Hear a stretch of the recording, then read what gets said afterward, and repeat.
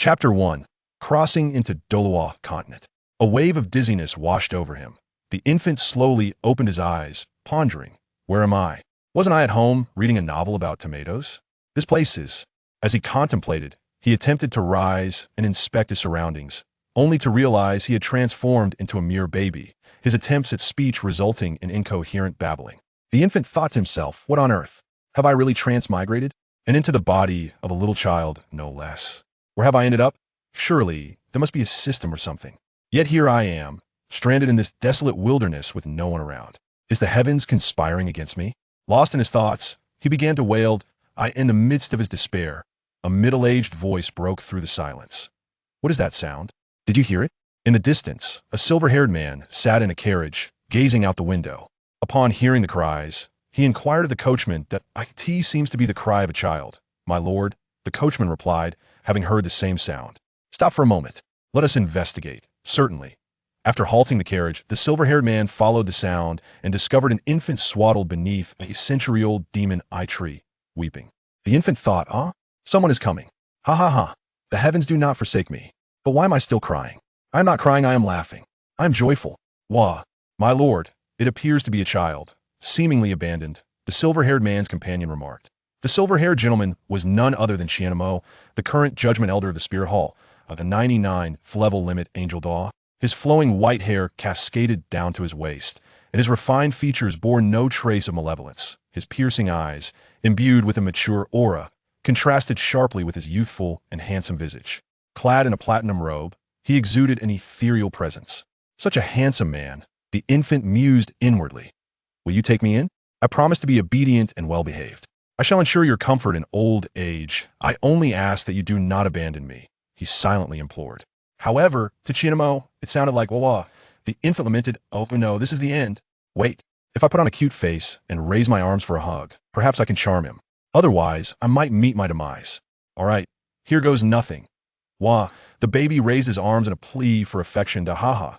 This child is surprisingly unafraid. Others would flee at the sight of me, yet this little one. He seems to share a special bond with you. My lord, I find him quite endearing. Let's take him back to the Spirit Hall. I have no wife or children in my life. He shall be like a son to me. Congratulations, my lord, on acquiring a son. The coachman immediately knelt in homage upon hearing this. Enough of the pretense. Let us return to the hall, Qianmo said, cradling his newfound son as he made his way back to the carriage, a broad smile upon his face. He, too, was now a father, albeit not by blood. As they walked, he remarked to the coachman, but what about the situation in Tiando?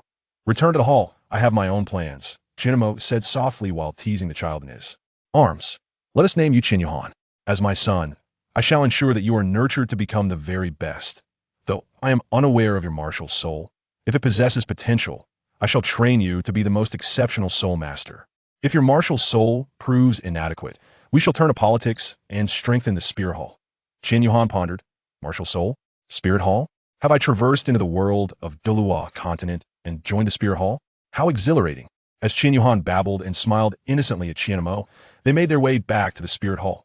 Shortly thereafter, Qianmo publicly announced the existence and identity of Qin Yuhan as the son of Qianmo, a 99th level limit Douluo, and the Elder of Judgment.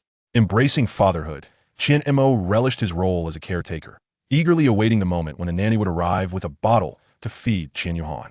Initially, the members of the Spirit Hall were taken aback by this revelation. The once formidable figure in the Soul Master realm, Qianmo, had become a doting father.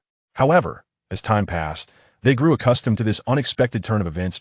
8 years swiftly elapsed, and the once swaddled infant had transformed into a spirited young lad.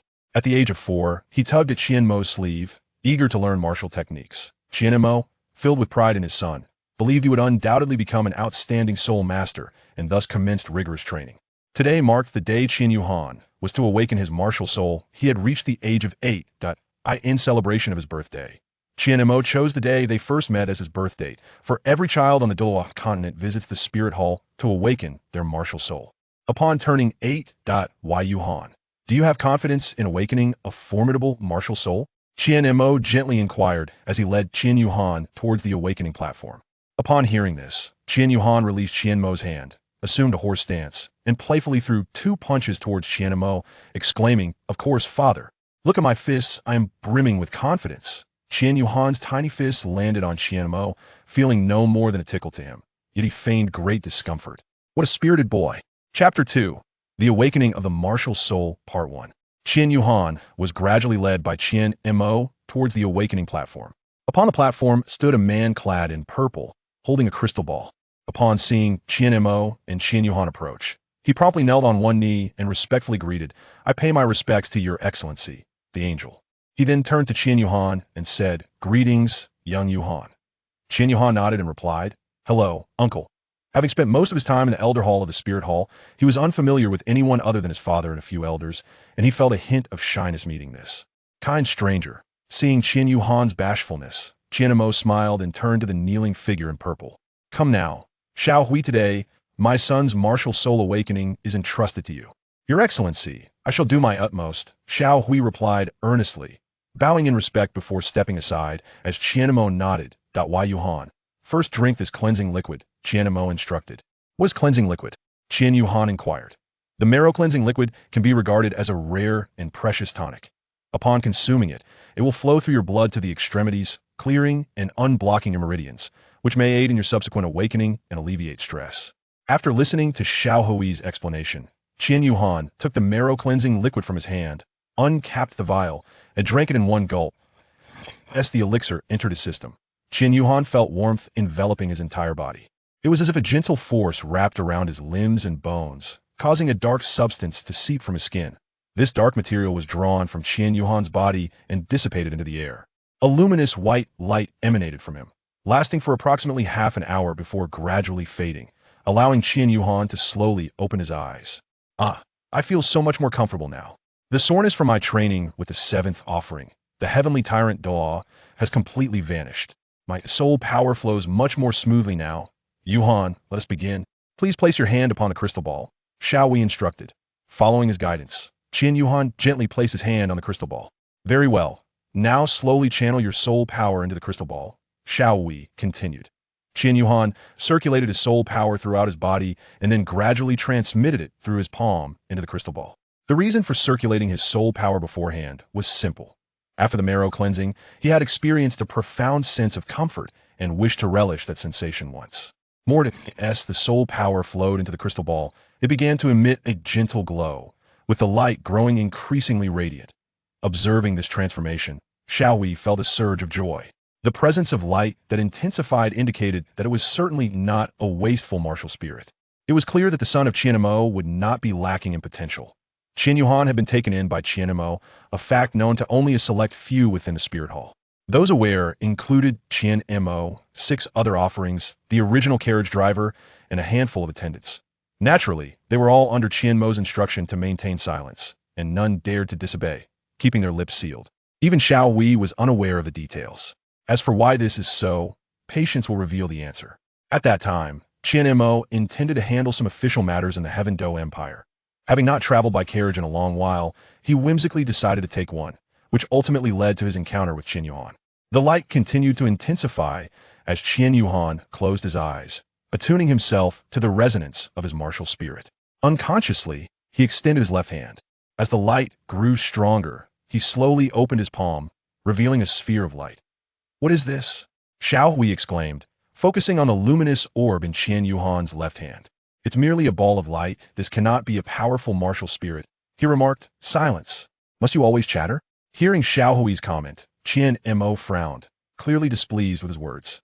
"Yes, I spoke out of turn. Please forgive me, Your Highness," Xiao Hui hastily apologized, sensing the tension in Qian Mo's demeanor.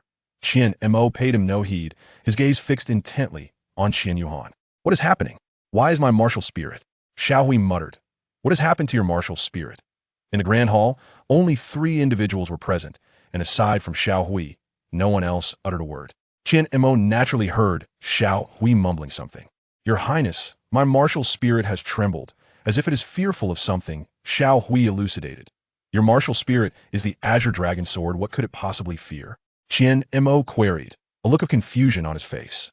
Indeed, Qian Mo was perplexed, for Xiao Hui's Azure Dragon Sword was a pinnacle martial spirit, unmatched in power, second only to the Haotian Hammer. It was he who had awakened Xiao Hui's martial spirit, and he had closely monitored Xiao Hui's development. Achieving the title of Douluo at 60 years of age was commendable, even if his strength had stagnated at level 96. He was still capable of contending with peak Douluo and could ensure his safety against the mightiest of martial spirits. Qianmo himself had not released his martial spirit. His six-winged angel martial spirit was divine and could exert dominance over the Azure Dragon Sword. However, since he had not summoned it, only one possibility remained. Qian Yuhan's martial spirit was suppressing Xiao Hui's Azure Dragon Sword. Then, could it be that your highness is Xiao Hui began, glancing toward Qian Yuhan. Qianmo nodded in affirmation. Then it can only be that Xiao Han's martial spirit is exerting pressure on your Azure Dragon Sword. But your highness, isn't Yuhan's martial spirit just a ball of light? How could it? Qianmo's expression darkened. Must it necessarily be merely a ball of light? Why are you so enamored with that orb? Silence and watch. Upon being chastised by Qianmo, Xiao Hui ceased his chatter. The oppressive aura emanating from Qian Yuhan toward the Azure Dragon Sword only intensified, even causing a slight tremor in Qianmo's six-winged angel martial spirit. At that moment, the orb of light in Qian Yuhan's left hand began to coalesce rapidly. Its brilliance grew ever more radiant, illuminating the entire awakening hall, with residual light spilling out through the doors and windows. The intensity increased, becoming more and more brilliant. Both Qianmo and Xiao Hui, standing closest, shielded their eyes with their hands against the dazzling light. The Spirit Hall's Worship Hall and Awakening Hall were situated atop Spirit Mountain, while the Papal Hall resided at the mountain's base. The Spirit Hall itself was located within Spirit City. Even the residents of Spirit City beheld the luminous orb atop the mountain. This extraordinary phenomenon also roused the attention of other worshippers and elders who were in seclusion. They sensed the disturbances in the Awakening Hall and swiftly teleported to the scene. The orb of light in Qian Yuhan's hand gradually dissipated, revealing a platinum sword in her left hand. It radiated a divine aura, with faint runes swirling around its blade. You have arrived. Qianmo stood with his back to the gathered worshippers and elders, hands clasped behind him, yet his gaze remained fixed on Qian Yuhan. Salutations, esteemed Grand Worshipper.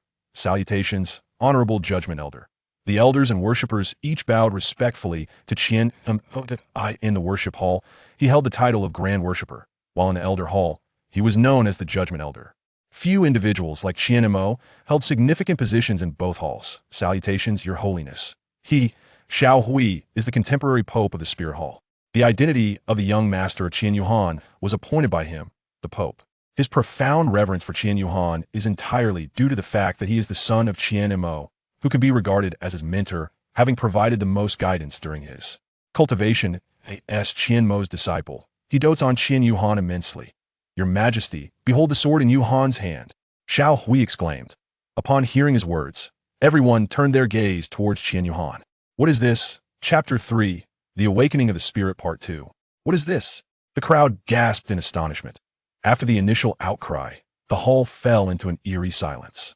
Before them, the light sword in Qian Yuhan's hand abruptly expanded, its blade measuring approximately 80 centimeters, and it hovered in the air, pointing towards the assembly. I am named Radiance. Following my master, the God of Radiance, I have traversed the Douluo continent for over a millennium to attain the status of the God of Radiance. I have thus ascended to the realm of divine artifacts, bestowed with the title of God. Hence the mortals of this world call me the Radiant Divine Sword. Now, as this child awakens me as his martial spirit, I shall aid him in achieving great success and manifest everlasting light. The solemn and sacred voice resonated throughout the hall, stirring the souls of those present. That immense power invoked a desire for veneration. It was the power of divinity, the true strength of AGOD that moment. Both Qianmo and Xiao Hui comprehended why the Azure Dragon Sword trembled with fear. This martial spirit was indeed a genuine divine grade artifact, profoundly connected to the God of Radiance, as the foremost among them.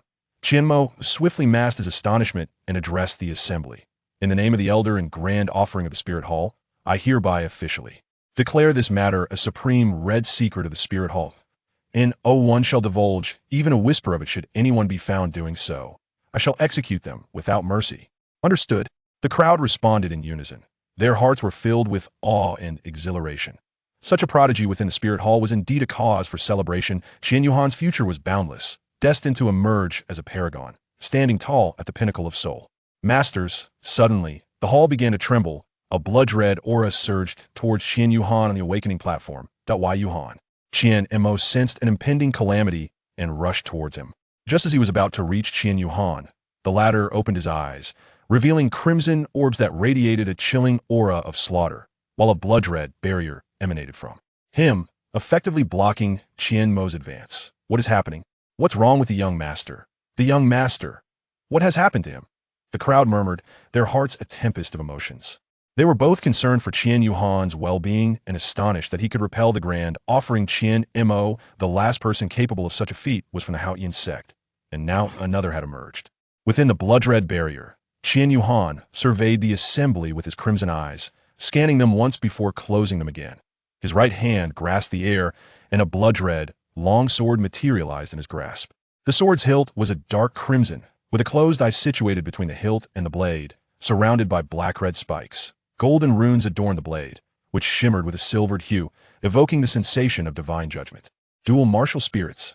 The crowd gasped in astonishment once more. That my name is the Azura demon sword, and I have been assisting my master in wielding the divine realm since the day of his birth. Now, in accordance with the esteemed will of my master, the Azura god, I am here to aid Qian Yuhan in his growth. That I am aware of your connection with him. There is no need for alarm. I shall not bring him harm, and I kindly request that you keep my existence a secret from him and refrain from bestowing upon me any soul rings. Instead, focus solely on cultivating the radiant divine sword martial soul. I remain concealed within his being, and when he awakens my power, I shall guide him to fulfill the mission entrusted to me by the Azura god. Remember, confidentiality is paramount, though, not forget. As the voice faded, the blood-red aura of death and intensity that had filled the grand hall returned to Qian Yuhan's body. The onlookers, still reeling from shock, were momentarily paralyzed. Even Qian Mo, a formidable figure, stood there in stunned silence. Why is everyone just standing there? What happened? I hope I haven't awakened a useless martial soul and you're all deliberating on how to sell me off, Qian Yuhan said, reopening his eyes, which transformed back to his unique sapphire blue, playfully teasing the crowd as they remained in a daze. The crowd finally regained their composure. Qian Mo swiftly appeared beside Qian Yuhan, meticulously examining every part of him, his brow furrowed with paternal concern. Father, what is the matter with you? Qian Yuhan queried, puzzled by his father's uncharacteristic display of anxiety. To him, Qian Mo had always embodied a calm and composed demeanor. But now he seemed frantic. Oh, it's nothing, my son. How do you feel? Qian Mo, realizing his own lapse in composure, quickly shifted the conversation. I feel quite well. It seems I just had a dream, Qian Yuhan replied. A dream? Yes, a shimmering silver sword spoke to me, saying its power is sealed by the laws of the world, and that I can only unlock its full potential by transcending the limits of this realm. It urged me to strive for greater mastery. It also mentioned that my physical abilities have significantly improved, and that the duration for absorbing spirit rings could be extended. The duration for spirit rings can be increased. Although Qian Mo was aware that spirit rings could enhance their duration, his own spirit rings being a combination of 6 black and 3 red. Achieved after receiving the angelic red grade reward from the Spirit Hall, he was astounded by the prospect of his son being able to absorb a spirit ring at a higher level on his very first attempt. Though he struggled to comprehend this, he chose to place his trust in his son. He gently patted Qian Yuhan's head and said, Well done, my son. When the time comes for your first spirit ring, we shall venture to Douluo Forest to procure it for you. For now, let us test your spirit power. All right. Qian Yuhan once again placed his hand upon the crystal orb, channeling his soul energy into it. The numbers displayed by the orb began to rise. 1, 3, 5, 7, 8, 9, 10. Full innate soul energy. Wow, level 10. Father, I have reached level 10. Upon seeing the number 10, Qian Yuhan realized he had attained full innate soul energy and joyfully called out to Qian Mo. However, the reactions of those around him were markedly different. Rather than sharing in his exhilaration, they exhibited a demeanor of mere acceptance. Qian Mo nodded at Qian Yuhan, acknowledging, Indeed, you are my son. But you can still excel further. Qian Yuhan, Father, what does this mean? Place your hand on this crystal ball. The maximum level for this one is 10, while this one is 20. Give it a try, Qian Mo said, conjuring another crystal ball identical to the previous one, beckoning Qian Yuhan to come closer. Place your hand upon it. The numbers swiftly ascended to 10, 11, 12, 15, 16, 17. Could it be another? I believe it is quite possible. The Grand Offering possesses a divine-grade martial soul, and so does the young master. They should be comparable. The number gradually climbed to 18 and continued to rise. 19, It's promising. Indeed, everyone held their breath, fixated on the soul power crystal ball. A minute later, the entire crystal ball transformed into a golden hue, followed by a beam of light shooting into the sky. 20. Innate full soul power at level 20. Another innate full soul power at 20. Hope for the angelic inheritance is within reach. As he watched the rise of the level 20 soul power beam, Qianmo sighed.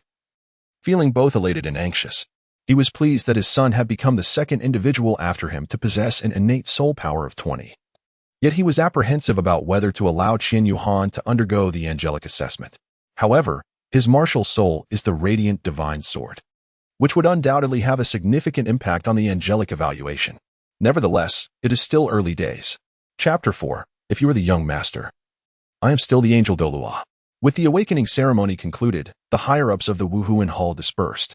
Qianmo instructed them that, aside from Qian Yuhan's first martial soul, which could be disclosed, the innate soul power should be publicly declared as level 10, while all other information was to be treated as top secret and not to be leaked.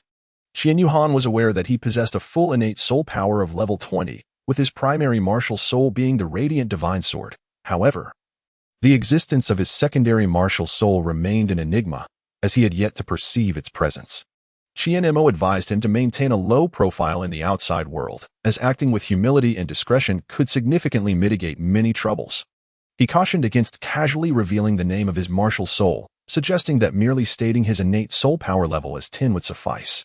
Qian Yuhan has always been obedient, and he follows Qianma's words without question. "Father, will you take me for a stroll in the spirit city?" he said, approaching Qianma and playfully tugging at his hand, employing his charming antics. He is well aware that his father is particularly susceptible to this charm, and it never fails. "All right, as you wish." "Oh yes. Shall we set off now?" "Let us go." Since the arrival of his son, Qianmo has felt an unparalleled sense of fulfillment and happiness that he has never experienced in his 100 years of life, especially during these past 8 years. Each time he emerges from the training room, he transitions from initial surprise to a deep-seated anticipation. Awakening from his training, he is greeted by the sight of a porcelain doll-like child rushing towards him, seeking a hug. What a heartwarming feeling that is. The marketplace of Wuhuan City is renowned across the Douluo continent, rivaling the Lantern Festival of Yelin City. Upon entering the bustling market, Qian Yuhan joyfully dashed about. "Daddy, I want that," he exclaimed, pointing at a golden bracelet. "All right, let us buy it," Qianmo replied with a smile. "Esteemed guest, what catches your eye?" The shopkeeper inquired upon noticing a lavishly dressed middle-aged man accompanied by a child, an unmistakable sight of a wealthy young master indulging in a shopping spree. "How much for this bracelet?" Qianmo asked. Few had seen Qianmo, and outsiders only knew his name, not his appearance. 1,000,000 gold soul coins, the shopkeeper replied. "1 million for a mere bracelet? Isn't that a bit steep? Do you take me for a fool? You may not be aware, but there is a reason for its price. I would never deceive you. You clearly belong to a prominent family. I simply wish to make your acquaintance. This is truly the best price. I assure you, my profit margin is minimal at this rate." Intrigued by this, Qianmo said, "I would like to hear why it is so expensive." "Esteemed guest, the gold used to craft this bracelet is not ordinary. It is an exceedingly rare type of gold. There are various kinds of gold, but Dragon God Iron Gold is nearly non-existent." "Oh, are you saying this bracelet is made from Dragon God Iron Gold?" "To be precise, it is crafted from the gold extracted from Dragon God Iron Gold. Moreover, this bracelet is not merely a decorative piece.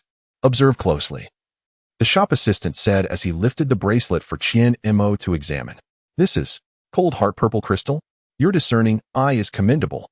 This rare gem is essential for crafting storage soul guides, serving the purpose of item preservation. Purple crystal is the finest among crystals, and cold heart purple crystal is exceptionally rare. This bracelet contains no less than 10 pieces, illustrating its immense value. If it truly comprises Dragon God Iron Gold and cold heart purple crystal, it is indeed worth the price. But how does your humble shop possess such a treasure?" Qianmo inquired skeptically. At that moment, Qian Yuhan remained transfixed on the golden bracelet, his eyes wide with wonder. "Qianma, this young man possesses quite an eye for quality." "Ha ha ha. To be candid, dear guest, my employer is somewhat of a figure in the mainland, and this item was acquired by chance. Hence its placement for sale here. It bears no significant distinction from ordinary golden bracelets or storage soul-guiding devices. However, due to its serendipitous acquisition. My employer feels unworthy of possessing it. Thus it is offered here in search of a fortunate soul to claim it. Do you not think he is a bit peculiar? The shopkeeper whispered to Qianmo, wary of being overheard. Upon hearing this, Qianmo couldn't help but find the boss rather amusing. Whether he was unwell was uncertain, but he could certainly be described as peculiar. He then produced a banknote and declared, "All right, I will take it. Here you go." "Certainly, esteemed guest. But where is the bracelet?" "Father, I have taken it. Please hurry and settle the payment. I wish to indulge in other amusements." Qianma, this mischievous lad. Upon exiting the shop, Qian Yuhan had already vanished without a trace. Qianma shook his head with a wry smile, remarking, "This boy is at that age of mischief and playfulness." Qian Yuhan adorned his left wrist with a bracelet recently gifted to him by Qianma, while in his left hand he held a skewer of 10-year charcoal-grilled giant ape meat. In his right hand, he grasped a leg of a century-old salt-baked deep-sea magic crab, merrily hopping and skipping through the bustling market. "Qian Yuhan, my father is quite affluent. There are casually placed checks amounting to 10,000 gold soul coins in the cabinet, all of which belong to me." "Stop right there." A voice emanated from directly in front of Qian Yuhan. Qian Yuhan looked up and beheld a rotund figure, gnawing on a chicken leg, clad in a gray vest that failed to conceal his ample girth. His black trousers were riddled with several holes, and he bore a round face adorned with prominent ears. Flanked by two slender companions, he stood before Qian Yuhan, lifting his chin in a condescending manner. "This mountain is mine, and this tree is planted by me. Should you wish to pass through here, you must leave behind some toll," proclaimed the hefty man. The two thin followers echoed in agreement. "Indeed, indeed, pay up." Qian Yuhan's expression remained unchanged as he continued to savor his roasted giant ape meat, moving forward without a care. The rotund man, feeling insulted by Qian Yuhan's indifference, was incensed. His two lackeys beside him chimed in, "Boss, he is completely ignoring you. This is utterly audacious. We should teach him a lesson." The stout man, fueled by their encouragement, erupted, "Did you not hear me? I am calling you." Qian Yuhan strode forward, indifferent to everything around him. Suddenly, upon noticing Qian Yuhan's approach, the stout fellow swiftly knocked the giant ape skewer from Qian Yuhan's hands, causing it to fall to the ground, tainted and inedible, while the skewer grazed his mouth, drawing a trickle of blood. Unable to contain his fury, Qian Yuhan glared at the rotund man, growling each word with palpable anger. "You, oh, me, my skewer." The stout fellow, amused by Qian Yuhan's rage, chuckled. "Little one, I shan't return it. What will you do about it?" "Not only will I not return it," but he spat on the fallen skewer and raised his stubby thumb mockingly, then spun it downward in a dismissive gesture. "Do you think this young master is easy to provoke?" Qian Yuhan's face flushed with indignation as he shouted. The stout man, seemingly entertained, scratched his ear lazily and replied, "What? I didn't quite catch that. Did anyone hear what he just said?" His cohorts responded, "Boss." It sounded like he claimed to be a young master and that he asked not to be trifled with. "Ha ha, ha. If you are a young master, then I am the angel Douluo," the stout man jeered. Just as he continued to laugh heartily, a resonant voice interrupted, "Oh, you are the angel Douluo. Then who am I?" Chapter 5. Only by becoming powerful oneself can one avoid being bullied. "Oh, you are the angel Douluo, then who am I?" The voice, commanding and awe-inspiring, echoed in the ears of the crowd. "Heavens, who is he? So handsome," exclaimed one onlooker. "Look at him. I want to bear your child." Many spectators around, captivated by the striking figure beside Qian Yuhan, succumbed to infatuation. "Dad, you've arrived," Qian Yuhan exclaimed, gazing at the man beside him, who affectionately ruffled his hair. "You little rascal, you run off so quickly. Is it because you have some money now?" Qian Yuhan scratched his head sheepishly, chuckling softly. "Ah, I've been caught. Next time, I shall ensure I remain undetected." "Qianma? At that moment, the rotund man bellowed, "Hey, who are you to meddle in my affairs? Let me inform you, I am a level 32 soul master. If you know what's good for you, you'd best keep your distance, otherwise your face shall be marred beyond recognition." Qianmo furrowed his brow momentarily, but it soon smoothed out as he chuckled. "What a sharp-tongued little brat you are. I am the father of the boy you have been bullying. Tell me, should I intervene? And what of your family? Do you even have the right to inquire about mine? You may dress the part, but it is merely superficial. Allow me to enlighten you. My father is Lu Daorong, the commanding general of the 10th Legion of the Soul Defense Army in Soul Master City, a formidable soul sage at level 76. Are you intimidated yet?" Qianmo nodded. realizing it was indeed him. He should be at the city guard's barracks. Well, let me search for him. With that, Qian Mo closed his eyes. 1 minute later, Qian Mo opened his eyes, realizing you were here. Hey, have you had your fun? Stop playing tricks, he said, but before the plump man could finish his sentence, Qian Mo made a swift gesture, and a rift in space quietly materialized. With his right hand reaching into the void, he pulled forth a man clad in armor from the abyss. Wow, incredible! These 5 words surged in the hearts of every onlooker. Lu Daorong, who had just been reveling with his comrades, found himself transported to this place. Turning around to see who had the audacity to seize him, he was struck with astonishment upon recognizing the figure holding him. Clearly, Lu Daorong knew Qian Mo 20 years prior, the elder of the Spirit Hall, Qian Mo, along with another elder and a contingent of Spirit Hall's defense army, had repelled a tide of beasts. Lu Daorong had once glimpsed this legendary figure atop the city walls. The memory lingered vividly. The terrifying pressure from the beast tide had darkened the skies, casting a shadow over the city. He had thought he would perish in service to the hall when the angel Douluo descended at the city gates, and a squadron from the defense army joined the fray. This elite defense unit was none other than the first army of the Spirit Hall city defense. The arrival of Qian Mo, along with the other elder and the first defense army, had instantaneously turned the tide of battle. Qian Mo also vanquished the bloodthirsty crocodile, the leader of the beast tide, who had reigned for 100,000 years. Reflecting on the scenes from 5 years ago, the person standing before him was none other than the angel Douluo. Trembling, Lu Daorong, the angel Douluo, stammered, "You must be the father of that little chubby boy, right?" As he spoke, he gestured towards the direction of the chubby child. Upon noticing the figure over there, Lu Daorong responded, "Ah, yes, indeed, that is my son. I wonder what offense my son has committed to incur your displeasure?" Qian Mo released his grip, causing Lu Daorong to fall to the ground. Striking the floor, he appeared impervious to pain, immediately kneeling before Qian Mo. "This rascal has wronged my son. As his father, you must provide me with an explanation. Otherwise," Qian Mo's gaze turned icy as it fixated on Lu Daorong. The latter, kneeling on the ground, couldn't help but shiver. "My lord, I acknowledge my transgressions. It is I who failed to educate him properly. Please, grant me another chance. I shall ensure he is firmly supervised and disciplined, and such behavior will not recur." Lu Daorong's voice trembled with anxiety. The oppressive aura emanating from Qian Mo bore down upon him. Could the pressure of a level 99 limit Douluo be trifled with? "Your son has taken to bullying the weak under the guise of your title as the city defense army commander. This hardly seems to be an isolated incident, does it? Is it not your indulgence that has led to this? It is my fault. I willingly accept punishment. I implore you, my lord, to show mercy this time." As he spoke, Lu Daorong knocked his head 3 times against the ground with a resounding thud. "Enough. Given your years of diligent service in the city defense army, I shall relieve you of your position as commander, granting you 1 day to leave Wuhuan City with your entire family, never to return. Should you be found here again, your life shall be forfeit. Please, my lord." Do you have any objections?" "And no, I shall depart immediately." Lu Daorong wished to voice his thoughts, but the weight of Qian Mo's words rendered him speechless, hastily acquiescing to avoid dire consequences. "Let us return home." Qian Mo turned, affectionately regarding his son, who stood rooted in place, blood trickling from his lips and eyes reddened. "Very well." With a wave of his hand, the two vanished from sight. As Qian Mo and Qian Yuhan departed, the onlookers dispersed, leaving Lu Daorong and his portly son behind. Lu Daorong knelt, muttering, "It's all over, completely over," while the chubby boy stood there dazed.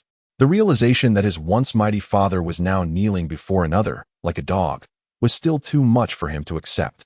"Dad." The chubby boy timidly called out to his bewildered father.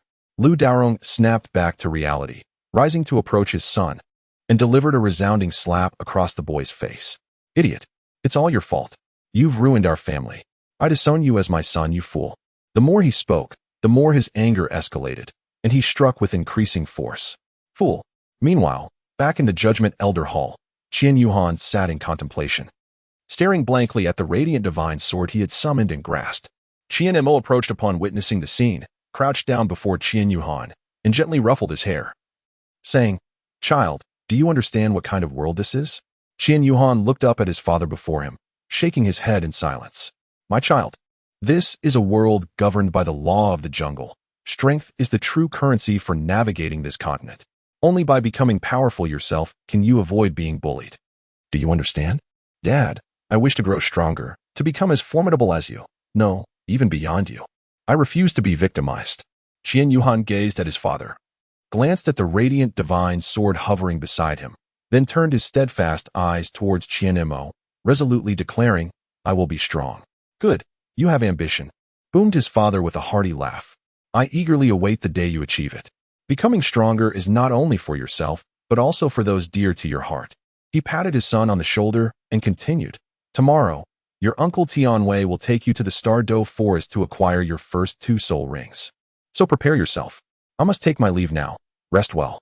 Chapter 6. Arrival at Douluo as dawn broke. Douluo Tianwei arrived at Qian Yuhan's residence and knocked on the door. No response. What on earth is going on? Tianwei wondered, puzzled. Just then, someone tapped him from behind. Who? Tianwei barked, spinning around, anticipating an ambush. He instinctively released the pressure of his super Douluo rank. Uncle Tianwei, it's me, Qian Yuhan. The sudden onslaught of pressure caused Qian Yuhan to drop to his knees, struggling to catch his breath. Seeing that it was Qian Yuhan, Tianwei retracted his overwhelming aura. Qian Yuhan felt an instant relief, the air finally flowing freely into his lungs. Moments ago, he had nearly suffocated. You cheeky little rascal. How audacious. Ha ha, I like it. Tianwei exclaimed, a hearty laugh escaping him. It's been years since anyone dared to jest with me like that. Not even your father. Oh. No wonder the old man has been so distracted since you came along, rushing off to the elder hall, claiming there were numerous matters to attend to. Bah. Humph. I'm barely over 80. Perhaps I'll find a lovely lady and have some fun myself. Meanwhile, in the elder hall, Qian Mo sat cross-legged beneath the ethereal glow of a 6-winged angel, deep in meditation.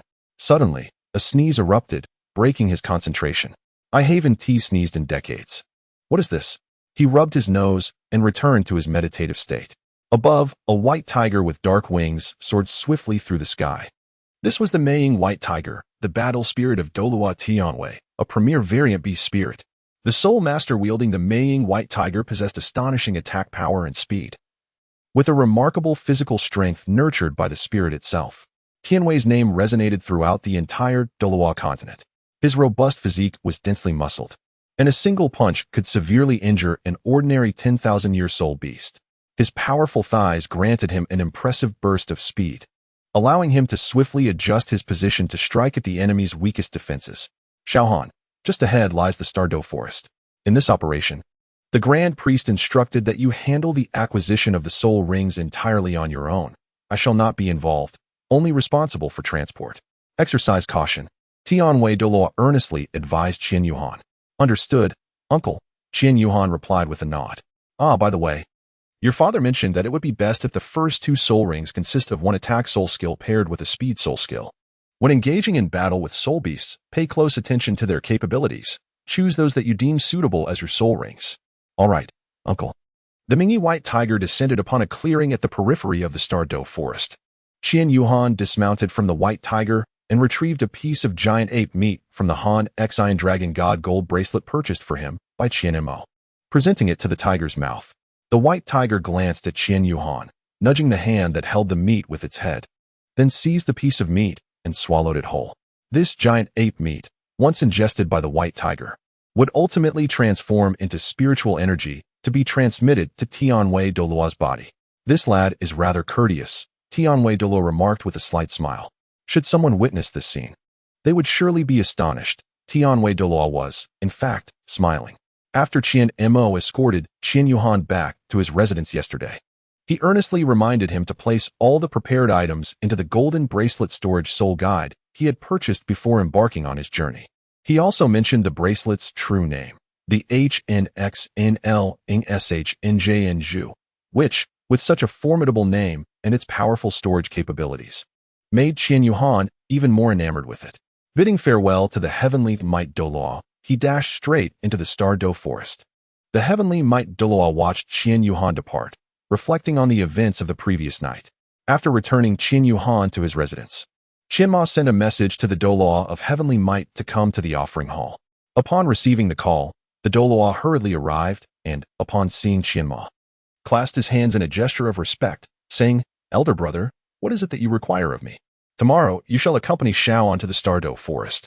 I request that you ensure he reaches the outskirts of the forest. The task of obtaining soul rings is to be undertaken by Xiaohan himself. Unless his life is in imminent danger, refrain from intervening and provide protection from the shadows. Elder brother, but Yuhan does not possess a single soul ring. Without soul skills, and considering Xiaohan's martial soul is suited for close combat, this is tantamount to engaging in direct confrontation with soul beasts. Qian Ma raised his hand to interrupt Tianwei's words.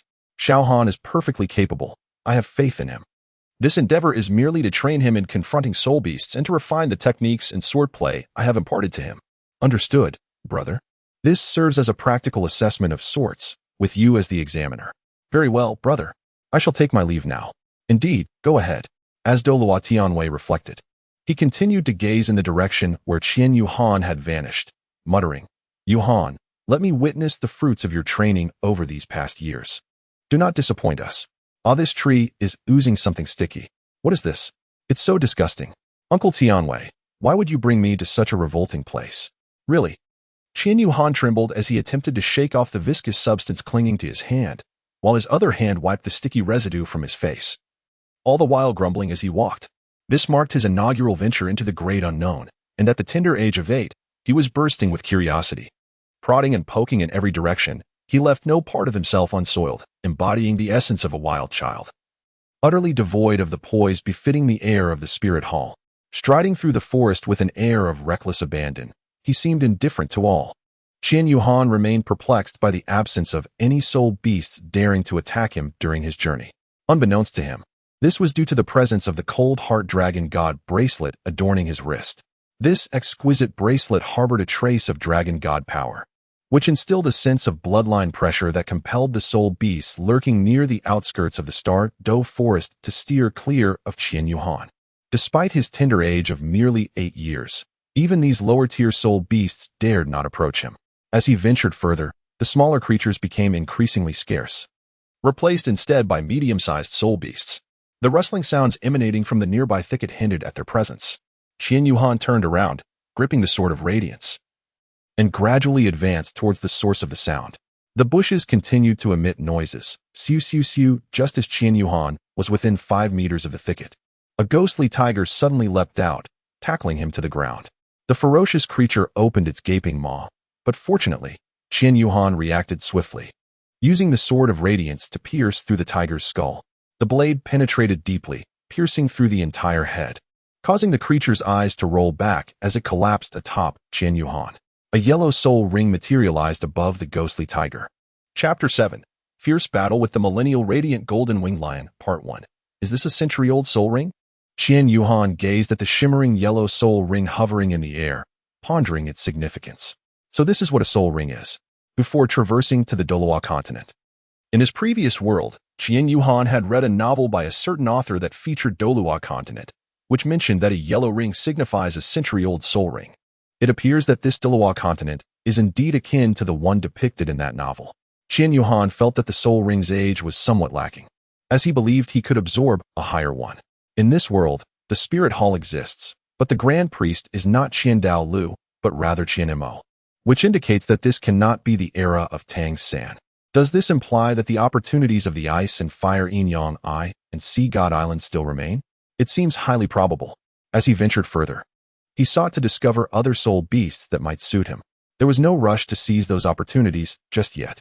Both the ice and fire Yin Yang I and Sea God Island are guarded by title Douluos and even limit Douluos at merely 6 years of age. It would be prudent to bide his time and develop further. He pondered the strength of his father in this world. That day at the market in Spirit City, he had frightened the commander of the city defense to such an extent. Furthermore, being a brother of Uncle Tianwei, who is a title Douluo, suggested that his father must possess similar prowess.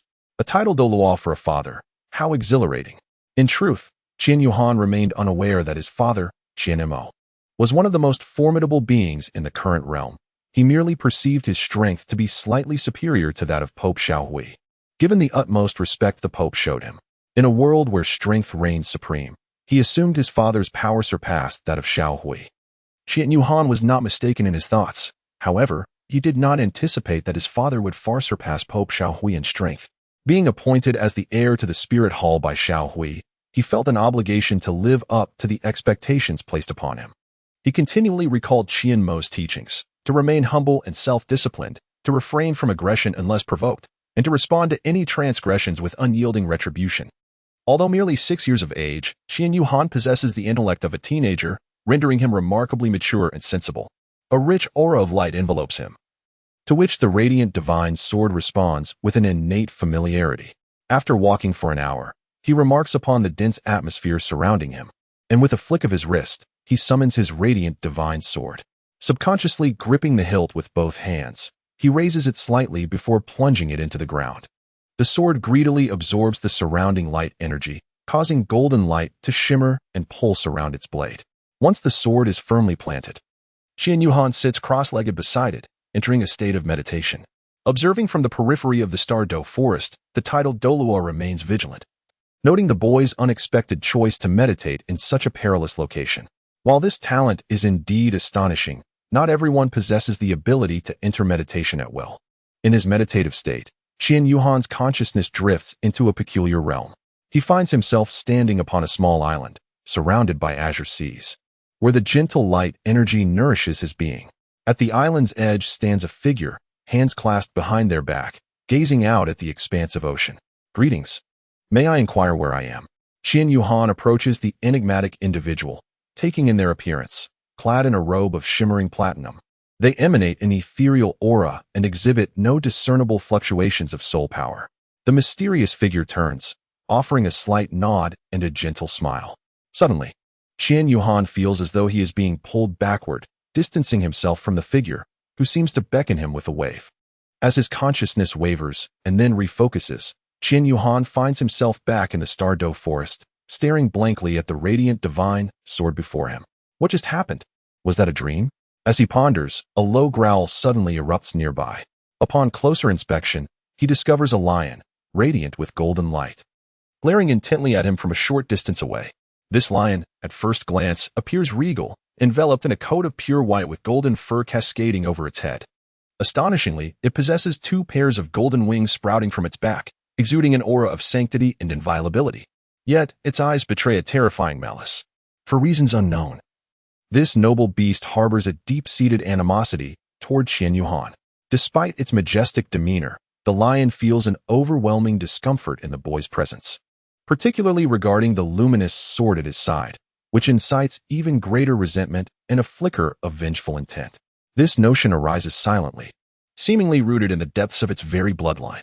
Is this the golden winged lion? It appears to be around 2,000 years old. How could I encounter such a creature here? Shouldn't this soul beast dwell in the core region? Yuhan encountered a formidable adversary without the strength of a soul master. It was utterly impossible to vanquish such a foe.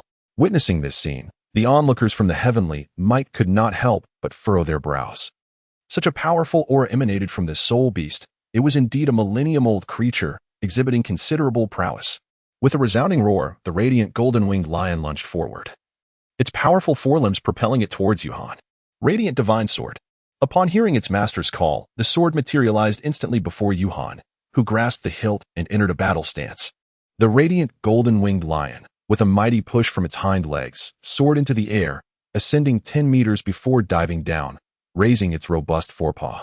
Intent on delivering a decisive blow, Qian Yuhan reacted with remarkable swiftness, promptly darting to his right. The arrival of the luminary golden-winged lion caused the very earth to tremble as it landed with a force that tore countless fissures into the ground, sending dust swirling into the air. The rising clouds of sand obscured Qian Yuhan's vision, rendering him unable to make his next judgment. Inducing a sense of urgency within him, Qian Yuhan urged, "Quickly disperse." Seizing the moment while Qian Yuhan was disoriented, the radiant golden-winged lion swiftly darted into the adjacent thicket. The rustling of leaves echoed as the smoke dissipated, and the radiant golden-winged lion vanished from Qian Yuhan's sight. "Qian Yuhan, where have you gone?" Qian Yuhan surveyed his surroundings with meticulous attention, leaving no trace unexamined. Suddenly, a thunderous roar erupted from behind him. Reacting swiftly, Qian Yuhan turned to defend himself with his sword. Yet, how could his slight frame withstand the formidable assault of the radiant golden-winged lion? At best, he could only slightly mitigate the damage inflicted upon him. The beast's claw struck, sending Qian Yuhan flying through the air for 50 meters. A wave of pain surged through his entire being, and as he shook his dizzy head, He managed to stand, propped up by his sword. Had it not been for the thicket that provided some cushioning, he might not have been able to rise at all. Qian Yuhan secretly thought, such overwhelming power. Chapter 8. Fierce Battle with the Golden-Winged Lion of Light for 1,000 Years. Part 2. Qian Yuhan rose to his feet, gasping for breath. Although the claws of the radiant golden-winged lion were largely thwarted by the divine sword of light, the creature's overwhelming strength still left his right arm wounded. Having been flung 50 meters away, leaving his mind in a daze. As he stood, a wave of pain surged through his body, sharpening his senses. Stubborn creature. Qian Yuhan spat a mouthful of blood. The radiant golden-winged lion, infuriated that this young boy could withstand its full-force strike, raised its forepaw and swung it down with ferocity. The sound of the wind slicing through the air was unmistakable, attesting to the might of the attack. Hidden in the shadows, the formidable Douluo Tianwei prepared to intervene. As the pressure of the impending strike bore down upon him, Qian Yuhan closed his eyes. Finding calm within himself, he recalled the sword techniques taught by his father and the countless repetitions of movements in the training ground. He was not surrendering to death, but rather seeking tranquility in his heart. The claw strike approached with alarming speed, yet in Qian Yuhan's perception, time seemed to slow, rendering the attack almost in slow motion. He gripped the hilt of his sword tightly, channeling all his strength into his legs and arms. The sword glimmered with a radiant light. Opening his eyes, he unleashed a powerful strike, the sword's shadow racing towards the lion's claw. The force and speed of his attack were on par with that of the radiant golden-winged lion. The two forces collided violently, resulting in an explosive clash that enveloped Qian Yuhan and the lion in a cloud of mist. As the smoke cleared, Qian Yuhan vanished from sight. The radiant golden-winged lion, confident that the boy's strike could not withstand its might, prepared to depart. Having expended much of its own energy in the previous attacks, it turned to leave just as a beam of light descended from above. Concealed by the rising smoke, Qian Yuhan was certain that the lion remained stationary. Believing that a diminutive human's attack could never rival that of a soul beast, devoid of any instinct for evasion or defense. Seizing the lion's moment of negligence, Qian Yuhan gathered his strength and leaped, lifting the divine sword of light above his head. With the speed of his descent and the force of his strike, this blow had to be fatal, otherwise he would face defeat. Confronted with the threat to his life, Qian Yuhan tapped into his primal survival instincts, amplifying the power of his strike. Just as the radiant golden-winged lion was about to turn away, it caught a glimpse of the luminous point in the sky, growing larger and nearer by the moment. The beam of light struck directly at the lion's right eye. In that instant, Qian Yuhan adjusted the angle of the sword, positioning it vertically against the lion's eye.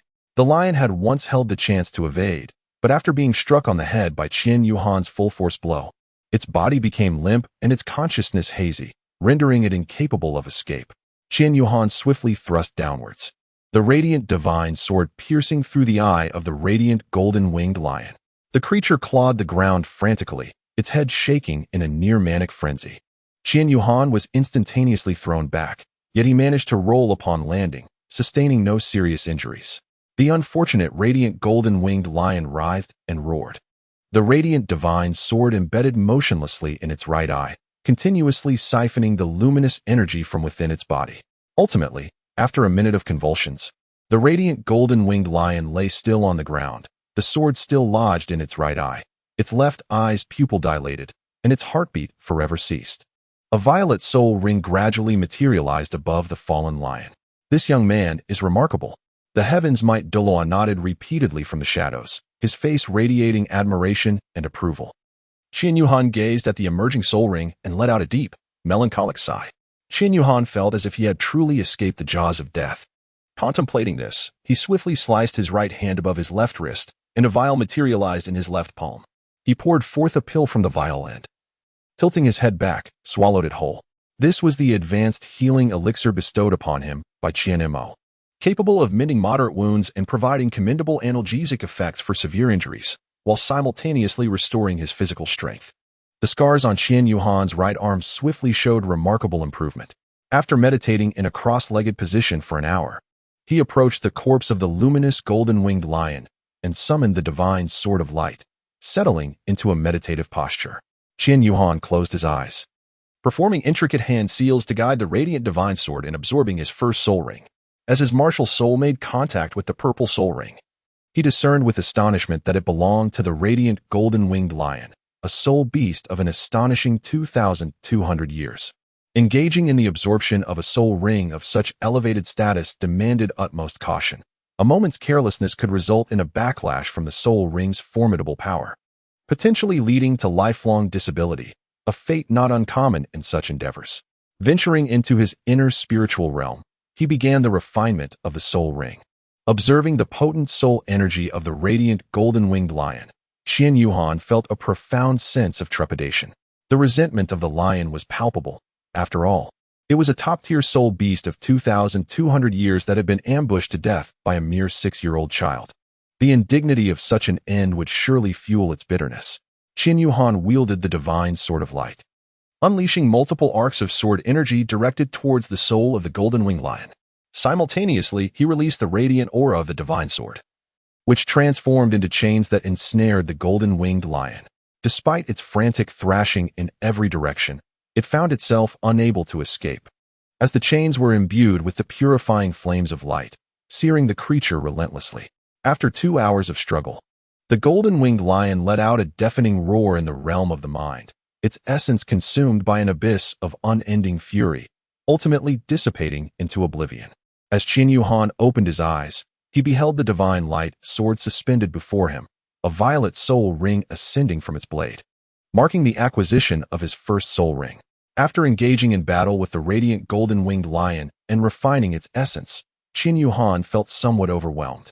Just as he intended to retreat to the periphery to recuperate with Uncle Tianwei, a sudden brilliance erupted behind him. A pair of golden wings emerged from the corpse of the radiant golden-winged lion. This is astonishing. It is an external soul bone, concealed in the shadows.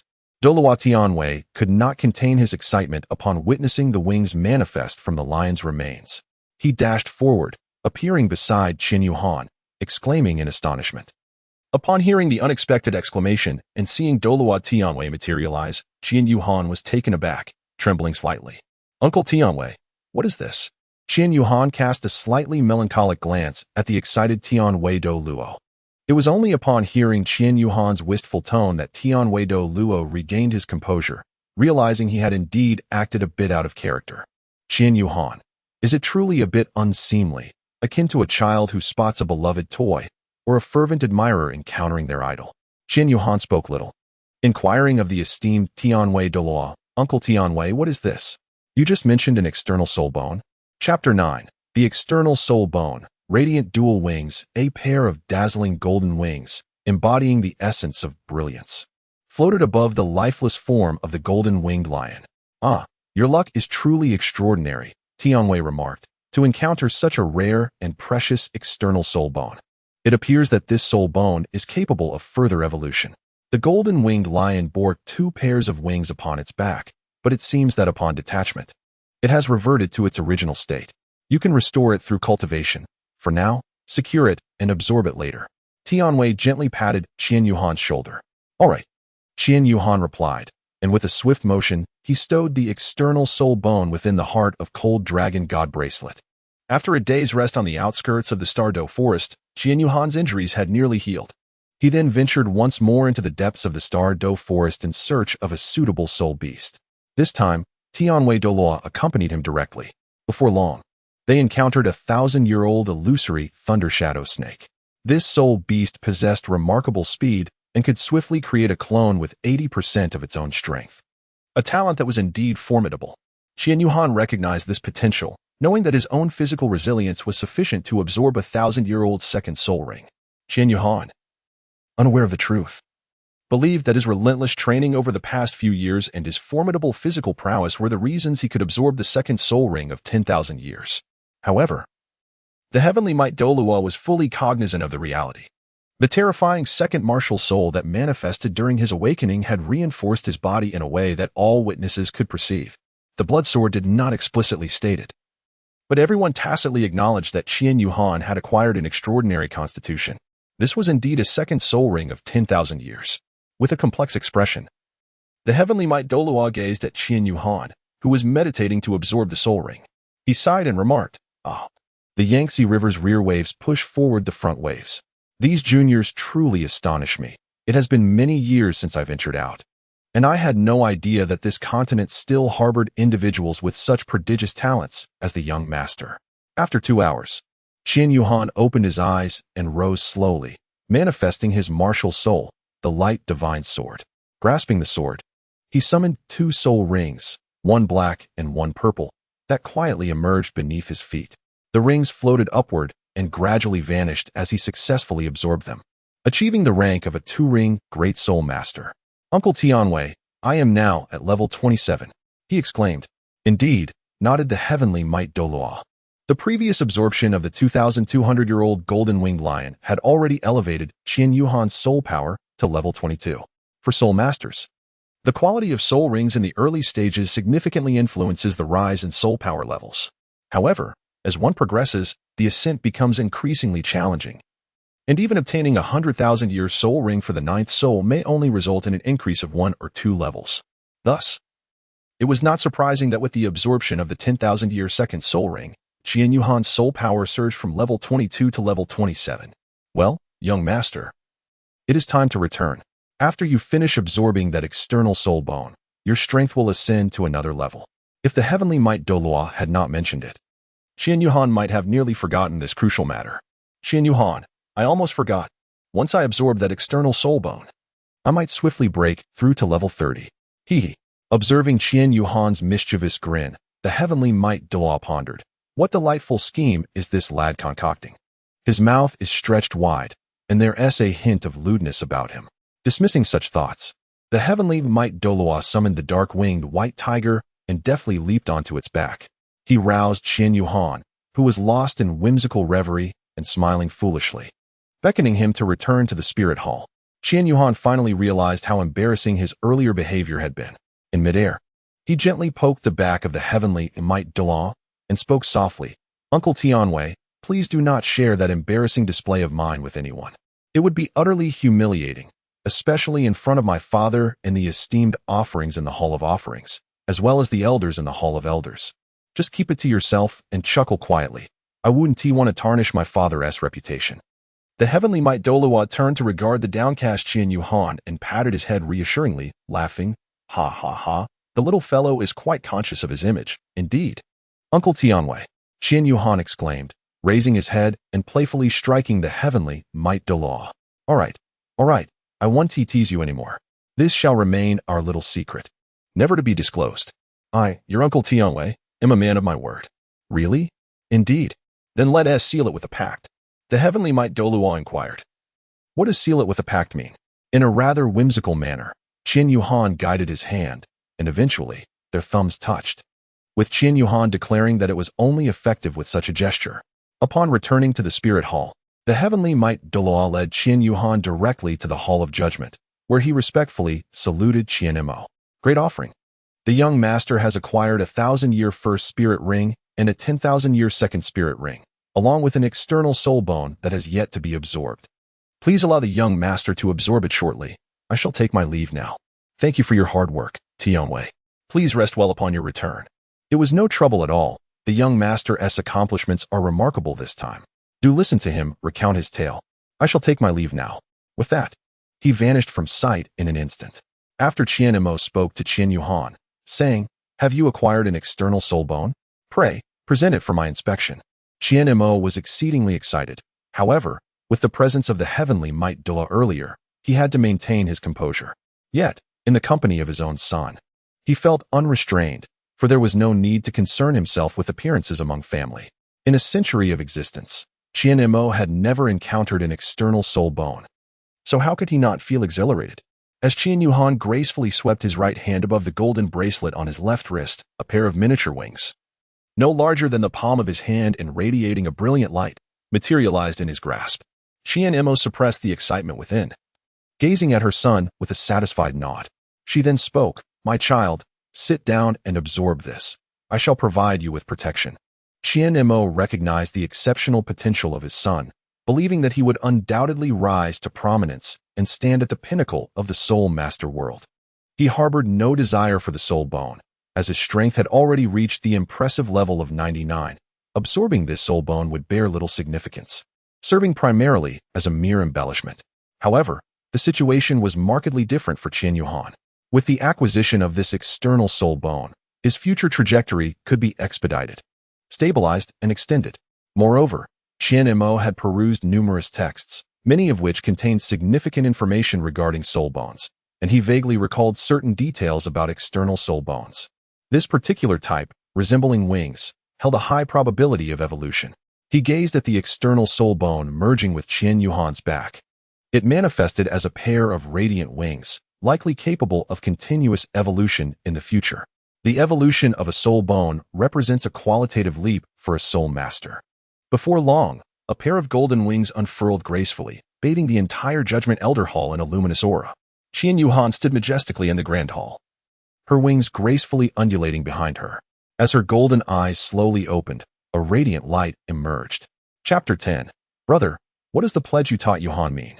Qian Yuhan slowly opened her eyes after absorbing the radiant wings, gracefully descending before Qian Mo. Qian Ma gazed into Qian Yuhan's eyes and inquired, "My son, what has transpired with your eyes?" Upon hearing Qian Mo's inquiry, Qian Yuhan also felt a sense of perplexity. "Father, what is wrong with my eyes?" "Child, why have your eyes transformed into a golden hue?" Qian Mo concluded his earlier interrupted thought. What is happening?" Qian Yuhan exclaimed. For she distinctly remembered that her eyes were normal black pupils during her earlier ablutions. "Father, could the absorption of this luminous dual-winged essence have any adverse effects?" Qian Ma shook his head and remarked, "It seems that there is nothing to worry about. The radiant power of the bright wings will only bring you benefits, not drawbacks. So, you need not fret. It could very well be that the enhancement of the light within you is the cause. By the way, Father, I have gathered quite a bounty this time." Just then, Qian Yuhan summoned the radiant divine sword, which floated forth, its blade shimmering with hues of purple and black. "Indeed, splendid. Come now, Father, it has been many years since these old bones have been put to use. Let's exchange a few moves," Qian Ma said, patting Qian Yuhan on the shoulder. Qian Yuhan widened his eyes in astonishment. "Father, do you truly comprehend what you are saying? How could a mere great soul master like myself contend with you, a title Douluo? Perhaps you should engage with your esteemed brothers instead. I shall take my leave now." "Father." Qian Mo hurriedly grasped Qian Yuhan's arm and exclaimed, Wait. Don't be in such a rush to leave. Let us engage in a friendly contest. I shall restrain my soul power to match yours. Your soul power is at level 27, is it not? I will suppress my level to be the same as yours and refrain from employing my martial soul. If you can make me move even a fraction or compel me to use my martial soul, I shall concede defeat. How about this? If you win, your allowance for the month will be doubled." He continued, "Firstly, I have elevated my soul power to level 29. Secondly, let us make it 4 times the allowance." Qian Yuhan smiled faintly, raising an eyebrow as she regarded Qian Mo. This insufferable brat has ascended 9 ranks in less than a week. Whose indulgence has fostered this avaricious nature? Very well, I have acquiesced to this insufferable rascal. Qian Yuhan summoned the radiant divine sword as 2 soul rings, one purple and one black, materialized beneath his feet. With the activation of his first soul skill, Radiant Slash, the first soul ring glimmered quietly. The blade of the radiant divine sword shimmered with brilliance as Qian Yuhan swept it across, unleashing a beam of light that surged towards Qian Mo. Qian Ma leisurely raised his right hand, extending his index finger to gently touch the oncoming light slash, causing it to vanish into thin air. A gust of wind swept past Qian Ma's ear. The power is quite impressive," he remarked with a nod. "Now, let us observe this technique. Second soul skill." As the second soul ring gradually emerged beneath Qian Yuhan's feet, it shimmered with brilliance, enveloping him in a tempest of crackling lightning. "A defensive soul technique," he chuckled. "My dear child, what do you defend against? I possess no intent to strike you." Qian Yuhan smiled faintly as the first soul ring illuminated. Radiant Slash. A beam of white sword energy surged towards Qian Mo.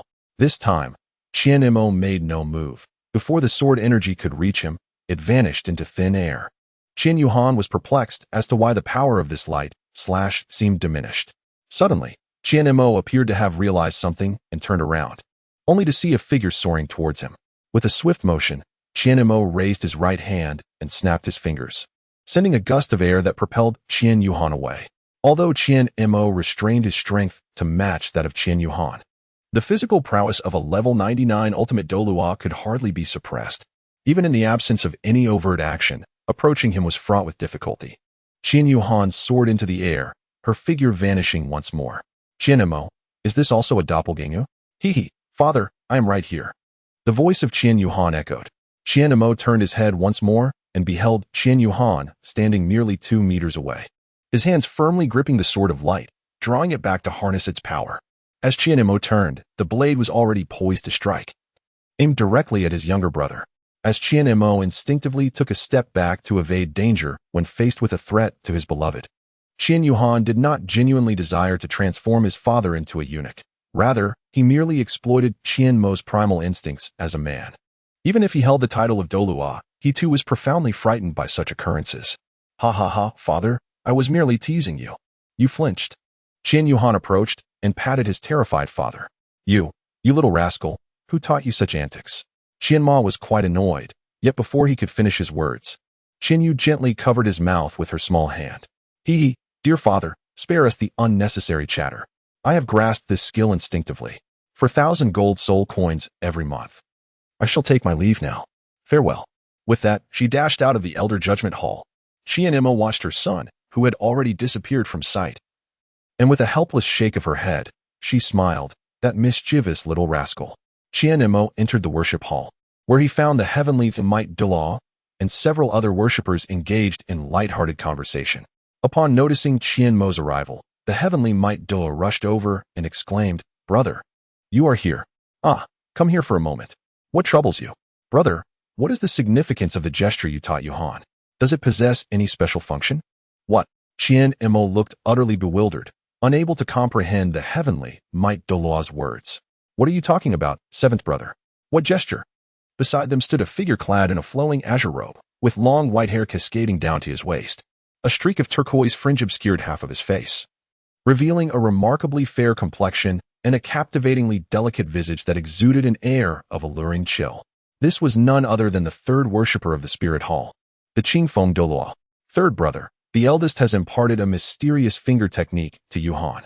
As long as one performs the action and then seals it with a thumbprint, a contract is formed with the other party, which cannot be violated. Qian Emo, have I ever taught Yuhan such an enigmatic thing? Qian Emo shook her head and said, I have never taught him such things. Qi Di, the heavenly tyrant Douluo, pondered for a moment, recalling that Qian Yuhan had indeed never mentioned learning it from Qian Emo. He must have picked it up somewhere clandestinely. Perhaps in a few days, I shall extract the truth from him and learn more. The heavenly tyrant Douluo waved his hand dismissively and remarked, perhaps it was merely a figment of my imagination while I was asleep. Still somewhat bewildered, he chuckled heartily, eliciting a chorus of laughter from those around him. Meanwhile, Qian Yuhan returned to her quarters and leaped onto her bed, rolling around on the sheets and creating a ruckus before succumbing to a deep slumber. When she opened her eyes again, darkness had enveloped the sky. Suddenly, a series of knocks echoed through the room. Who is it? Qian Yuhan inquired. It's me. Father, came Qian Mo's reply from outside the door. Qian Yuhan rubbed his eyes, approached the door, and inquired, What is it, father? Tomorrow. Accompany me to the Tiando Empire. I have some matters to attend to there. While I conduct my business, you may explore and enjoy yourself. How does that sound? Qian Emo suggested. Very well, came the reply. Chapter 11. My name is Qian Yuhan. Knock, knock, knock. Xiaohan, have you risen yet? It is time to depart. Qian Emo called from outside the door. A prolonged silence ensued, with no response. Qian Mo, are you sleeping so soundly? Xiaohan, get up, Xiaohan. Dad, what's wrong? Qian Ma continued calling at the door when Qian Yuhan patted him lightly on the back. Goodness. Qian Ma was startled by Qian Yuhan's sudden approach. You moved so quietly. How did you come back from outside? Weren't you resting in the house last night? Qian Yuhan suddenly appeared behind him, and Qian Emo, filled with curiosity, inquired further. Oh, I just woke up a bit earlier today. I went to the cliff at the Seoul Martial Mountain to practice for a while. Qian Yuhan provided an explanation, fearing that Qian Emo might mistakenly think that he had been out reveling all night. Upon hearing Qian Yuhan's words, Qian Emo was taken aback. Little Han is surprisingly diligent. Well, this is amusing indeed. Ha ha ha ha. Qian Emo gently patted Qian Yuhan's shoulder and said softly, Good child, let us set forth. Upon reaching the grand entrance of the Pope's Hall in the Spirit Hall, Qian Yuhan beheld a majestic white tiger lying before the hall. Was it not the renowned Mingyi white tiger of the heavenly Might Douluo? Father, will Uncle Tianwei accompany us? Indeed, you shall ride upon his white tiger. This will expedite our journey. Qian Yuhan took 3 steps in quick succession, then boldly approached the white tiger.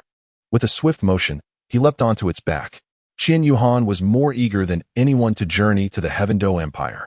Ever since he could remember, he had resided within the Spirit Hall, longing to experience the world beyond its confines, yearning to explore and revel in its wonders. Hurry, hurry, Uncle Tianwei, father. Qian Yuhan called out to the two. Just a moment, little Han, replied the third elder, the Qingfeng Douluo, turning his head to Qian Yuhan. I need to discuss a few matters with the Grand Priest before I speak with Qian Mo and Douluo Tianwei. Qian Yuhan observed the three individuals engrossed in conversation. Choosing not to hasten them further, he flipped the white tiger and retrieved a substantial piece of giant ape meat from the golden bracelet of the cold heart dragon god. Approaching the white tiger, he placed the meat down and exclaimed, "Come on, little white tiger. You must be quick. I can hardly contain my anticipation." Qian Yuhan rubbed his hands together, wearing an expression of eager anticipation as he urged Baihu.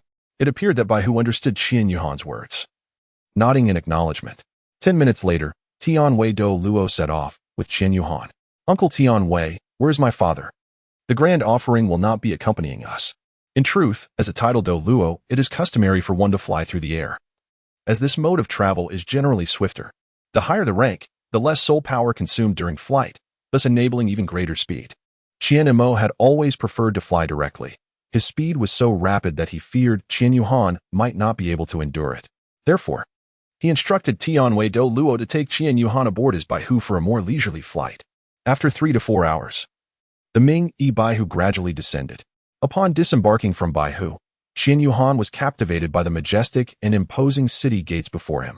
Qian Yuhan, what a magnificent city gate! It is twice the size of the one in Wuhuan City. The gate of Tiando City stands nearly 50 meters high, with the surrounding city walls matching its stature.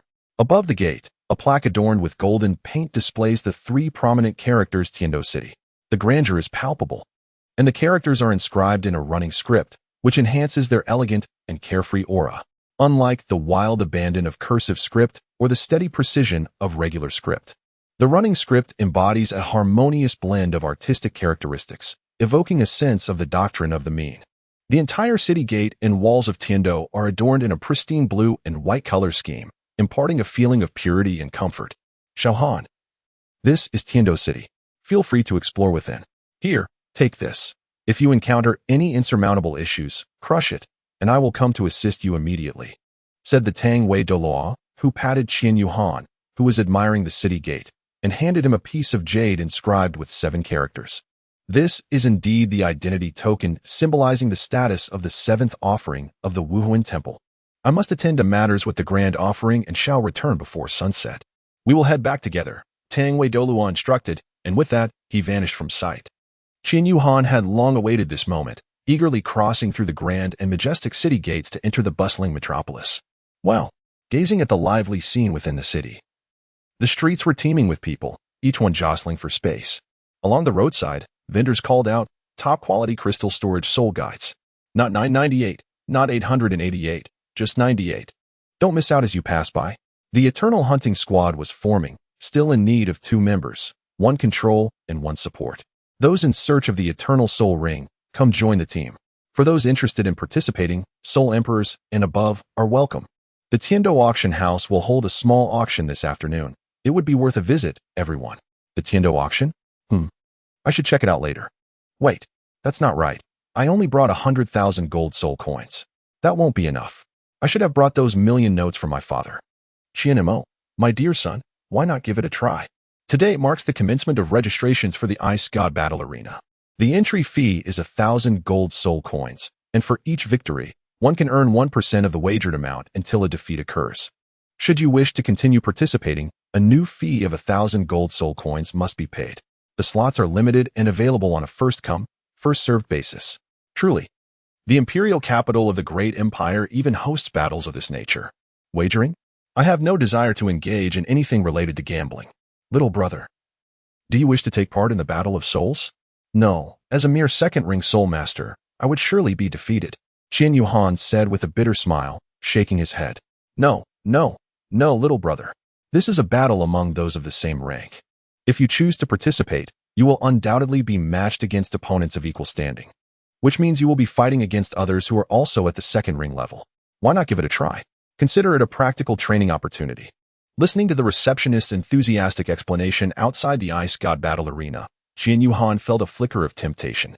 It was not the allure of the gold, but rather the promise of battling opponents of equal caliber that stirred his interest. Qian Mo had previously advised him that one should solidify their strength through practical experience. Rapid enhancement without a stable foundation could lead to precariousness, making future breakthroughs increasingly difficult. Very well, I shall register, he declared, handing the receptionist a stack of 100,000 in cash. Please find me the change. Thank you, he added with an innocent smile. The receptionist, taken aback, remarked, 100,000? The registration fee is merely 1,000. You. She hesitated, forcing a smile before retreating to her office. A few moments later, the receptionist returned, cheerfully presenting a check for 99,000 gold soul coins along with a numbered ticket. Sir, this is your number. You will be called when your turn comes. Any winnings will be automatically credited to your ticket, while losses will result in the ticket being frozen. You can use this ticket to check your account at the service desk. Madam, please do not call me sir. My name is Qian Yuhan. Is there a time limit on this? The receptionist exclaimed, What do you mean, madam? I have just turned 18. There is none. If you, young Yuhan, remain undefeated, it will be valid for life. Until this arena closes? Qian Yuhan gazed at the receptionist with an adorably naive expression. Yes, indeed, young one, she replied, now doubting whether it was wise to have allowed this child to enter. Young Yuhan, may I ask how old you are? I just turned 8. Qian Yuhan giggled. Oh, so you're only 8? What? You're just 8? Young Yuhan, it seems you may have mistakenly added an extra 2 here, the receptionist asked, bewildered. Qian Yuhan glanced at the receptionist's finger indicating the soul power level, 29. Shaking his head, he replied, No, dear lady, I am indeed at level 29. The receptionist, her temper flaring, retorted, Oh, so you cheeky little rascal still call me dear lady? Go ahead and face the consequences at level 29. It would be best if someone taught you a lesson and silenced that mouth of yours. Oh, the inner turmoil of the receptionist was beginning to boil over.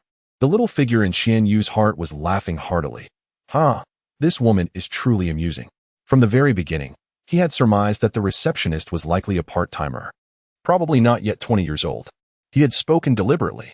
After all, he was merely an 8-year-old child, still not even 18. Lost in thought, he suddenly heard the announcement.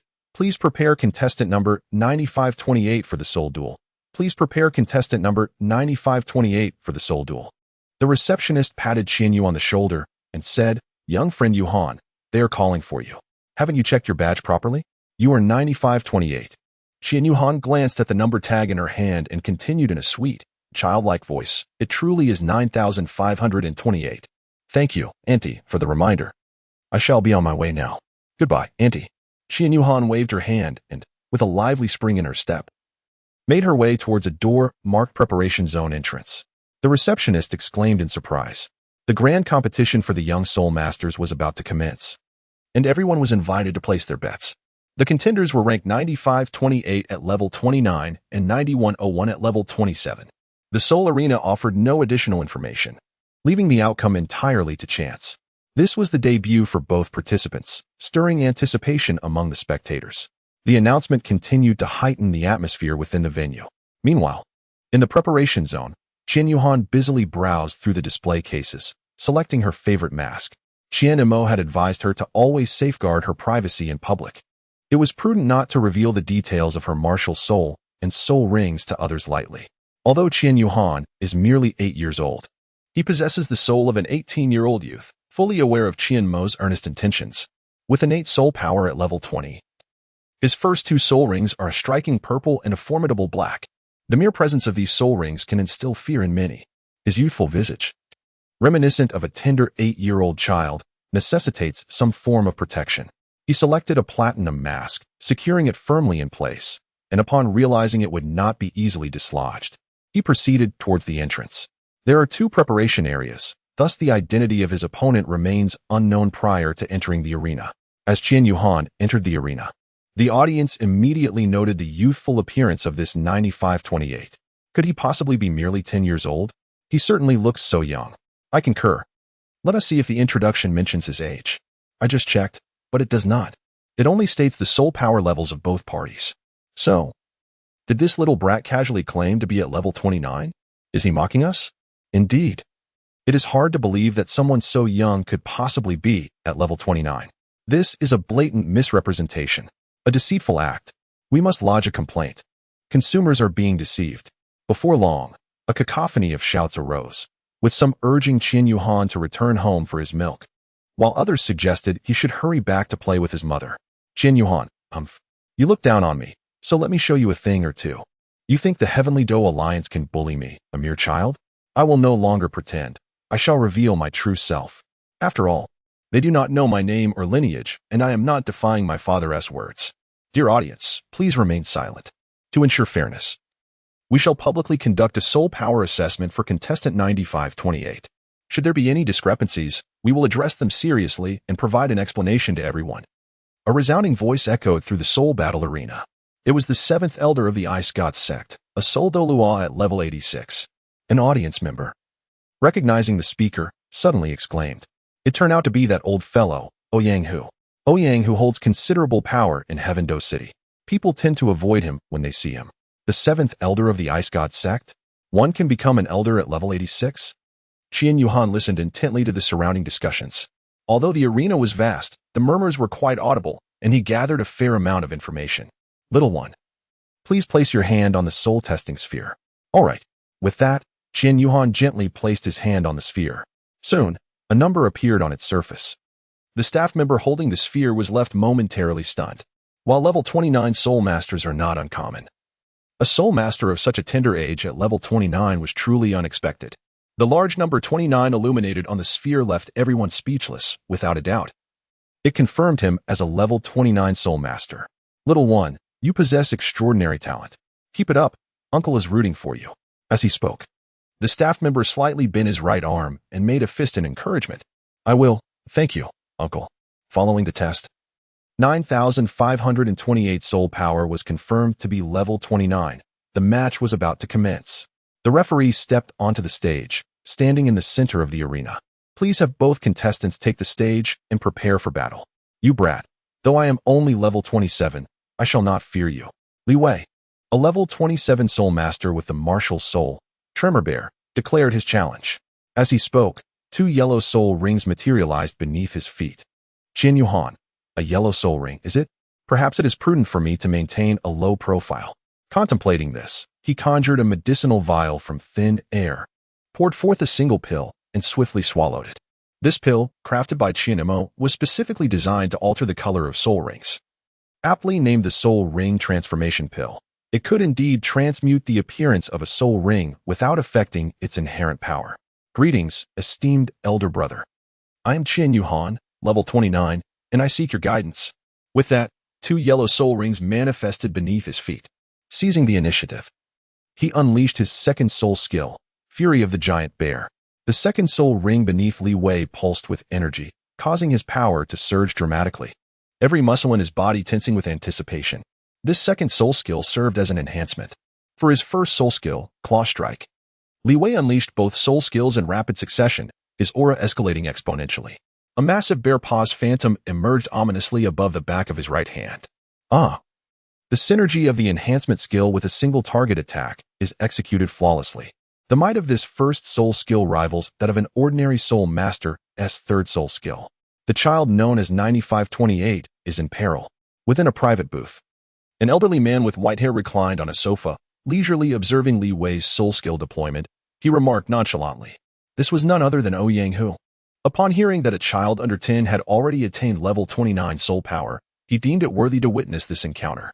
The question arose, would this child be a suitable sparring partner for the young lady? Upon witnessing the 2 yellow soul rings materializing beneath Qian Yuhan, he couldn't help but exhale a sigh. They were standard yellow soul rings. Yet how could one possibly elevate their soul power to level 29 at the tender age of 8? He could also sense the extraordinary energy contained within these rings. The soul ring transformation pill could only alter the color of the soul rings, leaving their power intact. A soul master of the combat soul level possesses acute sensitivity to soul rings. He detected something amiss with the rings, but chose not to dwell on it further. The soul ring transformation pill is a rare commodity for the strong. Altering the color of a soul ring to transparent could hold significant implications for a powerful individual. Chapter 13. Far inferior to the radiant golden-winged lion Ouyang, who pondered this within the confines of his booth. On the soul battle arena, Li Wei had already activated his first soul skill. With a downward sweep of his right hand, a phantom bear claw surged forth towards Qian Yuhan. It pales in comparison to the radiant golden-winged lion. A grin spread across Qian Yuhan's face as he responded to the impending attack. First soul skill, Radiant Slash, he announced. With a flicker of his first soul ring, Radiant Slash was unleashed. A radiant beam of light unfurled from Qian Yuhan's hand, and with a casual wave, he unleashed a slashing strike towards the phantom of the bear's claw. The collision produced a resounding explosion at the very center of the platform. To the astonishment of all, Li Wei's full-force attack was effortlessly shattered by Qian Yuhan. The onlookers gaped in disbelief, their mouths agape in astonishment. A mere child, not yet 10 years old, had defeated Li Wei, who was 5 years his senior. Indeed, Li Wei was 13, enrolled in the junior class of the Royal Academy of Tiando. We shall elaborate on the affairs of the Royal Academy later, prior to their appearance. Li Wei's parents had learned of his participation in the Soul Duel and felt immense pride. A 13-year-old at level 27 was indeed considered remarkably talented. They would not let such an opportunity to promote their son slip by, for perhaps some influential figure at the academy would take notice, enabling him to ascend to the elite class. Parents often think further ahead than their children, contemplating the long term. Thus, they provided the staff of the Ice God Soul Arena with the latest updates on Li Wei's various statistics. In stark contrast, the currently unrestrained Qian Yuhan fought with an almost reckless abandon.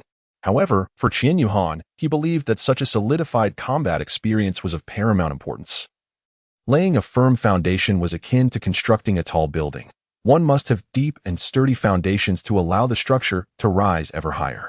With a casual flick of his hand, Qian Yuhan effortlessly shattered Li Wei's first soul skill, which had been enhanced. In the audience, Li Wei's parents wore expressions of disbelief, astonished by the formidable strength of this young child. First soul skill, Radiant Slash. As the first soul ring beneath Qian Yuhan flickered once more, a radiant glow emanated from his hand, unleashing a sharp, yellow sword aura that surged towards Li Wei. In a desperate attempt, Li Wei had accumulated all the remaining soul power after depleting his second soul skill, releasing it in a single, powerful strike. With no means to summon his soul power for defense, he braced himself to endure Qian Yuhan's luminous slash with his body. Fortunately, Qian Yuhan did not unleash his full might. Li Wei was propelled backward, crashing against the protective barrier of the arena before collapsing onto the ground, unconscious. Precious child, Li Wei's mother exclaimed, rushing towards the arena, only to be restrained by Li Wei's father. Our son has met his match.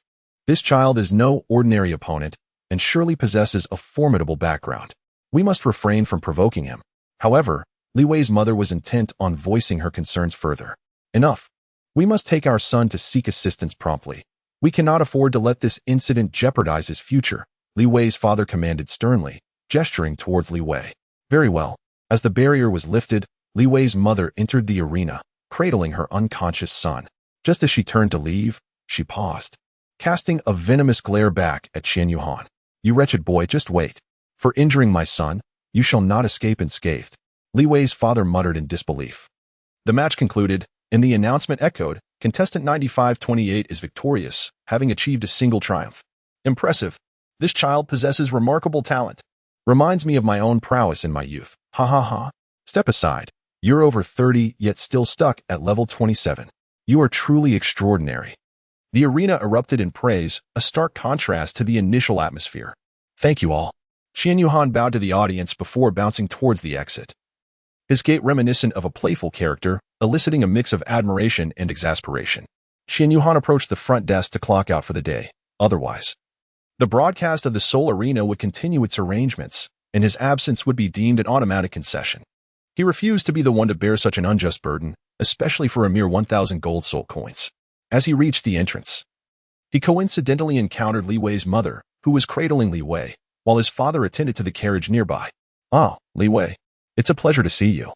I truly enjoyed our match this time. Let us have another bout soon. He addressed Li Wei's parents. Please take good care of Li Wei. I must take my leave now. Goodbye. Li Wei, why are you ignoring me? Is it really necessary for your mother to comfort you because you can't win? He called out, but received no response after repeating Li Wei's name twice. If you can't win, just sleep? What is the point? This isn't fun at all. Farewell, uncle and aunt. With that, Qian Yuhan skipped across the road and disappeared into the distance. Li Wei's mother was so infuriated that her face turned crimson. What a sharp-tongued little brat.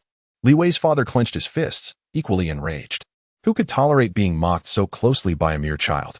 Qian Yuhan is deliberately provoking Li Wei's mother. Earlier on the field, it was she who first issued threats. Mutual injuries during the battle are quite typical, and it is not uncommon for one to be knocked unconscious. Qian Yuhan, however, showed restraint and held back considerable strength. Otherwise, had she fought with the same intensity as when she battled her father, one might have ended up losing an arm or suffering severe internal injuries. This time, Qian Yuhan directly resorted to mockery. How exhilarating. Meanwhile, Qian Mo and the heavenly might Douluo arrived at a magnificent white palace. The air was frigid, and the castle was enveloped in ice and snow. This palace could aptly be described as the Palace of Ice and Snow, as it was constructed from a millennium of glacial ice, adorned with ice flowers and frozen springs. This location is the headquarters of the Ice God sect, the foremost power in the Tiando Empire. The Ice God sect is perched atop the Ice God Snow Mountain, located 500 kilometers north of Tiando City in the Tiando Empire. This distance is merely an additional hour of flight for a tidal Douluo. For Qian Mo, it is but a fleeting moment. Having comprehended the principles of spatial law upon becoming an ultimate Douluo, he can teleport thousands of kilometers with ease. This illustrates the vast disparities that exist among tidal Douluo. The heavenly might Douluo is at level 96, while Qian Mo stands at level 99. Although there is only a 3-level difference, the gap in strength is monumental. Returning to the topic at hand, the Tiando Empire is situated in the northeastern part of the Douluo continent, with half of it being a forbidden zone for soul masters, characterized by extreme cold. The Ice God sect is located at the southernmost peak of the Ice God Snow Mountain in this frigid region, making it easy to defend yet difficult to assault. Though Tiando City lies a mere 500 kilometers away from the extreme northern territory, the mountain's presence shields it from the cold, resulting in a climate that is spring-like year-round, thus making it a highly habitable place. In the Grand Hall of the Ice God sect, the individual seated upon the central throne inquired, "Elder brother, what urgent matter brings you here? You rarely visit my icy abode." The man on the throne spoke with a smile, attempting to lighten the mood. "Dear younger brother, to speak candidly, what I wish to discuss pertains to the future of the Douluo continent. All factions, including my Wuhuan Hall and your Ice God sect, may soon find themselves embroiled in a significant upheaval." The man on the throne immediately straightened up, the air of indifference dissipating as he adopted a serious demeanor. This man was Ouyang Jie, the sect master of the Ice God sect, a super Douluo of level 98, known by the title of Ice God. With striking features that could easily make him appear to be in his early 20s to those unfamiliar with him, he is, in fact, the childhood companion and rival of the current ultimate Douluo, Qian Mo. Their bond transcends that of mere brothers. The relationship between the Wuhuan Hall and the Ice God sect is also notably close, and Ouyang Jie understood that Qian Mo's visit must signify a momentous event on the horizon. Chapter 14. The Fragmented Dream of Farewell. Listening intently to Qian Mo's words, Ouyang Jie set aside his previous demeanor. "Elder brother, what is it that you wish to convey?" Qian Mo shook his head and let out a sigh, expressing, "I have been unable to sleep for days on end. Brother, I am at a loss for words. Ouyang, you know my premonitions have always been remarkably accurate. This one has had a profound impact on me. Forgive my vulnerability, but I had an extraordinarily peculiar dream." "Please, continue, brother. Do you remember when I wrote to you about adopting a son?"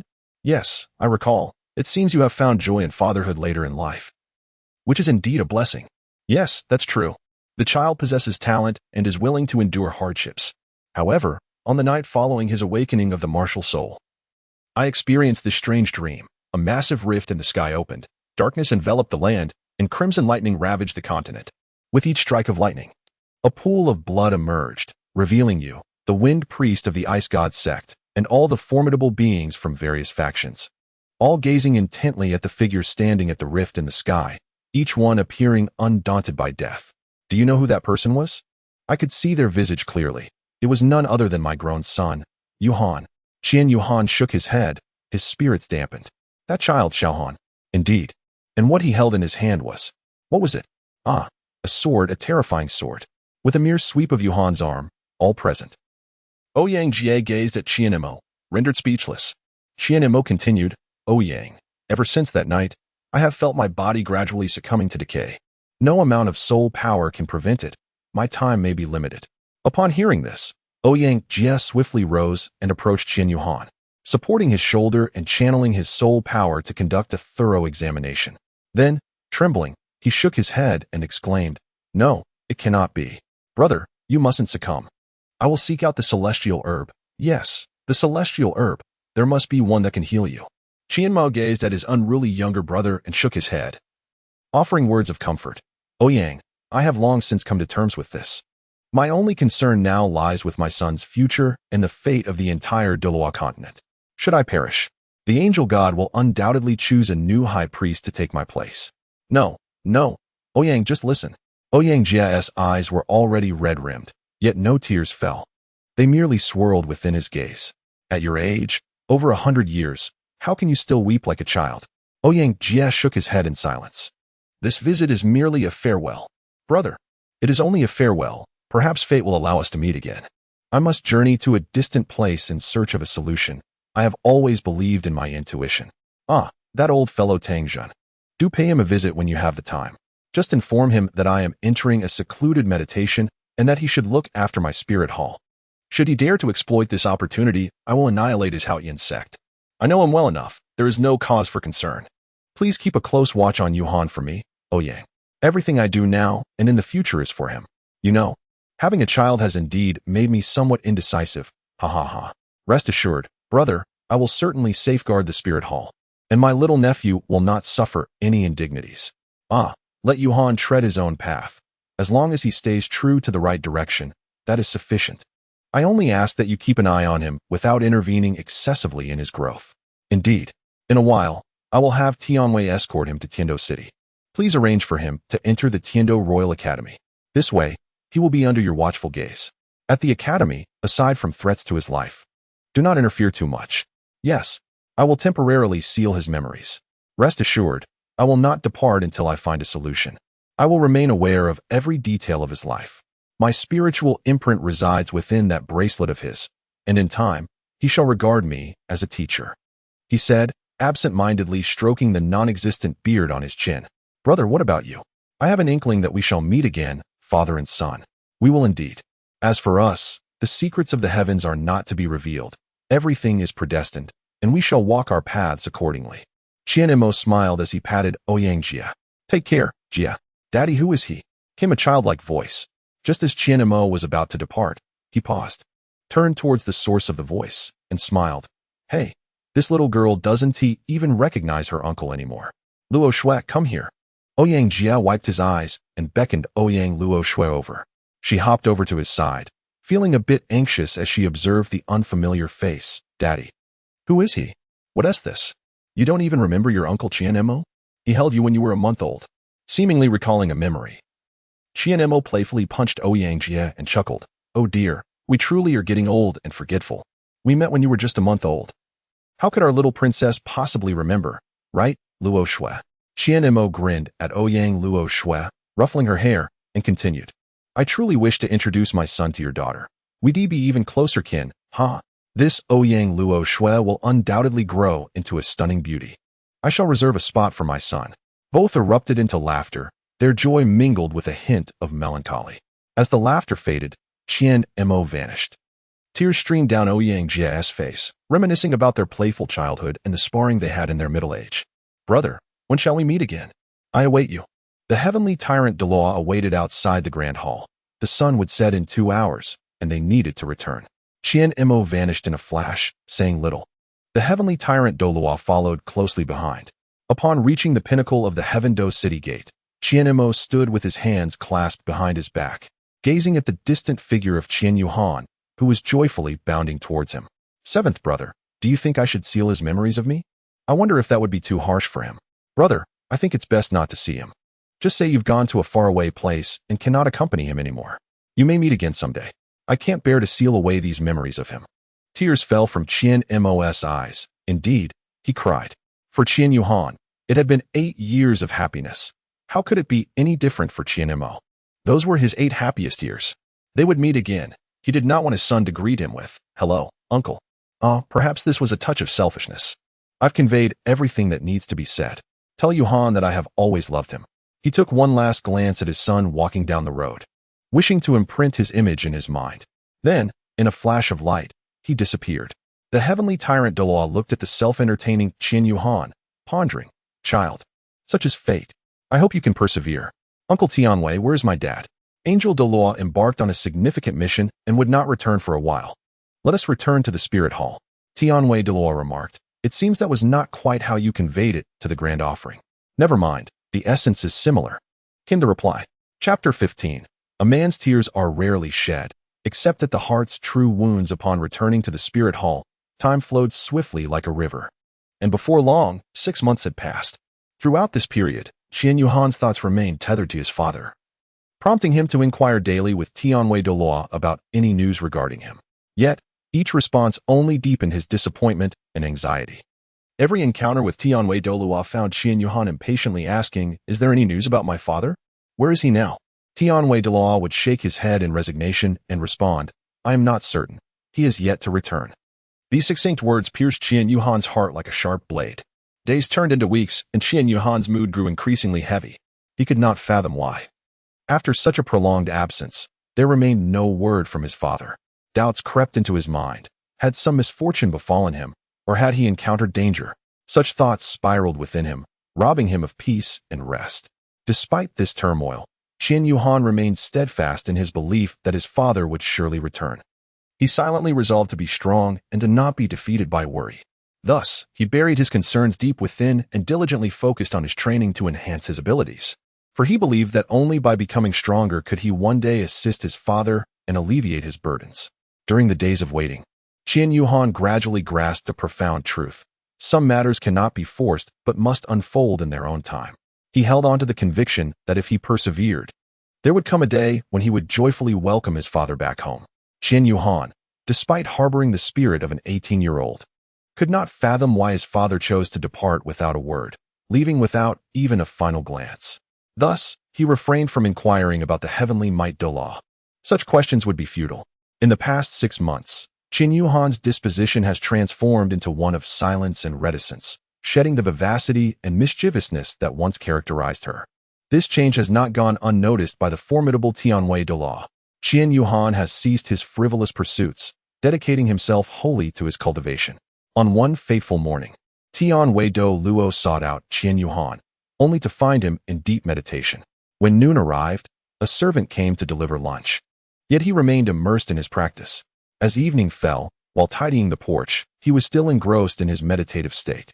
Day after day, he engaged in rigorous training, alternating between relentless cultivation and honing his skills at the Seoul Arena in Wuhan City. Striking wooden stakes and participating in practical combat, a cycle that has defined Qian Yuhan's past 6 months. Qian Yuhan's prowess has already transcended to level 30. He merely requires the acquisition of a soul ring to ascend to Soul Master. The foundation he has built over the past 6 months is remarkably solid, with his soul power surpassing that of his peers at the same rank. Moreover, his combat techniques have undergone a qualitative enhancement through the practical experiences of soul battles, allowing him to engage in combat beyond his level. Presently, Qian Yuhan resembles a relentless training machine, devoid of any emotion. Xiaohan, you should take a moment to rest. Such relentless practice is unsustainable and may lead you astray. Qian Yuhan seemed oblivious to her surroundings, continuing to make her way towards the soul fighting arena with her head down. Xiaohan, please stop. Qian Yuhan continued to walk, showing no signs of stopping. Tianwei Douluo appeared behind him, grasping his arm firmly and coldly remarked, "In your current state, whom do you think you are honoring? Do you believe your father would wish to see you like this?" At that moment, Qian Yuhan turned his head to face Tianwei Douluo, tears streaming down his cheeks, falling to the ground as he replied, "Whatever he hoped for me, he no longer desires me." Before his journey, Qian Yuhan was merely an orphan on Earth. He grew up in an orphanage, where the children shared a similar fate of being abandoned by their parents or placed in foster care. The term foster care may sound more palatable than outright abandonment, yet in essence, there is little distinction. For Qian Yuhan, this sense of being forsaken took root deep within his soul, manifesting as an indescribable anguish and aversion. However, everything changed when he traversed to the Douluo continent, where he encountered Qian Mo, a a figure who bestowed upon him paternal love. Over the past 8 years, Qian Yuhan experienced a relatively blissful existence, finally savoring the warmth of family and the affection of a father. This period allowed him to gradually forget his former loneliness and desolation. Yet, without warning, Qian Mo vanished silently for several months. Although the elder priests informed him that Qian Mo had embarked on a mission, Qian Yuhan harbored a profound intuition that the situation was far more complex. He suspected that Qian Mo might have met with misfortune, and this unease relentlessly gnawed at his heart. What perplexed him further was the unwillingness of others to speak the truth to him. He could not fathom why they chose to conceal the reality, leaving him in ignorance. This veil of secrecy incited feelings of anger and helplessness within him, as he yearned for the truth rather than remaining in the dark. Qian Yuhan was engulfed in confusion and despair. He felt as though he had been abandoned by his father. Although the reality may not align with this perception, his father had not truly forsaken him. The emotional turmoil he experienced was profound, particularly on a psychological level. Observing Qian Yuhan's distress, the Douluo of heavenly might could no longer bear to chastise him further. He recognized that an 8-year-old child facing the abrupt departure of a father would undoubtedly grapple with an unsettling sense of abandonment. "Xiaohan, come with me," the Douluo of heavenly might said, leading Qian Yuhan to the residence of the Douluo of Azure Phoenix. After knocking on the door, he ushered Qian Yuhan inside. "Third brother, please have a conversation with Xiaohan regarding our elder brother's situation," he remarked before exiting once more. "Uncle Qingfeng, please tell me the truth. What has happened to my father? Has he passed away?" Qian Yuhan's eyes brimmed with tears, as though he were on the verge of breaking down. "Xiaohan, come, sit here with me," the uncle beckoned gently. Qian Yuhan rubbed his eyes and settled beside Qingfeng Douluo.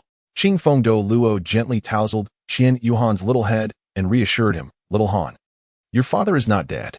He is far too powerful for anyone to harm him. However, he does have certain unspoken burdens that he must resolve himself. When he decided to leave in secrecy, do you know what thoughts occupied his mind? I have known your father for nearly a century, and I have never witnessed him in such a state." Qingfeng Douluo lifted his gaze to the ceiling and continued. "It was during your preparations to depart for Heavendo City, when we gathered to discuss matters, that he wept, shedding tears I had never before seen. A man seldom weeps, except when deeply affected by sorrow. His love for you surpasses that of anyone else. Without a doubt, you and your father shall reunite in the future. Once he has resolved his affairs and uncovered the truth, he will surely seek you out. You must have faith in him." Qingfeng Douluo shared many words with Qian Yuhan, and 2 hours later, Qian Yuhan emerged from the Qingfeng Hall. Spotting the ever-patient Tianwei Douluo waiting outside, he smiled and said, "Uncle Tianwei, let us venture to the Star Do Forest tomorrow. It is time for me to acquire my 3rd spirit ring." Seeing Qian Yuhan's spirits lifted considerably, Tianwei Douluo understood that this transformation required time, and he was grateful for the progress made thus far. He reflected on the fact that only someone as perceptive as Sangu could effectively guide him through such matters. The other 5 rough fellows, well, they were another story altogether. Tianwei Douluo felt a sense of relief. Only Qian Yuhan himself was aware of the profound changes his character had undergone over the past few months. In the past, he could be considered a somewhat reluctant socialite, able to exchange a few casual remarks with unfamiliar faces. However, now, when confronted with those he hardly knew, he found himself unwilling to utter even a single word. Qian Yuhan had long since enveloped his heart in an impenetrable shroud. Ever since Qian Mo departed from his side, he had been subjected to an overwhelming blow.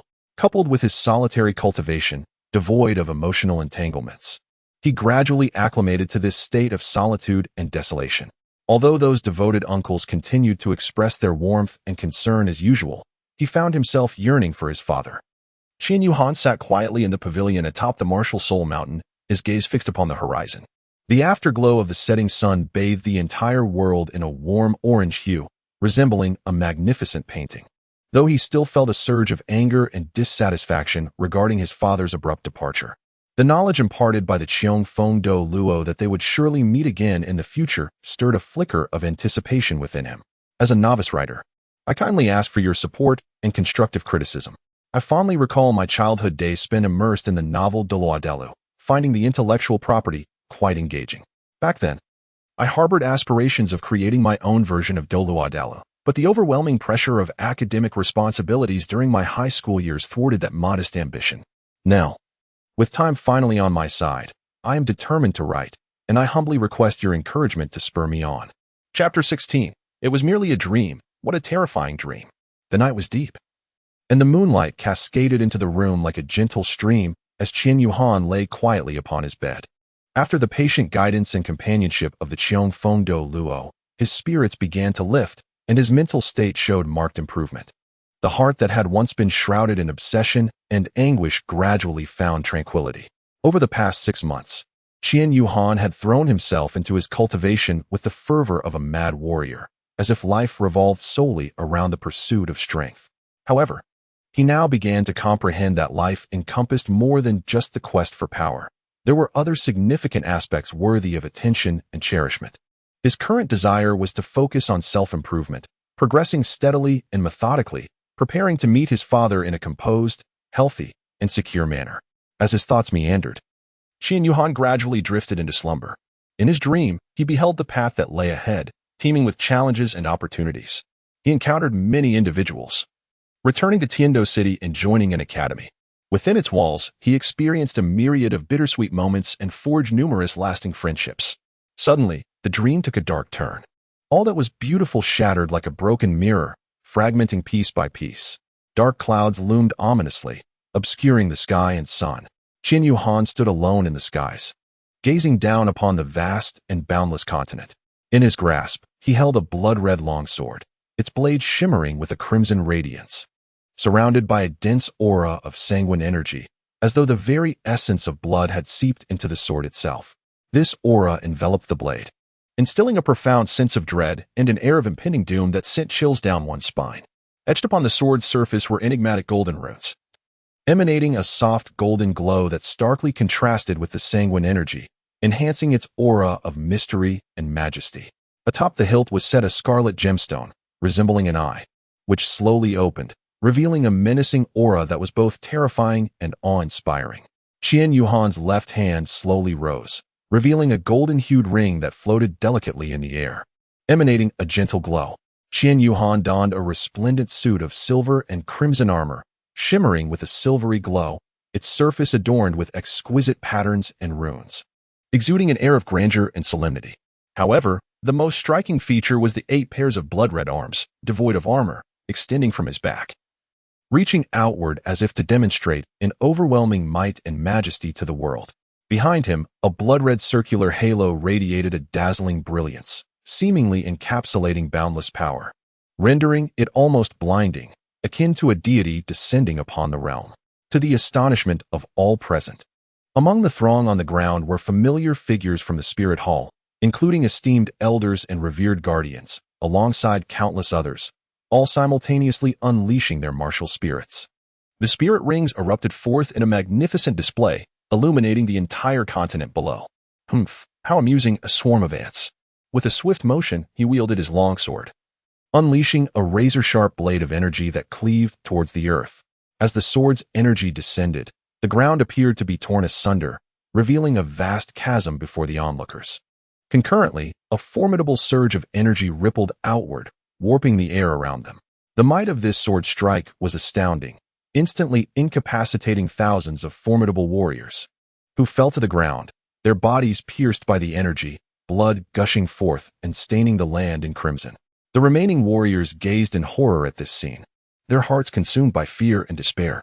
As Qian Yuhan beheld a terrifying version of himself deliver a strike, he braced for the next blow. No, stop. He screamed internally, yet he was powerless to halt the unfolding events. The dreadful apparition of Qian Yuhan remained oblivious to his pleas. With the subsequent strike, only a handful of souls survived. Gazing upon the lifeless forms of Tang Wei Douluo, Cheongfeng Douluo, and Pope Xiaohui, despair gripped him. No. In an instant, he opened his eyes, drenched in cold sweat. It dawned upon him that it had merely been a dream, a harrowing nightmare. And that figure in the dream, was it truly me? Yes, it was I, the adult version of myself, the future me. Sunlight streamed through the clouds, bathing the earth in warm light. In the distance, the mountains cradled the sun, which had risen to reveal more than half of its glorious form. Perhaps it is time to rise and commence my training. 2 hours passed in the blink of an eye. When Qian Yuhan emerged from his meditative state, daylight had fully enveloped the world.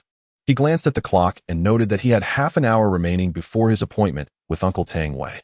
After a quick wash and tidying up his gear, he set forth. Upon arriving at the residence of Tang Wei Douluo, the Tang Wei Hall, he found Tang Wei Douluo waiting at the door. Qin Yuhan hurried over and respectfully clasped his hands together, exclaiming, "Uncle Tang Wei, I must have kept you waiting." No, it is I who was overly eager. Yearning to see our little Han, he chuckled heartily. "Are you all prepared?" Qin Yuhan nodded slightly, refraining from further words. Tian Wei Douluo inwardly sighed. Yet his face remained adorned with a benevolent smile. "Let us depart." Upon reaching the periphery of the Star Do forest, Qin Yuhan conferred with Tian Wei Douluo. Reiterating their previous arrangement, Tian Wei Douluo would wait outside, as Qin Yuhan's objective this time was a defensive spirit beast of approximately 20,000 years. Requiring no assistance, Qin Yuhan sought to utilize this opportunity for breakthrough training. As battling opponents of equal or slightly superior strength in the soul arena of Spirit City was far less effective for enhancement than engaging in life and death struggles with formidable soul beasts. He was determined not to let this chance slip away. Shortly after entering the Stardo forest, he heard what seemed to be cries for help not far off. Qin Yuhan quickly adjusted his course and darted toward the source of the sound. "Miss, run. We have stirred up a nest of 1,000 gene ants," exclaimed a woman in her 30s who was racing alongside two girls approximately 10 years old. Countless 1,000 gene ants were in hot pursuit behind them. The woman, clad in servant attire, was accompanied by the two girls, one adorned in splendid garments, while the other wore a simple white dress emblazoned with a pale blue eye symbol. It was evident that these two were accompanying the elegantly dressed girl on her training expedition. The trio belonged to the Ice God sect. The girl in the luxurious outfit was Ouyang Luoxue, the young lady of the Ice God sect, and her close friend, Nana, wore the white dress, while the servant, Xiaolan, was Ouyang Luoxue's dedicated maid. "I have already sent out a distress signal. Help should arrive shortly," Xiaolan reassured them. "Miss, we must keep moving toward the outskirts and hold on. Why is our luck so wretched? I should have listened to Sister Xiaolan," Nana lamented. Ouyang Luoxue halted her frantic pace and turned to Xiaolan, saying, "If we continue like this, I fear I won't have the stamina to last until help arrives. Sister Xiaolan, I'll assist you. Let us see how long we can delay their pursuit." Ouyang Luoxue maintained an extraordinary composure in this crisis, displaying a maturity beyond her years, a true prodigy. "Miss, even if it costs me my life, I will ensure your safety," Xiaolan declared fiercely. "Let us not speak of despair. First spirit skill, Ice Spirit Blessing." A pale blue staff appeared in her hand, pointing at Xiaolan as her first spirit ring shimmered beneath her feet. Surrounding Xiaolan were swirling white snowflakes, as Ouyang Luoxue's first spirit skill, an ice attribute enhancement technique, could amplify her own strength as well as that of others. Fourth spirit skill, Ice Dragon Breath.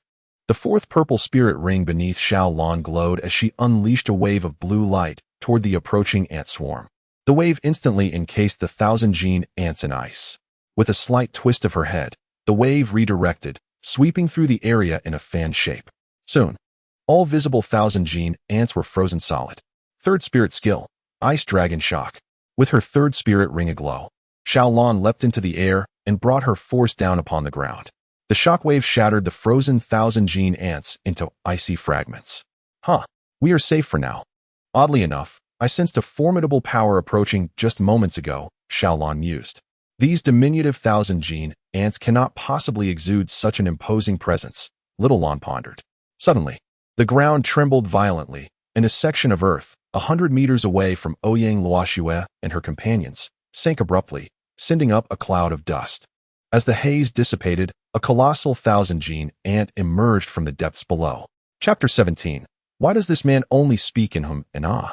It was a massive 1,000 gene ant that burst forth from the sunken ground 100 meters away. This formidable creature bore a pair of forelegs that had evolved into sharp blades, while two pairs of wings at its rear indicated that it had reached an age of 10,000 years. The evolution of the 1,000 gene ant into a winged form occurs as it surpasses the millennium mark, gaining a second pair of wings upon reaching 50,000 years, and a third pair at 100,000 years. It is evident that this particular 1,000 gene ant has likely surpassed the millennium threshold for some time. Yet it has certainly not attained the age of 50,000 years. This is troubling. A millennium-old soul beast, Little Lon silently exclaimed. "We are no match for a millennium soul beast," Ouyang Luoxue stated solemnly. A soul beast aged between 1,000 and 50,000 years roughly corresponds to a soul sage's strength, while those between 50,000 and 99,999 years correspond to a soul Douluo's power, and those over 100,000 years correspond to a tidal Douluo. Miss, you must go ahead. I will strive to hold it off for a while longer. Please make your escape swiftly. Little Lon had already resolved herself to the possibility of death, determined to ensure her lady's safe retreat even at the cost of her own life. We must face it together. You cannot hold it off for long alone. And if you perish, our escape will be in vain. Come on. Ouyang Luoshue's gaze sharpened, fixating on the 1,000 Jin and 100 meters away. Her lady, Little Lon, was taken aback. How deeply her mistress was contemplating the situation. Indeed, she could only last a minute at most. And with her lady just having reached the soul master rank, how far could she run? First soul skill, Ice Spirit Blessing. Ouyang Luoshue's yellow soul ring shimmered beneath her feet. As the Ice Spirit Blessing activated, the ice attributes within Little Lon experienced a brief, yet significant enhancement. The mighty ant, sensing the fierce battle intent emanating from the three adversaries before him, propelled himself forward with a powerful leap, charging towards Ouyang Luoshue and her companions. 100 meters. 50 meters. With the invocation of her second soul skill, Ice Domain, a second purple soul ring shimmered beneath Ouyang Luoshue's feet, centered around her. A domain with a radius of 50 meters unfurled. The 1,000 Jin ant was enveloped within the icy domain. This frigid realm has the power to restrain an opponent's movements, slow their speed, and diminish their offensive capabilities, while simultaneously enhancing the abilities of soul masters possessing ice attributes within its confines. It serves as a formidable skill to bolster oneself while constraining adversaries. Thus, it is evident that Ouyang Luoshue's talent is exceptionally remarkable. The fourth soul skill, Ice Dragon's Breath. The fourth purple soul ring beneath Lan's feet flickered, channeling energy into a concentrated burst of light. The soul power converged at a single point before being unleashed with full force. The 1,000 Jin ant halted its charge, its razor-sharp blades plunging into the ground, as it hoisted a massive boulder before it with both arms. The ice dragon's breath collided with the stone, resulting in a thunderous explosion. Despite the boulder absorbing a significant portion of the damage, the 1,000 Jin ant was still struck by the residual shockwave, causing it to stagger backward. The rock had mitigated much of the impact, yet the ant's proud and powerful arms sustained minor injuries. The formidable ant, with its green blood oozing from its wounded arm, let out a furious howl towards the heavens, charging once more at the trio. This is not good. The boulder raised by the ant absorbed a significant portion of the damage, rendering the remaining impact non-lethal. It appears to have been further enraged. Nana, standing beside Ouyang Luoshue, remarked, Second soul skill, Frost Slash. The yellow second soul ring shimmered beneath Nana's feet as she summoned an ice dagger in her right hand, striking towards the ant. A blade of ice surged forth, yet the ant, undeterred, chose to meet the attack head-on with its body. The ant was repelled a few meters, but sustained no damage. It was merely pushed back slightly by the residual shockwave. The defensive prowess of the 1,000 Jin ant is astonishing. The first soul skill, Ice God Slash. As Ouyang Luoshue's first soul ring shimmered beneath her feet, she conjured a resplendent ice blade adorned with gemstones in her right hand. This was none other than Ouyang Luoshue's second martial soul, the Ice God Battle Blade. Indeed, Ouyang Luoshue possesses dual martial souls. Her first martial soul is the Ice God Staff inherited from her mother, currently in its nascent stage as the Ice Spirit Staff. While her second martial soul is the Ice God Battle Blade, inherited from her father, the Ice God Douluo.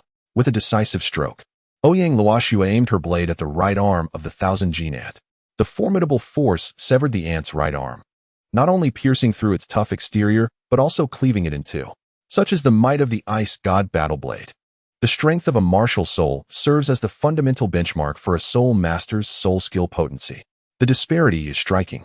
It is evident that the ice dagger wielded by Nana pales in comparison to the Ice God Battle Blade. As the 1,000 Jin ant's gaze fixated on its severed arm, its eyes blazed a furious crimson. Channeling all its strength into its left arm, it unleashed a powerful strike towards the trio. The sound of the wind slicing through the air attesting to the ferocity of the blow. This was the 1,000 Jin ant's full-force assault. Not only was its defense formidable, but its overwhelming strength was truly lethal. Named the 1,000 Jin ant, it embodies the essence of delivering a 1,000 Jin force effortlessly. With a determined spirit, it charged. The third soul skill, Ice Dragon Guardian.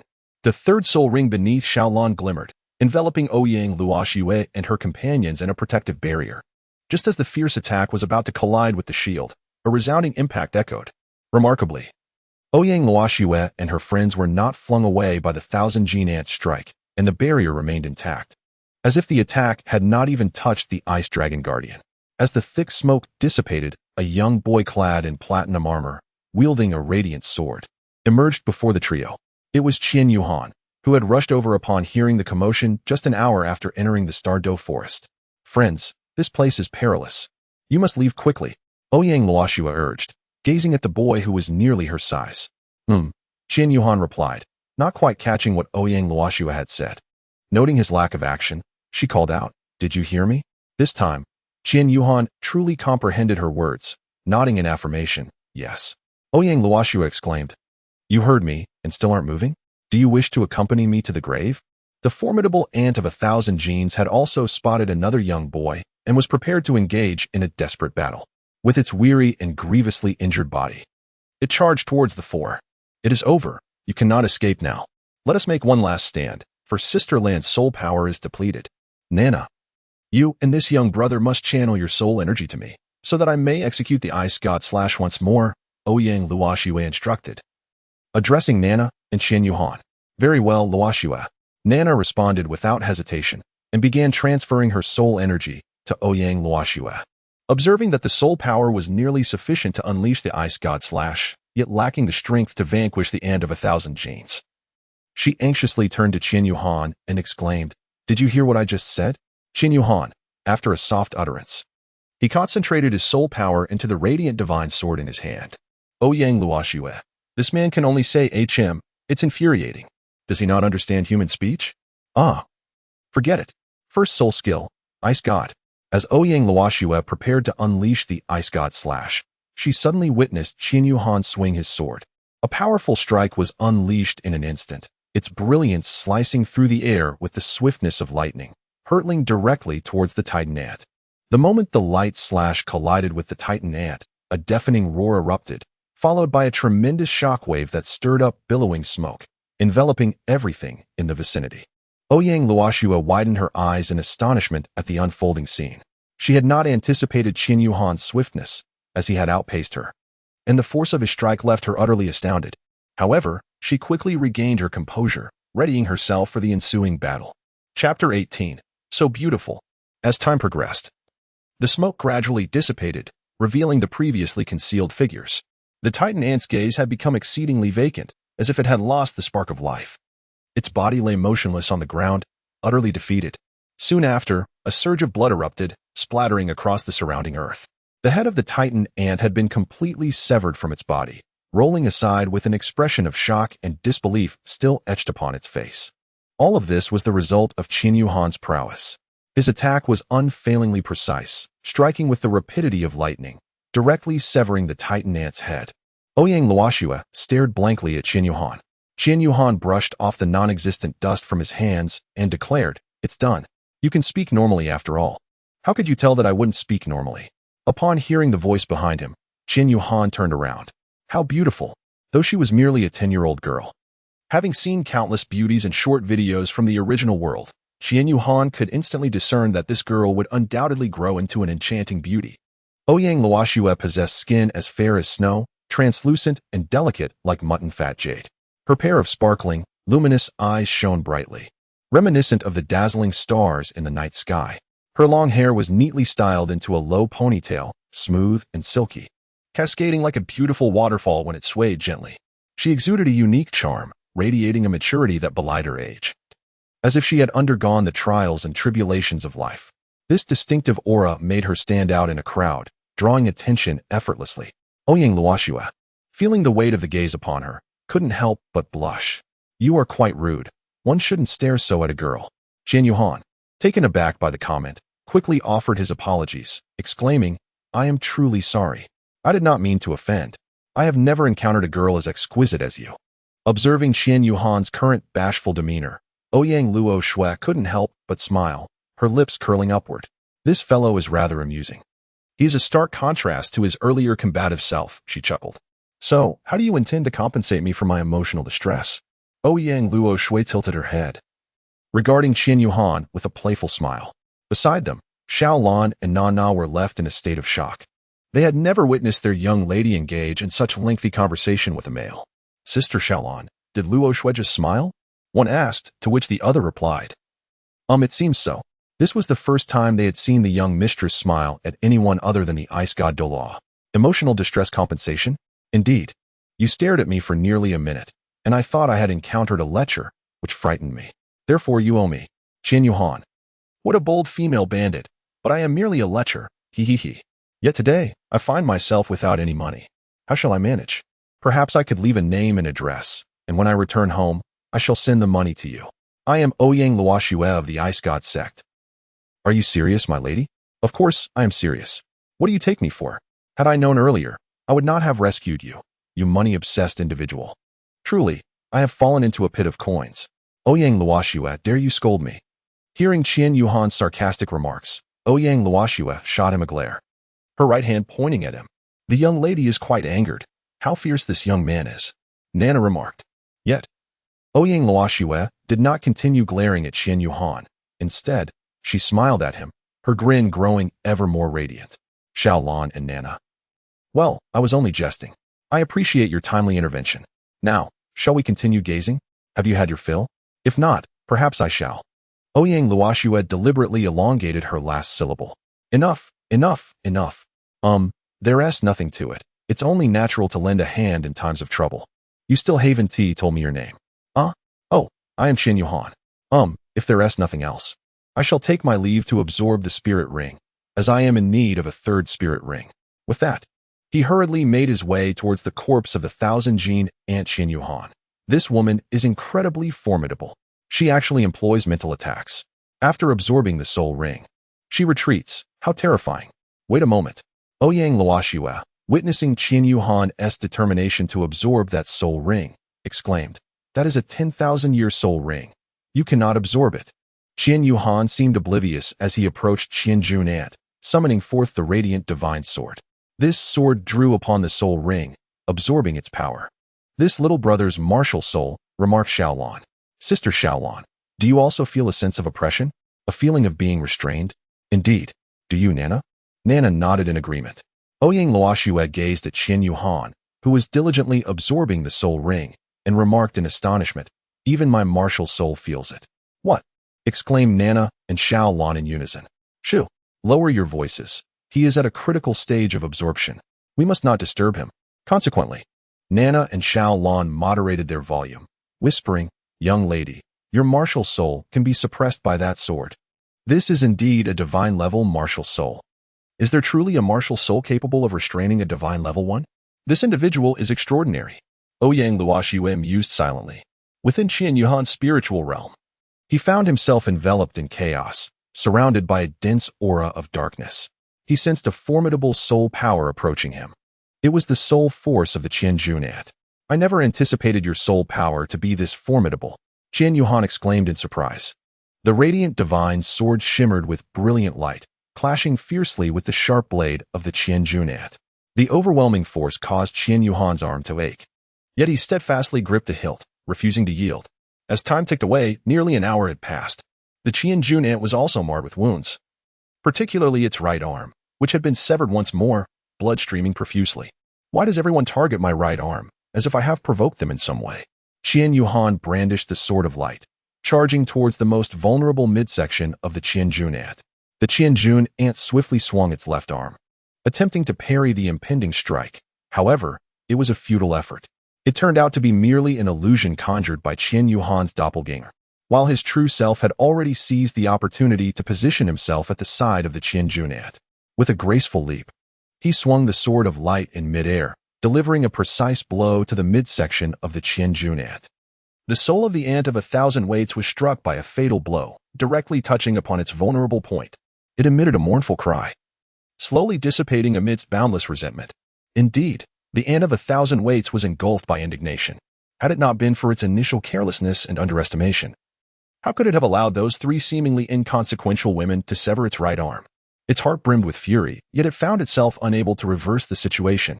As the ant of 1,000 weights faded away, this chaotic realm of the mind began to regain its tranquility.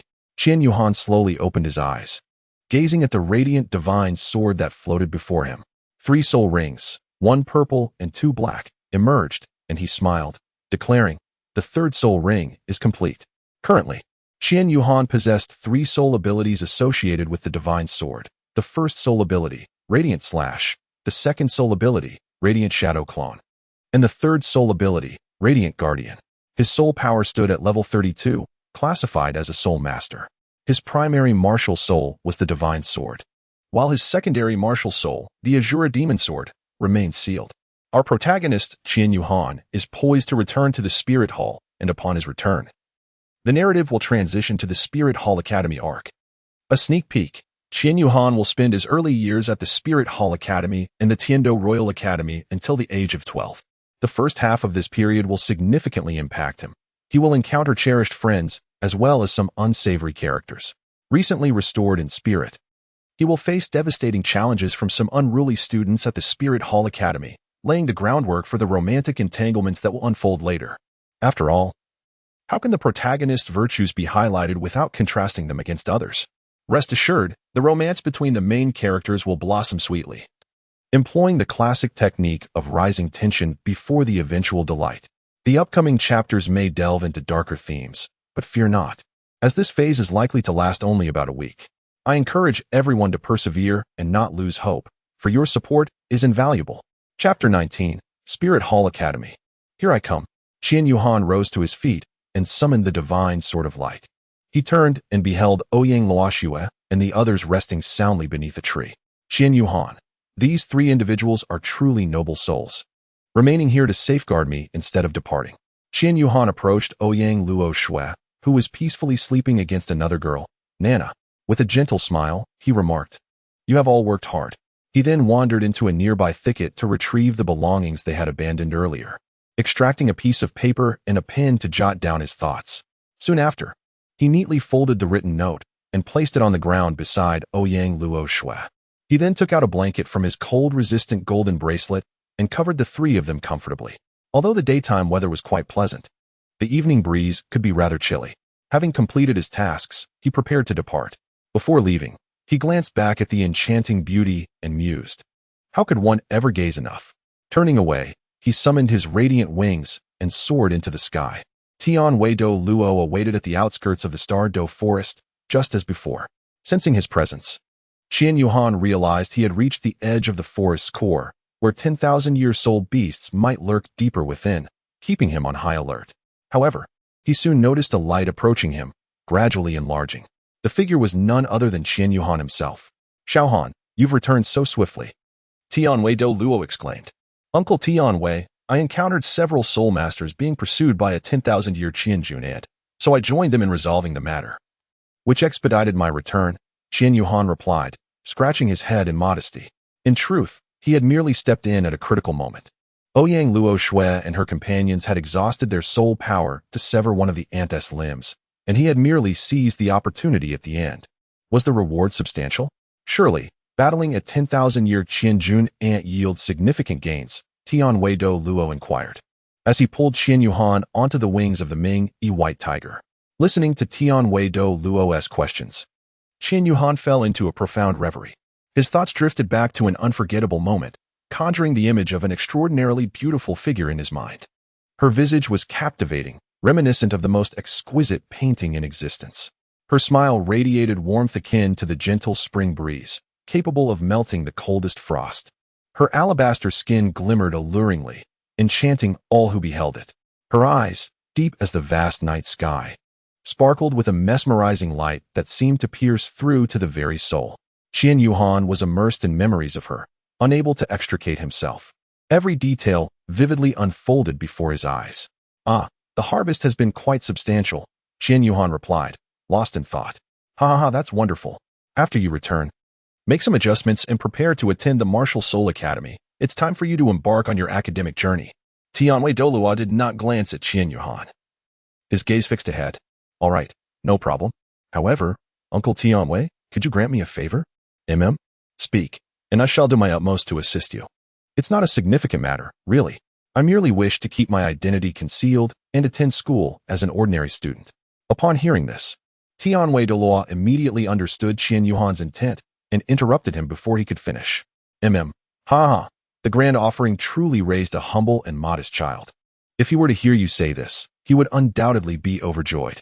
As soon as Qian Yuhan heard Douluo mention his father, Qian Mo, his mood inevitably darkened. It's just my loose tongue. Yet, you must believe that your father loves you dearly. He is seeking solutions to the challenges at hand, and you are growing stronger.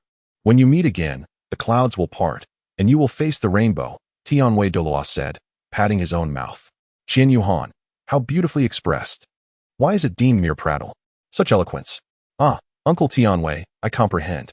I bid farewell at the pinnacle with my father. Douluo was momentarily taken aback, then burst into hearty laughter. What a splendid farewell at the pinnacle. Good child, the future holds great promise. His uninhibited laughter resonated, and Qian Yuhan also laughed, his mirth ringing loudly. It had been 6 months since he had laughed so joyously. It felt liberating. This infuriates me. That wretched creature. In a certain part of the Douluo forest, a piercing scream echoed through the skies. It was Ouyang Luoxiue, the young lady of the Ice God sect. In a fit of rage, "That Qian Yuhan. How dare he?" Ouyang Luoxiue scolded as she crumpled the paper in her hand and tossed it aside. Nana, curious about what had so thoroughly unsettled Ouyang Luoxiue, picked up the crumpled paper and unfolded it to read its contents. Ouyang Luoxiue, I am immensely grateful for your protection while I absorbed the spirit ring. I am unsure how to repay your kindness, but should we cross paths again, I shall certainly express my gratitude. Moreover, I consider myself quite fortunate. You sustained injuries for the sake of this Titan ant. While I contributed only a little at the end, yet I alone reaped the benefits. How embarrassing. Once again, I extend my apologies and thanks for your assistance. Oh. By the way, Miss Luoxiue, you truly look lovely while sleeping. It is my first encounter with a girl who drools in her sleep. My writing may not be exquisite, so please forgive me. Qian Yuhan, unable to repay you, looks forward to meeting you again. Qian Yuhan, this little brother. Elicits a cascade of laughter from Nana, who is doubled over in mirth, seemingly oblivious to her surroundings. Her laughter is imbued with a playful mockery, rendering the atmosphere delightfully lighthearted. Drooling with laughter, you slay me. She continues to jest, as if she has stumbled upon the most amusing spectacle in the world. In stark contrast, Ouyang Luoxiue's complexion flushes with crimson, betraying her evident embarrassment. She attempts to mask her shyness, yet Nana mercilessly unveils her innermost sentiments. Nana. Ouyang Luoxiue calls out in a mock admonition, her voice tinged with discontent. However, Nana appears unfazed, continuing to giggle with unrestrained joy. As Ouyang Luoxiue calls out Nana's name, she swiftly snatches the letter Qian Yuhan left for her from Nana's grasp. Her movements are both nimble and decisive, drawing the attention of onlookers. Luoxiue, what is the matter? Have you been stirred? Nana teases, her eyes glinting with mischief, as if she has discerned Ouyang Luoxiue's thoughts and is deliberately toying with her. Ouyang Luoxiue's cheeks deepen in hue, and she hastily retorts, Who is stirred? This letter is merely evidence. Should I encounter him again, I shall use it to extort him. Her tone is resolute, yet her gaze reveals a subtle hint of unease. In the realm of the Spirit Master City, within the Hall of Heavenly Might, Xiaohan, I shall arrange for a maid to escort you to the academy in 5 days. Coincidentally, this will coincide with the commencement of the school year. I have prepared everything you will require, your uniform and classroom items. On that day, wear the uniform, and ensure the remaining items are ready. She will come directly to your residence to fetch you. Understood, uncle. The Heavenly Might Douluo then bestowed upon Qian Yuhan a token of his patronage, ensuring he was equipped for any unforeseen circumstances. Qian Yuhan returned to her room, gazing at the bedside table where a cherished photograph of herself and her father rested. She murmured to herself, Father, I shall strive to grow stronger, I promise. Do you know how much I miss you? 5 days later, Qian Yuhan, guided by a maid assigned by the Heavenly Might Douluo, arrived at the grand entrance of the Wuhuan Hall Academy. Above the majestic archway, the words Wuhuan Hall Academy were elegantly inscribed in gilded letters. Wuhuan Hall Academy. Here I come. The chapter of Wuhuan Hall Academy officially commences. As she entered a large tent filled with a row of tables, Qian Yuhan set down her heavy luggage and approached one of the tables to inquire, Hello, I am a new student. Is this where I sign in? The individual responsible for the sign-in, an upperclassman, regarded her with disdain, seemingly dismissive of the newcomers. Initially, he did not respond to Qian Yuhan's question. Instead, he nonchalantly picked his nose, oblivious to the gazes of those around him. As he did so, a small clump of nasal discharge adhered to his pinky finger, which he callously flicked away with his thumb, sending the unsightly matter flying. He then reclined with one leg crossed over the other, exuding an air of self-satisfaction as if he were the king of this domain. His demeanor and expression evoked the image of idle street delinquents, embodying the very essence of a ne'er-do-well. The upperclassman glanced at Qian Yuhan, lethargically stating, "Yes, what is your name?" Faced with such indifference, Qian Yuhan decided not to return the courtesy and replied coldly, "Qian Yuhan." The upperclassman repeated her name, mumbling as he slowly flipped through the sign-in ledger. Hey, let me cut in." A voice called out from behind Qian Yuhan. A robust boy named Dai Xingxi charged forward, clumsily bumping into several students queuing behind her. Approaching Qian Yuhan, he exclaimed, "Let me cut in." In this world, students typically began their education at the age of 8. And Dai Xingxi appeared to have been infused with growth hormones, towering over Qian Yuhan and possessing a physique even sturdier than hers. Qian Yuhan is already considered quite tall and robust among his peers, but Dai Xingxi is even more striking. One might mistakenly believe he is a mere adolescent. Qian Yuhan coldly remarked, "No, you must go to the back of the line. There are so many people behind. Brother, this is rather inconsiderate of you." Dai Xingxi had initially expected Qian Yuhan to readily acquiesce, and with a smile, he approached Brother Hui, who was in charge of the sign-in. However, upon hearing Qian Yuhan's words, the smile on Dai Xingxi's face vanished instantly. "I didn't catch that. Could you repeat it?" "Go to the back of the line." "How bothersome." "Hey, brother, have you found my name yet?" Qian Yuhan cast a fleeting glance at Dai Xingxi before turning to Hui Ge, who was in charge of the attendance. Upon hearing Qian Yuhan's words, Dai Xingxi's temper flared instantly. He had never been spoken to in such a manner. "Sign in your mother," he retorted, grasping the attendance book that Hui Ge was perusing and, with a swift motion, hurled it aside. "You, Hui Ge, responsible for the attendance," felt a surge of anger. However, having heard of Dai Xingxi's notable reputation within the school rumored to have a formidable family backing him, he could only muster a curt response. Dai Xingxi was notorious for his debauched demeanor. His family, the Dai clan, was distinguished, with his father, Dai Tianheng, serving as the head of the clan and the captain of the second squad of the inspection team under the Pope of the Martial Soul Hall, Xiao Hui, which afforded him significant standing. Recognizing the weight of Dai Xingxi's background, Hui Ge begrudgingly swallowed his indignation. "Get lost." Qian Yuhan's voice resonated with authority, causing the surrounding air to grow frigid. His spirits were plummeting to an all-time low. Initially, he faced the indifference of the orientation officer for new students, followed by an encounter with a boorish and rude individual. This series of unfortunate events significantly diminished his enthusiasm for the upcoming life at the Spirit Hall Academy. The anticipation and excitement that once filled his heart had now been replaced by disappointment and anger. He couldn't help but question whether he had truly made the right choice in coming to this place for his studies. "You reckless fool, seeking your own demise." Dai Xingxi, the second spirit, wasted no time and unleashed his martial spirit, the saber-toothed ghost tiger, just as the yellow second spirit ring was about to illuminate beneath his feet. A commotion erupted nearby. "Who is causing trouble over there? Can't we even sign in properly?" Everyone turned toward the source of the voice, which belonged to the director of student affairs, Han Shui, who was welcoming new students at the entrance. Hearing the disturbance from the sign-in tent, she approached to ascertain the situation. Upon entering the tent, she immediately spotted Dai Xingxi preparing to unleash his soul skill and swiftly intervened. Her gaze fell upon the sign-in ledger, which had been carelessly tossed to the ground by Dai Xingxi, and her expression darkened considerably. What is the meaning of this? Who is responsible? All eyes turned to Dai Xingxi, and Han Shui could discern from their looks the unfolding narrative. "What is your name?" she inquired. "Dai Xingxi," he replied, adding, "Teacher, this is a matter between him and me. It's best if you do not interfere." Han Shui closed her eyes, striving to rein in her emotions, as she teetered on the brink of an outburst. After taking a deep breath, she opened her eyes and continued addressing Dai Xingxi. "Once you have completed your sign-in, come to my office. It is located in Building 440. She then directed her attention to Qian Yuhan, who stood with his eyes closed, and addressed the senior responsible for sign-ins, Brother Hui.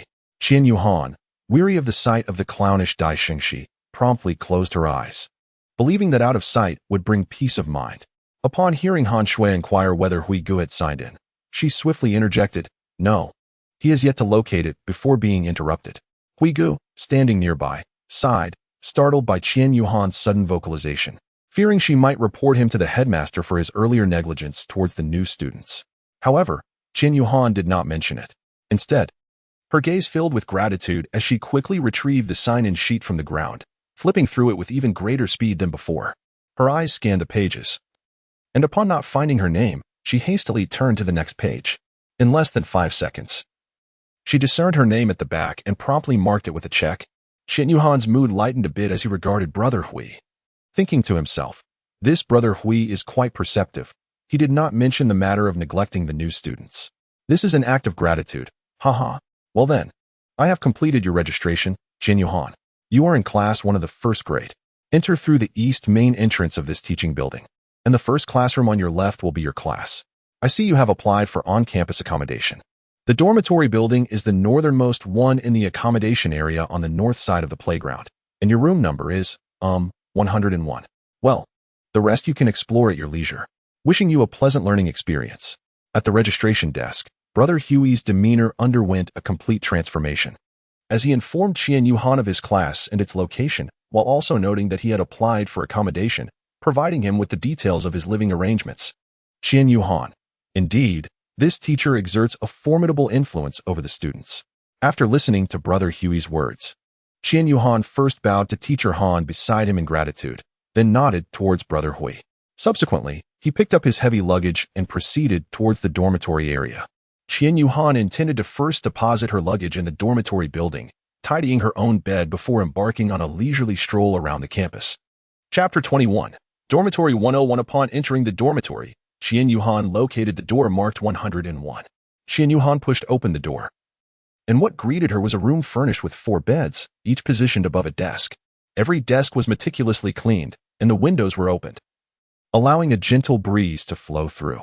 Qian Yuhan chose a bed situated a distance from the door, beside which stood a large personal storage locker. Access to it required identity verification, followed by the establishment of a password for usage. Qian Yuhan set a password, opened the cabinet, and carefully stored all his daily necessities from his luggage within. In less than an hour, he completed the task.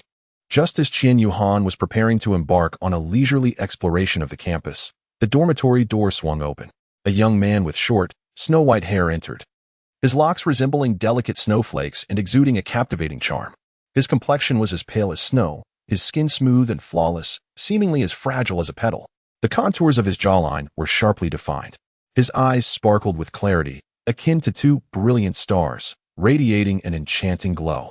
His eyebrows were thick and well-groomed, slightly arched, hinting at a touch of gallantry. To describe him as a flower boy would be utterly fitting. In terms of appearance, he and Qian Yuhan were equally striking, each possessing their own unique allure. "Hello there, brother. I'm Mu Chun from Class 2, the young man greeted with a smile. "Greetings. I am Qian Yuhan from Class 1, he replied. "Brother, you are quite handsome. Likewise, you are also quite charming." At that moment, 2 more individuals entered dormitory 101 in succession. "Oh, it seems 2 others have already arrived. We thought we would be the first ones here," one of them remarked. Qian Yuhan observed that the 2 individuals were indeed identical twins, indistinguishable from one another. "Ah, I nearly forgot," he exclaimed. "I am Tang Xian, the elder brother, and this is my younger brother, Tang Chen. We are genuine siblings, born together," he chuckled heartily. Tang Xian patted Tang Chen's shoulder affectionately. "How will we distinguish between you 2 in the future?" Mu Chun, who stood beside Qian Yuhan, inquired. "By our voices," Tang Chun replied succinctly, without elaborating further. Qian Yuhan and Mu Chun nodded in agreement. Indeed, there was a stark contrast between the voices of Tang Xian and Tang Chun.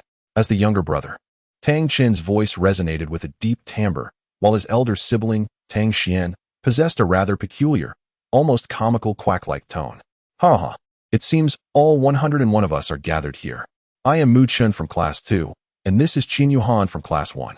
Mu Chun, an exuberantly lively E-rank individual, introduced himself and simultaneously presented Qian Yuhan to the brothers, Tang Xian and Tang Chun.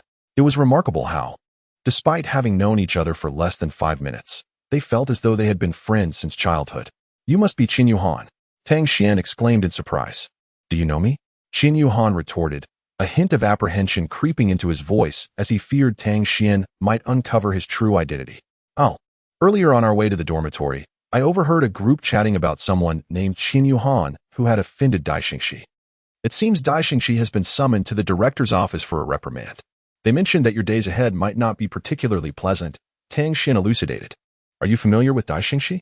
Qin Yuhan's eyes narrowed inquisitively. Huh? Of course not. We hail from Tiando. Upon entering the school, we heard whispers about a young scion who had arrived at the Wuhuan Temple Academy, and upon inquiring, we learned his name was Dai Xingxi. He is in the same class as us, Class 4. Tang Xian exaggeratedly pulled at his cheeks, feigning a painful expression. Brother Yuhan, you must exercise caution around him. Tang Xian advised, devoid of the dramatics of his brother. Yes, I understand. Thank you. Qin Yuhan nodded appreciatively. Let us not linger any longer. Yuhan has already settled his belongings, while the three of us are still burdened with our luggage. Muchen exclaimed, suddenly realizing his shoulders ached from the weight of the bags he had been carrying while engrossed in conversation. Qin Yuhan quickly made room for the three individuals, allowing them to enter and tidy up. Turning to the others, he said, you all start organizing. I'll take a stroll to locate the dining hall. We can gather later for a meal. All right, sounds good. The three replied, as he ambled through the halls of the Spirit Hall Academy. Qin Yuhan marveled at the vastness of the institution. This grandeur evoked memories of his previous world, where he had read about Douluo in a book. The depiction of the Spirit Hall, with its formidable and numerous spirit masters, seemed to be grounded in reality. Indeed, the Spirit Hall Academy occupies the largest expanse on the entire continent. The area of a single lake here could rival the total area of several spirit master schools from subordinate kingdoms of the Heavendo Empire. At the center of the lake lies a small island, upon which stands a structure resembling a palace. What is that? Qin Yuhan squinted, attempting to discern it more clearly, yet the building remained shrouded in mist. That edifice on the island is the Soul Tower, a beacon of aspiration for all lower-grade students of the Spirit Hall Academy. A male voice emerged beside him, and upon turning, Qin Yuhan encountered a short, plump boy. The boy regarded Qin Yuhan and extended his hand, saying, let us get acquainted. I'm Fang Qing, a second-year student. I'm Qin Yuhan, from Class 1 of the first year. Ah, Class 1. That means you're in the same class as my sister. You haven't team met yet, but you will tomorrow. My sister's name is Fangya, a true beauty. Qin Yuhan extended his hand, and the two engaged in a handshake. Fang Qing raised an eyebrow, teasingly remarking. Qin Yuhan, intrigued by Fang Qing's mention of the Soul Tower, inquired, what is the Soul Tower? It is said that the Soul Tower has stood tall since before the establishment of the Spirit Hall. Subsequently, the Spirit Hall took control of this region, and the ancestors of the Hall researched and developed the structure. They discovered that cultivating within this tower could significantly accelerate the enhancement of one's soul power, with the effects becoming increasingly pronounced as one ascends. Ah, so that is its purpose. Qin Yuhan gazed longingly at the distant building, which emitted a faint glow, filled with a sense of yearning. This tower is shrouded in mystery, consisting of 9 tiers, of which only 6 have been explored thus far. The Academy initially sought to negotiate with the venerable elders of the Spirit Hall to forcibly breach the barriers, but it is said that the proposal was unanimously rejected by the Judgment Elders. Rumor has it that terrifying entities reside on the 7th, 8th, and 9th tiers, and the corridor bridge between the 6th and 7th tiers is fortified with a formidable barrier that cannot be breached. Qin Yuhan, the Elder of Judgment? Father? Why did he veto it? Could it be that there are even more terrifying entities lurking within the 7th, 8th, or 9th levels of this tower? Is Father's departure merely a quest to discover means to confront that entity? Goodness, Qin Yuhan is lost in his own thoughts, completely misinterpreting the situation. Brother, what are you pondering? Fang Qing gently patted Qin Yuhan, who was daydreaming while leaning against the railing. Senior Fang Qing, how do you know all this? This should be considered a secret of the Spirit Hall, Qin Yuhan, startled back to reality, inquired. Fang Qing glanced around, then leaned in to whisper in Qin Yuhan's ear. Let me tell you, my family has some connections within the Spirit Hall, you see? After he spoke, he returned to his previous position, winking at Qin Yuhan, implying, you get it, my friend is well connected. Chapter 22. A display of unusual talents, Qian Yuhan and Fang Qing engaged in a discussion regarding the daily management of the academy before parting ways. Qian Yuhan arrived at a square, where a massive stone stood at the entrance, inscribed with the words Angel Square. This was indeed Angel Square, a revered sanctuary for students of the Spirit Hall Academy. As Fang Qing had mentioned, gazing at the statue in the center of the square, her eyes brimmed with tears once more. It was the statue of the current Judgment Elder, the esteemed Qian Mo of the Spirit Hall. Qian Yuhan, why are you so unaccomplished? Every time you see anything related to him, you can't help but weep. Stop crying, please, stop crying.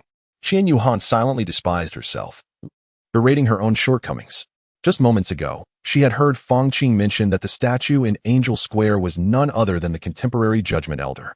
The Academy displayed his statue to inspire students to emulate him and strive towards his remarkable achievements. Whenever a new Judgment Elder was appointed, the statue of the previous Elder would be diminished in size and subsequently sent to the Judgment Elder Hall of the Martial Soul Palace for preservation and commemoration. Qian Yuhan then recalled her earlier visit to her father, where statues of various figures lined either side of the main hall's axis, all facing the ethereal silhouette of an angel. Qian Ma once remarked, "They are all, like me, the most devout followers of the angelic deity." As her thoughts returned, Qian Yuhan no longer lingered in the Angel Plaza.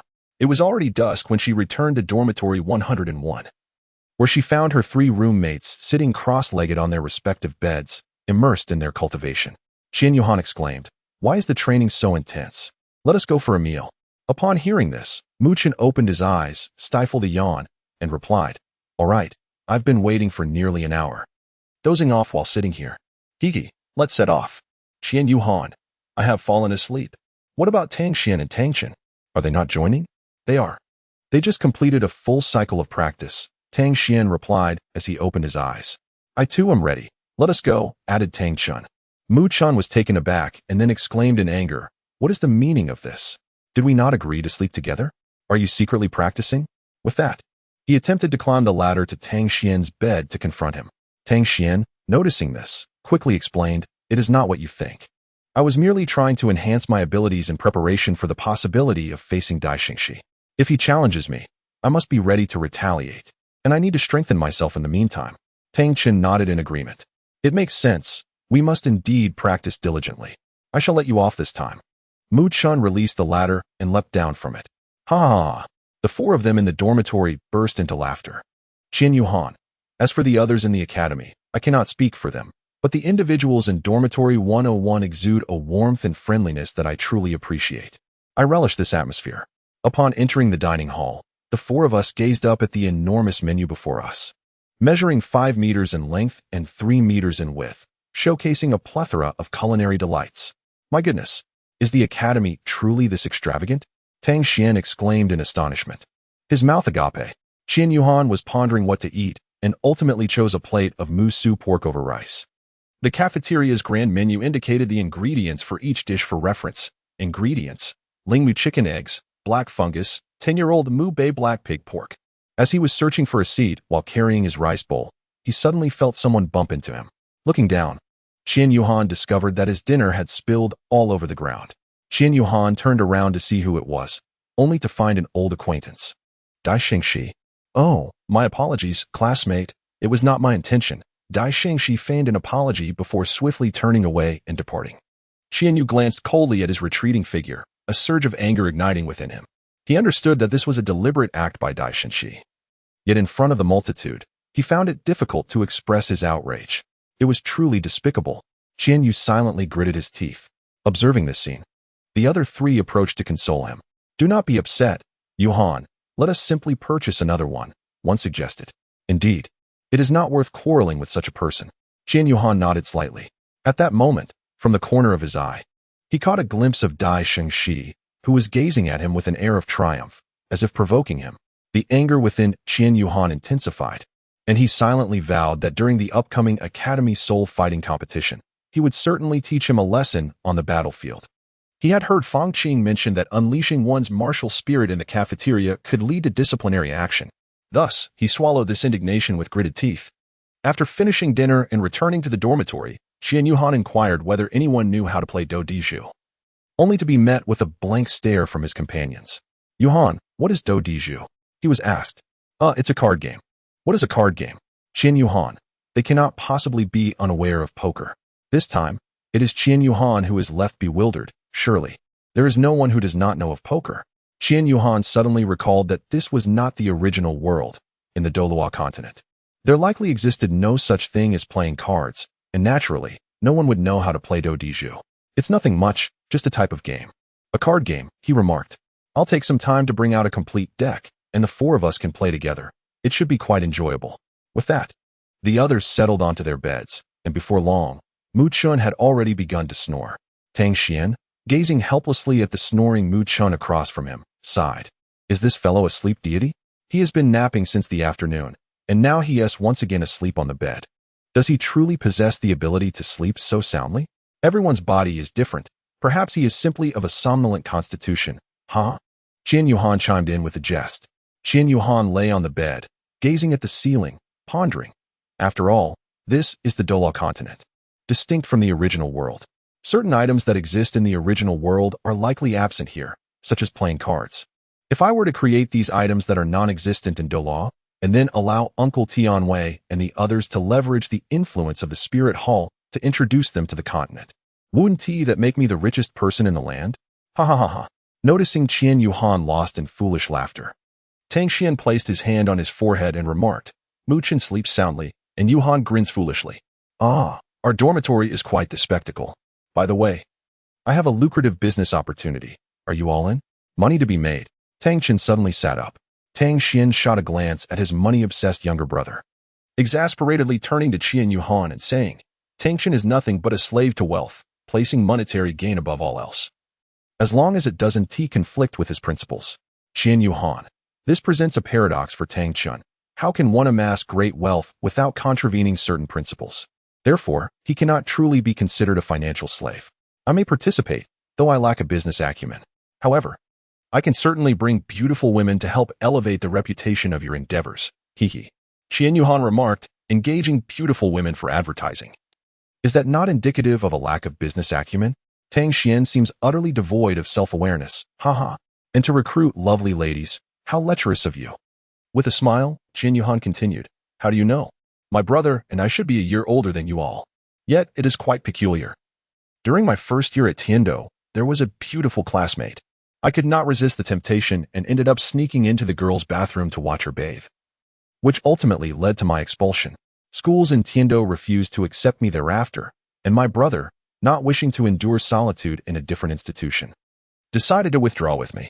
In the end, we managed to enroll at the Martial Soul Academy just before the admissions deadline. Qian Yuhan was utterly bewildered. Tang Xian's behavior was simply outrageous. Peeking at a female classmate while she bathed? Truly, this brother was audacious.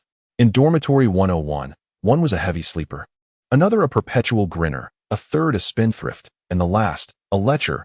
What a peculiar ensemble indeed. Chapter 23.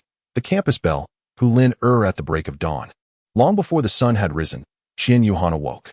Back in his family home, his routine had always been meticulously structured, a habit that had brought him comfort and security. At this moment, hearing the rhythmic snores of his roommates, he carefully descended from his bed, taking great care to avoid making any noise.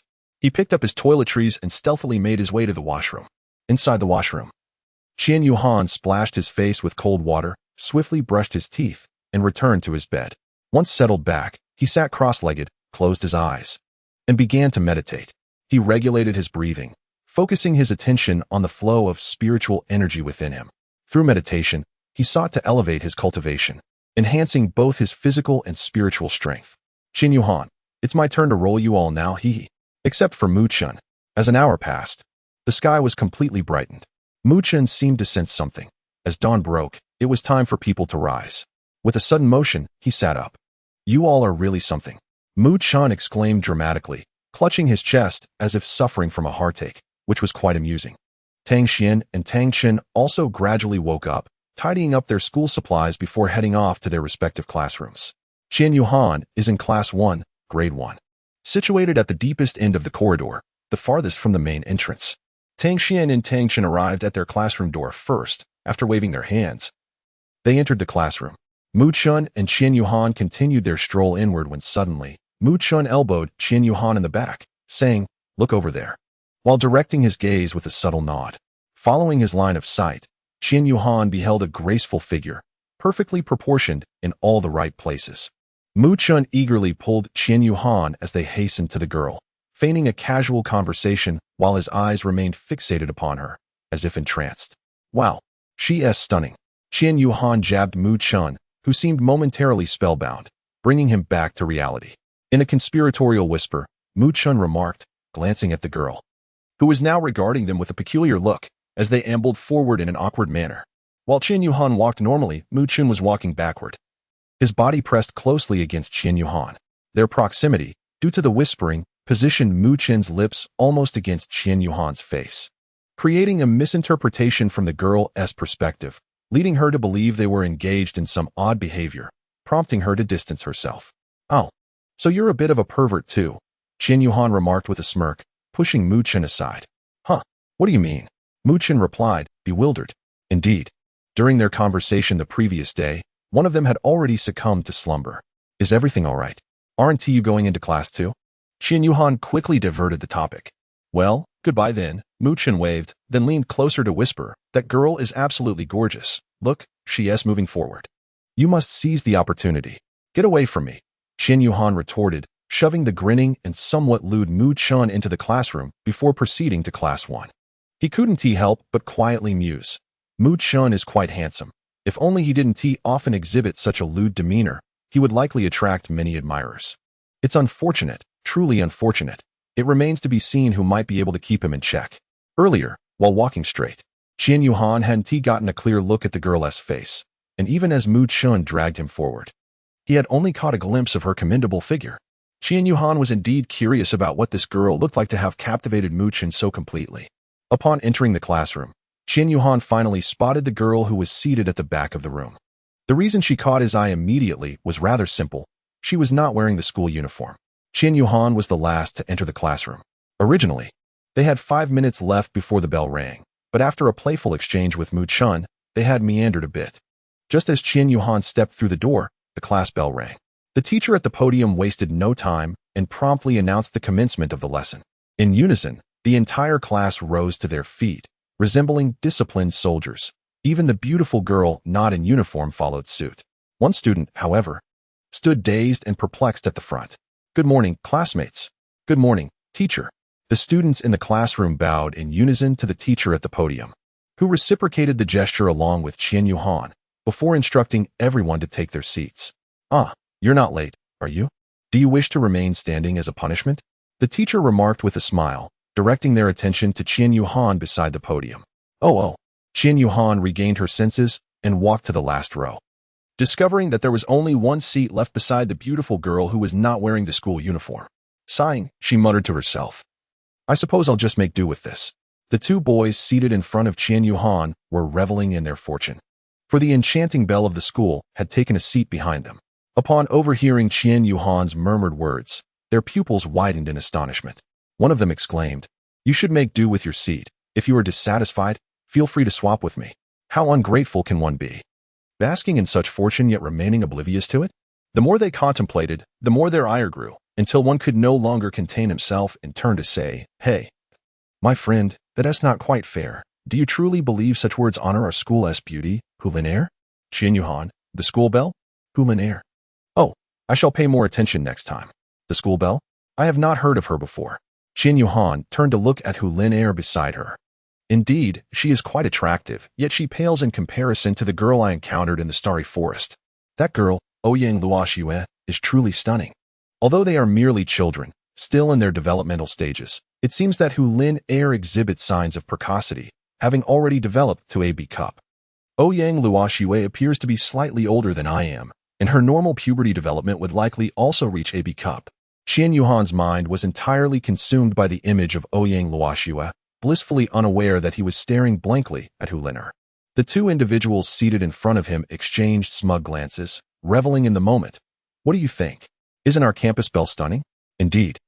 Hulinair's expression had turned icily frigid, as if the temperature around her had plummeted. Our campus belle? Are we so familiar? Turn back immediately. Just as Hulinair, having just reprimanded the duo in front, was about to unleash her ire upon Qian Yuhan, she suddenly noticed his strikingly handsome features, which explained the previous remarks. Thus, she refrained from continuing her onslaught and instead cleared her throat. Qian Yuhan snapped back to reality, realizing he had been staring at her and feeling embarrassed. Quickly averted his gaze, frantically flipping through the books on his desk. Staring at me for such a long time without an apology. How presumptuous of you. I apologize. It was unintentional. I was merely lost in thought for a moment. Qian Yuhan wished to offer an explanation, but Hu Lin'er raised her hand to interrupt him, declaring, "Stop right there. I have no desire to hear your justification. After observing for so long, having taken advantage of the situation, how do you intend to compensate me?" Upon hearing Qian Yuhan's remark, a smirk tugged at the corners of Hu Lin'er's mouth. Chapter 24. Youngster, I will make you regret ever coming to this academy. Seeing the smirk on Hu Lin'er's lips, Qian Yuhan immediately sensed that trouble was brewing. He hastily responded, "Engaging in unlawful activities is out of the question." Witnessing Qian Yuhan's flustered demeanor, Hu Lin'er beamed even brighter, remembering they were in class and refraining from laughing aloud. Hu Lin'er mused, "This guy is rather amusing. I wish to tease him further. What unlawful activities are you referring to? I am not aware of any." She leaned forward, closing the distance between them, and added playfully, "You are not thinking of that, are you?" She deliberately elongated her words for effect. Qian Yuhan felt a suffocating heat enveloping his entire being, and he swallowed hard. He was so uncomfortable that he could scarcely utter a word. "How old are you?" "Yours is so small," he retorted, unable to suppress his response to Hu Lin's words. "Who is small?" he exclaimed. "And you? The way you speak, one would think you were much older. Do you even have a chest? It resembles an empty airport." Upon hearing Hu Lin'er teasing his younger brother, Qian Yuhan couldn't contain himself. How could he endure such mockery? Though his physical form resembled that of an 8-year-old child, his spirit was that of an 18-year-old youth. Was this something he could simply tolerate? Thus, he retorted with a sharp remark, albeit with a hint of insincerity. For Hu Lin'er was far from having a flat chest. What does it mean to have a flat chest? Qian Yuhan, I forgot that there are no planes here. Hence, where could an airport possibly be? Does that not render my previous complaints utterly futile? Nevertheless, what matters is that you are aware of my grievances. All right. I was merely jesting. Treat me to lunch at noon, and we can consider the mental anguish I have endured for such a long time to be settled. I express my utmost disdain towards you. Qian Yu's heart was filled with expletives, yet he realized that he had been staring for quite some time, making it difficult to voice any objections. Thus, he simply nodded in agreement. "Has your little meeting concluded?" came a voice from the direction of the podium. "Qian Yuhan, alas, I have forgotten that class has already begun." With a sense of melancholy, I glanced at my neighbor, Hu Lin'er. However, upon further reflection, I thought to myself, this woman is rather formidable. Just moments ago, she nearly pushed me to my limits. It is no wonder that Mu Chan reacted so extraordinarily upon seeing her beauty. I must keep my distance from such individuals in the future. They are truly alarming. The more stunning a beauty appears, the greater the likelihood that she was a fox spirit in a past life, and her cultivation must be remarkably high. Indeed, it must be so. Meanwhile, far away in Tiando, Ouyang Luo Shui sneezed. Throughout the morning, the teacher was occupied with introducing various school regulations, activities, and welfare rewards to the students. The homeroom teacher of Class 1, Year 1, where Qian Yuhan studies, is named Zhou Yu, a formidable soul emperor of the 67th generation. She possesses remarkable eloquence and the ability to captivate her audience, making it evident from the very first lesson that she is an exceptional educator. As the bell rang to signal the end of class, teacher Zhou did not prolong the session. The students erupted in a flurry, rushing towards the cafeteria. Just as Qian Yuhan was about to rise, a hand grasped his left arm. It was Hu Lin'er. "Remember to treat me to a meal, all right? I'll be waiting for you in the cafeteria. I need to return to the dormitory to grab a few things, so don't even think about escaping." With a playful wink, she stood up and made her way toward the door. The remaining students in the classroom exclaimed, "What the heck? How could this guy manage to flirt with the campus belle during the very first class? This is so unfair." Upon reaching the cafeteria, it was a sea of people, each individual appearing as if they were scavenging, their eyes gleaming at the sight of delectable food. "It seems you have not broken your promise." A beguiling voice reached Qian Yuhan's ears, and without needing to look, he knew who it was. "Is that Hu Lin'er? The campus belle is here for a meal," he thought. "Didn't I hear she only eats meals prepared by her family's chef? Why is she in the cafeteria?" Indeed, she arrived a few days prior to the enrollment, always having someone deliver her meals, as her family is somewhat affluent. She came a few days early? Yes. I heard she was here for the Academy's opening ceremony activities and the preliminary rehearsals. Listening to the discussions around him, Qian Yuhan began to grasp the situation. The opening ceremony? What opening ceremony? Don't you know? The day after tomorrow afternoon, there are no classes because of the opening ceremony. Followed by a welcome gala in the evening. Didn't they inform you when you signed in? No. I had a bit of a dispute during the sign-in process and left right after. It was quite chaotic in that tent at the time. That's all right. Now you know. I want to eat that hand-pulled chicken. Uliner pointed toward a stall ahead to the right. Upon glancing at the enormous menu above, Qian Yuhan's, I twitched at the sight of the price for the hand-pulled chicken. One serving costs a staggering 1,000 gold soul coins. Qian Yuhan, this woman is exceedingly selective. 1,000 gold soul coins, and she seems to value them immensely. She is indeed more precious than Ouyang Luoxue. Very well. Qian Yuhan gritted his teeth and acquiesced. Is that it? They must be quite affluent at home. Hu Lino had intended to tease him. But she was taken aback by Qian Yuhan's agreement. You had better hurry before I change my mind, Qian Yuhan murmured. Let us share this hand-pulled chicken. I shall simply order a rice bowl, Hu Lino suggested. You are rather kind. Qian Yuhan glanced at her before heading to the queue. You go find us a seat. I will wait in line. Hu Lino thought. This young man is rather nice. Is it truly too harsh to treat him this way? Just then, Qian Yuhan heard a commotion behind him.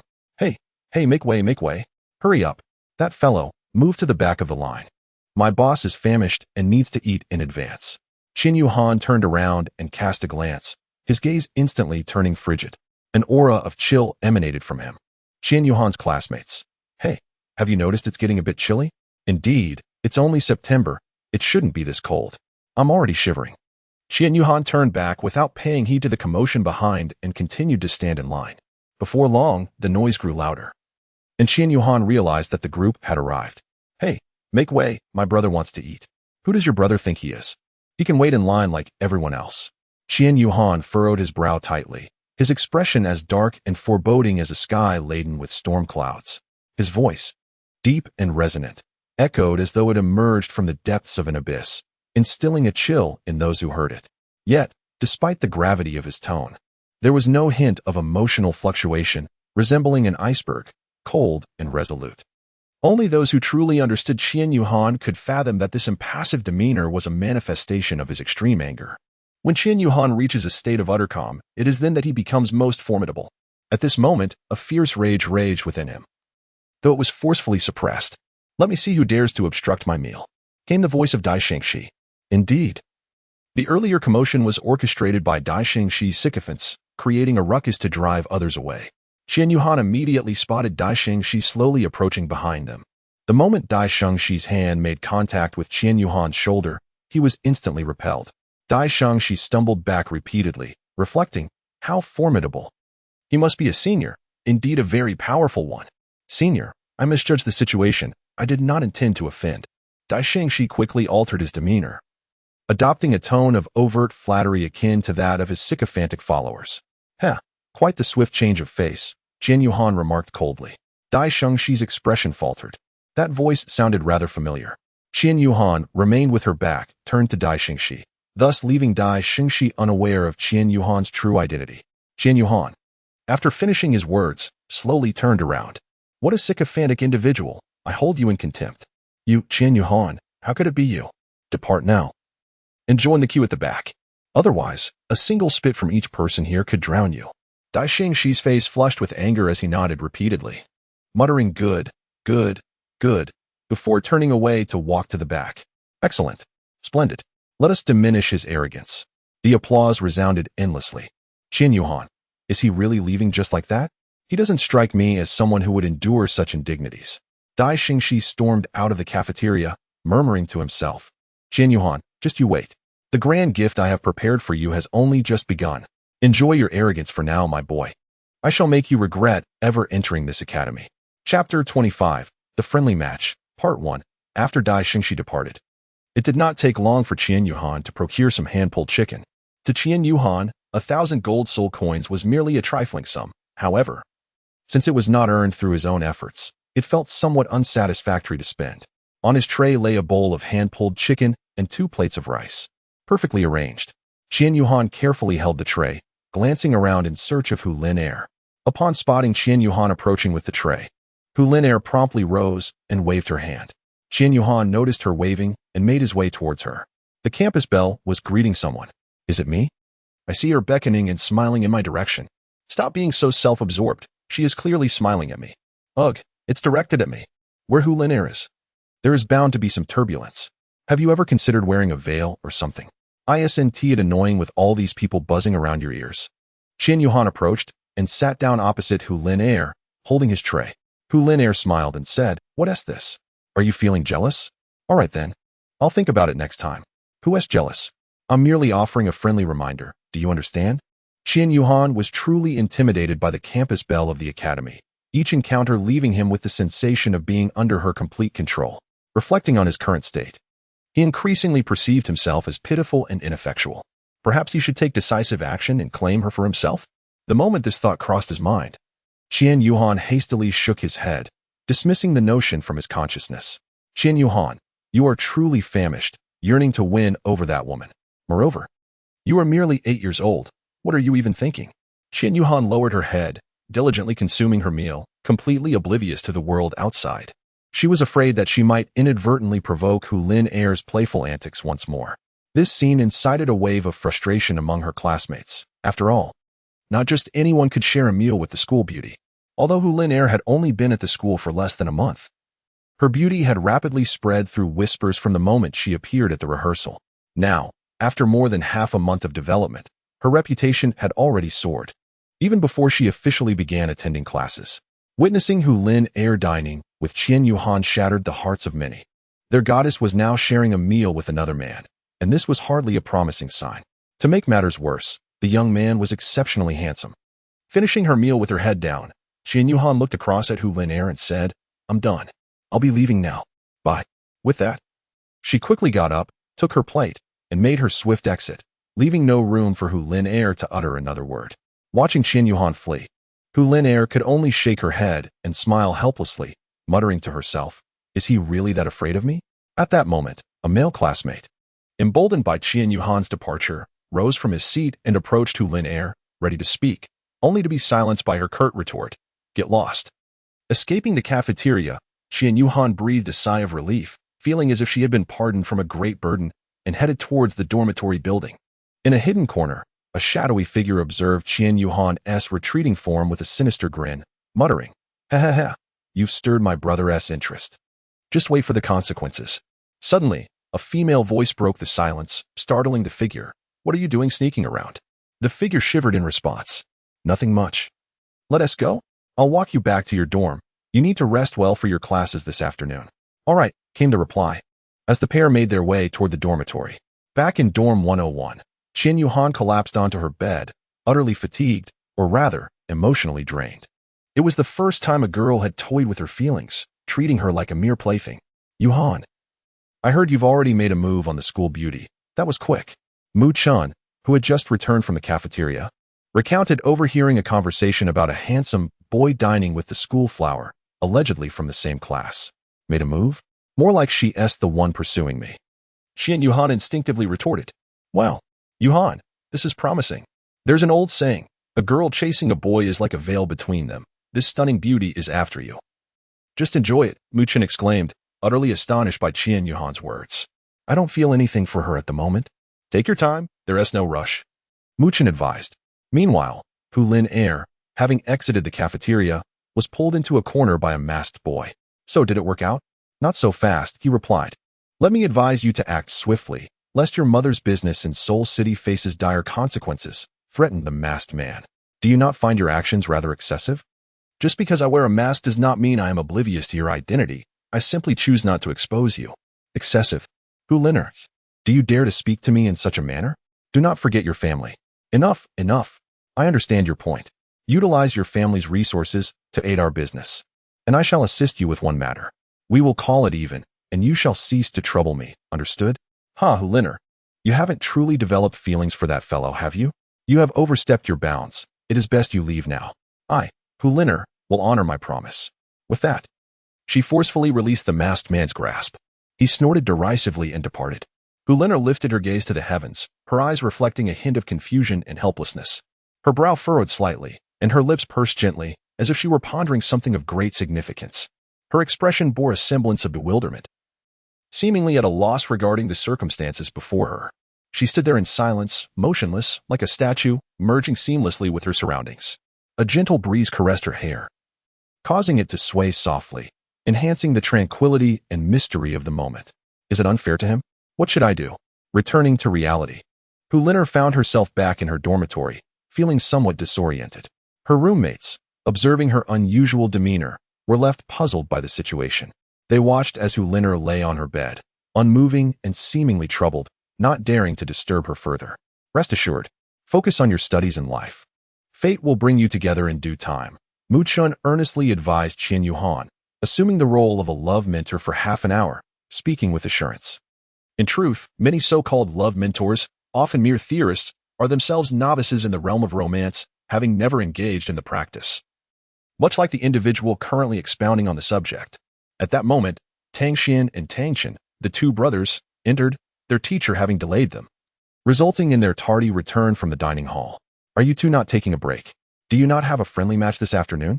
Tang Xian inquired, observing the energetic Mu Chun, perplexed by his refusal to rest.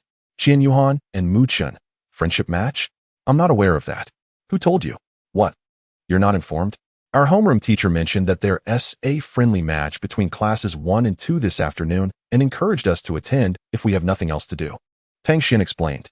Tang Chun, who was beside him, nodded in agreement and added, So, you should lie down and take a moment to rest and adjust your state. Prompted by Tang Chen's reminder, Qian Yuhan and Mu Chun hastily lay down on their beds and closed their eyes. Before long, the sound of Mu Chun's snoring echoed throughout room 101. Chapter 26, The Friendship Match, Part 2. After approximately an hour of slumber, Mu Chun was roused by an urgent need to relieve himself. Oh no, I can't hold it any longer. Mu Chun hurriedly jumped out of bed and dashed towards the restroom, leaving Qian Yuhan momentarily stunned. Is this truly a way to wake someone up? Indeed. In the previous world, he had also been awakened by such an urgent necessity. If he were to lose control in a dream, it would lead to quite an embarrassing situation. Qian Yuhan no longer reminisces about the painful memories of the past, at the tender age of 12. He even drew maps, a rather embarrassing endeavor. It is delightful to see Mu Chun return, his complexion radiant, as if he has just emerged from a rejuvenating soak. Only upon noticing that Qian Yuhan, Tang Xian, and Tang Chun are all awake does he inquire, Aren't you all taking a nap? Tang Xian, with a frown etched upon his face, thinks to himself that it is not that they wish to stay awake. Rather, the incessant snoring of a certain someone has rendered it impossible for the other three to find slumber. You sleep for an hour, yet your snoring has disturbed the neighbors 2 or 3 times. How can we possibly rest? Tang Xian rolls his eyes towards Mu Chun. I apologize, brothers. You all can sleep a little longer. I shall forego my nap. He sighs. Never mind. Class will commence in half an hour anyway. Qian Yuhan glances at the soul-guided clock in the dormitory. I'm truly sorry. How about this? I'll treat you to dinner. The 3 respond in unison. Deal. Mu Chun, feeling slightly cornered, remarks, Why do I feel as though I've been ensnared? He continues, By the way, Yuhan, how old are you? Let us arrange our ranks in 101. I was born on August 20th, Qian Yuhan replies. Then you are younger than I. You are the 4th brother of 101, Yuhan. I am the 3rd. Tang Xian is the eldest, and Tang Chun is the 2nd. Though we 4 brothers of 101 do not seek to be born on the same day, we wish to die on the same day, Tang Chun quips. Should you perish, I shall not follow suit.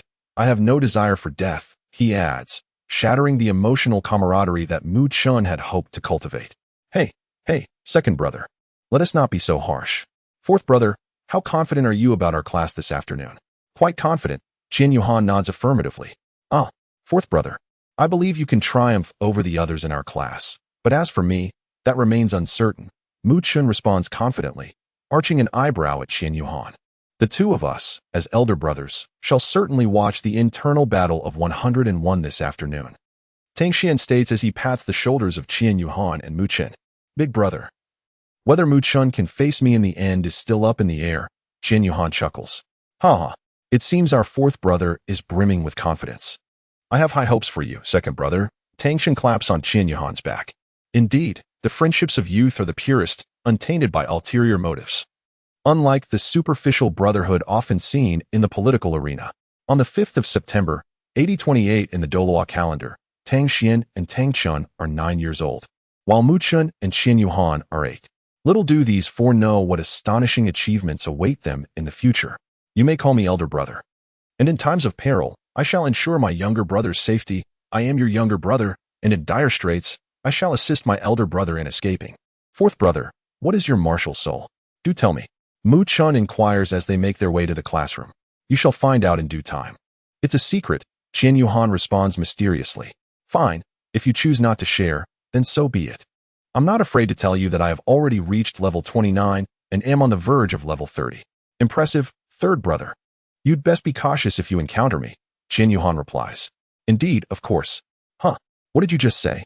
Mu Chun initially nodded in satisfaction, relishing the sensation, but soon sensed something amiss and inquired. Ah?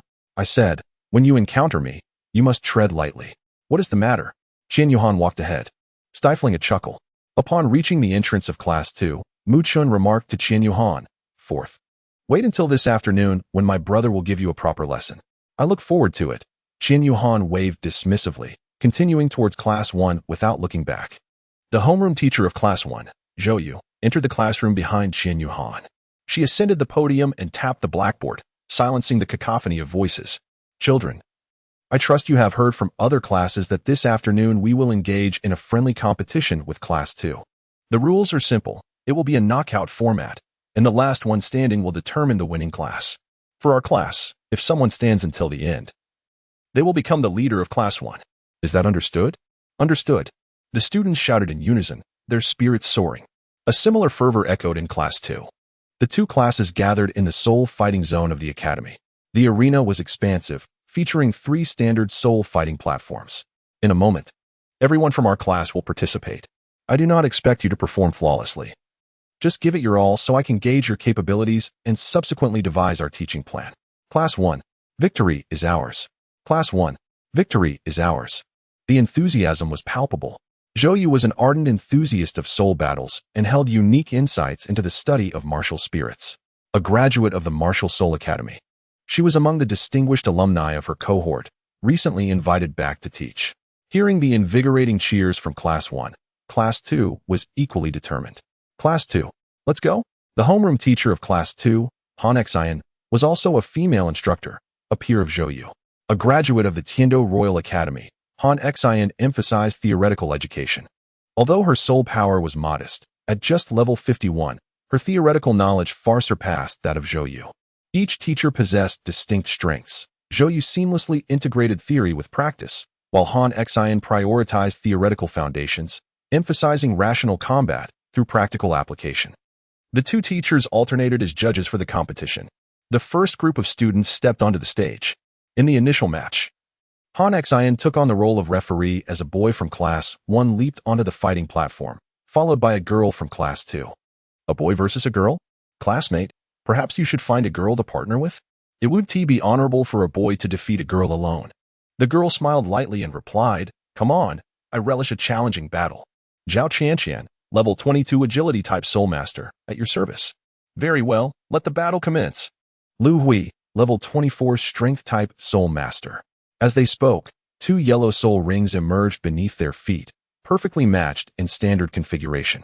Zhao Qianqian's second soul ring flickered, and with a sharp command, she vanished from sight. Space teleportation? Could she truly wield the ability to teleport, a skill reserved for title Douluo? Hu Liner spoke beside Qian Yuhan. Qian Yuhan observed the situation on the field and shook her head in refutation of Hu Liner's assertion. This soul skill of hers was designed to instantaneously enhance her speed, allowing her to traverse the space with remarkable swiftness, thereby creating the illusion of teleportation. In reality, she did not employ any spatial power to distort the fabric of space for her movement. It was merely a rapid displacement within the existing space. What Qian Yuhan stated is indeed accurate. This is precisely the explanation provided by Qian Mo. As Qian Yuhan had previously inquired about the distinction between spatial teleportation and ordinary teleportation. Zhao Qianqian's martial soul is the phantom leopard, and the silent effect of her second soul skill, combined with her incredible speed, creates an illusion of vanishing. At this moment, Zhao Qianqian had already positioned herself behind Lu Hui. With her right leg extended and her weight shifted, she executed a rapid stop. The claws of the phantom leopard enveloped her hands in a violet shadow. Upon halting, Zhao Qianqian propelled herself forward with a powerful push of her left leg, charging towards Lu Hui's back. "Be careful," someone shouted. Lu Hui appeared to have anticipated this, calmly exclaiming, "Second soul skill." Chapter 27, Friendly Match, Part 3, Zhao Qianqian, utilizing her remarkable speed, had moved directly behind Lu Hui. She then targeted the most vulnerable part of his defense, his back. Second soul skill, Four-walled barrier. The yellow second soul ring beneath Lu Hui shimmered, and four stone walls abruptly rose around him. Zhao Qianqian's velocity was such that she could not halt her momentum in time, crashing directly into the walls. Consequently, she was sent reeling backwards, blood trickling from the corner of her mouth. After being deflected to the ground, Zhao Qianqian deftly wiped the blood from her lips with her sleeve. She then rose to her feet, her yellow first soul ring glowing beneath her. Qian Yuhan gazed at Zhao Qianqian, who had sustained injuries. Her fighting spirit undeterred, but rather intensified. She mused inwardly, "What a formidable young woman. She is anything but frail. Instead, she grows bolder with each encounter. And should this continue, her accomplishments will undoubtedly be remarkable." "What's this? Have you taken a liking to her?" Hu Lin air teased. Noticing Qian Yuhan's intense focus on the arena, "I was merely observing the battle. By the way, why are you seated beside me when there are so many empty spots over there?" Qian Yuhan explained, having previously overlooked the enchanting girl beside her, assuming she was an ordinary student. After her explanation, she casually inquired further. I simply wanted to sit next to you. Is that reason satisfactory?" Hu Lin air replied with a smile. Upon hearing this, Qian Yuhan felt her cheeks flush with embarrassment, silently chiding herself. "Why did I ask so many questions? I shouldn't have probed further. Next time, I shall refrain from engaging her too much, lest I inadvertently become the subject of her teasing." Zhao Qianqian unleashed her first soul skill, Phantom Strike. As an agile attacking soul master, Zhao Qianqian epitomized the explosive speed characteristic of her class. A shroud of darkness enveloped her, and she vanished from sight. Lu Hui's second soul skill had also concluded its release, leaving him starkly exposed to his opponent. The shadow that Zhao Qianqian had transformed into darted around Lu Hui with astonishing speed, creating a black afterimage that encircled him, sealing off all avenues of escape. Zhao Qianqian remained calm, biding her time for an opening in her opponent's defense.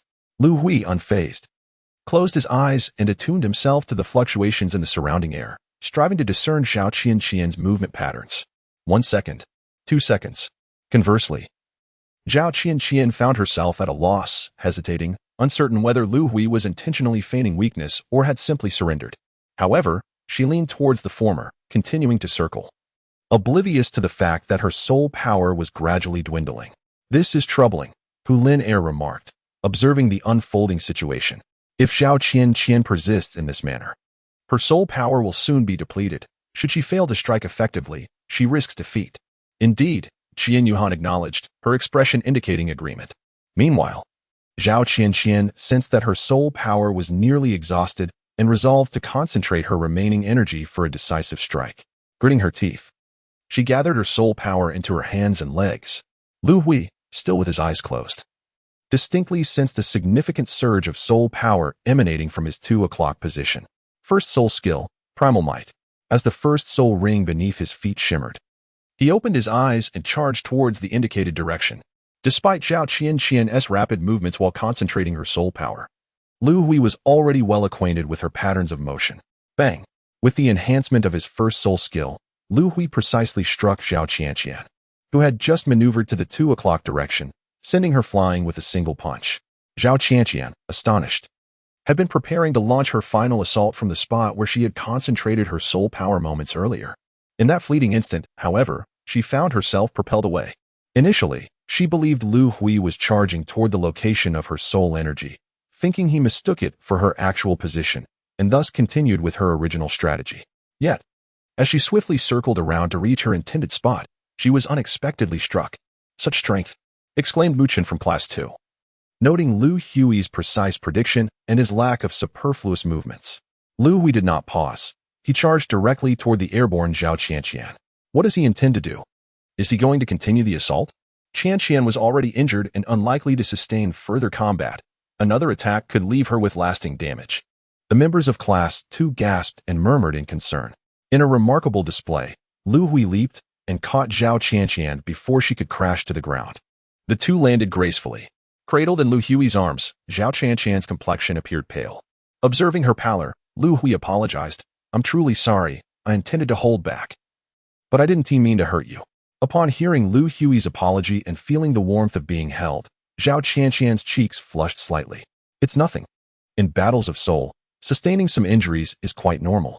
Witnessing this outcome, the audience exhaled in relief, followed by a wave of applause, acknowledging Lu Hui's strength and character, as well as recognizing Zhao Qian's courage in facing the challenge without retreat. Reflecting on this scene, Qian Yuhan recalled a previous encounter in the Ice God Soul Arena with a certain Li Wei, who had displayed a rather melodramatic demeanor after being beaten by his parents.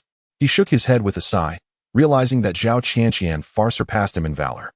The first match, Lu Hui from Class 1 emerges victorious, announced Han Xian.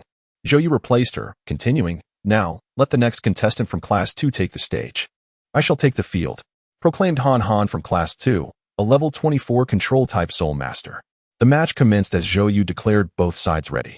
After several intense exchanges, Lu Hui discerned a flaw in Han's technique and capitalized on it, securing a second consecutive victory. However, Han wielded a rare soul weapon, the Soul Bell, which severely limited Lu Hui's capabilities. Each of Han's attacks was significantly hampered, slowing his strikes and granting Lu Hui ample opportunity. Regrettably, Han lacked formidable offensive soul skills, which allowed Lu Hui, with his attack defense-oriented dark golden Terraclaw Bear soul, to maintain a certain advantage. Yet, should the two continue to develop their soul skills further, Lu Hui's advantage would dissipate, leaving him questioning his very existence under Han's control. Class 1's Lu Hui emerged triumphant. Lu Hui subsequently triumphed in 2 more matches, however, due to insufficient soul power. These victories were solely attributed to the sheer might of his martial soul, achieved through sheer physical confrontation. In the final bout, despite claiming victory, he ultimately succumbed under the weight of exhaustion. "Let each class send forth a representative," suggested Zhou Yu. In truth, those who entered the fray first did not hold a distinct advantage. This contest resembled a tournament format, where those who participated early would inevitably lack the necessary reserves of soul power to maintain their defenses in the later stages. Qian Yuhan discovered this flaw and had been lurking there all along. "Hey, how long do you plan to hide?" Hu Lin suddenly inquired. "Just wait. It's not the right time yet," Qian Yuhan replied without a second thought. Immediately sensing something amiss, she reflected, "What do you mean by hiding?" "I am merely biding my time, you silly girl." "You are the silly one." "No, you are." Out of nowhere, the two began to quarrel. Observers around them wore expressions of disbelief. The friendship between the two classes had hardly begun to develop. Yet these two had seemingly forged a deeper bond through their playful insults, which, inexplicably, felt like they were being fed a mouthful of dog food. Chapter 28, Friendship Match Part 4. The competition continued, with many more contestants taking the stage. The current victor was struggling to maintain his hold. However, he refused to concede. Having already achieved 3 consecutive victories, as a representative of his class, he desired to challenge Lu Hui's 4 consecutive wins to bring glory to his team. "Students from Class 1, it's your turn," Han Xian announced. "Are you going to compete or not, coward?" Hu Lin asked. "I won T. If anyone should, it should be you," Qian Yuhan replied, weary of the banner. "Let it be. I'm tired." "Humph, coward. If I go, I go. Hee hee. It's time for me to shine." Hu Lin rubbed her hands together and raised her hand. As she stepped onto the battle stage, the audience erupted in excitement. "The school beauty is here. Lin is invincible. Lin will surely win." Many from other classes attended the match solely to catch a glimpse of Hu Lin, with several even skipping afternoon classes just to behold her grace. "Hu Lin, level 26 Control System Soul Master, please be gentle with me," she said, winking at her opponent. The boy from Class 2 was utterly entranced, waving at Hu Lin with a dazed expression, his mind completely consumed by her enchanting figure. First soul skill, Foxtail Needle. With a flicker, the yellow first soul ring beneath Hu Lin glimmered, and a flurry of over 10 white long needles shot towards her opponent. Class 1's Hu Lin wins. The audience seemed momentarily stunned. Was that a one-hit knockout? Wonderful. Lin, you're amazing. Lin, wait for me. I'll be up there to support you soon. Don't forget to wait for me. Hearing the audience's fervent declarations, Qian Yuhan couldn't help but roll her eyes. They really have no shame. Qian Yuhan discerned that Hu Lin Er's martial soul was likely a fox type, imbued with attributes of allure, capable of mentally subduing her opponents. Furthermore, due to her adversary's insufficient soul power, their defensive capabilities plummeted to nearly zero, which allowed her to strike decisively. The students from both classes gazed at the enchanting figure on stage, particularly those from Class 2, who, mere moments ago, had contemplated stepping into the ring, now hesitated. With such a combination of beauty and prowess, the prospect of injuring her would surely invite a fervent backlash. Conversely, should one fail to engage, they would undoubtedly face ridicule. This collective mindset led to a unanimous retreat from the challenge. At that moment, Mu Chen glanced around, noticing the absence of any further challengers. Realizing it was now or never, he understood that if he did not seize the opportunity, his class would face defeat. Hee. If none of you are going to step up, then I shall, Mu Chen declared with a cheeky grin. He leaped onto the stage, announcing, I am Mu Chen, a level 29 attack-type soul master. I look forward to your guidance. Very well, let us begin, Hu Lin Er replied with a smile. In fact, Mu Chen had also observed Qian Yuhan's earlier attention, specifically, how the previous male contestant's gaze upon Hu Lin Er's eyes had resulted in his own enchantment. With a flourish, Mu Chen produced a long strip of cloth from his pocket and blindfolded himself. Qian Yuhan quickly discerned what Mu Chen was up to. This third brother possesses some remarkable qualities. Hu Lin Er exclaimed, Brother, do take a look at her. Is she not beautiful? As Mu Chen listened to her enchanting voice, an uncontrollable urge arose within him to unveil the cloth that obscured his vision. Just as his right hand instinctively moved to lift it, his left hand restrained it, bringing him back to his senses. To his astonishment, he had disrupted her enchanting fox domain. Hu Lin Er gazed at Mu Chen with surprise, unable to fathom that a boy could withstand her domain without succumbing to its allure. Her fox domain wielded immense power over the immature minds of youth. Yet its effectiveness diminished significantly when faced with older or more mature individuals. Beautiful lady, you are indeed stunning. I had already glimpsed your grace that day. Now, let us engage in battle. With that, the first soul ring beneath Mu Chen's feet shimmered. First soul skill, Golden Crocodile Tail. Suddenly, Mu Chen's martial spirit manifested, sprouting a golden crocodile tail. He swiftly pivoted and forcefully swung the robust tail, its sides adorned with sharp, conical spikes, glistening ominously. As he unleashed this powerful tail swipe, a formidable shockwave erupted, hurtling towards Hu Lin Er at an astonishing velocity. The air seemed to tear apart in its wake, emitting a deafening sound that left onlookers aghast. It was evident that the might of this shockwave was immense, and should it strike its target, the consequences would be dire. Yet, Hu Lin Er did not concede. Her second soul ring glimmered. Second soul skill, Fox Mist. A purple mist gradually emanated from her, enveloping her surroundings. Mu Chen's attack converged upon this mist, making no sound as it passed through, failing to make contact. Unable to target, Mu Chen realized instantly that this formidable defensive skill truly lived up to its divine status. The untouchable state rendered one immune to all physical attacks. However, energy-based assaults could still penetrate. Hu Lin Er's second soul skill allowed her to meld into the mist, achieving immunity against physical strikes. Conversely, Mu Chen's first soul skill, being a shockwave, could only be diminished in power but not entirely thwarted. Thus, when Hu Lin Er revealed her true form, she still suffered considerable injury. Why strike so harshly? Really, do you wish to demonstrate your prowess? Do not restrain me. I shall first diminish his arrogance. Witnessing Hu Lin Er's injury, her fervent admirers could no longer contain themselves. They sprang up, hurling insults at Mu Chen. However, Mu Chen remained unfazed. Instead, he extended his right hand to his ear, seemingly mocking the boisterous audience, inviting them to raise their voices even higher. Curse him. I shall take him down. Count me in. I shall join the fray. To hell with it. Zhou Yu's expression darkened significantly, irritated by the uncouth remarks of the young men around her. Beside her, Han Xian could no longer contain herself and scolded, Silence. If you utter another word, get out. Do not tarnish the good atmosphere between our two classes. Returning to the fray, Hu Lin Er let out a cold snort. Do not presume that I will concede so easily. Ninetail's external spirit bone skill, Ninetail's radiant slash. It was revealed that Hu Lin Er possessed an external spirit bone. Qian Yuhan gasped in astonishment. The crowd was momentarily stunned. External spirit bones were exceedingly rare. Hulinner's external spirit bone skill, Ninetales Radiant Slash, temporarily augments her martial spirit, elevating it to a higher echelon. For instance, in this skill, a two-tailed fox can briefly evolve into a three-tailed fox, harnessing the might of the illustrious beast martial spirit, the fox. Her tails unleash energy waves that strike the opponent. Each tail can deliver a distinct attack. Additionally, when the phantom of the fox manifests, it instantaneously releases an area of effect charm ability. This skill embodies both crowd control and single-target assault, rendering it extraordinarily formidable. It also underscores Hulinner's exceptional talent. Hulinner's martial spirit is none other than the divine beast, the nine-tailed fox. However, it is only when her fox martial spirit evolves into 9 tails that it becomes a true divine beast. Presently, her fox martial spirit can only be regarded as a top-tier beast martial spirit. With each 10 levels she ascends, her martial spirit gains an additional tail. Thus, with an innate single tail, Hulinner naturally possesses a full soul power of level 10. Currently, her martial spirit manifests as a two-tailed fox.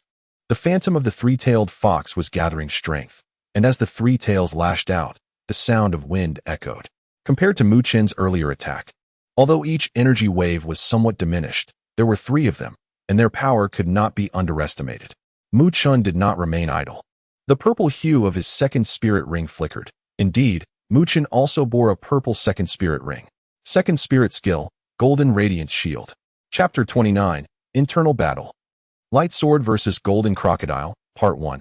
Hulinner's spirit bone skill was unleashed, sending 3 slashes directly towards Mu Chen. Activating his second spirit skill, the Golden Radiance Shield enveloped him in a dazzling glow. The collision of skills stirred up a cloud of dust. As the smoke cleared, Mu Chen emerged unscathed. Although the golden radiance surrounding him had dimmed considerably, Hulinner's use of the spirit bone skill had drained her soul power, leaving her unable to continue the fight. Mu Chen had utilized 2 spirit skills, one for offense and one for defense, resulting in minimal soul power expenditure. The only notable flaw in Hulinner's current state was the considerable soul power consumption required for her charm skill. Essentially, she could only launch a single, all-out offensive. Victory hinged on that singular attempt. I concede. Hulinner, though reluctant, acknowledged her inability to continue and surrendered. Class 2's Mu Chen emerges victorious. Class 1, your turn to step up. Are you still hiding? Hulinner, clearly unwilling to accept defeat, gazed at Qian Yuhan, who remained in position. Her frustration boiling over as she sarcastically vented her feelings. Of course, I shall proceed. I must temper my third brother's fervor. Furthermore, victory and defeat are commonplace in battle. There is no need to sulk over a loss. Qian Yuhan rose and, as she walked past Hulinner, spoke without lingering, making her way towards the stage. Hulinner turned her head, gazing at Qian Yuhan's retreating figure, lost in her thoughts. I'm here, Teacher Zhou. The friendly match commenced. Qian Yuhan versus Mu Chen. Go, Old 3. Old 4. Give it your all and defeat him. Suddenly, 2 voices of encouragement erupted from the stage. Who could they be? It was none other than Tang Xian and Tang Chun from Dormitory 101, who had hurried over right after class, eager not to miss the duel between the 2. Fortunately, they arrived just in time, right before Hulinner and Mu Chen's match began. Yuhan, I promise to go easy on you, Mu Chen said with a sly grin directed at Qian Yuhan. Qian Yuhan smiled faintly, preparing for battle. I am Qian Yuhan, a level 32 soul master specializing in attack. I seek your guidance. At that moment, a surge of resplendent golden light enveloped Mu Chen, rapidly transforming his physique. His previously slender frame began to expand, with muscular contours becoming distinctly visible, exuding an undeniable sense of power. His skin gradually took on a golden hue. Simultaneously, the only notable change in his head was the transformation of his eyes into a fierce golden, glimmering with a ferocious light. His arms and legs grew robust and powerful, causing his upper garments and trousers to tear apart, leaving him clad only in shorts. This was the terrifying enhancement of physical strength bestowed upon Mu Chen by the Golden Crocodile King Martial Soul, as if he could effortlessly rend steel. In that moment of martial soul manifestation, Mu Chen radiated an overwhelming aura. His presence was as formidable as a mountain, evoking a sense of awe. The Golden Crocodile King is a top-tier beast martial soul, comparable to divine beasts, and Mu Chen possessed an innate soul power of level 10. Otherwise, How could he achieve level 29 in less than a year since awakening his martial soul? It is not merely a matter of fortune. The quality of the martial soul is undoubtedly paramount. Qian Yuhan was previously quite puzzled. Are there truly so many soul masters in the Douluo continent with innate full soul power? His father, Qian Mo, as well as himself, and now within the academy. He has also discovered Mu Qin and Hu Linair. Qian Yuhan was uncertain about the true prowess of his elder brothers. If they too possessed innate full soul power, that would indeed be remarkable. Just before stepping onto the stage, he resolved to inquire about their capabilities later that evening. As the perspective shifted back to the stage, Qian Yuhan exhibited not a trace of trepidation. Beneath his feet, a yellow and two purple soul rings gradually ascended, while he firmly gripped the divine sword of light, radiating a sacred glow. "Brother, something feels amiss with my martial soul," he confided. "I feel it too. This sensation resembles fear." "Yes, I share this feeling," they echoed. This fourth brother's martial soul is no ordinary one. It is rare for any to instill such trepidation in our own. Indeed, in the audience, Tang Xian and Tang Shen sensed a significant tremor within their own martial souls. Triggered by the luminous sword summoned by Qian Yuhan, they exchanged their astonishment. Mu Chun, staring at Qian Yuhan across the way, gasped, You are actually a soul master." The crowd, upon hearing Mu Chen's revelation, snapped back from their shock. They were all astounded by the sword in Qian Yuhan's grasp, feeling the weight of its power. Many weapon soul masters found themselves suppressed. Some of weaker quality gasping for breath. A soul master? He is merely an 8-year-old child. How could he possibly attain such a rank? Is this truly extraordinary? Wait. Isn't this Qian Yuhan the one who had a conflict with Dai Xingxi in the cafeteria not long ago? His strength explains his ability to confront Dai Xingxi. Indeed, there was a dispute during the attendance roll call, which Director Han had to intervene to settle. The crowd engaged in animated discussions. Among the classmates of Class 1, Hu Linair was equally astonished. "This fellow is actually a soul master. I thought my talent was already exceptional. With a top-tier beast martial soul and my family's training over the past 6 months, I have only just reached level 26. That Mu Chen seems to possess a top-tier beast martial soul too, resembling a crocodile. He must be from a prominent family. Or how else could he achieve level 29 in just half a year?" Hu Linair lamented her family's recent economic downturn and the corruption among certain elders that hinted at decline. Just before the school year commenced, she had approached the Dai family for assistance. Had it not been for her family's plight, she would not have allied herself with someone as unscrupulous as Dai Xingxi, which vexed her greatly. "Rest assured, it's not as you imagine. No such relationships occurred. They are but children, after all." He. Observing the motionless Mu Chun, Qian Yuhan jested. "Don't be afraid, third brother. My soul ring is merely an illusion." "An illusion? Don't try to deceive me. The surge of soul power you emit cannot fool me. Fourth brother, don't think I would fear you." Qian Yuhan remarked on the authenticity of his soul ring, revealing it to be a single purple and 2 black. Meanwhile, it was rumored that a friendly competition was taking place between classes 1 and 2.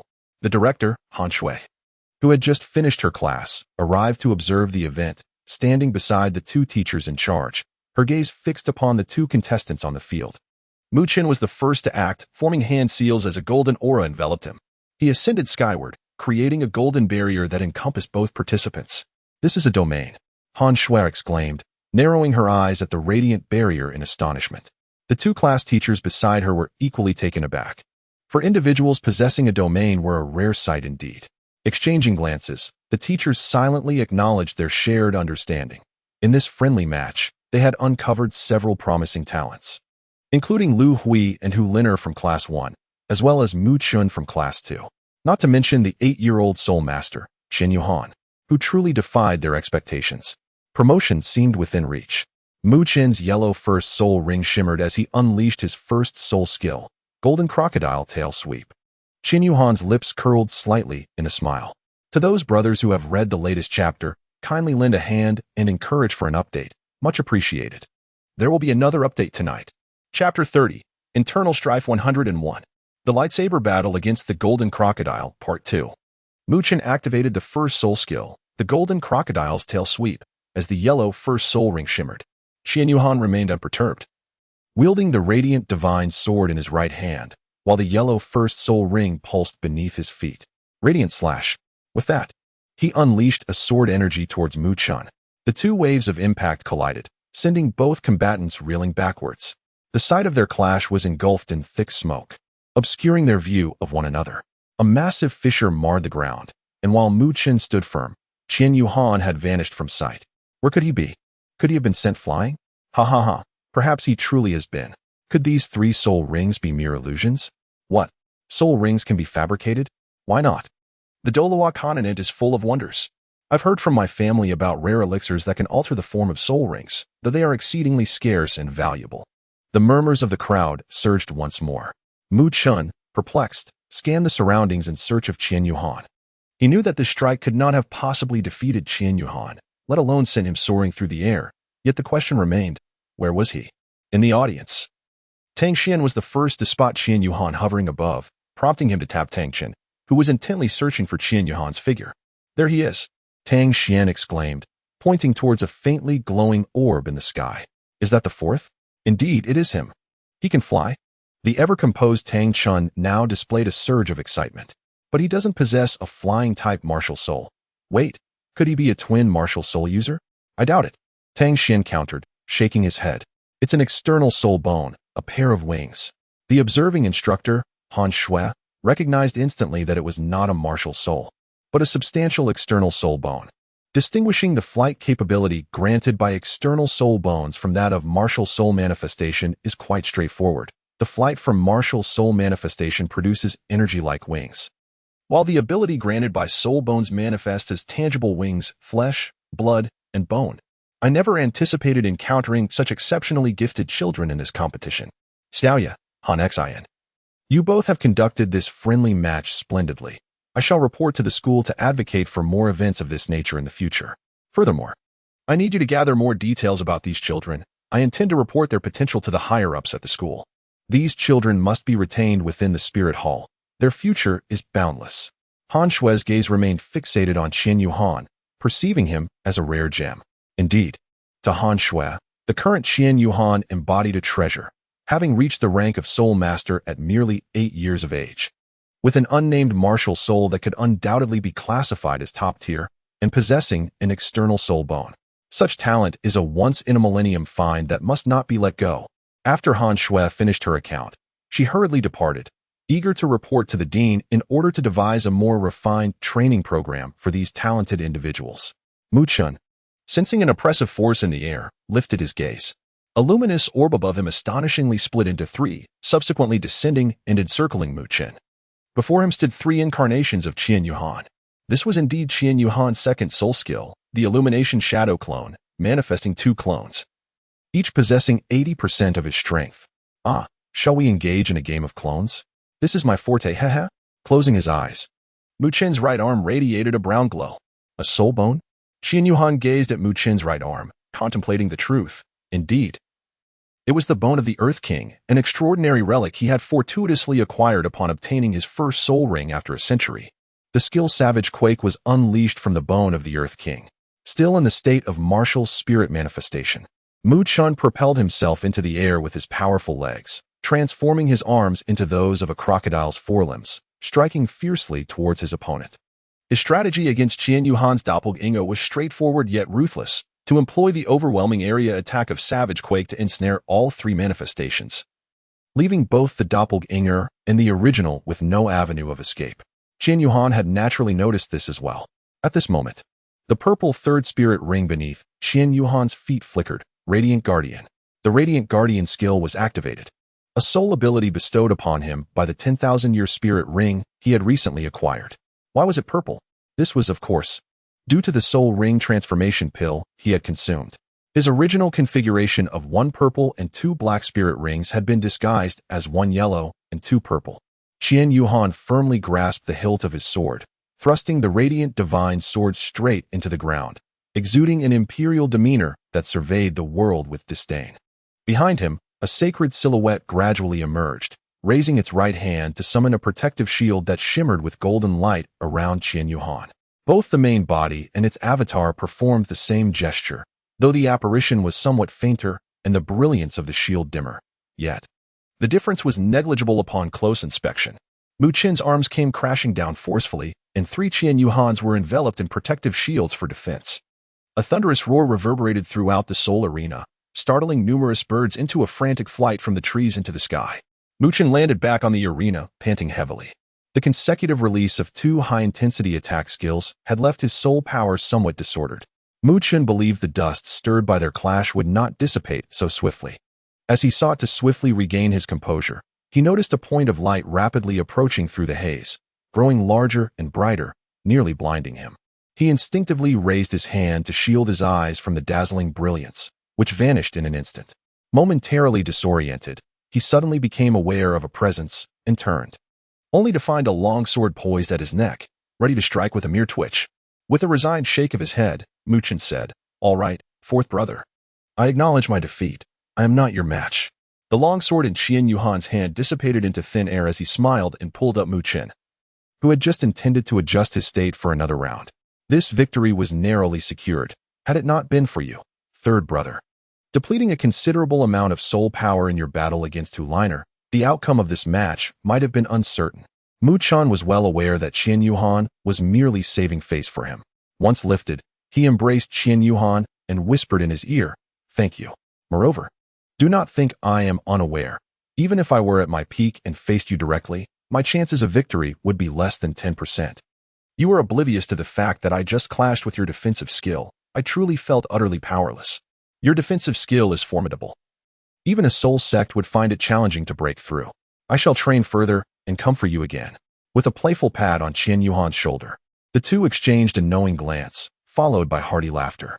The audience erupted in applause and cheers, accompanied by the enthusiastic clapping of their respective homeroom teachers and classmates, creating a continuous wave of appreciation for the thrilling offensive and defensive showdown they had just witnessed. Chapter 31. I am not someone you can provoke with a friendly match concluded, and Qian Yuhan emerging victorious over Mu Chen. No one from either class dared to challenge him any further, thus solidifying his status as the ultimate victor. Mu Chen, draping an arm around Qian Yuhan's shoulders, headed towards the cafeteria, his mind consumed by a singular thought, food. As they made their way to the dining hall, the brothers Tang Xian and Tang Chen caught up with them, having just descended from the spectator stand after the friendly match. They hurried over upon realizing that the two had already left. "Old Four, you're quite impressive. The term prodigy is indeed fitting for you," Tang Xian panted as he caught up, giving Qian Yuhan a pat on the shoulder. "Not at all. It's merely that my martial spirit is somewhat superior," Qian Yuhan replied modestly. "By the way, what is your martial spirit?" "It seems to possess an advantage over my brother and me with our Haotian hammers," Tang Xian inquired eagerly. "Haotian hammers? So, your elder brothers are disciples of Haotian sect," Qian Yuhan realized. He had heard of this sect in novels as the supreme sect of the world, which had retreated from public view due to pressure from the spirit hall. "My martial spirit is the divine sword of light." The divine sword of light? The revelation left the three of them wide-eyed with astonishment. "Wow, though I've never heard of it. The presence of the word divine implies its remarkable nature," Mu Chen remarked. "Old Four, could it be that you possess a divine-grade martial spirit?" Even the typically reticent Tang Chen couldn't help but inquire. "I'm not entirely sure." Qian Yuhan responded modestly. "Are you at full innate soul power?" Mu Chen pressed on. "Ah, yes, I possess innate full soul power at level 10, Qian Yuhan stated directly. Qianma had previously advised him to refrain from casually revealing that he possessed an innate spirit power of level 20. Therefore, he stated that he was born with an innate spirit power of level 10. This would indeed indicate a top-tier martial soul. If it were a divine-grade martial soul, I have heard that it would correspond to an innate level of 20 in spirit power, Mu Chen elucidated. Meanwhile, Tang Xian and Tang Chen nodded in agreement. Tang Xian remarked, "Both Tang Chen and I possess mutated martial souls. Mine is the heavenly thunder Haotian hammer, while his is the earth-shaking Haotian hammer. Fortunately, these mutations have taken a favorable turn, resulting in an enhancement of our martial soul's quality. We too are endowed with an innate spirit power of level 10. Qian Yuhan exclaimed, "Goodness, 101 is no longer an anomaly. Instead, it resembles a chaotic dance of myriad spirits. A dormitory filled entirely with individuals possessing innate full soul power. It's beyond imagination. My martial soul is inherited from my father, the Golden Crocodile King, a top-tier beast martial soul." Golden Crocodile King. Qian Yuhan felt a flicker of familiarity with that martial soul. Mu Chen continued, "My father is none other than the second elder of the Spirit Hall, the Golden Crocodile Douluo, Chen Yu.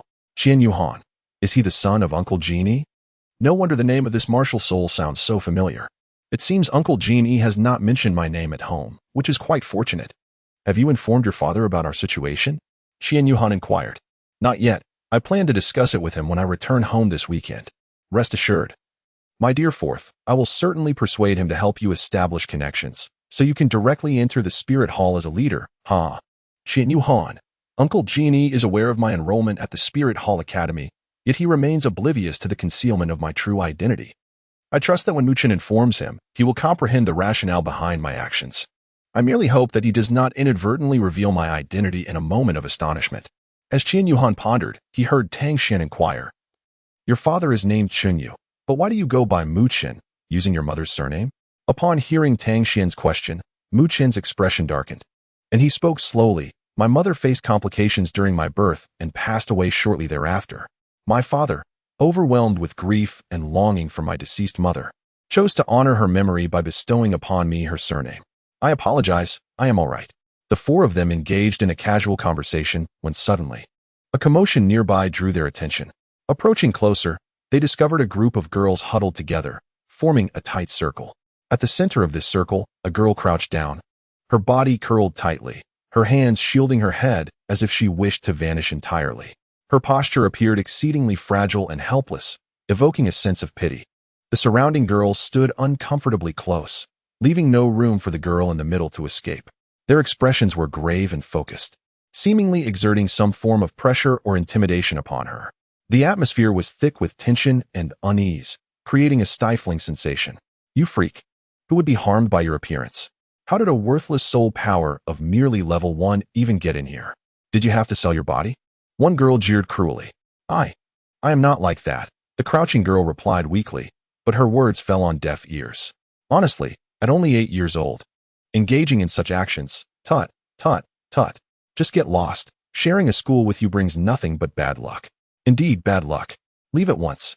As she spoke, a girl resembling a spherical shape shoved the crouching girl, who, having remained in a squatting position, fell sideways onto the ground with considerable force. Unable to bear the sight, Qian Yuhan was about to step forward when Mu Chun restrained him, turning with a hint of anger to ask, Third brother, what are you doing? Why are you holding me back? Fourth, you must remain calm, Mu Chun whispered in Qian Yuhan's ear, then pointed towards one of the girls in the group, a striking figure adorned in a black gown embellished with numerous jewels, clearly the leader. Do you see her? That woman in the black dress? Yes, what of it? Do you know her? Mu Chun nodded and explained, that girl is from our grade. A new student in class 5, named Vena. The other girls are likely her followers. She hails from a prominent family, the daughter of the head of the Wei clan in Wuhuan City, extremely wealthy. There's even a super Douluo in her family. Although not a worshipped elder of the Wuhuan temple, even they must show her respect. Ah, the Wei family. They seem no different from the Dai family. Qian Yuhan remarked with cold derision.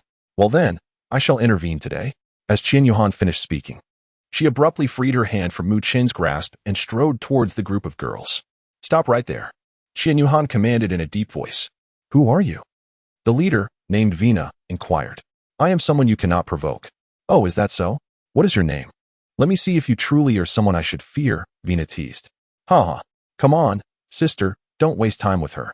We still have to deal with this wretched girl. One of her followers joked. Qian Yu's expression had turned utterly frigid. At this moment, a voice emerged from beside him. I am Mu Chun. Do you believe you can provoke me, Miss Vena? Mu Chun. He is my brother. We are united as one. Do you still think you can instigate us? Mu Chun interjected directly, interrupting Vena. No. Then you should hastily vanish from my sight. I have no desire to lay hands on a lady, Mu Chun reiterated, his tone resolute. The aura that enveloped Mu Chun was no less imposing than Qian Yu's had been moments earlier. We shall take our leave now, he declared, gesturing to the girls behind him, prompting a swift dispersal. Vena, too, hurriedly made her escape. Qian Yuhan, alas, in this world, lacking a modicum of strength is truly untenable. To possess neither power nor connections is akin to descending into a living hell. In the depths of winter, Qian Yuhan let out a deep sigh. Chapter 32. Fangya, the Heaven Do Empire, Ice God Sect. The Blue Phoenix Douluo, accompanied by the Heavenly Might Douluo, approached Ouyang Jie, who sat upon his throne and respectfully clasped his hands in greeting. There's no need for such formalities between us, Ouyang Jia replied warmly. I am like a brother to your esteemed elder, and you, too, are like brothers to me. So we shall regard each other as such. What brings you to this hall of cold? The blue phoenix Douluo responded. Then I shall address you as Brother Ouyang. Ice god Douluo nodded with a smile. Our elder expressed a desire for my young master to attend the Royal Academy of Heaven Do for his studies. However, I was puzzled as to why. With the academic year already commenced, I had not heard news of young Han's arrival. I was just about to inquire with you regarding the situation. Has something occurred? Ouyang Jia, clearly anxious, could not maintain his composure when matters concerning Qian Mo arose, interrupting, No, Brother Ouyang, please allow us to finish. Brother Ouyang. The admission age for the Royal Academy of Heaven Do is 12 years, while Yu Han is merely 8.5, which is evidently insufficient. In contrast, our Wuhuan Hall Academy allows enrollment from the age of 8. We, the several elders, have deliberated and decided to have Yu Han study at the Wuhuan Hall Academy. As this would also facilitate our oversight, we kindly ask for your understanding. Yet, Ice God Douluo wished to add something, but soon realized that the academic atmosphere of the Royal Academy of Heaven Do was indeed commendable. Attending Wuhuan Hall Academy would also ensure his protection by several elders, alleviating concerns. He continued, We are grateful for your care of our young nephew. Brother Ouyang, you flatter us. Young Han has grown up under our watchful eyes, rest assured, the Blue Phoenix Douluo assured.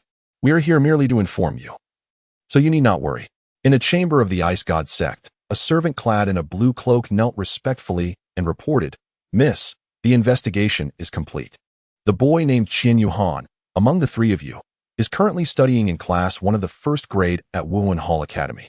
Ouyang Luoxue nodded, acknowledging, understood. Thank you for your efforts. You may leave now. The blue-cloaked attendant hesitated momentarily before adding, It appears that the boy named Qian Yu Han possesses some connections, Mississippi. Very well, you may leave, Ouyang Luoxue instructed. How could one with such a martial soul lack background? Once alone, Ouyang Luoxue muttered to herself, contemplating the implications. Wuhuan Hall Academy. Qian Yu Han and his 3 companions approached the girl who lay sideways on the ground. As she noticed their approach, she visibly trembled. Do not be afraid, all is well now. Those people have left, Qian Yu Han reassured her. I am Qian Yu Han, and this is Mu Qin. The two with somewhat dubious dispositions are Tang Xian and Tang Chun. We harbor no ill intentions. Thank you, the girl murmured, her head bowed. Are you a freshman this year? Which class are you in? Qian Yu Han inquired. The girl nodded. I am in class 1. Ah? How come I haven't seen you today? What is your name? Fangya, she replied. The name Qian Yu Han strikes a familiar chord. Fangya. With the surname Fang, reminds me of Senior Fang Qing, who also bears the same surname and mentioned having a younger sister. Do you have an older brother named Fang Qing? How do you know? Are you acquainted with him? Upon hearing that Qian Yu Han seems to recognize her brother, a sense of relief washed over her previously vigilant heart. Yes, we chatted together before, Qian Yu Han nodded in affirmation. Meanwhile, Tang Xian, filled with curiosity, inquired. Why do the classmates bully you, Fangya? I am not quite sure. I met them during the attendance roll call, but we did not engage much. I sensed their unfriendly demeanor and chose to distance myself from them. However, they have continued to speak about me these past few days. Fangya's eyes began to glisten with unshed tears. It was surprising to see a girl so affected. I know that Vina tends to have an inflated sense of self-importance and arrogance. I never imagined she would partake in bullying. I will surely express my indignation to Mu Chun upon my return, she said angrily. Before she could finish, Qian Yu Han interrupted, Third brother. Do not mention this to your family. While you may be able to assist her momentarily, you cannot offer her constant support. Qian Yu Han turned to Fangya and inquired. They mentioned that your innate soul power is at level 1. What does that mean? In response to Qian Yu Han's query, Fangya lowered her head once more. After a brief moment, as if having made a resolute decision, she lifted her gaze to meet the eyes of Qian Yu Han and the others, saying, When I awakened my martial soul, it underwent a mutation and became sealed, transforming into a small chick. Ordinarily, our family awakens the Crimson Flame Phoenix martial soul, which is known to be susceptible to mutation. While some mutations are benign, like my brother's transformation into a Black Fire Phoenix, my martial soul's mutation is indeed fatal. Qian Yu Han, it is astonishing that Fang Qing possesses the Black Fire Phoenix martial spirit. My own martial spirit initially hinted at the power of a divine beast.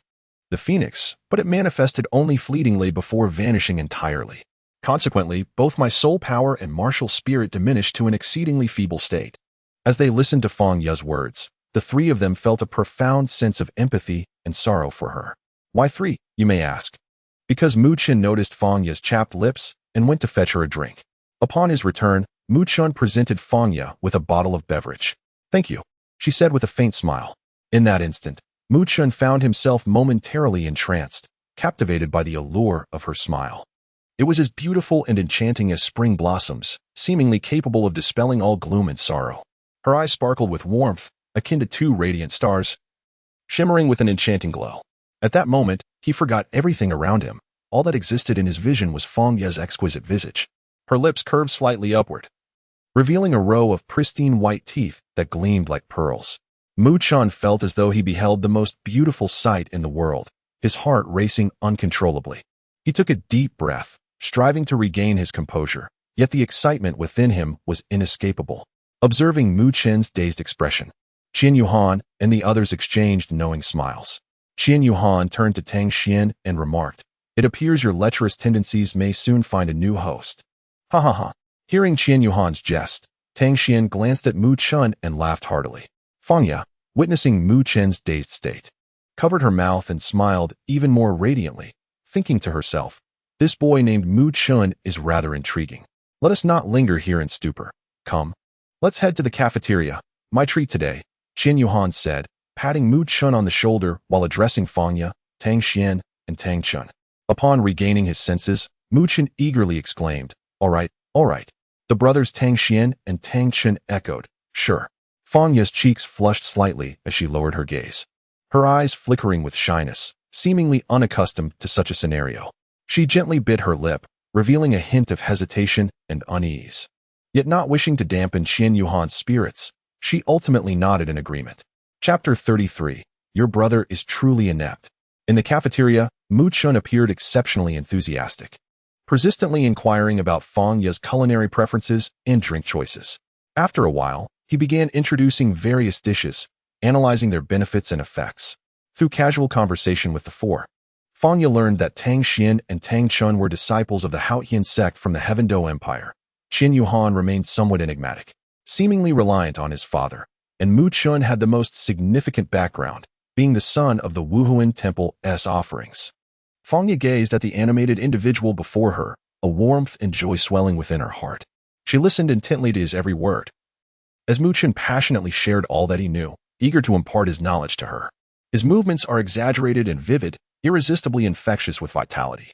Fang Ye gently covered her mouth and laughed, her laughter bright and melodious, reminiscent of the sweet chime of silver bells. Her smile, akin to flowers blooming in the spring, is both beautiful and captivating, transforming the surrounding air into a refreshing delight. Fang Ye possesses not only a breathtaking beauty, but also exudes grace and politeness. Her demeanor is elegant and poised, revealing a unique charm in her words and actions. Her gentleness and kindness envelop those around her in an overwhelming sense of comfort and security. This deepened Qian Yuhan's disdain for those like Weina, igniting a desire within him to defend a classmate as vulnerable as Fang Ye. Why should she be subjected to bullying without cause, simply because her beauty surpasses theirs? What kind of mentality is this, to feel justified only when one is better than others, targeting anyone who surpasses them, even slightly? During mealtime, Mu Chen inquired, "Fang Ye, where is your brother? Isn't he by your side?"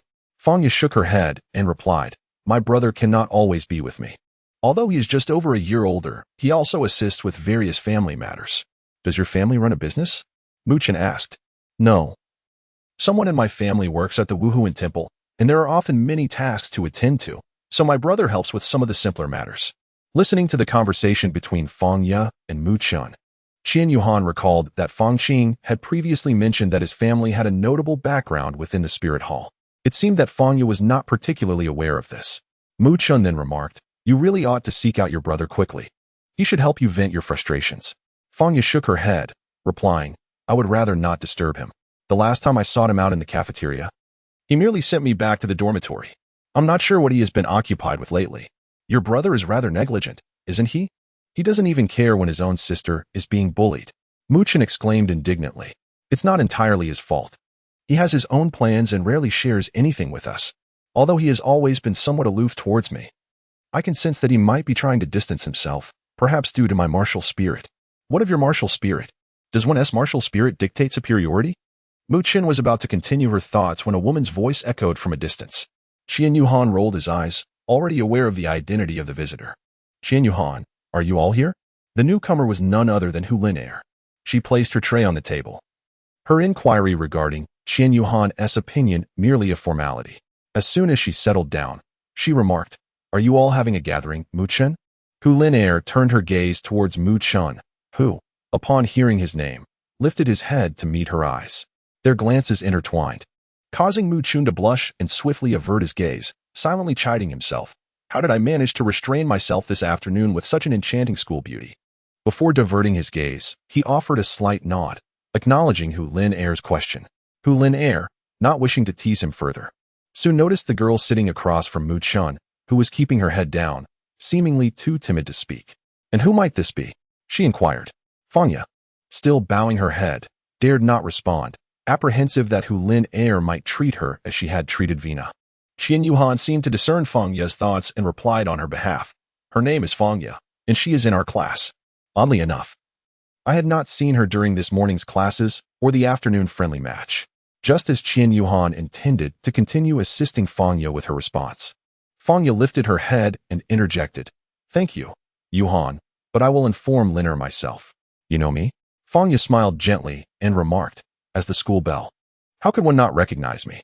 Hearing such praise from the stunning beauty, Hu Liner felt somewhat bashful and replied, Thank you. You are quite beautiful as well. This morning, I was dragged by Vina from class 5 into a study room, where she coerced me into completing the tasks assigned by her teacher. It took me the entire morning to finish. After lunch, I ran into my brother, who was lurking around for some unknown reason, and he ended up escorting me back to the dormitory. In the afternoon, I went to the Seoul Arena, but only to the spectator area. Fangya chuckled wryly as she continued. Upon leaving, I was once again cornered by Vina and her entourage. Had it not been for Yuhan and the others, I fear I would have been bullied once more. Fangya candidly recounted all the events of the day. Hu Liner, her face a mask of indignation, exclaimed, Vina is truly outrageous. I can tolerate her behaving recklessly at home, but she should at least show some restraint at school. Does she not fear bringing disgrace to her family? Do you know her? Qian Yuhan inquired. Hu Liner nodded. Before school, our families were quite close and often spent time together. Alas, she is rather prone to bullying those she perceives as weaker. That is indeed the case, Mu Chen interjected. Hu Liner turned to Mu Chen and remarked, You are quite impressive, Mu Chen. You possess the golden crocodile spirit, akin to one of the offerings at the Spirit Hall.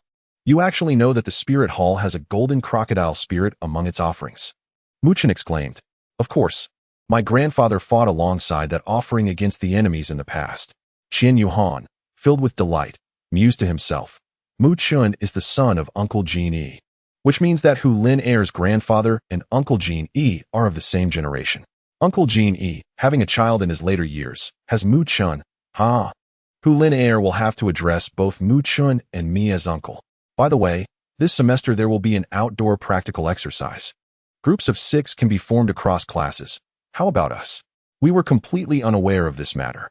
Sounds good, Tang Xian remarked. I'm fine with it. Tang Chun replied coldly, devoid of any emotion. All right then, Qian Yuhan said nonchalantly. Mu Chen nodded in agreement. Everyone turned to Fangya, who hesitated, saying, I think I'll pass. Perhaps you should find someone stronger, as I fear I might hold you back. Fangya's face flushed with embarrassment as she chuckled. However, Hu Lin immediately rose and sat beside Fangya, holding her hand in a gesture of comfort. It's all right. I don't believe you would hold us back. Everyone has their strengths and weaknesses. I trust you possess your own unique charm. Hu Lin gazed earnestly at Fangya, genuinely encouraging her, rather than merely pretending. Qian Yuhan gazed at Hu Liner, contemplating her perceptiveness and strength, noting that unlike the proud and arrogant Vina, Hu Liner possessed a commendable humility. Fangya looked at Hu Liner, expressing her gratitude. Thank you, Liner. She then turned to the others, who all nodded in encouragement. Thank you all. I shall join. Chapter 34. A letter signed by Snow. The quartet from dormitory 101 parted ways with Hu Liner and Fangya outside the cafeteria. Hu Liner felt an unquenchable desire to converse with Fangya, engaging her in a continuous stream of chatter.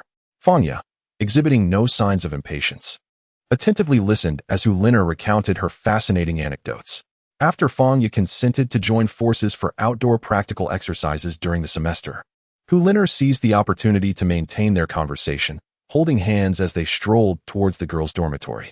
Qian Yuhan, to put it delicately, one might refer to it as being effortlessly sociable. However, to be more straightforward, it could simply be described as a case of social narcissism.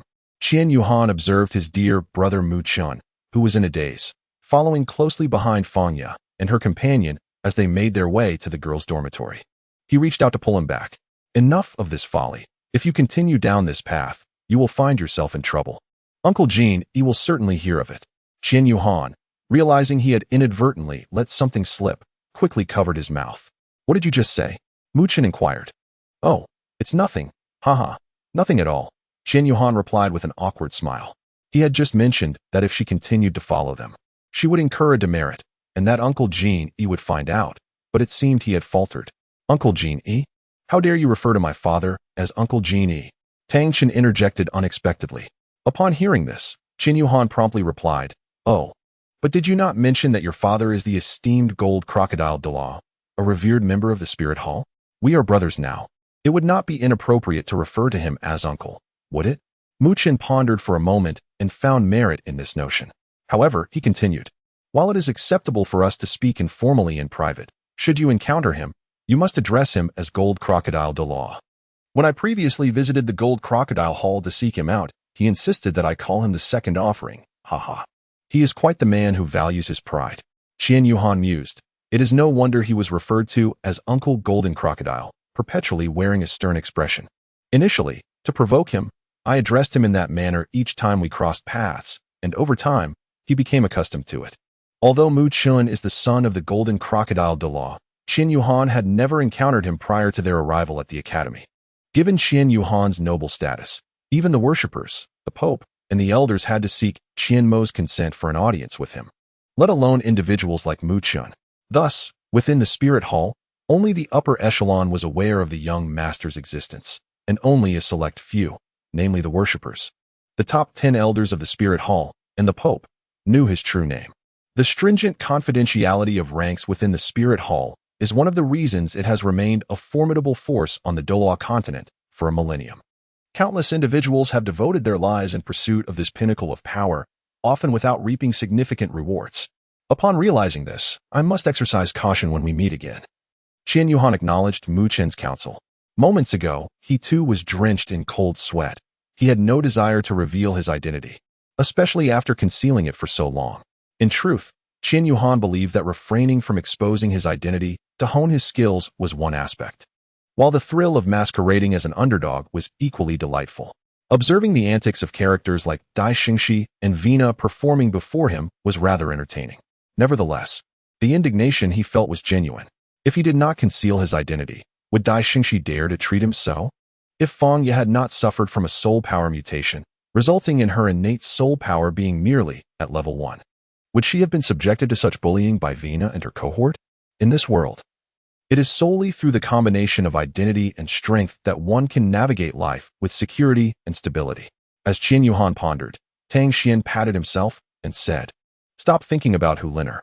Let's head back to the dormitory. I'm not thinking about her, he replied. No need to explain. We all understand, Tang Xian retorted. And speaking of the third one, aren't you the same? Qian Yuhan found himself at a loss for words. Any further explanation would only muddle the situation further. He decided to let it be. Just as the four of them reached the entrance of the dormitory building, the dormitory administrator called out to them. Wait a moment. Which dormitory are you from? We're from 101, Mu Chun replied, and the other three nodded in agreement. The sudden inquiry from the administrator left them momentarily bewildered. That's right. I've been waiting for you for quite some time. How come you're only just returning? This afternoon, someone delivered a letter addressed to Qian Yuhan from dormitory 101. I've been waiting for you to hand it over. I'm off duty in a few days and wanted to ensure it got to you promptly. I've been waiting for nearly 2 hours. Finally, you are here. Who is Qian Yuhan? After explaining, the administrator inquired about Qian Yuhan's identity. I am, he replied. The administrator looked at Qian Yuhan, who had stepped forward, and thought to herself, this young man is rather handsome. Here you go. I must hurry home now, she said, before swiftly departing. Ah, the life of working individuals. Our dear dormitory auntie has it tough. Upon returning to the dormitory, Qian Yuhan approached his desk, sat down, and pulled out the envelope from his pocket. Is this a love letter from some girl? How bold of her to send it through the dormitory administrator instead of directly, he mused. Why has no one ever written me a love letter? You've already captured the heart of the campus belle. You cannot be playing the field, understood, old four? Qian Yuhan disregarded Tang Xian and Mu Qin's teasing, opening the envelope and extracting the letter within. In the upper left corner, he noticed a snowflake emblem. There was no signature. Who could have sent it? This handwriting does not resemble his, Qian Yuhan murmured. Whichy? Mu Qin seemed to catch on to some subtlety and directly inquired. It's nothing. You two should rest quickly, Qian Yuhan replied, offering no further explanation. Qian Yuhan longed for this letter to be penned by his father, who had vanished without a trace. However, the neat and pristine handwriting suggested otherwise. It was likely the work of a young woman. The letter read, Dear friend, as you unfold this letter, it signifies the continuation of our fateful connection. Our first encounter was indeed a serendipitous moment, and though you may not recall me, I wish to forge a friendship with you, a confidant with whom I can share my joys and sorrows.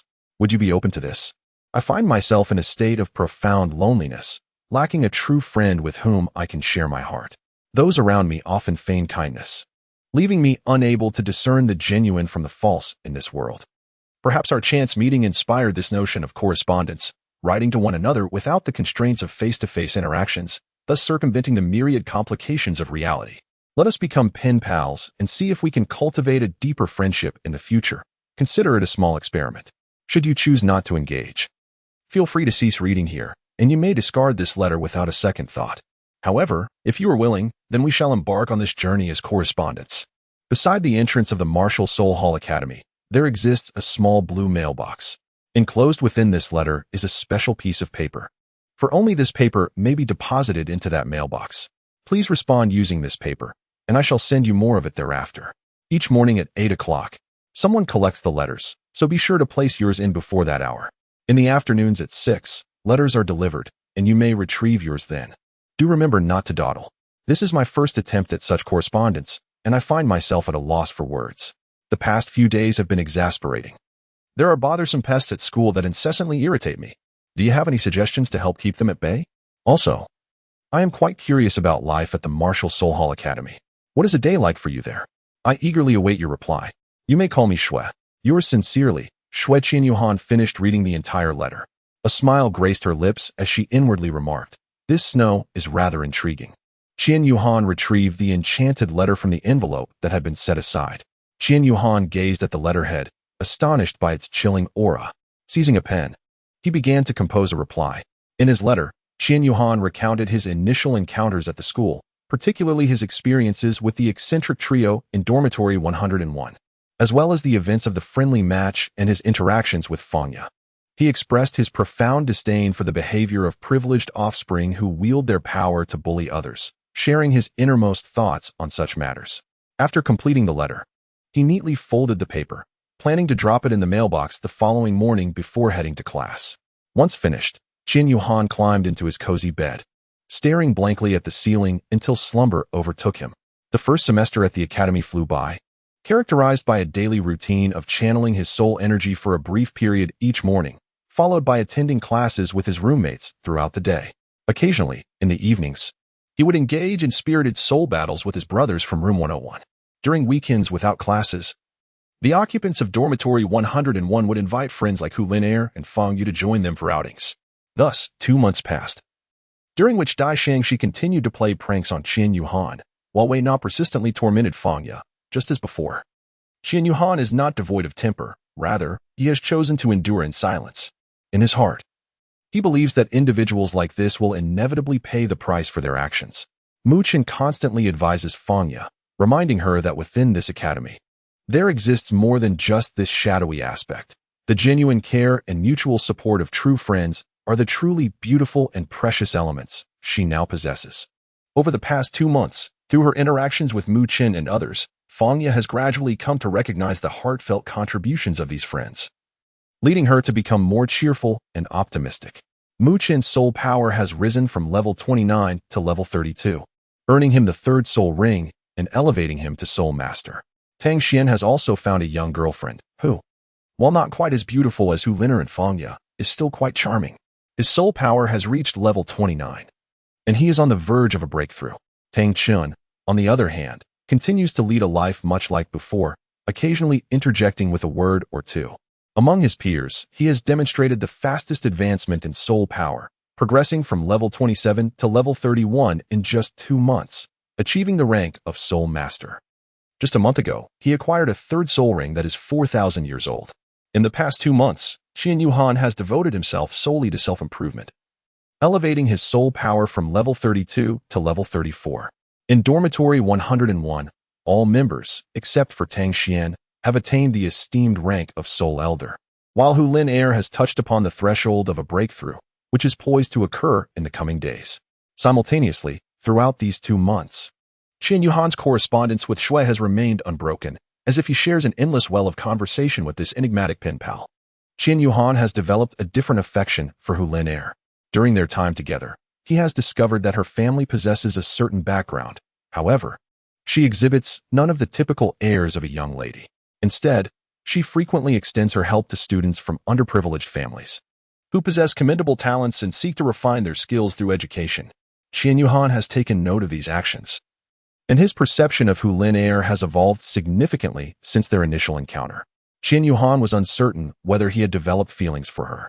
He could not ascertain the depths of his own heart. He feared that in a moment of impulsiveness, he might misinterpret Hu Lin'er's intentions, leading to a situation where they could not even remain friends. This sense of apprehension and insecurity had been a persistent source of distress for Qian Yuhan lately. Qian Yuhan had communicated with the Snow in the letter, yet the Snow refrained from elaborating on the matter, merely glossing over it each time as if it were a trivial mention.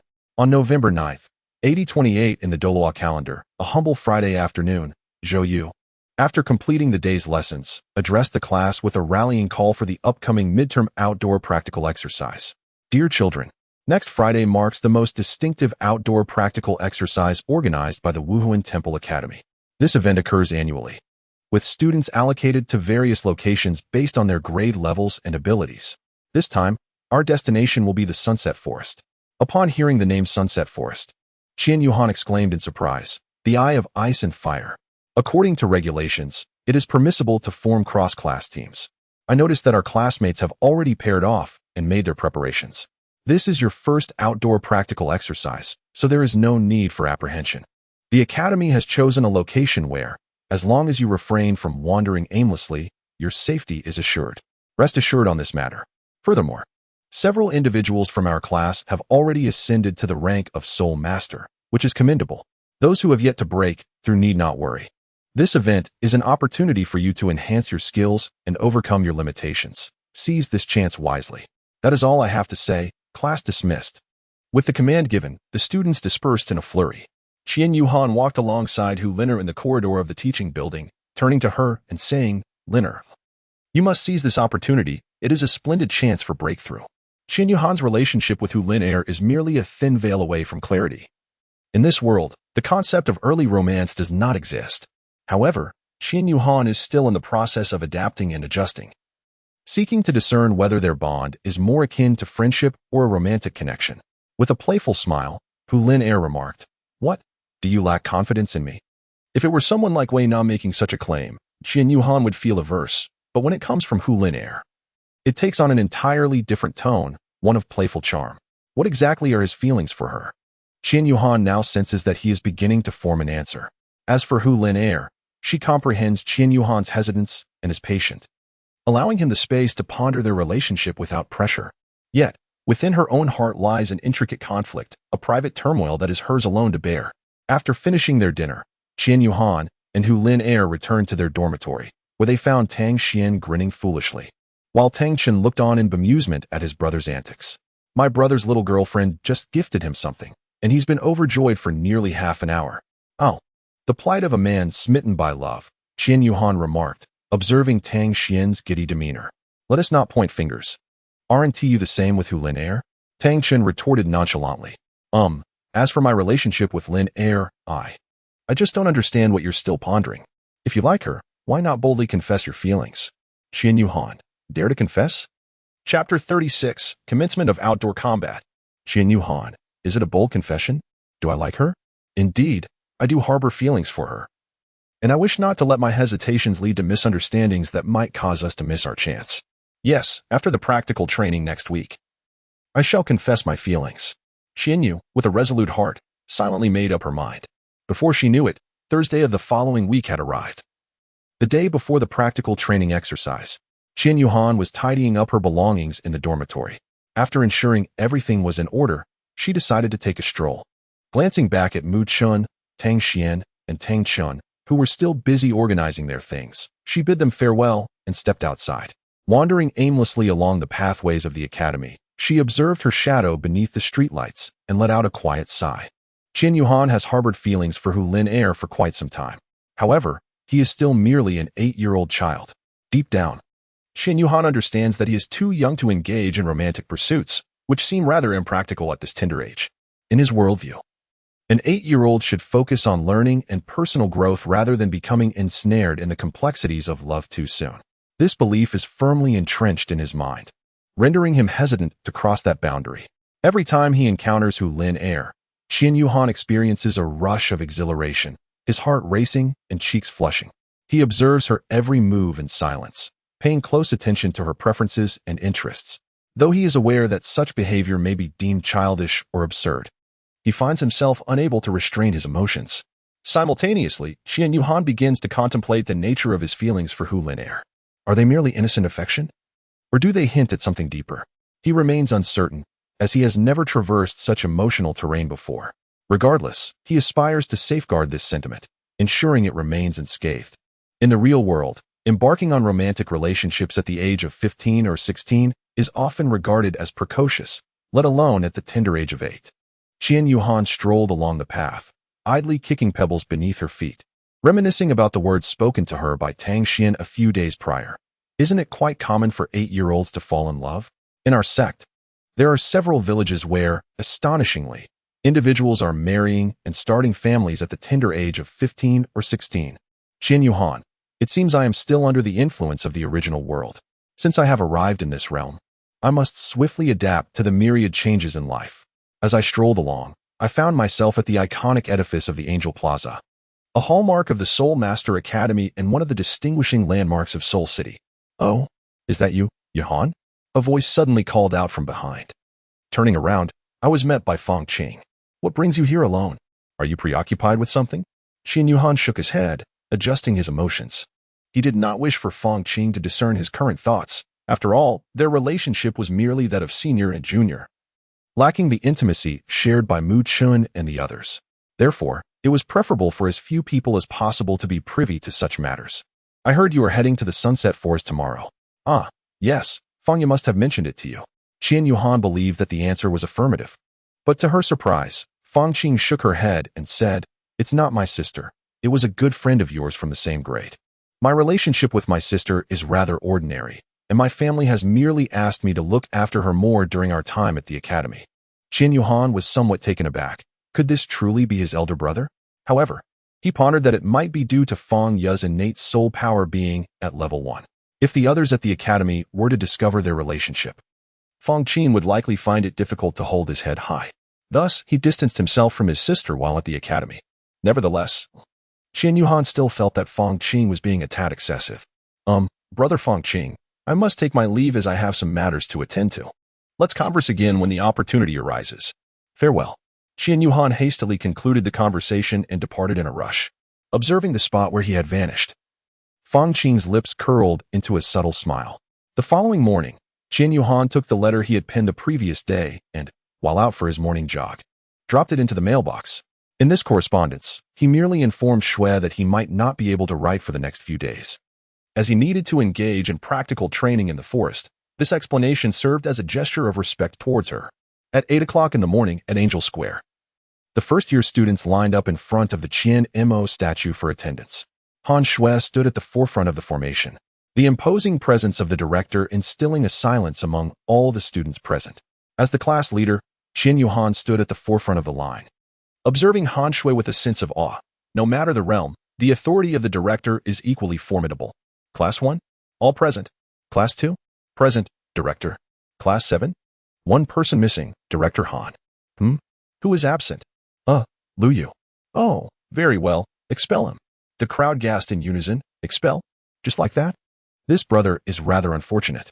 My goodness, being expelled for a single tardiness. Such severity. The murmurs among the group erupted at this moment. Silence.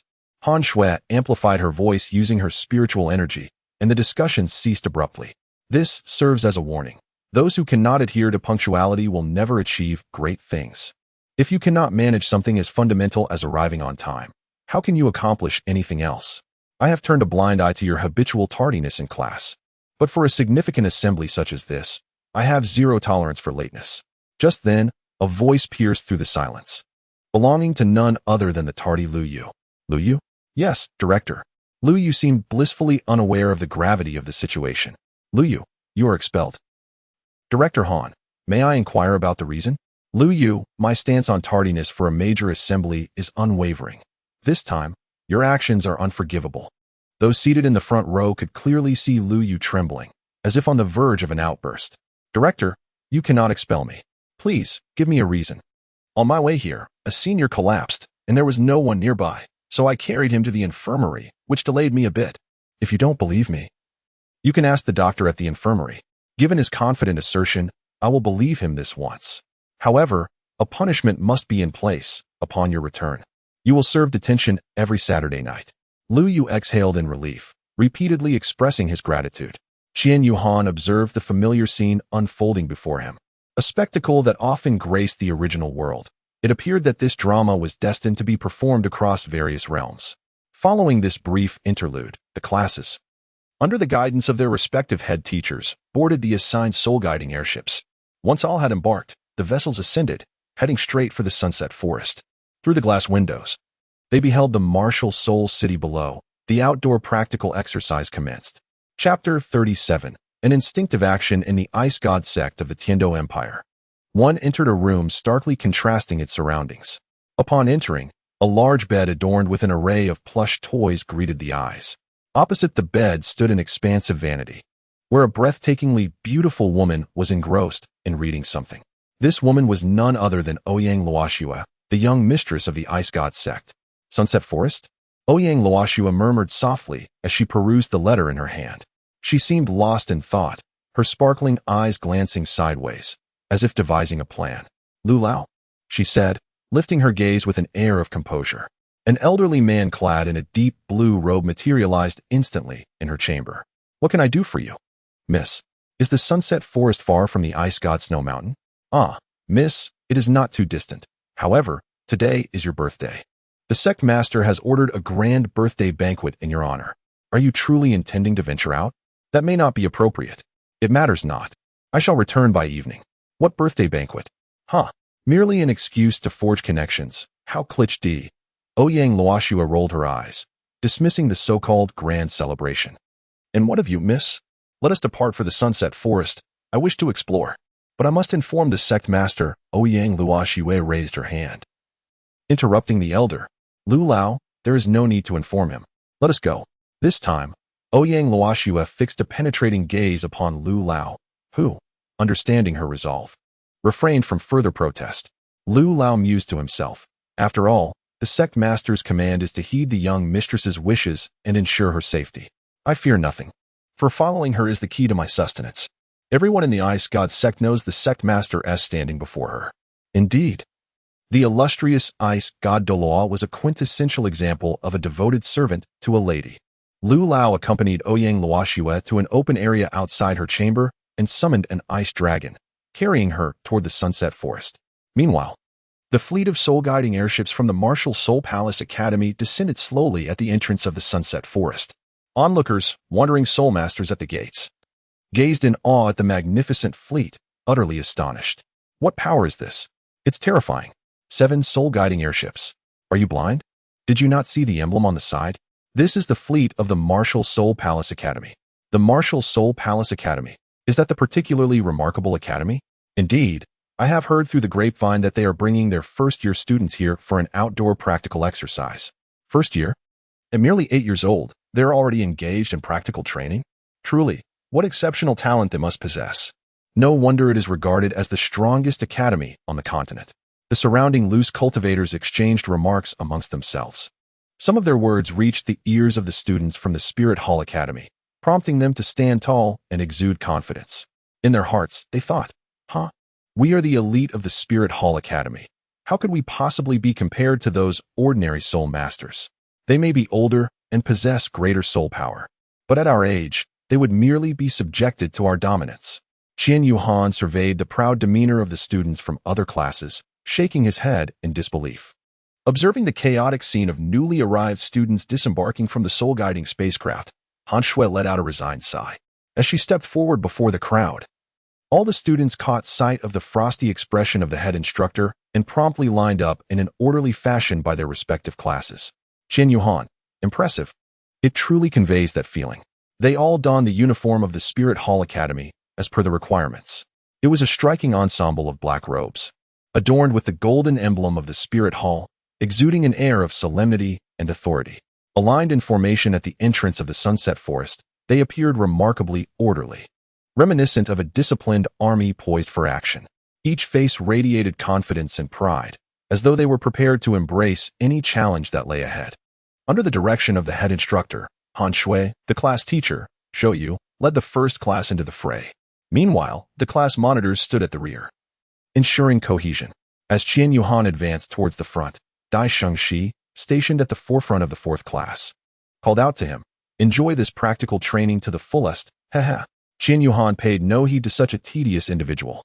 Dai Shengxi, what is the matter with you? Why are you standing in the front of the line, so high up? Hurry and move to the back. It was not proper to stand in line and speak at the same time. What did you intend to achieve? Instantly, Dai Shengxi's mocking demeanor vanished, and he reluctantly walked from the side of Class 4's line to the rear. He had deliberately positioned himself at the front to irritate Qian Yuhan. However, to his surprise, Qian Yuhan completely ignored him, and he ended up receiving a reprimand from Han Shui. The members of Class 1, led by Zhou Yu, entered the Soul Beast Forest through the gateway of the setting sun. This was not their first venture into the Soul Beast Forest, with the exception of Fang Ye, who was only at level 5.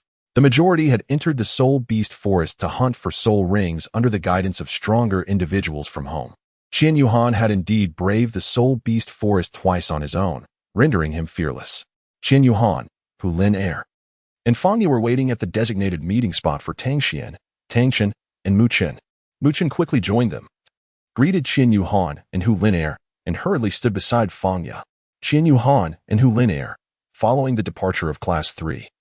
The students of Class 4 entered one after another. Tang Xian and Tang Chen, upon seeing the four, hurried over. Thus, the assembly of the 6-member team for the rehearsal was complete.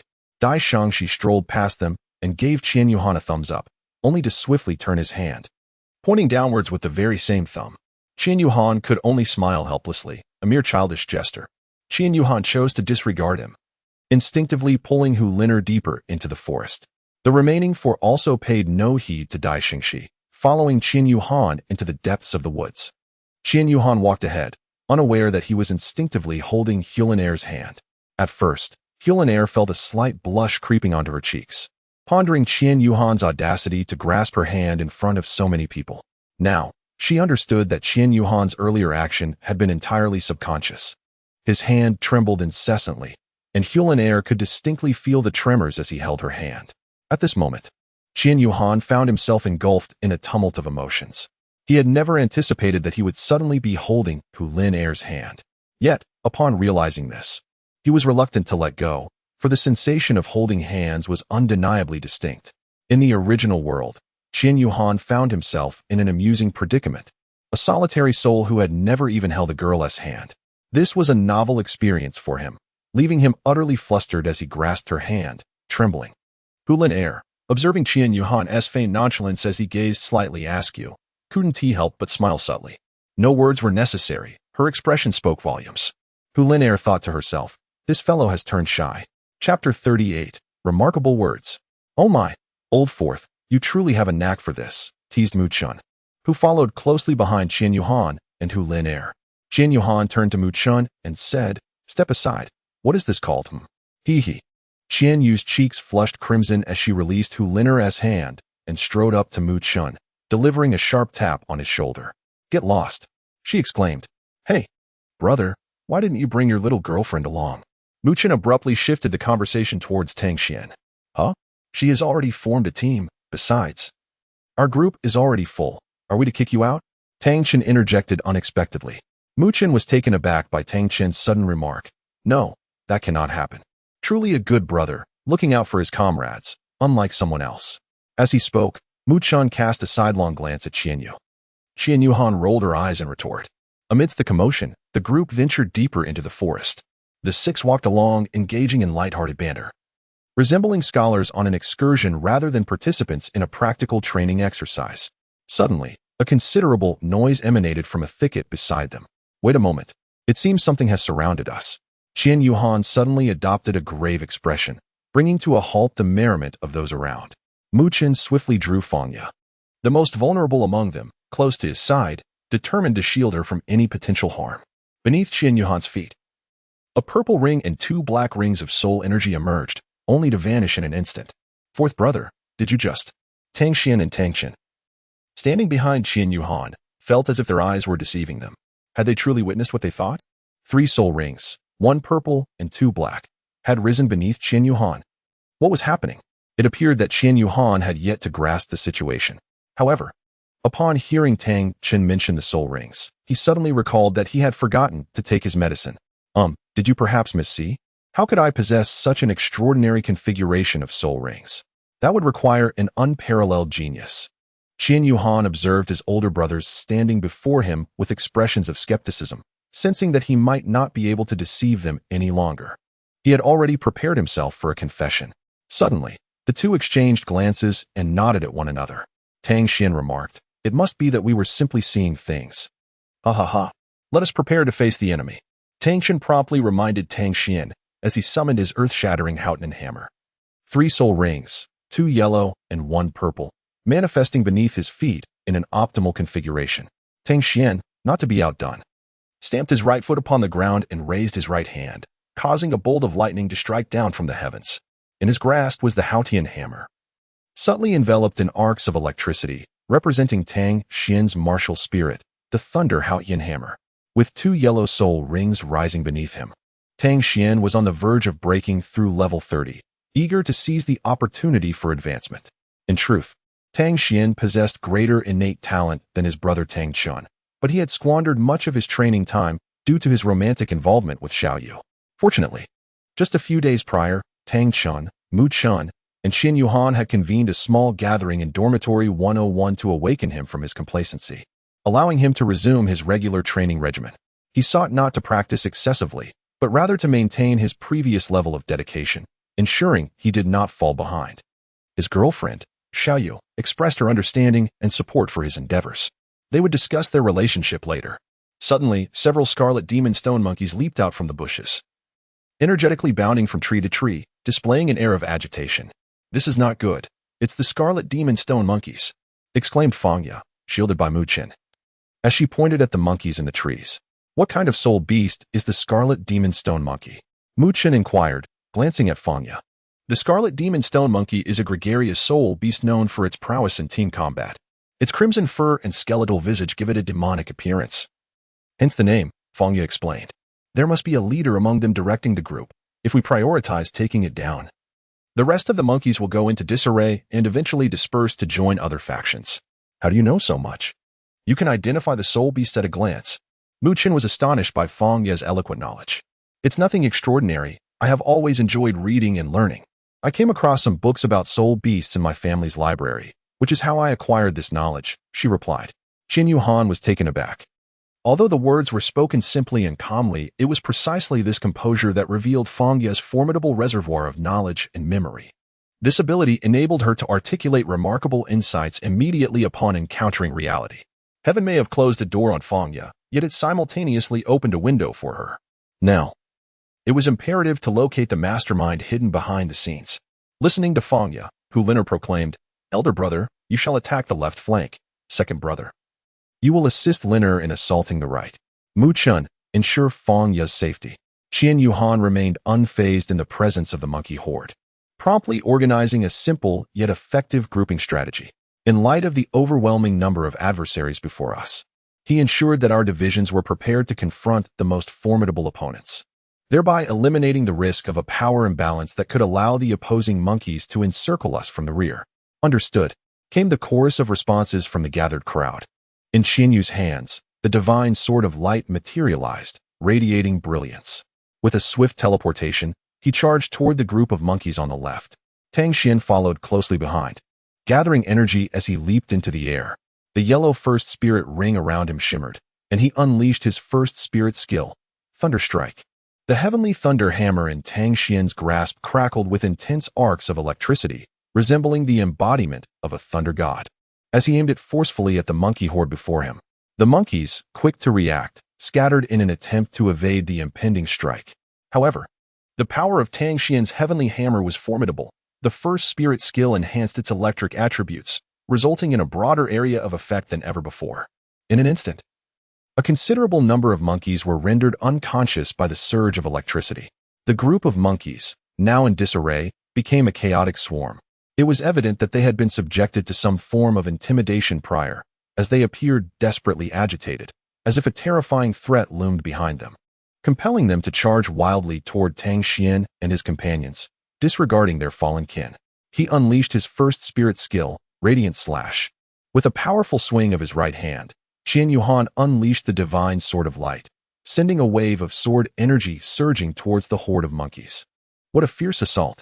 The potency of this sword energy is astonishing. This sword spirit truly deserves its divine appellation. Tang Xian, who had just finished hammering, observed Qian Yuhan's first soul skill, Sword Chi Slash, and thought to himself. During the previous friendly match, Tang Xian had been seated in the observation area, and the range had slightly diminished the perceived strength of Qian Yuhan's initial soul skill. Now, witnessing it unleashed so close, he understood why it so effortlessly breached the defenses of the Golden Crocodile King's martial spirit. Meanwhile, Mu Chen, positioned at the rear, was employing his second soul skill to fend off the stragglers advancing towards them, only to send them hurtling back to the front lines, where they met their demise. Behind a distant tree, a figure lurked, observing the battle unfold. Chapter 39. The All-Knowing One on the right flank of the monkey horde. Hu Lin Er and Tang Chen were equally formidable in their assault. Hu Lin Er released her dual-tailed fox's enchanting ability, deliberately avoiding Tang Chen to ensure he remained unaffected. Those lacking in willpower found it exceedingly difficult to break free from her enchantment, rendered dazed and stripped of their capacity to fight. This was especially true for these simple-minded human ancestors. A group of monkeys stood rigidly under her spell, and with a single strike from Tang Chen, they succumbed to their beautiful illusion. The Monkey King lurking behind the horde could no longer remain concealed and leaped forth from the rear. Upon the emergence of their leader, the monkeys felt a renewed sense of security and began to retreat in unison. The Monkey King was notably larger than its kin, its imposing figure akin to a small hill. Its muscular physique was distinctly defined, as if it harbored boundless strength within. The robust limbs resembled massive tree trunks, each muscle fiber vividly apparent, brimming with explosive power and tension. The girth of these limbs was comparable to that of a young monkey's entire body, evoking awe at its formidable stature. As the Monkey King moved, the ground trembled ever so slightly beneath its weight, as if the very earth quaked in reverence of its might. The 8,000-year-old Crimson Demon Stone Monkey King, Fang Ye remarked from behind the others. Qian Yuhan, Tang Xian, Tang Chen, and Hu Lin Er, upon witnessing the emergence of the Monkey King behind the troop, instinctively retreated and ceased their offensive maneuvers, uncertain of the Monkey King's formidable prowess. They feared that a direct assault on Mu Chen could provoke a catastrophic outcome, especially if Mu Chen's second soul skill proved insufficient to withstand the onslaught. Given the Monkey King's current fury, it was conceivable that 2 lives could be forfeited in such a confrontation.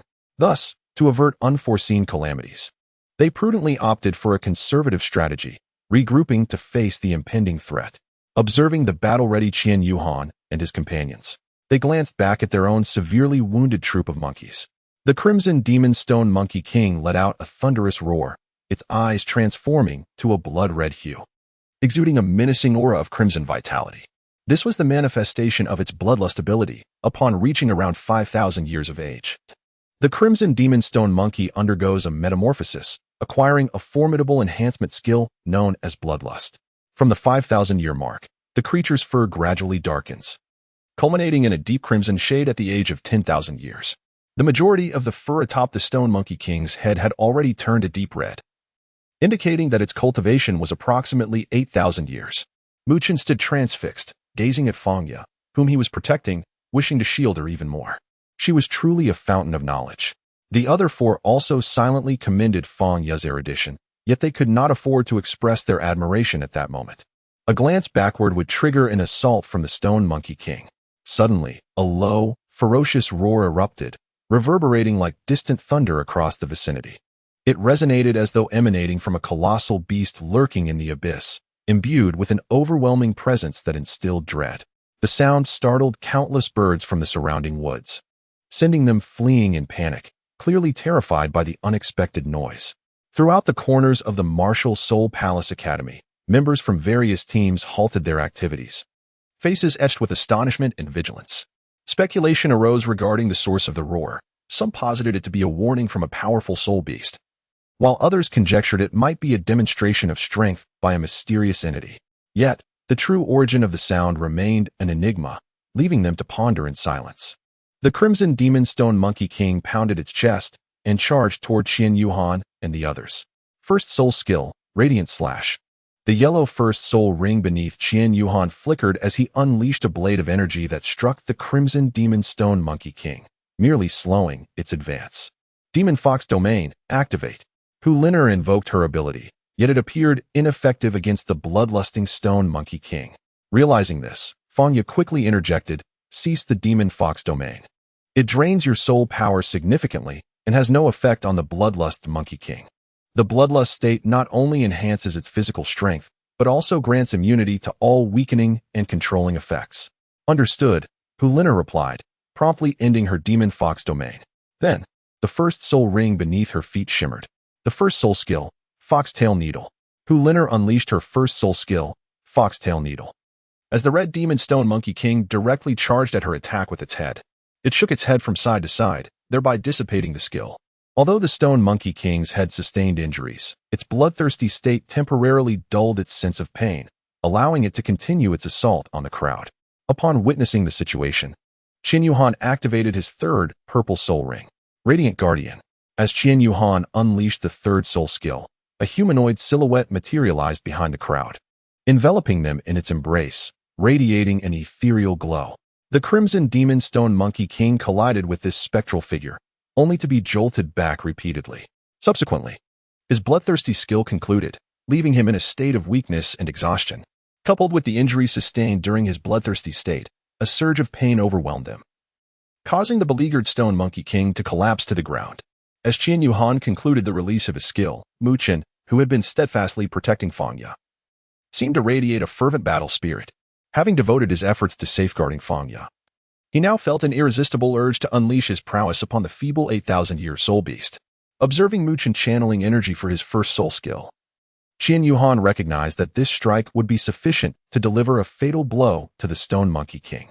As Qian Yuhan was about to urge Muchen to cease, the golden crocodile's tail had already been unleashed. Alas, that third brother, the Stone Monkey King, lying there, seemed to sense its imminent demise and closed its eyes, relinquishing all resistance. With its eyes shut, it was enveloped in darkness, when suddenly a beam of light pierced through the void, followed by a deafening rush of wind that sliced past its ears. The Stone Monkey King slowly opened its eyes, bewildered by the figure of Qian Yuhan standing before it. Not only was it taken aback, but Mu Chun and the others were equally stunned. The wind rustled the leaves, causing them to drift gently from above, as they stood there, foolishly frozen for nearly 20 seconds. Fourth brother, what is this? Third brother, do not harm it. Do you not sense it? It appears they are fleeing for their lives. That is why they confronted us with hostility. Consider this. If something threatening your very existence is pursuing you from behind, and you face obstacles ahead, would you not fight with all your might? Indeed, it seems so. Certainly, we have not provoked them. Their behavior is indeed unusual. It is true that the Red Demon Stone Monkey, as a soul beast, is typically gregarious and mild-mannered. I, too, am perplexed as to why they are acting so out of character. Qian Yuhan observed the understanding in the eyes of the gathered crowd. He then crouched down to address the Stone Monkey King, inquiring, is there something pursuing you? The Stone Monkey King nodded slightly. This ancient soul beast, having existed for 8 millennia, had developed a degree of intelligence and could comprehend human language. The Stone Monkey King feebly gestured towards Qian Yuhan and his companions. Us? What is wrong with us? He asked, to which the Stone Monkey King shook his head. Is it a soul master? Are soul masters hunting you? Qian Yuhan swiftly grasped the situation. The Stone Monkey King nodded affirmatively, confirming his answer. You must leave now. Ensure the safety of your kin. I comprehend the desperate actions you have taken to survive. Go forth. Qian Yuhan, having finished speaking, retrieved a vial of healing elixirs from the golden bracelet of the Cold Heart Dragon God. He extracted a single pill and presented it to the Stone Monkey King, saying, This is a healing elixir. The injuries you sustained are merely superficial. Consuming this should restore you to health. The Stone Monkey King hesitated for a moment, but ultimately resolved to swallow the elixir.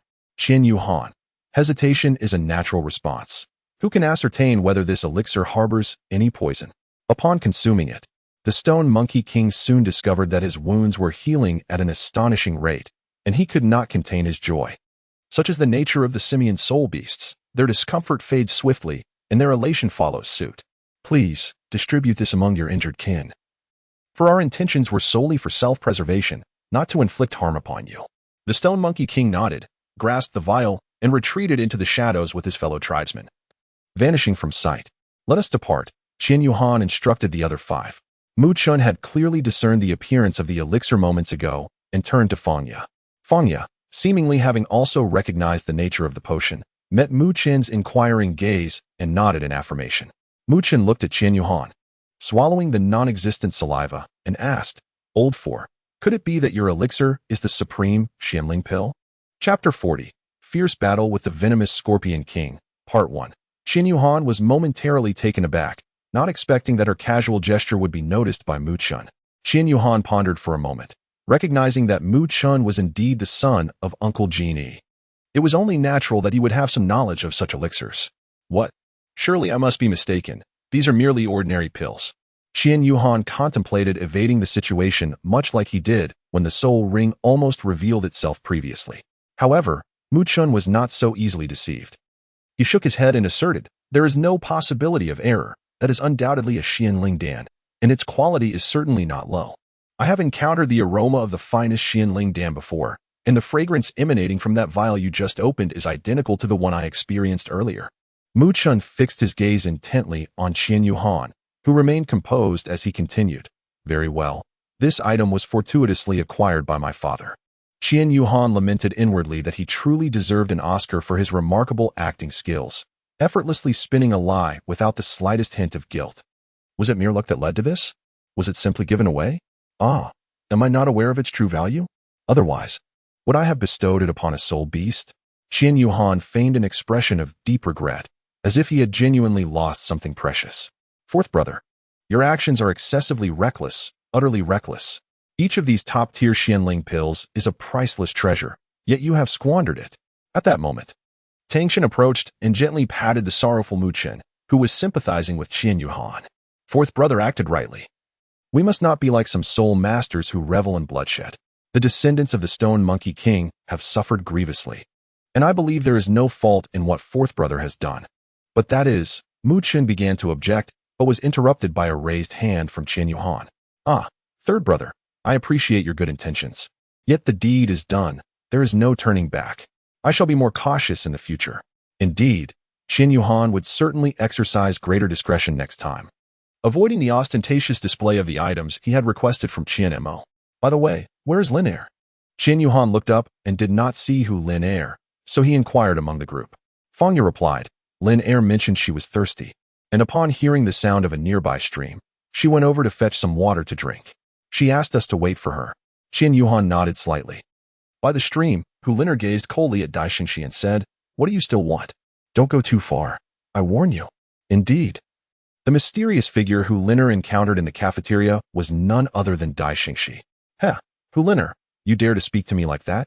Do you think that foolish Qian Yuhan can stand up for you? Or that he can help your family through this crisis? You bastard. Hu Liner, momentarily speechless in the face of Dai Xingxi's aggressive retort, still managed to curse him. Ha ha ha. It seems you truly have feelings for him. Not bad, not bad. I warn you, this is the last time I will do something for you. Please fulfill the promises we made to each other. Otherwise, Liner, you actually dare to threaten me? Don't forget who provided the funds for your family's recent financial troubles. This is the last time. Once the task is accomplished, we will settle our accounts. For now, you only need to. Dai Xingxi leaned closer to Hu Liner, whispering something in her ear. Hu Liner's face turned pale with shock. You're insane. You want to take Yuhan's life? No way. You just said you would let me help you this last time. I expect you to keep your word. Being untrustworthy is not something you can afford. Dai Xingxi said with a sly grin. Hu Liner was at a loss for words. After a few seconds, she sighed and said, Fine, I agree. But let me make it clear. I will only guide you to the edge. Her mind raced as she tried to think of a way to help Qian Yuhan evade this crisis. Lacking any solid ideas at the moment, she decided to comply with Dai Xingxi's demands to prevent any reckless actions from him. Jia, no problem. Dai Xingxi chuckled softly as he walked past Hu Liner, even giving her a playful slap on the backside. Hu Liner glared angrily at Dai Xingxi as he walked away. That bastard, I will definitely kill him, she murmured under her breath. The conversation between Dai Xingxi and Hu Liner by the stream was clearly overheard by someone hiding in a nearby thicket. This sound-absorbing soul-guiding device is quite effective. Hu Liner, Dai Xingxi, Lu Lao, thank you very much. An elder clad in a deep blue robe nodded in understanding of the woman's intentions to protect someone discreetly. Understood, miss. He then vanished. I'm back. Shall we continue? Hu Liner cheerfully rejoined the group. Yuhan, you led us to a place where we might encounter the Crimson Demon Stone Monkey. This time, let me lead. The other 5 nodded in agreement and followed Hu Liner deeper into the forest, where they could still see some movements of soul beasts in the earlier part of their journey. After walking for 30 minutes, all has fallen silent around me. An eerie stillness envelopes the surroundings. Qian Yuhan surveyed the surroundings, where numerous skeletal remains of soul beasts lay scattered about, enveloped in a dense, green mist. Perhaps it is best we do not venture further. I seem to have taken a wrong turn, he suggested. Hu Liner led the group to a desolate area. Rare and soul beasts. I share your sentiment. This place feels rather eerie, Mu Chen remarked, instinctively inching closer to Fang Ye. Observing Mu Chen's approach, Fang Ye stifled a chuckle, thinking to herself, how attentive of him. She had always harbored a fondness for Mu Chen, and this journey only deepened her affections. At that moment, Tang Xian was about to speak when he noticed a swarm of small scorpions swiftly advancing toward them, their sheer numbers evoking an involuntary shiver. Fang Ye gazed at the critters, as if searching her memory for a name. What do they resemble? Mu Chen inquired. They appear akin to pincer scorpions. If that is indeed the case, we must hasten our departure. Should they relay a message back, their king will surely emerge. The pincer scorpion king was known for its formidable prowess, often capable of battling foes beyond its level, coupled with a potent venom. Venom? Then what are we waiting for? Let's flee at once, Mu Chen exclaimed, attempting to grasp Fang Ye's hand to retreat down the path they had come. It may already be too late, Tang Xian warned. Sensing a disturbance behind them, he swiftly turned to see a colossal scorpion looming 100 meters away, its massive form and fearsome pincers instilling dread. The creature stood like a small mountain, exuding a suffocating aura. Its presence effectively sealed their escape route, resembling an insurmountable barrier. A sense of despair washed over Tang Xian as he realized he and his companions were cornered. Faced with such a powerful adversary, escape seemed nearly impossible. Fear began to permeate the air, yet Tang Xian fought to maintain his composure, aware that panic would only exacerbate their dire situation. Mu Chen, pale and trembling, voiced the question on everyone's mind. What shall we do? Tang Chen took a deep breath, striving to steady himself, and cautiously replied, I do not know, but we must devise a strategy to confront this predicament. Chapter 41. Fierce Battle with the Pincer Poison Scorpion King Part 2. We must remain calm and not succumb to panic, Tang Chen urged, desperately suppressing his inner trepidation.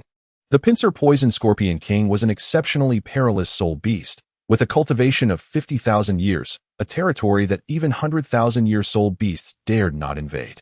Fang Ye scanned the environment and noticed a toxic green mist beginning to envelop them. This is bad. It has released a poisonous barrier.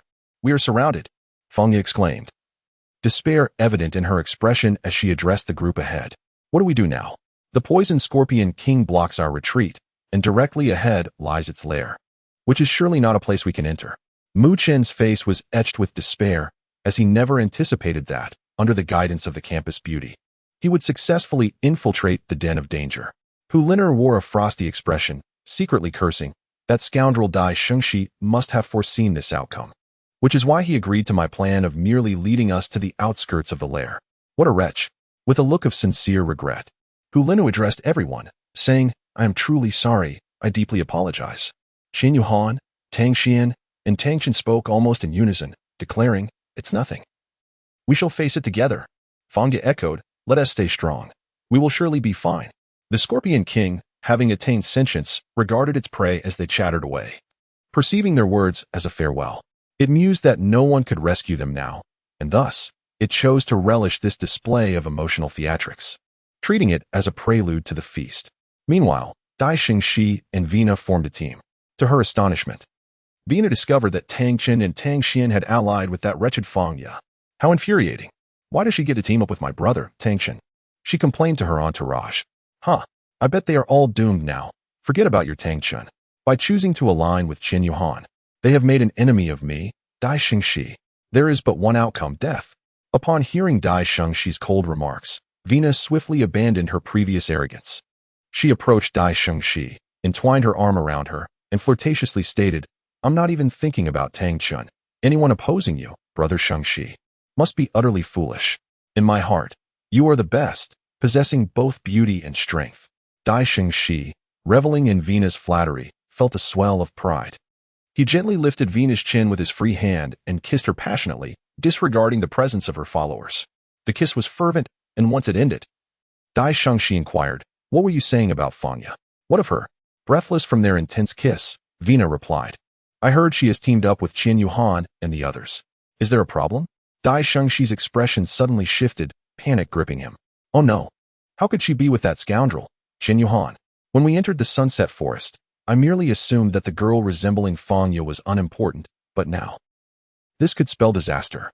Clearing his throat, he suggested, I think we should issue them a warning rather than seek their demise. Let us inform the teachers. If anything were to happen, our families would be unable to protect us. He quickly grasped Vina's hand, leading her toward where the teachers were stationed. Unaware that Vina's expression had darkened ominously, returning to Qin Yuhan and his companions, he declared, it seems we have no choice but to fight with all we've got and await the teachers for our rescue. By the way, let us create a bigger commotion. That will make it easier for others to notice us, he instructed the remaining 5. Qin Yuhan gracefully swept his right hand above the cold-hearted dragon god bracelet adorning his left wrist, holding out a vial to Fangya. This elixir, he said, was fortuitously obtained by my father from the outer battlefield. Consuming just one will grant you immunity from the toxic gas effects for half an hour. He then distributed 2 vials to each of the remaining 5 individuals. Observing Fangya, he cautioned further, those small scorpions lack offensive capabilities. Yet you must remain vigilant to avoid their stings. Take care to dodge them from the side. Fangya nodded, fully aware that her current strength offered little assistance, and that her best contribution was simply not to become a burden. Mu Chun gazed at the elixirs in his hand, then shifted his attention to Qin Yuhan, who was engaged in earnest conversation with Fangya. A thought flickered in his mind. This 4th brother is quite remarkable. How could he possess so many heavenly dragon detoxifying pills? After Qin Yuhan finished his instructions to Fangya, the 6 of them consumed the heavenly dragon detox pill together. Except for Fangya, the other 5 unleashed their martial spirits, preparing themselves for battle. The king of the tooth-claw scorpion gazed mockingly at them, and an ear-splitting roar echoed through the skies, creating shockwaves that forced the group to stagger backward. How formidable! This must be a 10,000-year-soul beast, Qin Yuhan mused inwardly. Indeed, the strength of this tooth-claw scorpion king had reached an impressive 2,000 years of cultivation. Its capabilities far surpassed those of the 1,000-gene ant they had encountered previously. The scorpion king's robust limbs and its menacing tail were clear indicators of its formidable power. Fox Demon Domain, activate. Golden Crocodile Domain, activate. Huliner and Mu Chen swiftly changed their hand seals, releasing their respective innate domains. The Fox Demon Domain could confuse its user, but against a soul beast of the Tooth-Claw Scorpion King's caliber, the effect was minimal. Still, having some advantage was better than none. The Golden Crocodile Domain enveloped the 5 allies, while Fangya had already hidden in the nearby bushes, enhancing the power attributes of those within its realm. This amplification was particularly significant for Mu Chun, though the enhancement for the others was comparatively less impactful. Nevertheless, the principle remained, better to have it than not. Mu Chun was the first to act, the yellow first soul ring beneath his feet shimmering. The golden crocodile swung its tail as Mu Qin's martial spirit manifested. The sturdy crocodile tail whipping fiercely towards the Scorpion King, unleashing a golden slash aimed directly at it. I shall assist you, third brother. Tang Xian's second soul ring flickered beneath his feet. Thunderstrike. He raised the heavenly thunder hammer high above his head, straining to lift it towards the heavens. In an instant, the previously clear sky seemed to be cloaked by an invisible hand, darkening ominously as rolling thunderclouds surged like ink. The hammer traced an arc in the air before crashing down. Suddenly, the thunderclouds appeared to trigger some mechanism, and a massive bolt of lightning roared forth from the clouds like a furious dragon, descending with cataclysmic force directly towards the Scorpion King's head. Light slash, foxtail needle, earthquake.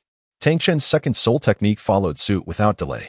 As Qian Yuhan, Hu Lin Air, and Tang Chen launched their attacks in quick succession, a barrage of strikes approached from three directions, ahead, above, and below.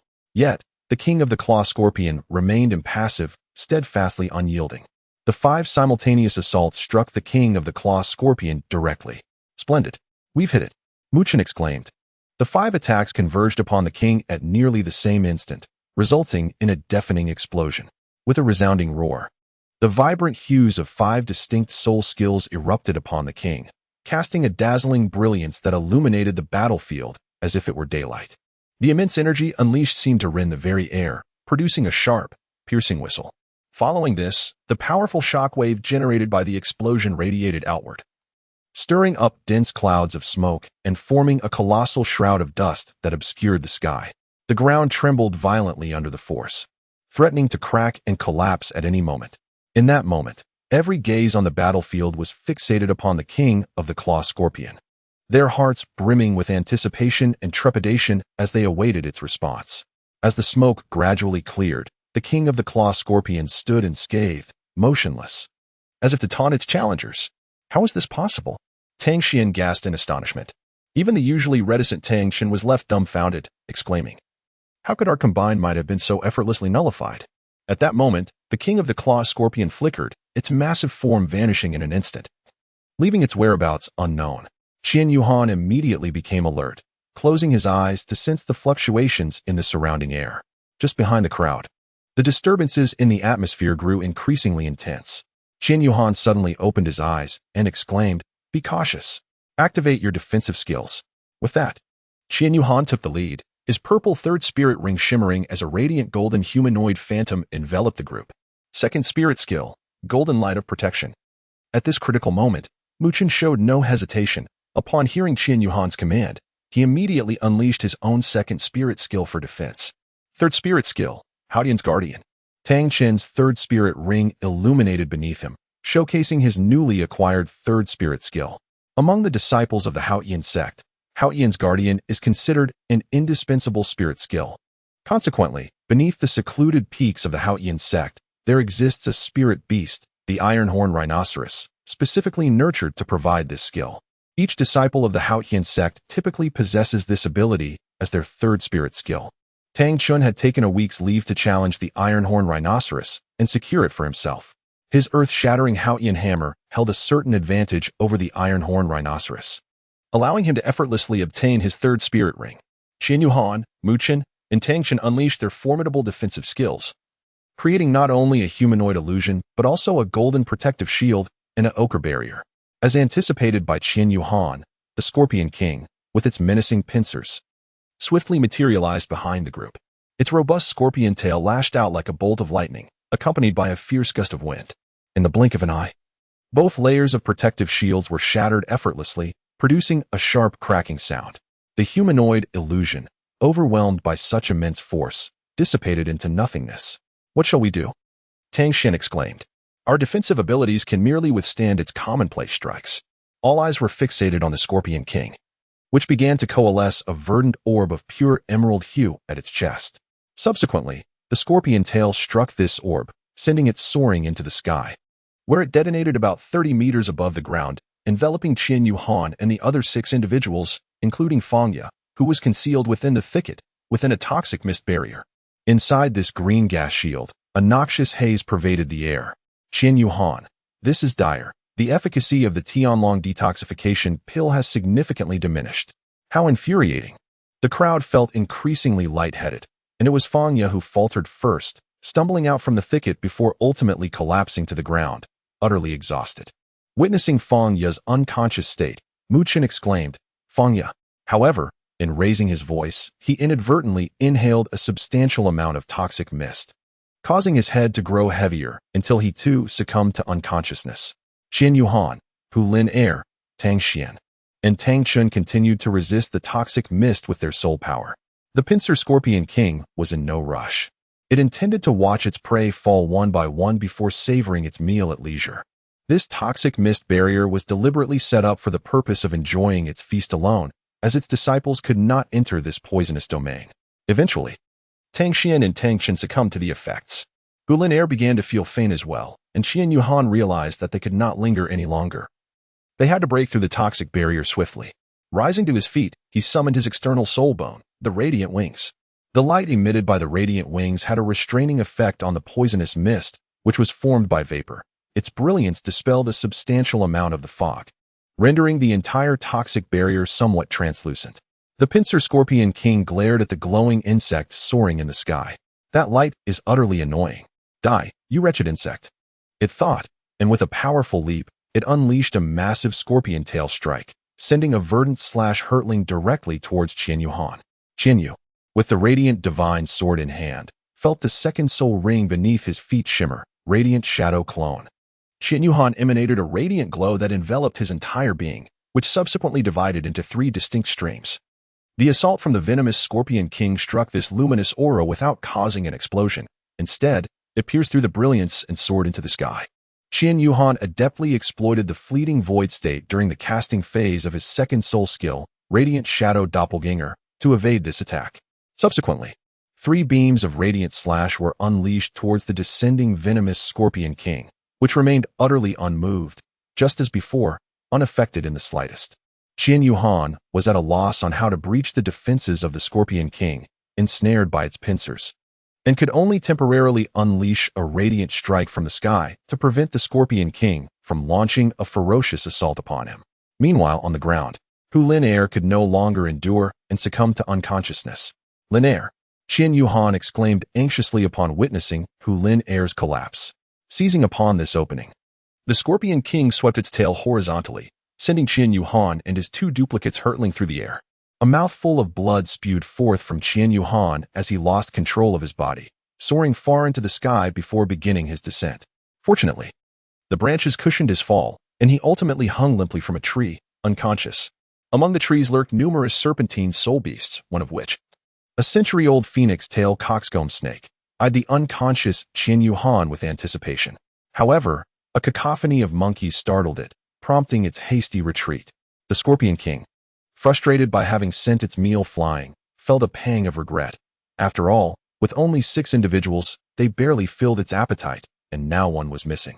Just as the Scorpion King approached the fallen group, an ice barrier suddenly manifested above it, descending swiftly to encase the creature. The Scorpion King collided with the edge of the shield, stumbling backward. Proud of its formidable pincers, the Scorpion King began to strike at the ice barrier that ensnared it. After approximately a minute, the barrier shattered, yet its thickness had obscured the identity of the one who had orchestrated this predicament. Upon breaking free, it glanced around and spotted an elderly figure clad in deep blue robes standing directly before it, while a woman busily transported its food, seemingly indifferent to its presence. These 2 were none other than Ouyang Luoxue and the elder Lu from the Ice God sect, tasked with her protection. Ouyang Luoxue gathered Hu Lin Er, Tang Xian, Tang Chun, Mu Chun, and Fang Ye, placing them together, yet Qian Yuhan was notably absent. Upon their arrival, they witnessed the Scorpion King preparing to strike. And with a mere glance from Ouyang Luoxue, Lu understood her intent and intervened to thwart the Scorpion King, allowing Ouyang Luoxue to focus on rescuing her companions. "He is missing," Ouyang Luoxue called out to Lu. With a wave of his right hand, Lu ensnared the Scorpion King within another ice barrier. The Scorpion King, agitated, exclaimed, "What the devil? Miss, who is missing? How could he vanish?" Lu, aware of the urgency, responded, "Let us return them to their teacher's encampment. One among them is unaccounted for, and he may be in peril. After ensuring their safety, we must search for him." Ouyang Luoxue urged Lu hastily. "Understood, Mississippi. They are poisoned. We must expedite their transport to their teacher for healing. After finishing his words, old Lu waved his hand, causing everyone present to vanish without a trace. Upon breaking the ice barrier, the venomous Scorpion King was met with an empty expanse before him. Venomous Scorpion King. Chapter 43, A Spring of Duality. The Eye of Ice and Fire. Dai Xingxi and his companions finally returned to the teacher's quarters. Teacher, something terrible has happened. We just saw a team from Class 1 heading towards the venomous Scorpion King's territory. Upon hearing this, the class supervisor, Zhou Yu, dropped the cup she was holding and exclaimed, "What did you say? Which team is it?" "It seems to be Qian Yuhan and his group. There is only one venomous Scorpion King in the setting sun forest, and it has nearly 50,000 years of cultivation. This is bad. Director Han, we must go rescue them immediately," Zhou Yu said urgently to Director Han. "Yes, let us hurry. We'll go together," Han Shui replied without hesitation. Recognizing the gravity of the situation, she quickly grabbed Zhou Yu, and they set off towards the territory of the venomous Scorpion King. Roar. A dragon's roar resounded through the air. The sound was deafening, and Han Shui and the others looked up to see an ice dragon swirling above them, before landing gracefully in the clearing before them. On the dragon's back stood an elderly man, a young girl, and 5 children clad in the academy's attire, who lay across the dragon's spine. Old Lu had brought Ouyang Luoxue and the 5 unconscious individuals before them. "Is this Linu? She was with you, Han. They've been rescued. They are unharmed." Old Lu transferred the 5 individuals from the dragon's back to the ground before Han Shui and the others, saying, "Cough. Fortunately, we happened to pass by and were able to intervene. However, their poison is quite severe. They need immediate treatment. Delaying could lead to lasting consequences for their health. By the way, this girl has too low a soul power and has inhaled a significant amount of toxins. She must be treated urgently, or her life could be at stake." Old Lu stroked his white beard and pointed at Feng Ya. "Thank you, sir, for your kindness in saving them. We are all grateful." Ouyang Luoxue interjected, "Sir, when you rescued them, were there only 5 of them? There should be 6 in their team." "I don't know. There were only 5 when we arrived." The other person, Ouyang Luoxue, felt a pang of sorrow. Her purpose for being here was to see Qian Yuhan again. Yet he was absent, perhaps devoured by the venomous Scorpion King. "I'll take them back to Spirit City for treatment. Zhou Yu, you coordinate with 2 class supervisors to search for Qian Yuhan, while the remaining teachers stay to guard the position." Han Shui swiftly made arrangements and summoned a soul-guiding airship in the forest, transporting the 5 unconscious individuals directly back to Spirit City. Dai Xingxi, observing the return of the 5, secretly breathed a sigh of relief, thinking to herself, "Fortunately, she is unharmed. Ha ha ha, splendid. That fool Qian Yuhan has probably met his end. Ha ha ha, what a delightful turn of events." The expression on Dai Xingxi's face was unmistakable, and beside her, Ouyang Luoxue, noticing Dai Xingxi's contemptible demeanor, could only wonder about the thoughts swirling within her mind. Ouyang Luoxue, having exchanged letters with Qian Yuhan, was well aware of Dai Xingxi's penchant for provoking him, stemming from a minor conflict during the school registration, which led to her relentless pursuit. Consequently, Ouyang Luoxue harbored no fondness for Dai Xingxi whatsoever. Dai Xingxi's earlier report had been delivered with such fervor that it seemed to suggest she bore the weight of their near calamity, as if it were her failure to dissuade Qian Yuhan and his companions that had brought them to the brink of disaster. Her display of emotion before the teacher was nothing short of theatrical, as she incessantly spoke of brotherhood. Ouyang Luoxue coldly chuckled, "Heh. If I cross paths with that individual again, I truly must show him a thing or two. He is utterly repulsive." Meanwhile, Qian Yuhan, having been propelled into a tree, narrowly escaped being devoured by a phoenix-tailed coxcomb snake. Fortunately, a troop of monkeys frightened the snake away. One particularly large monkey, alternating between its right and left hands, grasped a branch and swung back and forth until it reached the very tree where Qian Yuhan hung. This large monkey was none other than the Crimson Demon Stone Monkey King, whom Qian Yuhan had spared not long ago. Upon seeing Qian Yuhan suspended from the tree, blood trickling from his mouth, the monkey immediately recognized that he had sustained severe injuries. The Crimson Demon Stone Monkey King had come to repay the favor, having been saved by Qian Yuhan when he had released him and provided medicinal elixirs for his descendants. With a mimicry of human actions, the monkey opened the bottle of Xianling Dan that Qian Yuhan had previously given him and poured out a pill, placing it into Qian Yuhan's mouth. Qian Yuhan possessed no notable ability to chew, He could only allow the Xianling pill to dissolve within his mouth, absorbing its medicinal essence. Qian Yuhan's injuries visibly healed, and soon he slowly opened his eyes. He discovered himself suspended among the branches of a tree, with a gentle twist and turn. He managed to break free, descending gracefully to the ground. Gazing up at the red magic stone Monkey King perched above, along with the bottle of elixir it held, Qian Yuhan immediately understood that it was this very Monkey King that had rescued him. Qian Yuhan nodded toward the red demon stone Monkey King, smiling as he produced a vial of Xianling Dan, inviting the king to descend. The red demon stone Monkey King, upon observing the identical vial, recognized it as the same substance he held. "This is a gift for you, in gratitude for saving my life," he offered. The red demon stone Monkey King waved his hand in refusal. "Do not decline. I must repay you for saving me." The soul beast, lacking an understanding of human customs, assumed that Qian Yuhan's repeated insistence meant it was entitled to accept the gift, and thus joyfully accepted it. "By the way, where exactly are we?" the red demon stone Monkey King inquired, shaking his head to indicate its own confusion. Qian Yuhan walked forward for approximately 500 meters when he stumbled upon a cave. The red demon stone Monkey King, wary that Qian Yuhan had not yet fully recovered, decided to accompany him for a while longer, understanding the gesture of goodwill represented by the numerous elixirs they had received. Following closely behind Qian Yuhan, the red demon stone Monkey King watched as he made his way directly into the cavern. The cave exuded an eerie and foreboding atmosphere, sending shivers down one's spine. A dampness permeated the air, invoking a chill in the bones. The walls and floor were adorned with moss, and the air was thick with the stench of decay. Jagged rocks hung precariously above, appearing as though they could plummet at any moment. Silence enveloped the cave, interrupted only by the rhythmic sound of dripping water. Drops seeped from the stone walls, falling one after another into a small puddle on the ground, producing a crisp sound. Each droplet sent up tiny splashes before merging back into the pool. As time passed, the puddle deepened, and ripples began to emerge on the surface. These ripples spread outward, colliding and intertwining with others before ultimately vanishing. New droplets continued to fall, ensuring the water within the puddle remained in constant motion. This persistent sound infused the cave with an unsettling ambience, evoking imagery reminiscent of scenes from a horror film. As he continued his trek, Qian Yuhan suddenly spotted a luminous point of light ahead. Qian Yuhan transitioned from a walk to a run, hastening towards the luminous point ahead. The light grew increasingly larger, more radiant.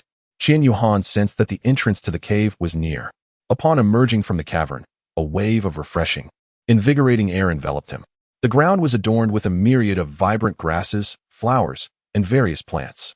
A seemingly naturally formed dirt path connected the cave's mouth, as though it were extending a warm welcome to visitors. This entrance was nestled within the surrounding cliffs of the region, and Qian Yuhan followed the winding path ahead. Descending along the precipice, Qian Yuhan turned to the side and was instantly struck with astonishment, his eyes widening in disbelief. A spring gives birth to the two principles. Could this truly be the Eye of Ice and Fire? How did I stumble upon this place? My apologies, dear friends. I was out all day this Saturday and am utterly exhausted, having just returned home. I hastily present this chapter to you, my sincerest apologies. Let us consider this Saturday as a sick day, and I humbly seek your forgiveness. There will be another chapter on Sunday, but I must first take a moment to rest. Farewell for now. Chapter 44, Yuhan tastes the celestial herb. Qian Yuhan, goodness. Could I truly be the chosen one? Is this a direct encounter? Wasn't it stated in the original narrative that a rather inconsequential title Douluo presided over this place? Yet here I am, having entered without any hindrance. With a heart brimming with excitement and trembling hands, Qian Yuhan slowly approached the Eye of Ice and Fire. BRR. How cold? He marveled. Indeed, Qian Yuhan stood beside the frigid waters of the coldest ice spring. He gazed silently at the breathtaking spectacle before him, a surge of awe coursing through his being. Behind him, the red demon stone Monkey King shivered involuntarily. Even with its formidable physique, it could not withstand the chilling aura emanating from the coldest ice spring. Qian Yuhan felt the bone-chilling cold, as if it could penetrate his very soul. What an incredible coldest ice spring! Qian Yuhan exclaimed. The drop in temperature in the air above was enough to make one shudder. He could scarcely fathom the consequences of falling in, fearing he might instantly be encased in ice. With such thoughts, he hastily retreated. The red demon stone Monkey King, being quite astute, sensed the cold and quickly distanced itself to a much safer location. Qin Yuhan focused her gaze and beheld, at the very center of the frozen spring, an object radiating a soft azure glow. It resembled a resplendent pearl, quietly suspended within the icy waters, while the surrounding chill seemed to swirl around it in an intricate dance. Qian Yu whispered to himself, "Surely, that must be the octagonal ice grass, a treasure born from the ethereal energies of heaven and earth in the coldest ice spring." His voice brimmed with awe and yearning. The octagonal ice grass is an exceptionally rare marvel, said to flourish only in places of extreme cold and abundant spiritual energy. The coldest ice spring before him undoubtedly provides an ideal environment for nurturing the octagonal ice grass, while the interior of the extreme northern lands maintains a suitable temperature. It is incapable of supporting plant life, and the outer regions lack sufficient warmth. Only this coldest ice spring can sustain such growth. Qin Yuhan was deep in thought. While the Crimson Demon Stone Monkey King had already made its way to the red spring, the blue spring was far too frigid for its liking. Glancing at the red spring, it seemed much warmer, prompting it to stride confidently toward the inviting warmth. However, with each step, an unsettling sensation crept upon it. As the surrounding temperature escalated rapidly, the Crimson Demon Stone Monkey King took another step forward, only to find the ground scorching beneath its feet. Unbeknownst to itself, it had reached the edge of the red spring. With a startled cry, the Crimson Demon Stone Monkey King instinctively retracted its foot and began to hop backward in alarm. Qian Yuhan heard the anguished cries of the Red Demon Stone Monkey King. Turning his gaze, he beheld an absurdly amusing scene. Qian Yuhan walked with a smile towards the clearing at the confluence of the two springs. Upon reaching the open space, he sat cross-legged and said, "Come here. This place is suitable for us." The Red Demon Stone Monkey King seemed to grumble as it approached Qian Yuhan. "The spiritual energy in this realm is quite abundant, and we are the first to arrive. I am here for the medicinal herbs, and you may cultivate here, which will significantly enhance your training speed. As long as you avoid the spring water and do not venture too close, there will be no issues." Upon grasping Qian Yuhan's explanation, the Red Demon Stone Monkey King nodded in understanding. "This will be my vegetable garden from now on. Ha ha ha." Qian Yuhan continued, "You can cultivate here and serve as my guardian in a mutually beneficial arrangement." The Red Demon Stone Monkey King nodded in satisfaction, indicating its agreement. Clearly, the Red Demon Stone Monkey King did not fully comprehend the earlier phrases concerning the vegetable garden and guardian, yet it understood the concept of mutual benefit and thus consented. How easily deceived. "Oh no, how delightful." Qian Yuhan chuckled. The Red Demon Stone Monkey King laid down and began its own cultivation, while Qian Yuhan's activities bore no relevance to it. Qian Yuhan, lying down to cultivate, third brother should seek some wisdom from him. Meanwhile, Mu Chun, who is still fainting aboard the spaceship, I thank you sincerely. Qian Yuhan sat on the ground, resting his chin on his right hand, pondering how he might acquire those two flowers. One was the 8-angled profound ice grass from the cold extreme ice spring, while the other was the fiery apricot blossom from the blazing sun spring. He was uncertain of the current strength of these two flowers. Had it been mentioned in the book?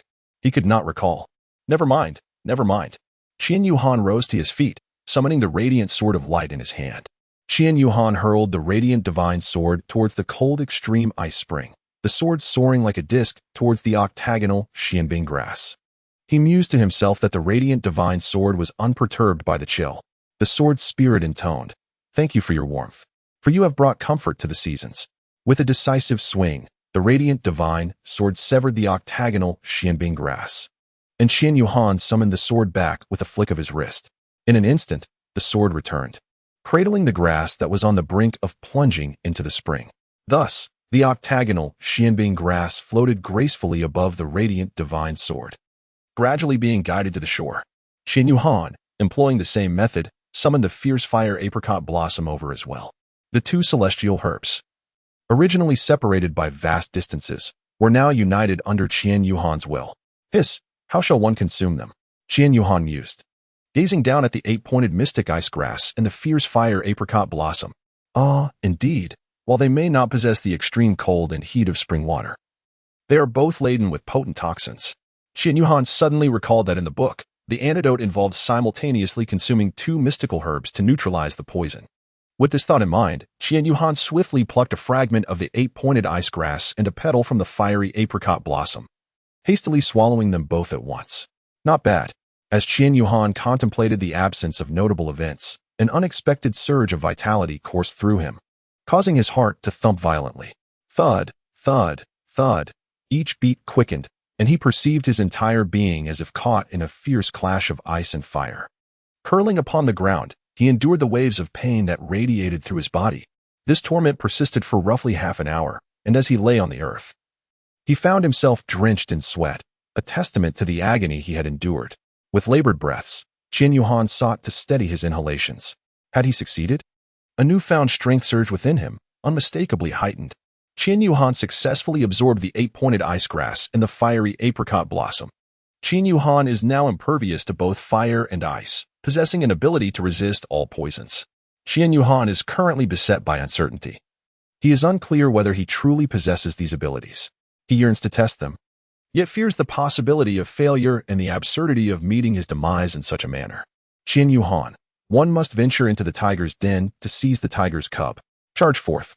Qian Yuhan's heart was indeed eager to test his newfound advantage. With a moment of self-encouragement, he executed a flawless dive into the frigid waters of the Hanji Ice Spring. The Red Demon Stone Monkey King, having just awakened from a brief slumber, beheld Qian Yuhan plunging into the icy depths and, thinking he was still dreaming, rubbed his eyes and yawned before drifting off again. This peculiar creature was capable of training even in its sleep, making it an ideal companion for Mu Chun, who favored such a method of cultivation. With a resounding splash, Qian Yuhan plunged into the Hanji Ice Spring without hesitation.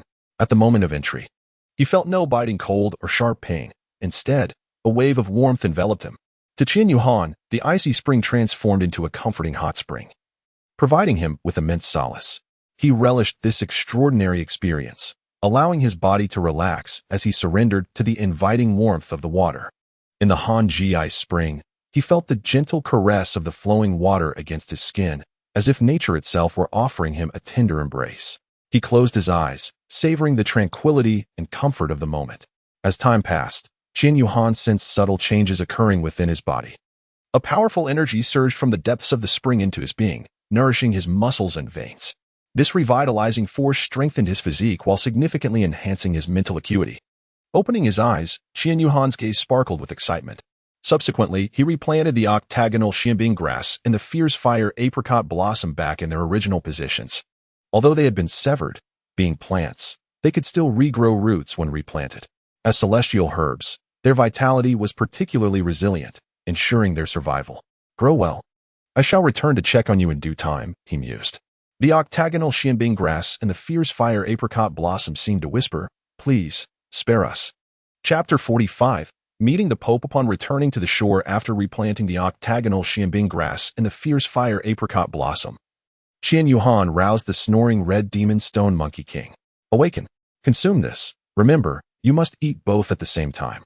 The Red Demon Stone Monkey King, still groggy from sleep, drowsily ingested the octagonal xianbing grass and the fierce fire apricot blossom that Qian Yuhan had left for him. Instantly, he was jolted awake as a wave of pain coursed through his body. Endure it. Once this pain subsides, you shall no longer fear freezing or burning, and you will be immune to all toxins. This spring water shall be your sanctuary, Qian Yuhan explained from the side. Upon hearing Qian Yuhan's reassurance, the Red Demon Stone Monkey King felt somewhat relieved, although the pain still caused him to curl up on the ground. Yet, as a spirit beast, his physical resilience surpassed that of any spirit master, and within 10 minutes, the discomfort faded. Now, give this spring a try, Qian Yuhan encouraged. The Crimson Demon Stone Monkey King approached the searing hot spring, this time unharmed by its scorching embrace. Feeling a sense of efficacy, it closed its eyes and leapt directly into the water, subsequently floating upon its surface. The creature emitted soft groans within the pool, its claws skimming through the water with an unmistakable sense of ease. It was crucial to remember not to harm the 2 celestial herbs nestled between the springs, nor to disturb those on the shore. One could cultivate either on the bank or within the pool itself, Qian Yuhan thoughtfully reminded, for he truly feared that one day, in a moment of overwhelming comfort, it might bring ruin upon this place. Henceforth, I shall call you Sun Wukong. The Crimson Demon Stone Monkey King nodded in agreement. Having placed complete trust in Qian Yuhan, call me whatever you wish and command me as you please. I sense that this child possesses the potential to elevate me to new heights. Qian Yuhan intends to return to this place after some time. He plans to bring Fangyo along on his next visit, for she undoubtedly possesses more knowledge than he does. Fanya should be well acquainted with which celestial herbs can aid his brothers in enhancing their strength, having gleaned much from the books she previously studied. After giving some instructions to the Monkey King, Qin Yuhan retraced his steps from the cave. The outdoor practical exercise was prematurely concluded due to his team's encounter with the deadly Scorpion King, resulting in 5 members succumbing to poisoning and 1 person going missing. The group then gathered to prepare for their return, and on their way to find Qin Yuhan, Zhou Yu and others chanced upon him as he made his way back. Qin Yuhan provided a brief explanation, yet did not mention the matter of the ice and fire dual eyes. Zhou Yu accompanied Qin Yuhan as they boarded their class's Soul Guidance airship, which took off for their return. Meanwhile, Han Shui, who had earlier brought back 5 individuals who were poisoned and unconscious to the Wuhuan Temple Academy, had already disembarked from the airship. The Academy's medical team hurriedly transported the 5 to the infirmary for detoxification and treatment. Outside the medical room, several teachers from different grades were engaged in conversation. How unfortunate these children are to encounter the toxic Scorpion King, a soul beast. Fortunately, they merely inhaled some toxic mist. Had they been stung, the consequences would have been dire. Indeed, and there's also a mention of a student named Han Shui who seems to be missing. Is that so? What shall we do? Those poor children, only 8 years old. At that moment, the Academy's president, Han Tianyin, happened to pass by the infirmary. As it was the end of a class period, the corridor was bustling with people, and the teachers were unaware of the president's presence, allowing him to overhear their conversation. Has a first-year student encountered trouble? Han Tianyin approached the chatting teachers and inquired. President, please answer my question quickly. I must report to the Pope's Hall every week. What has transpired? One teacher replied, it's what we just discussed. 6 students unexpectedly encountered the toxic Scorpion King. 5 have succumbed to poisoning and are being treated, while 1 is missing, and we do not know if they have been found. What is the name of the missing child? It seems to be Qin Yuhan. The president turned and departed, pondering the matter as he walked. Feeling it necessary to report this situation, the Wuhuan Temple Academy is a crucial branch of the Pope's Hall, with the Elder Hall and Awakening Hall being subordinate branches of the 2 imperial capitals. All departments of the Wuhuan Temple are directly managed by the Pope's Hall. It can be said that the Pope's Hall wields the greatest authority within the Wuhuan Temple, with only the Offering Hall standing alongside it. Han Tianyin believed this incident warranted the attention of the Pope's Hall, although he anticipated rebuke from the Pope. He recognized that this outdoor practical training for new students was a proposal from the educational department of the Wuhuan Temple, which the Pope's Hall approved. Han Tianyin had long harbored reservations about it, yet lacked the opportunity to suggest its cancellation. This was a fortuitous moment. Han Tianyin is a titled Douluo powerhouse, yet his strength is still insufficient to gain entry into the Elder Hall, falling just short. Nevertheless, he has earned the favor of Pope Xiaohui, who bestowed upon him an Elder's token despite his lack of formal membership in the Elder Hall. Holding the Elder's token, Han Tianyin approached the Pope's Hall to request an audience with the Pope. Without this token, gaining an audience with the Pope would require layers of approval, a highly complex process. This Elder's token has saved Han Tianyin considerable trouble. Before long, the sentry opened the door, signaling that he could enter. Upon passing through the grand and majestic entrance, he was greeted by the sacred sight of the Pope's Hall's main chamber. Only those of high status and authority can enter here. Han Tianyin knelt on one knee and respectfully said, I pay my respects to your holiness. Rise, Tianyin. There is no need for such formality between us here, replied the Pope. Thank you, your holiness. Han Tianyin stood upright. Xiaohui, seated upon the papal throne that symbolizes supreme power, inquired, didn't the morning meeting just conclude? Why have you returned? Your holiness, I have just returned to the academy and heard of a matter that I consider quite serious, which compelled me to report it to you urgently. What could be so grave as to concern you? Your holiness, I have hesitated for quite some time regarding this issue. It pertains to the outdoor practical training for new students. I have opposed this initiative since it was proposed by the Ministry of Education. Xiaohui interrupted directly. Tianyin, I am aware of your long-standing opposition to this matter. The majority of the council members have agreed to implement it, and I cannot elaborate further. It has been in practice for 5 years without incident. Your holiness, I have previously warned that if any mishap were to occur, it would be disastrous. And now it has come to pass. Are you suggesting that a problem has arisen? Xiaohui questioned. Yes, your holiness.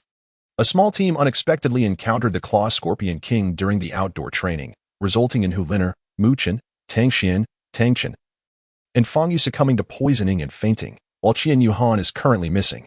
What did you say? Xiao Hui exclaimed, his aura as a super Douluo erupting uncontrollably.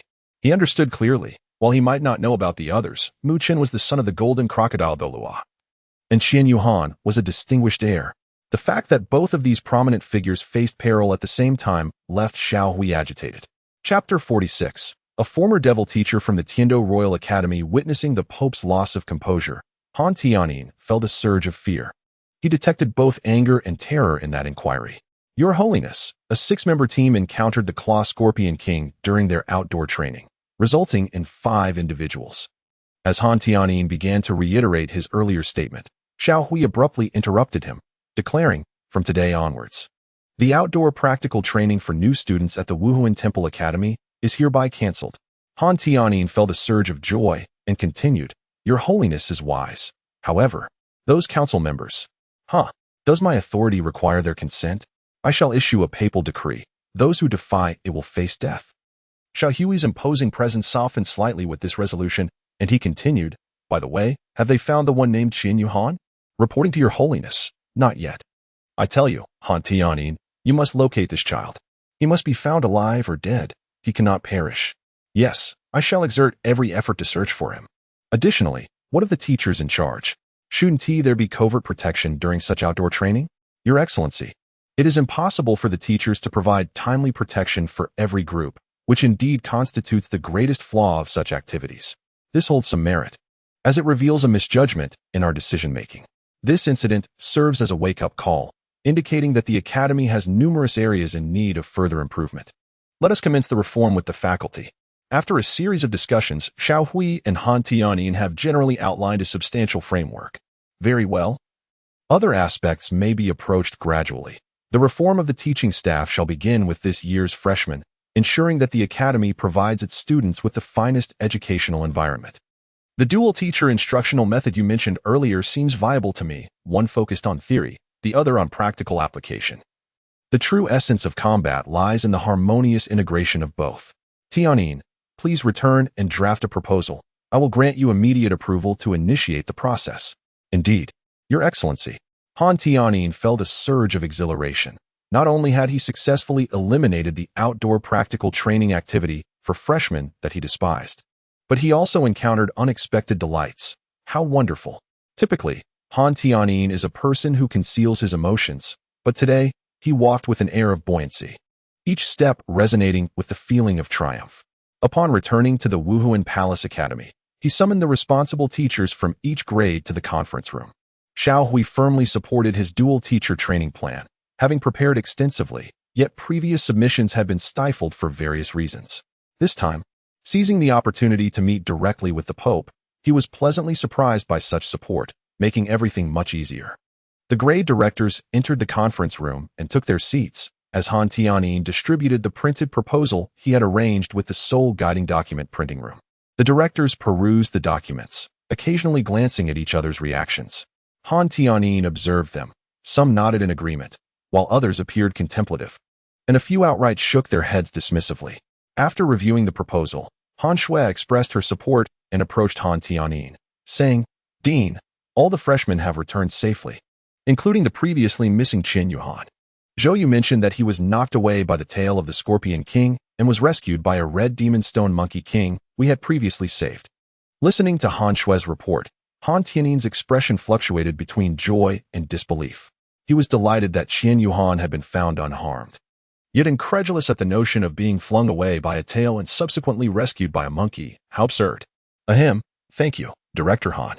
I trust all of you have reviewed the proposal. It has received the Pope's endorsement. Originally, those who opposed it found themselves at a loss for words upon hearing this. The Pope, one of the highest authorities in the Wuhuan Palace, renders it inappropriate for mere educators to voice further objections. Thus, this plan shall commence with the freshmen. Director Han, could you please inform the homeroom teachers of each class in your grade regarding their responsibilities for either practical or theoretical content? The teachers responsible for the other content may volunteer, and ultimately, if there are vacancies, the college will make arrangements. Naturally, the homeroom teachers who find a suitable second instructor must submit an information form for review, akin to the process for hiring new teachers.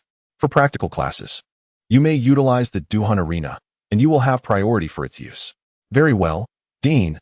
I shall convey this information immediately. Now, esteemed directors, are there any further inquiries?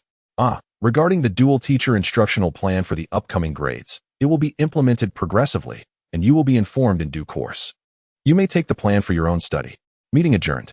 Han Shui arrived at the first grade teacher's office to convene a meeting with the 7 homeroom teachers, discussing the points relayed by the dean. Among them, Zhou Yu appeared the most elated, although she was a fervent enthusiast of practical combat. She was primarily a theoretical instructor and could impart only a modicum of practical experience to her students. Despite being ranked at level 67, her success was primarily due to her formidable martial soul, the 7 Treasures Glazed Tower. Indeed, Zhou Yu was an outer disciple of the 7 Treasures Glazed sect. However, she had always advocated for the integration of practical and theoretical approaches, which aligned perfectly with the new teaching methodology.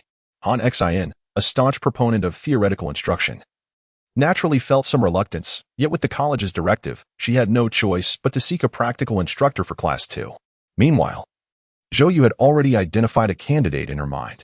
Zhou Yu leaned blissfully against the shoulder of her husband, Yu Ziang, a sweet smile gracing her face. She turned her head slightly to gaze at the handsome man beside her, her eyes shimmering with tenderness. What do you think, Yang? Aren't you finding it difficult to stay at the Tiando Royal Academy? Why not come over here as a practical instructor? We are always so far apart, only able to meet during holidays. It feels quite disheartening. The dashing Yu Ziang playfully poked Zhou Yu's nose and replied, But didn't you say we shouldn't discuss work during our breaks? We are both workaholics, and I've finally managed to secure a half-month vacation. We ought to cherish this time together. But I'm being serious. I can't bear this long distance anymore. It's too painful. This opportunity aligns perfectly with my educational philosophy. Due to the college's new teaching reforms, it's a win-win. We wouldn't have to endure the distance. My educational ideals could be realized at the academy, and the institution is certainly exceptional enough to meet your standards. Let me ponder it a bit more, Yu Ziang replied, a frown adorning his face. His reluctance was not due to an attachment to the Tiando Royal Academy, but rather to the fondness he held for his students there. Are you reluctant to part with those children? Zhou Yu immediately discerned his thoughts, to which Yu Ziang nodded in affirmation. They are graduating soon, and they are all in the imperial class. They will undoubtedly become the royal guards of the Tiando Empire. They must be extremely busy preparing for their futures. You are not permanently staying away. There are still winter and summer breaks, remarked Zhou Yu. Yu Ziang nodded in agreement. Very well. Let us see if the few dozen children in your class can withstand my training. Indeed, I have faith in them. Just write a resignation letter and have it sent back. That way, the old fellows at the academy won't trouble you again. The members of the education committee are quite decent. My desire to leave the Tiando Royal Academy stems from the few young rascals in the royal class.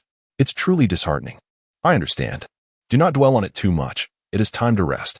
Tomorrow, I will introduce you to them and give them a proper scare. You won't mind, will you? A new devilish teacher, once from the Tiando Royal Academy. Zhou Yu smiled brightly, radiating warmth and beauty. My dear, I have already promised you. Shouldn't you also fulfill my wishes? What are you doing? I dislike you. Yu Ziang, without waiting for Zhou Yu to finish her sentence, swept her up in his arms and entered her chamber. If time permits tonight, I shall add a chapter later. I will definitely make up for the 2 chapters missed on Saturday. Next chapter preview. What will the teaching style of the devilish teacher Yu Ziang be like? Anticipate it. Can Qian Yuhan endure it? Huliner and Fong Yu are still hospitalized, leaving Qian Yuhan to bear it alone. Chapter 47. Hellish Training Part 1. While Zhou Yu and Yu Ziang basked in their affection, Qian Yuhan was summoned by Han Shui to accompany her to the principal's office. Qian Yuhan was taken aback, exclaiming, What on earth is happening at this late hour? Goodness, am I being summoned to meet the top authority here? Have I committed some grave transgression? Qian Yuhan mentally reviewed the events of the past few days. There was nothing amiss, aside from the instance of the outdoor drill where someone had gone missing. Han Shui, seemingly perceiving Qian Yuhan's thoughts, spoke up. There's no need to be anxious. The director is certainly not seeking you out to cause trouble. You can rest assured about that. Qian Yuhan nodded slightly. The two proceeded to the dean's office, where Han Shui knocked on the door. A deep and resounding voice emerged from within, inviting them in. Han Shui gestured for Qian Yuhan to enter. Qian Yuhan, oh? Am I the only one going in? Farewell, coward. Qian Yuhan stepped inside, and Han Shui promptly assisted in closing the door, providing the two with a private space for their conversation. Qian Yuhan entered and beheld a middle-aged man adorned with crescent-shaped spectacles, poring over a collection of documents at his desk. Qian Yuhan could clearly see the prominent title above, Practical Instructor Yu Ziyang. Han Tianyin slightly raised his head and gently remarked to Qian Yuhan, "It seems that you are destined to become a celebrity through this outdoor practical exercise." "Ah, Dean, I dare not claim such a title. It is due to my own actions that, for some unknown reason, I have trespassed into the domain of the tooth-claw scorpion." Qian Yuhan took the initiative to shoulder the responsibility, and Han Tianyin chuckled. "Ha ha, this is a form of training, isn't it? My dear child, you have done exceptionally well. If I were to judge solely by your actions, I would hardly believe you are merely an 8-year-old. Cough, cough, director, you jest." Qian Yuhan replied, feeling the warmth in Han Tianyin's gaze, which softened his already benevolent smile. "Child, you clearly possess a story worth sharing. Would you indulge me?" Han Tianyin, recalling what Han Shui had conveyed about this child's extraordinary talent, and the shock that had gripped the Pope upon hearing of Qian Yuhan's disappearance earlier that day, surmised that Qian Yuhan's identity was certainly far from ordinary. In a city where children often go missing, particularly in the tumultuous environment of Spirit Soul City, the disappearance of a child from the Soul Beast Forest raised alarm bells. Han Tianyin believed that someone with Xiao Hui's vast experiences would not react with such alarm over a missing student. Thus, Qian Yuhan must possess a unique status. Han Tianyin was nearly correct in his assumptions, yet he failed to connect the dots to the esteemed Grand Priest of the Spirit Hall, Qian Mo. After all, how could a mere academy director grasp such hidden intricacies? "Director, I have lived with my father since childhood, accompanied by a few uncles who played with me. However, my father has been away on a mysterious mission for quite some time, and he may have perished." Qian Yuhan spoke in a hurried manner. While Han Tianyin gazed into Qian Yuhan's eyes, bright and clear, without wandering elsewhere, proving that he was not lying. Qian Yuhan speaks the truth, and thus is at peace with himself. His father is indeed Qian Mo, and his uncles are the offerings in the worship hall. Qian Mo has indeed been absent for a long time, and in his eyes, he is as good as dead. "You have suffered, my child. Director, may I return to rest now? I have an early class tomorrow." Qian Yuhan had expressed himself so candidly that Han Tianyin had little more to say. Indeed, it was already late, and it was imperative to ensure the students' quality of sleep, as they were still in their growing years. Qian Yuhan exited the dean's office and nodded towards Director Han Shui before hastily making his way back to the dormitory. Han Shui entered the office and inquired, "How is the dean? Does this child have any background?" Han Tianyin shook his head and sighed, replying, "This child comes from an ordinary family. Yet he is a good kid, humble and polite, quite impressive." Han Shui refrained from further questioning about Qian Yuhan's background and shifted her gaze to the report that Zhou Yu had handed to Han Tianyin. "What do you think of Yu Ziyang? He graduated from the same class as teacher Han Xin at the Tiando Royal Academy. Immediately after graduation, he was offered a lucrative position to teach. Zhou Yu encountered him during her in-depth studies at Tiando, and they fell in love. They both claim that Yu Ziyang is a treasure. However, his teaching style is somewhat." Han Tianyin looked at the training style section of the document, which stated, "Strict, severe, high standards, and stringent requirements. This person is intriguing. I have high hopes for him," he chuckled. "By the way, Dean, Yu Ziyang has his unique training content and insists that the academy cannot interfere with his teaching," Han Shui added promptly. "Very well, let us accommodate him. We shall see what transformations this couple can bring to the freshman class," he said, anticipating the outcome. The next day, as usual, Qian Yuhan had already written a letter detailing his experiences in the Sunset Forest, omitting the matter of the ice and fire dual pupils. He slipped the letter into the mailbox during his morning run. Everything felt routine, yet dormitory 101 felt lonely with only him present. On his way to class, there was no laughter or playful banter, rendering the day rather dull. Without Hu Liner to tease him, the day seemed to drag on aimlessly. Upon reaching the classroom, Qian Yuhan noticed Zhou Yu standing at the podium alongside a handsome middle-aged man, and he felt a tinge of confusion but thought little of it as he took a seat. "All right, class. Let me introduce you to our double teacher training program that the academy has arranged for us. To put it simply, we will have separate instructors for practical and theoretical lessons." Making it more professional, Zhou Yu announced, "This is your new teacher, Mr. Yu. Let us give him a warm welcome." "Hello everyone. I am Yu Ziyang, your practical instructor." Yu Ziyang appeared cold and unfeeling, his words devoid of any emotion, a stark contrast to the Yu Ziyang from the previous evening. This was his persona as a teacher. There was no choice but to maintain this facade. This morning, we will have a practical class, followed by a half session of practical lessons in the afternoon. Should you fail to complete the training assignments given to you this afternoon, the theoretical class will be postponed to the evening after dinner. His words left the entire class in stunned silence. Well, it seems you are all in shock, so I shall refrain from further needless chatter. Gather at the academy entrance. The students assembled at the entrance of the academy, where the coldest time of the year had arrived. Early in the day, they were summoned to the school gate, and the wind blew, chilling them as if they were by the riverside. The temperature difference between day and night is quite pronounced, although the seasons resemble spring. The days and nights at this time are far from warm. Many individuals are rubbing their hands together for warmth, while others exhale puffs of warm air. Now, here are the iron jackets. Each person is to don one and commence running a lap around the school, allowing for a moment to appreciate the beauty of the campus. This will occupy the entire morning, with no opportunity to pause. It is crucial to maintain the pace. Failing to do so could lead to discomfort. Iron jackets, you say? Surely, that cannot be the case, dear teacher. Running for an entire morning without respite feels like a daunting task. A chorus of murmurs spread among the students in class. Qian Yuhan was the first to approach the pile of iron suits. He donned one, and, without uttering a word, began to run. What are you waiting for? Hurry up. You are all destined to become soul masters. Without adequate stamina, how will you confront soul beasts? How will you engage in the exhausting tussles with them? Move swiftly. Zhou Yu remarked with a smile. Your show of authority has quite the intimidating effect. Upon hearing Zhou Yu's compliment, Yu Ziyan glanced around and, noticing that his classmates had all dashed off, cheekily made a face at her and said, what can I say? Once I've established this persona, I must persist in maintaining it. It's rather exhausting, you know? The morning's training will resume tomorrow, with several grueling exercises yet to be unveiled. Anticipate it with eagerness. The third update is complete, making up for Saturday's missed chapter. More will follow tomorrow. Thank you for the encouragement.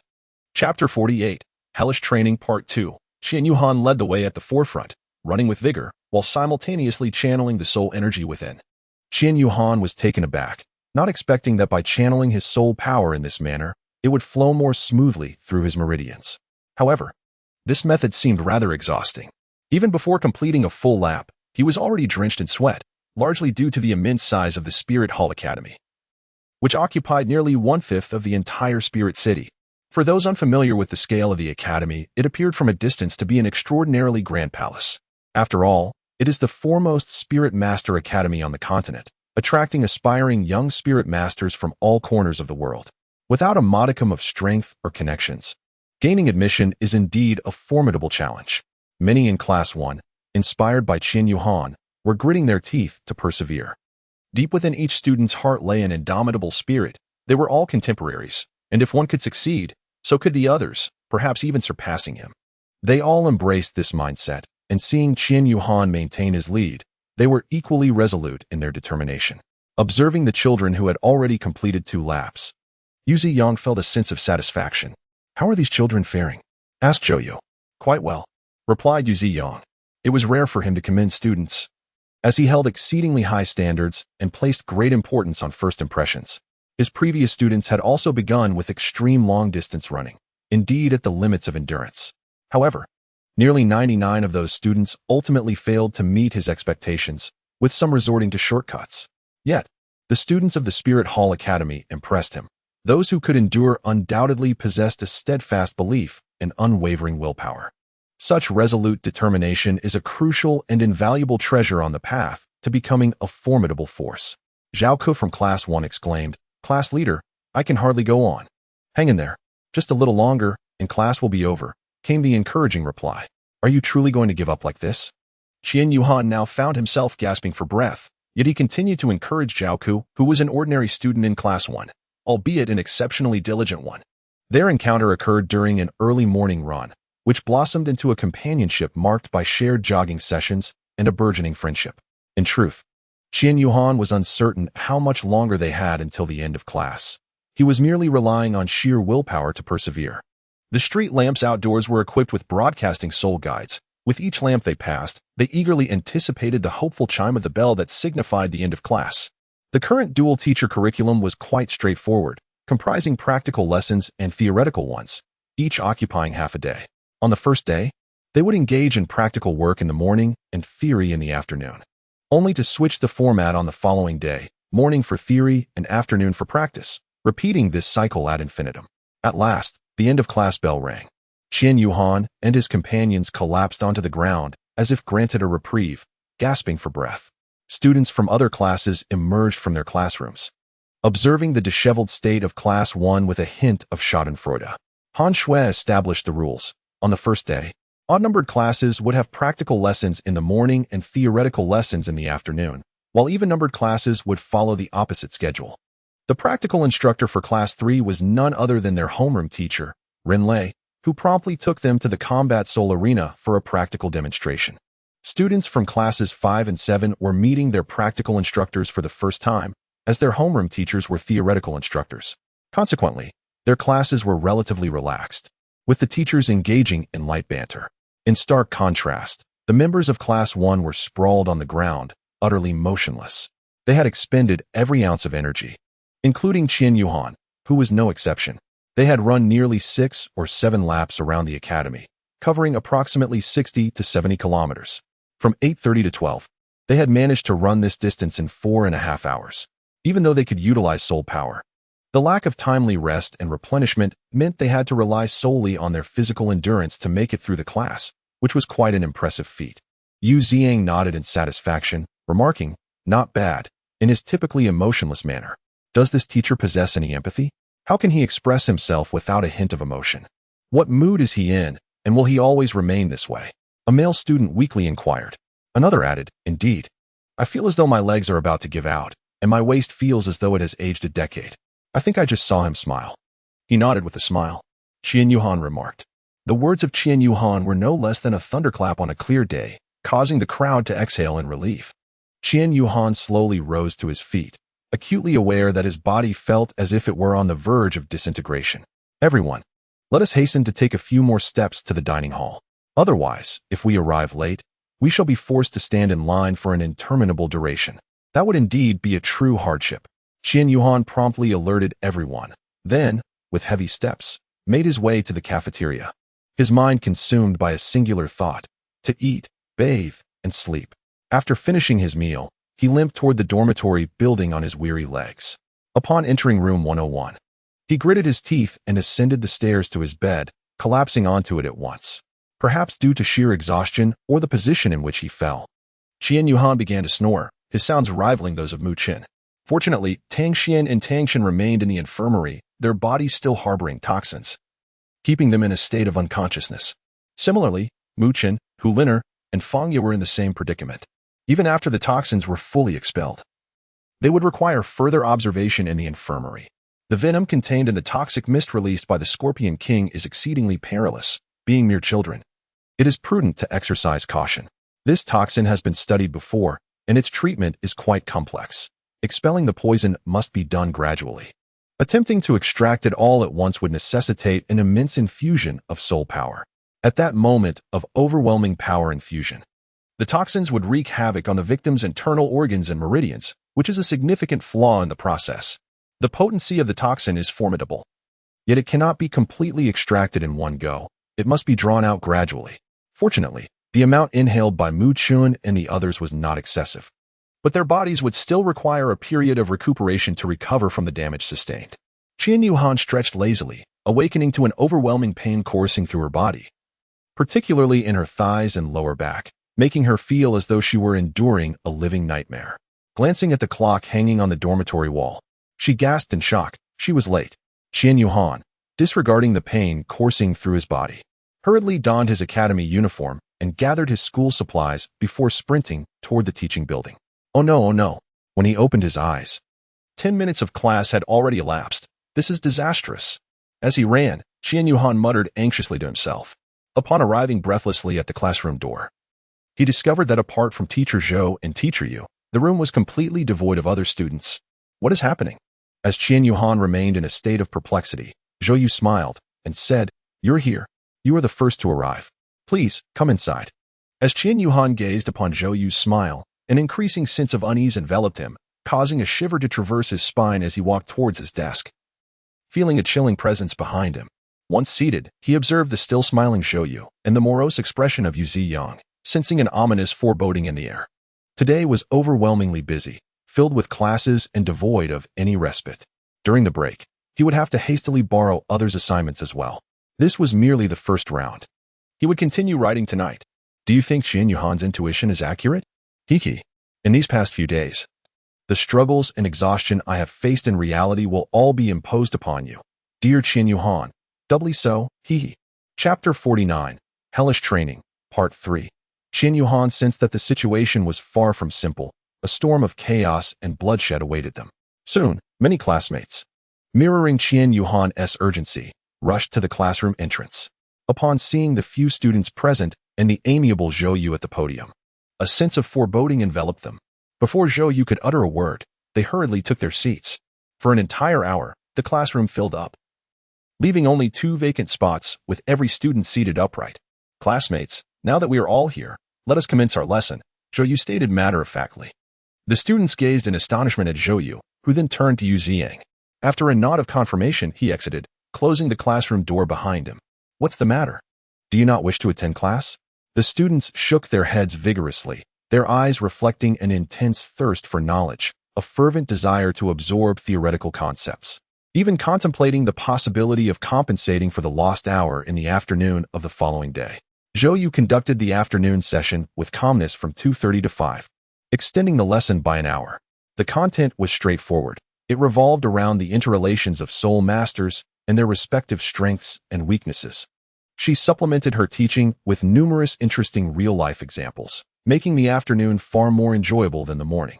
However, just 5 minutes before class concluded, Zhou Yu shattered their idyllic expectations with a single remark. That will be all for today. Since the entire class was tardy by an hour, you shall need to make up for it.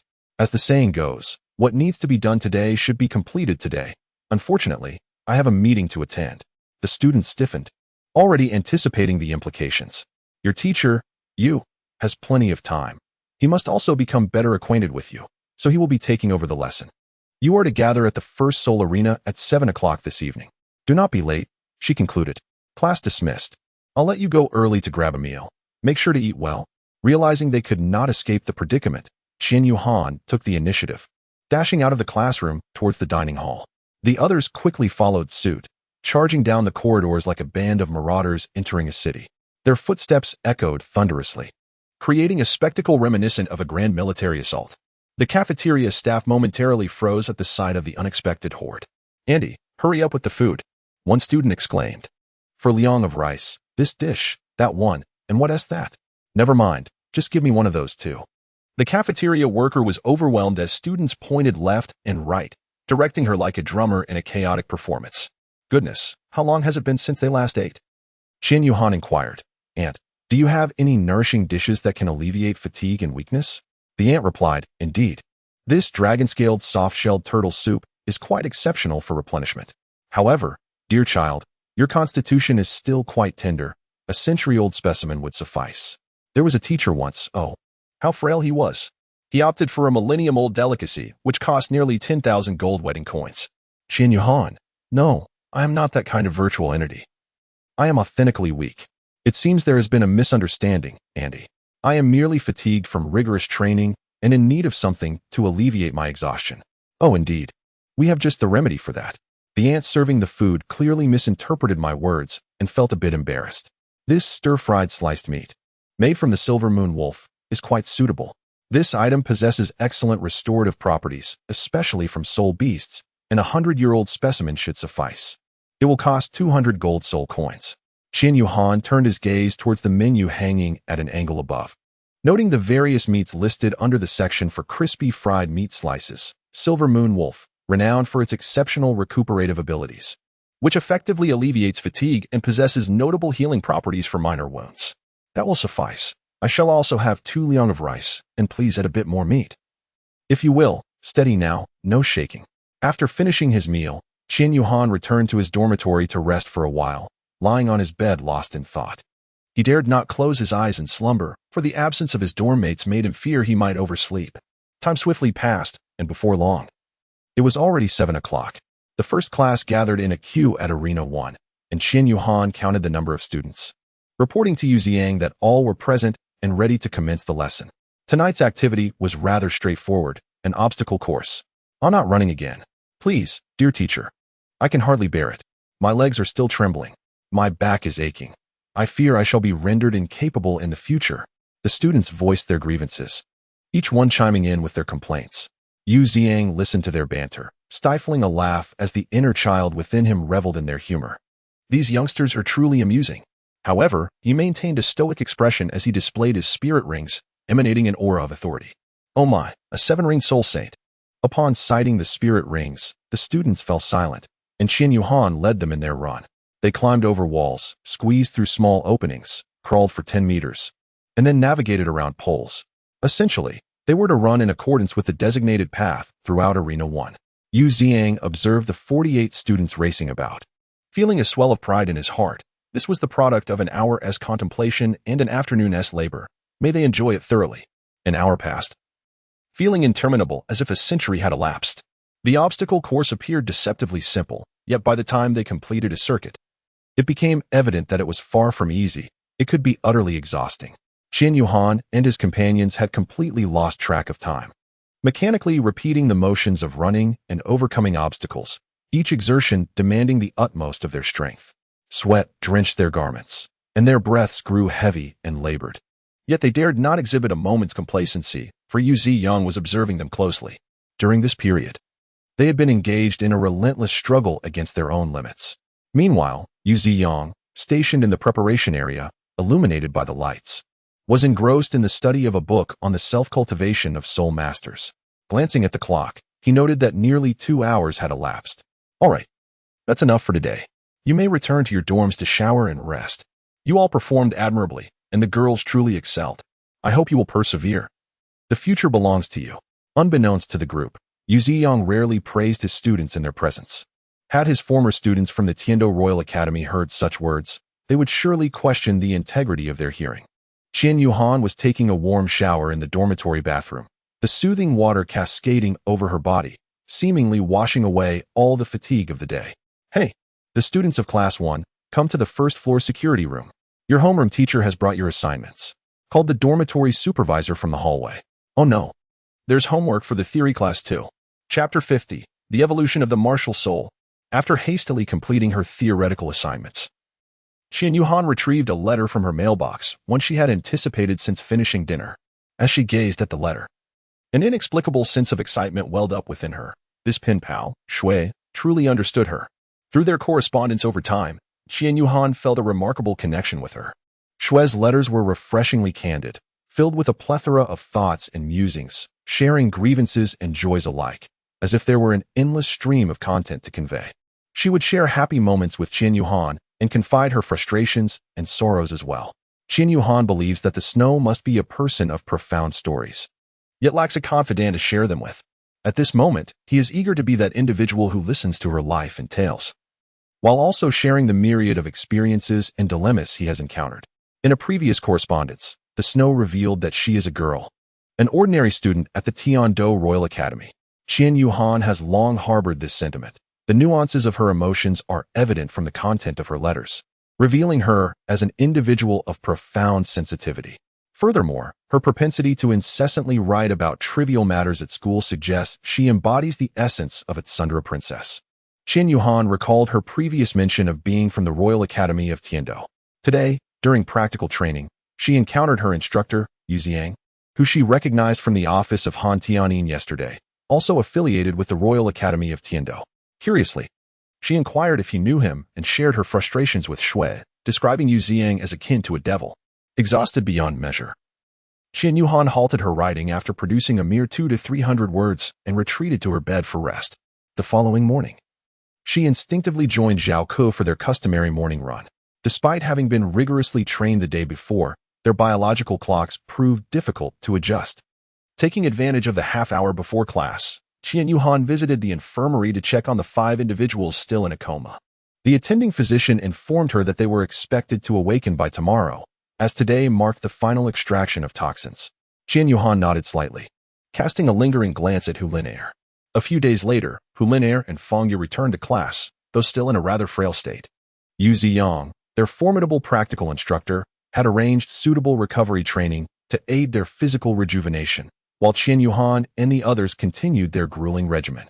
By the time Hu Lin Er and her companions rejoined the class, Qian Yuhan and the others had already endured a week of relentless training and had grown accustomed to it. They could distinctly sense a marked improvement in their physical prowess. The prior regimen involving the ice and fire duality, I and the immortal herbs, combined with a week of intensive training, enabled Qian Yuhan to better absorb the residual effects of the octagonal mysterious ice grass and the fiery apricot blossoms. Consequently, his soul power ascended by 2 levels, reaching the formidable rank of 36. Upon learning about the formidable Yu Ziyang from Qian Yuhan, the other 3 members of Dormitory 101 gazed at him with a mix of sympathy and respect. From Shue's correspondence, Qian Yuhan also discovered that Yu Ziyang was indeed an exceptional teacher, although strict. He garnered the admiration and respect of his students for laying a solid foundation for their future cultivation. The higher-ups at the Tiando Royal Academy were infuriated upon receiving his resignation letter, desperately searching for him without success. It was only through Qian Yuhan's letter that they learned he had relocated to the Wuhuan Palace Academy, assuring Qian Yuhan that he would never betray their trust. In the ensuing half-semester, the 4 members of Qian Yuhan's dormitory, along with Hu Lin Er and Fang Ye, often engaged in study and sparring together. On a starry night, Qian Yuhan finally confessed his feelings to Hu Lin Er, breaking through the thin barrier between them and blossoming into a couple admired by all. During a short break in the semester, he planned another expedition to the Sunset Forest with Fang Ye, initially inviting Hu Lin Er, who regrettably declined due to pressing family matters. Of course, this time, Qian Yuhan also enlisted the aid of the formidable Tianwei Douluo, who disguised himself as an elderly cart driver to accompany them. Tianwei Douluo mused, to think a dignified title Douluo must masquerade as a mere bodyguard. Following Qian Yuhan's instructions, he awaited outside the cave, pondering what these young ones could possibly achieve inside, before settling into a meditative state. Qian Yuhan was not mistaken. Fang Ye indeed possessed knowledge in herbalism. She had perused numerous tomes on rare celestial herbs within her family's library. Upon entering the Eye of Ice and Fire, she was struck with astonishment. It became clear that these extraordinary herbs congregated in such a place abundant with spiritual energy. As Fang Ye marveled at the scene, she felt an inexplicable force drawing her forth, compelling her to move slowly in that direction. Fang Ye, where are you going? Yet, Fang Ye paid no heed, fixated on a particular corner as she walked.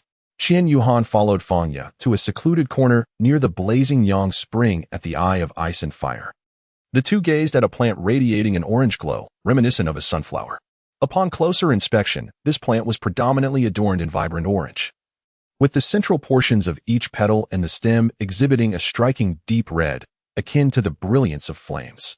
This captivating color combination rendered it remarkably unique, as though it exuded an intense heat. It was immediately evident that this was a type of fire-attributed celestial herb, its energy fluctuations significantly more potent than those of ordinary flora. Is this the coxcomb phoenix sunflower? Fang Ye exclaimed, overwhelmed by astonishment. In her shock, she nearly lost her composure. Is this truly the coxcomb phoenix sunflower? Qian Yuhan echoed in agreement. Qian Yuhan recalled that in the original novel, the protagonist had given a brother a certain substance, which subsequently alleviated his internal turmoil and significantly enhanced his abilities. Why not give it a try? Huh, me? Am I truly capable of that? Upon hearing Fang Ye's words, Qian Yuhan smiled gently. Of course, you can. You originally possessed the phoenix martial soul. It has merely undergone a mutation. Your innate affinity for fire remains intact, and consuming it might yield unexpected benefits. Fang Ye felt a surge of joy. She had previously heard from her family that the coxcomb phoenix herb was a treasured rarity they had long sought. It was said that its consumption could lead to a transformative enhancement. Naturally, she was also aware from her readings on how to properly ingest the coxcomb phoenix herb. Following the instructions she had gleaned from her studies, she consumed it and immediately sensed a warming sensation coursing through her body. Qian Yuhan observed Fang Ye's face rapidly turning crimson, entirely oblivious to the reason behind it, and he found himself in a flurry of confusion. Yes, I should seek Uncle Tianwei, he thought, recalling that Uncle Tianwei was outside the cave and might possess some insight into the situation. As Qian Yuhan was about to turn and seek assistance, Fang Ye slowly spoke. I am fine. I feel that this coxcomb phoenix flower is refining my martial soul. Breathing heavily and half-crouching, she continued, I believe it is reshaping my martial soul. So there is no need for concern. Fangya persevered for half an hour, but she seemed to grow weary. Her legs buckled, and she knelt on the ground, curling into a ball, trembling slightly. It appeared she was murmuring to herself, I can endure this. I can do it. Another half hour passed, and Qian Yuhan, who had been watching Fangya intently, saw her suddenly lift her head and emit a resounding phoenix cry. The martial soul had evolved. Chapter 51. A Child Against Heaven. Fangya raised her head, and a brilliant phoenix cry resonated throughout the ice and fire duality eye. Even the tidal Douluo meditating outside the cave was startled by this sound. As the saying goes, all creatures, whether terrestrial beasts or avian, have their leaders. Among terrestrial beasts, the dragon reigns supreme, and among birds, the phoenix stands at the pinnacle. Should a terrestrial beast encounter a phoenix, it would bow in reverence. Likewise, if a bird were to meet a dragon, it too would submit. Was that the cry of a phoenix? How did these two little ones attract a phoenix? I must go inside to investigate, muttered the tidal Douluo. Just as he was about to enter the cave, he saw Qian Yuhan and Fangya emerging. You both. Uncle Tianwei, just now Fangya's martial soul unexpectedly evolved inside. It has transformed into a twin-headed fire phoenix. Upon hearing Qian Yuhan's words, the tidal Douluo was overwhelmed with astonishment. What? The martial soul evolved in less than an hour? Unbelievable. A child against heaven. The tidal Douluo found it utterly astonishing and shocking. Qian Yuhan had no intention of teasing him. He was simply stating the truth. Fangya's martial soul awakened, evolving into a twin-headed fire phoenix.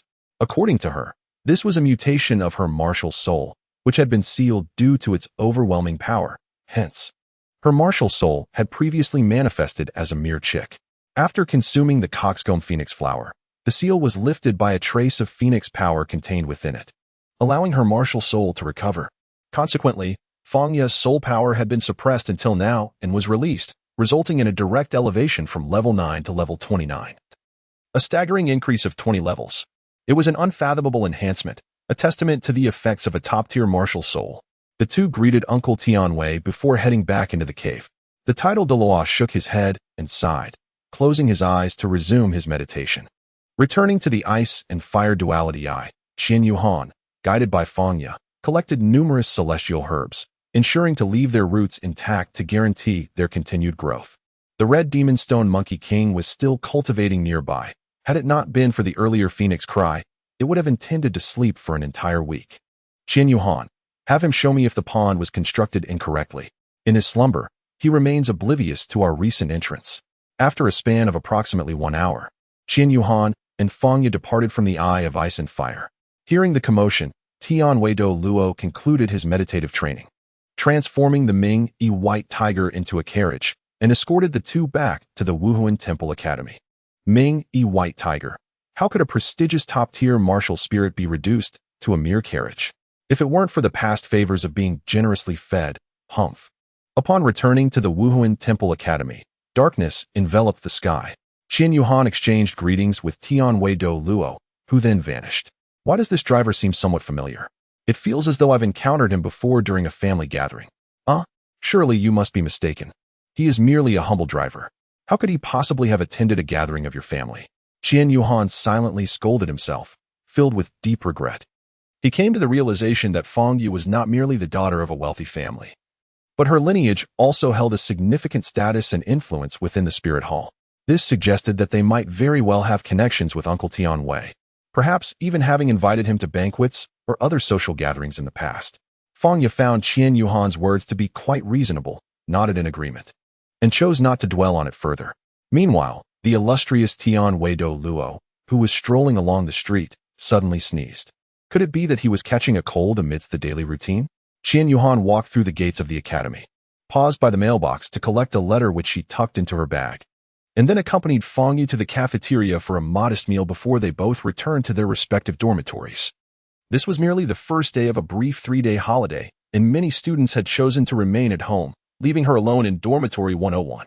It mattered little where she slept. It was all the same to her. She resolved to return home the following day. As it had been nearly 5 months since she last visited, Qian Yuhan sat at her desk, gazing at the letter before her. Dear Qian Yuhan, lately, I have been utterly exasperated. Those individuals from the Tiando Royal Academy have been incessantly pestering me, trailing behind like an annoying shadow. Even when I scold them, they seem to revel in it, utterly shameless. Seeing the 3 exclamation marks, Qin Yuhan couldn't help but smile faintly. This girl must be quite furious indeed. Furthermore, you mentioned that Yu Ziang has transferred to your school, right? His former students have been clamoring to have him back, threatening to boycott classes if he is not reinstated. I happened to witness the scene, and the expressions on the committee members' faces were dark as storm clouds, resembling the countenance of someone heartbroken. I nearly burst into laughter. Had I given in to that impulse, I would surely have faced a reprimand. However, I managed to restrain myself. Impressive, isn't it? Qin Yu's smile widened as she shook her head and continued to watch. By the way, I have reached level 40 now. Have you ever seen a 10-year-old at level 40 in the Soul Master realm? Hee. How are your friends doing? Have they recovered? I suppose you have little time to write me back, considering your girlfriend just suffered such a serious injury. Now that she is on the mend, you must be reluctant to leave her side. At times like this, what a girl desires most is the care, comfort, and embrace of her boyfriend. So, hurry and go on a lovely date with her. That is all I have to say for now. When you have time, do write me back. After all, someone checks the mailbox every day. Goodbye for now. Qin Yuhan observed the abrupt shift in the tone of the conversation regarding Snow, feeling a sense of perplexity. He wondered what had transpired during the writing process that evoked such a hint of irritation. The mention of Hu Lin Air indeed sparked a realization that, as her boyfriend, he ought to provide care and concern for her. Yet, just yesterday before her departure, she had expressed that he need not seek her out, as her family obligations were overwhelming and she likely would have no time to spend with him. Qin Yuhan pondered over what Hulino had said to her yesterday. Letting out a sigh, she knew that Huliner's family was also engaged in business, but as Huliner herself described it, it was a small enterprise. Why then? Was she so busy? Lost in thought, Qin Yuhan suddenly recalled the playing cards she had mentioned to Mu Chun and the others, which do not exist in the Douluo continent. This could be an opportunity to seize the moment and earn a handsome profit. She found a blank sheet of paper and, guided by her intuition, began drafting a rough outline. Before she realized it, she had written herself into exhaustion, ultimately collapsing onto the table and falling into a deep slumber. Huliner was indeed busy. Her household had descended into chaos. Frantically glancing at several account books on the table, she fell into contemplation. How could her foolish father have borrowed so much? This was not how one should address a funding shortfall. Though only 8 years old, Huliner was quite familiar with the basics of accounting. As she manipulated the abacus and gazed at the red figures in the account books, she truly felt that her family was in dire straits. At that moment, a knock on the door shattered the tranquility of Huliner's bedroom. Open the door, it's me. Upon hearing the voice, Huliner instantly recognized it was Dai Xingxi, that insufferable individual. Why was he here again? Chapter 52. The Conspiracy of Dai Xingxi. Open the door, it's me. A voice called from outside Huliner's bedroom. Recognizing the voice as Dai Xingxi's, Huliner felt a surge of annoyance, but had no choice but to open the door and let him in. What do you want? Speak quickly, she coldly replied, showing no desire to engage further. Huh, you dare speak to me like that, you filthy wretch? You'll regret it. My family has just signed a long-term cooperation contract with Hu Biao, and you are obliged to assist me at the academy. This is one of the stipulations of the contract. What? Oh, you were unaware? It appears your father has sold you out. You should really ask him about it. Now, you can commence with your first task, Dai Xingxi informed Huliner. Listening to him, Huliner shook her head vigorously, retreating in a panic. No, I absolutely cannot do this. Please, spare me. I can accept other conditions, but this is simply beyond my capabilities. Cannot. Just because you say so, does that mean it's impossible? Let me be frank with you. The Hu family relies on my Dai family as support for nearly all their business endeavors. The Hu family has become a puppet of mine. You know your father has been pilfering taxes, leveraging his connections with the financial department of the Spirit Hall. Dai Xingxi revealed. Huliner stared at Dai Xingxi in disbelief, her hands trembling, her emotions clearly on the verge of unraveling. You. Do you really like him that much? What is there to admire? Arrogant, self-important, and pretentious. What is there to flaunt? In the end, he's just an orphan discarded by his father. Dai Xingxi learned from a friend that Qin Yuhan had seemingly been abandoned by his father 6 months prior to his enrollment, leaving him an orphan. Why do you always seek to trouble others? You are a person of stature, yet you harbor such pettiness towards an ordinary individual? Huliner, Upon hearing Dai Shengxi mention tax evasion, was now engulfed in an overwhelming sense of dread towards him. Indeed, it was fear, a profound and deep-rooted terror. However, Hu Lin'er still confronted Dai Shengxi. "You scoundrel!" Dai Shengxi's aura surged, embodying the fierce spirit of the saber-toothed tiger. As 3 soul rings, 2 yellow and 1 purple, materialized beneath his feet. Although Hu Lin'er had recently broken through a bottleneck in her battle against the Claw Scorpion King, she remained 1 soul ring short of attaining the Soul Sage rank, hindered by her ongoing poisoning and lack of time to acquire another ring. The pressure of a 3-ringed soul master over a 2-ringed one was akin to the oppressive weight of a millennium-old soul ring. "How dare you speak to me? You wretched creature. The moment you agreed to that matter, you, are unworthy of being with him forever. You even dare to speak on his behalf. Do you not perceive your own disgrace?" Dai Shengxi cast a disdainful glance at Hu Lin'er before exiting, slamming the door behind him. With her head bowed, Hu Lin'er found herself at a loss for words. She realized she had genuinely developed feelings for Qian Yuhan and pondered, if Yuhan were to discover the truth, would he forgive me? Yet, the matters Dai Shengxi had just mentioned, coupled with the earlier coercion to approach Qian Yuhan, made her feel utterly unworthy of claiming to love him sincerely. Indeed, Dai Shengxi had previously threatened Hu Lin'er to get close to Qian Yuhan, ideally leading to a relationship, only to later betray him and inflict pain. Such despicable tactics reveal the sordidness of human hearts. Furthermore, Dai Shengxi had somehow learned that Qian Yuhan intended to venture into the realm of playing cards to capture a market. Dai Shengxi instructed her to persuade Qian Yuhan, in her capacity as his girlfriend, to hand over this venture to her, which would then be relayed to the Dai family, allowing him to experience the bitterness of betrayal.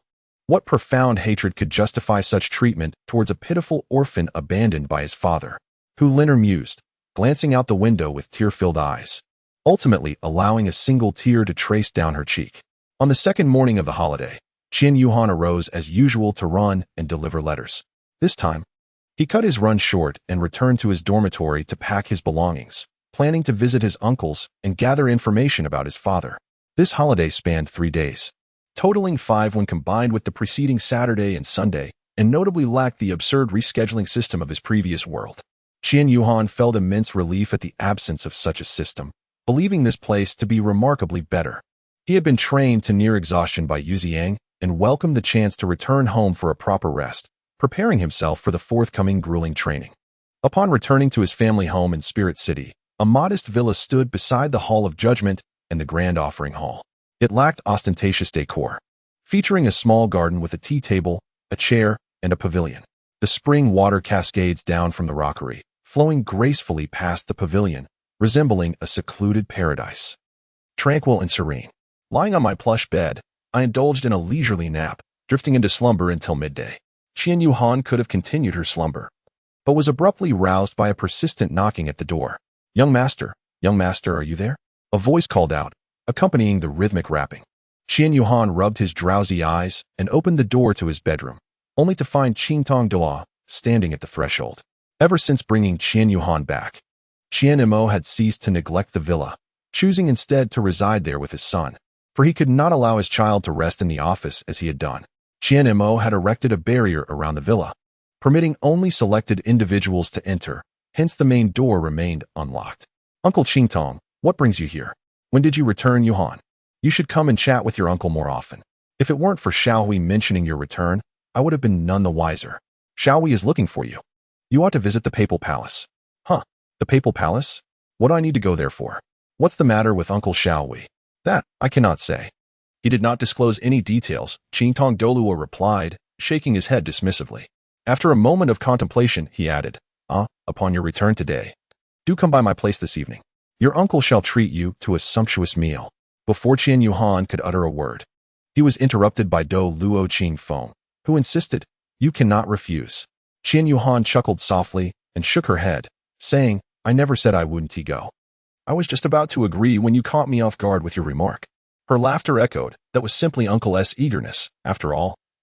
Who could resist someone as charming as me? The Qian Yuhan did not linger long after bidding farewell to the Azure Phoenix Douluo. After sharing a few more pleasantries, he took his leave. As Qian Yuhan enjoyed the lunch brought by the attendant, she pondered, what could Uncle Xiaohui possibly want from me? He has never summoned me to the papal hall before. Perhaps it is something of great importance? Could it be that there is news about father? Suddenly, she hesitated. Wait a moment. If it were about father, how could Uncle Qingfeng be unaware? With a sigh, she resolved to find out the answers soon enough. Father, where are you? When will we finally meet? I have been training so diligently. Chapter 53. The Pope's Summons after enjoying a light repast. Qian Yuhan took a brief respite before rising to adjust his appearance, mindful of the fact that he was headed to the papal hall, where others would also be present. It was essential to maintain a polished image. Grasping the offering decree left to him by his father, he made his way toward the papal hall. Along the path, numerous onlookers gazed at the elegantly attired child. Who is this young lad? Which family does he belong to? Oh, do refrain from pointing and speaking so openly. His attire suggests an extraordinary lineage. Although the surrounding murmurs were hushed, Qian Yuhan could distinctly hear their comments. And he truly despised being the subject of such speculation. Qian Yuhan simply yearned for a life of tranquility. If he truly desired fame, achieving renown in the Douluo continent would pose no challenge, given the formidable power and promotional prowess of the Spirit Hall. In such a scenario, those around him would undoubtedly flock to him, lavishing praise and addressing him as young master incessantly. The villa of Qian Yuhan and Qianma is situated within the renowned Mingyue Villa area of Wuhan City. This esteemed community lies adjacent to the celestial staircase leading to the papal palace. Consequently, stepping out of the villa allows for direct access to the staircase, a convenience primarily advantageous for the mid-level leaders of the Wuhan Hall. In contrast, the true upper echelons reside directly upon the mountain, which represents the ultimate inconvenience. Qian Yuhan found great solace in the feeling of blending in with ordinary people. Residing at the summit of the Spirit Hall would be exceedingly dull. Here, he could conveniently wander into Spirit City. This aspect of his current dwelling was precisely what he cherished the most. Although reaching the Hall of Offerings required a strenuous climb up a nearly 40-minute-long heavenly staircase, he relished the challenge. After ascending the internal staircase of the Spirit Hall for 20 minutes, he arrived at the renowned Spirit Square, situated halfway up the mountain. This square is steeped in history, as it is said to be the very site where the first human spirit master awakened their spirit, thus earning its name from posterity. The selection of this location for the Spirit Hall was undoubtedly influenced by such considerations. Spirit Square is expansive, roughly the size of 4 standard football fields, crowned in its center by a magnificent statue of a golden angel, surrounded by elegant fountains. Numerous benches encircle the square, providing a place for visitors to rest. Dense woods envelop the area, imparting an air of mystery when observed from the ground. Only those affiliated with the Spirit Hall, who are aware of its long-standing veneration of the angelic deity, are permitted entry. The angel statue in this square is one of only 2 public representations, the other being the true form statue enshrined within the Hall of Offerings. Crossing Spirit Square and ascending the steps on the opposite side leads to the Papal Palace, the epicenter of power within the Spirit Hall. Flanking it are several smaller towers, reminiscent of a fairy tale castle, with the spire of the Papal Palace piercing the clouds. These smaller towers serve as offices for high-ranking officials of various departments within the Spirit Hall, facilitating direct reports to the Pope and enhancing managerial efficiency through their convenient proximity. Albeit they are significantly lower in height than the Papal Palace itself. Qian Yuhan reached the end of the heavenly ladder, where he was greeted by the grand entrance of the Spirit Hall, adorned with opulent decorations. Countless gemstones were embedded in its facade, shimmering brilliantly in the sunlight. Qian Yuhan produced the offering command, and after a respectful examination by the gatekeeper, he knelt on one knee before an 8.5-year-old child, greeting him as the grand benefactor. The authenticity of this grand offering command was indisputable. It was indeed genuine. To encounter the divine was akin to meeting a human. The figure before him was none other than the grand benefactor. "Rise," commanded the child. "Thank you, grand benefactor."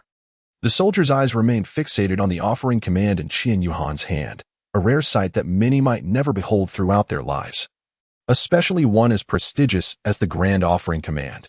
To present oneself at the Papal Hall was a matter of instantaneous arrival, rendering the use of the main entrance unnecessary.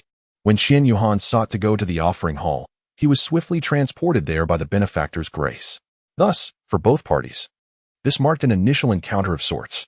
"Take me to meet the Pope."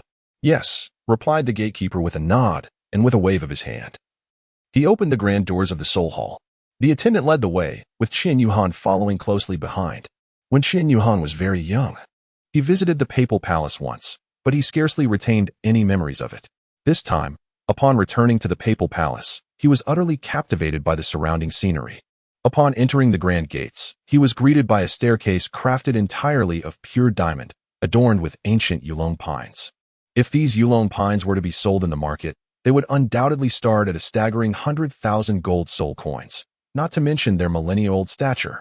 The closer he approached, the more he felt the magnificence of the papal palace. The guard instructed Qian Yuhan to wait momentarily outside the main hall of the palace while he went inside to make the necessary announcements.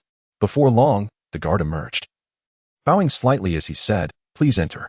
No sooner had the guard spoken than the golden doors of the main hall transformed into a translucent barrier, akin to a water gate, rippling gently, allowing a clear view of the interior. This astonished Qian Yuhan. How exquisite is this entrance? As he stepped closer to the grand hall, he beheld Pope Xiaohui seated upon the papal throne, flanked by armored guards. Upon noticing Qian Yuhan entering through the doorway, he raised a hand to gesture for the guards to depart in an orderly fashion. Once the guards had exited, Xiaohui smiled and inquired, "Yuhan, how have you been during your time at the academy?" "Quite well, Your Holiness." "Oh, please, no need for such formalities." "All right then." Uncle Xiaohui. Xiaohui could clearly discern that Qian Yuhan was being playful, which filled him with warmth. Their young master had finally matured. Though merely 8 years old, he displayed an impressive level of understanding.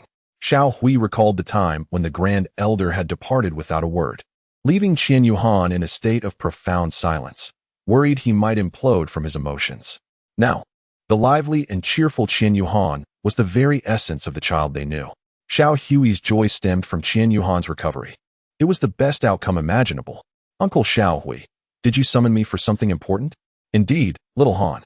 Recently, the Spirit Hall and the Tiando Empire have engaged in numerous collaborations, particularly in the field of education.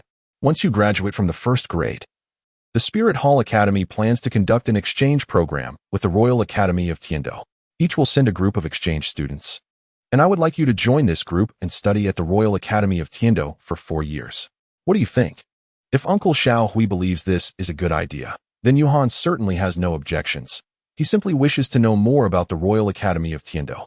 Qian Yuhan deliberately elongated his voice, and Xiaohui, well aware of Qian Yuhan's intentions, promptly replied, "Rest assured. The Tiando Royal Academy will provide us exchange students with the finest educational environment and instructors. Naturally, your identity will remain undisclosed. You shall be regarded simply as an ordinary second-year student." Upon hearing Xiaohui's request, Qian Yuhan nodded in agreement. After all, it was Xiaohui who personally sought his counsel, and it would have been rather impolite to decline. Thus, he acquiesced to the request. Once he departed from the papal hall, Qian Yuhan found himself contemplating various thoughts of his own. Chapter 54. To my astonishment, you are indeed a high-level expert. Qian Yuhan ascended the celestial ladder and took a seat upon a bench in the Spirit Hall Plaza. Qian Yuhan was aware that he would be embarking on a 4-year journey to the Heavenly Douluo Royal Academy for his second year of study. In truth, he felt a deep reluctance to part from his friends in the dormitory, and even more so from Huliner. He longed to seek her out for a conversation, intending to visit her family. However, before the holidays, she had directly informed him that her family was too busy for her to arrange a meeting. Now, he felt a profound emptiness within. "Hey, old four? How did you get here?" At that moment, a familiar voice broke through his thoughts. He looked up to find Muchen gazing at him in astonishment.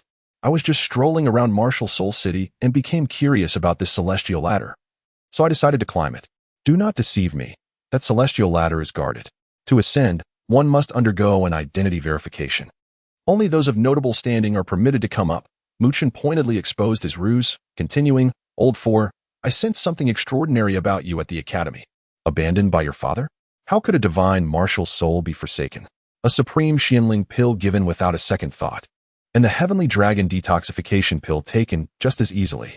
Be honest with me. What kind of background do you truly possess? Rest assured, third brother, I will keep your secret." Qian Yuhan gazed at Muchen, acutely aware that he could no longer conceal the truth. Thus, he candidly revealed the entire situation. "Goodness, fourth brother, you are, in fact, that exceedingly enigmatic young master? A high-level elite."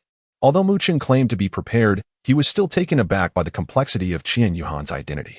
As the son of the Grand Offering, it was to be expected, given the surname Qian.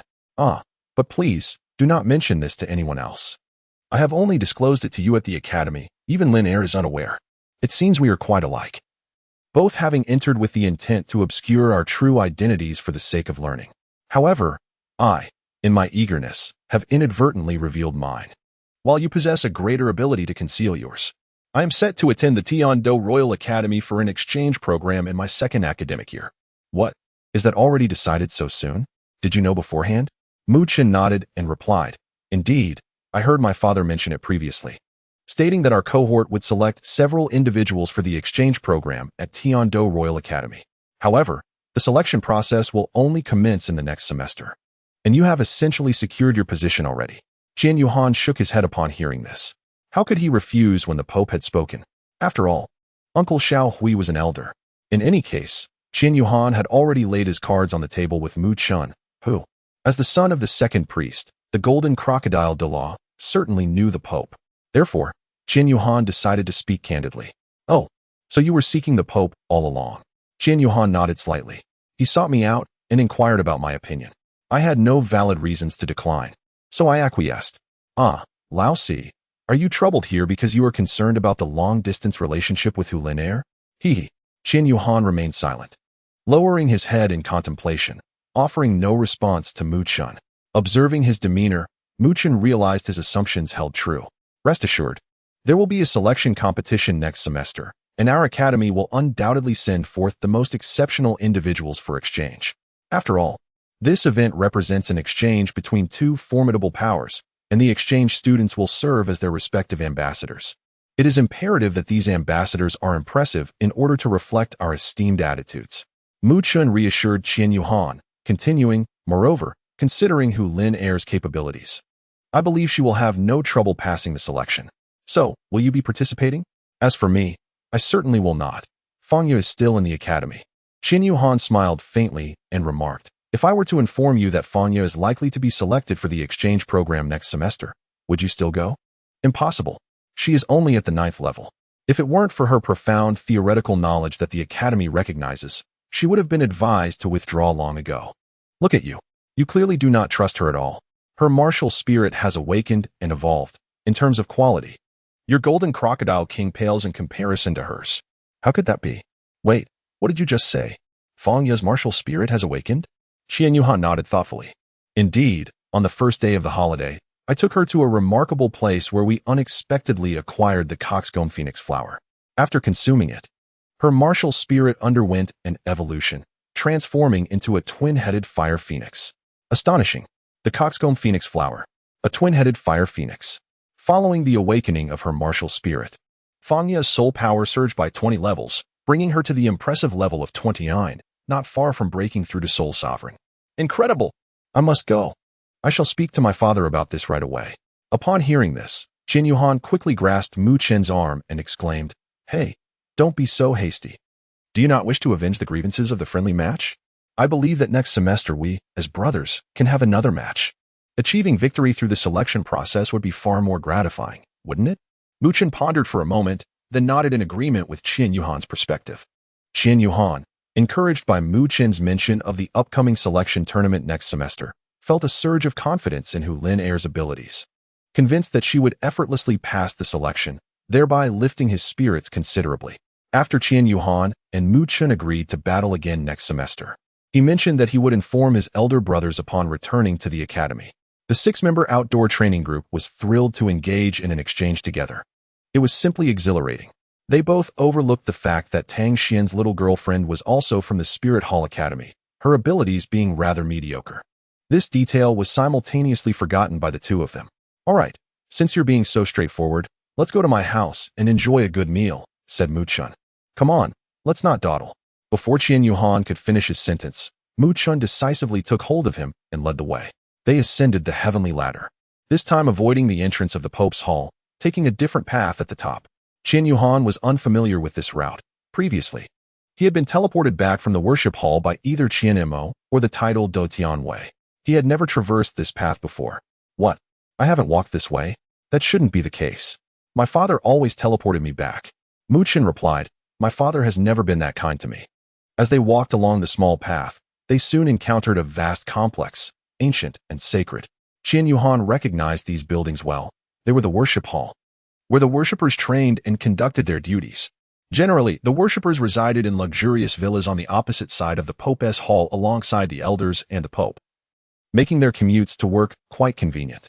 Following Mu Chun, they arrived at the Golden Crocodile Hall, where the second worshipper trained. Mu Chun opened the hall door and stepped inside. Dad, I brought a classmate. Mu Chun exclaimed loudly as he entered. Quiet down, you little rascal. Bring your classmate in. I'm in the training room, came the response. Leading Qian Yuhan further, Mu Chun passed through an archway, turned left, and spotted a firmly closed door. He knocked gently. Come in. With that, Mu Chun ushered Qian Yuhan inside. Upon entering, Qian Yuhan immediately beheld the golden crocodile Douluo seated cross-legged on a mat in the center of the room, immersed in meditation. Ah, the little rascal has arrived. How have you fared at school?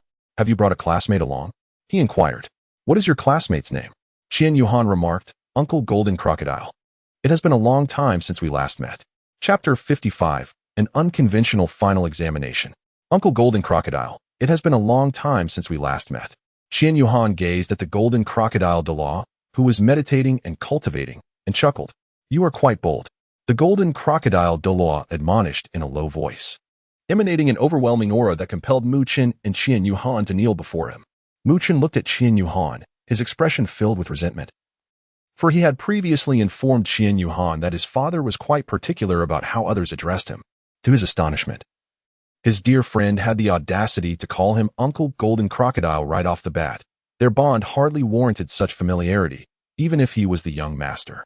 Mu Chun was evidently overthinking the situation. The golden crocodile Douluo opened his eyes and rose to his feet, his gaze landing on Qian Yuhan, at which point the oppressive force dissipated. Little Han, it's you cheeky rascal. Ha ha ha. Come here and let uncle have a look at you. Mu Chun thought to himself, when has my father ever treated me this way? Woe is me. Qian Yuhan approached, bowing respectfully to the golden crocodile Douluo, remarking, Uncle Golden Crocodile, how could you unleash your oppressive aura to subdue both Mu Chun and me just moments ago? Humph. Qian Yuhan feigned anger, turning her head to the side in a deliberate display of sulkiness. Mu Chun was profoundly astonished. Good heavens, how could Qian Yuhan behave like this at the academy? Is she, perchance, being playful? And what's more, her father seems genuinely pleased. All right, you mischievous child. I was aware from the outset that your uncle is sensitive to certain matters.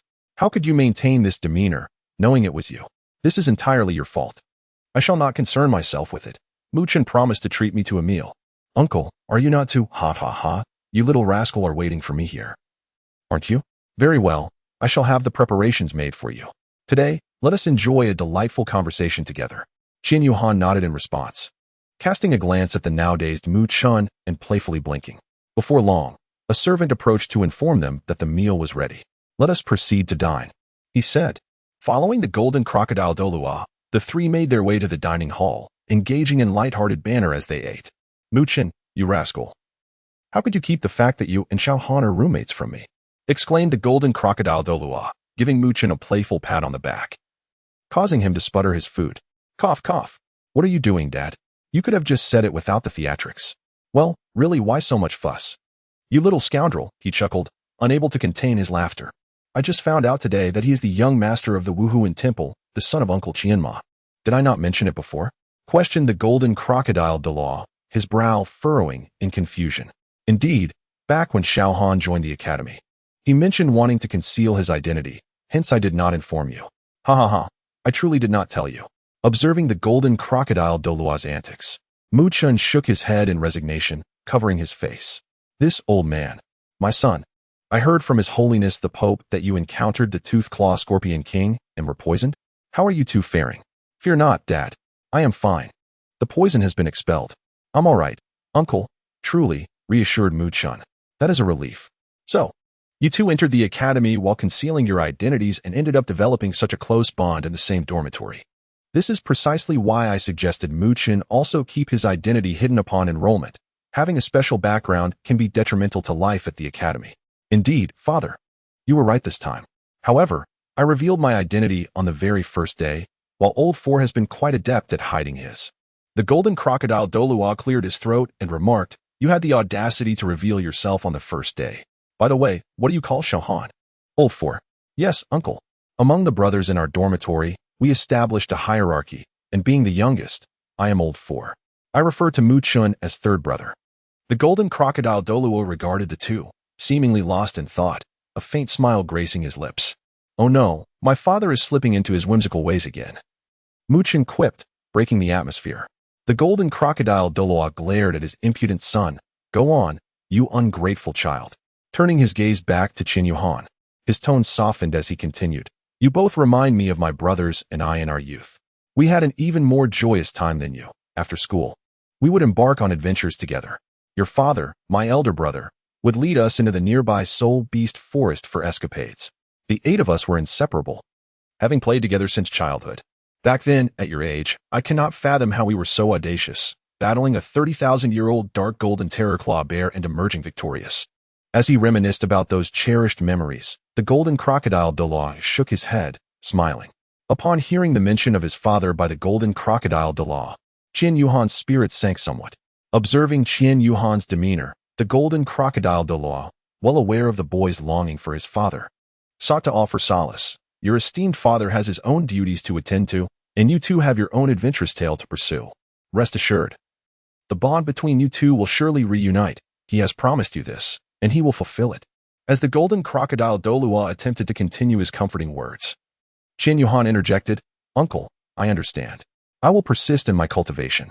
Noticing the atmosphere had grown rather somber, Mu Chun interjected with a light-hearted jest. Oh dear, we must eat. This braised chicken will soon grow cold.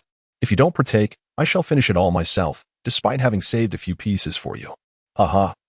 Let us eat. Following Mu Chun's playful remarks, the golden crocodile Douluo encouraged Qin Yuhan to indulge a bit more. He then shifted the conversation, inquiring, by the way, I heard from that old rascal Lu Min, the head of the education department of the Spirit Hall, that your academy has undergone some educational reforms? Qin Yuhan nodded in agreement and replied, Indeed, each class has 2 instructors, one for theoretical lessons and the other for practical training. I find it quite effective. Mu Chun added, Yes, but I have heard that our final examinations have also changed. They are no longer what they used to be. It seems that the assessment now comprises 50 practical evaluations and 50 theoretical ones, altering the previous ratio.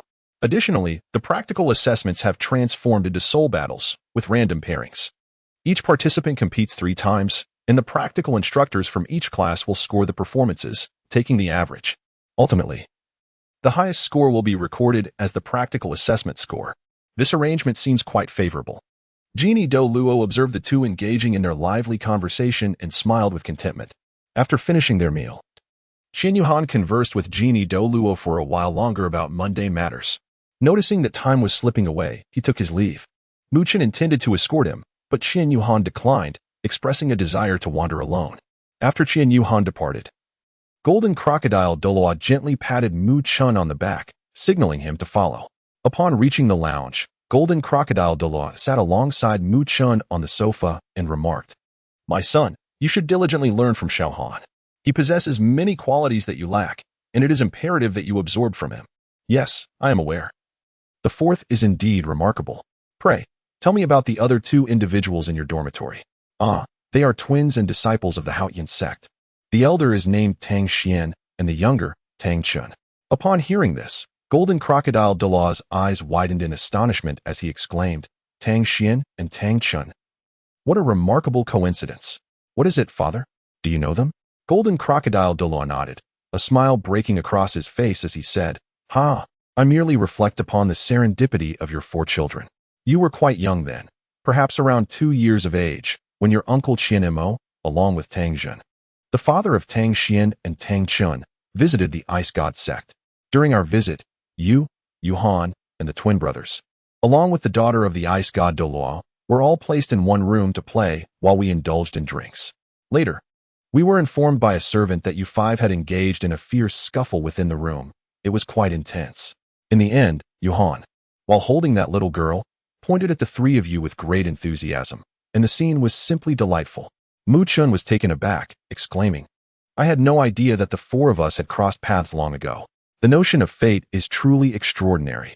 Qin Yuhan returned to the Mingyue villa, sitting cross-legged on the bed to commence his cultivation. Qin Yuhan has now reached the threshold of level 37, sensing that a breakthrough is imminent. After absorbing the 8-angled mysterious ice grass and the fiery apricot blossom, there remains a considerable amount of natural elemental energy within Qian Yuhan's body. If fully absorbed, it is likely that she could touch the realm of the soul sect. It appears that this semester's final practical examination will require her utmost effort in hopes of achieving a significant advancement. Qian Yuhan commanded his soul power to flow through every meridian in his body, feeling as if every part of him was being nourished. Qian Yuhan silently mused. This sensation is quite extraordinary, both warm and comforting. Just as the soul energy flowed into his sea of consciousness, continuously nourishing it, Qian Yuhan suddenly sensed a considerable disturbance within his spiritual ocean. Moreover, he perceived two distinct forces within his sea of consciousness clashing against each other. Qian Yuhan hurriedly entered the sea of spirits, and as soon as he arrived, he discovered his martial soul, the radiant divine sword, engaged in a fierce battle with a swirling crimson orb. It seemed that the radiant divine sword was subtly at a disadvantage. Sensing the gravity of the situation, Qian Yuhan swiftly channeled his soul power to assist the sword. After several intense exchanges, the radiant divine sword ultimately subdued the crimson orb. With the sword's tip directed downward, the crimson orb appeared to be sealed, rendered tranquil under the sword's command. With a sigh of relief, Qian Yuhan finally felt a sense of calm. Qian Yuhan awakened from his cultivation, astonished to discover that the luminous divine sword had been engaged in a fierce battle with the crimson orb within him. The sanguine orb had released a significant amount of power, all of which his body had completely absorbed, resulting in an unprecedented breakthrough in his soul force. Qian Yuhan was filled with joy, but then contemplated, what if, by controlling the divine sword of light, he could periodically release that crimson orb, thereby assisting the divine sword in its suppression? In this manner, the emitted energy could be absorbed and transformed by himself, leading to a swifter enhancement of his soul power. However, what Qian Yuhan needed to focus on now was solidifying his cultivation. This was a practice he adhered to each time he experienced a breakthrough, steadily consolidating his foundation to ensure he could journey further in the future. Indeed, this was the first lesson imparted to him by his father, Qian Imo. Unbeknownst to him, the days of holiday slipped away, and the students and teachers of the Spirit Hall Academy gradually returned to their studies and classes. Everyone was exceedingly busy, as in just half a month the theoretical examinations would commence, followed by practical assessments. The first-year theoretical instructors were preoccupied with crafting examination papers, while the practical instructors busied themselves with planning assessments, allocating venues, and conducting random groupings for matchups. As for the students, they were engrossed in diligent study. Since their return to school, Qian Yuhan and Hu Liner have made a pact to study at the library for the past 3 to 4 days. From their very first encounter after returning, Qian Yuhan noticed the weariness etched on Hu Liner's face. She appeared utterly devoid of energy.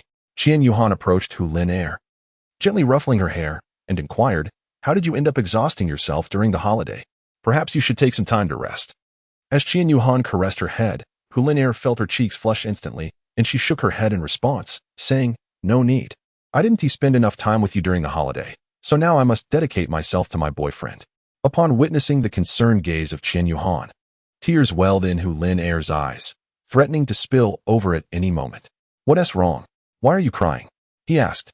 "And no, it's nothing," she stammered, rubbing her eyes and turning her head away to avoid his gaze. "By the way, I overheard Mi Chun and the others chatting in the infirmary, mentioning that you plan to venture into business." Qian Yuhan, upon hearing Hu Liner's words, was momentarily taken aback and replied, "Ah, indeed. I am contemplating the creation of a board game for entertainment." "Oh, could you elaborate on that for me?" Qian Yuhan teased. "Ha ha. Are you planning to invest in me, Miss Hu?" Hu Liner replied with a slight smile, "That depends on whether it is worth it." "It is undoubtedly worth it. A guaranteed profit." Qian Yuhan glanced at the clock on the wall and noted the lateness of the hour. "Let's save the details for another day when I have more time," he said. "It's quite late already, and I have a practical class tomorrow morning. I must ensure I rest well tonight," Qian Yuhan reminded her, upon hearing that there would be a practical class the following morning. Hu Liner recalled Yu Ziyang's unconventional teaching methods, which sent a shiver down her spine. She hurriedly gathered her belongings and dragged Qian Yuhan outside. "Hey, slow down. Ha ha ha, no way. I certainly do not wish to be utterly exhausted by tomorrow's practice. Soon, we shall face the practical assessment." After exiting the library, the two walked side by side for a while before parting ways. Qian Yuhan hurried towards the dormitory, while Hu Liner strolled outside, her head bowed in deep contemplation. Hu Liner whispered, "I am truly sorry, Yuhan. This is the only course of action I could take. I hope you can find it in your heart to forgive me." Before heading to the library for my studies, Qian Yuhan had already retrieved the letter from the mailbox, which was a response from the day. Gazing at the letter from Shui, I felt all the weariness of the day dissipate. Having been exceedingly busy in recent days, I had not found the time to reply, merely immersing myself in reading Shui's correspondence. Observing the clock, I realized that it was already quite late. Embracing the notion of what's done is done, I picked up my pen and stationery to compose a reply. "Dear Shui, I sincerely apologize for my delay in responding. I have been overwhelmed with preparations for final exams. Moreover, I had taken a break and returned home for some rest, which I failed to mention to you. I hope you can forgive me. Your magnanimity, akin to that of a wise statesman, surely means you will not hold this against me. These past few days, I have been attending tutoring sessions with Liner, who excels in theoretical subjects far beyond my capabilities. I must seek her assistance to catch up. Otherwise, I risk failing my first semester. It's rather peculiar upon returning to school. I found her utterly exhausted, which was quite distressing to witness, yet she merely smiled. She inquired whether I intended to venture into business, as Mu Qin had informed her of my aspirations to create a novel card game. This endeavor requires investment, and I contemplated asking Liner for financial support. However, upon reflection, it seems her family may not be in a position to assist, and I would not wish to impose additional pressure upon her. These recent days have indeed been taxing for me, and I have a practical class tomorrow morning. By the time you read this letter, I will likely be enduring a rigorous session with Yuko, which should be quite amusing. I must stress that my oversight in not writing sooner does not reflect a lack of regard for our pen pal friendship. I have simply been overwhelmed with tasks. I am genuinely pleased to see you so joyful every day. You mentioned having a quarrel with your best friend. Such trivial matters. Disagreements are a natural part of close relationships, and it's precisely these little conflicts that signify a strong bond. Wouldn't you agree? Open communication and heartfelt discussions can swiftly resolve any misunderstandings. I wish you the best in mending what you refer to as your fractured friendship. Warm regards, Qian Yuhan. On January 8th, 8029 of the Douluo calendar, Chapter 57. What is Hu Liner up to, sneaking around? After finishing the letter, Qian Yuhan gazed at the other three who had already fallen into the embrace of slumber, feeling a profound sense of tranquility in the atmosphere. After a brief visit to the washroom, Qian Yuhan retired to bed, surrendering to the realm of dreams. The following morning, Qian Yuhan joined Zhao Ke for their customary morning run. After completing 2 laps, they arrived at the dormitory building, where Tang Xian emerged and seamlessly joined them. Qian Yuhan inquired, "Brother, why are you up so early?" "I returned home this time, and my father remarked that I have gained weight." Upon glancing down, I indeed noticed a slight paunch. "I must engage in some exercise to shed a few pounds. Otherwise, Xiao Yu may start to find me unappealing," Tang Xian replied. Scratching his head, he then looked at Qian Yuhan and asked, "And who might this be?" "This is Zhao Ke, from our class," Qian Yuhan introduced. "Hello. It's a pleasure to meet you," Tang Xian said, extending his hand. Zhao Ke, noticing Tang Xian's friendly gesture, promptly reached out, and the two exchanged a courteous handshake. Qian Yuhan. "Hey, is it really necessary to go to such lengths? It feels as though leaders are merely exchanging pleasantries in a rather bureaucratic manner." As Qian Yuhan completed the final lap and arrived at the gate, he paused beside the mailbox to deposit a letter before returning to the two individuals. "What are you doing, Fourth?" Zhao Ke promptly clarified for Qian Yuhan. "The class leader is sending a reply. He tends to deliver letters there every morning." Qian Yuhan nodded. "Goodness, Lao Si, have you actually made a pen pal? Do you know if it's a male or a female?" Qian Yuhan remarked. "I have a feeling it must be a woman." Tang Xian, observing Qian Yuhan's unwavering expression as she spoke, internally dismissed the notion that Qian Yuhan was juggling 2 romantic interests, concluding it was merely a correspondence between pen pals. Nevertheless, Tang Xian couldn't resist teasing.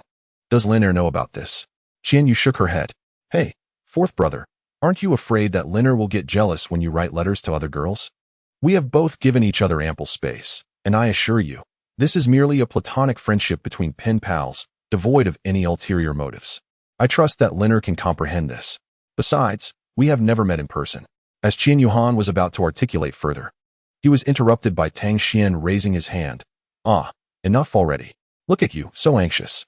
We haven't even suggested that there is anything between you and that young lady." Zhao Ke nodded in agreement with Tang Xian's remarks. Tang Xin continued.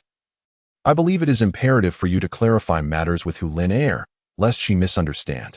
Taking the initiative to explain is far superior to being subjected to an involuntary interrogation after the fact. At the very least, it demonstrates your innocence, does it not? Tang Xian's words struck a chord with Qian Yuhan, who found them quite reasonable and nodded in assent. The final lap was merely a relaxation circle, essentially a leisurely stroll to lower their heart rates. The trio engaged in casual conversation regarding their impending finals. They returned to the dormitory, where Tang Xian and Qian Yuhan took a shower and changed into clean clothes before rousing Mu Chun and Tang Chun. Once the two were ready, they all headed to the cafeteria for breakfast. After finishing their meal, Qian Yuhan scanned the surroundings but did not spot Hu Lin Air. He contemplated taking a moment during class to mention that he had a female pen pal. However, upon arriving in class, he discovered that Hu Lin Air had taken the day off. Qian Yuhan, what is happening? Wasn't Hu Lin Air studying with me just last night? Why is she taking leave today? On the other hand, due to the absence of the theory teacher this morning, Class 4's theory lesson was cancelled, allowing for free activities instead. Tang Xian wandered about outside, while Tang Chun returned directly to the dormitory to cultivate. Xiaoyu was still in class and unable to find her, so she decided to stroll around the academy. As she walked along a narrow path, she spotted a familiar figure ahead. Tang Xian mused inwardly, is that Hu Lin Air? What is she doing here? Was there a practical lesson this morning? She should be at the soul fighting arena.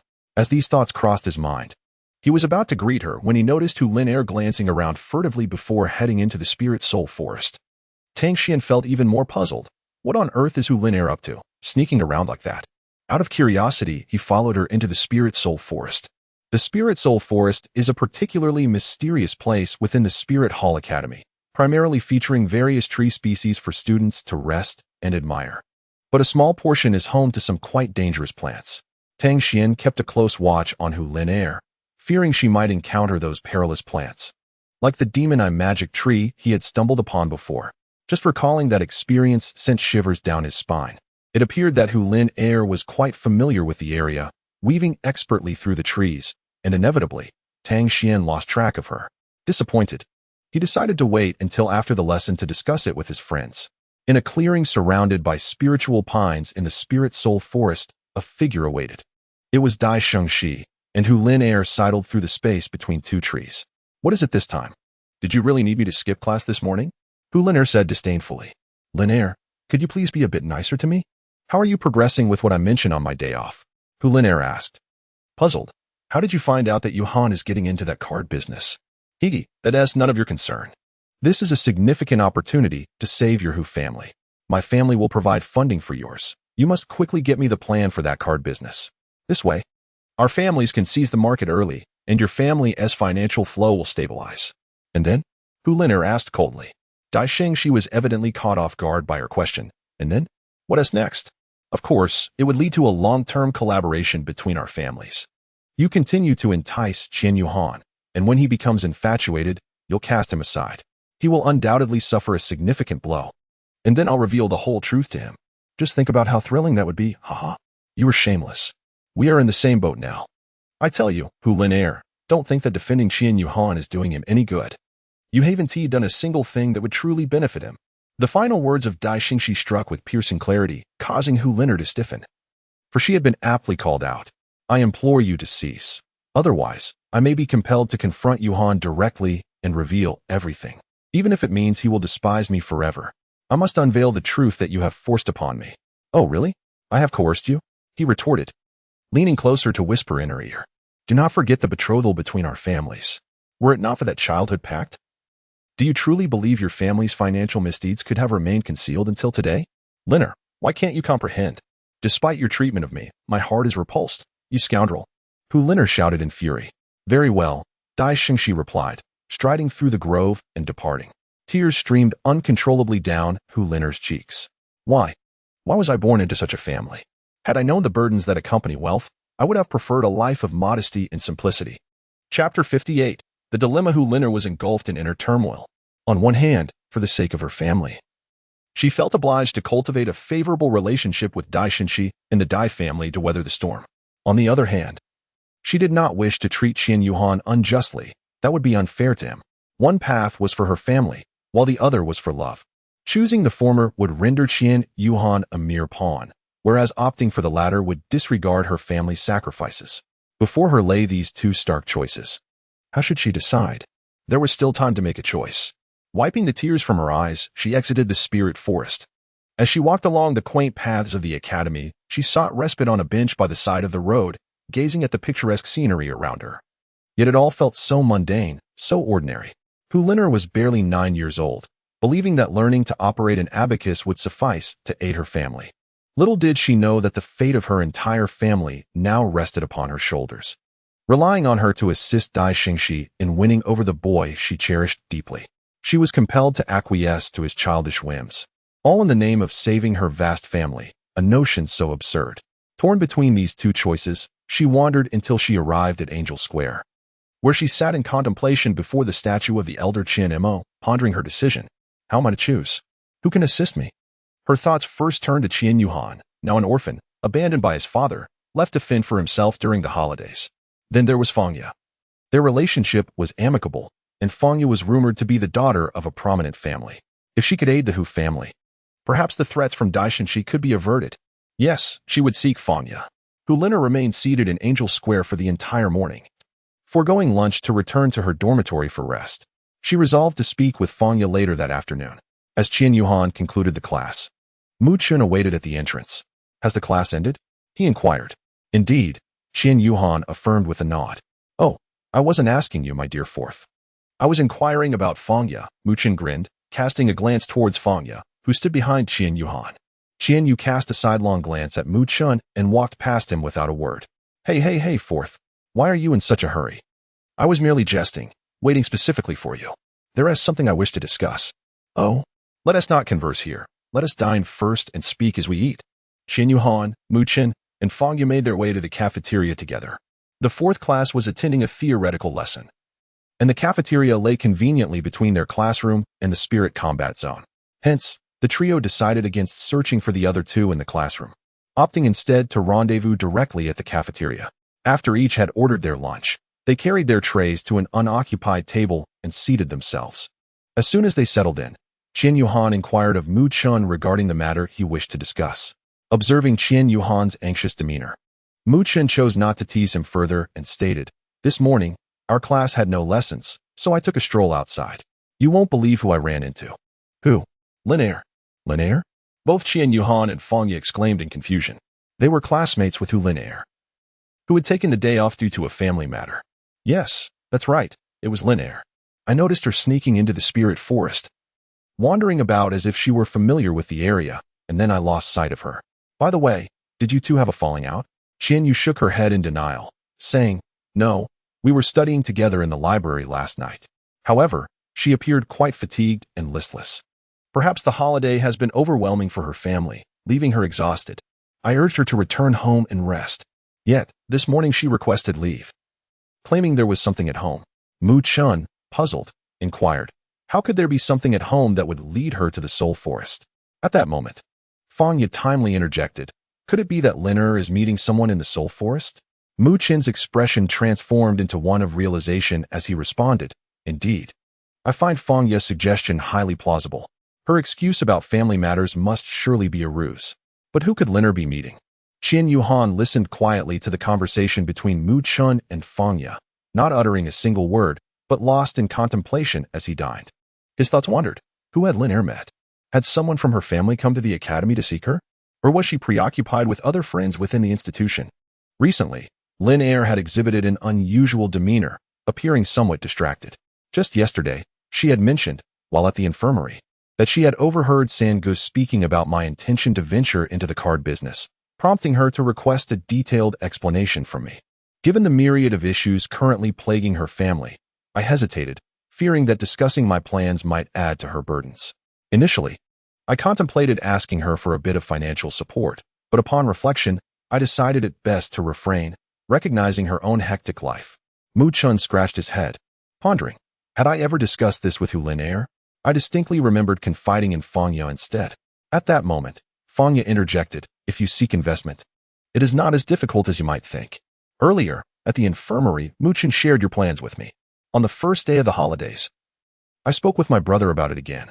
He mentioned that there were no issues and seemed optimistic. Then he hurried off, presumably to consult with our parents.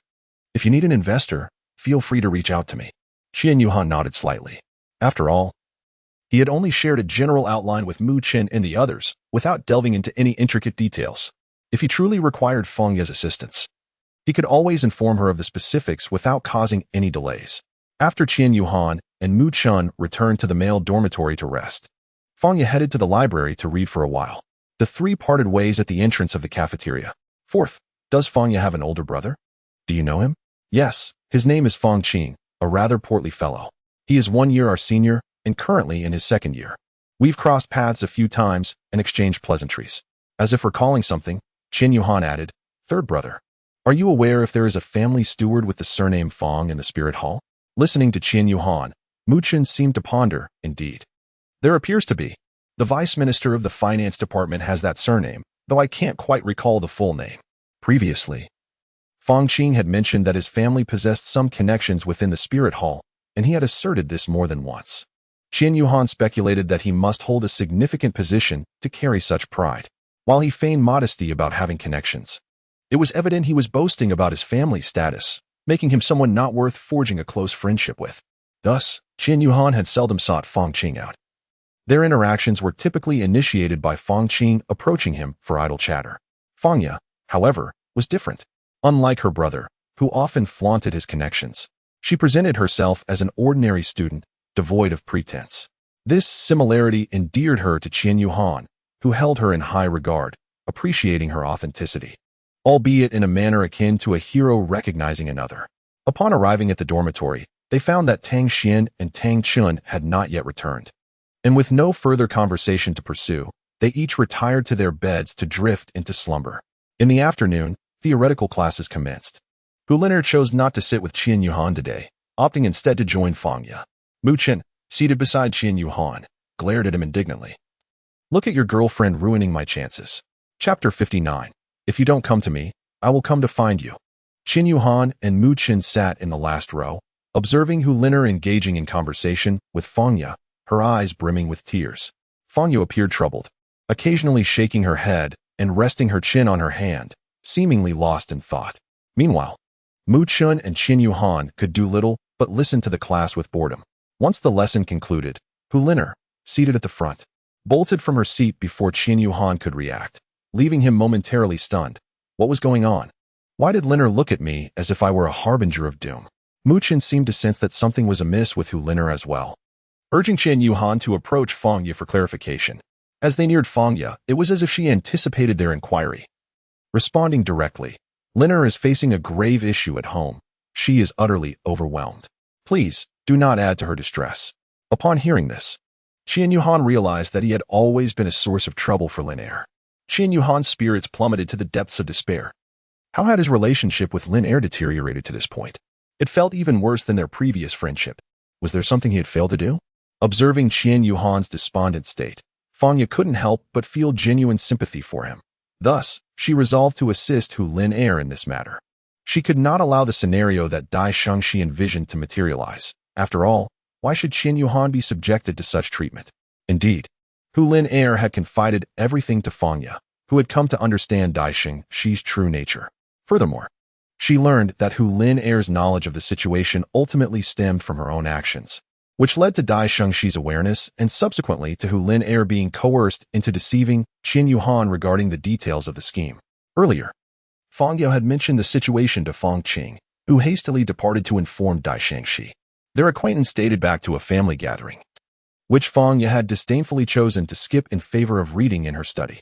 When Feng Qing discovered that a new student dared to challenge her brother, she sought out Dai Shengxi to inquire further, only to find out that the student in question was Qian Yuhan. She later learned that he was in the same class as her sister, which presented a convenient opportunity for her to approach him. Upon grasping the full scope of events, Feng Ye felt a sense of shame regarding Dai Shengxi's and her brother's actions, observing Hu Liner deliberately avoiding Qian Yuhan. It was difficult to fathom how Qian Yuhan would react upon discovering the truth. He would likely be driven to madness. According to Hu Liner, she did not wish to treat Qian Yuhan in such a manner, yet she felt unworthy of his affection. Thus, she resolved to adopt a fade of disdain to distance herself from him. proclaiming her lack of feelings, hoping to shatter his heart completely, believing it to be a better outcome than the consequences of Daixing Shi's schemes. Earlier in class, Fangya had quietly urged Hu Lin Er to be forthright with Qian Yuhan, assuring her that he would understand her predicament, especially since her feelings were genuine. However, Hu Lin Er shook her head, saying, "Xiaoya, my intentions in approaching him are not pure. Any affection that may develop after becoming familiar is not sincere. The moment I approached him with such motives, I forfeited my right to his love. It would be best for him to despair and leave me." Given the situation, it seemed inevitable that she would hurt him. Fangya nodded in acknowledgement, respecting Hu Lin Er's decision.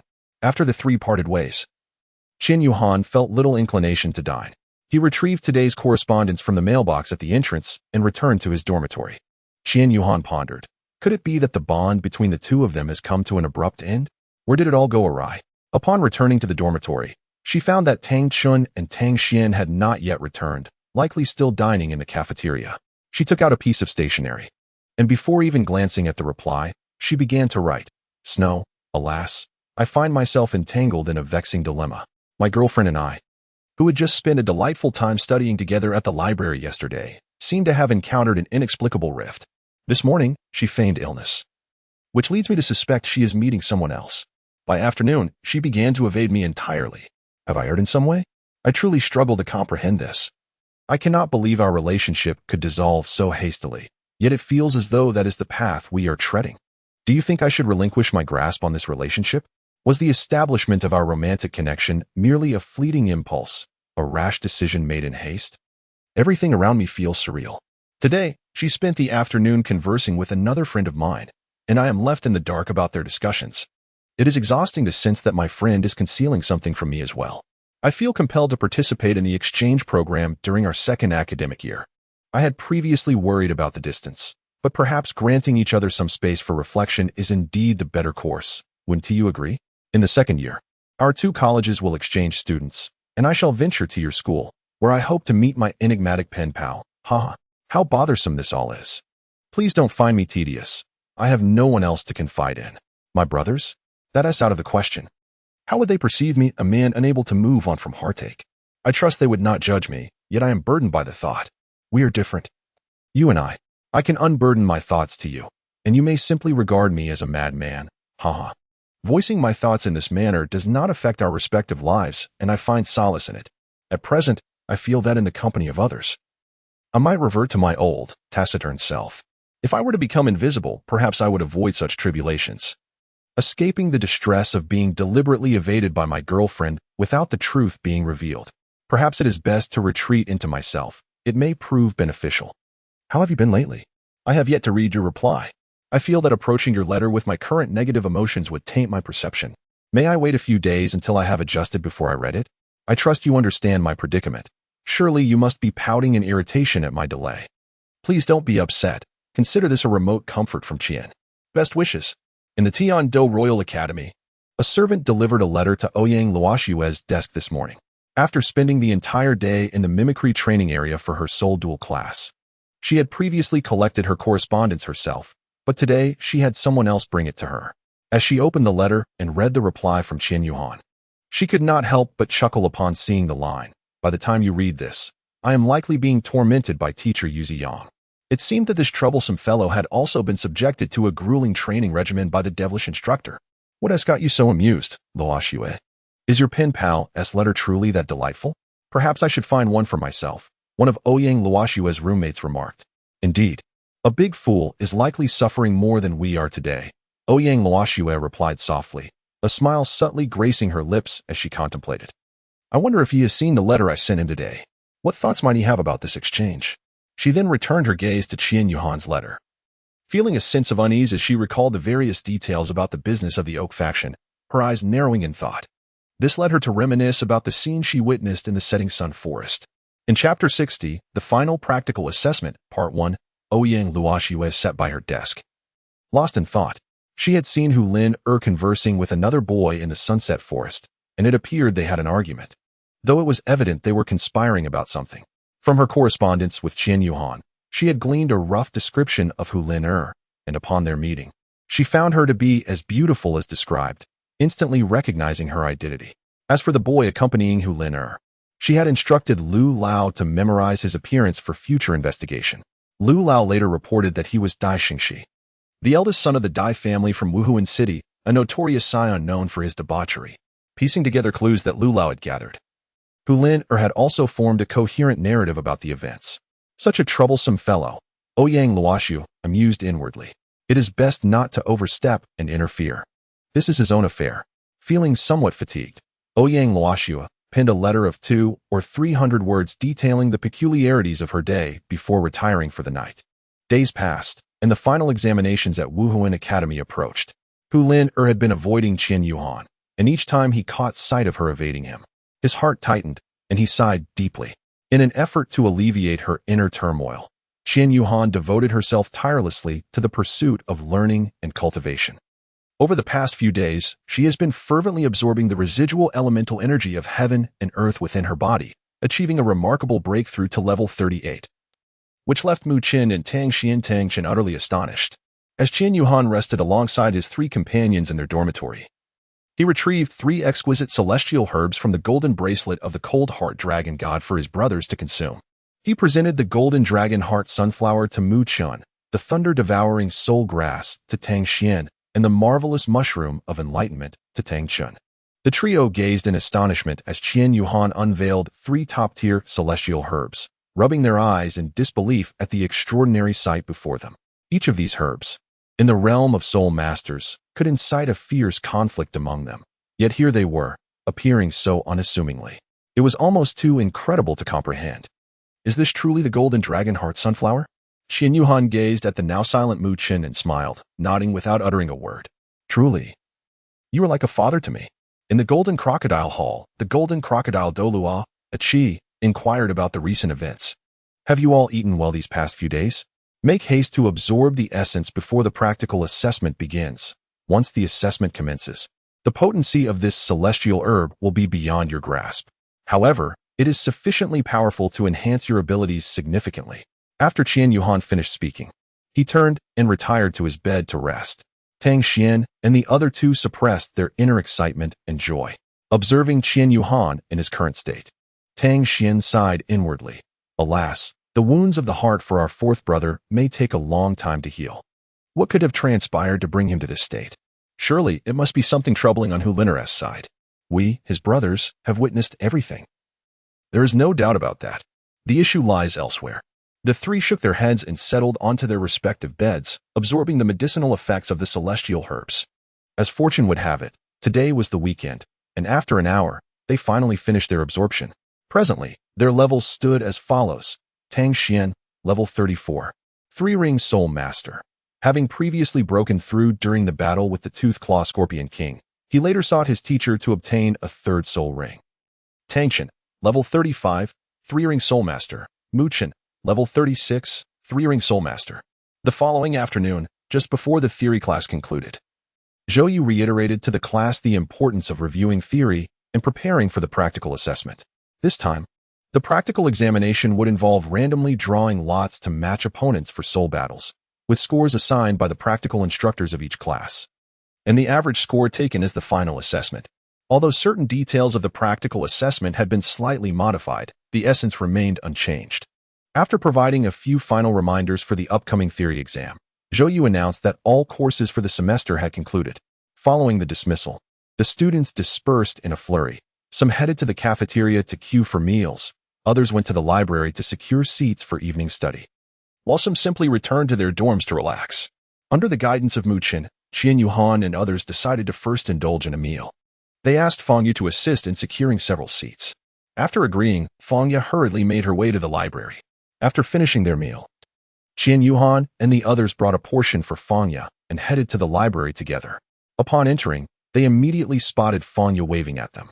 As they approached her, Mu Qin placed the food in front of Fang Yu and glanced at the empty tables.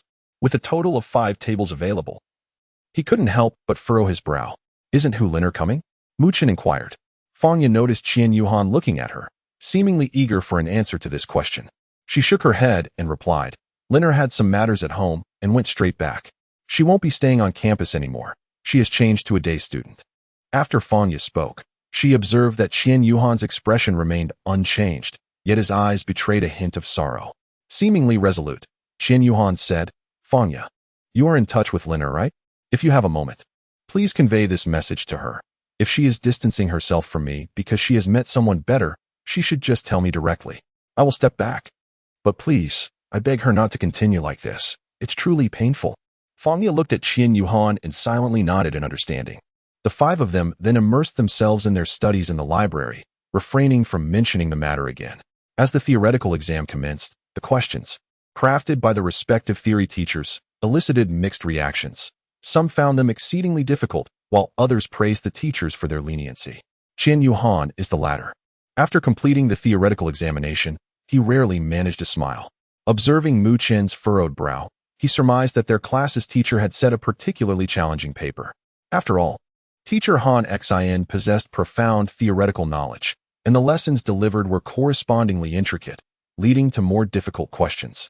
Alas, my dear Fourth, the examination paper prepared by Teacher Han for our class is exceedingly arduous. Merely passing would be a cause for gratitude to the heavens. Qian Yuhan observed Mu Chen's distress beside him and gently patted his shoulder, offering words of encouragement. Do not worry. Believe in yourself. You will undoubtedly succeed. The practical assessment begins tomorrow, and the matchups will be announced in the afternoon. If we are paired together, just wait. I shall surely avenge the grievance from that friendly match. In the afternoon, Tang Xian, Tang Chun, Mu Chun, and Qian Yuhan gathered around the display board, searching for their names. Alas, it is a pity that I cannot face you, Old Four. I shall be competing against Wang Yu from Class 7. Tang Xian feigned a look of regret as he spoke. Tang Chun quickly followed, saying, I will be up against Zhao Ke from Class 1. So what about Old Four? Is he strong? Qian Yuhan replied, I feel capable of fighting. Mu Chen stated, I will battle with Vina. I shall show no mercy, especially after what she did to Xiaoya. Mu Chen declared with indignation. Old Four, who will you fight? Tang Xian inquired, patting Qian Yuhan on the back. Dai Shengxi. Chapter 61, Final Practical Assessment, Part 2. Qian Yuhan spoke in a solemn tone, Dai Shengxi. Mu Chun clenched his fist and exclaimed, Wow! This match is bound to be thrilling. Tang Xian nodded and patted Qian Yuhan's shoulder, reminding him, Old Fourth, this Dai Shengxi is indeed formidable. His saber-toothed tiger martial soul should not be underestimated. His speed is astonishing and his attack power is considerable. Recently, he has broken through to the third ring. Just as Tang Xian was about to elaborate, he was interrupted by Qian Yuhan, who assured him, Rest easy, brother. I shall not underestimate him. I will fight with all my strength. As for his abilities, I have no interest in knowing. Winning under such circumstances would render my victory hollow. Well said, young man. You've got guts. Tang Chen suddenly chimed in, startling Qian Yuhan beside him. The four of them then made their way back from the grouping notice board to their dormitory, resuming their training. The efficacy of the celestial herbs bestowed upon the trio by Qian Yuhan is undeniably formidable. Without a span of at least half a month, complete absorption is simply unattainable. They have merely begun to scratch the surface. Yet the energy they have assimilated from their respective herbs has already conferred upon them a qualitative enhancement, a testament to the potency of top-tier celestial flora.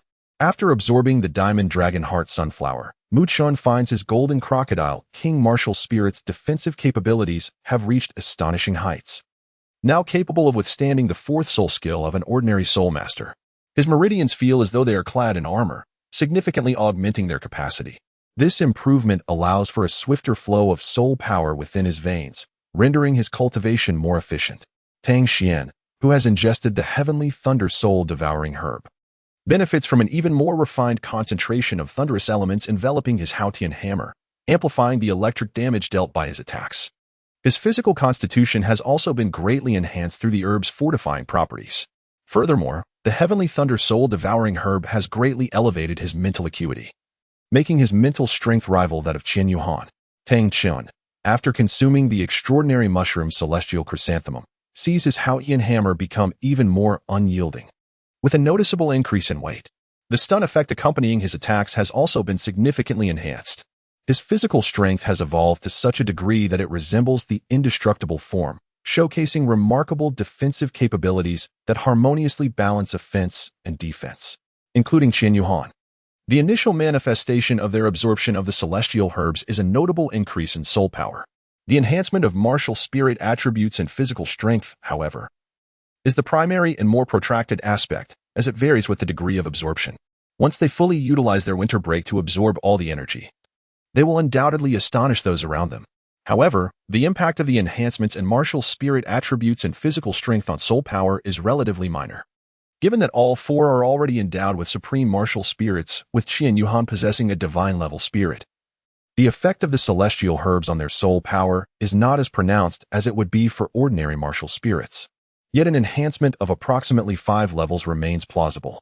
The four continued their rigorous training until the following morning, neglecting even dinner. Mu Chun was the first to awaken, slowly opening his eyes, accompanied by the lament of his stomach.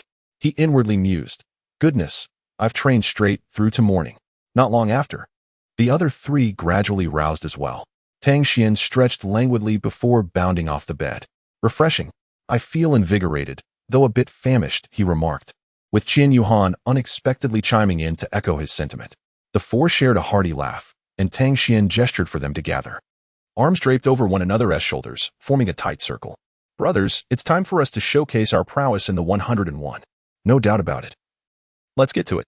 I'm aiming for full marks," Tang Xian declared, equally exhilarated. Qian Yuhan encouraged, "Everyone, let's give it our all." After the four of them exchanged spirited words, they hurriedly made their way to the cafeteria.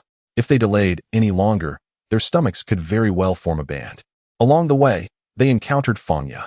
Mu Chun paused to greet her and briefly explained the situation before rushing off towards the cafeteria. Watching the four dash towards their destination, Fangya smiled slightly, thinking to herself, "These young men are quite impressive," especially as her gaze lingered on Mu Chun, who was trailing behind the others. The practical assessment commenced amidst the lively chatter of the crowd. According to the prearranged groups, the first-year students were divided into 3 major teams, each assigned to a different arena for evaluation. Qian Yuhan and Fangya were placed in one group, while Mu Chun and Tang Chun were assigned to the second arena, and Tang Xian and Hu Liner were designated for the third. As Fangya had mentioned, Hu Liner had indeed transformed into a day student. Upon entering the arena, she appeared breathless, having rushed over in haste. The announcements for the first matches echoed simultaneously across the 3 arenas. In Arena 1, Zhao Tianyu faced Ma Liang. In Arena 2, Shangwan Siki confronted Ning Yuhan. In Arena 3, Tang Xian battled Wang Yu. Before long, the sounds of soul skills clashing and the cheers of the audience filled the air. In Arena 3, Tang Xian found himself unexpectedly placed in the first group and thought, "Let us begin. First year Class 4, Tang Xian, an Assault-type Soul Master, at your service. First year Class 7, Wang Yu, a Control-type Soul Master, at your service." As the 2 combatants summoned their soul rings, 2 yellow and 1 purple ring appeared beneath their feet, gradually becoming ethereal before vanishing into thin air. Wang Yu made the first move, activating his first soul skill, Bind. With his yellow soul ring shimmering, he formed a hand seal, summoning 2 long vines from the ground that surged towards Tang Xian. "Is that blue silvergrass? Let us see what you've got." Tang Xian replied nonchalantly, leaping into the air to evade the attack of the vines. Wang Yu let out a cold chuckle. "Oh, but it's not over yet." He directed his right hand skyward, causing the blue silvergrass vines to change course and launch an assault at the airborne Tang Xian. First soul skill, Thunderstrike. As Tang Xian soared through the air, his yellow soul ring flickered, and the Haotian hammer materialized in his grasp. The Haotian hammer. It's the legendary Haotian hammer, gasped the audience in Arena 3. Many spectators were unfamiliar with Tang Xian's martial soul, but the students from Class 4 remained composed, including Hu Liner. Those from Class 4 had sparred with the Tang brothers in practical lessons and were well aware of the formidable nature of the Haotian hammer. A collective sigh of relief swept through Class 4, as a tacit rule in the practical assessments ensured they would not face opponents from their own class. The Haotian hammer in Tang Xian's hand crackled with intensifying bolts of lightning. Tang Xian, this time, did not choose to evade but instead launched a direct assault. As a powerhouse of the assault system, how could I be intimidated by the controlling techniques? He declared, fully committed to the fight.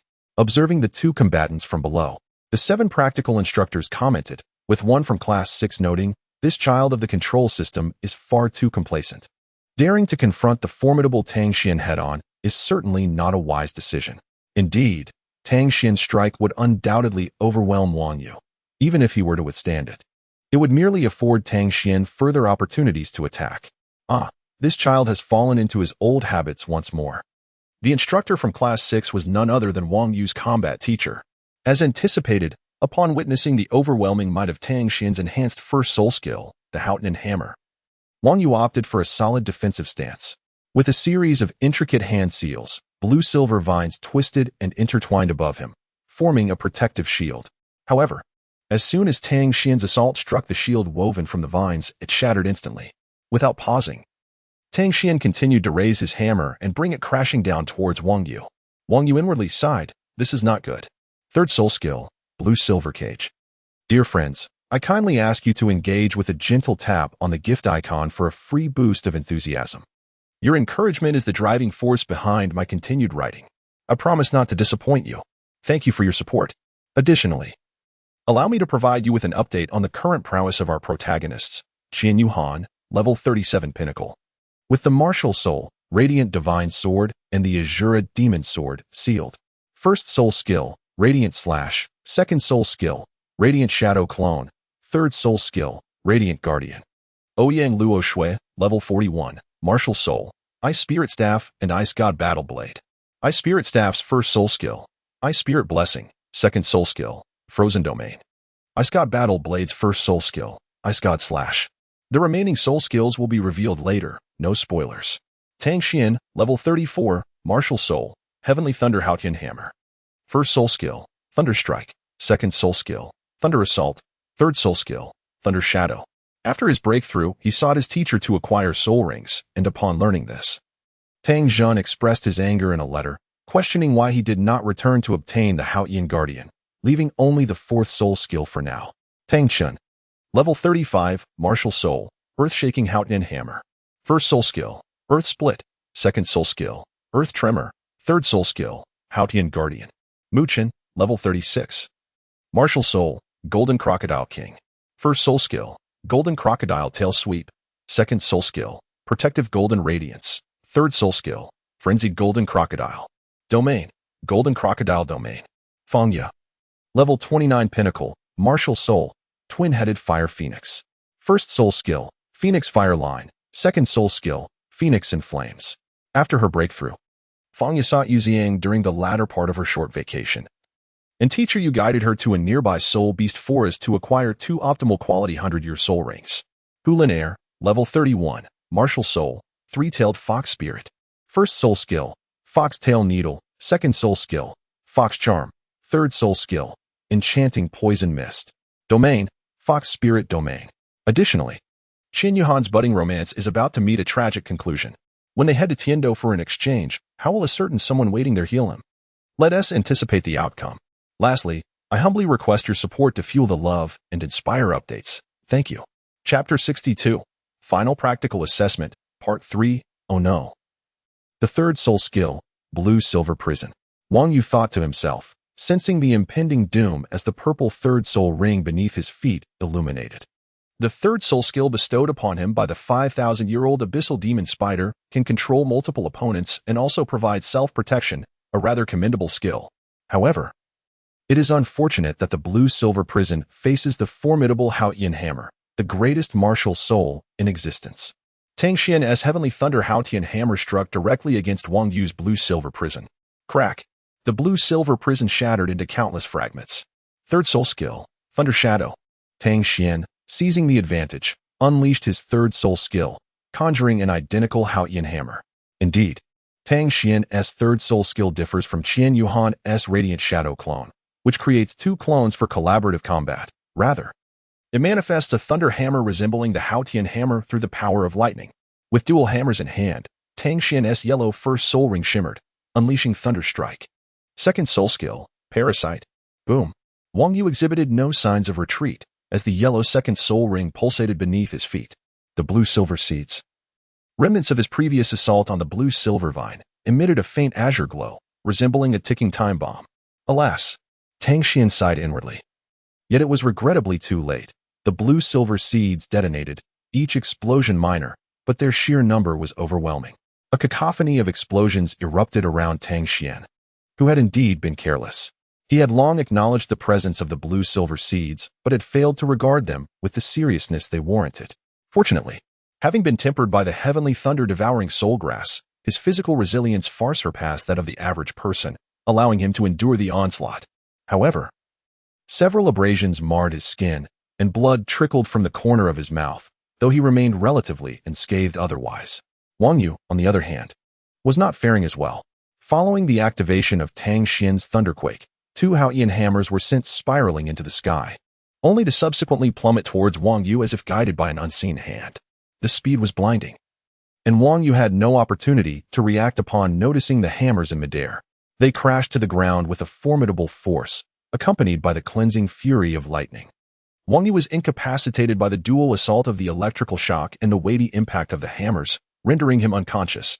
Tang Xian summoned back the Heavenly Thunder Haotian hammer, and the Thunderbolt hammer conjured by his third soul skill dissipated beside Wang Yu. Leaning on the Haotian hammer, Tang Xian gradually rose to his feet, muttering softly, "Damn it, that hurt like hell." The first match in Arena 3 concluded with Tang Xian achieving an average score of 95, while Wang Yu managed a score of 75.8. The next group of students was called to the arena.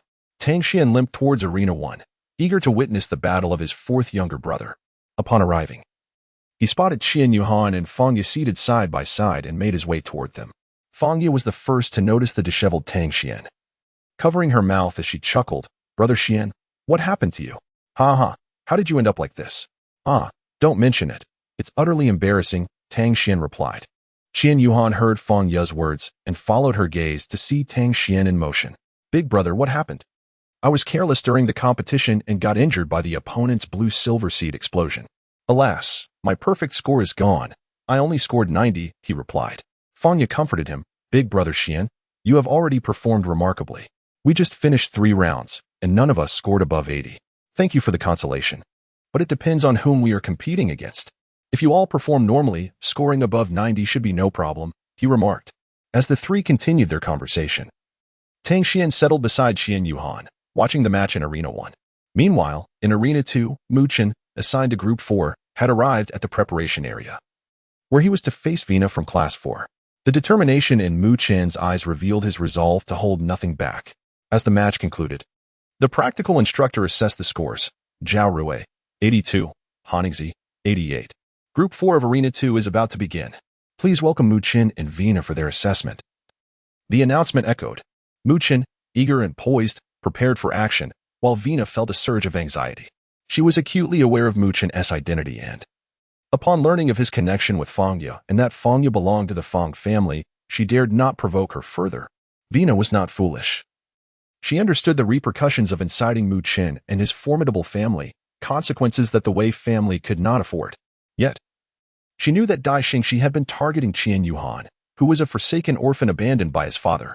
Vina assumed that Mu Chen was merely helping Qian Yuhan out of pity, which differed significantly from his relationship with Fang Yu, whom she believed was his romantic partner. Mu Chen, a level 36 soul sovereign, wasted no time with superfluous words and immediately unveiled his soul rings, 2 yellow and 1 purple. The golden crocodile martial spirit enveloped him, and his aura surged dramatically. "Vina, level 29 Great Soul Master, I look forward to your guidance," she stated, as 2 yellow soul rings manifested beneath her feet. Both the Wei and Dai families were legacies of soul masters. The Dai family wielded the saber-toothed ghost tiger, while the Wei family possessed the soul-devouring spirit cat. Golden crocodile domain, activate. Mu Chen unleashed his innate domain, the golden crocodile domain. Within this realm, his powers were amplified, enhancing both attack and defense by an astonishing 50. This domain ranked among the elite. First soul skill, golden crocodile tail. Within the domain, Mu Chen radiated a brilliant golden light, as if enveloped in a dazzling glow. His first soul ring ignited, unleashing a potent wave of soul energy. With a swift motion, he lashed out with a robust tail, sending a fierce gust of wind and a golden strike racing toward Vina like a bolt of lightning. The strike sliced through the air, producing a sharp and piercing sound that resonated throughout the space. Mu Chen held nothing back, channeling all his strength into this formidable attack, which was imbued with tremendous power and destructive force. First soul skill, Godspeed. Second soul skill, Night Raid. Vina, fully aware of the formidable power of this strike, knew she could not withstand it. She simultaneously unleashed 2 soul skills, enhancing her speed tremendously, causing her already swift soul-devouring spirit cat to accelerate further, evading the golden crocodile's tail swipe with remarkable agility. To say she evaded it would be an understatement. as her body narrowly missed the slicing attack by less than 10 centimeters, a close call indeed. As the Night Raid's skill activated, Vina's form flickered, darting swiftly, weaving through the battlefield with such speed that she appeared to vanish, leaving behind a trail of black afterimages between her two positions. She continued her rapid movements, searching for an opportunity. Mu Chen smiled faintly as the purple glow of his third soul ring illuminated beneath him. Third soul skill. Chapter 63, Final Combat Assessment, Part 4, Third Soul Skill, Ferocious Golden Crocodile. The purple third soul ring shone beneath Mu Chen's feet, simultaneously activating the soul bone skill in his right arm. Savage Tremor. This was the Earth King right arm bone that Mu Chen had previously showcased during his battle against Qian Yuhan. The Savage Tremor skill functioned as an area control technique, causing the earth to quake. Under the influence of the soul bone skill, Vina's agility sharply declined. As her speed diminished under the control of Savage Tremor, a glint of joy flickered in Mu Chen's eyes. He knew the moment had arrived. He quickly unleashed his third soul skill, Ferocious Golden Crocodile. In an instant, a dazzling golden light erupted from Mu Chen's body. Following that, a lifelike golden crocodile materialized before him. This creature was entirely golden, radiating a brilliant glow, as if forged from pure gold. Its massive and formidable body exuded an overwhelming sense of power. As Mu Chen continued to channel his energy, the golden crocodile grew in size. It opened its cavernous jaws, sharp fangs glinting ominously, inducing a sense of dread. At that moment, the space before Mu Chen warped under the weight of the golden crocodile's presence, as if struggling to bear the immense pressure.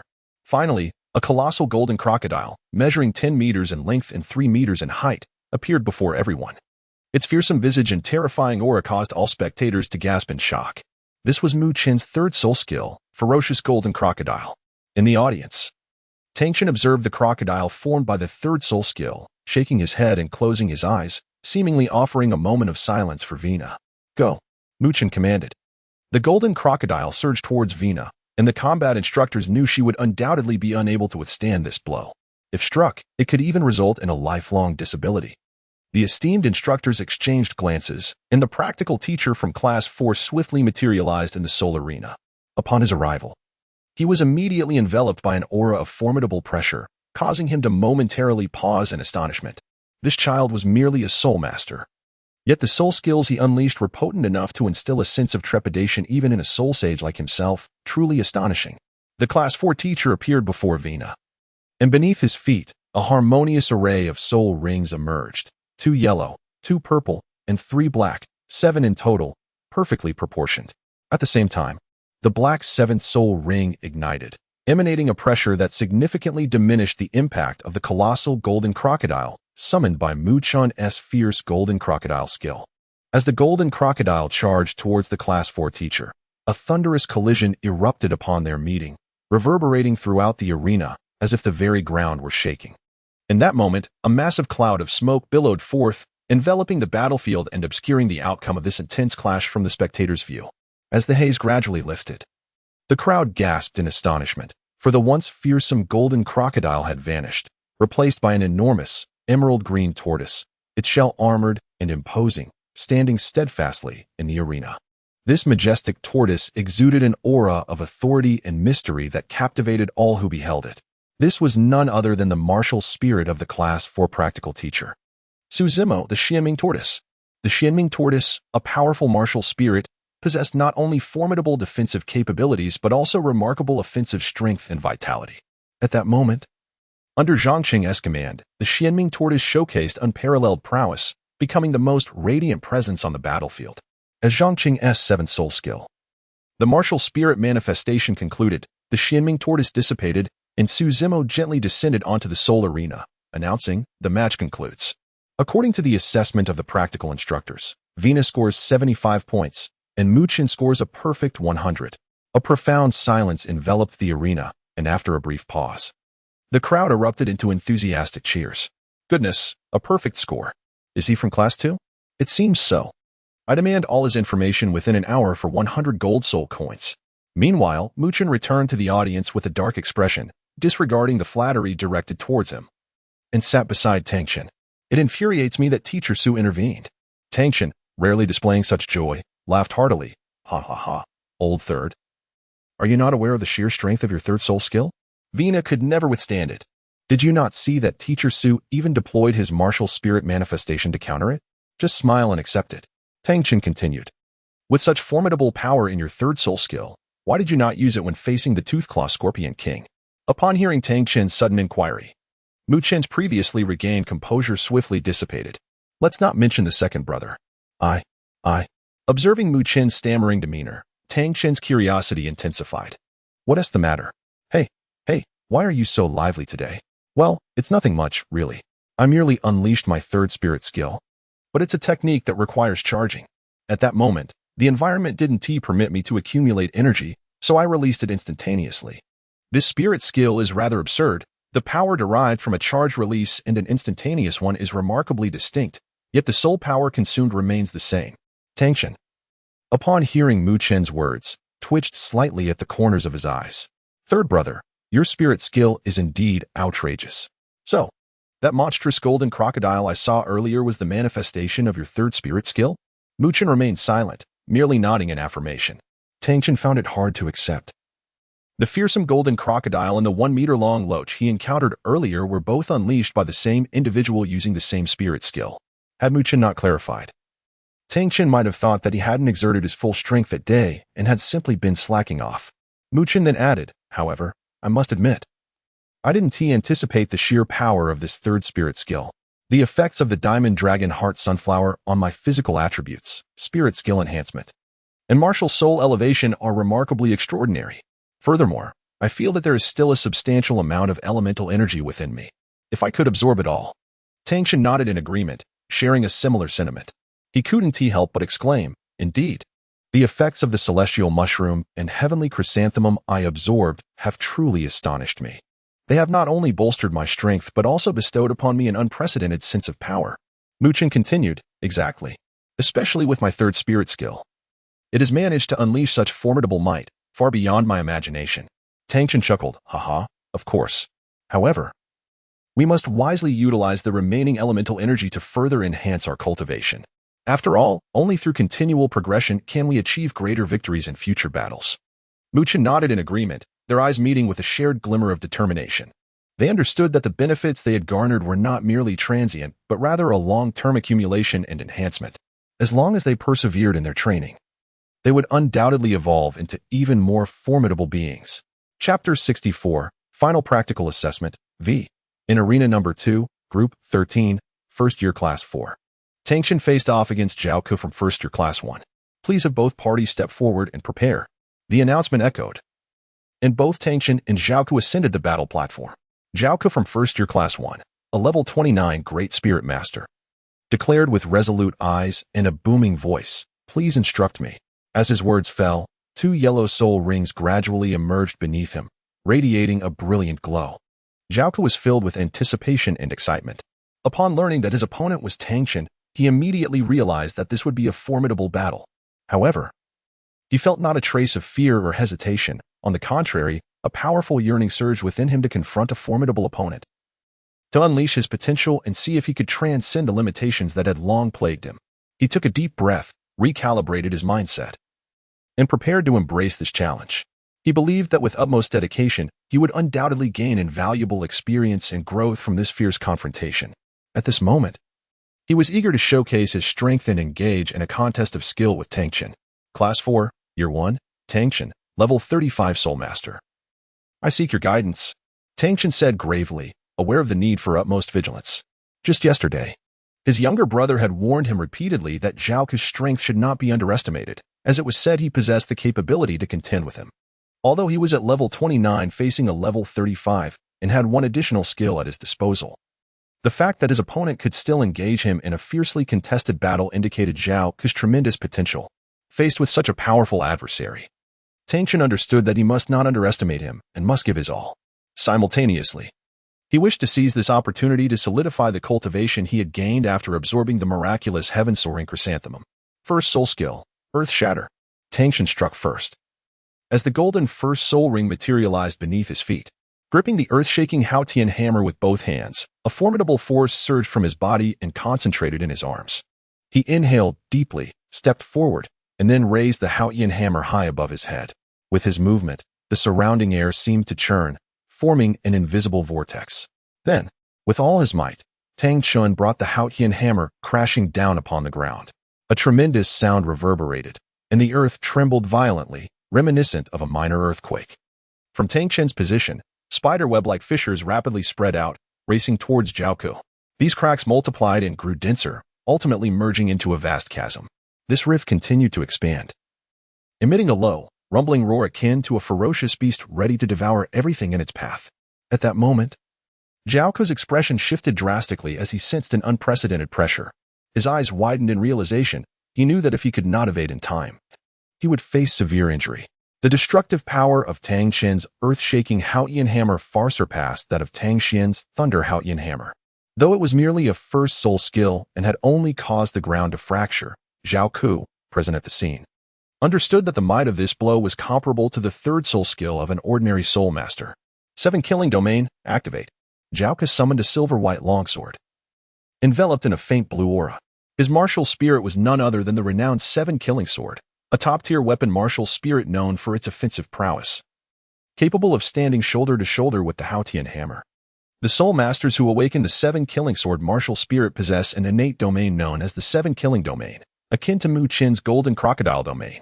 Yet, in contrast, Mu Chen's Golden Crocodile Domain can be applied to both himself and his allies, while Zhao Ku's 7 Kills Domain solely enhances himself, unable to bestow its augmentation upon others.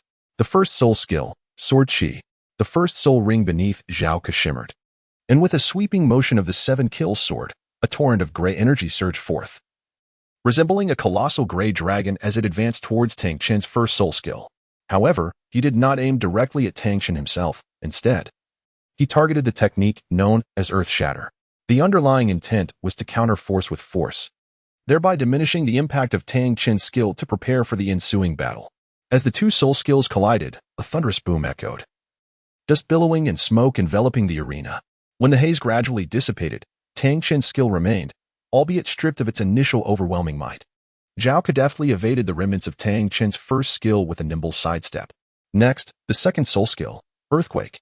A yellow soul ring materialized beneath Tang Chen as he activated the Earthquake skill. This soul skill is one of enhancement, augmenting the weight of his earth-shattering hammer. Doubling its heft and amplifying its destructive power, Tang Chen intended to launch a direct assault. Zhao Ku disowned Tang Chen's intention, urging, "Come on. Let the battle be exhilarating." The second soul skill, Sword Intent. A yellow second soul ring emerged beneath Zhao Ku, and the 7 Kills sword in his grasp was adorned with blue and white runes that danced around it, emitting a soft white glow. With both hands gripping the hammer's handle, Tang Chen charged toward Zhao Ku, who met him head-on, sword in hand. As their distance diminished, Tang Chen slowed his pace, adjusting his rhythm to execute a sweeping strike with the earth-shattering hammer. His gaze was unwavering, his aura surging, and the hammer itself seemed to resonate with its master's determination, radiating a brilliant light. Simultaneously, Zhao Ku tightened his grip on the 7 Kills sword, his eyes glinting with sharp intensity. He took a deep breath and swung the sword towards the earth-shattering hammer. The 7 Kills sword traced a fierce arc through the air, slicing toward the hammer with a cutting sword energy. Upon the collision of hammer and sword, a resounding crack echoed as the tremendous force fractured the ground beneath them. This power generated a formidable shockwave, radiating outward from the two combatants. The surrounding arena was upheaved by this force, enveloped in a cloud of dust. The Crimson Demon Stone Monkey's left arm's soul bone skill, Bloodlust. Zhao Ku's left arm instantly glowed crimson. His eyes transformed into a blood-red hue under the influence of the soul bone skill. A faint blue sword energy swirled around him, infused with the scarlet light of the unleashed soul bone skill. Zhao Ku possesses a soul bone. Moreover, it is of the enhancement type. Such a confrontation may not bode well for the second brother. Observing the situation, Mu Chun murmured to himself. Meanwhile, he silently reflected, just as the fourth brother said, "This Zhao Ku truly possesses remarkable prowess. Indeed, it is a clash worthy of the two supreme weapon spirits, a spectacle that is truly exhilarating." The 7 Killing sword wielded by Zhao Ku glimmers with a fierce radiance, each strike imbued with an unparalleled momentum and might. Augmented by the sanguine power of the soul bone on his left arm, the offensive capability of the 7 Killing sword has received an immense enhancement. As the sword collides with the earth-shattering hammer, the sword's aura emanates waves of sword energy, sweeping towards Tang Chen's hammer like a torrential storm. Each wave infused with terrifying potency, as if it sought to rend the very fabric of space itself. under this overwhelming onslaught. The earth-shattering hammer in Tang Chen's grasp begins to tremble slightly, as if struggling to withstand such pressure. Seeing this, a glimmer of excitement flickers in Zhao Ke's eyes. He knows he must seize this opportunity to decisively defeat Tang Chen, lest he lose all chance of a comeback. As the ferocity of the 7 killing swords assault intensifies, it subtly begins to gain the upper hand against the earth-shattering hammer. In Chapter 65, Final Combat Assessment, Part 6. Bolstered by the enhancement of his soul-bone sanguine skill, the 2-ring 7 killing sword finds itself in a seemingly advantageous position against the 3-ring earth-shattering hammer.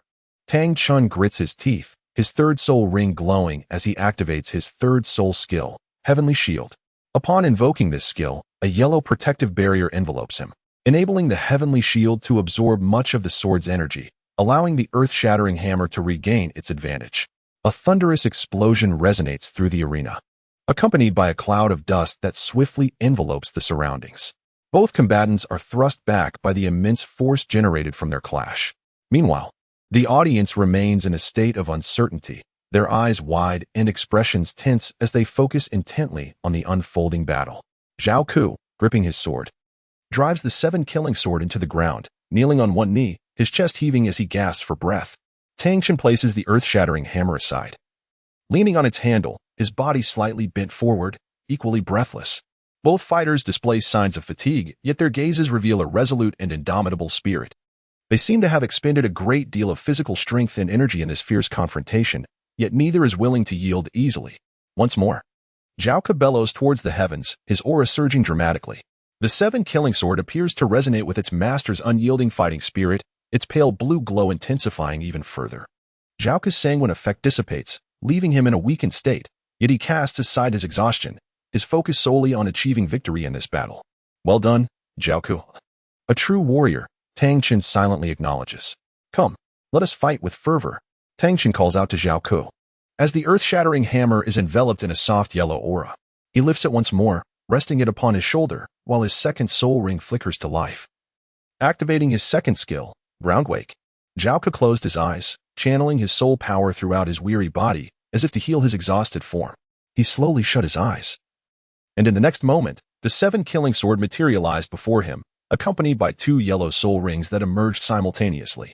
An astonishing spectacle unfolded as the 2 yellow rings surrounding the 7 killing sword trembled slightly, inching closer to one another.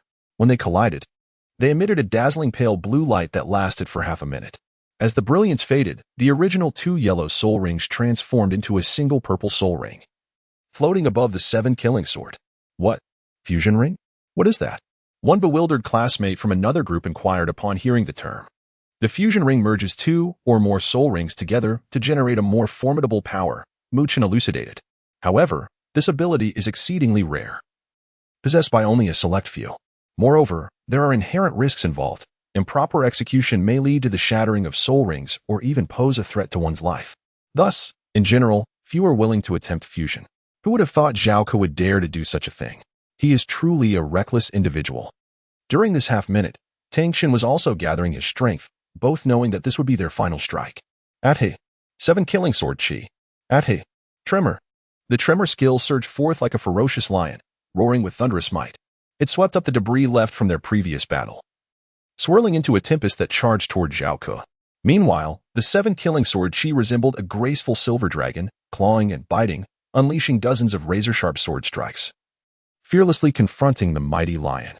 The 2 forces clashed violently in the air, generating a breathtaking wave of energy.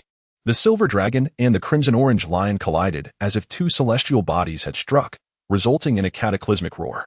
The entire 2nd soul fighting arena began to tremble violently, the ground shaking incessantly, cracks appearing in the walls, while small fragments rained down from above, terrifying the crowd below. Spectators screamed and scattered in chaos, the scene descending into utter disorder. The dust swirled, forming a deep brown barrier that obscured the outside world, rendering it impossible to discern the situation within. Only the muffled sounds of collision and the flashes within the dust cloud served as reminders that the confrontation of skills persisted. After 2 or 3 minutes, the arena seemed to settle, and the battle between Tang Chen and Zhao Ke reached its conclusion. I concede, Zhao Ke uttered weakly, collapsing onto the fighting stage, lying flat and gazing skyward. This battle was exhilarating. Zhao Ke whispered to himself, barely audible. Indeed, for Zhao Ke, this battle was truly thrilling. It was a fight that felt liberating. Moreover, he had finally broken through his bottleneck, now just one soul ring away from a third. When the winter break arrives, he plans to seek his mother's guidance in arranging the soul rings for the 7 killing sword, and next semester, he will challenge Tang Chun. Zhao Ke has inherited his mother Chen Qing's 7 killing sword martial soul, thus she possesses a deeper understanding of this supreme martial soul than he currently does. She knows best what kind of soul rings would suit him. You are formidable. It has been quite some time since I encountered such a worthy opponent. I have gained much from this battle. Thank you, my brother. A voice echoed. And Zhao Ke sat up to see a hand extended before him. It was none other than Tang Chen. Zhao Ke smiled faintly, grasped Tang Chen's hand, and was effortlessly pulled up. He replied, likewise, thank you.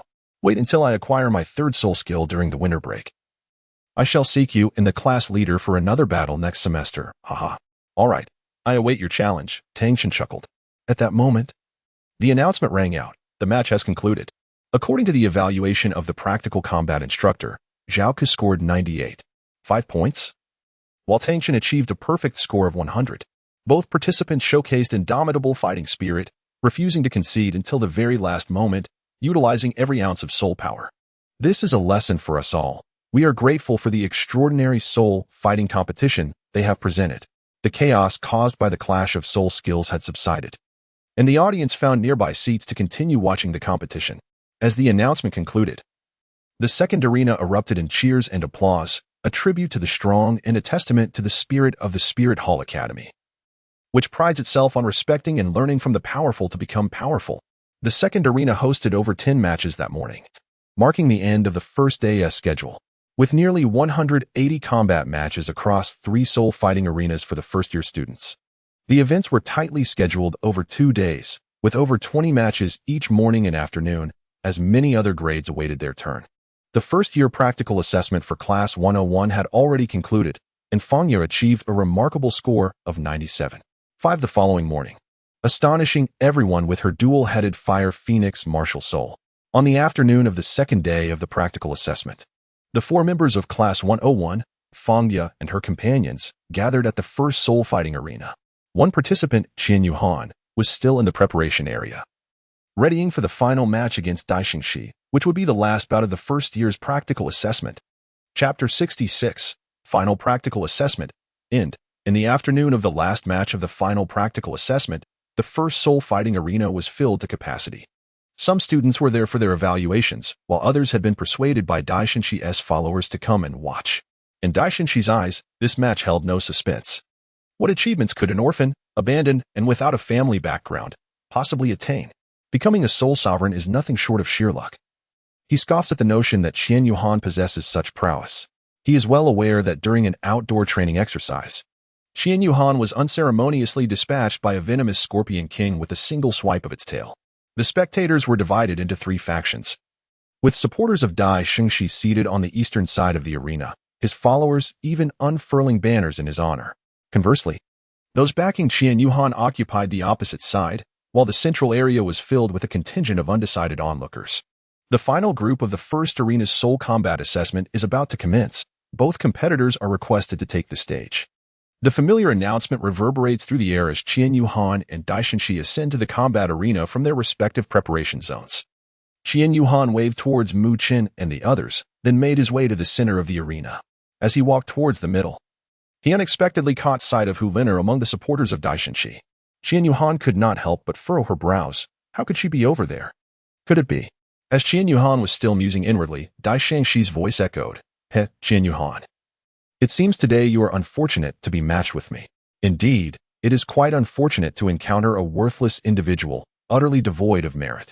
Well, Hu Liner even asked me to show mercy, but it appears there is no need for such consideration." Qian Yuhan gazed at Dai Xingxi in silence, his expression dark and foreboding. Hu Lino had never uttered such words to Dai Xingxi. It was merely a tactic employed by Dai Xingxi to provoke Qian Yuhan, aiming to incite his wrath for the sake of gaining an advantage. Qian Yuhan, a soul master of level 37. Dai Xingxi, a soul master of level 35. Today, I shall make you aware of the formidable prowess of your grandfather, Xingxi. Dai Xingxi declared with bravado, as 2 yellow and 1 purple soul rings materialized beneath his feet. Qian Yuhan smiled faintly, remarking on the jester's incessant chatter. Without uttering another word, Qian Yuhan summoned the radiant divine sword. The sword hovered gracefully behind him, emanating a dazzling brilliance. Beneath his feet, 3 soul rings, a purple one and 2 black ones, materialized. Qian Yuhan, then I shall witness your prowess. I shall no longer feign ignorance and will reveal my true self. As 3 soul rings materialized, all present were rendered speechless. Their initial reaction was to rub their eyes, convinced it was an illusion. Mu Qin and the others were also momentarily stunned, but Mu Qin, aware of Qian Yuhan's true identity, quickly regained his composure. It is quite natural for the heir of the Spirit Hall to possess formidable soul rings, yet this is truly astonishing. The 4th soul rings appear markedly different from before. Indeed, 1 purple and 2 black. The Tang brothers, Tang Chun and Tang Xian, were oblivious to Qian Yuhan's true identity and gasped in awe. After the 4th best Daishinshi, you may wish to inquire directly. You might find yourselves even more astonished. Mu Qin chuckled. Beside the trio, Fang Yi was equally astonished and covered her mouth, exclaiming, "This is simply incredible. It defies all reason." The only instance of soul rings surpassing absorption limits that I am aware of is the Grand Enshrine of the Spirit Hall, boasting 6 black and 3 red. Elders in my family have remarked that the Grand Enshrine's might is a divine gift from the angel god. But what on earth is happening with Qian Yuhan? Huh? Are you attempting to intimidate me with soul ring illusion potions? How tiresome, Dai Xingxi retorted disdainfully. Qian Yuhan, suppressing a smile, summoned the radiant divine sword into his right hand, gripping it firmly, as if poised for action. Sword-toothed tiger, manifest. The powerful essence of Dai Xingxi's sword-toothed tiger martial soul enveloped him in an instant. His once ordinary hands were now shrouded in a strange luminescence, gradually transforming into a delicate lavender hue, reminiscent of amethyst glistening in the morning mist, flickering with an enigmatic aura. His claws became exceptionally robust, each finger brimming with boundless strength. With the martial soul's manifestation, an extraordinary transformation overtook Dai Xingxi's entire being. His stature appeared to rise as if enchanted, growing taller like a mighty tree flourishing towards the heavens, straight and unyielding. The fitted shirt he wore could no longer withstand the pressure of his surging muscles, and with a resounding rip, it shattered into countless strips that danced in the air. Completely immersed in the state of martial soul manifestation, Dai Xingxi tilted his head slightly, his eyes gleaming with an intense light that exuded the majesty and dominance of a fierce tiger. His aura deepened, wild and profound, akin to a tiger poised to pounce on its prey, ready to unleash unparalleled power and might. The atmosphere around him thickened, as if the very air grew heavy with his presence, causing even the gentlest breeze to hesitate, wary of disturbing the commanding aura he radiated. Radiant slash. Qian Yuhan's resolute visage revealed no trace of hesitation, as if he had already forged his determination. The mysterious purple first soul ring beneath his feet shimmered like a brilliant star, its radiance blinding. With the emergence of the soul ring, Qian Yuhan's aura surged dramatically, akin to a flood breaching its dam, an overwhelming pressure emanating that instilled fear in all. His left and right hands, as if forged from steel, gripped the hilt of the radiant divine sword with unwavering strength, channeling all his energy into his grasp. At that moment, the previously errant light elements surrounding him seemed to respond to a summons, converging rapidly towards the radiant divine sword like a battalion of loyal soldiers. These light elements intertwined in the air, forming radiant beams, with the divine sword at their core. As the elements continued to coalesce, the sword appeared to transcend its physical form, morphing into a colossal white vortex that spun with increasing velocity, as if eager to absorb all energy from the world around it. Each beam of light shimmered with infinite brilliance, seemingly harboring boundless power. Qian Yuhan, harnessing this amassed strength, prepared to unleash a decisive blow upon his adversary, the impending force sending a chill down the spine. After refining with the esteemed celestial herbs, 8 angled ice grass and fiery apricot blossom, although his soul power had not increased significantly, his physical resilience soared exponentially, rendering him unmatched even among ordinary soul kings. This time, Qian Yuhan intended to secure victory with a single strike. Dai Xingxi gazed at Qian Yuhan, who was accumulating energy for his first soul skill, with a sense of disdain. In his view, no matter how much energy was amassed for a first soul skill, it posed little threat to him. He lifted his right foot and stamped it down decisively, causing his third soul ring to illuminate. Third soul skill, Demonic Tiger's Sky-Slaying Roar. As Dai Xingxi's saber-toothed ghost tiger martial spirit enveloped him and the third soul skill was unleashed, a pale white orb of light coalesced before his mouth. He then released a resounding roar directed at Qian Yuhan, the orb of light surging forth, propelled by the shockwave, like a ferocious beast charging towards him. Qian Yuhan gently closed his eyes, taking a deep breath as he concentrated all his strength into the divine sword of light held firmly in his grasp. With a swift motion of his arm, the sword traced a dazzling arc through the air. In that fleeting moment of the sword strike, the surrounding space seemed unable to withstand such overwhelming energy, displaying signs of fragmentation. Where the blade passed, the fabric of space appeared as though it had been sliced, revealing profound chasms of darkness.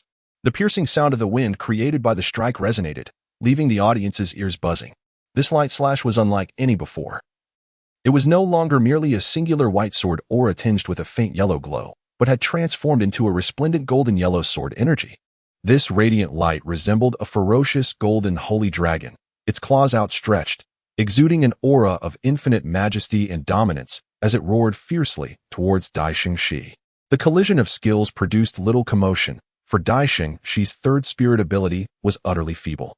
The golden dragon effortlessly opened its maw, consuming Dai Xingxi's third spirit ability entirely, accelerating towards him with increased ferocity. From the judge's stand, Yu Ziyang sensed an impending disaster, but it was too late. They could not intervene in time to counter this assault. Should Dai Xingxi be struck, he would surely find himself reporting to the King of Hell. A sigh echoed through the arena. The audience, hearing this sound, looked around in confusion, but their attention was swiftly drawn back to the Soul Arena, where, just as Qian Yuhan's golden dragon was poised to strike Dai Xingxi, a shadow appeared instantaneously before him. Chapter 67, Discovering the Truth. All is Well, Part 1.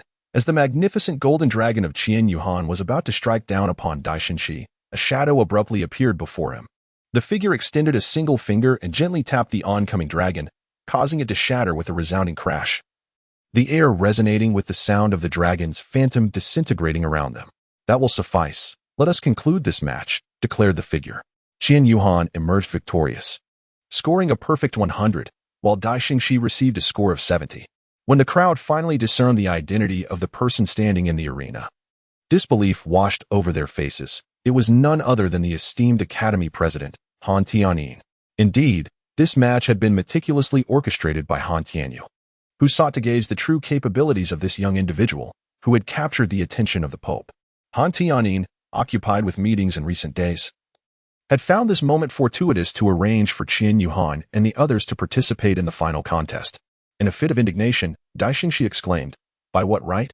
Han Tianyin, momentarily taken aback by the audacity of someone daring to raise their voice at him within the halls of the Spirit Hall Academy, nevertheless composed himself. Having encountered countless situations as the president, he replied in a measured tone, "By virtue of my position as president, Dai, I am aware of your family's influence. Even the elder of your household would show me deference. I advise you to maintain a low profile within the academy. Not everyone can be assisted by your family's connections." With a sidelong glance at Qian Yuhan, he continued. Noticing the shift in Han Tianyin's demeanor, Dai Xingxi quickly nodded in apology. "I understand, President. I shall conduct myself discreetly in the future." After the examination concluded, the crowd released their inhibitions, reveling in their newfound freedom. Upon returning to the dormitory, Qian Yuhan found himself encircled by the brothers Tang Xian and Tang Chen, akin to being targeted by a gang. "What is it that you two intend to do?" he inquired, perplexed. Tang Xian cleared his throat and with earnest conviction stated, "Fourth brother, do you truly consider us as brothers?" "Of course," came the reply. "Then why have you kept this from us for so long?" Qian Yuhan exclaimed, "Ah, did big brother and second brother find out? How could they possibly know? Could it be Mu Chen?" As he spoke, he cast a glance at Mu Chen, who looked back with an innocent expression, waving his hand to indicate he had said nothing.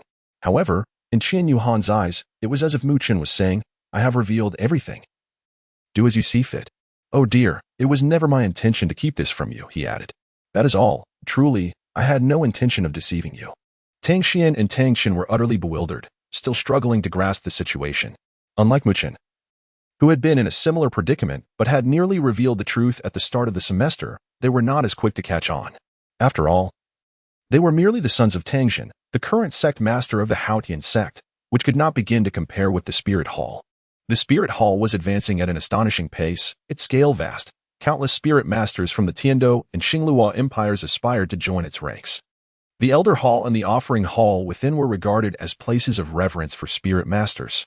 Now, standing before them was the highest authority of the next generation of the Spirit Hall, It was no wonder their minds could not process the information swiftly. Fourth brother. So you are the son of Elder Qian Mo Mian, the arbiter? Qian Yuhan nodded slightly, choosing to remain silent thereafter. So, the celestial herbs you previously provided us were also obtained from the spirit hall? Tang Xian inquired further. This question mirrored the curiosity of Mu Chen, who, despite being the son of the golden crocodile Douluo, the second elder of the spirit hall, was entirely unaware of the treasures housed within. His father had never shared any details about the internal matters of the spirit hall with him. However, Mu Chen did not press for more information, for his primary concerns revolved around eating, sleeping, and playing. Those celestial herbs were not bequeathed to me by my father. Rather, I fortuitously gathered them in the sunset forest. Qian Yuhan recounted her extraordinary encounter with the yin-yang eyes of ice and fired to everyone. Ah, truly remarkable, Xiaoyou. You are well informed even about such extraordinary celestial herbs. Mu Chen exclaimed with enthusiasm. Tang Xian cast a disdainful glance at Mu Chen, remarking, if that is the case, according to your logic, does it not imply that we could procure celestial herbs at any moment and in any place? Qian Yuhan shook his head and explained, it is certainly not feasible. If one wishes to go there, it would require at least 20 years. 20 years is such a long time. Upon hearing this, Mu Chen felt disheartened. He had even entertained the thought of relying on consuming celestial herbs to elevate his strength instead of enduring the arduous path of cultivation. Surely, it would be far more delightful to simply partake in the herbs. This estimation had already been meticulously calculated, representing the most expedited timeframe possible. The reason that region is capable of nurturing celestial herbs lies in the exceptionally dense state of the elemental forces of nature present there, which creates a unique and unparalleled environment conducive to the growth of such herbs. If the celestial herbs were to be harvested excessively and frequently, this delicate balance would inevitably be disrupted, causing the elemental forces to dissipate like smoke. At that point, the legendary ice and fire duality, I might face a tragic fate of eternal disappearance. In all endeavors, one must adhere to appropriate measures and moderation, for it is not permissible to act recklessly and without restraint. Listening to Qian Yuhan's articulate and profound explanation, the three nodded in unison. They pondered inwardly, recognizing the wisdom of their fourth brother's foresight. It was evident that despite being of similar age, Qian Yuhan exhibited a composure and maturity that far surpassed their own. His demeanor reminiscent of one who has weathered the trials of time, inspiring admiration. As the four spent more time together, this disparity became increasingly apparent, and the trio's admiration for their fourth brother grew day by day. They felt an intrinsic respect and acknowledgement for Qian Yuhan's unique charm and sagacity. Tang Xian stated, let us keep this secret among the four of us. The more who know, the greater the risk of attracting greedy individuals with ulterior motives. Indeed, replied Mu Chen and Tang Chen in agreement. Mu Chen then suggested, as this semester is drawing to a close, how about we celebrate with a meal? Let's go? The other three responded in unison. The four made their way to the cafeteria, where the three, aside from Qian Yuhan, conspired to treat him to a lavish meal. Tang Xian and Tang Chen, aware of Qian Yuhan's concealed wealth, felt no guilt about this plan, feeling a sense of indignation that he had kept this from them. In the cafeteria, the four were reveling in celebration, surrounded by an array of sumptuous dishes. Qian Yuhan felt no pang of regret. Instead, he smiled gently at his brothers joyfully enjoying their meal. In his previous world, he had few friends, but encountering these three brothers on Douluo continent was indeed worthwhile. Xiaoyou, how did you come here? Mu Chen looked up to see Fangya approaching them after entering the cafeteria. I was looking for you, Qian Yuhan. I have something I wish to discuss privately. My brothers have undergone a minor procedure today. The anesthesia has worn off, and they are still feeling a bit uncomfortable. I will be writing an additional piece today and taking a leave tomorrow to rest and recuperate. I kindly request my brothers to grant me a leave of absence. After I recuperate, I shall return to diligently pen my thoughts. Chapter 68. Upon learning the truth, all is well, Part 2. I wish to speak with you privately. Yuhan, are you available at the moment? Fangya inquired as she approached the table of four. Let us go, Qian Yuhan replied, following Fangya outside the cafeteria. Upon reaching a secluded corner beyond the cafeteria, Qian Yuhan asked, what is the matter? Has something happened? It concerns Linaire. Linaire? What has happened to her? Qian Yuhan asked anxiously. She wishes for me not to tell you, but I believe it is for your own good to know. What has she been concealing from me? Linaire plans to take a leave of absence next semester, and her return may coincide with our advancement to the second year. Has she encountered some trouble? How could this happen? Well, she feels quite remorseful towards you. Her initial approach to you is under the influence of Dai Shengxi. Dai Shengxi? What connection do they share? You must be aware that Lin Er's family has considerably fallen from grace. The current Hu family relies heavily on the support of the Dai family for survival, prompting the old guard of the Hu family to encourage Lin Er to cultivate a relationship with Dai Shengxi. To appease them, Lin Er agreed to assist Dai Shengxi with 3 matters. The first 2 involved transferring 40 of the Hu family's land transportation and hotel businesses to the Dai family, while the final task was to draw close to you, ultimately to establish a romantic relationship, only to heartlessly abandon you thereafter, leaving you feeling distressed and repulsed. As Qian Yuhan listened to Fang Ye's words, his expression grew increasingly somber. He was perplexed by Hu Lin'er's deception and even more bewildered by the nature of the deep-seated animosity he supposedly harbored towards Dai Shengxi, prompting him to resort to such a base scheme. However, just as Qian Yuhan was about to articulate his thoughts, Fang Ye seemed to anticipate his intentions and interjected, saying, "What you wish to express is that you believe Lin Er has developed genuine feelings for you. Am I correct?" Qian Yuhan nodded. Fang Ye continued, "Indeed. During this period of interaction, she has genuinely developed feelings for you. However, in her eyes, being with you feels like an ulterior motive, which is quite unfair to you. She does not wish to deceive you any longer, because both of you have sincere feelings for each other. She feels even more remorseful for the kindness you have shown her. I understand the situation between you two now. Let us meet tomorrow evening by Moon Lake. I would like her to come and meet me, as there are some things I wish to discuss in person." Fang Ye responded with an affirmative sound. Then after a moment of thought, added, "By the way, my brother Fang Qing has some connections with Dai Shengxi, and they share a good relationship. You should be aware of that." Fang Ye, "You? I only learned of this recently. They met at a gathering I did not attend, as Lin Er informed me. Also, your idea for that card game is quite brilliant. Do not share it with those you do not trust. Be cautious of my brother. He harbors many ulterior motives." "Understood. Thank you, Fang Ye. Well, I shall take my leave now. You should return and continue your meal with them. Goodbye." "Goodbye." Qian Yuhan did not return to the cafeteria. Instead, he quietly turned away, strolling leisurely towards the enchanting Moon Lake Park nestled within the Academy of the Spirit Hall. As he stepped into this serene realm, the trees, which already possessed a certain charm, seemed to be illuminated in an instant by countless flickering fireflies, as if enchanted, growing even more captivating against the backdrop of the night. The crescent moon hung in the sky like a bashful maiden, gently casting her radiant glow downwards, tenderly reflecting upon the placid surface of the lake. Thus, a dreamlike, tranquil, and beautiful scene unfolded before Qian Yuhan's eyes. The lake rippled slightly, as if whispering ancient tales, merging with the trees along the shore and the luminous moon above, creating an exquisite tapestry that was intoxicating and unforgettable. Gazing at this breathtaking sight, Qian Yuhan smiled faintly, though it was a smile tinged with sorrow. Tears welled in his eyes, ultimately cascading down his cheeks. They were destined to be fated yet apart. What he once believed would be a sweet interlude had come to such an end. Was Hu Lin at fault?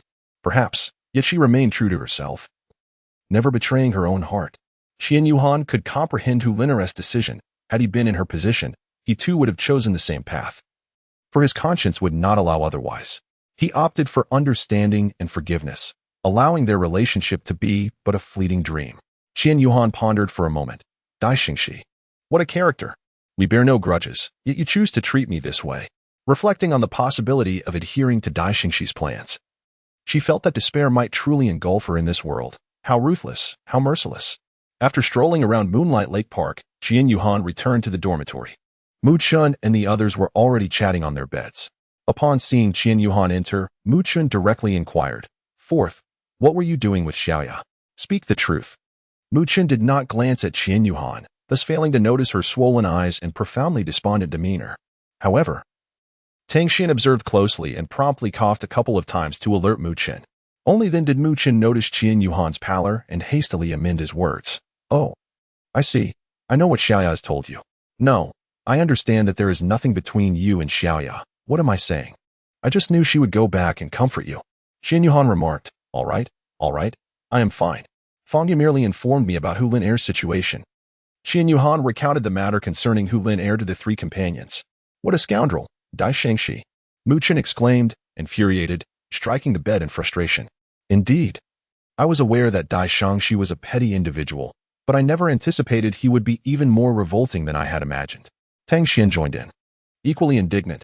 Old Four, he addressed Tang Xin. I have arranged to meet Lin Er tomorrow. Some matters must be addressed face-to-face, as it is a matter of mutual respect. The trio fell silent, observing as Qian Yuhan approached his desk, retrieving a piece of stationery to read the letter from Shui. After approximately half an hour, he finished perusing all the correspondence he had neglected over the past few days. Qian Yuhan had been exceedingly busy, scarcely finding the time to read. He merely collected the letters from the mailbox on his way back to the dormitory, stowing them away in his drawer, having let them accumulate for 3 days. In her letter, Shui mentioned that her school was to engage in an exchange program with the Wuhuan Temple Academy and inquired whether he would be participating as an exchange student. If so, she would refrain from applying and would wait to see him at the Tiando Royal Academy. She also shared her experiences and observations from the recent final examinations. It was only then that Qian Yuhan realized the Tiando Royal Academy had commenced their break earlier, with their final exams occurring sooner than his own. They were already on vacation. Shui playfully teased Qian Yuhan, asking if he was upset. Qian Yuhan smiled gently. This girl is truly intriguing. Mu Chun, Tang Xian, and Tang Chun observed Qian Yuhan as she chuckled at the letter, feeling a collective sense of relief. They silently marveled at how this pen pal consistently managed to uplift the fourth brother's spirits during his moments of melancholy, as if by magic. They resolved to find a pen pal for themselves as well. After finishing reading, Qian Yuhan took up her pen to compose a reply. Chapter 69, Discovering the Truth. Everything is well, Part 3. Dear Snow, I have perused your recent letters, and to be candid, I find myself quite envious of your circumstances. This period marks our final examination week, and I have been exceedingly busy, which has regrettably hindered my ability to respond. I trust you can empathize with my situation. Next semester, we have a selection competition for an exchange opportunity, and I am optimistic about my chances. I yearn to visit the enchanting region of Tiando. Previously, I had the chance to explore the Ice God Arena, though I cannot quite recall its exact name, and I have always been fond of the vibrant market culture there. Should I be fortunate enough to be selected, I hope you will accompany me on a tour. Recently, the pressure of studies has been quite overwhelming, and life has become rather complicated. I have decided to part ways with Lin Er. Tomorrow will be our final conversation. I wish to see her one last time. As mutual respect is essential, and thus this chapter of our relationship must come to a close. Some details are too intricate to convey in a letter, so perhaps we can discuss them in person if fate permits. I am utterly fatigued and plan to rest well tomorrow to recuperate. Soon, the winter break will commence, and I intend to explore Douluo. During those days, I may not be able to write back, but I will inform you of my specific plans once they are set. Wishing you all the best. After finishing his letter, Qian Yuhan climbed onto his bed and engaged in conversation with Mu Qin and the others for a while before drifting into a deep slumber.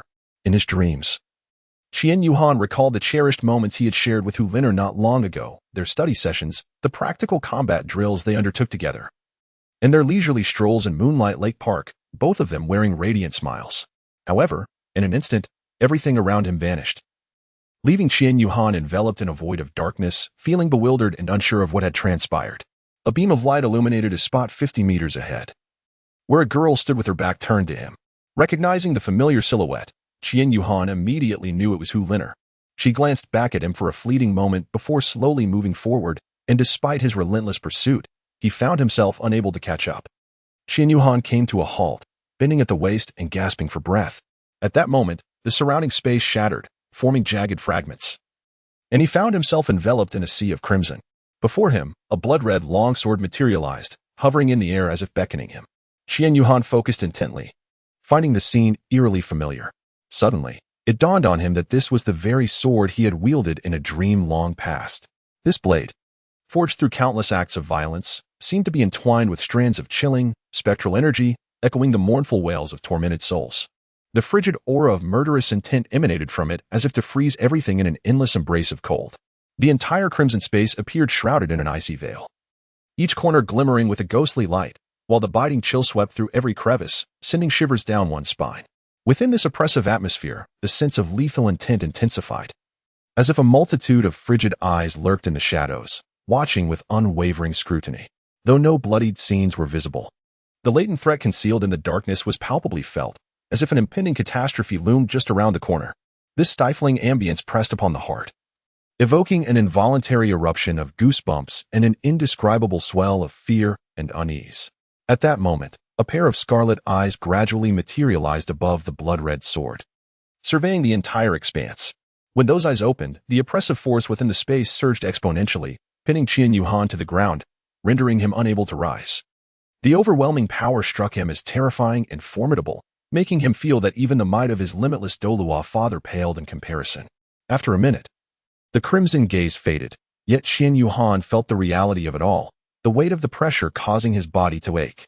The blood-red orb of light, long subdued by the divine light sword, now hinted at a potential breakthrough from its control. Qian Yuhan opened her eyes, realizing that dawn had yet to break, and her entire body was drenched in sweat, soaking the sheets. Without a moment's hesitation, Qian Yuhan swiftly plunged into the sea of consciousness to investigate. Upon entering this mental realm, the once tranquil waters were now tumultuous, and a swirling vortex had formed upon the surface. Precisely at the location of the radiant divine sword and the crimson orb of light, Qian Yuhan hurriedly infused his soul power into the sphere, possessing within him an exceptionally pure essence of light, naturally sensitive to this luminous element. He had honed his mastery over it through the prior refinement of the eight-cornered shimbing grass and the fiery apricot blossom, two eminent celestial herbs.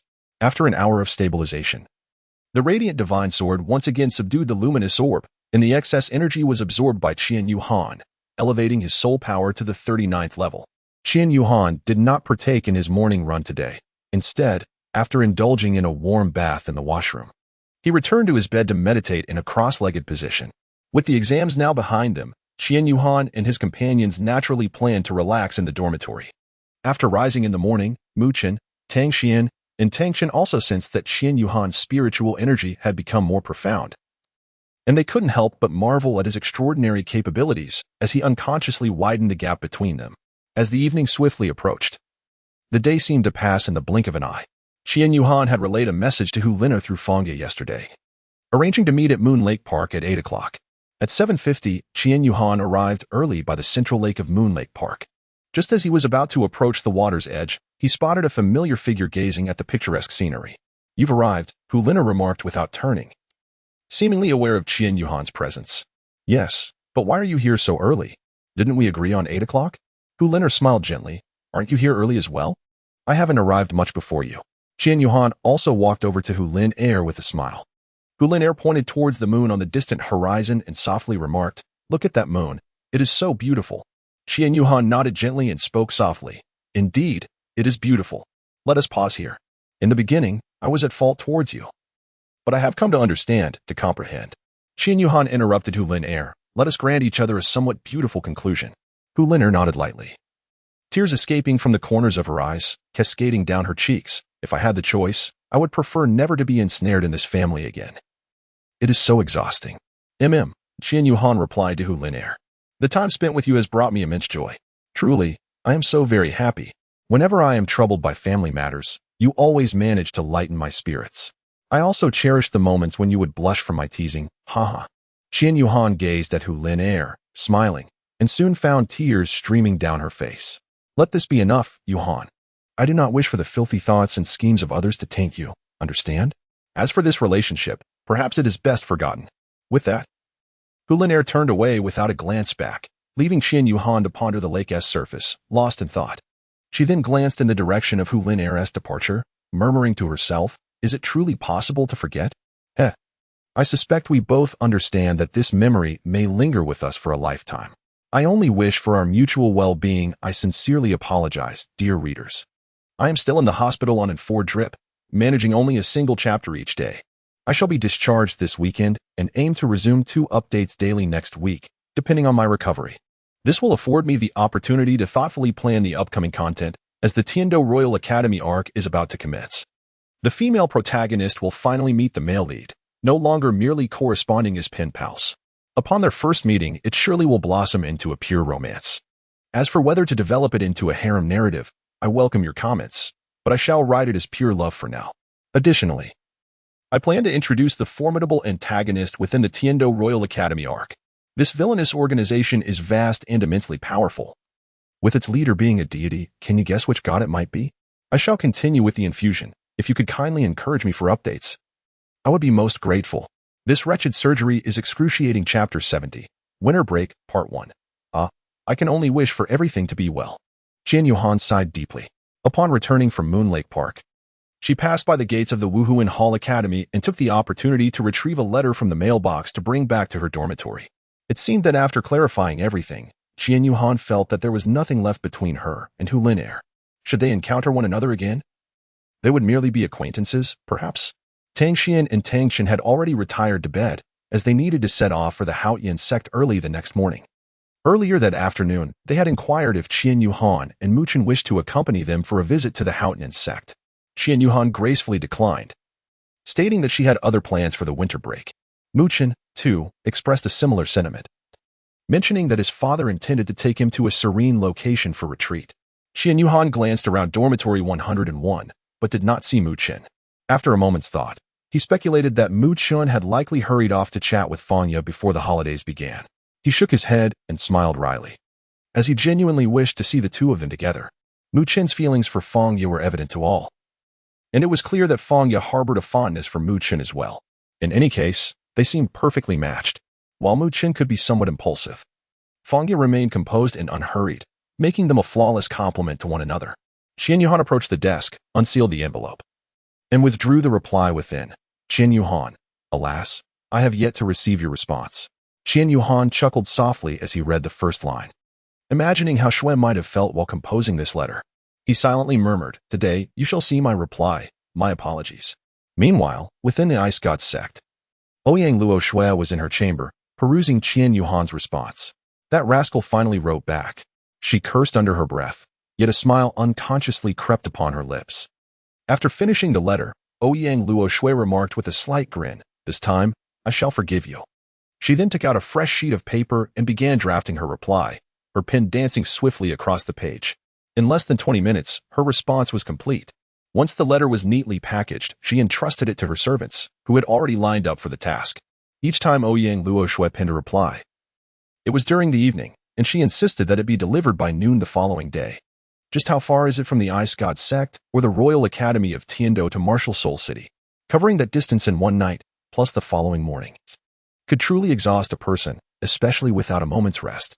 Alas, such is the plight of the diligent worker. Upon returning to the Martial Soul Academy, Qian Yuhan continued reading Xue's letter. Let me tell you, this winter break, the Royal Academy of Tiando is hosting a Soul Master Tournament in Tiando City, and it seems quite intriguing. Would you care to join? I'm not entirely clear on the specific rules, but it appears the aim is to sharpen the skills of the students. I've already signed up, eagerly awaiting your challenge. Oh, and let me assure you, I am quite formidable. If you come, I shall show no mercy. Just wait until you see how long it takes you to respond this time, HM. Qian Yu, reading and laughing, said, Oh, a tournament? That sounds delightful. Alas, my father always drags me to those tiresome royal banquets. It's truly frustrating. I had made plans with my best friend, but now I must cancel. I long to be carefree like you. I truly envy you. Qian Yuhan gazed at the words of complaint with a bittersweet smile, murmuring to herself, You envy my carefree existence. Yet how I long for the companionship of a father upon returning home. Qian Yuhan gazed at the ceiling, lost in thought. Father, when will the two of us reunite? It's nearly been a year. How do you spend your days? I miss you dearly. After finishing the remaining tasks, Qian Yuhan meticulously gathered his belongings, cautious not to disturb Tang Xian and Tang Chen's slumber. After an hour, he finally completed his tidying up, freshened up, and lay down on the bed. Just as he settled in, Mu Chen entered the room. When did you return, old four? Mu Chen inquired as soon as he stepped inside. From his tone, Qian Yuhan sensed that Mu Chen must have encountered some delightful news. I've been back for a while. What about you two? Qian Yuhan sat up in bed, observing the joyful expression on Mu Chen's face, and exchanged a knowing glance. No, it's not that quick. I thought you two were already together. Well, we aren't officially a couple yet, but when I confessed to her today, she actually hugged me. Qian Yuhan? After confessing and embracing, why are they still not together? Observing the bewildered expression on Qian Yuhan's face, Mu Chen continued. She embraced me and expressed that she has feelings for me as well. However, she currently wishes to focus on her studies and intends to discuss matters of the heart when she is older. Qian Yuhan, ISNT this, haha. A roundabout way of giving a good person card? Before Qian Yuhan could elaborate further, Mu Chen raised a hand to interject, saying, I know what you wish to express. I will surely persevere. Trust me, I will wait for the moment she desires to converse with me. Rest assured. Qian Yuhan, Has Sangu lost his mind? I didn't intend to say any of this. Well, good luck to you, Sangu. Since Mu Chen's stance is so resolute, Qian Yuhan encouraged him. After speaking, Qian Yuhan collapsed. Hey, Lao Si, you, and Hu Linner.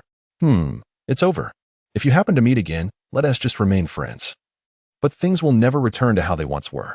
Lao Si, step outside with me. Mu Chen gestured to Qian Yuhan, then exited the dormitory. Once Qian Yuhan followed and securely closed the door, Mu Chen said, Lao Si, speak honestly, what do you plan to do during the winter break? What? Just practicing at home. Don't fool me. I know what the eldest and second brothers are unaware of. The grand offering is no longer at the martial spirit hall. What can you possibly practice at home? Realizing he had been seen through, Qian Yuhan candidly confessed, well, it's not easy to decline the invitations from the eldest and second brothers, so I fabricated a reason. They know my father is the grand offering. But they are unaware he is absent from the martial spirit hall, which makes it more plausible that I have guidance for training at home. I'm not particularly fond of visiting those sects. I once accompanied my father to a place that was unbearably cold, and I caught a cold upon returning. Moreover, the sycophantic demeanor of the servants there was quite displeasing. I understand that the eldest and second brothers are the sons of the Houghton and Sectes master, which means they hold significant power. They too would be subjected to flattery from the attendants, something I dislike. You, truly, are an oddity. Your strength is peculiar, and your personality is quirky. Most people yearn for others to flatter them, yet you, how refreshing. Mu Chen patted Qian Yuhan on the shoulder. As for me, I plan to visit Tiando City during the winter break. It seems there is a tournament held by the Tiando Royal Academy, which would be interesting to witness. I have no idea where my father intends to take me, but I suspect it will be to similar places for honing our skills. Chapter 71. Winter Break 2. The following morning, Qian Yuhan continued his usual morning run. Zhao Ke did not accompany him today, having returned home the previous night. Qian Yuhan sprinted towards the solemn, yet somewhat ancient gates of the academy, where the colossal iron door seemed to whisper tales of time. Arriving at the mailbox, he deftly deposited his letter and then, like an arrow released from its bow, dashed towards the enigmatic Moon Lake Park. For Qian Yuhan, this park was akin to a sanctuary for his soul. Each morning run invariably led him to this cherished destination. As he followed the winding path, weaving through the dense canopy of trees, a gentle breeze caressed him, bringing with it a whisper of coolness, as if nature had prepared this refreshing solace just for him. The air, imbued with an exceptionally invigorating fragrance, acted like a magical elixir, effortlessly dispelling the weariness and worries that had settled in his heart, allowing both his body and mind to experience profound relaxation. In that moment of comfort, it felt as though the entire world had faded away, leaving only him and the serene atmosphere. Upon finally emerging from the lush woods, he was greeted by the breathtaking sight of the lake, which mirrored the sky like a polished mirror. The water shimmered, and a delicate veil of mist hovered above its surface, rendering the scene ethereal. Just then, the sun, a golden orb rising from the eastern horizon, gradually cast its warm glow upon the mist, creating a uniquely exquisite and beautiful tableau, reminiscent of a masterfully painted canvas by nature itself. Each time he passed this view, Qian Yuhan could not help but slow his pace to savor the moment, his heart swelling with an indescribable sense of emotion and joy. The Moon Lake was vast, and the running route Qian Yuhan had planned only traversed a small portion of it. A segment of the lake belonged to the Spirit Hall Academy, while a larger part was favored by many citizens who enjoyed morning jogs. Such a large expanse of the Spirit Hall Academy and Moon Lake made it evident how torturous it was when Yuziang had them running around the academy for an entire morning. They had longed to pass by the Moon Lake during their run.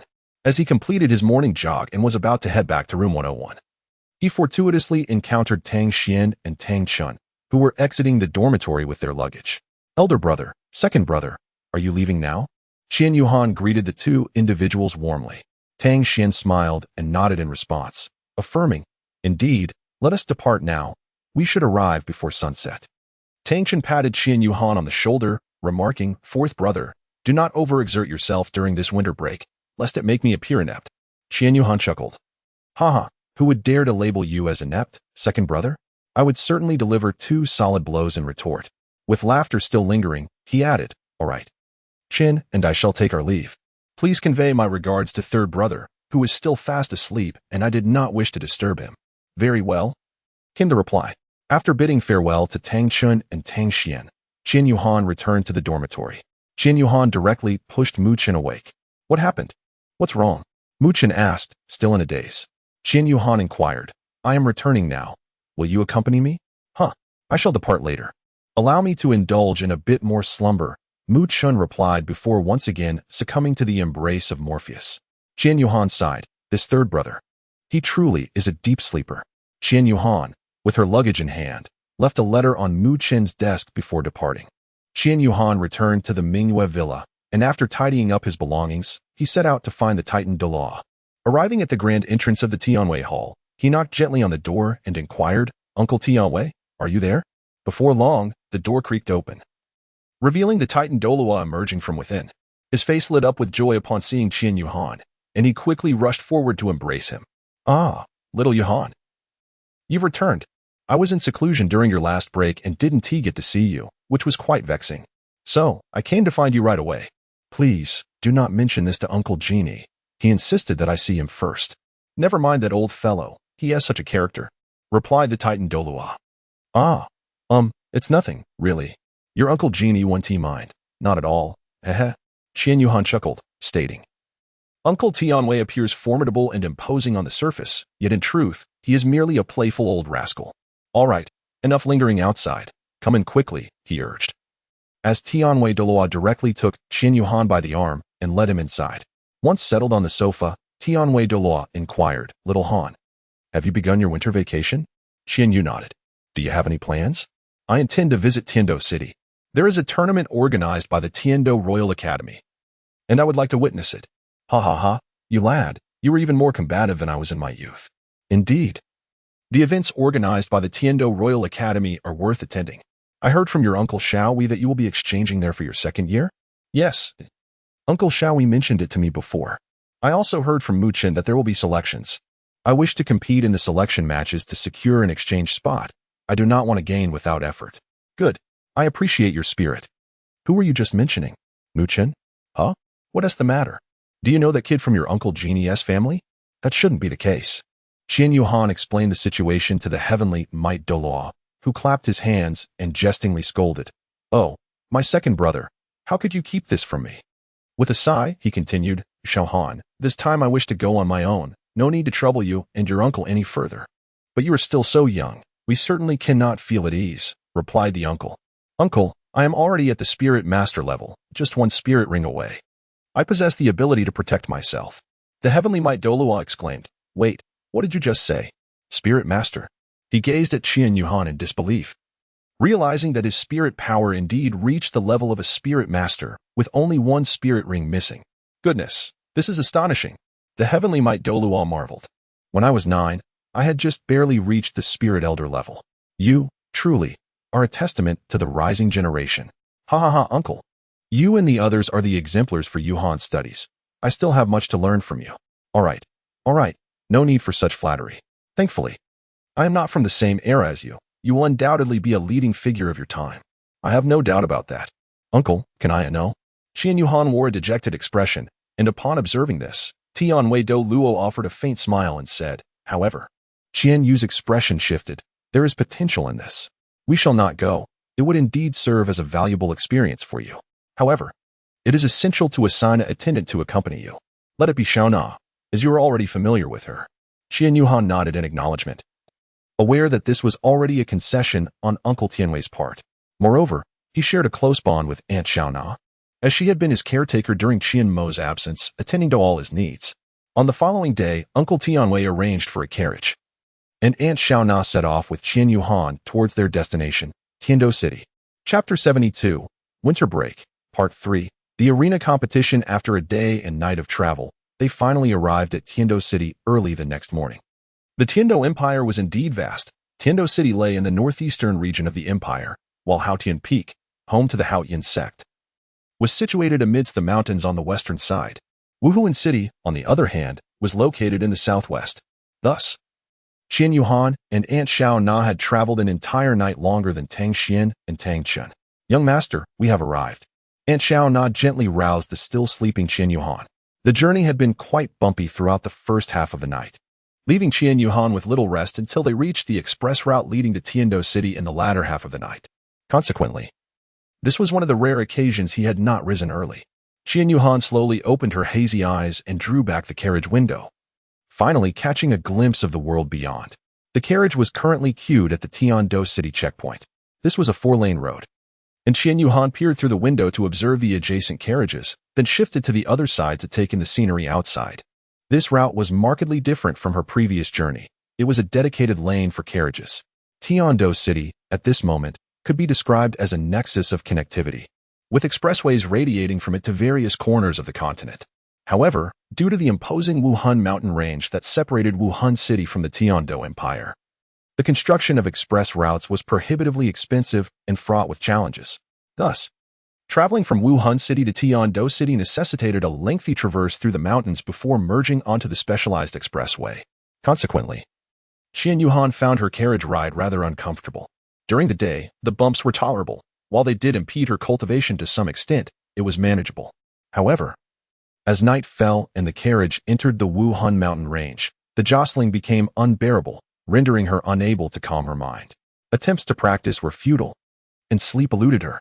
During the idle moments waiting to enter the checkpoint, Qian Yuhan engaged in lively banter with Aunt Xiaona, expressing her grievances about the arduous mountain route.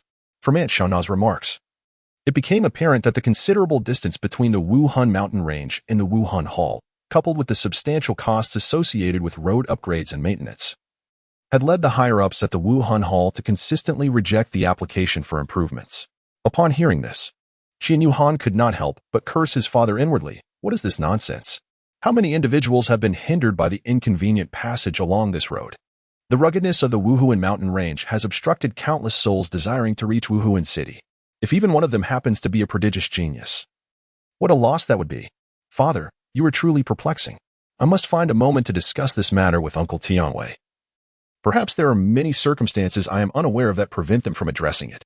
Not long after, they passed through the inspection station, where the guards examined their packages and cart. Once cleared, they proceeded forward. The cart gradually came to a halt at a relay station in Douluo City, where Xiaona led Qian Yuhan down to find a place to eat. Upon entering the establishment, they noticed a promotional poster for the Douluo Royal Academy affixed to the wall.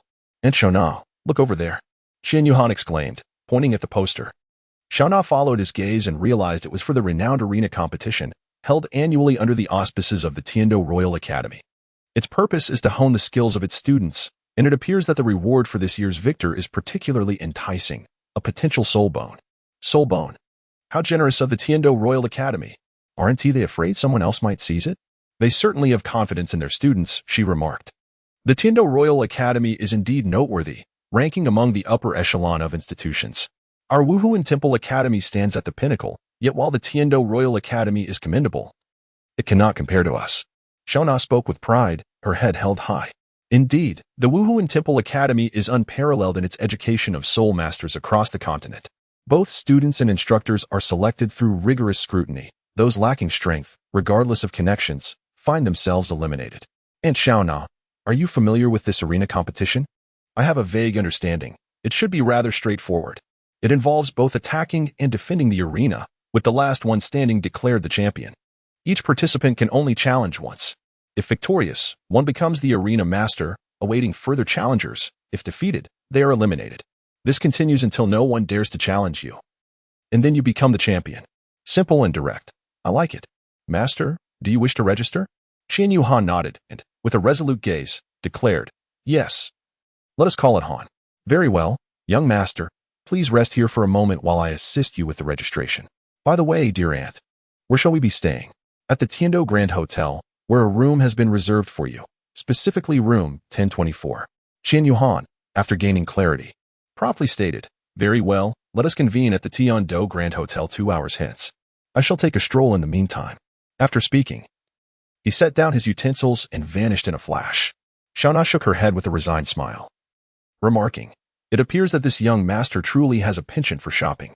At such a tender age, it is only natural for him to be curious about the world around him." Qian Yuhan strolled leisurely along the renowned Douluo Avenue in the illustrious city of Douluo. His gaze was captivated by the breathtaking array of shops that adorned the street, each more dazzling than the last. Some establishments were filled with an assortment of rare spiritual herbs, exuding enchanting fragrances, while others showcased a diverse collection of soul-guiding devices, shimmering with an enigmatic glow. Flanking the road, trees and street lamps were artfully arranged, creating a harmonious landscape. The towering trees stood as loyal sentinels, silently guarding the bustling thoroughfare. Even more enchanting were the delicate soul-guiding lanterns that seemed to hang gracefully from every branch, twinkling like stars scattered across the night sky, subtly illuminating the foliage. One could easily envision that as night fell, this place would be enveloped in a resplendent display of lights, a beauty so breathtaking it would leave one breathless. As he continued his walk, he arrived at a square, its center enclosed by barriers, rendering the interior completely hidden from the view of those outside. Qian Yuhan approached a gentleman in the square and inquired, "Excuse me, sir, do you know why this area is enclosed with barriers?" The middle-aged man glanced down, realizing he was addressing a young boy, and smiled as he replied, This place is undergoing renovations. The arena for the Heavenly Royal Academy's tournament will be held here." "Wasn't this originally a statue?" Qian Yuhan continued to inquire, recalling that during his last visit, this place featured a statue, reminiscent of the design of the Angel Square at the Martial Soul Hall Academy. "Oh, you are referring to the statue of His Majesty Shuling," he was informed. "The royal family has shown substantial support for this competition and temporarily relocated the statue some time ago." Qian Yuhan nodded, yet was profoundly astonished within. It seemed that the Tiando imperial family placed significant emphasis on the cultivation of soul masters. The Spirit Hall must also pay heed to this matter. The path leading to the Spirit Mountain must be upgraded, lest all the talented individuals flock to the Tiando Empire. "Hey, excuse me, make way. I'm talking to you, did you hear that?" Chapter 73, Winter Break, Part 4. How is it that I encountered another Daixingshi? Make way, I'm addressing you. Did you not hear me? You were blocking the path. Qian Yuhan heard a cacophony of noise behind him and turned to see a dapper young gentleman adorned in splendid attire approaching. Beside him, a woman clad in a flowing blue and white gown exclaimed, "Make way, our fourth young master is coming through."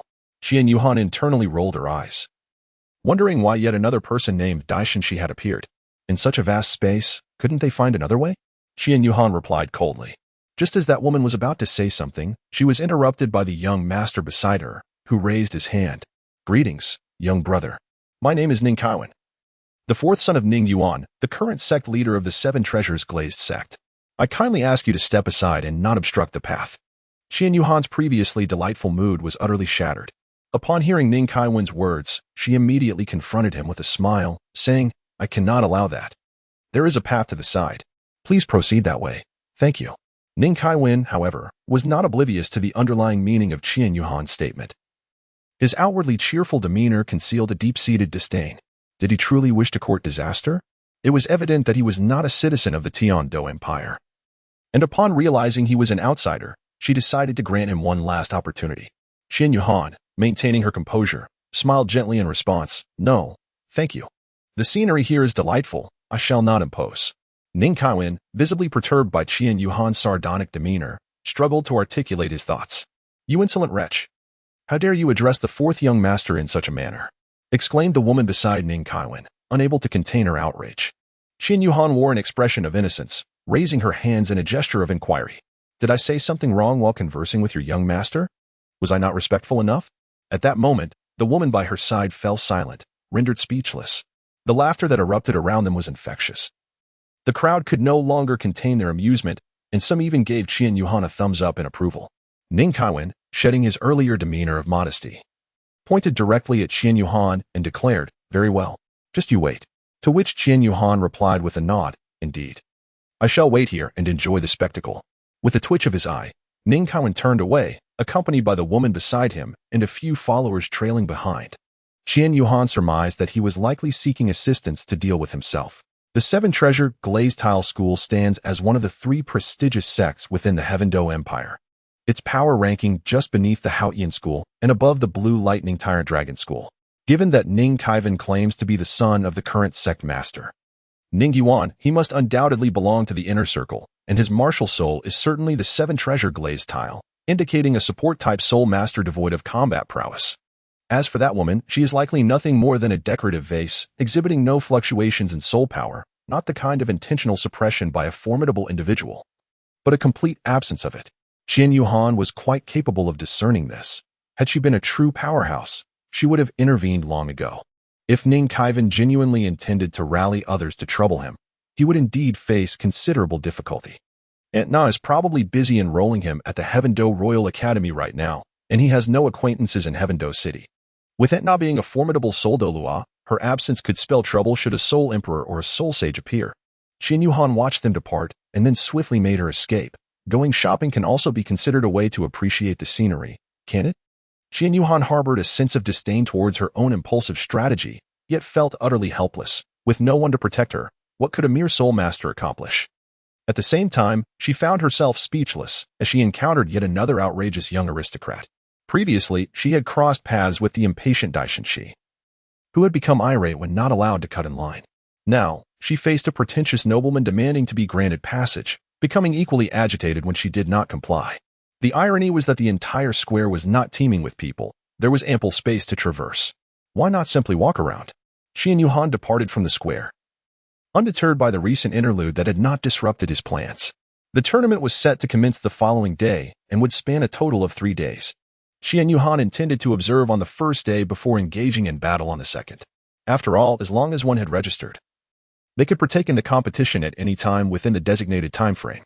This also presented a significant challenge for the title holders. For the moment they claimed the title, they must be prepared to fight relentlessly. Qian Yuhan leisurely strolled along the spacious and immaculate pedestrian walkway of Tiando Avenue, his pace unhurried.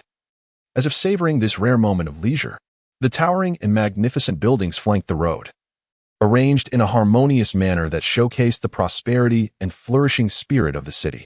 Meanwhile, exquisitely adorned carriages whizzed past him, the sound of hooves and rolling wheels intertwining like a captivating symphony. Some of these carriages were drawn by magnificent steeds with lustrous coats, their bodies encrusted with brilliant gems. Others boasted unique design styles, radiating an artistic flair. Each carriage epitomized the distinct identity and status of its owner. Yet together they formed a remarkable tableau on the streets of Tiando City. As it is often said, Tiando City truly deserves its reputation as the most bustling metropolis in the entire Douluo continent. Here, merchants and travelers from all directions converge, the streets alive with a vibrant throng and a cacophony of voices. An array of shops displayed a dazzling variety of goods, ranging from rare soul-guided devices to delectable delicacies. Moreover, Tiando City is home to numerous esteemed academies and martial arts halls, attracting countless young soul masters eager to pursue knowledge and cultivation. It can be asserted that this city not only possesses material abundance but also embodies a profound cultural heritage and formidable soul power. Qian Yu, gazing towards the edge of the cold expanse, pondered within his heart, indeed, the formidable strength of the Tiando Empire stems from its open policies. The Spirit Hall can no longer remain stagnant. The current situation on the continent is characterized by the two great empires, Tiando, which emphasizes commerce, and Xinglua, which focuses on the development of soul-guided devices. The Spirit Hall serves as a neutral buffer between the two empires, whose resources of soul masters cannot be underestimated by either side. Moreover, the Spirit Hall's geographical positioning, nestled between the capitals of Tiando and Xinglua, has contributed to a remarkable absence of warfare on the Douluo continent for centuries. However, should one party disrupt this delicate balance, conflict would erupt instantaneously. At present, the momentum of Tiando's development is exceedingly vigorous, with its economic strength and reserve of soul masters rising annually and the rate of increase becoming ever more pronounced. Qian Yuhan harbored a keen interest in such matters, thus possessing a deeper understanding. Consequently, he aspired for the Spirit Hall to adopt a more open policy, welcoming elite spirit masters. While the strategy of nurturing talented individuals was not without merit, it was equally imperative to prioritize the development of ordinary spirit masters and the economic strength of the Spirit Hall itself. The focus could no longer be solely on the upper echelons of exceptional talent. The foundation of progress lay with the common populace and average spirit masters. As he pondered this, Qian Yuhan found himself passing by a shop selling children's toys, which reminded him of his long-forgotten playing cards. He had been so preoccupied that he had cast them aside. However, the playing cards were of secondary importance. The crux of the matter was that many elements of the Douluo continent differed significantly from those in the original world, presenting an opportunity to leverage these differences for personal advancement and market capture. This approach could foster economic growth while simultaneously attracting visitors. Lost in thought, Qian Yuhan raised his gaze and realized he had arrived at the entrance of the Tiando Grand Hotel. The gilded letters spelling Tiando Grand Hotel gleamed resplendently under the sunlight, drawing attention with their striking presence. After Qian Yuhan encountered Xiao Na, she handed him a card and said, "This is a soul guide room card. By infusing a small amount of soul power, it can be activated. The doors of the Tian-Do Grand Hotel are equipped with a soul guide system that allows for automatic recognition, enabling entry with a simple swipe of the card. Qian Yuhan. Oh, how sophisticated. The card swipe combined with automatic recognition is akin to the facial recognition technology of the real world, merely replaced here by soul force verification. Each individual's soul force fluctuations are as distinct as human fingerprints, thus serving as a means of authentication. Qian Yuhan reclined on the grand bed in his room, gazing at the ceiling while contemplating his playing card business. He pondered the prospect of investigating the operational environment of Tian-Do. If it proved favorable, he could implement his plans upon his arrival for exchange studies in his second year. His thoughts drifted to the upcoming arena competition, and he resolved to take a look tomorrow.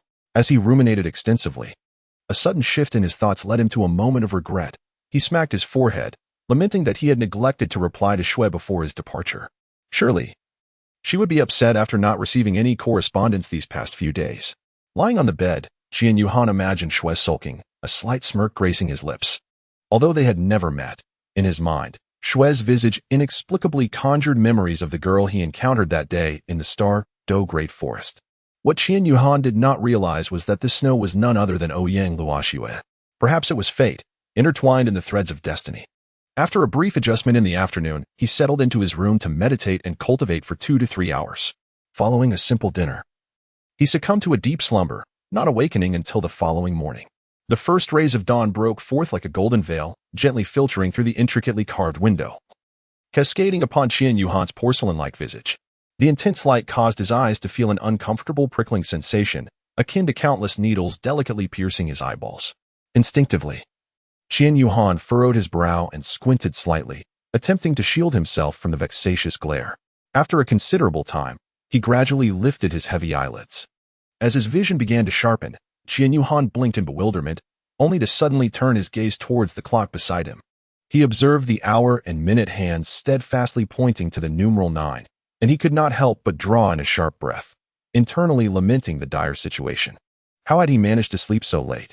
His biological clock, accustomed to early morning runs, felt utterly impotent against the whims of a holiday. Qian Yuhan helplessly shook his head, a faint, bitter smile gracing his lips. He reminisced about his school days when he was accustomed to rising early for morning runs. Yet he never anticipated that during the holidays, he would sleep soundly until late morning. What astonished him even further was that this tendency to indulge in slumber at the onset of vacation remained unchanged.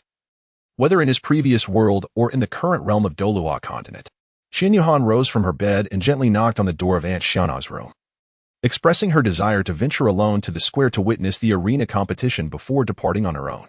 Watching Qian Yuhan's retreating figure, Aunt Xiana shook her head with a sigh, lamenting, "This child, always intent on solitude. Her stubbornness is such that once she has made a decision, no one can sway her. Alas, I shall follow discreetly." Upon arriving at the square, Qian Yuhan observed that the barriers had been removed, revealing a circular arena standing 2 meters high. The arena was approximately the size of a standard battle arena, with a radius of 50 meters.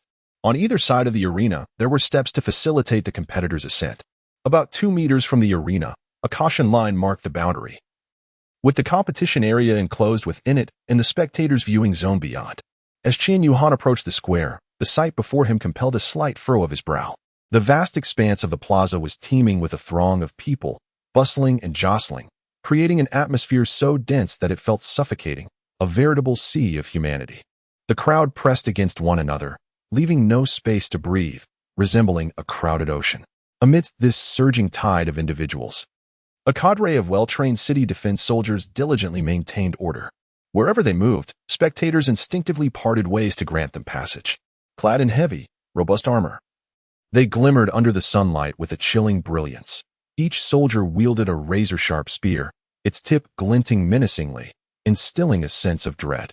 Groups of 4 soldiers patrolled the perimeter of the square methodically, their gazes sharp as hawks, perpetually vigilant for any potential disturbances. Suddenly, Qian Yuhan, having painstakingly navigated through the crowd to the front, heard a voice emanating from the arena.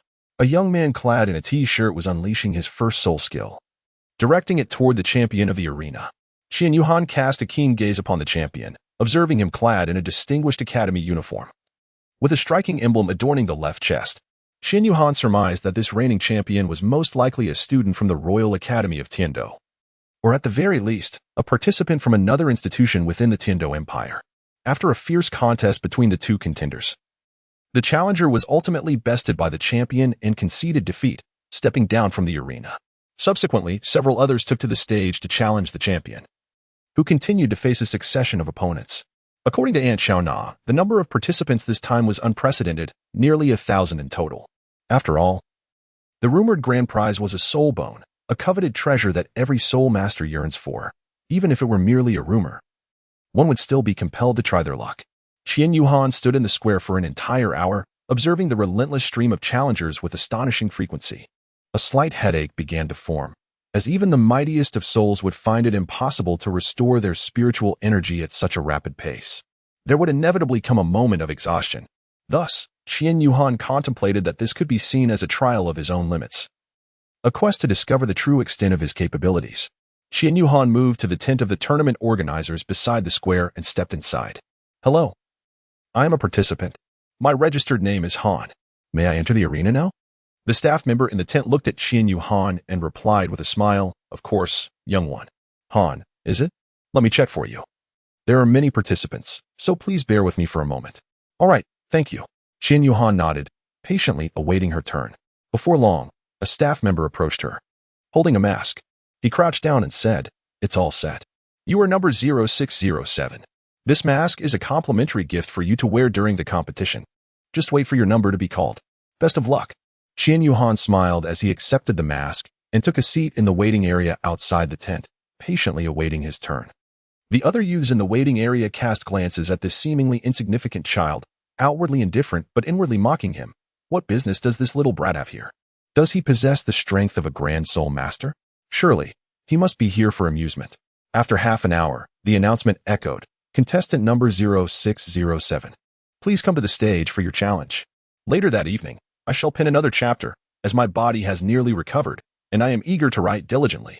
I extend my heartfelt gratitude to the esteemed Union for the generous gift of Vietnamese chicken powder. Thank you very much. To all, please lend a hand and click on the free gifts to spread the love. I appreciate it. Chapter 75. Winter Break, Part 6, Unyielding. Contestant number 0607. Please take the stage for your challenge. Qian Yuhan gracefully lifted the exquisite and enigmatic mask, gently placing it upon his visage. The mask concealed much of his face, yet it could not obscure the steadfast brilliance glimmering in his eyes nor the confident curve of his lips. With measured and powerful strides, he advanced towards the arena that captivated the attention of all. Originally, he had intended to ascend this stage, brimming with challenges and opportunities, the following day. However, a sudden thought surged through his mind. What if he were to fight from the very onset, persevering until the ultimate conclusion? This notion ignited a fervor within him, awakening a profound impulse deep in his soul. In this moment, a singular belief resonated within him, to transcend his own limits and conquer all adversities. Each step he took felt imbued with boundless strength, the arena drawing ever closer, and his heart swelled with increasing fervor. The cacophony of the crowd. Their cheers gradually faded into the background, as if the entire world had been reduced to just him and the imminent, fierce contest awaiting him. Qian Yuhan ascended to the platform, standing tall and proud, his demeanor exuding confidence. Opposite him, the reigning champion looked down haughtily at the diminutive figure of Qian Yuhan. With a slow and measured tone, he spoke, Kid, I have no desire to harm you. It would be wise for you to withdraw now. I appreciate your concern, but I fear no one. The nonchalant exchange instantly ignited the flames of battle. As Qian Yuhan's declaration of fearlessness echoed through the audience, it sparked a fervor among the spectators. Go for it, young one. What audacity. I have faith in you. Keep it up. The cheers of the crowd rose and fell like waves, almost entirely offering encouragement to Qian Yuhan. This, of course, irked the champion, who unleashed his martial spirit. From the Royal Academy of Tiando, Class 5, emerged Duan Jiaxiu, a level 35 soul master. 2 yellow and 1 purple soul rings materialized beneath his feet, and he brandished a slender, deep red longsword, exuding a mist of crimson vapor. The soul-chasing sword. Qian Yuhan murmured to himself. Within the academy, he had perused numerous texts regarding sword-type martial spirits, including one that detailed the soul-chasing sword. I am Han, a level 39 soul master. I look forward to your guidance. Qian Yuhan spoke in a tone of calm indifference, as tranquil as an ancient well. Yet, for the audience and the opposing Duan Jiaxiu, it was akin to a thunderclap on a clear day. What? A soul master? Level 39 Soul Master. Could I be mistaken? I heard correctly. It is indeed a level 39 Soul Master. Good heavens, what kind of prodigy is this? This child appears to be no more than 10 years old and has already attained the status of a Soul Master. The murmurs of astonishment from the audience erupted, filled with disbelief. What astonished them even further was Qian Yuhan's subsequent maneuver. He raised his right hand, and with the motion of his arm, a flicker of light suddenly materialized in the void before him. This glimmer quickly expanded at a visible pace, ultimately transforming into a resplendent sphere of light. Just as the onlookers marveled at this enchanting spectacle, the light sphere underwent a remarkable metamorphosis. It elongated and morphed, swiftly becoming an extraordinarily sharp, blade-like object. Qian Yuhan's gaze was steadfastly fixed upon the sword taking form before him. As it fully transformed into its blade shape, he unhesitatingly grasped the hilt. In an instant, the resplendent radiance that had enveloped the sword began to retract as if summoned by an unseen force, retreating like the ebbing tide. Soon after, a magnificent platinum longsword materialized entirely in Qian Yuhan's grasp. This sword measured approximately 3 feet in length, its blade radiating an elegant platinum hue. The entire weapon boasted seamless, graceful lines, exuding both a fierce sharpness and an air of elegance and nobility. Undoubtedly, this was the divine sword of light, the manifestation of Qian Yuhan's martial spirit. As the divine sword of light appeared in Qian Yuhan's hand, the soul pursuit sword held by Duan Jiasu trembled involuntarily, a clear sign of the martial spirit's trepidation. The soul pursuit sword seemed to cower before Qian Yuhan, akin to a commoner facing a sovereign, fearing annihilation at the hands of its overwhelming majesty. What is happening to my martial spirit? Duan Jiasu muttered in confusion while staring at the soul pursuit sword, his voice laced with panic. Just then, the soul pursuit sword dissipated entirely, seemingly fleeing in fear from the martial spirit held by Qian Yuhan. Despite Duan Jiasu's desperate summons, the soul pursuit sword remained unresponsive. For the sake of fairness, I shall refrain from using my martial spirit as well, Qian Yuhan declared, retracting his own martial spirit. At the moment the divine sword of light vanished, the oppressive aura of martial spirits that had enveloped the arena also dissipated. Damn it, you! How could you? Duan Jiasu clenched his fists, clearly enraged by Qian Yuhan's decision to withdraw his martial spirit, and charged at him with a powerful punch. In truth, Qian Yuhan had not anticipated the overwhelming suppression his divine sword of light would exert over Duan Jiasu's soul pursuit sword.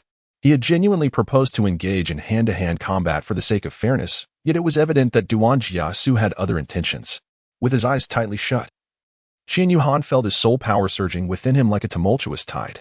He concentrated all of his soul energy into his right arm, a radiant glow beginning to envelop his fist. As the light intensified, Qian Yuhan suddenly opened his eyes and shouted, unleashing an unparalleled force as his right fist struck towards Duan Jiasu. Duan Jiasu, a towering figure, significantly taller than Qian Yuhan and possessing a physique robust beyond measure, did not shy away and raised his own muscular fist to counter the blow. Just as everyone anticipated a fierce collision, an astonishing scene unfolded. Upon the moment their fists connected, an unimaginable force erupted from Qian Yuhan's punch, sending Duan Jiasu hurtling backward like a kite severed from its string.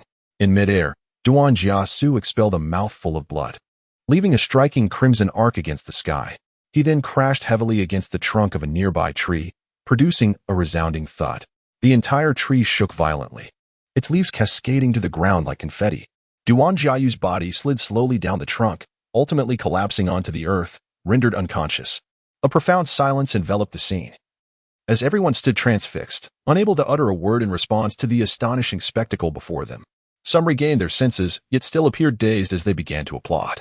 One person, then another, until the entire audience in the square joined in a spontaneous ovation. The challengers in the waiting area, unaware of what had transpired, craned their necks on tiptoe to catch a glimpse of the arena. Qian Yuhan did not bask in the applause. Instead, he sat cross-legged, recuperating his spiritual energy, seizing every moment to ensure he faced each match in optimal condition, which itself was a formidable challenge. As the contest progressed, one after another, extending into the final bout of the following day, Qian Yuhan remained undefeated. No one managed to vanquish him. The spectators, initially taken aback, eventually came to regard Qian Yuhan's victories as a most natural occurrence. With each triumph, the audience erupted in cheers, calling out his name, Han. In recent days, Qian Yuhan has primarily engaged in close-quarters combat, invoking his primal instincts to unleash his potential and fortify his physical prowess. The enhancement provided by the two celestial herbs, coupled with the radiant divine sword, has elevated Qian Yuhan's physical strength to extraordinary levels, surpassing that of ordinary individuals. Qian Yuhan never anticipated the terrifying suppressive power of the divine light sword against weapon souls. During his previous battle with Zhao Ke, he had not felt its might at all. Unbeknownst to Qian Yuhan, Zhao Ke had fought with unwavering determination in every encounter. The 7 kills sword, being a top-tier martial soul, certainly exerted a significant yet not overwhelming pressure. Nevertheless, Zhao Ke was still capable of summoning it. In comparison, the Soul Pursuit sword appeared trivial against the 7 kills sword, let alone when faced with the divine light sword. Qian Yuhan originally intended to refine his swordsmanship, however. It has seamlessly transformed into the practice of body techniques and fist techniques, which is not without its merits. In the blink of an eye, the 3rd day has arrived. Miss, the reigning champion on the arena, remains a formidable individual named Han. It is said that he possesses extraordinary strength. Although he is merely a soul master and does not match your soul power level, the spacious and lively square nearby houses an exquisitely charming tea house. This establishment boasts a unique architectural style, with elegant flying eaves and intricately carved railings that radiate an air of sophistication. At this moment, Ouyang Luoxue sits gracefully atop the pavilion, gently cradling a steaming cup of fragrant tea, her serene gaze cast down upon the bustling square below. Her long hair flows like silk, cascading casually over her shoulders, while her snow-white dress billows softly in the breeze, lending her an ethereal, otherworldly beauty akin to a celestial maiden descending to the mortal realm. Ouyang Luoxue takes a delicate sip of tea, savoring the aroma as it unfurls upon her palate, all the while listening intently to the report delivered by old Lu. Lu stands respectfully to the side, articulately recounting recent events with heartfelt sincerity and clear organization, detailing each occurrence with remarkable precision. Ouyang Luoxue occasionally nods thoughtfully, lost in contemplation, and interjects with inquiries for further details. Once Lu concludes his report, Ouyang Luoxue parts her lips, softly stating, "I understand. Thank you for your hard work, old Lu." Her voice resonates like a melodious songbird, captivating all who hear it. After finishing her tea, she resumes her appreciation of the scenic square. After Lu departs, a subtle smile graces Ouyang Luoxue's lips as she remarks, "Oh, you rascal. You dare to come here and disrupt my affairs without even replying to my letters? Just wait until I deal with you later." With the day's tasks complete, she sighs in relief, ready for rest. The past few days of recuperation have left her yearning for sleep. Tomorrow, Qian Yuhan and Ouyang Luoxue will face off in battle. Anticipation fills the air. One might even speculate on who the ultimate victor will be.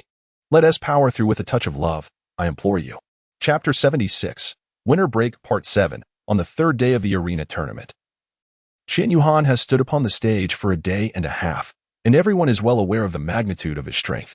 In the spectator area, a figure glares intently at Qian Yuhan. This individual is Ning Kaiwen, who harbors a grudge against him from before the tournament commenced. This guy is unexpectedly strong. Young master, I am also on the registration list. Would you like me to temper his arrogance? Ning Kaiwen nods in approval, replying, "Then it shall be hard work for you, sister." He casts a subtle smile at his attendant beside him, a different woman from the one encountered previously. She appears to be sent by the sect for his protection. As he speaks, his hand wanders unceremoniously from her waist to her rear, but she seems accustomed to his behavior, responding with a smile, "Leave it to me, young master." With that, she strides towards the organizer's tent. Next up, contestant number 0978 will take the stage. Before long, the enchanting attendant by Ning Kaiwen's side gracefully swayed her slender, supple waist, her delicate steps leading her slowly towards the stage. With each gentle stride, her alluring figure danced like blossoms in a gentle breeze, exuding an endless charm and allure. As she glided effortlessly, the gazes of those around her were irresistibly drawn, as if held captive by an unseen magnet. These glances ranged from fervent admiration to astonished awe, and the number of captivated onlookers continued to swell. All of this was due to the fact that this attendant was simply too breathtaking to overlook. "Little one, do hurry and come down on your own. Otherwise, my sister's approach may be rather unpredictable. If I were to accidentally hurt you, it would truly break my heart." Qian Yuhan opened her eyes and stood up, casting a glance at the woman standing 20 meters ahead of her. A faint smile graced her lips as she replied, "Thank you for your concern, sister. I shall take good care of myself and won't let you harm me." unaware of her own recklessness. The woman no longer feigned warmth.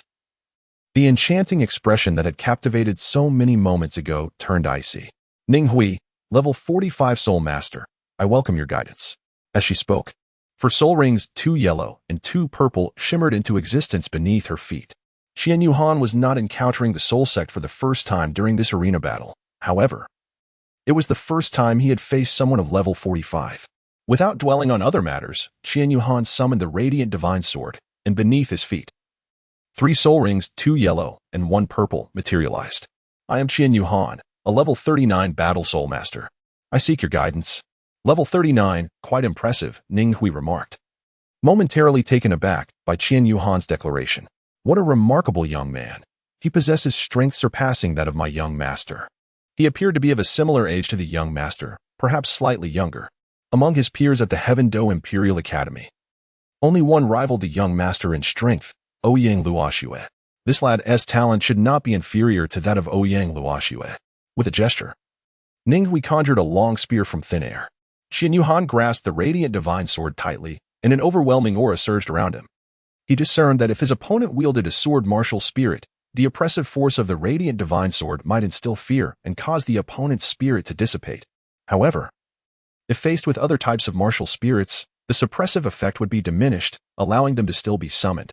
Thus, throughout the previous day, Qian Yuhan's radiant divine sword shone brilliantly, cleaving through numerous foes. The first soul skill, Spear Intent. In an instant, Ning Hui's figure flickered, resembling a specter as she initiated her attack. The yellow first soul ring beneath her feet suddenly glimmered, and as the light flowed, a mysterious yet formidable power surged into the spear she held. In that fleeting moment, the spear appeared to be shrouded in a veil of crimson mist, obscuring its true form. Yet, with the emergence of this red mist, the already imposing spear emanated an aura of palpable dread. Nevertheless, standing opposite her, Qian Yuhan exhibited no sign of trepidation. He understood that this battle was not to be underestimated, as the disparity in strength between the two parties was evident. Yet, the more formidable the enemy, the more resolute his fighting spirit became. The first soul skill, Radiant Slash. Qian Yuhan remained fixated on Ning Hui's figure, his right hand firmly grasping the Sword of Light. As Ning Hui moved back and forth, Qian Yuhan continuously sought to discern the pattern of her movements. Qian Yuhan closed his eyes, attuning himself to the fluctuations around him. Ning Hui's movements appeared to him as if played in slow motion. Just as she was about to pivot and move in another direction, Qian Yuhan suddenly opened his eyes, seizing the opportunity. With a swift and decisive motion, he swung his sword down, unleashing a fierce stream of sword energy toward Ning Hui. Realizing that Qian Yuhan had chosen the precise moment she was about to change direction, Ning Hui furrowed her brow, acknowledging the boy's unexpected acuity. With no time to spare, she was compelled to launch her counterattack. Otherwise, she would fall victim to Qian Yuhan's radiant strike. In that fleeting instant, onlookers witnessed Ning Hui's left leg extend forcefully, as if she were exhausting every ounce of her strength to halt her rapid advance. Yet, this sudden motion left her insufficient time to gather power. Nevertheless, her spear shot forth without hesitation, akin to a bolt of lightning. In an instant, the spear transformed into a dazzling arc of light, resembling a ferocious red dragon, brimming with might and a piercing aura, as it surged toward the formidable radiant strike ahead. With a thunderous clash, the two forces collided violently. Astonishingly, the once formidable Ning Hui found herself at a disadvantage in this encounter. In contrast, the relatively weaker Qian Yuhan unexpectedly gained the upper hand. Second soul skill, Radiant Shadow Clone. As Qian Yuhan activated his second soul skill, his figure flickered and reappeared on the arena, multiplied into 3 manifestations of himself. Ning Hui clenched her teeth, her purple fourth soul ring shimmering beneath her feet. Fourth soul skill, Shadowless Spear. With a graceful cry, she concentrated her entire strength into her legs, propelling herself into the air like an arrow loosed from a bow, soaring towards the heavens. Simultaneously, her elongated and powerful right arm was raised high, the spear she gripped glistening with a frosty brilliance, akin to a streak of lightning cleaving through the sky, aimed directly at the central Qian Yuhan. In that fleeting moment, a shocking spectacle unfolded. The spear in midair suddenly erupted, fracturing into 3, transforming into 3 razor-sharp spear lights that rushed towards the 3 figures of Qian Yuhan, including his true form. Each spear beam emanated a destructive aura, as if it sought to pierce through all adversaries before it. In the face of this unexpected assault, the 3 Qian Yuhan remained unperturbed. They simultaneously wielded their divine light swords, the blades radiating a blinding brilliance reminiscent of radiant suns. Following that, they unleashed a flurry of sword energies, intertwining to form a tightly woven sword net, attempting to counter the oncoming spear beams. However, despite the imposing nature of these sword energies, their might paled in comparison to Ning Hui's fourth soul skill. After all, this strike encapsulated her full strength and technique, far surpassing a mere ordinary attack. Yet, Qian Yuhan's relentless barrage of attacks significantly diminished the impact of Ning Hui's fourth soul skill. Sensing that the weakening was sufficient, he activated his third soul skill. In that breathtaking moment, a dazzling yellow light suddenly erupted behind Qian Yuhan. In quick succession, a colossal and mysterious yellow humanoid silhouette materialized, enveloping Qian Yuhan like a guardian spirit.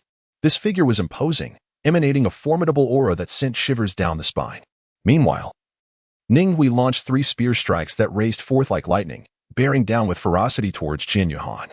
A resounding crash echoed as the spear collided violently with the radiant barrier surrounding Qian Yuhan, unleashing a flurry of sparks and intense energy fluctuations. In an instant, the entire arena was shrouded in billowing smoke, resembling a world engulfed in primordial chaos.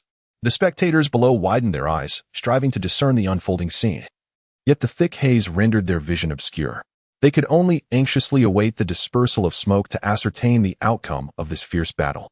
Ultimately, even after being weakened, the full-force strike from the Soul Sect still compelled Qian Yuhan to retreat repeatedly.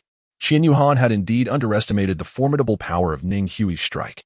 Coupled with his current state of being in the bright shadow clone form, he could not fully unleash his true strength, which ultimately led to his being shaken by Ning Hui's attack. As the thick smoke dissipated, Ning Hui gazed in disbelief at Qian Yuhan, who was merely hunched over, gasping for breath. The sensation reverberating through his chest was quite uncomfortable, leaving him slightly breathless. Yet, Ning Hui was astonished that her full-force strike had been thwarted, and that Qian Yuhan remained unscathed before her. She realized that her fourth soul skill had indeed been capable of inflicting damage upon a soul king. Ning Hui was acutely aware that she could no longer continue the fight, having expended all her soul power to unleash her fourth soul skill. She had believed it would be a decisive blow, but to her dismay, it had not yielded the expected result. Fixating intently on Qian Yuhan, she could distinctly sense the continuous emanation of soul power waves from his body. That potent and enigmatic force seemed to declare its owner's triumph to the surroundings. Gradually, Ning Hui's gaze dimmed, and she slowly lowered her head, her voice heavy with resignation as she uttered, "I concede." Those 3 words struck her heart like a hammer, leaving her engulfed in an indescribable sense of loss and defeat. The Soul Sect could not triumph over the Soul Sovereign. Surely, anyone would feel disheartened by such a reality. Han has triumphed once more. Han! Han! My heavens! The audience erupted in excitement, as Qian Yuhan's formidable prowess had thoroughly captivated those present, with the exception of the sullen Ning Kaiwan.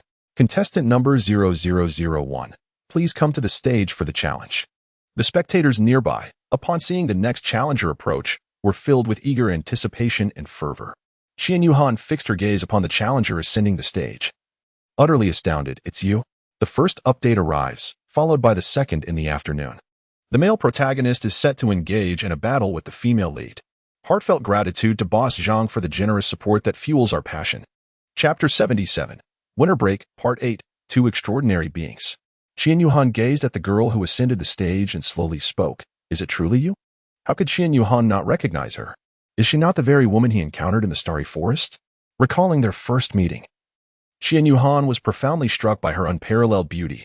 Her skin was as delicate and smooth as mutton-fat jade, so exquisite that it seemed almost fragile. Her eyes resembled deep, enchanting lakes, clear and captivating, imbued with boundless tenderness and vivacity.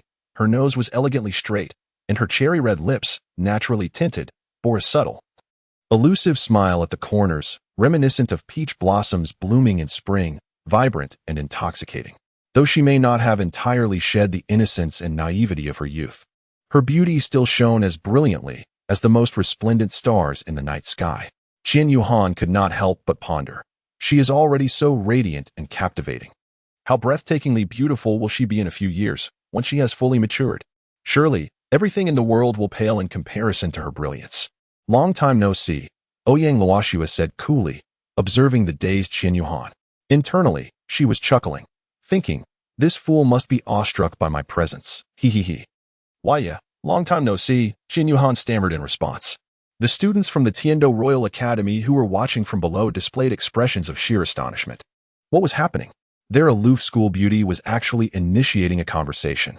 Ning Kaiwen clenched his fists, glaring at Qian Yuhan in anger. Why? Why is Luo Shiwei talking to you? Why? I'm Qian Yuhan, he managed to say. I know, she replied. I'm a level 39 Battle Soul Sovereign. Please. Enlighten me. Ouyang Luo Shiwei observed Qian Yuhan's awkward demeanor, noting how he appeared entirely different from before. Unable to contain her amusement, she smiled slightly. The Tiando Royal Academy students gasped in excitement. My goddess. She actually smiled. Oh my. She looks so beautiful when she smiles. Could she smile at me? Ouyang Luo Shiwei, level 43 Control Type Soul Master, please advise me, she announced.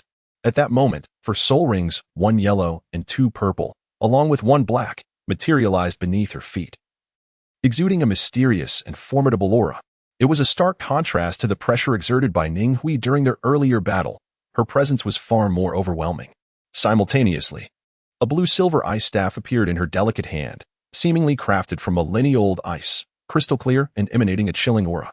At the head of the staff, a large gemstone glimmered with a soft blue light, resembling the brightest star in the night sky, casting a captivating glow at the center of the staff. On the other side, Qian Yuhan raised his right hand, and a dazzling light began to coalesce within it. The radiance intensified until it transformed into a magnificent sword of light. The moment the divine sword fully materialized, a tremendous force erupted, sweeping forth like tumultuous waves, causing the surrounding air to tremble. At the same time, 3 soul rings, 1 purple and 2 black, appeared beneath Qian Yuhan. He understood that Ouyang Luo Shiwei was aware of the age of his soul rings, and there was no need for concealment. Thus, he had not consumed the soul ring transformation pill. Come on, Ouyang Luo Shiwei said, raising an eyebrow at Qian Yuhan. Second soul skill, Radiant Shadow Clone. Qian Yuhan altered her previous strategy. Faced with the enigmatic prowess of Ouyang Luo Shiwei, she felt a tremor in her heart due to the overwhelming aura radiating from her opponent. Consequently, she decided to employ her second soul skill to test the waters, seeking to gauge the true extent of Ouyang Luo Shui's abilities. Ouyang Luo Shui, remarkably astute, could easily discern Qian Yuhan's intentions. With her ice spirit staff firmly planted on the ground, her yellow first soul ring and purple second soul ring illuminated simultaneously. The ice spirit blessing and the ice domain were activated. As the soul skill unfolded, a pale blue mist enveloped the entire arena, centering around Ouyang Luo Shui. It was a domain skill, Qian Yuhan thought to herself. In the domain of Ouyang Luo Shui, Qian Yuhan found himself ensnared amidst a ferocious cold wind, with ice spikes that threatened to emerge at any moment, compelling him to exercise utmost caution.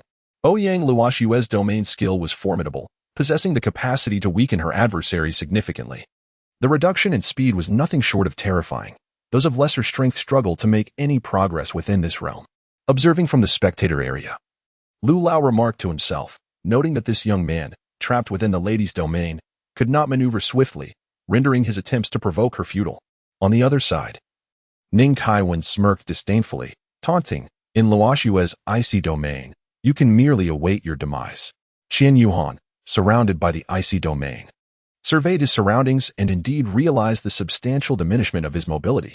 At that moment, the fourth soul ring beneath Ouyang Luo Shui's feet shimmered to life. Fourth soul skill. Winner has arrived. Suddenly, an invisible hand seemed to obscure the sky above the arena, transforming the previously clear horizon into a dense shroud of dark clouds. The atmosphere grew oppressively tense and foreboding. Then, a stunning spectacle unfolded. Countless colossal ice spikes cascaded from the heavens like torrential rain, relentlessly descending upon the arena. These icy projectiles glimmered with a chilling light, exuding a fierce momentum, as if intent on piercing and shattering everything in their path. In the face of such a ferocious assault, Qian Yuhan, standing at the opposite end of the arena, remained remarkably composed. He took a deep breath, his gaze resolute, and declared, third soul skill, Radiant Guardian. In an instant, a dazzling golden light erupted from his body, swiftly coalescing into a magnificent suit of armor. This armor radiated a brilliant glow, as radiant as the sun, captivating all who beheld it. Clad in golden armor, Qian Yuhan fearlessly charged towards the torrential barrage of ice spikes. Each spike that struck him produced a crisp sound, yet could not breach his formidable defense. Simultaneously, the luminous wings on his back unfurled with great force, propelling him like an arrow shot from a bow towards Ouyang Luoxue. As he soared through the air, Qian Yuhan continuously amassed energy. Finally, as he neared the edge of Ouyang Luoxue's icy domain, he grasped the radiant divine sword tightly, lifting it high above his head. And with every ounce of strength, he swung it down with ferocity. A resounding crack echoed through the arena as the spectators gasped in astonishment, witnessing the emergence of fine cracks within Ouyang Luoxue's icy domain. These fissures swiftly spread like a spider's web, enveloping the entire icy realm. Moments later, accompanied by a thunderous roar, Ouyang Luoxue's icy domain shattered completely, transforming into countless shards of ice that scattered upon the ground, vanishing without a trace. Qian Yuhan was acutely aware that to break the impasse, he must first dismantle this domain. Fortunately, its defenses were not particularly formidable. Even though Qian Yuhan was currently in a shadow clone state, limiting his strength to a mere 80%, he still managed to breach it. Impressive. Ouyang Luoxue couldn't help but internally commend him. He had exerted every ounce of his strength to shatter Ouyang Luoxue's domain. Just managing to withstand the astonishing force of her fourth soul skill, the winner has arrived. At this moment, Qian Yuhan's condition was truly pitiable. He knelt on one knee, his body trembling slightly, as if he might collapse at any moment. Heavy gasps escaped his lips, each breath appearing increasingly laborious. Blood continually dripped from the corner of his mouth, pooling on the frigid ground and creating shocking splashes of crimson. His once gallant visage had turned as pale as parchment, beads of sweat rolling down his forehead, mingling with the blood and rendering him even more wretched. Yet, despite his dire state, the resolute glimmer in Qian Yuhan's eyes never dimmed. Instead, they sparkled with an indomitable spirit. Qian Yuhan channeled his soul power, feeling it surge rapidly through his meridians. It seemed as though he had momentarily forgotten his pain as golden flames erupted around him, and his eyes transformed from a light blue to a resplendent gold. The spectators in the audience gazed at the severely injured Qian Yuhan, who still radiated such fighting spirit, and could not help but wonder, is this truly a child under 10 years old? These two individuals on the stage are indeed prodigies. First soul skill, Light Slash. Qian Yuhan took a deep breath, channeling all his soul power, which surged continuously into the resplendent bright, divine sword held in his hand. In that moment, a dazzling radiance enveloped him, as his soul energy surged into the sword like a tidal wave. Suddenly, a breathtaking sight unfolded. An enormous golden phantom, towering several dozen feet high, slowly emerged behind Qian Yuhan. This golden apparition, strikingly lifelike, appeared to be the mature form of Qian Yuhan himself, exuding an aura of sanctity and majesty. As the soul energy continued to flow into the sword, the bright divine sword began to tremble violently, its blade expanding exponentially, becoming colossal beyond measure. It seemed to be endowed with life, floating autonomously towards the imposing golden figure. In the blink of an eye, the bright divine sword landed firmly in the grasp of the golden phantom. At that moment, the golden figure resembled a divine warrior descending from the heavens. It gripped the bright divine sword tightly, raised its arm high, and then, with the force of thunder, struck down fiercely towards Ouyang Luoxue. A fierce, unmatched beam of sword light cleaved through the air, bearing down upon Ouyang Luoxue with a terrifying pressure that threatened to annihilate all in its path. Faced with this formidable strike, Ouyang Luoxue felt a sudden jolt of alarm. She could hardly believe that the severely injured Qian Yuhan could unleash such a powerful and domineering attack. Gazing at the approaching sword light, she marveled at its overwhelming aura, exclaiming, "What a formidable force!" However, before she could finish her thought, an intense sense of danger washed over her. In the face of life and death, Ouyang Luoxue dared not hesitate any longer and immediately unleashed her ultimate trump card. With a commanding shout, she quickly formed seals with her hands, reciting incantations. In an instant, a brilliant blue light erupted from her body, and the ice god battle knife, crystalline and exuding a chilling aura, materialized in her grasp. Simultaneously, the purple first spirit ring beneath her feet illuminated, and a powerful surge of soul energy coursed through her. Ice God Slash. Ouyang Luoxue cried out, gripping the ice god battle knife tightly with both hands, channeling all her strength to swing it forcefully against Qian Yuhan's unleashed bright slash. In that moment, a colossal ice-blue blade of light shot forth, colliding with the resplendent sword light. A thunderous roar erupted as the ice blade met the radiant sword, two forces of entirely different natures clashing violently, producing a sound that shook the heavens and earth. The arena trembled, and the surrounding air was compressed into visible shockwaves that radiated outward in all directions. For a brief moment, dust and smoke enveloped the scene, obscuring the sky. As the haze gradually cleared, the onlookers were astonished to discover Qian Yuhan lying prostrate on the ground, his complexion as pale as paper, devoid of any strength, unable to rise. Meanwhile, Ouyang Luoxue was not in a much better state. She sat cross-legged on the ground, her eyes tightly shut, exerting all her effort to circulate her energy and recover from her injuries. The overseer of the academy's tournament had arrived at the arena's edge during their battle, now uncertain how to announce the outcome with both contestants unable to continue. I have lost. I have lost. Qian Yuhan and Ouyang Luoxue spoke in unison. The official responded, well, that's tantamount to saying nothing.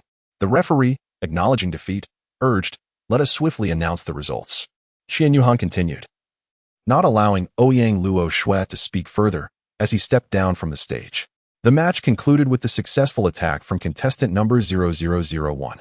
In the audience, Xiao Na observed Qian Yuhan slowly descending from the platform. She hurried to his side, channeling her soul power to stabilize him, then assisted him back to the Tian-Do Grand Hotel. Phew. Another update completed.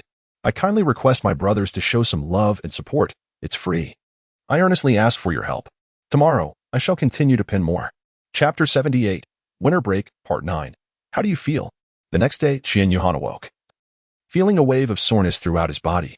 At that moment, Xiao Na entered, carrying a tray with lunch. Young master, you are awake. How do you feel? Thank you, Xiao Na, for your care. I'm feeling much better, though my body is still somewhat sore. With a smile, Xiao Na replied, young master, you truly shone brightly yesterday. Your third soul skill clashed head-on with that girl's fourth soul skill. It is only natural that your body would be strained. The doctor we invited yesterday examined you and found nothing serious. A few days of rest will suffice. He nodded in acknowledgement as his stomach grumbled. Xiao Na chuckled. You should eat something now. Qian Yuhan awkwardly smiled as Xiao Na placed the tray on the table and then retreated to her room. Once Xiao Na had left, Qian Yuhan sat down at the dining table and began to devour his meal ravenously, for he was exceedingly hungry. As he ate, a thought crossed his mind. He wondered how Ouyang Luoxue was faring and whether she had sustained any injuries. During the battle yesterday, Ouyang Luoxue had also suffered considerable wounds. Astonished that her Ice God Slash had been outmatched by Qian Yuhan's Radiant Slash, although it appeared that she was in better condition than the unconscious Qian Yuhan. Seated cross-legged and recuperating, she alone understood that her state was not as favorable as it seemed. The power of Qian Yuhan's Bright Slash is indeed formidable, beyond the capacity of an ordinary soul master to withstand. Ouyang Luoxue had underestimated him, not expecting that Qian Yuhan, possessing the strength of a soul sovereign, could unleash such a potent attack. Xiu Xue, are you there? A gentle, magnetic male voice resonated from outside. Upon hearing it, Ouyang Luoxue immediately recognized who it was and replied, yes, I'm here, Dad. With that, her father entered the room. The door swung open to reveal Ouyang Jie, the esteemed leader of the Ice God sect, a super Douluo of level 98, known as the Ice God Douluo. Dad, you're usually so busy. What brings you here? Ouyang Luoxue inquired first. I heard you were injured in the arena yesterday, so I came to check on you. I'm fine, Dad. I'm not as delicate as you think. Ha ha ha, good daughter. I certainly believe you are all right. But I'm curious, who could have injured my daughter? Someone of the same rank? Ouyang Luoxue shook her head. What? How dare they bully the weak? Who is that scoundrel? Ouyang Jie's aura surged ominously, emanating a terrifying pressure, though it was intentionally avoided by Luoxue. Realizing that her father, a devoted father, had misunderstood the situation, believing she had been bullied, Ouyang Luoxue quickly interjected. Wait, Dad, why are you so reckless? It wasn't a matter of bullying. Rather, it was I who was at a disadvantage. Ouyang Jie stood frozen, his expression one of disbelief. His daughter claimed she had been at a disadvantage? How could that be possible? How could that be? He exclaimed. Even after nearly a century of life, he had never encountered such absurdity.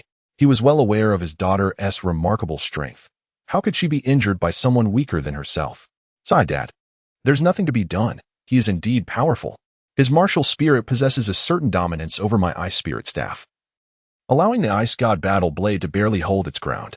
Ouyang Jie's previously bewildered expression transformed into one of shock upon hearing Luoxue's words. What martial spirit is that? A top-tier martial spirit? A divine martial spirit? A martial spirit that could contend with the Ice God Battle Blade must certainly be divine. What is the name of your opponent? Ouyang Jie inquired.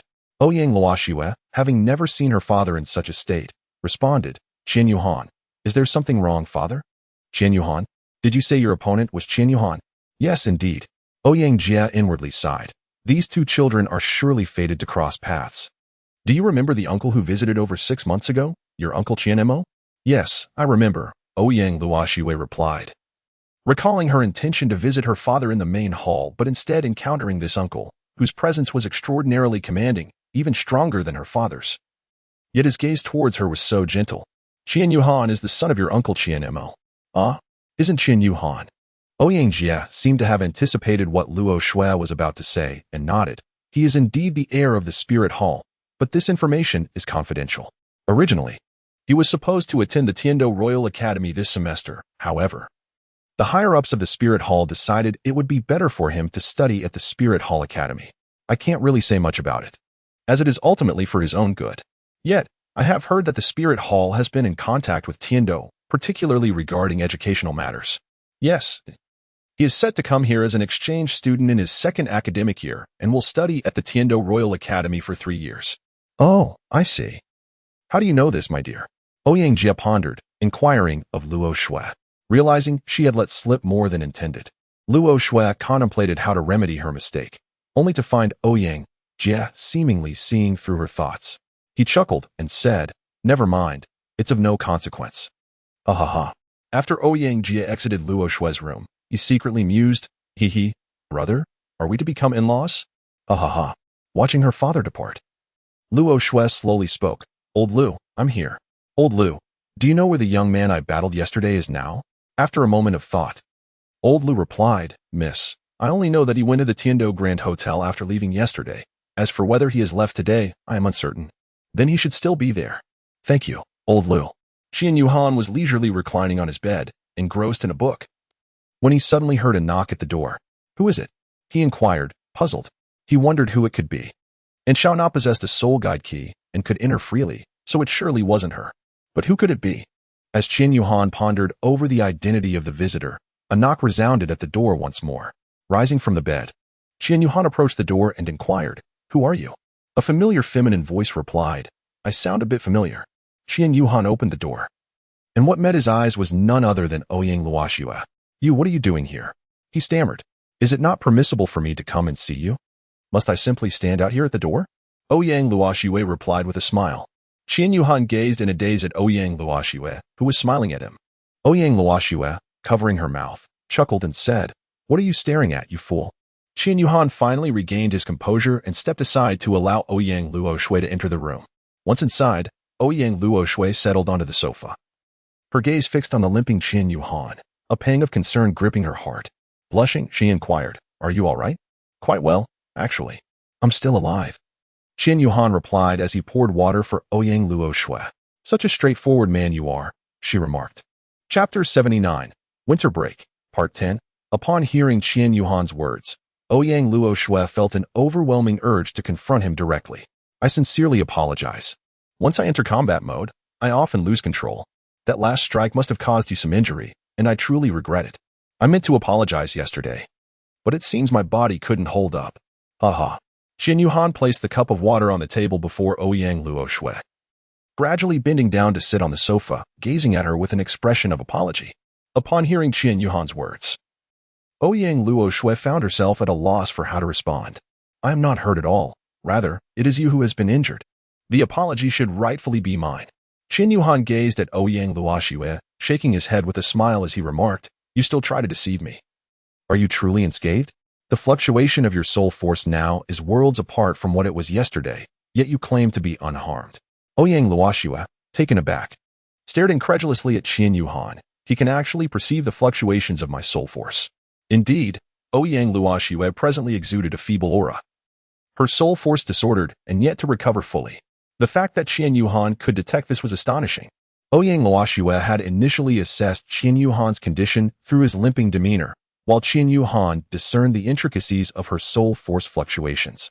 Although Ouyang Luoxue possessed a higher soul force than Qian Yuhan, she was oblivious to his energy, while he was acutely aware of hers, an extraordinary phenomenon. Qian Yuhan glanced at the astonished Ouyang Luoxue and quickly elucidated, I possess an innate sensitivity to fluctuations in soul power. It is merely a trait that distinguishes me from others. What Qian Yuhan did not mention was that he had enhanced his physique by absorbing the 8-pointed xianbing grass and the fiery apricot blossom, which rendered him exceptionally perceptive to the fluctuations of soul power. So that is the case. No wonder, is it not? Young Master Ouyang Luoxue remarked with a subdued tone. Qian Yuhan widened her eyes in disbelief. Does she know my true identity? What nonsense are you spouting? Ha ha ha. Who do you think I am? A mere young master. What a pretense. Qian Yuhan narrowed his eyes and inquired, who exactly are you? What is your identity? Ouyang Luoxue observed the slightly hostile gaze of Qian Yuhan and, with a smile, replied, I am the daughter of the ice god Douluo. Ice god Douluo? I am not familiar with that name, Qian Yuhan responded. Ouyang Luoxue, upon hearing Qian Yuhan's audacious remark, could not help but cough lightly a couple of times before saying, Ahem, the ice god Douluo is the leader of the ice god sect. Ice god sect? That rings a bell, Qian Yuhan acknowledged. Qian Yuhan was pondering where he had heard it before when Ouyang Luoxue remarked, You must have visited the largest ice god arena in Tiando City. Qian Yuhan suddenly remembered and slapped his forehead, realizing. So you are the little boss of the soul fighting arena. Coughing, Ouyang Luoxue, who was sipping water, choked at this remark. Well, one could say that, she replied. Moreover, your spirit hall and our ice god sect have quite a close relationship. My father and yours are like brothers. Upon hearing Ouyang Luoxue mention her father, Qian Yuhan's mood instantly darkened. Noticing the shift in his demeanor, Ouyang Luoxue mentally chastised herself. Qian Yuhan had mentioned in his letter that his father was currently on a mission, and his whereabouts were unknown, likely indicating something had gone awry. Bringing up her father now was a delicate matter, potentially reopening his wounds.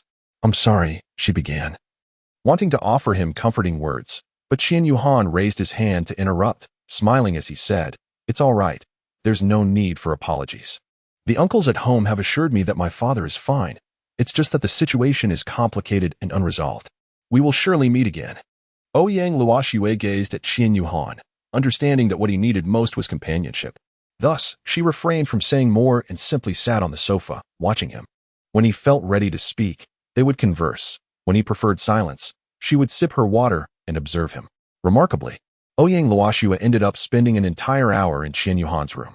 The attendants waiting outside the hotel grew anxious, fearing something might have happened to the young lady inside. Just as they were about to enter, Ouyang Luoxue emerged, her mind replaying the words Qian Yuhan had shared earlier. You are from the Tiando Royal Academy? I should be visiting your academy for exchanges in my second year. We can spar again, as I remain quite unsatisfied. I have a good friend studying there too, though I do not know her name. She must be a girl, I suppose. My pen pal.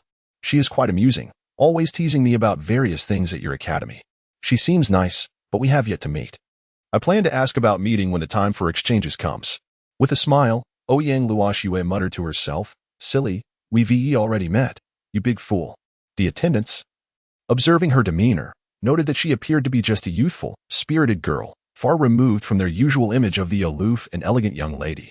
Qian Yuhan also informed Ouyang Luoxue that he intended to return to Wuhuan City that evening, and they would reconvene during their subsequent communication. Upon returning to her private chamber at the Ice God sect, Ouyang Luoxue took up her pen and began to compose a letter. After half an hour, she had filled an entire sheet with her thoughts, recounting all that had transpired over the past few days, concluding with, Now you should know who Shui is, right? If not, I truly must examine what your brain is made of. The following evening, after a day and night of arduous travel, Qian Yuhan finally returned to the Mingwei villa. As soon as he stepped inside, he dashed to his large bed and succumbed to a deep slumber. Utterly exhausted from the journey, he somewhat regretted not having Uncle Tianwei escort him. Just then, the doorbell at the villa rang. Dragging his weary body to the door, he opened it to find Uncle Xiaohui and Uncle Tianwei standing there, smiling at him. Little Han is back. We old men hope we are not disturbing your rest, they said. Uncles, what are you talking about? Please come in. Qian Yuhan gestured for them to enter, leading Xiaohui and Tianwei to the living room. After preparing some tea with the fine leaves left by his father, he poured cups for the two uncles and settled beside them, inquiring, What brings you here, uncles? Exchanging glances, the two titled Douluo, Xiaohui spoke first. The exchange program I mentioned earlier may need to be moved up. We will depart before the next semester begins. The selected participants are you, Muchen, Tangxian, Fangya, and Zhaoku, totaling 6 new students, along with 4 second-year students, making 10 in total heading to the Tiando Royal Academy. What has prompted such sudden changes? The proposal to advance by a semester came from Tiendo, aimed at allowing students to acclimatize to the educational environment beforehand, as otherwise, they might struggle to adapt in subsequent years, which could hinder the teaching progress. I found this reasoning somewhat valid, so I agreed. I see. Qian Yuhan nodded. Uncle, there's something else I wish to discuss with you. Chapter 80. Correspondence. A familiar sensation upon returning from Tiendo City, Qian Yuhan resolved to write a letter to Shui, detailing the events of the past few days and providing her with his home address so she could send letters to Mingwei Villa during the holidays, rather than taking the longer route to the academy, which would waste precious time.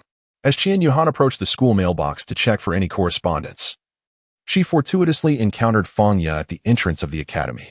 Fang Ye informed Qian Yuhan that the grade director, Han Shui, had summoned her, revealing that she had been selected for an exchange program at the Heavenly Royal Academy.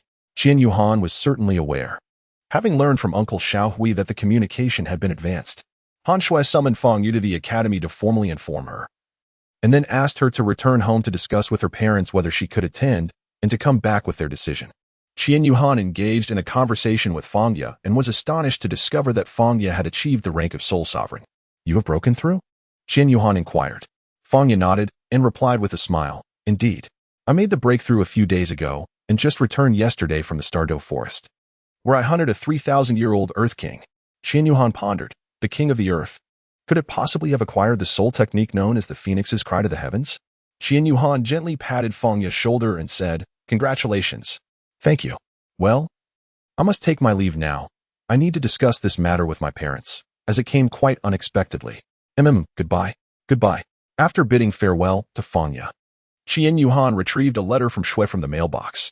Upon returning home, she seated herself at the table, opened the envelope, and began to read the letter. Dear Qian Yuhan, I know you are busy, and I wonder how you have been faring these past few days.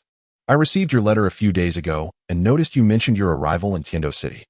At the time of your visit, the Royal Plaza in Tiendo City must have been hosting the arena competition, Qian Yuhan, so that square is called the Royal Square. Let me tell you, I actually participated in that tournament. The very next sentence was like a thunderclap. What? Snow also participated? Does that mean we have fought against each other? No. It's also possible she competed in the morning of the first day and I didn't encounter her. If she started in the afternoon, I would have certainly met her, as I was the reigning champion. In any case, I emerged victorious, though I did sustain some injuries. Honestly, that champion was utterly detestable, employing an excessively powerful soul technique. How can one be so ruthless towards a girl? Although my strength surpasses that of that insufferable champion, one must consider that she is still a girl. It's truly exasperating. She shows no understanding of cherishing delicate beauty. Humph. It drives me mad. Qian Yuhan, observing the snow with a sense of discontent, felt her lips nearly curl into a smile that reached her ears. This girl is truly amusing. And she has openly acknowledged her femininity. My guess was correct. Ha ha ha. After our encounter, I returned home and rested for the night, only to seek him out the following day to settle the score. To his credit, he displayed a hint of conscience by inquiring about my well-being and whether I was injured. Yet, he remained such a staunchly straight man. When I asked him about his own injuries, he replied, I won't die from it. Doesn't that prove I'm a straight man? Qian Yuhan observed the subsequent passage, increasingly feeling a sense of familiarity.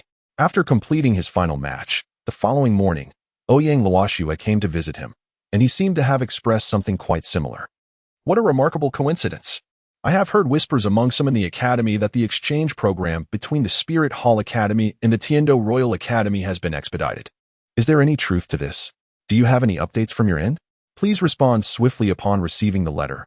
We must avoid any mix-ups, lest I find myself in Tiendo while you are in Spirit City, which would certainly be amusing. Well then, I must continue my recovery. Please direct your correspondence to the Ice God sect in the Tiendo Empire. I look forward to your reply. Qian Yuhan took out the remaining snow from her luggage to write a letter to herself, stating, Dear Snow, I have successfully received your letter. I must tell you, I have been thoroughly enjoying my time in Tiendo City these past few days, especially the arena competition, in which I also registered to participate. Upon my arrival in Tiendo City, I spent an entire day exploring. It is truly vast, and even after 2 visits, I feel as though I have yet to see half of it. On the afternoon of the first day of the arena competition, I immersed myself in the battles. The exhilarating blend of tension and excitement still sends shivers down my spine. I did not merely engage in a match or two for the thrill, I persevered, battling from the first afternoon all the way through to the final match on the third day. Isn't that remarkable? Haha. By the way, I wonder if you encountered me in the arena? If not, fret not. Should we miss this chance, there will surely be more opportunities awaiting us in the future. Oh, I have some splendid news to share. After several days of intense combat, I have noticeably enhanced my soul power and have successfully broken through to level 40. Now, I am just one soul ring away from becoming a soul master. The thought of embarking on a new journey of cultivation fills my heart with anticipation and fervor. When I read in your letter about your injuries from the arena, my heart tightened. I sincerely hope your wounds are not too severe. If the situation is dire, please remember to write to me promptly with the details. Rest assured, as long as it is within my power, I will do everything I can to assist you and will never allow you to face difficulties alone. Honestly, I feel it would be quite strange if one day I didn't write to you. This sentiment grows increasingly palpable. My own battles in the arena have left me with significant injuries as well. In the final match, I faced a formidable opponent, a rather terrifying woman. She immediately unleashed a control-type domain. She couldn't be much older than me, yet she had already reached level 45. Isn't that extraordinary? She seems to be from your Tiando Royal Academy, named Ouyang Luoxue, and is quite beautiful, though I wonder if you know her. I exerted tremendous effort to break through her domain. She was ruthless, striking me with her fourth soul skill without an ounce of mercy, completely contrary to her appearance. I managed to withstand her attack with my defensive soul skill, but I still sustained injuries.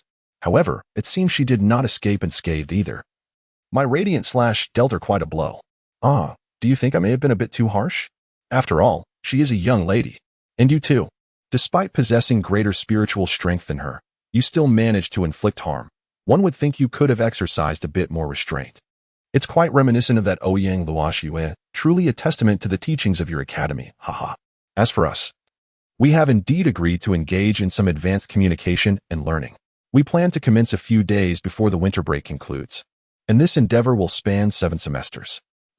Let us meet then. I must tell you, I am rather handsome. My father never fails to sing my praises. Regarding the young man who caused you distress, I must say he certainly embodies the stereotypical straight guy, utterly clueless about offering comfort. If it were me, I would have whisked you away, treating you to fine wine and exquisite meals until you were fully recovered, then returning you home with utmost care. Exceptional service, indeed. I await your response with anticipation. Best wishes. Qian Yuhan set down his pen, glancing once more at the contents of the letter from Snow. He pondered quietly. Why did it all seem so familiar? The events described in her letter bore an uncanny resemblance to those that transpired between himself and Ouyang Luoxue. Wait, Ouyang Luoxue, Snow. Could it be that they were the same person? Surely, it must be a mere coincidence. Yes, that must be it. Today was quite busy, so he would only update one chapter, with another to follow this weekend. My apologies, brothers. Chapter 81, Breaking Through the Soul Sect. Entering the Dream, Part 1.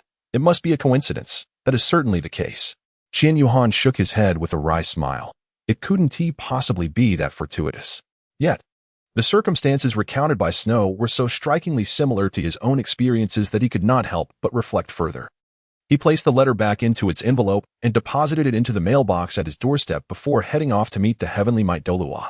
Qian Yuhan arrived at the Hall of Heavenly Might, where he shared his current circumstances with the Heavenly Might Douluo.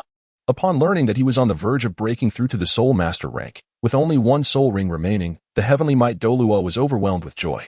Having lived a life without a spouse or children, his feelings for Qian Yuhan transcended that of a father-son bond, resembling something even more profound. Witnessing Qian Yuhan's progress and strength filled him with elation.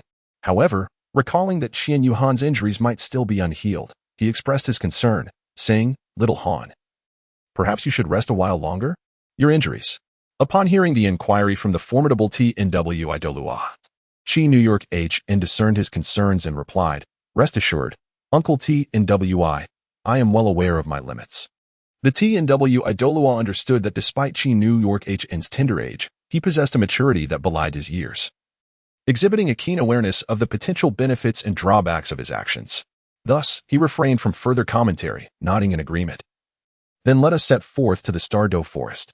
In merely 3 hours, the TNWI Douluo astride his spectral white tiger, had escorted New York HN to the southern expanse of the TNDU Empire, arriving at the Douluo forest.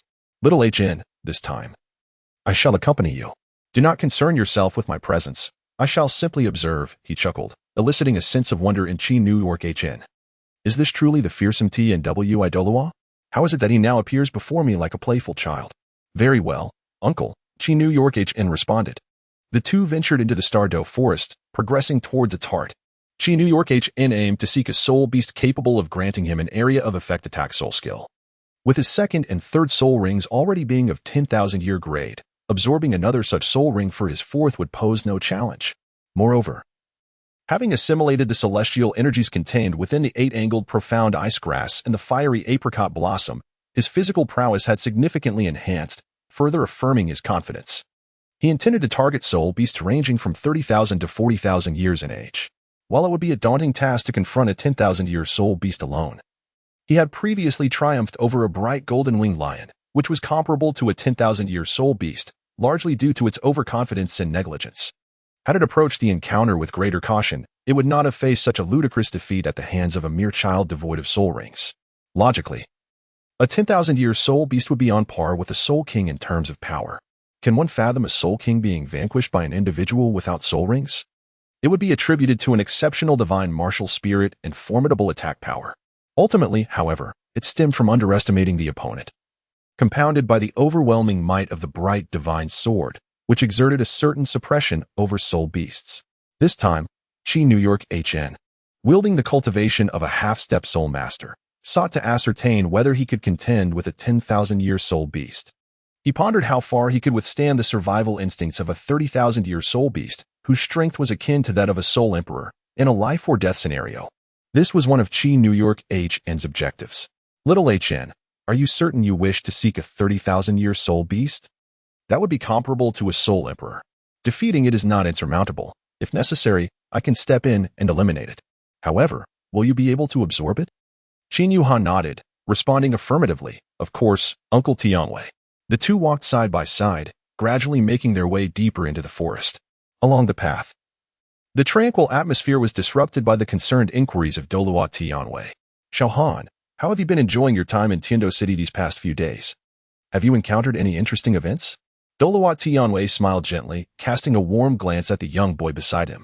Qian Yuhan smiled gently and replied, Uncle, I have been particularly joyful these past few days, enjoying shopping and engaging in competitions, which has been quite fulfilling. Tianwei Douluo nodded and continued to inquire. How have you been at school? Is your academic workload heavy? How do you get along with your classmates?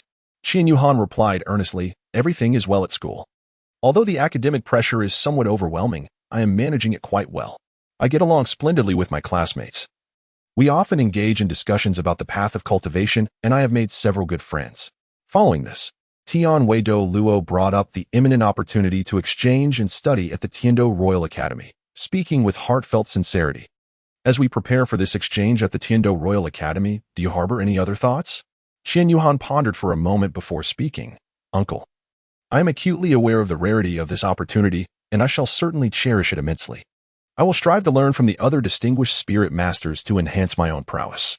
Moreover, the Heaven Do Empire excels in various aspects of thought and technology compared to our spirit hall, and I intend to acquire knowledge that I may return and contribute to our esteemed spirit hall.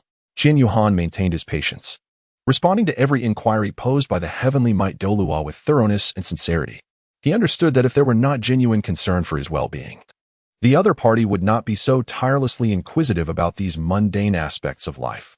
Feeling the warmth of such profound affection, he found not irritation, but rather a heart brimming with joy and solace. The heavenly might Douluo observed Qian Yuhan with satisfaction. My dear brother has raised an exceptional son. The words exchanged with Xiao Hui that night, filled with insightful analysis and compelling reasoning, made him reflect on the folly of his earlier days, when he was prone to recklessly engage in brawls and challenge others. Recalling the evening when Qian Yuhan returned and he, along with Xiao Hui, sought him out, he remembered their discussion. The Spirit Hall must open its doors to a wider array of soul masters, not just the elite and gifted. It is the ordinary soul masters who serve as the true driving force for development. Furthermore, Transportation systems must enhance their operational efficiency to attract more individuals to the Spirit City. He shared with Xiaohui various observations and insights gleaned during his travels to the Heaven Do City, extolling its numerous advantages. Initially indifferent, Xiaohui gradually found merit in Qian Yuhan's arguments, becoming increasingly engrossed until he too began to ponder deeply, illustrating just how extraordinary Qian Yuhan truly was. Xiaohan, there are certain matters your uncle must convey to you. Please, go ahead. Xiaohan, you are indeed remarkably intelligent, a veritable prodigy. However, you must learn to conceal your brilliance when outside, particularly in Heaven Do City.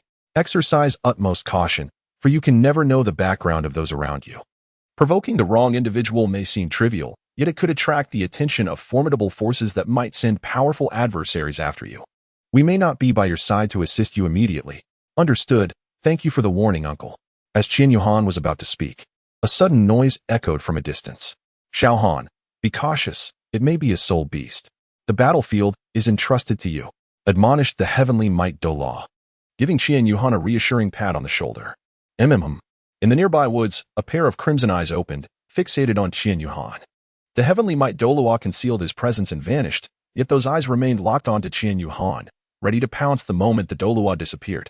By the time Qian Yuhan discerned the nature of the soul beast, it was already soaring toward him.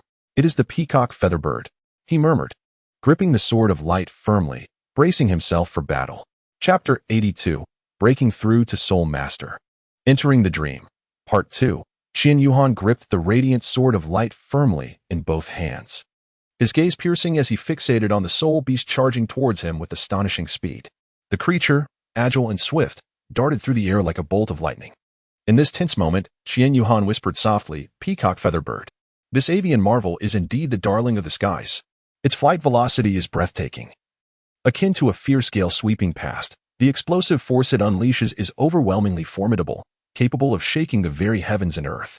Moreover, its razor-sharp feathers and indomitable beak serve as lethal weapons, and to be struck by them would yield dire consequences." The appearance of the peacock feather bird is nothing short of resplendent. Its vibrant tail, reminiscent of a peacock's display, dazzles with a kaleidoscope of colors, each feather shimmering with enchanting brilliance. Atop its head, a fan of feathers similar to those of a peacock sways gracefully in the breeze, exuding an air of elegance and nobility. However, one must not be deceived by its exquisite exterior, for the peacock feather bird possesses an exceedingly savage and treacherous nature. A moment's carelessness could lead one into its meticulously laid traps, becoming a meal for this ruthless predator. Second soul skill, Radiant Shadow Doppelganger. The black second soul ring beneath Qian Yuhan shimmered, enveloping him in light, which then split into 3 distinct forms, each mirroring Qian Yuhan's appearance, darting off in 3 different directions. The peacock feather bird remained unperturbed, halting its advance. With a resounding cry, it launched its razor-sharp feathers towards the 3 Qian Yuhans. How infuriating! It can attack in a scattered manner. Qian Yuhan gritted his teeth, frequently glancing at the relentless feathers pursuing him. If struck, he would surely suffer grievous injuries. This soul beast was nearing 40,000 years of age, a genuine soul emperor-level powerhouse, and a single misstep could spell his doom. As Qian Yuhan focused intently on evading the onslaught of feathers resembling a tempest, the unfortunate fate of the other 2 doppelgangers was sealed as they were struck by several piercing feathers. With faint, crisp sounds, the 2 illusions dissipated into nothingness like wisps of smoke. As the radiant shadow doppelganger skill concluded, Qian Yuhan gradually regained his strength, momentarily diminished by the use of the skill. Nonetheless, the situation remained perilously dire. He had to exert every ounce of effort to evade the relentless, fatal feathers. Qian Yuhan nimbly utilized nearby trees as cover, darting left and right with agility. The numerous feathers struck the sturdy trunks like bolts of lightning, accompanied by the thunderous crashes of falling trees that stirred clouds of dust into the air. What terrifying power! Qian Yuhan marveled inwardly, faced with such overwhelming assault. He dared not relent for a moment. Meanwhile, the peacock feather bird did not pause in its pursuit. It unfurled its brilliantly colored wings and soared gracefully into the air, closely trailing Qian Yuhan. Occasionally, it would shed a few feathers, launching them at an astonishing speed towards Qian Yuhan below. These feathers acted like concealed weapons, incessantly disrupting Qian Yuhan's movements, rendering him as though ensnared in a nightmarish ordeal. At that moment, in the eyes of the peacock-feathered bird, Qian Yuhan appeared to be nothing more than a puppet, completely at its mercy. Too passive. The 3rd soul skill, Radiant Guardian. Radiant Wings. The third soul ring of Qian Yuhan shimmered with a dark hue, and beside him, a humanoid silhouette enveloped him. Qian Yuhan unfurled his luminous wings and soared directly towards the peacock-feathered bird in the sky. In that instant, even the peacock-feathered bird was caught off guard, mistakenly believing that Qian Yuhan intended to confront it head-on. Soul beasts possess their own pride. How could they allow a mere human, with their frail physique, to declare war upon them? The peacock-feathered bird charged forward without hesitation. Qian Yuhan's lips curled into a subtle smile. Fool. Just as he was about to collide with the peacock-feathered bird, his figure suddenly flickered, gliding sideways like a specter, narrowly evading the massive form of the bird. Yet, the proud peacock-feathered bird appeared unfazed. It even turned its head, casting a scornful glance at Qian Yuhan, as if to say, "Do you truly believe your meager skills can rival my physical prowess?" Such arrogance. However, Qian Yuhan refused to let the provocation of the peacock-feathered bird unsettle him. With a delicate tap of his toes against the void, he swiftly positioned himself above the peacock-feathered bird. At that moment, the bird realized the precariousness of its situation, hastily redirecting its gaze, but it was already too late. The very sharp feathers that had been aimed at Qian Yuhan now hurtled back towards the bird itself, accompanied by a thunderous roar. The peacock-feathered bird's own feathers struck with tremendous force, causing its colossal body to tremble slightly from the sheer impact. Meanwhile, Qian Yuhan remained vigilant, acutely aware of the formidable strength of his opponent. Grasping the radiant divine sword firmly, he felt an immense surge of soul power continuously flooding into the blade as the first purple soul ring erupted into brilliance. Qian Yuhan took a deep breath and then bellowed, "Radiant slash!"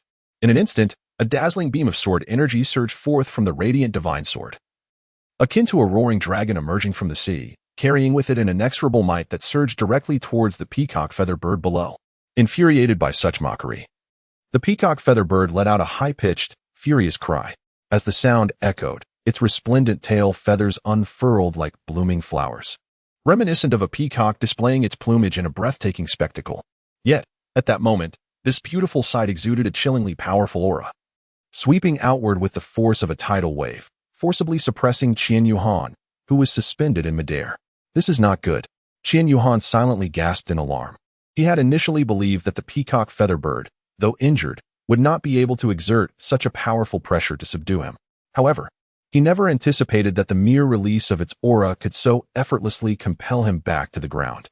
Qian Yuhan had gravely underestimated the strength of the nearly 40,000-year-old peacock-feather bird. He still had much to learn about gauging the limits of a Soul Emperor-level powerhouse.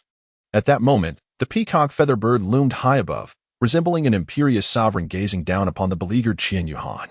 Suddenly, the vibrant feathers on its back detached, transforming into countless razor-sharp blades that surged forth towards Qian Yuhan like a torrential downpour. The feathers, now akin to swords, descended like a rain of blades. These feather blades moved with astonishing speed, resembling a tempestuous storm, accompanied by a piercing sound that sent chills down one's spine. "Third soul skill," Qian Yuhan exclaimed, swiftly forming hand seals as his soul power surged around him, preparing to unleash his third soul skill to defend against the impending assault. However, just as he was about to release his soul skill, he suddenly heard a long, resonant sigh. This sigh was deep and laden with age. In the next moment, a brilliant light flashed, and a majestic, imposing white tiger materialized before Qian Yuhan. This colossal creature stood 3 meters tall, its body enveloped in a coat as pure as freshly fallen snow, adorned with black stripes that twinkled like stars in the night sky. Most striking of all were its 3 pairs of wings, as dark as ink, each pair stretching several meters wide, with a gentle flap. They stirred up fierce winds that howled around them. As soon as the white tiger appeared, it raised its head and let out a thunderous roar. This roar resonated like a thunderclap, echoing through the heavens and causing the surrounding air to tremble. Simultaneously, an overwhelmingly powerful pressure emanated from the white tiger, instantly enveloping the entire battlefield. The once menacing rain of sword-like feathers that had been charging towards Qian Yuhan was scattered by this pressure, dissipating into motes of light that vanished into the air, no longer posing any threat to him. Soon. I must reach the Tiando Royal Academy in less than 100 chapters. Still contemplating a proper setup for the forthcoming narrative, it is imminent. When we reach the segment concerning the Heavenly Royal Academy, the relationship between Qian Yuhan and Ouyang Luo Shui will rapidly intensify, leading to a sweetness that is sure to be delightful. A gentle nudge for support would be appreciated. Heartfelt gratitude to the esteemed Jiang Chun, who delights in buttery fried eggs, for their generous contribution. Chapter 83. Breaking Through to the Soul Sect. Entering the Dream. Part 3. A powerful roar of a tiger shattered the assault of the peacock featherbird as the formidable Tianwei Douluo materialized before Qian Yuhan. With a swift motion, Tianwei Douluo raised his right hand, unleashing the wings of the dark-winged white tiger, which soared into the air with astonishing speed. The peacock featherbird, caught unawares, was sent flying by a single strike from the dark-winged white tiger. Though it resisted valiantly, its gaze remained fixed on Qian Yuhan. Filled with resentment and fury, the dark-winged white tiger demonstrated its unparalleled strength and majesty, emanating a chilling aura with each powerful movement, akin to a force of nature. In stark contrast, the peacock featherbird, initially determined to fight back, found itself outmatched, despite its fervent attempts to wield its wings in a dazzling display of resistance. It gradually succumbed to the overwhelming assault of the dark-winged white tiger. Finally, seizing a perfect opportunity, the dark-winged white tiger unleashed its might. Clamping its jaws around the neck of the peacock featherbird, the unfortunate creature emitted a mournful cry, its body trembling violently. Yet, all efforts proved futile, as its struggles waned, leaving only a flicker of life. In that moment, the dark-winged white tiger, regal and imposing, grasped the nearly lifeless peacock featherbird in its maw and descended steadily to the ground. Observing the unfolding battle, Tianwei Douluo nodded slightly and gestured to Qian Yuhan, signaling him to proceed. Qian Yuhan approached the peacock featherbird, his hand firmly grasping the resplendent light divine sword, akin to a radiant star descending upon the earth. In a swift motion, he appeared before the peacock featherbird, raising the sword high with all his might before delivering a decisive strike. In an instant, the blade's brilliance cleaved through the air, striking the bird with unerring precision. Accompanied by a heart-wrenching cry, the life force of the peacock featherbird flickered out entirely. Simultaneously, its once vibrant, resplendent plumage seemed to drain of vitality, its colors fading into a dull, lifeless hue. Who could have imagined that such exquisite feathers were so inextricably linked to the essence of the peacock featherbird? Before long, above the lifeless form of the bird, a dark, inky light began to rise slowly. Upon closer inspection, it revealed itself to be a millennium soul ring, exuding a formidable aura as it coalesced into form. This soul ring appeared to harbor boundless mysterious power, suspended in the air with an air of quiet majesty. Within the Stardow forest, Qian Yuhan sat serenely upon a massive stone slab. His legs crossed, he stood tall like a pine, his eyes gently closed as he entered a profound meditative state.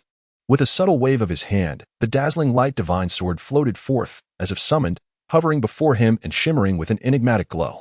Concurrently, a millennium soul ring, exuding a fierce energy, drifted gracefully from afar. This soul ring displayed an inky black hue, inscribed with intricate and esoteric runes, as if containing immeasurable power. As the soul ring approached Qian Yuhan, it began to orbit him, spiraling faster and faster, transforming into a resplendent halo. Qian Yuhan took a deep breath, his hands forming intricate seals as he channeled the soul power within him, which surged continuously toward the soul ring. The soul ring, sensing this formidable energy, began to quiver slightly, releasing streams of black light that intertwined with Qian Yuhan's form.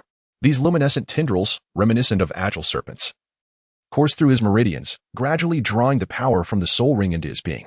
As time progressed, fine beads of sweat began to form on Qian Yuhan's forehead. Yet, he gritted his teeth, resolutely persevering in absorbing the energy of the soul ring. Gradually, a soft golden glow emanated from his body, enveloping him entirely, rendering him akin to a deity descended upon the mortal realm. Observing Qian Yuhan's state, Tianwei Douluo could not help but muse. This child, Xiaohan, is truly endowed with extraordinary gifts. He must be delving into a profound meditative state. I ought to summon Sister C to take Yuhan back. Qian Yuhan remained oblivious to the happenings of the outside world. This time, the absorption of the soul ring proceeded remarkably smoothly, devoid of any backlash or assault from the soul of the peacock featherbird. He was quite astonished, for generally, the process of absorbing a soul ring invariably entails some degree of attack from the residual souls of the soul beasts. Rarely do soul beasts willingly offer themselves without incurring spiritual repercussions. The resentment harbored by this peacock featherbird seemed to have intensified rather than diminished. Thus, the absence of any spiritual assault left Qian Yuhan perplexed. Yet, he dismissed his doubts, relieved to conserve his soul power. A soft golden radiance enveloped Qian Yuhan, And soon thereafter, 4 soul rings, 1 purple and 3 black, ascended slowly from around his body, encircling him like 4 mysterious halos. The interplay of these soul rings emanated a formidable wave of soul power, signifying that Qian Yuhan had successfully entered the realm of the soul sect. With his soul power remarkably elevated to an impressive level of 43. At that moment, he was immersed in the depths of his spiritual sea, where he comprehended the unique 4th soul skill granted by the peacock feather bird, the baptism of light. The effects of this soul skill were astounding. Resembling the expansive area skill previously unleashed by the peacock feather bird, when Qian Yuhan invoked this soul skill, the radiant sword in his hand would instantaneously transform into over 100 dazzling light swords, hurtling toward the designated area with tremendous force. Moreover, as Qian Yuhan's soul power continued to ascend, the number of light swords he could summon in a single instance would proportionately increase. However, the upper limit of this capability remained an enigma. One could only imagine that, should Qian Yuhan grow sufficiently powerful, the quantity of light swords he could summon would reach an extraordinarily terrifying magnitude. Exhilarated, he could not contain his excitement and exuberantly exclaimed within the depths of his spiritual sea. He was acutely aware of the significance of possessing such a powerful soul skill for his future cultivation journey, his heart brimming with anticipation and confidence in what lay ahead. Just as he joyfully leaped into the air, the previously tranquil spiritual ocean was suddenly stirred as if by an invisible giant hand, unleashing turbulent waves. The surging tides collided and rolled, producing a cacophony of thunderous roars. At the very center of this spiritual sea, a formidable force rapidly converged, swiftly forming a colossal vortex with a diameter of several dozen yards. This vortex resembled a fearsome beast, its gaping maw exuding a chilling aura that sent shivers down one's spine. Qian Yuhan was utterly unprepared for such an unforeseen turn of events. In an instant, he found himself swept away by an overwhelming force, drawn into the swirling vortex without the slightest opportunity to react. It felt as though he were ensnared in an interminable nightmare, his body involuntarily spinning with the whirlpool as everything around him became a blur. After an indeterminate passage of time, when Qian Yuhan finally regained consciousness, he was besieged by a dizzying sensation that threatened to plunge him back into unconsciousness. With great effort, he fought through the discomfort and slowly opened his eyes, only to be greeted by a scene that appeared to be woven from the very fabric of dreams. Surrounding him was a shroud of mist, ethereal and delicate, encircling him completely. The pristine white clouds danced and shifted, some swirling gracefully like celestial beings in flight, while others soared majestically like mighty dragons. In the distance, the mountains loomed, partially obscured by the fog, lending an air of enigmatic allure, as if he had stumbled into a breathtaking realm of the divine. Qian Yuhan widened his eyes in disbelief as he gazed upon his own form. He had anticipated the sight of familiar contours and lines, yet what lay before him rendered him utterly speechless. He could not perceive his own body at all. It was as though an invisible veil enveloped him, concealing him from the world. At that moment, his attention was drawn to a large tree nearby. Through the lush interstices of its branches and leaves, he could faintly discern 2 figures, one clad in red and the other in yellow, leisurely seated, sipping tea, and engaged in conversation. Qian Yuhan widened his eyes. A visage replete with disbelief, yet simultaneously an intense curiosity surged within him, as if drawn by an invisible force to explore this mysterious and unfamiliar world around him. Particularly captivating were the 2 individuals seated not far ahead, leisurely sipping tea and engaging in conversation. He inhaled deeply, striving to calm his racing heart, then cautiously advanced, holding his breath and focusing intently, moving like a nimble feline, quietly approaching the direction of the 2 figures. Each step was taken with utmost caution, fearful of making even the slightest sound that might attract their attention. As he drew nearer, the previously distant red figure gradually became clearer.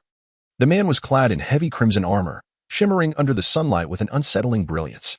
His shoulder plates were intricately engraved with a pair of lifelike, grotesque faces, reminiscent of a demon from the depths of hell, instilling fear in anyone who dared to glance upon them.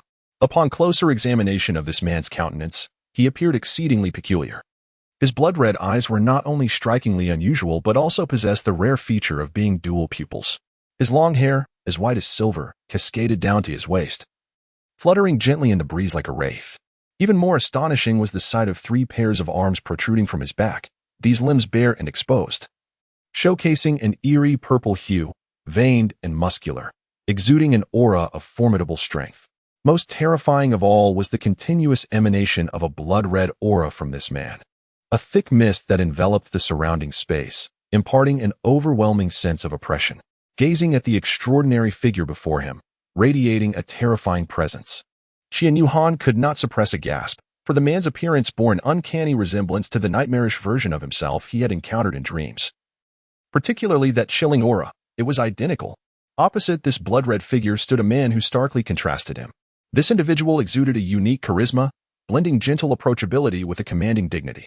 His visage was exquisite, akin to a jade statue, with eyes resembling bright stars, eyebrows elegantly arched, a prominent nose, and lips that curled slightly upward in an elusive smile, embodying extraordinary handsomeness. What captured the most attention, however, was the platinum armor adorning his form. It gleamed dazzlingly in the sunlight, as if forged from countless radiant stars, with intricate patterns and splendid embellishments that attested to its exceptional quality. Furthermore, his hair gleamed like spun gold, neatly styled, enhancing his vibrant and spirited demeanor. Each strand of hair appeared to be imbued with life, gently swaying with the breeze, exuding an uplifting essence akin to sunlight, captivating all who beheld it. Among the two figures, one was the god of Azura, and the other was the god of light. The god of Azura spoke slowly, "Light.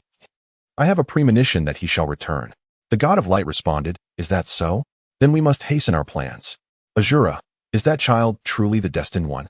The god of Azura nodded. The benevolent one discerned this through her extraordinary divine technique, and the outcome is quite promising. At least we have a general direction for our response. The god of light sighed. "Alas, it is a pity for the benevolent one, as she has fallen into slumber. I wonder when she shall awaken. Our swords have both descended to the mortal realm. Yet I am uncertain if that young one can withstand the divine powers of us both." Thus, as the benevolent one suggested, the dual swords must coexist as one, and only together can the two gods resist that individual and his forces. The burden rests heavily upon that child, does it not? Before the god of light could continue, the god of Azura interjected, "No, he will have companions to fight alongside him in the future. United, they will surely be able to thwart that individual. We must race against time." After the last confrontation, our divine realm lay in utter ruin, devastated by the coup orchestrated by the dragon god, which incited chaos throughout the divine realm. The entity of chaos seized the opportunity.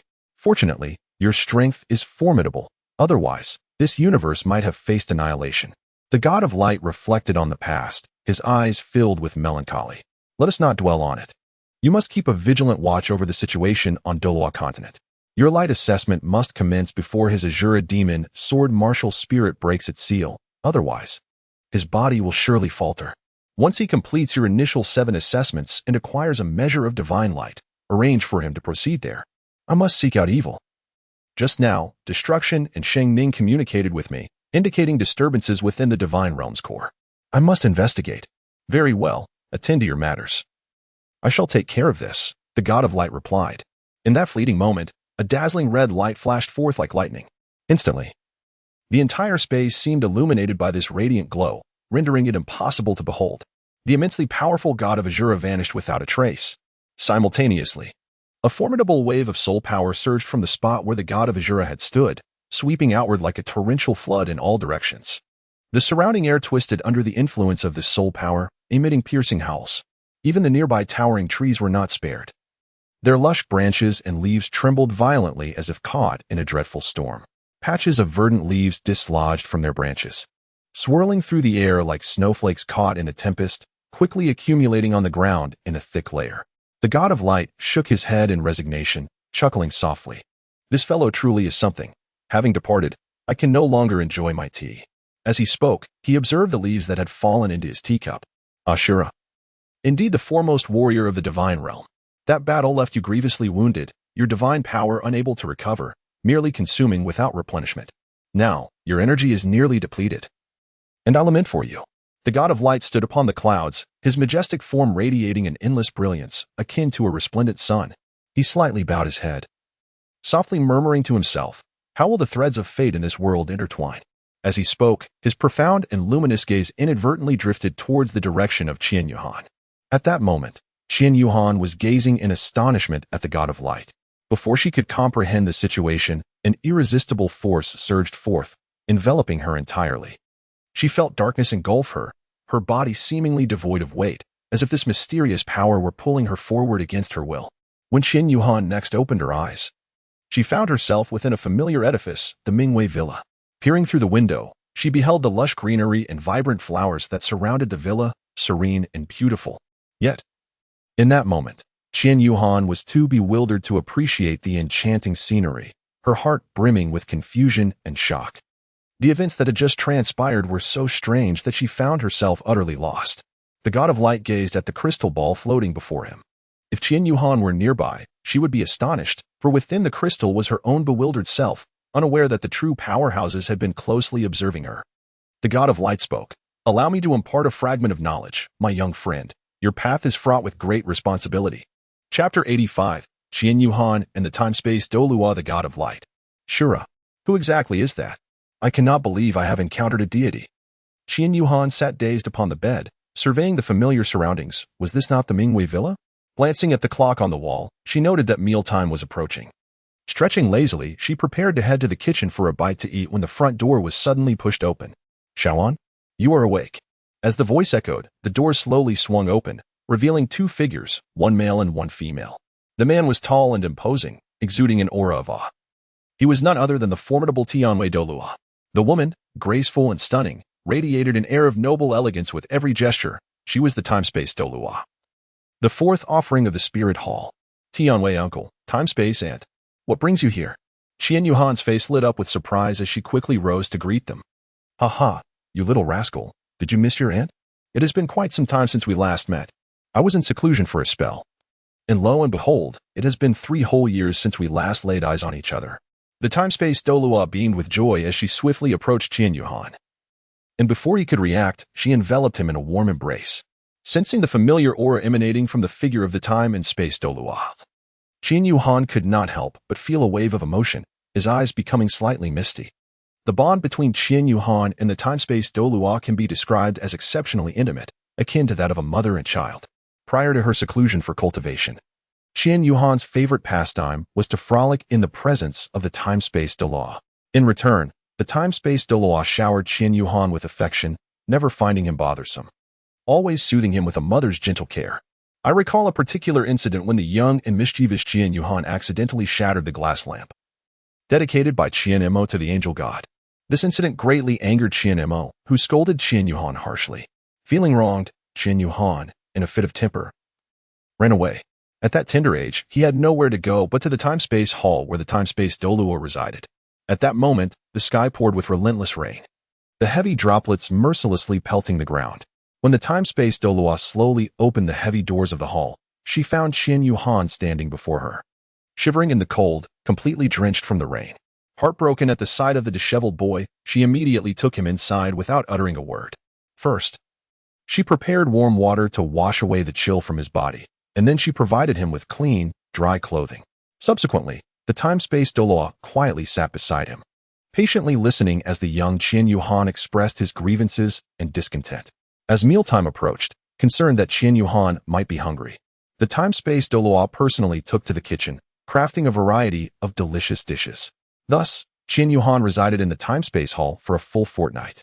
During this time, under the meticulous care of the Time-Space Douluo and the daily sumptuous meals, he noticeably gained weight. From that point onward, whenever Qian Yuhan faced moments of sadness, if his father was preoccupied and unable to attend to him, his first instinct was to seek out the Time-Space Douluo to share his heart.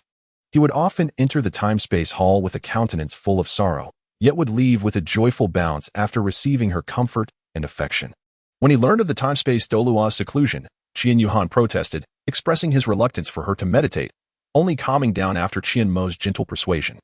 The following 3 years, until he turned 8, saw Qian Yuhan develop a fondness for playing with the other guardians, who also showered him with care, making his childhood inseparable from their companionship. Now, upon seeing the Time-Space Douluo, how could Qian Yuhan not feel nostalgic? After 3 years apart, he perceived that she had aged considerably. As if sensing his thoughts, the Time-Space Douluo smiled and remarked, "Ah, dear. I have only recently emerged from seclusion and have not had the chance to attend to myself properly. Just a week ago, upon my emergence, your uncle Tianwei summoned me to the Stardow Forest and brought you back from your meditation. Indeed, you were so absorbed in absorbing spirit rings that you entered a deep meditation. Such a place is hardly safe for that. I had to send a message to your time-space and to teleport you back. If you had been left on my white tiger, it would have surely disrupted your meditative state. Thank you to Uncle Tian Wei and Annie Timespace. How long have I been meditating? A week? Qian Yuhan inquired with a hint of confusion. Indeed, it is a rarity for someone like you to engage in such profound meditation and awaken so swiftly. Generally, most individuals, even upon reaching the soul sect realm, may not attain such a level.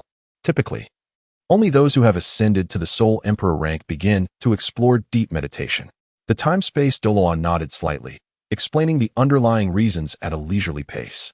After a brief pause, she continued, moreover, the meditation I refer to is markedly different from the simple practice of closing one's eyes to cultivate that you are accustomed to.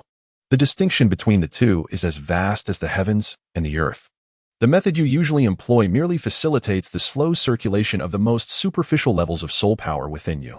However, the deep meditation you have just experienced allows one to genuinely perceive the laws governing the flow of energy between heaven and earth, along the lengthy path of cultivation. These two distinct forms of meditation must be utilized flexibly according to the circumstances to achieve greater accomplishments. Generally speaking, when faced with a formidable bottleneck, one should decisively opt for the latter. As for the routine practice of meditating to cultivate soul power, the former remains the more suitable choice. True top-tier experts should possess a profound understanding of both shallow and deep meditation, wielding them with ease. Shaoan, you have already demonstrated remarkable aptitude in this regard. But continuous comprehension of its intricacies is essential. Given time, you will undoubtedly achieve greatness. The time-space Douluo gently patted Qian Yuhan's shoulder and said softly, "You must be hungry. How about trying some of this?" She lifted the bag she was holding and waved it before Qian Yuhan, then placed it on the dining table. Qian Yuhan swallowed hard. He had long caught a whiff of the aroma. The culinary skills of the time-space Douluo were truly exceptional, with dishes that exuded a tantalizing fragrance, akin to those prepared by a top-tier chef. Qian Yuhan slowly extended her hand, gently pinching the edge of the lunchbox lid. With a slight exertion, a soft pop resonated as the lid was effortlessly lifted. In that instant, an intoxicating aroma wafted forth, a tantalizing scent that was utterly irresistible. Upon closer inspection, she beheld two exquisite dishes within the lunchbox, spicy diced chicken and savory eggplant. The soft light cascaded over them, as if draping these culinary creations in a golden veil, enhancing their allure. The succulent, juicy pieces of chicken were enveloped in vibrant red chilies and Sichuan peppercorns, exuding an alluringly fiery essence. Each morsel gleamed with a lustrous sheen, their vivid colors reminiscent of dazzling rubies. Beside them, the eggplant presented a deep violet hue, its skin slightly wrinkled, revealing a unique texture. A rich, thick sauce enveloped the eggplant evenly, emanating a profound savory aroma that stirred the appetite irresistibly. Merely gazing at these two dishes was sufficient to elicit a swift increase in salivation, as if the palate eagerly anticipated the exquisite pleasure that awaited in tasting such delectable offerings. Observing Qian Yuhan's eager expression, the time-space Douluo chuckled, covering his mouth. "Hurry and indulge. For the past few days, I've been bringing you meals daily. Your spirit is in meditation, and who knows when you'll awaken. I thought you might be hungry once you do. So, I come by at mealtimes to check if you are awake. If not, Uncle Tian Wei will have your share. If you are awake, there will be none left for him. Ha ha ha." Qian Yuhan sat quietly, listening to the words of the time and space Douluo. For reasons unknown, a sudden pang of sorrow struck at the tip of his nose, as if something had gently brushed against it. Almost immediately, a warm tide began to swell in his eyes, and tears started to brim uncontrollably. At that moment, the time and space Douluo noticed the change in Qian Yuhan. A slight smirk playing at the corners of his mouth as he remarked teasingly, "Oh my, how time flies. I remember when you were just a little rascal, always coming to me with your woes, yet never shedding a tear. How is it that after 3 years, you've transformed into a weepy little thing? This simply one tea deal." Upon hearing this playful banter, Qian Yuhan gently shook his head, striving to suppress the tears threatening to spill over. He wished to conceal this vulnerable side of himself, especially in front of the esteemed time and space Douluo. Lowering his head, he grasped his chopsticks tightly, fervently shoveling food into his mouth, as if to bury the tumult of emotions within. After Qian Yuhan finished his meal, the time and space Douluo and the heavenly might Douluo took their leave, refraining from disturbing Qian Yuhan's rest. Barely half an hour had passed when a knock echoed through the air once more. Qian Yuhan opened the door again to find a man and a woman standing there, The man was Yu Ziyang, and the woman was Zhou Yu. Chapter 86. The Royal Academy of Heaven Do, as mentioned by Yu Ziyang. Qian Yuhan opened the door, only to be met with the unexpected sight of Zhou Yu and Yu Ziyang. Teacher Zhou, Teacher Yu, what brings you here? Qian Yuhan was taken aback by the arrival of his two instructors, as were Zhou Yu and Yu Ziyang. The school had tasked them with visiting the homes of students from classes 2 and 4 to clarify certain academic matters and to motivate the students. From the Student Affairs Office, Zhou Yu and Yu Ziyang had learned that Qian Yuhan resided in the Minghua Villa, while Yu Ziyang might not fully grasp the significance. Zhou Yu was well aware that the villa housed high-ranking officials from the Spirit Hall, and it was rumored that even the highest leaders resided there. Yuhan, you truly live here? Zhou Yu exclaimed, pulling out a few sheets of paper to dab at her non-existent sweat. Upon entering Minghua Villa, she had encountered several senior officials of the Spirit Hall, the Secretary General, and numerous ministers. Glancing at Qian Yuhan, who appeared utterly harmless, she refrained from probing further. Yes, Teacher Zhou, Teacher Yu, please come in and take a seat. Don't just stand outside, Qian Yuhan urged. As Zhou Yu stepped into Qian Yuhan's home and approached the living room, she halted in her tracks, for the central wall was adorned with a photograph. In that photograph were two individuals she recognized. One was her student Qian Yuhan, and the other was the esteemed elder of judgment from the Spirit Hall, the Grand Offering. Qian Mo, Yuhan is your father. Qian Yuhan perceptibly noticed that Zhou Yu's gaze was fixed on the prominent photograph in the living room. Contemplating his predicament, he realized that further concealment would serve little purpose. Taking a deep breath, he slowly spoke, Indeed, Teacher Zhou, that is a photograph of my father and me. Before he could finish his sentence, Yu Ziyang beside him suddenly widened his eyes, a look of astonishment and reverence washing over his face. He stared intently at the picture in the living room, as if he had stumbled upon an exquisite treasure. Almost instinctively, he lunged forward, grasping Qian Yuhan's hand tightly. His voice trembling with excitement, Yuhan, your father is the angel Douluo. The unexpected reaction left Qian Yuhan momentarily stunned. He had never anticipated such a fervent response from Yu Ziyang. The latter held his hand with both of his, fervently sparkling with admiration, while he incessantly recounted the legendary feats of the angel Douluo. Qian Yuhan stood there, bewildered, unsure of how to respond to this overly enthusiastic teacher. Zhou Yu, however, seemed unperturbed and explained, Yuhan, it's nothing. He is simply a fervent admirer of your father. Fervent admirer, Qian Yuhan replied, perplexed, inwardly scoffing at the notion that such a seemingly ordinary figure as his father could have a devoted fan base. Meanwhile, in a distant part of Douluo continent, Qian Mo had just emerged from a cave, sneezing as he did so. This was the third ancient ruin he had explored, and he rubbed his nose, shaking his head in frustration, feeling that he had yet to uncover what he was truly seeking. Zhou Yu continued, Indeed, your Yu teacher was once saved by the angel Douluo and has heard many tales of his exploits from the elders of their family, which has led to his enduring admiration. I see, Qian Yuhan replied. Yu Ziyang tightened his grip on Qian Yuhan's hand, applying more pressure as he asked, Yuhan, may I meet him? Confident that he would soon be in the presence of his idol. Yu Ziyang's motivation for growth stemmed from his desire to one day stand shoulder to shoulder with the angel Douluo, hoping to repay the kindness he had received. Qian Yuhan gently shook her head, a trace of helplessness and concern evident on her face. Slowly, she spoke, I apologize, Teacher Yu. My father has been away for nearly a year now, and there has been no word from him. I truly have no idea when he might return. Her voice was tinged with melancholy, as if a heavy stone weighed upon her heart. Yu Ziyang intended to press further with his inquiries, but at that moment, Zhou Yu, with her innate sensitivity, perceptively detected the subtle shift in Qian Yuhan's emotions. Without making a sound, she discreetly reached out and pinched Yu Ziyang's waist. This seemingly slight gesture carried an unmistakable implication. Yu Ziyang immediately grasped the situation, realizing that he should refrain from further probing to avoid further unsettling Qian Yuhan. Clearing his throat, he swiftly changed the subject in an effort to lighten the somewhat oppressive atmosphere. Yuhan, actually, my colleague, Teacher Zhou, and I came to see you today primarily to conduct a brief mobilization. As you know, I taught at the Tiando Royal Academy for several years, so I am quite familiar with that place. Let me introduce it to you briefly. Yu Ziyang smiled, striving to adopt a relaxed and natural tone. The Tiando Royal Academy is the foremost institution in the Tiando Empire, ranking alongside the Xingluo Royal Academy in the second tier, while the first tier consists of the Spirit Hall Academy. However, The teaching environment of the Tiando Royal Academy is unparalleled across the continent. Why do I say this? It boasts a unique simulated training ground that no other academy possesses. A simulated training ground? Qian Yuhan exclaimed, her curiosity piqued by this novel term. Indeed. This simulated training ground represents the greatest advantage of the Tiando Royal Academy. It provides soul masters with various combat scenarios, offering a fully authentic simulation.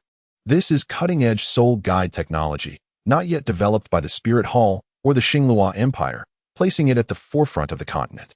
The efficacy of training within the simulated environment closely mirrors actual combat in the Soul Beast Forest, and parameters can be adjusted to tailor the training content to individual needs. Furthermore, after training, evaluations and data presentations are provided to facilitate the arrangement of subsequent training plans. That's absolutely amazing, Qian Yuhan exclaimed, nearly bursting with excitement. However, the Tiando Royal Academy has only 5 of these simulated training grounds, and access requires the consumption of points, which can only be earned by participating in designated soul battle competitions at the Academy. The specific venue for this is the Ice God Soul Battle Arena, where the Academy has a designated coordinator to manage the battles and provide points. This system is also designed to encourage students to maintain a competitive and training-oriented mindset. Qian Yuhan nodded. This is excellent. Indeed, the educational environment here is commendable, and the philosophy is quite advanced. Since my arrival at the Spirit Hall Academy, I have consistently shared these insights with the Academy leaders, who have shown great support. They are currently deliberating on subsequent plans. The decision to send you little prodigies to the Royal Academy of Tiando for 3.5 years is to observe how their superior teaching environment can elevate your capabilities. Oh, by the way, you will have the opportunity to choose your own instructors there. I recommend selecting Teacher Lei Ming, who is my esteemed mentor. You can imagine his exceptional teaching prowess. After listening to Yu Ziyang's brief introduction, Qian Yuhan developed a foundational understanding of the Royal Academy of Tiando and felt increasingly eager for the forthcoming learning experience. Suddenly, Yu Ziyang interjected, however, there are a few matters you need to be mindful of. In the future, Sundays will be a day of rest, due to a prior missed chapter. There will be an additional chapter tomorrow. I appreciate everyone's support. If we neglect our studies for a week, we must dedicate a day to thoroughly review our materials, as I do not wish to fail. Woe is me. Chapter 87. The 9-Treasure Glazed Tower, Additional Chapter. Yu Ziyang continued. Nevertheless, Yuhan, there are still several things you must pay close attention to. Qian Yuhan, perplexed, inquired, what is it, teacher Yu? Yu Ziyang refrained from elaborating further and continued. In the Royal Academy of Tiando, there are indeed many young scions, but they predominantly congregate within the imperial classes. Hence, there is no need for you to worry. You will undoubtedly be shielded from the negative influences of those individuals. The class assigned to you by the Academy is the civilian class, where every student is diligent, eager to learn, and passionate about combat. It is noteworthy that even the esteemed young lady of the Ice God sect is part of the civilian class, which clearly demonstrates that this class truly serves as a brilliant showcase of the strength and image of the Royal Academy of Tiando. Upon hearing this, Qian Yuhan fell into deep contemplation, murmuring to himself, the young lady of the Ice God sect?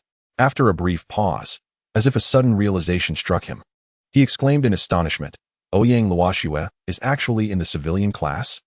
This class indeed holds significant value. However, it is quite perplexing that the Ice God sect, being the most formidable sect openly acknowledged in the Tiando Empire, would place their own young lady in the civilian class.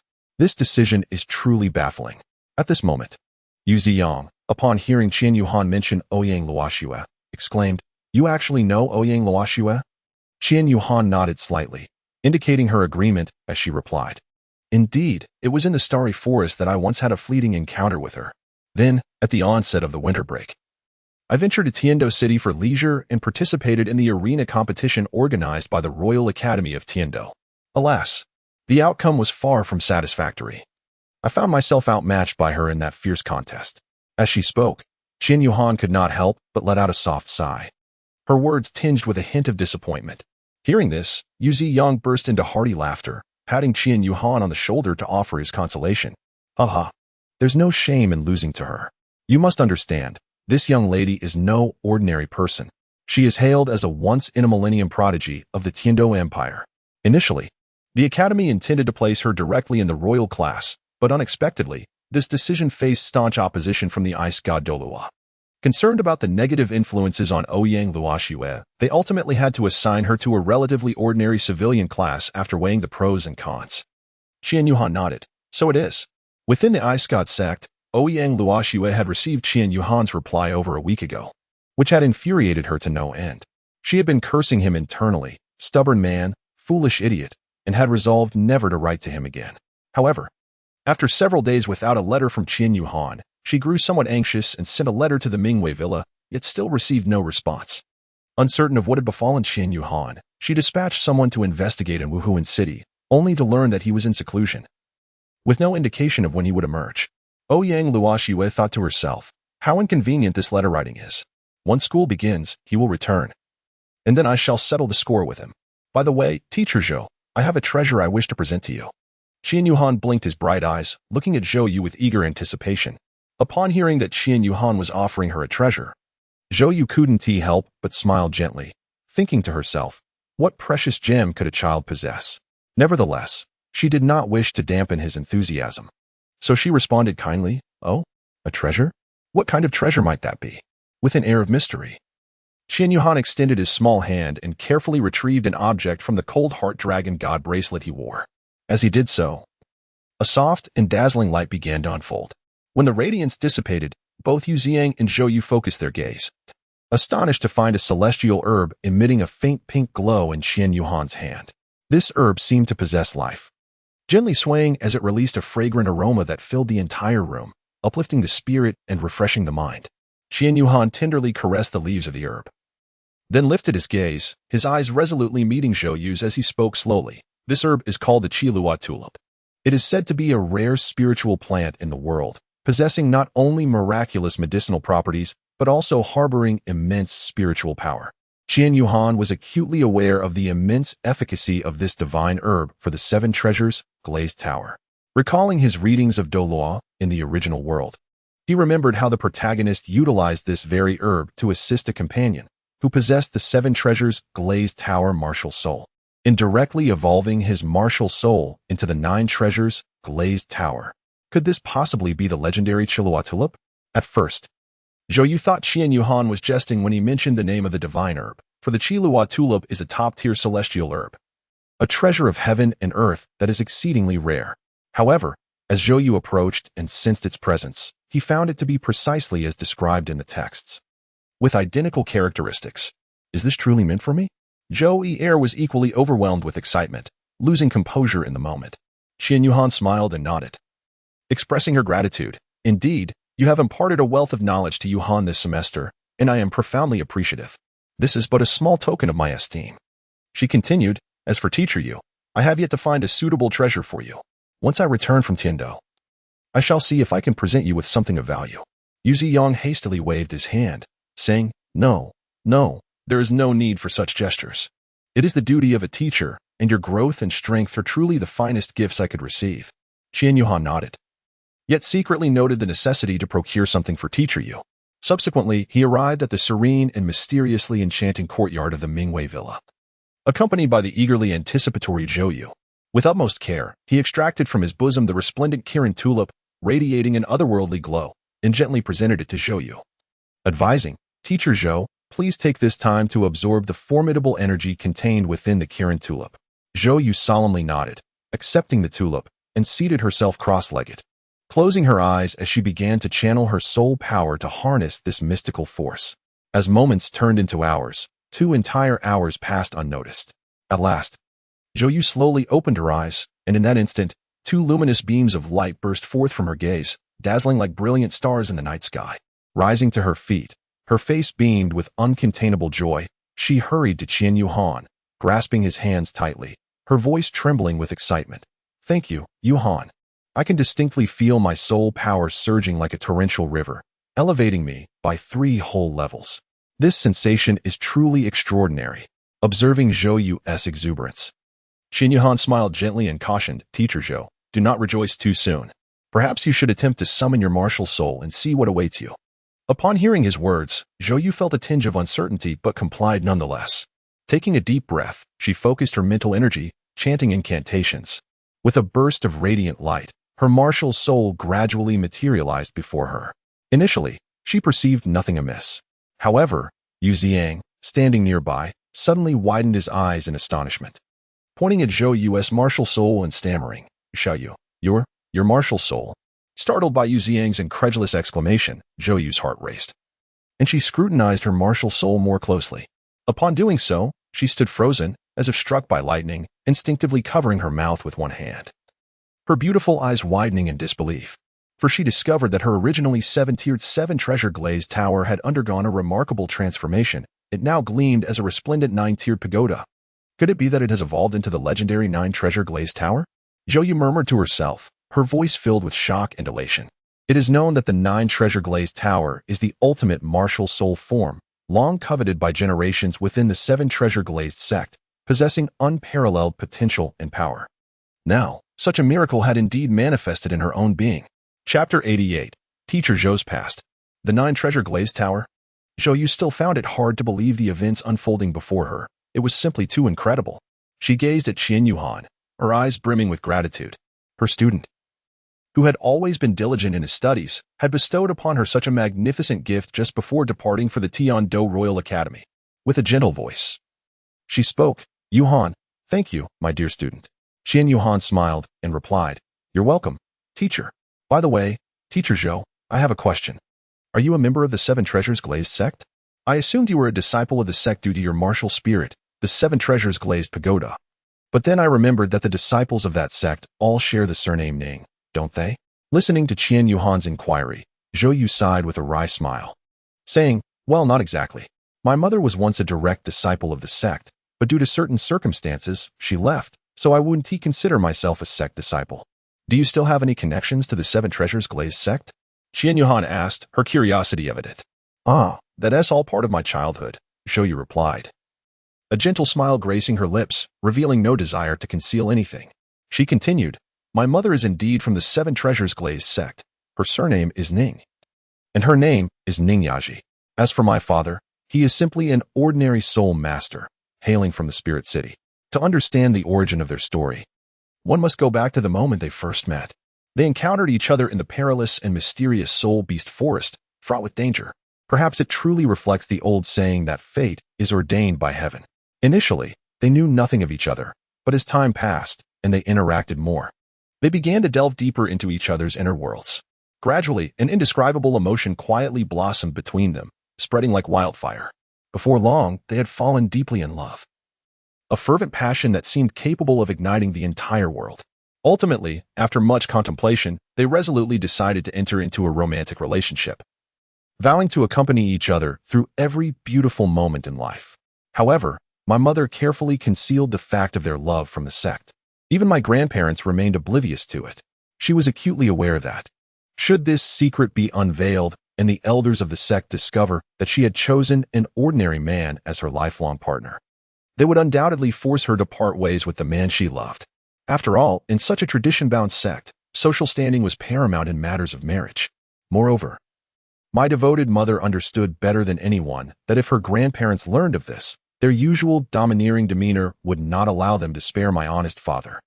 They would certainly subject him to relentless scrutiny and blame. The thought of this caused my mother immense pain, as if a multitude of ants were gnawing at her heart. Thus, driven by profound love for my father and an unwavering commitment to protect their relationship, she made the resolute decision to keep this secret, choosing to bear the pressure alone rather than allowing her beloved to suffer even the slightest harm. However, the truth ultimately cannot be hidden, and their relationship eventually fell under the watchful eyes of my grandparents. When this undeniable truth was laid bare, it is easy to imagine the countless instances of merciless ridicule and belittlement my father endured at the hands of my maternal grandparents. Faced with such circumstances, despite the myriad grievances and indignation swelling within him, my father felt compelled to suppress his fury and silently endure, for they were, after all, the beloved parents of my mother. As for my mother, she could not idly stand by while the one she cherished was subjected to such unjust treatment. In her fervor, she engaged in numerous heated arguments with her parents, striving to defend my father and preserve the authenticity of their bond. Yet, each confrontation only exacerbated the existing tensions, rendering familial relations increasingly strained. Ultimately, under the relentless pressure from my grandparents, my mother felt utterly drained and chose to disengage from their incessant quarrels. Thus, She resolutely made a bold decision to leave home. Without hesitation, she followed my father away from that stifling place, embarking together on a journey to Spirit City. Upon their arrival in Spirit City, they found themselves in unfamiliar territory, beset by numerous hardships and challenges. Fortunately, they supported each other, offering encouragement as they tirelessly sought employment opportunities. After a year of arduous struggle, they gradually began to stabilize their lives. Just as their situation began to improve, they eagerly organized a simple yet heartfelt wedding, formally uniting as husband and wife. Shortly thereafter, I made my grand entrance into this world.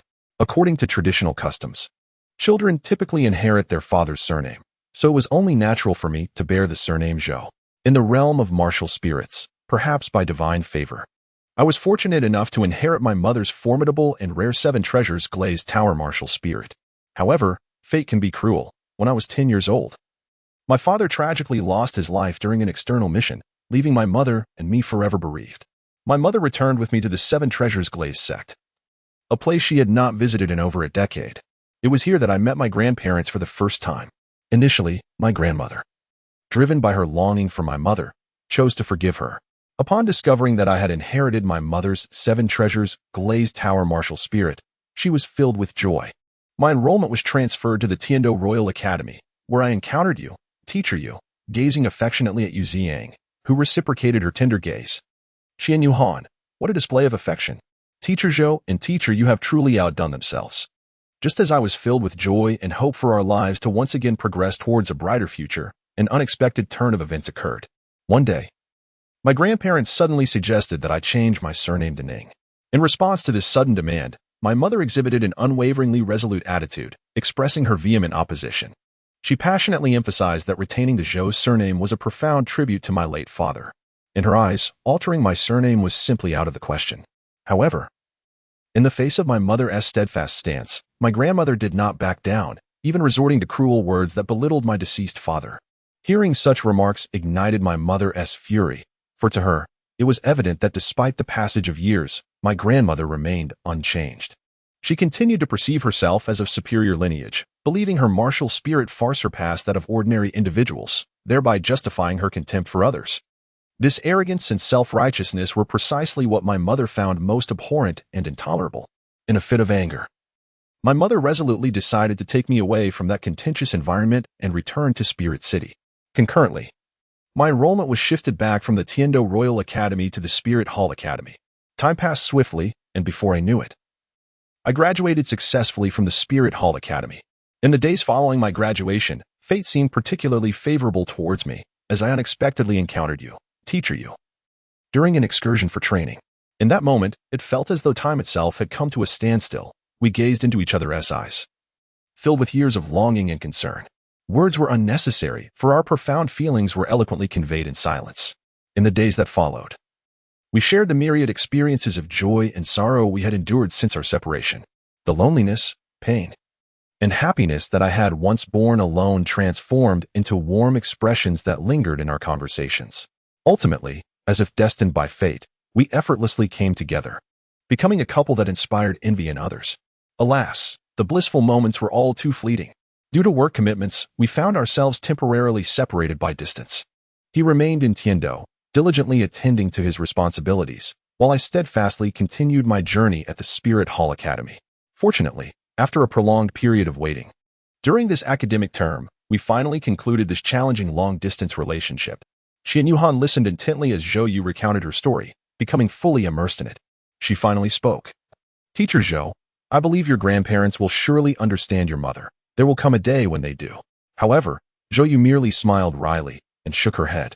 My grandparents passed away in the year of my graduation. Qian Yuhan, I apologize, teacher Zhou. Qian Yuhan murmured, lowering her head in remorse. Haha. It's quite all right, Zhou Yu replied. I was not particularly close with my grandparents either. When they passed away, my mother returned to sever ties with the Qibao Liuli sect completely, and she didn't even take me along to pay her respects. Yu Ziyang patted Zhou Yu on the shoulder, offering comfort. Nevertheless, teacher Zhou, you are indeed fortunate to have encountered a good man like me.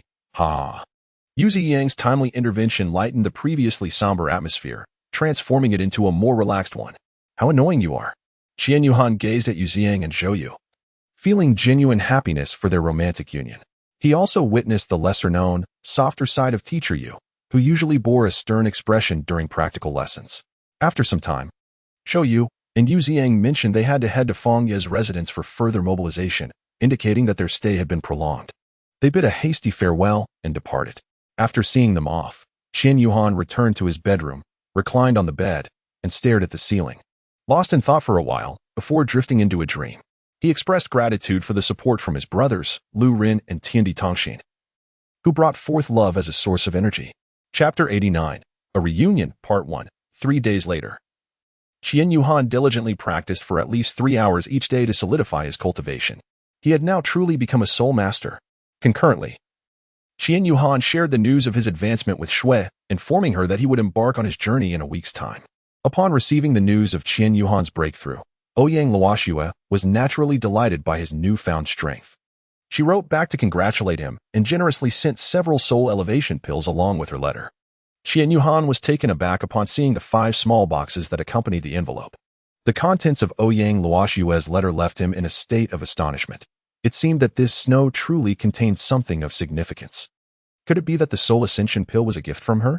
This notion began to crystallize in Qian Yuhan's mind, and he resolved to inquire further once he arrived at the Royal Academy of Tiando.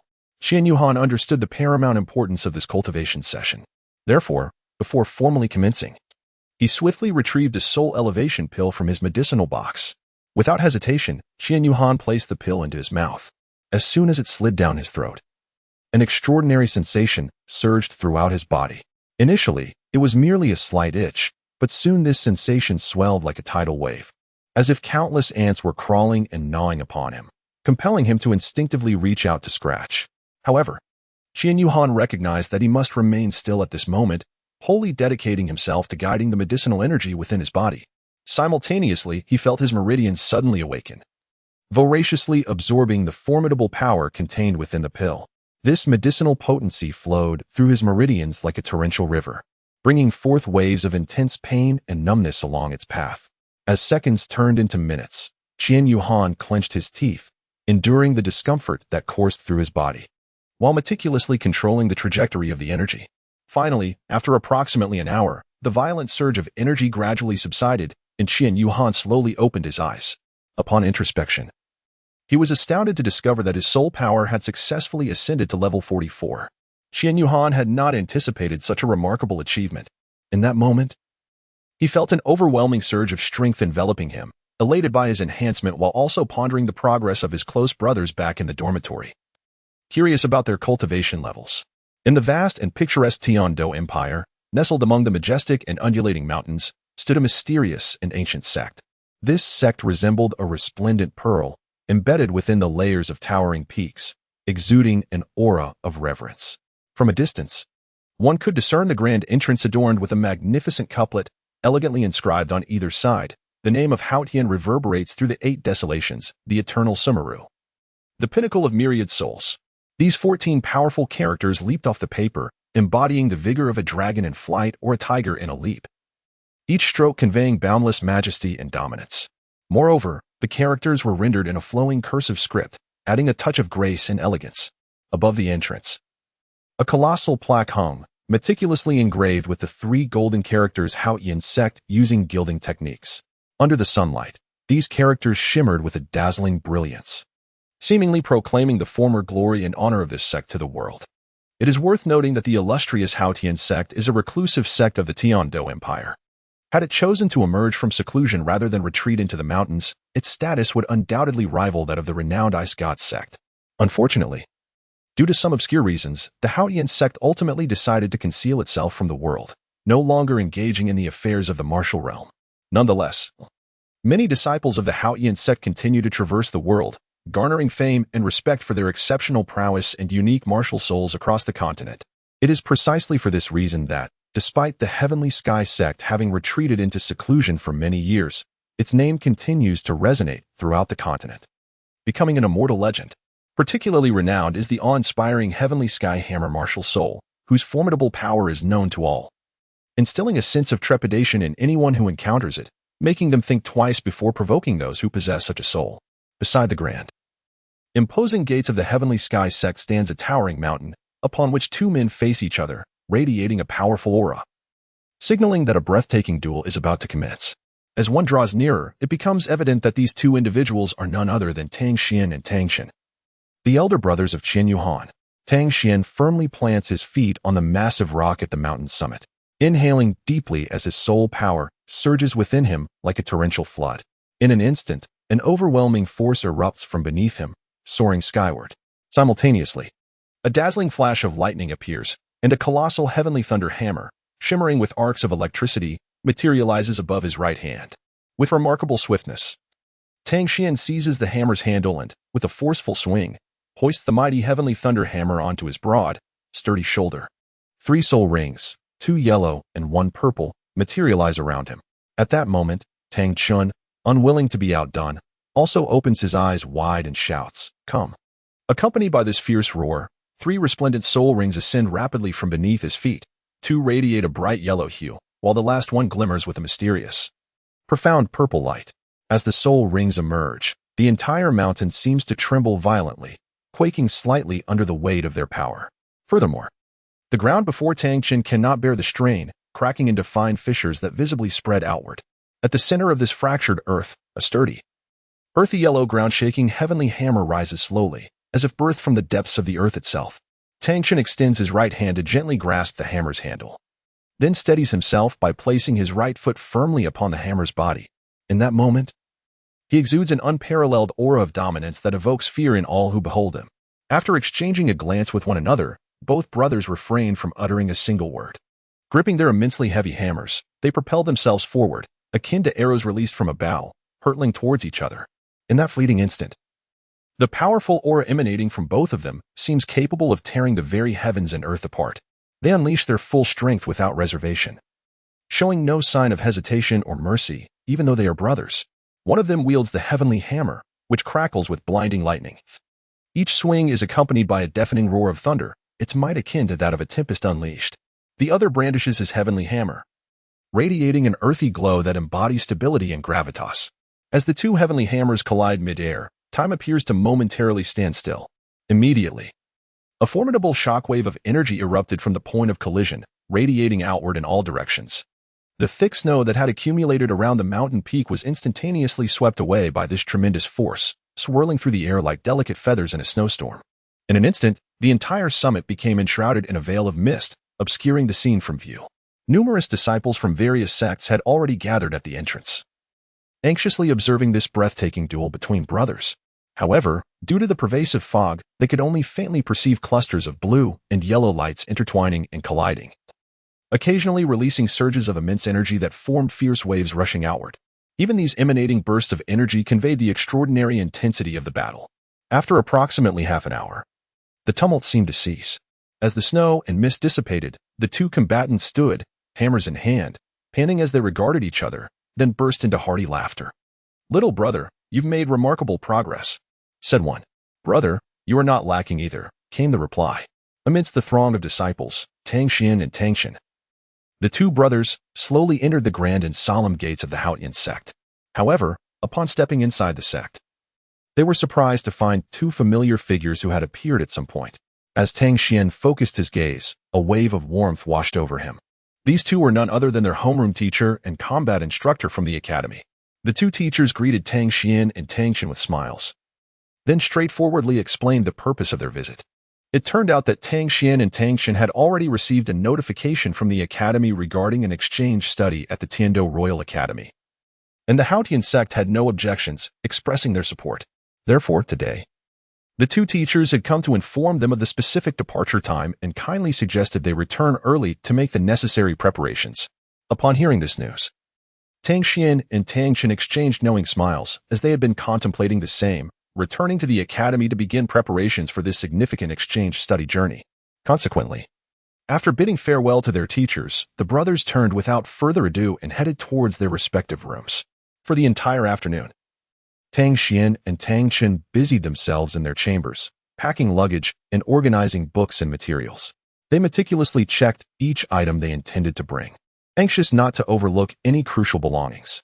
Unbeknownst to them, the sun dipped below the horizon, and twilight descended, Yet the brothers remained engrossed in their methodical preparations.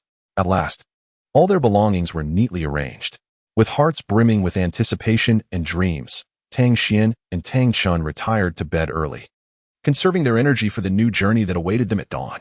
Chapter 90, Reunion, Part 2. Qian Yuhan sat serenely upon the cushion in his home.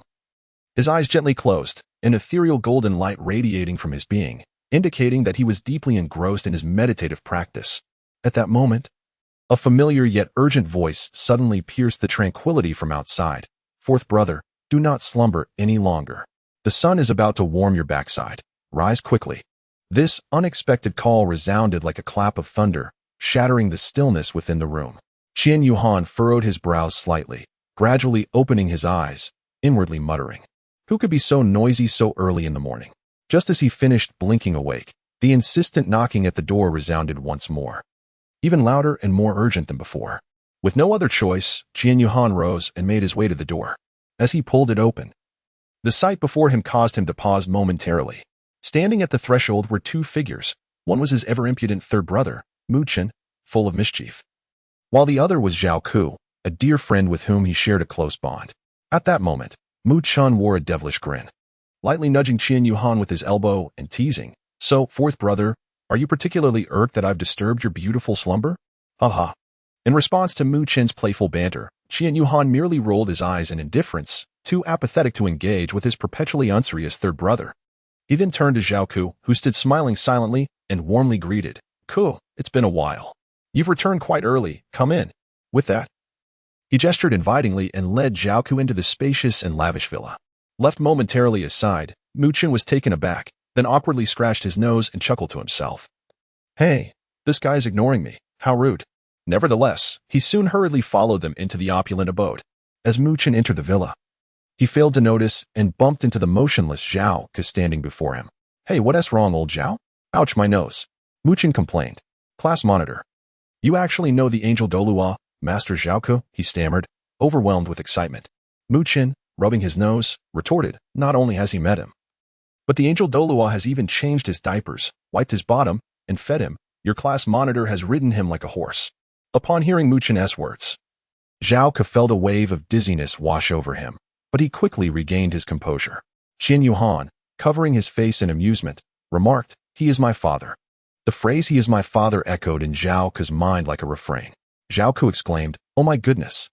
I can't believe I'm in the same class as the son of the angel Douluo. What the heck? All right, I'm just me.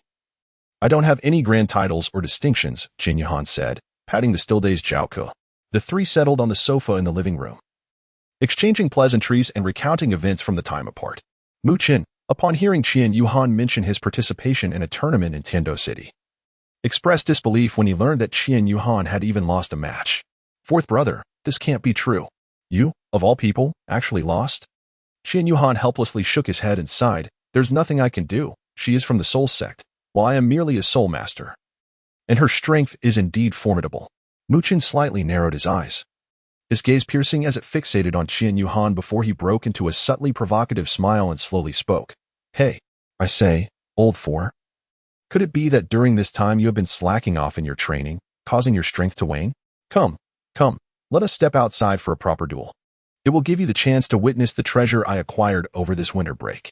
With it, my soul power has surged to level 39. I feel as though I am on the brink of reaching the threshold of the soul sect." As he spoke, he excitedly waved his fist, as if he could hardly contain the eagerness to showcase his newfound prowess. Upon hearing the words, Qian Yuhan merely nodded lightly in acknowledgement. However, from the steadiness of his gaze, one could discern that he too brimmed with anticipation and confidence for the impending contest. Before long, the trio arrived at the exceptionally opulent and grandiose Soul Arena located within the Mingwei community.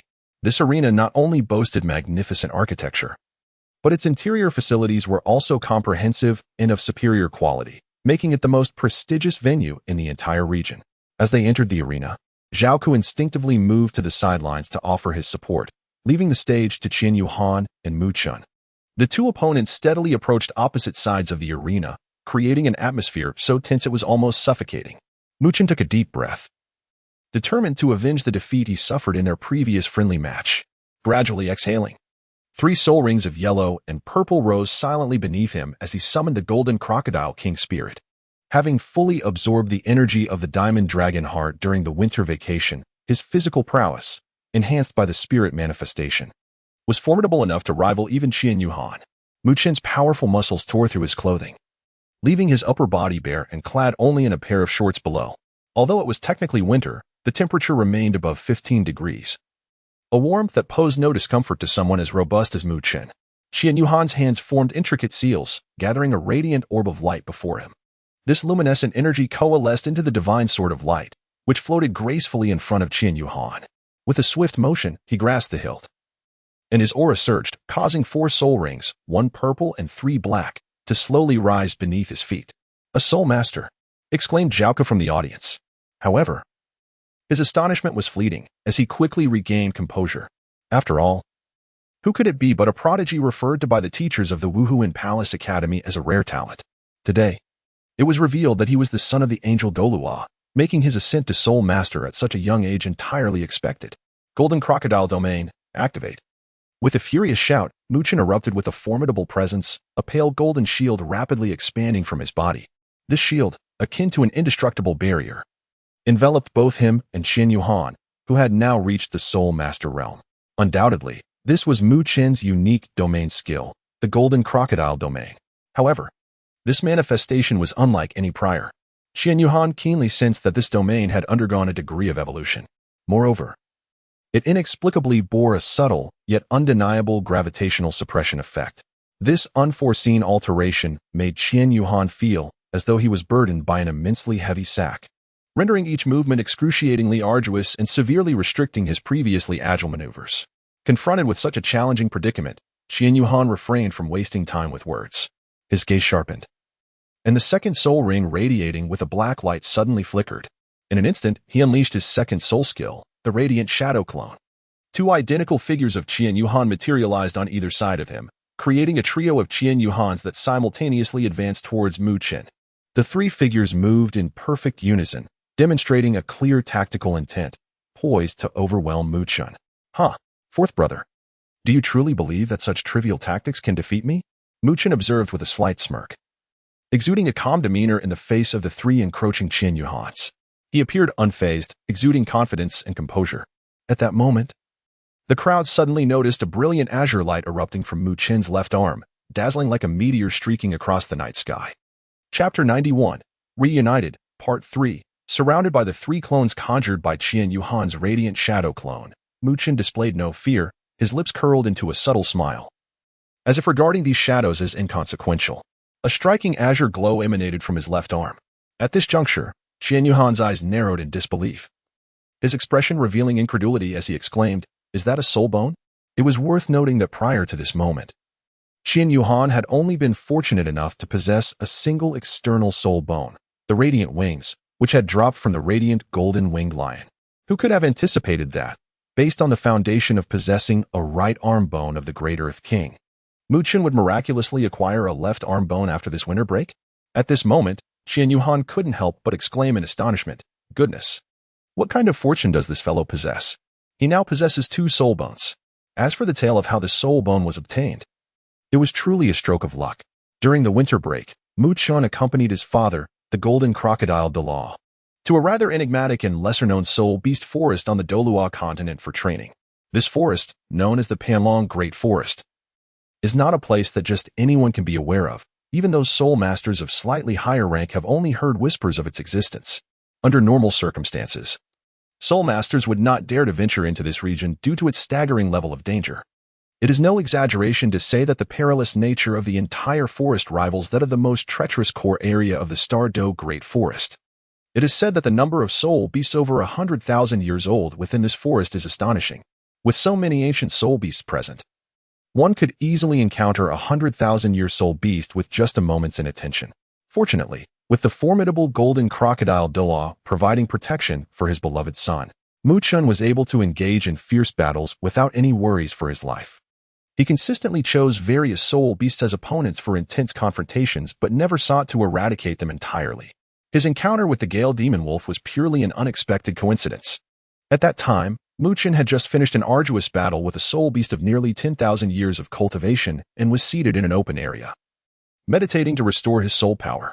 At that moment, a Gale demon wolf, possessing over 20,000 years of experience, silently appeared nearby and quickly spotted the meditating Mu Chen.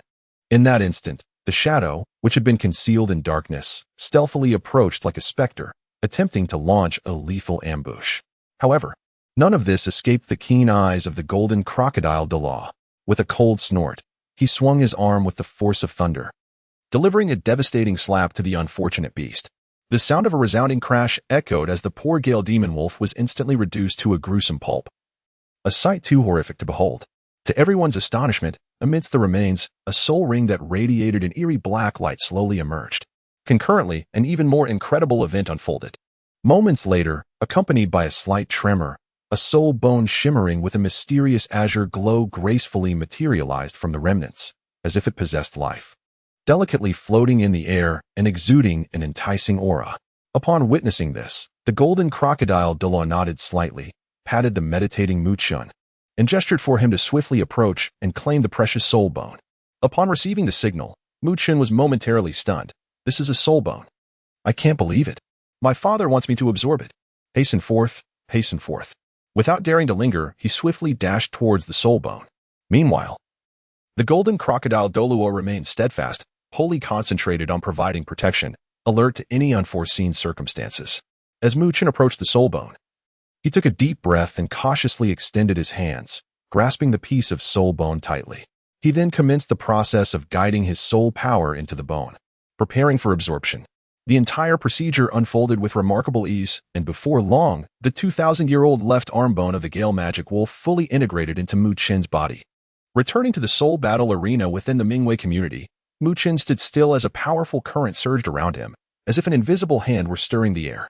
The current rapidly coalesced into a colossal azure tornado, swirling frantically around Mu Chen as its epicenter.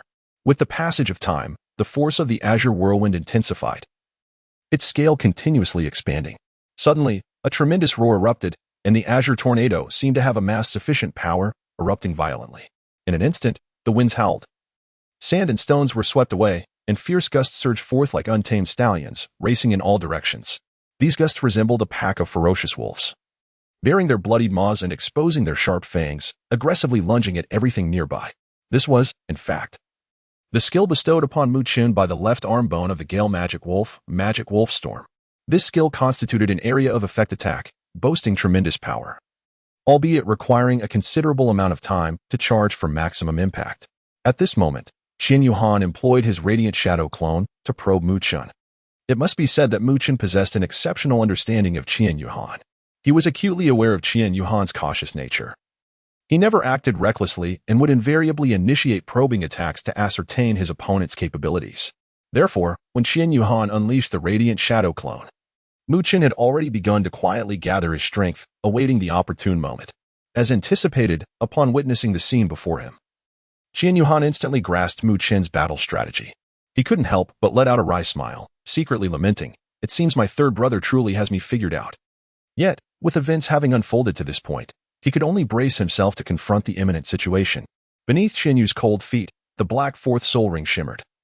Invoking the fourth soul skill, Baptism of Light, the luminous wings behind Qian Yuhan unfurled, enhancing his speed as he deftly evaded the onslaught of wolf shadows unleashed by Mu Chen's demonic wolf storm. One shadow lunged directly toward him, with a swift sidestep. Qian Yuhan eluded the attack, causing the wolf shadow to collide with another that had aimed for him. A thunderous roar echoed throughout the battle soul arena, drawing numerous residents from the Mingwei Villa district to witness the spectacle. In an instant, Qian Yuhan's form darted upward like a bolt of lightning. He relaxed his right hand, and the resplendent sword of light did not plummet to the ground as anticipated.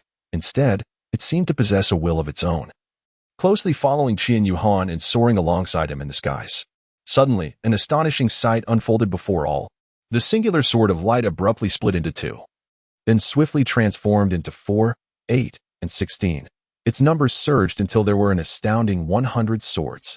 These luminous blades lined up behind Qian Yuhan like disciplined soldiers. Upon reaching a certain altitude, Qian Yuhan halted, suspending himself in midair. The 100 radiant swords surrounding him gleamed brilliantly, poised for action. With a commanding shout, he exclaimed, "Go!" The command resonated like thunder, shattering the tranquility. In an instant, the multitude of flying swords cascaded down like a torrential rain, exuding an unmatched ferocity toward the battle soul arena below. The scene was extraordinarily magnificent, leaving onlookers in awe. Within the arena, Muchen gasped at the unfolding spectacle, exclaiming, "What on earth?" He wasted no time, hastily activating his yellow second soul ring to summon his defensive skill, the Golden Shield. Just as he did, the first sword shadow shot toward him with blinding speed. However, upon striking the golden barrier enveloping Muchen, it merely grazed the surface before shattering into nothingness. Unfortunately, the relentless barrage of sword shadows was far too overwhelming. Though each individual sword shadow struggled to penetrate Muchen's protective golden glow, the adage "two fists cannot fight four hands" proved true. Over time, the relentless assault ultimately shattered his shield. Witnessing this, a subtle smile flickered across Qian Yuhan's stern visage. With a casual wave of his right hand, the remaining sword shadows that had yet to reach their target dissipated into the air, vanishing without a trace. The arena of the Soul Arena was suddenly enveloped in tranquility, with the audience still lost in the aftermath of the thrilling battle that had just transpired, unable to regain their composure. With only a month remaining until the final examinations, I have been tirelessly attending supplementary classes, struggling to grasp the material due to excessive absences, the cost of neglecting my studies. The debts I owe must be repaid. And I find myself overwhelmed with emotion. Despite the chaos, I managed to carve out some time to write this chapter, truly squeezed out under pressure. I humbly ask for your understanding. Whenever I find a moment, I will certainly update, though the timing may be uncertain. I anticipate returning to a regular update schedule of 2 chapters a day only after my exams conclude in early January. I hope you can empathize with this pitiful underachiever. Chapter 92. Departure, Destination, Heaven Do Royal Academy, Part 1. Within the grand and magnificent Moonlight Villa's Soul Arena, the atmosphere was electric. Having just witnessed a breathtaking showdown, the audience gradually emerged from their astonishment, soon erupting into thunderous applause and cheers. Every individual present recognized that the 2 young combatants engaged in fierce conflict were undeniably extraordinary talents, destined to become the illustrious stars of the Spirit Hall's radiant future. The spectators were primarily residents of the Moonlight community, almost without exception holding significant positions within the Spirit Hall.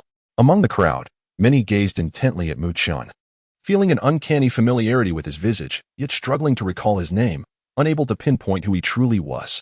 In truth, Muchen was the biological son of the Golden Crocodile Douluo, a secret known only to the highest authorities within the Spirit Hall, including the Elders and the Pope, as their status had not yet reached the point of awareness. As for Qian Yuhan, even some elders were uncertain. Aware only that the Spirit Hall had a young master, the specifics of his identity remaining a mystery. Qian Yuhan had been treasured and hidden away by Qian Mo. The Golden Crocodile Douluo and the other high-ranking officials of the Spirit Hall had always placed immense importance on their education, wishing to prevent Qian Yuhan and Muchen from becoming arrogant due to their illustrious backgrounds. Consequently, the 2 brothers had never exploited their noble lineage to oppress others, nor behaved recklessly like the spoiled scions of wealthy families. Such virtuous conduct was precisely what the Elders and the Pope preferred to witness. In terms of character traits, Qian Yuhan was humble and courteous, adhering to the principle of non-aggression, while Muchen, despite occasionally boasting and making grandiose claims, was never taken seriously by those around him, who merely considered him to be jesting. On the surface, Muchen might appear somewhat irreverent and carefree, yet deep down, he was an earnest and ambitious young man. The surrounding residents mostly regarded these 2 dashing youths as merely the scions of those in ordinary positions within the Spirit Hall. However, the reality is far from being so straightforward. At that moment, Qian Yuhan gracefully descended from the heavens, and scarcely had he steadied himself when Muchen, who had been unable to contain his excitement, surged forth like an arrow released from its bow. In the blink of an eye, he was upon Qian Yuhan, raising his right arm with unhesitating resolve to deliver a symbolic elbow strike, merely an expression of his frustration at having been bested once more by Qian Yuhan. Simultaneously, he exclaimed loudly, "Goodness, 4th brother, you are simply too extraordinary. The power of that 4th soul skill you just unleashed is astonishingly formidable."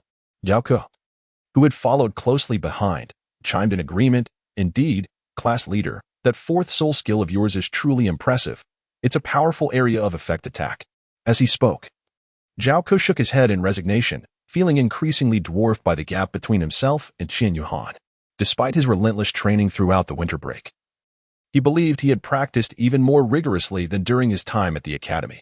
Alas, it seems to be the disparity in talent that sets them apart. The three of them conversed animatedly, their figures deftly weaving through the bustling crowd, returning to the opulent and grand villa. Upon entering, Qian Yuhan gently raised his hand and swept it across his wrist, causing the dazzling cold heart dragon god bracelet adorning his arm to quiver. In an instant, a brilliant light flashed, revealing a celestial herb, radiating a rich aura of spiritual energy, gracefully nestled within the palm of his fair hand. Qian Yuhan delicately extended the celestial herb towards Zhao Ku, softly urging, "You should quickly absorb this herb here. Once you have completed the process, we shall be ready to depart. As for the residual energy contained within this herb, we can seek a suitable moment to continue its absorption and refinement upon our arrival at the Royal Academy of Tiando." However, at that moment, Zhao Ku appeared as if ensnared by a spell, his gaze fixated on the celestial herb presented by Qian Yuhan. He was ensconced in a state of stupor, seemingly oblivious to everything around him. Upon witnessing the scene, Qian Yuhan could not help but shake his head in exasperation, inwardly lamenting, what could possibly be occupying this fellow's thoughts? Surely, he cannot expect me to hold my hand aloft indefinitely. With this thought in mind, he extended his other hand and gently snapped his fingers before Zhao Ku's eyes. A crisp sound echoed as Zhao Ku jolted back to reality, a look of mild embarrassment crossing his face. He sheepishly scratched his head and swiftly accepted the celestial herb from Qian Yuhan, clutching it tightly in his palm. Could this possibly be the 7 Absolute Lotus? Zhao Ku inquired. Qian Yuhan nodded in affirmation and replied, "Indeed." Qian Yuhan's knowledge of the names of these celestial herbs is entirely attributable to Fangya, who meticulously introduced each one to him at that time. The reason Qian Yuhan presented the 7 Absolute Lotus is that it is the most suitable celestial herb for Zhao Ku.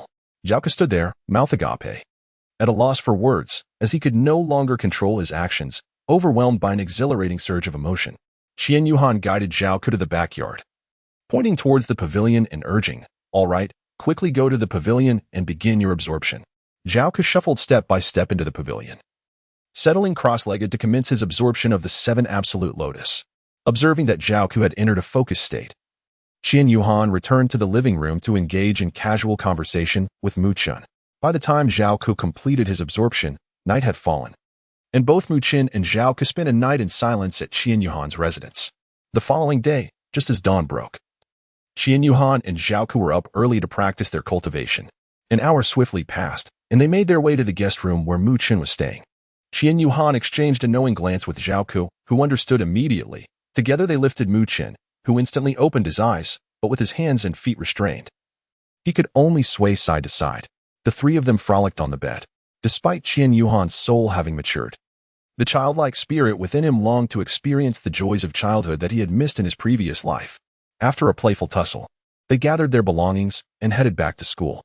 Upon arriving at the school gate, they spotted 3 familiar faces, the Tang brothers, Tang Xian and Tang Chun, along with Fangya. Mu Chun was the first to notice them and waved enthusiastically, exclaiming, "Xiaoya, big brother, second brother, you all are here so early." "Well, so are you," replied Tang Xian. Fangya chimed in with a smile. "For the next 3.5 years of exchange studies, we shall rely on you elder brothers for guidance." Upon hearing this, Mu Chun beamed with delight, thumping his chest and declaring, "No problem, leave it to me." Ha ha ha ha ha. Just then, a voice called out, "It seems everyone has arrived." They turned to see the year head, Director Han Shui. "Director Han," the group bowed in respect. "Your spirits seem high.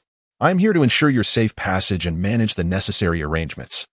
You 6 have been selected from the new students based on your outstanding performance in the final exams. This endeavor is both a pioneering effort and a representation of our Wuhuan Academy. You must showcase the prowess of our academy to the Tiando Royal Academy. Do you have confidence?" "Yes," they replied in unison. "Excellent. Let us depart." Chapter 93, Departure, Destination. Tiando Royal Academy, Part 2, Departure. Tiando Royal Academy. As Director Han's words echoed, he led Qian Yuhan and the others towards the magnificent soul-guided airship. The airship, with its unique design and gleaming metallic sheen, was the same model they had previously used during outdoor practical exercises. The group filed in, placing their luggage in the designated spots. Before long, all belongings were securely stowed. With a subtle rumble, the soul-guided airship began its ascent, soaring into the sky like a majestic bird, heading swiftly northwest towards the Tiando Empire. Seated within the spacecraft, The view through the porthole reveals a rapidly retreating landscape, invoking a sense of awe at the convenience bestowed by modern technology. Thanks to the utilization of advanced soul guide technology, the journey to Tiando City is remarkably swift, estimated to take merely 3 hours. However, Director Han informed us that as we approach the border of the Tiando Empire, we must temporarily halt to complete the necessary border crossing formalities. Time slipped away unnoticed. And before we knew it, 2 hours had elapsed. At this juncture, the soul guide vessel gradually descended, ultimately landing smoothly at the border of the Tiando Empire. Here lies a city known as Yellen, positioned at the confluence of the Spirit Hall and the Tiando Empire. This city is renowned and holds the esteemed title of the foremost city at the border. Its geographical significance and flourishing commerce, coupled with a substantial populace, render it a vibrant locale. Do not underestimate Yellen, although it is distanced from the central cities of the Tiando Empire. It stands as a pillar of both strategic and economic importance.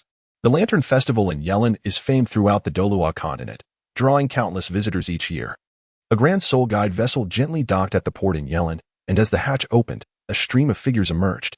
Leading the group was Director Han Shui, followed closely by 6 young individuals, including Qian Yuhan.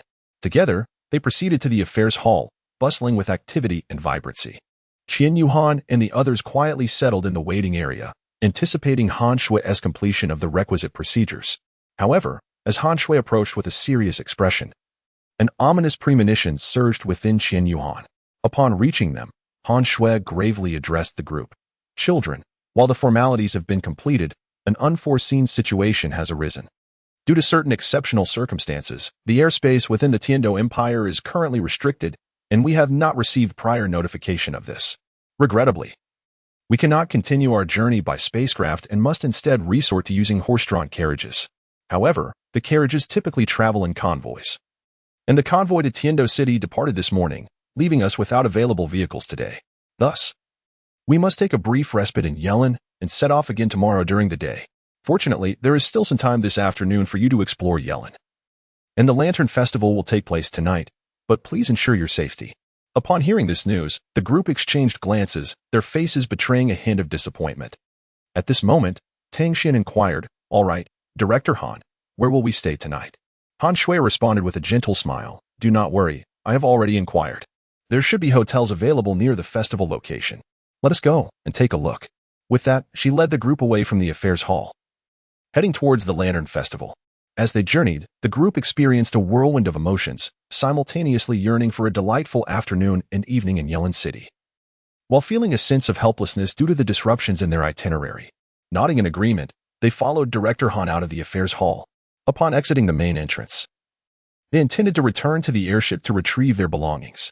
However, as they approached the docking port, they were met with a throng of individuals surrounding their spirit-guided vessel. Uncertain of the unfolding situation, they advanced closer. Upon nearing, they overheard an individual pointing at the airship emblazoned with the emblem of the Spirit Hall Academy, vociferously exclaiming, "Come and see, this is the airship of the Spirit Hall Academy. What right does such a pathetic institution have to be present in our Yellen City?" The moment these words struck their ears, the expressions of the group darkened instantaneously. Qian Yuhan furrowed his brow in discontent, while Mu Chen, impulsive by nature, rolled up his sleeves, ready to confront the provocateur. Fortunately, Fang Ya, quick-witted and swift, restrained Mu Chen, and even Han Shui's eyes reflected considerable ire. What audacity! What are those fools doing over there, putting on such sour faces? Am I mistaken? At the last Soul Master competition, my brother was a key player for Lin Long Intermediate Soul Master Academy, and he was ruthlessly defeated by those brutes, leaving him incapacitated. It's infuriating. Enough of this vexation. I must avenge this grievance against their wretched airship. The individual noticed the discontent etched on Qian Yuhan and his companions' faces and continued his tirade. Upon hearing the provocateurs' remarks, Qian Yuhan could not suppress a cold laugh. "Brother, have you considered that using your soul skills to destroy this airship might lead to your arrest for trespassing on someone else's property?" "Arrest?" He scoffed. "Ha! Who in this vicinity is unaware of my esteemed reputation?" A passerby beside Qian Yuhan whispered in his ear, "Young one, you must be from another place. I advise you to speak less. This person is not to be trifled with. Let us observe from the sidelines. He is called Cain, the son of the Deputy City Lord of Yellen City, Gai Yutong." "I must admit, I was unaware of that," replied the passerby. Upon hearing Qian Yuhan's sarcastic tone, Mu Chun nearly lost his composure and quietly remarked to Fangya, "It seems the fourth is looking for an excuse to make a move." Fangya, somewhat perplexed, did not quite grasp the meaning behind Mu Chin's words, when suddenly the irate individual shouted, "Boy, do you not recognize me? Must I know you?" Kane, known for his fiery temperament, immediately summoned his martial spirit, revealing himself to be a second-ring soul master, and charged toward Qian Yuhan, delivering a powerful punch. Qian Yu's lips curled into a subtle smile as he calmly uttered, "Get lost." Though his words were unremarkable, an overwhelming aura surged around him in an instant. The oppressive force of the soul sect was unleashed, sending Cain hurtling backward, crashing violently against the soul-guided vessel, and creating a significant dent upon impact. "Qian Yuhan, I did not intend to do so." Qian Yuhan awkwardly turned to glance at Han Shui, who, with a resigned shake of her head, offered a wry smile without uttering a word. At that moment, the crowd began to part, creating a pathway as the guard squad approached, encircling the assembly. Upon receiving reports from the public about someone vandalizing another soul-guided airship, the question arose, who could it be? Despite the pain, Kane managed to rise. Pointing directly at Qian Yuhan, "Captain Li, it is this rascal who has caused the disturbance here. Just look at the deep pit they have created in the airship of the Wuhuan Temple Academy." With that, he shifted his body aside, revealing the gaping hole behind him. "Did you do this?" Captain Li of the guard squad inquired. Qian Yuhan did not directly respond to his inquiry. Instead, he turned to Director Han. Understanding the unspoken communication, Director Han approached Qian Yuhan and positioned himself protectively in front of him. In Chapter 94, Departure, Destination, Tiando Royal Academy, Part 3. Director Han stood before Qian Yuhan, shielding him from view. Captain Li of the guard team was a formidable soul emperor with 6 rings, who usually wielded his power to intimidate and oppress others, accustomed to acting with impunity. Naturally, he recognized the figure of Cain. For who could be unaware that he was the treasured son of the vice mayor of Yelin City, Gai Yutong? Captain Li merely sought to earn a living through his position. How could he dare offend such a prominent individual? Thus, at this moment, he unhesitatingly opted to ingratiate himself with Cain. With his head held high, Captain Li surveyed the crowd before him with an expression of utter disdain and contempt, loudly proclaiming, "How dare you brazenly disrupt public order here, and even damage another's soul-guided airship? The evidence is irrefutable. You will all accompany us without protest." After delivering this ultimatum, he assumed an air of superiority, as though everyone present were mere insects at his command. However, Captain Li's gaze bypassed Director Han entirely, fixating instead on Qian Yuhan, who stood resolutely, seemingly unfazed. Noticing Qian Yuhan's lack of reaction, Captain Li's brow furrowed slightly, his tone growing increasingly impatient. "You insolent brat, do not push your luck.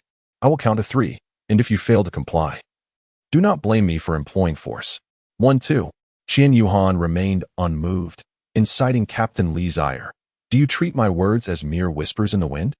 Step aside at once, or I shall arrest you, along with all of your companions." Captain Li could no longer conceal his emotions, his eyes wide with fury as he glared at Han Shui and Qian Yuhan. At that moment, murmurs began to ripple through the surrounding crowd, speculating about the captain's blatant favoritism. "Look at this guardian captain. What is the meaning of this? Such open bias is utterly outrageous." One onlooker exclaimed indignantly. "Indeed.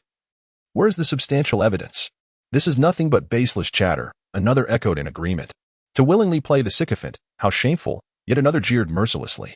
These cutting remarks surged like a tide into Captain Li's ears, reddening his face and causing the veins on his forehead to bulge. In a fit of rage, he bellowed, "Silence. I am executing my duties by law. Who are you to pass judgment here? If anyone dares to speak out again, they shall be treated as accomplices." Who would dare to dissent? With a stern admonition, the raucous crowd fell instantly silent. However, at that moment, Director Han, standing before Qian Yuhan, smiled gently. Suddenly, a formidable aura of soul power erupted from her, and around her body, 8 dazzling soul rings, 2 yellow, 2 purple, and 4 black, began to ascend majestically. Without a doubt, she was a formidable soul Douluo, possessing the most optimal soul ring configuration. As the grade director of the Spirit Hall Academy, one must be a soul Douluo and have made significant contributions to the academy to attain such a rank. Han Shui, a prodigy who graduated from the Spirit Hall Academy, had been retained by the then president and had been teaching there for nearly a decade. Achieving the rank of Soul Douluo in her 30s was indeed remarkable. Captain Li, upon realizing that the woman before him was a Soul Douluo, stammered, "As Soul Douluo? You, madam? Ah, no, You are indeed a soul, Douluo. And what of it? Han Shui retorted coldly, her words devoid of any warmth, chilling to the bone. This vessel belongs to us. Do you have anything to say? You may intimidate others, but even the city lord respects our academy students. Very well, I will speak plainly. Before Han Shui could finish, Captain Li abruptly raised his hand to interrupt. I apologize for my ignorance in not recognizing the exchange team from the Spirit Hall Academy. After bowing deeply at a perfect 90-degree angle, the shift in attitude towards the crowd was a complete 360-degree turn. It is your affluent companion who has damaged our airship. How do you propose we resolve this? Han Shui turned slightly, allowing Captain Li to once again observe the dent on the airship. Captain Li stammered, unsure of how to respond. Should we ask young Master Kane for compensation? I can hardly afford such a risk. My child needs to attend school. And I was hoping young Master Kane could whisper a word to the city lord to help my child gain admission to the Intermediate Soul Master Academy. My family's livelihood depends on this stable job. I cannot afford to lose it. Gritting his teeth, Captain Li resolved, I will pay. You see, it requires 500,000 gold soul coins. Very well, but how much is it? 500,000 gold soul coins.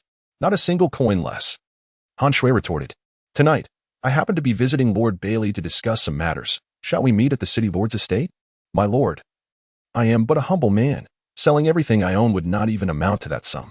Could you perhaps show some leniency? Captain Li pleaded. Desperation etched on his face, his voice trembling. He felt utterly helpless, with no alternative but to place all his remaining hopes on young Master Kane. However, Kane merely scoffed, his expression one of indifference and disdain. Humph. You yourself said you would compensate. How is that my concern? Besides, I am in excruciating pain and must rush to the hospital. Let us part ways. Without waiting for a reply, Kane began to rub his aching back and turned away. Leaving Captain Li seething with fury, unable to contain his anger, he cursed under his breath. Just then, Han Shui interjected, Enough, Captain Li. You need not pay this amount. Upon hearing this, Captain Li's previously dreary and lifeless eyes suddenly ignited with hope, almost prompting him to kneel before Han Shui in gratitude. He exclaimed, My lord, you are truly my savior. From this day forth, I, Li Kuei, shall be entirely at your service. However, before Captain Li could revel in his joy, Han Shui continued. Yet, I am not finished speaking. While you are relieved of the financial burden, as a captain who abuses power to oppress the common folk, if today had involved an ordinary citizen rather than us, would you not have acted even more excessively? With such conduct, how can you ensure the social order of Yellen City? You are indeed culpable. Thus, one must either immediately shed this armor and depart from this position forever or obediently return home to sell one's property to compensate for the losses incurred. Having said this, she did not cast another glance at Captain Li's expression. Han Shui, accompanied by Qian Yuhan and the others, made her way to the Yellen City Lantern Festival. Fortunately, the venue was not far, and she needed to swiftly find a suitable hotel nearby for the children to rest, as they were at a crucial stage of growth and should not be deprived of sustenance. After securing accommodations and settling the children, Han Shui reminded Qian Yuhan and the others to prioritize their safety before allowing them to explore on their own. She needed to visit the city lord's mansion to seek out by Li Qian. Chapter 95. An Encounter at the Yellen Lantern Festival, Part 1. As night quietly descended, the entirety of Yellen City appeared to be shrouded in a veil of enigmatic darkness. However, the streets of the city exhibited a starkly contrasting scene of vibrant activity, teeming with crowds, where people jostled against one another, flowing like a tide in a singular direction towards the renowned Yellen Lantern Festival. Qian Yuhan and his companions were naturally unwilling to miss this grand event. They joyfully immersed themselves in the bustling crowd, advancing towards their brilliantly illuminated destination. Meanwhile, Zhao Ke chose not to accompany them. He remained alone in the hotel, diligently practicing and endeavoring to absorb the powerful natural energies contained within the 7 Absolute Lotus. When Qian Yuhan and the others finally arrived at the Lantern Festival, the sight before them left them utterly astounded. A dazzling array of colorful lanterns adorned the scene, captivating their attention with an overwhelming display. Some lanterns hung high beside the windows of buildings lining the streets, resembling twinkling stars in the night sky. Others danced gracefully in the air like ethereal fairies, celebrated by onlookers as flying flame lanterns. Qian Yuhan gazed up at the flying flame lanterns in the sky, a wave of awe washing over him. He murmured to himself, Isn't this just the calming lanterns from the original world? How breathtakingly beautiful! The lanterns, in hues of red, green, yellow, and purple, adorned the night sky in a riot of colors, transforming it into a dreamlike spectacle. Each flying flame lantern bore the cherished wishes and blessings of the people, gradually ascending into the heavens, eventually fading into the distant horizon. Ah, I've told you more than 3 times, old four, these are not calming lanterns. They are flying flame lanterns. Mu Chen stood closely beside Qian Yuhan. And despite the bustling crowd around them and the cacophony of noise, he clearly heard the words just spoken by Qian Yuhan. Upon hearing this, Qian Yuhan couldn't help but chuckle softly, gently shaking her head while repeatedly nodding in agreement. All right, I must have remembered incorrectly. This is indeed the flying flame lantern. At that moment, Fangya, who had been walking ahead, suddenly extended her right hand, excitedly pointing towards a prominently hanging sign and exclaimed, "We've arrived. This is the Yellen Lantern Festival." The group had been captivated by the enchanting night scenery lining the path, their eyes darting about in wonder. Only upon hearing Fangya's call did they awaken from their reverie and turn their gazes forward.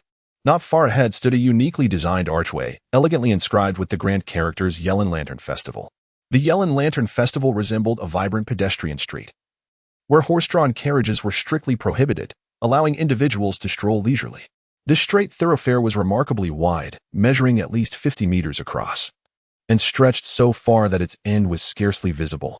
Along the sides of the street, numerous vendors vociferously promoted their exquisite lanterns, creating a lively atmosphere.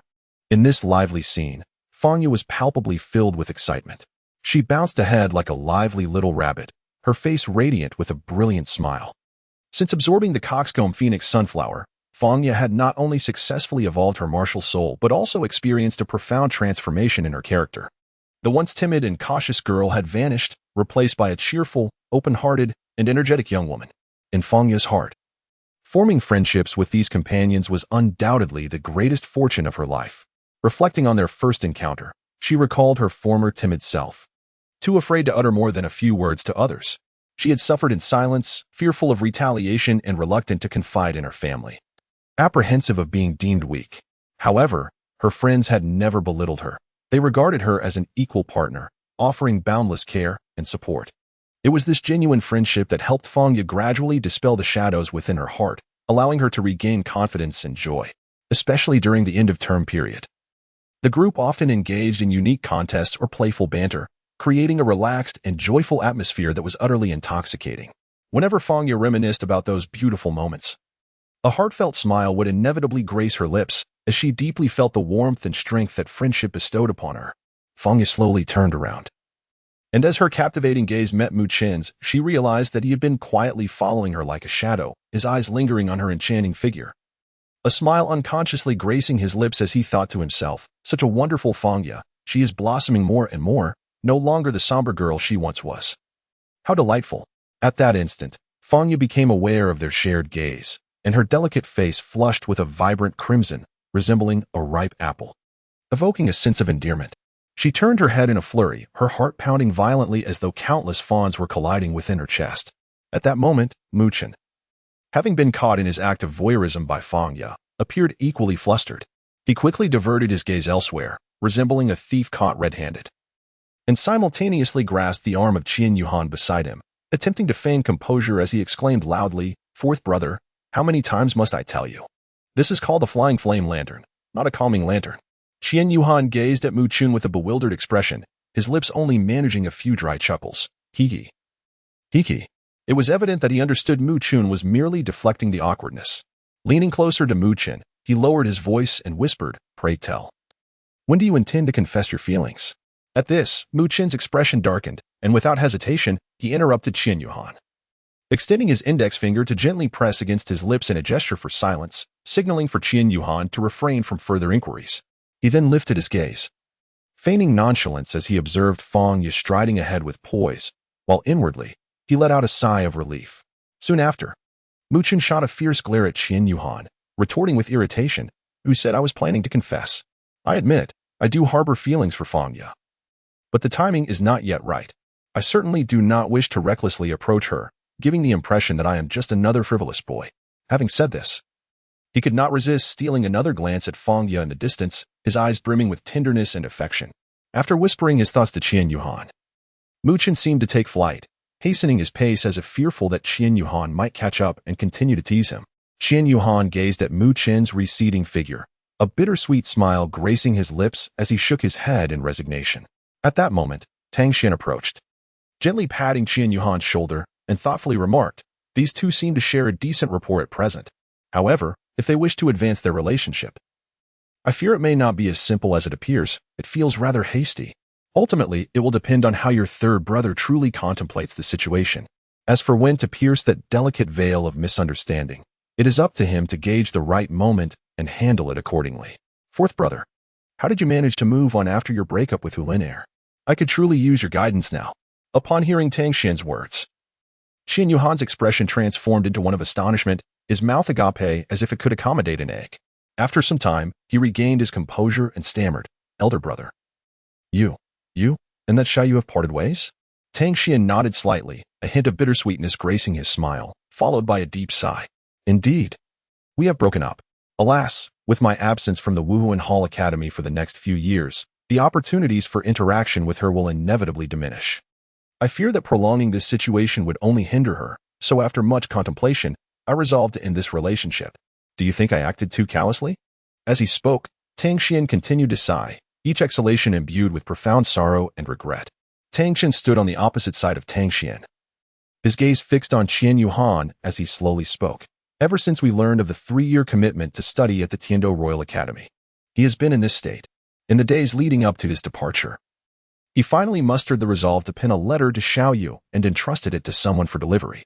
Upon hearing this, Qian Yuhan's eyes widened in surprise as he exclaimed, "What? Did you not discuss it face to face?" He found it challenging to comprehend why such a significant matter was not addressed in person. However, Tang Xian merely remained silent, shaking his head in negation. Witnessing Tang Xian's response, Qian Yuhan felt an even greater sense of confusion and bewilderment.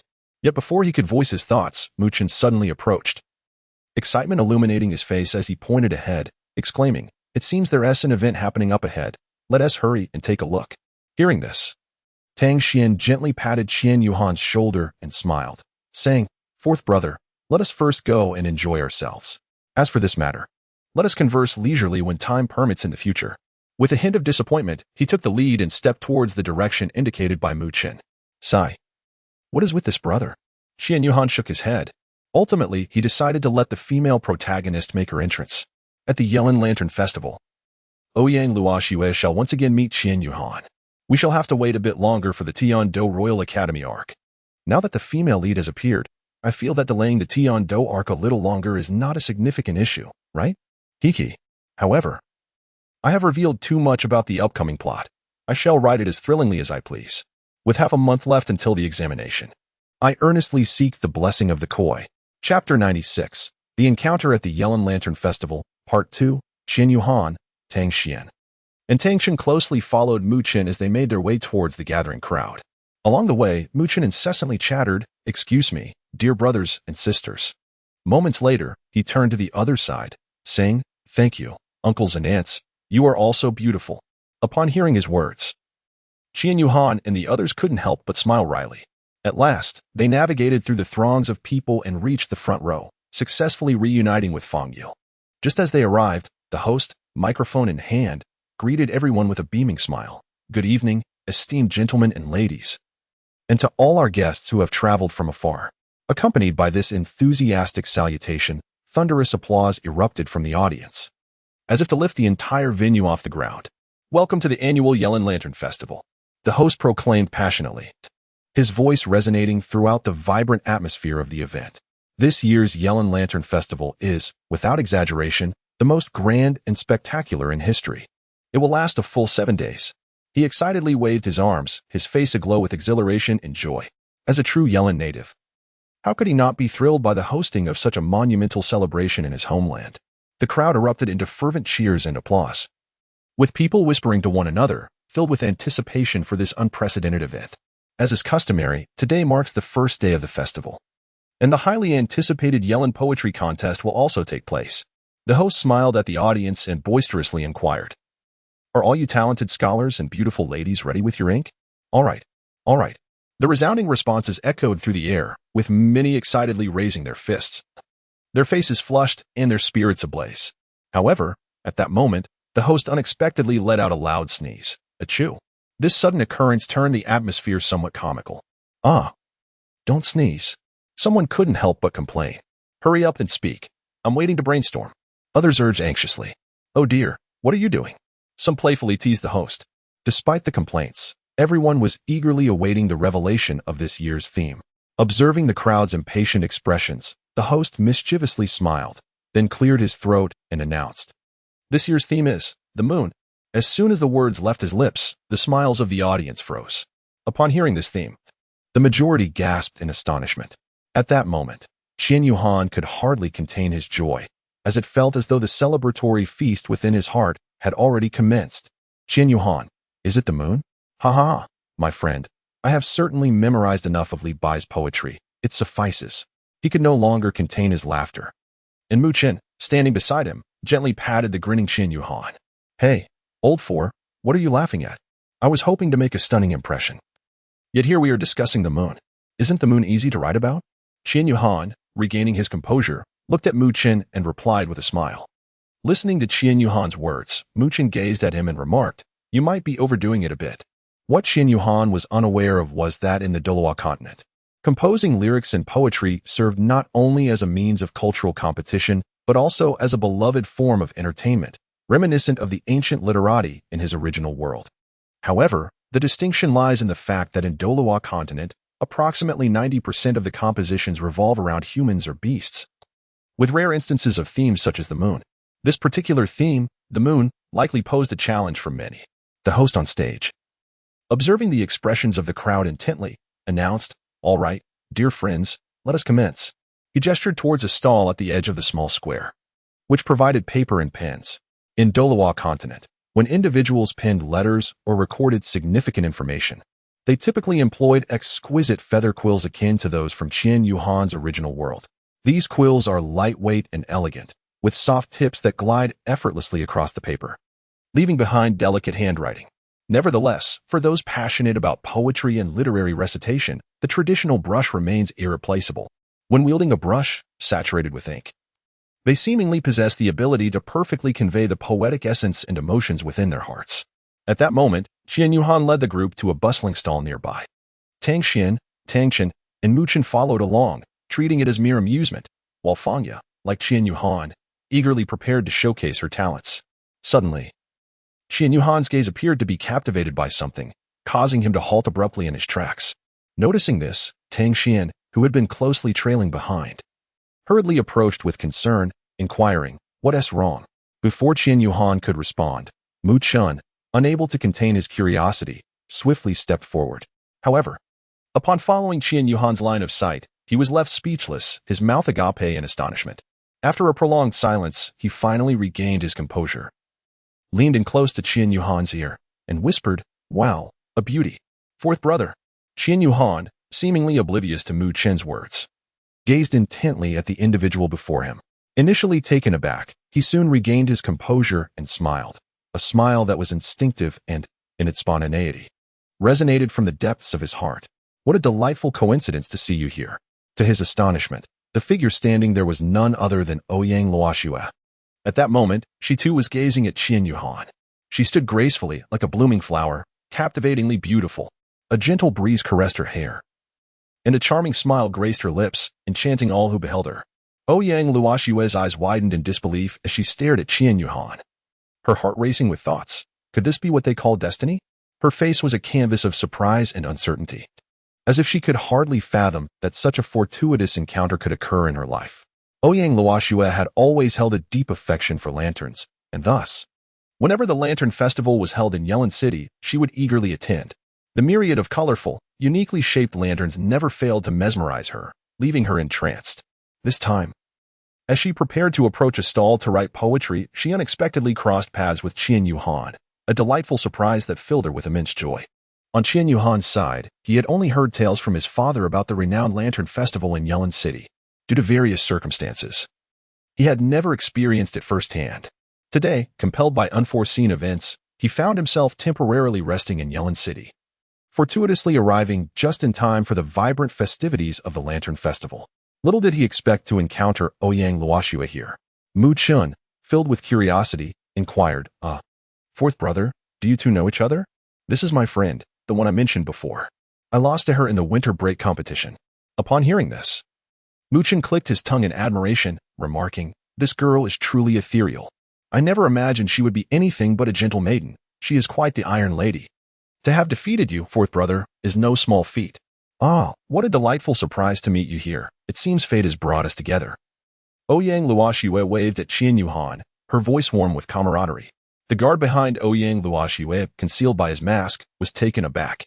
He had witnessed the uncharacteristic event of their young lady engaging in conversation with someone else. This behavior was reserved for only the clan leader and a select few elders, as she typically remained aloof, offering little more than a cold word to others. Today, however, this seemingly ordinary young man had captured her attention. Indeed, he was rather handsome. This guard was tasked for the first time with protecting Ouyang Luoxue and had heard numerous rumors about her lengthy conversation with a young man. Until now, he had been skeptical, but today he was convinced. "Are you also here to write poetry?" Qian Yuhan inquired, glancing at the paper and brush in Ouyang Luoxue's hands. With a raised eyebrow, Ouyang Luoxue replied, "Of course. Are you suggesting we compete?" "Indeed." "Qian Yuhan, damn it, I couldn't overcome you before. If my martial prowess fails, my literary skills certainly will not. I am not fighting alone. I am not alone. Look, there is an empty space over there. Let's have a contest." Ouyang Luoxue pointed to an unoccupied table and spoke. Qian Yuhan responded, "I am walking. My final exam schedule has been set for January 21st and 9th. I will not be updating anything before the 9th, so I must seize the time to review. I will resume immediately on the 10th. Thank you all." Chapter 97. The Encounter at the Yellen Lantern Festival, Part 2. Qian Yuhan gracefully followed the light footsteps of Ouyang Luoxue, arriving at a vacant table nearby. Behind Qian Yuhan, Fangya, Muchen, and several others closely trailed, while Fangya, who had initially intended to compose a poem herself, had completely set aside her pen and paper, revealing her keen interest in the impending poetic duel between Ouyang Luoxue and Qian Yuhan. Once everyone had settled, Qian Yuhan elegantly arranged his writing tools, then delicately spread a piece of pristine white felt to lay the paper flat. With practiced ease, he began to grind the ink. As he methodically carried out these tasks, he lifted his gaze towards Ouyang Luoxue, who was also preparing, and inquired, "Might I ask what method we shall employ for this competition?" Ouyang Luoxue, upon hearing his question, did not cease her movements but slightly raised her head to respond. "It's quite simple. Each of us shall compose a poem. Once completed, we will present our works to those over there for scoring. Naturally, the one with the higher score will be declared the victor." As she spoke, she subtly gestured towards the host's direction. Qian Yuhanjin nodded in understanding, then slowly closed his eyes, as if the entire world had fallen into a profound silence. He quietly immersed himself in the poetic and inspiring recesses of his inner self, where a myriad of exquisite phrases danced in his mind. However, when Qian Yuhanjin sought to recall verses about the moon from his memory, he found himself utterly astonished. Qian Yuhan initially intended to employ the verses of Li Bai, yet now only the lines "the bright moonlight before my window." I suspected as frost upon the ground resonate in his mind. I raised my head to gaze at the bright moon, and lower it to think of my hometown. Qian Yuhan found himself lamenting his own lack of intelligence. As he silently berated himself, his gaze inadvertently drifted toward a nearby stall. There, the vendor was engrossed in crafting lanterns, while beside him, an adorable little child squatted on the ground, joyfully playing with mud, even fashioning a warrior figure riding a horse. This vivid scene instantly awakened buried memories within Qian Yuhan's heart.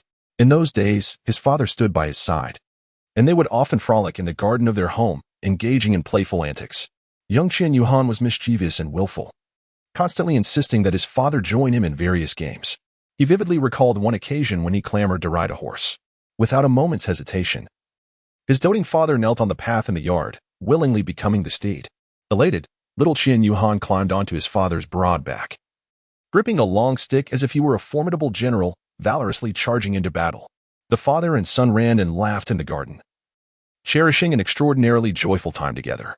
Reflecting on this, Qian Yuhan couldn't help but smile wistfully. However, the smile was fleeting, as tears soon uncontrollably welled up in his eyes, cascading down his slightly pallid cheeks. Qian Yuhan slowly lifted his head, gazing at the resplendent moon that hung high in the night sky, silently murmuring, "Father, the moon is exceptionally beautiful tonight. At this moment, do you too gaze upon this celestial expanse with me? I miss you dearly." The moonlight, like a gentle cascade, enveloped him, illuminating his face. which bore the marks of longing and sorrow. Ouyang Luo Shui noticed Qian Yuhan's demeanor and, glancing in the direction he had been looking, instantly comprehended the reason behind it. Qian Yuhan was yearning for Uncle Qian Mo throughout their correspondence. She had learned that Uncle Qian Mo had departed to undertake a mysterious and perilous mission. She had also inquired about him from her father, each time observing that her father's expression mirrored Qian Yuhan's current state, both adorned with frowns and sighs. She understood that her father too was incessantly longing for Uncle Qian Mo, his most esteemed elder brother. Qian Yuhan gently wiped the tears from his cheeks, taking a deep breath to quell the tumultuous emotions within. He then slowly extended his right hand, grasping the exquisite brush resting on the table. Dipping the brush tip delicately into the ink, he lifted it and began to write. The moment the brush met the paper, Qian Yuhan's gaze transformed into one of focused depth. Like a master calligrapher, his strokes flowed with grace, each line a harmonious blend of strength and softness. In this unfamiliar world, the brush in his hand seemed to forge a connection between the past and the present. In his previous life, Qian Yuhan had resided in an orphanage. Though devoid of a warm family, books became his dearest companions. During his leisure, he would quietly slip into the director's office, immersing himself in that small sanctuary, freely expressing himself with ink and brush, day after day, year after year. His passion for calligraphy deepened, ultimately honing his skill to a breathtaking level in semi-cursive script. Now, having traversed to the Douluo continent, Qian Yuhan once more took up the brush, and memories of your surged forth like a tide. The familiar sensation, the unique charm, and the tranquility that accompanied writing enveloped him entirely, instilling a profound sense of warmth and comfort. Standing behind Qian Yuhan, Mu Chun observed the unfolding scene in silence. Captivated by the fluid and ethereal characters emerging from Qian Yuhan's brush, his eyes following the movement of each stroke. At last, when Qian Yuhan completed the final flourish, Mu Chun could not help but exclaim in admiration, "Fourth brother, I never imagined you possessed such exceptional calligraphic skills. This script is simply exquisite." Fangya, who was familiar with calligraphy, echoed the praise, remarking, "Indeed, I have never seen such beautiful semi-cursive script." Though Tang Xian and Tang Chen did not comprehend the intricacies, they were nonetheless moved by Qian Yuhan's elegant demeanor, nodding in agreement and admiration. Before long, Qian Yuhan had completed his transcription. Now, his understanding of the poem was profoundly deeper. Upon witnessing that Qian Yuhan had finished his creation, Ouyang Luoxue could not restrain herself from approaching. After reading through Qian Yuhan's work from beginning to end, she slowly lifted her gaze. Disbelief etched on her face as she looked at him. Qian Yuhan felt somewhat flustered under the gaze of Ouyang Luoxue, who had been observing him intently. "What are you doing? Is there something on my face?" Qian Yuhan inquired. Ouyang Luoxue chuckled and shook her head, saying, "Even if I were given a decade, I could not produce a work that surpasses this exquisite piece of yours. I concede defeat." Fangya had been admiring Qian Yuhan's remarkable calligraphy, completely oblivious to the content. Upon a closer reading, her gaze towards Qian Yuhan mirrored that of Ouyang Luoxue's. "What a splendid rendition of Shui Diaogutu! When will the bright moon appear?" I raised my glass to inquire of the azure sky. I know not what year it is in the celestial palaces above. I yearn to ride the winds and return, yet fear the jade towers and crystal mansions where the chill is unbearable. As I dance and sway, casting my shadows, how is it that I feel as if I am still in the mortal realm? Turning the vermilion pavilion, lowering the ornate windows, illuminating the sleepless night. There should be no resentment. Why must the moon always wax and wane at parting? Humanity experiences joy and sorrow, union and separation. Just as the moon goes through phases of fullness and emptiness, this has been a challenge since ancient times. May we long endure. Sharing the beauty of the moon from 1,000 miles apart, Ouyang Luoxue could discern the profound longing embedded within these lines, articulating a deep yearning for loved ones separated by distance. She understood that this was Qian Yuhan's heartfelt expression of nostalgia for his father, a sentiment that ran deep and strong. "It's merely a stroke of luck," Qian Yuhan remarked, scratching his head, feeling a bit embarrassed. "After all, it is somewhat disreputable to have plagiarized." "Qian Yuhan, thank you very much, Brother Su Shi." Ouyang Luoxue glanced at the four individuals behind Qian Yuhan and said, "You must be the new students coming to Tiando Royal Academy for exchange and learning. Greetings, I am Ouyang Luoxue." "Ah, no, Ouyang, it is a pleasure to meet you. I'm Mu Chen. I've heard much about you from my younger brother. The unparalleled talent of Tiando, indeed, you have instilled a psychological shadow in our rather eccentric fourth brother. Haha. Now that I see you, it is evident that you are extraordinary." Ouyang Luo Shui stifled a laugh behind her hand, as she had already surmised that this individual was the Mu Chun mentioned in Qian Yuhan's letter, a true jester. Qian Yuhan, upon hearing Mu Chen's words, wore an expression of utter exasperation. Mu Chen, I curse your ancestors. The other three individuals also offered brief self-introductions to Ouyang Luo Shui. Just as they were about to seek out a place to dine together, the city's alarm bells suddenly rang out. The Yellen Lantern Festival has concluded. Let us continue our preparations for the upcoming examinations, my brothers. We shall meet again on January 10th, and I wish everyone a joyful New Year's in advance. Chapter 98, The Crisis of Yellen City, Part 1, The Beast Tide. Qian Yuhan, Ouyang Luo Shui, and others were strolling along the pedestrian street of the Yellen Lantern Festival. Mu Chen and Qian Yuhan suggested finding a place to have a late-night snack to fill their stomachs before continuing their exploration. The group unanimously agreed, but just then, the air raid siren of Yellen City blared. In an instant, the surrounding tourists were visibly thrown into a state of panic. Han Shui, who was reminiscing with Bai Li Qian at the Lord's mansion, heard the alarm echoing throughout the city and quickly inquired of Bai Li Qian what was happening. Bai Li Qian, holding a wine glass that fell from his grasp, thought to himself, "This is bad.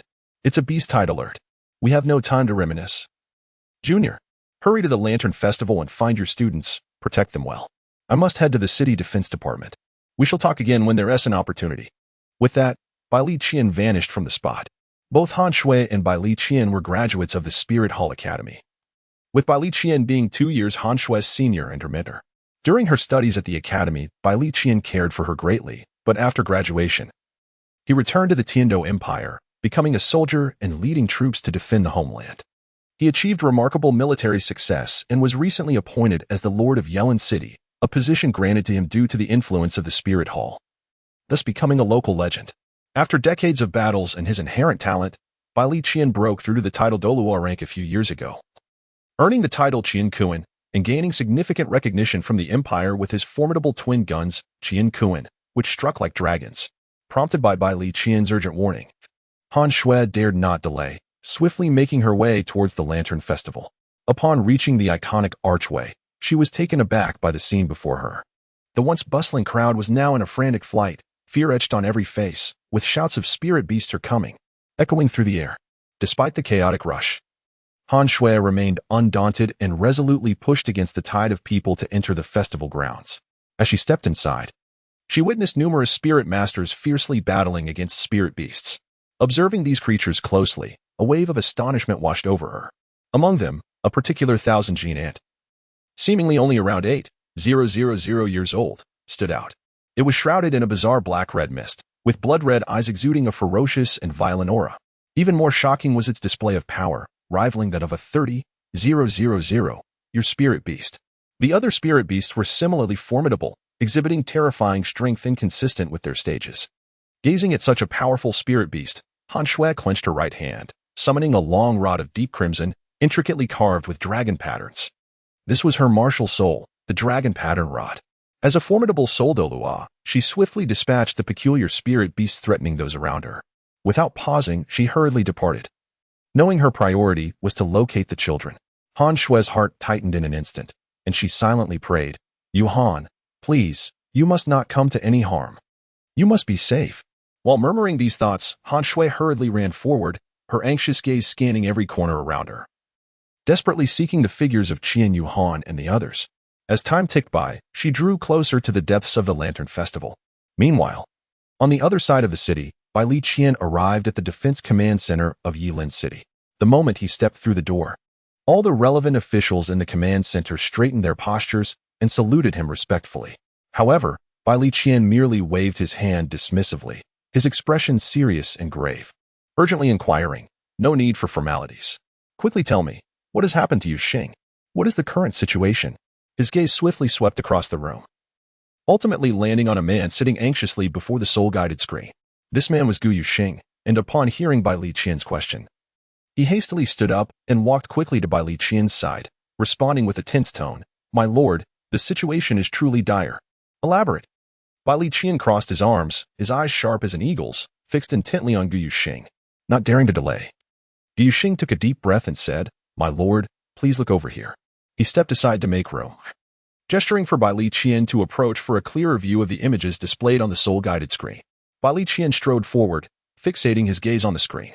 Within it, a breathtaking scene unfolded atop the towering, sturdy walls of Yilin City. Countless massive, grotesque soul beasts were relentlessly assaulting the walls, their claws outstretched, spewing forth flames or icy frost as they engaged in a life-and-death struggle with the defending soldiers. The walls, under the fierce attacks of the soul beasts, had already developed numerous cracks and damages, appearing on the verge of collapse. As Li Qian watched, his expression grew increasingly grim, his brows knitting together tightly, as if he could crush a fly. He murmured to himself, at this rate, within half an hour at most, Yilin City will likely be breached by these monstrous beasts. My lord, since the alarm of the beast tide sounded abruptly, my subordinates have swiftly sent an emergency rescue signal to the closest 1st Border Defense Unit. However, even if they rush to our aid without pause, it is estimated that they will need at least half an hour to arrive. Gu Xing said, his anxiety palpable, beads of sweat forming on his forehead. Before he could finish his words, Li Qian's grave demeanor interrupted him as he raised his right hand decisively and waved it sharply, cutting off Gu Xing's speech. You have done well. Tell me, how many soul masters do we currently have left in our city defense forces? The deep and authoritative voice of Li Qian reverberated through the air. Gu Yuxing was momentarily taken aback, quickly regaining his composure to respond. My lord, preliminary statistics indicate that we currently have approximately 8,000 soul kings, 100 soul emperors, and around 10 soul saints. Additionally, we must account for the commander of the city defense, who oversees the 4 city gates, as well as 5 soul Douluos, including myself. Of course, we cannot forget your formidable presence as the title Douluo. Upon hearing Gu Yuxing's report, Li Qian furrowed his brow, his gaze growing increasingly sharp. He understood the gravity of the situation. Time was of the essence, allowing no room for hesitation. Waiting idly was not an option. He immediately commanded the mobilization of all available soul masters to swiftly gather at the city walls to bolster the defenses, ensuring that they held the line until reinforcements arrived. Remember, even if it comes to the last man standing, we must not allow those ferocious beasts to breach our city. Li Qian issued his orders with a stern countenance. Understood. Gu Yuxing did not dare to delay, quickly turning to convey the instructions. At that moment, Li Qian called out once more, wait. Activate the city's broadcasting system immediately and inform the citizens of the current crisis, urging them to prepare for necessary protective measures. Additionally, rally all individuals with soul power to voluntarily join the defense of the city.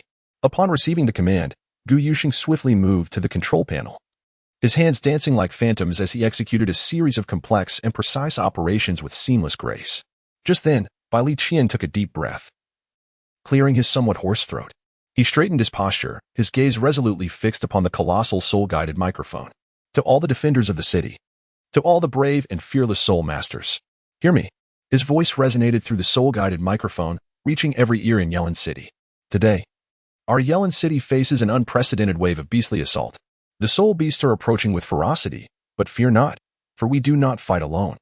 He paused briefly before continuing, however, reinforcements will not arrive for another half hour. This half hour is crucial. It determines the fate of this city and the millions of innocent lives within it. At this juncture, Li Qian's tone grew increasingly impassioned. To the soul masters within the city, look around at your defenseless loved ones. They tremble in fear and helplessness, hoping you will shield them from the onslaught of soul beasts.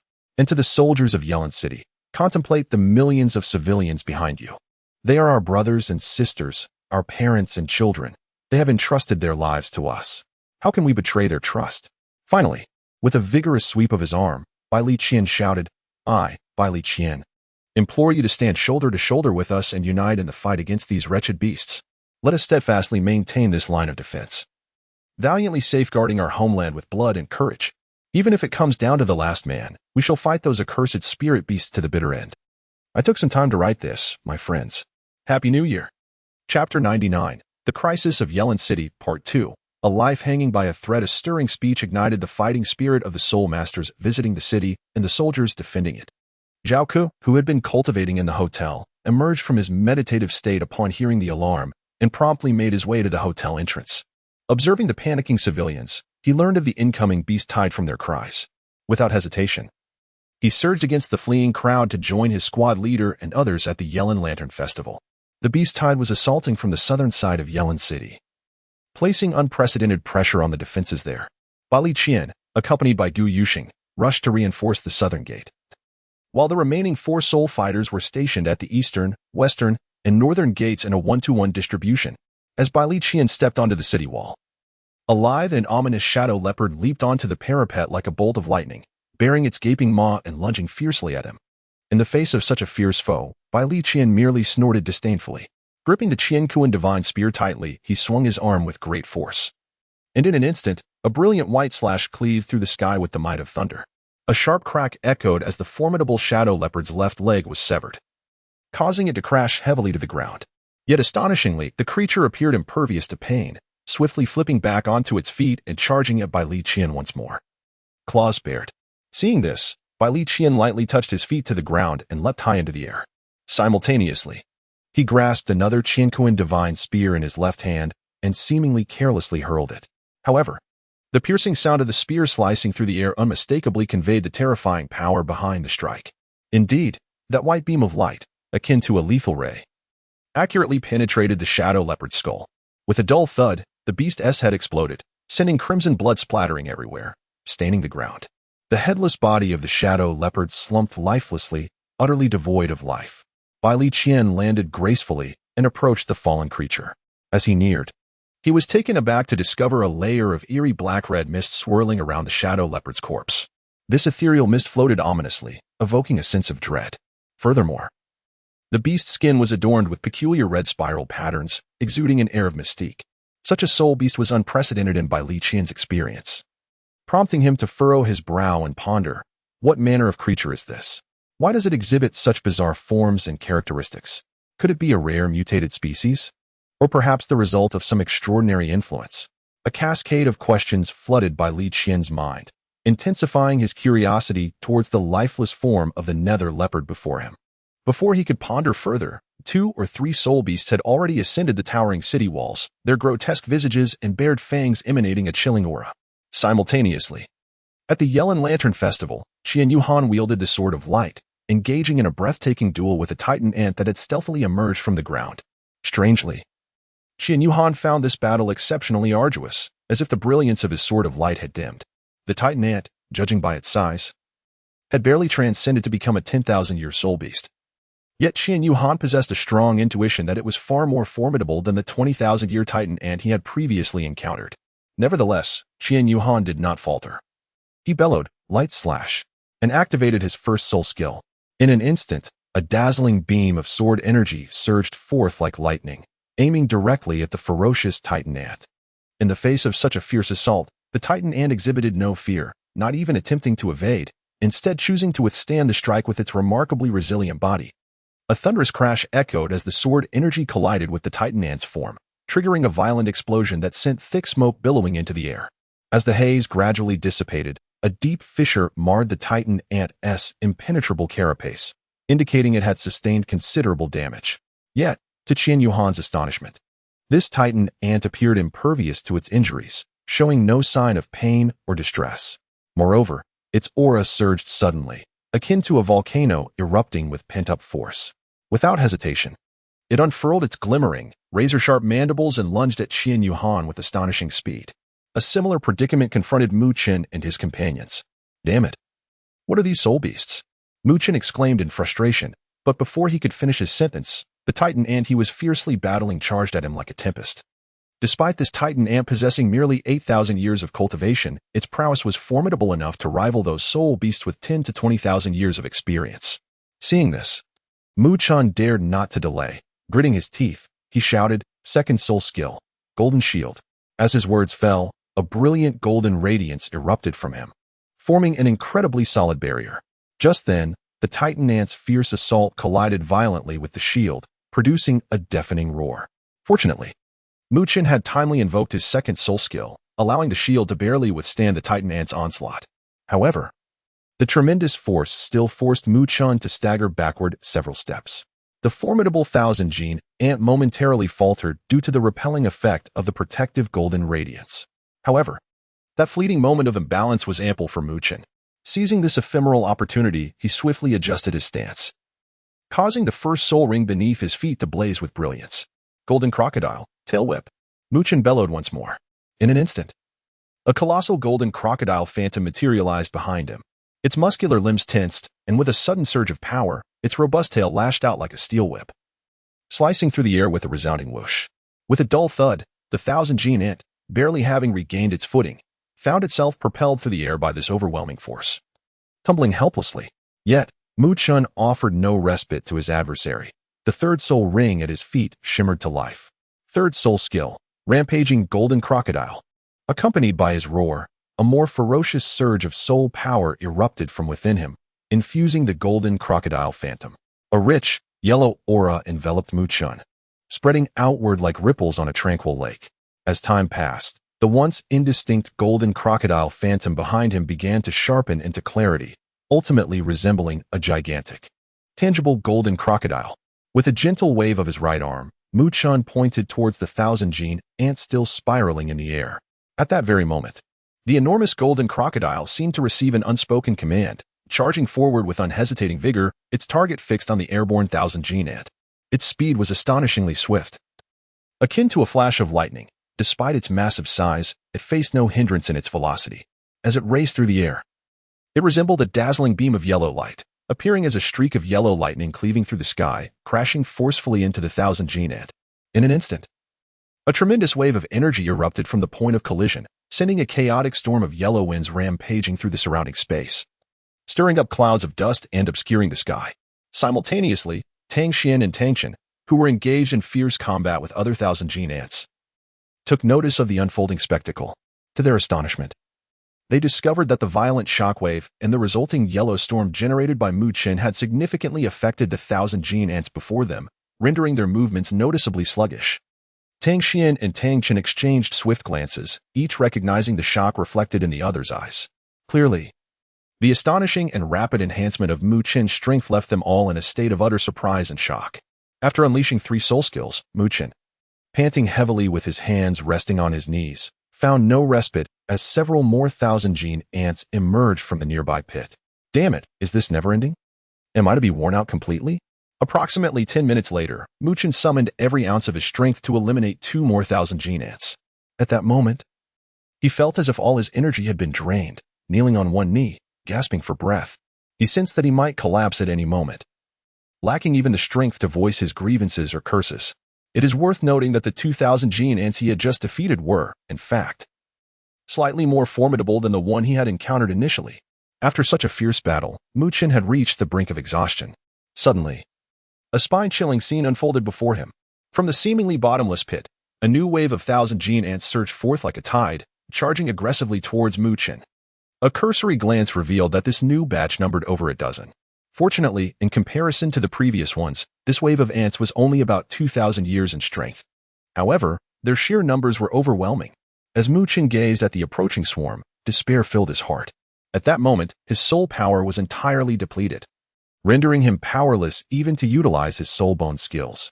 Faced with this impending crisis, it seemed that Mu Chun had surrendered to his fate, slowly closing his eyes and quietly awaiting the judgment of destiny. 1 second, 2 seconds, 3 seconds. Am I dead? Mu Chun pondered, realizing that death was not as painful as he had imagined. Upon opening his eyes, he was startled to find Fangya before him. Xiaya, you actually came down, Mu Chun said, a hint of disappointment in his voice. Fangya, momentarily perplexed by Mu Chun's words, responded, You came down too? I wonder if the others can hold on until Director Han arrives. Realizing that he thought they were both dead, she rolled her eyes in exasperation and unleashed her phoenix flames upon the advancing swarm of thousand-gene ants. In no time, she tossed Mu Chun a soul tool for restoring soul power, saying, So you wished for my demise, huh? Hurry and recover your soul power. The class leader needs support. I'm not dead. How wonderful. Mu Chun exclaimed, quickly grasping the soul tool from the ground and restoring his soul power. Tang Xian and Tang Chen wielded the immensely heavy Haotian hammer, like gods of war descending upon the mortal realm. With agility, they maneuvered through the swarm of thousand-gene ants boasting 3,000 years of cultivation, engaging in a breathtaking, close-quarters battle. Faced with a multitude of formidable foes, the two brothers exhibited not an ounce of trepidation. Rather, they grew bolder with each skirmish. At that moment, Tang Chen displayed remarkable courage and fearlessness, charging alone into the heart of the ant swarm, vociferously proclaiming, Haotian hammer, chaotic whirlwind. Each syllable resounded in the air like thunderclaps, His Haotian hammer danced vigorously in his grasp, conjuring gusts of forceful wind, as if intent on tearing the very fabric of this space asunder. Despite his tender age of under 10, Tang Qin's stature and physique surpassed those of his elder brother, Tang Xian, standing tall at nearly 1.70 meters. The extraordinarily heavy Haotian hammer wielded by him swirled with an air of ferocity, manifesting a faint blue tornado at its center. Countless formidable ants were ensnared by this overwhelming force, instantly rendered incapable of resistance. Meanwhile, Tang Xian, positioned at the periphery, was equally undaunted. He skillfully wielded the Thunder Haotian hammer, harnessing the power of lightning from the heavens, relentlessly launching fierce assaults upon the formidable ants encircling the blue storm.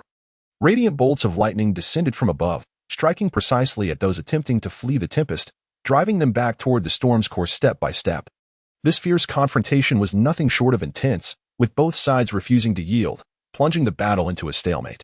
Nevertheless, the indomitable spirit burning within the brothers only intensified, as they firmly believed they could triumph over this horde of beasts. Under the protection of her sole master guardian, Ouyang Luoshui also succeeded in slaying numerous formidable ants.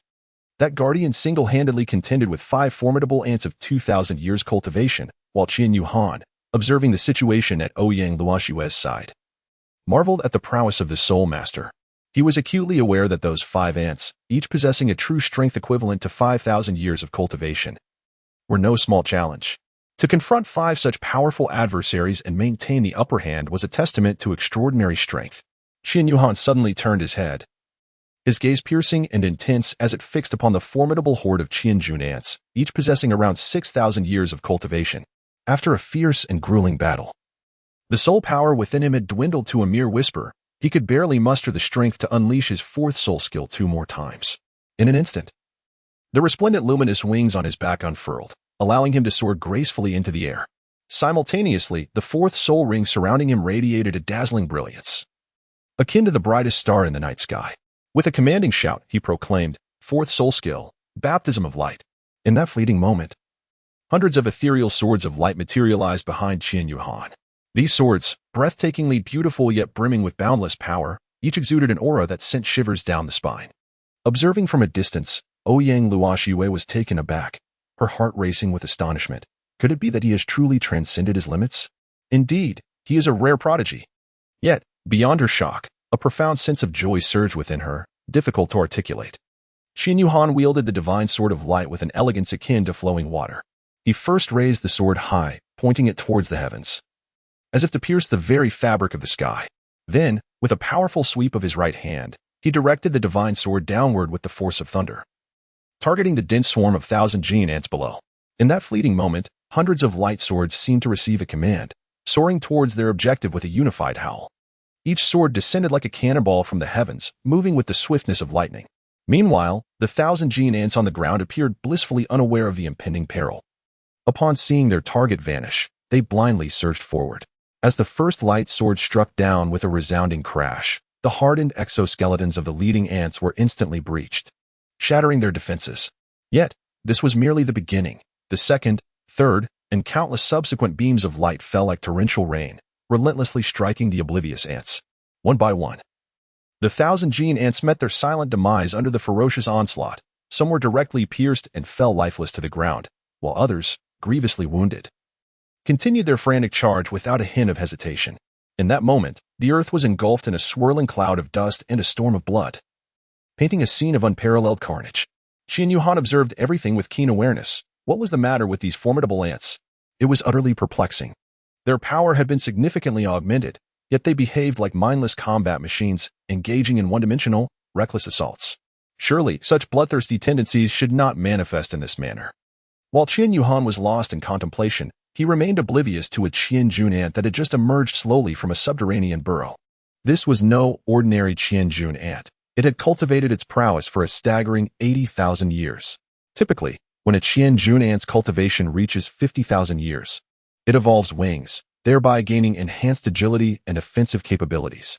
This colossal, fearsome 80,000-year Qianjun ant, after silently emerging, unhesitatingly circumnavigated Qian Yuhan's frontal defenses, employing an extraordinarily bizarre path to swiftly position itself behind him. In an instant, the massive ant unfurled its wings and ascended like an invisible fighter jet, launching a lethal surprise attack, towards the unsuspecting Qian Yuhan, in stark contrast to the other Qianjun ants. Ensnared by a dark red mist and seemingly devoid of reason, relentlessly pursuing madness in their assaults, this particular ant displayed no signs of the eerie fog. Instead, it exhibited remarkable intelligence and self-awareness. Clearly, it was not a mindless combat machine, but a terrifying opponent capable of strategizing to achieve victory. At that moment, amidst an intense battle, Ouyang Luoxue took a brief respite and glanced towards Qian Yuhan's direction. However, that fleeting glance caused her eyes to widen in horror, as an overwhelming sense of dread surged within her, for she clearly perceived that the enormous Qianjun ant, like a specter, had silently maneuvered behind Qian Yuhan and was now soaring in the air, poised to unleash a devastating strike. "Be careful," Ouyang Luoxue cried out desperately, her voice strained and frantic.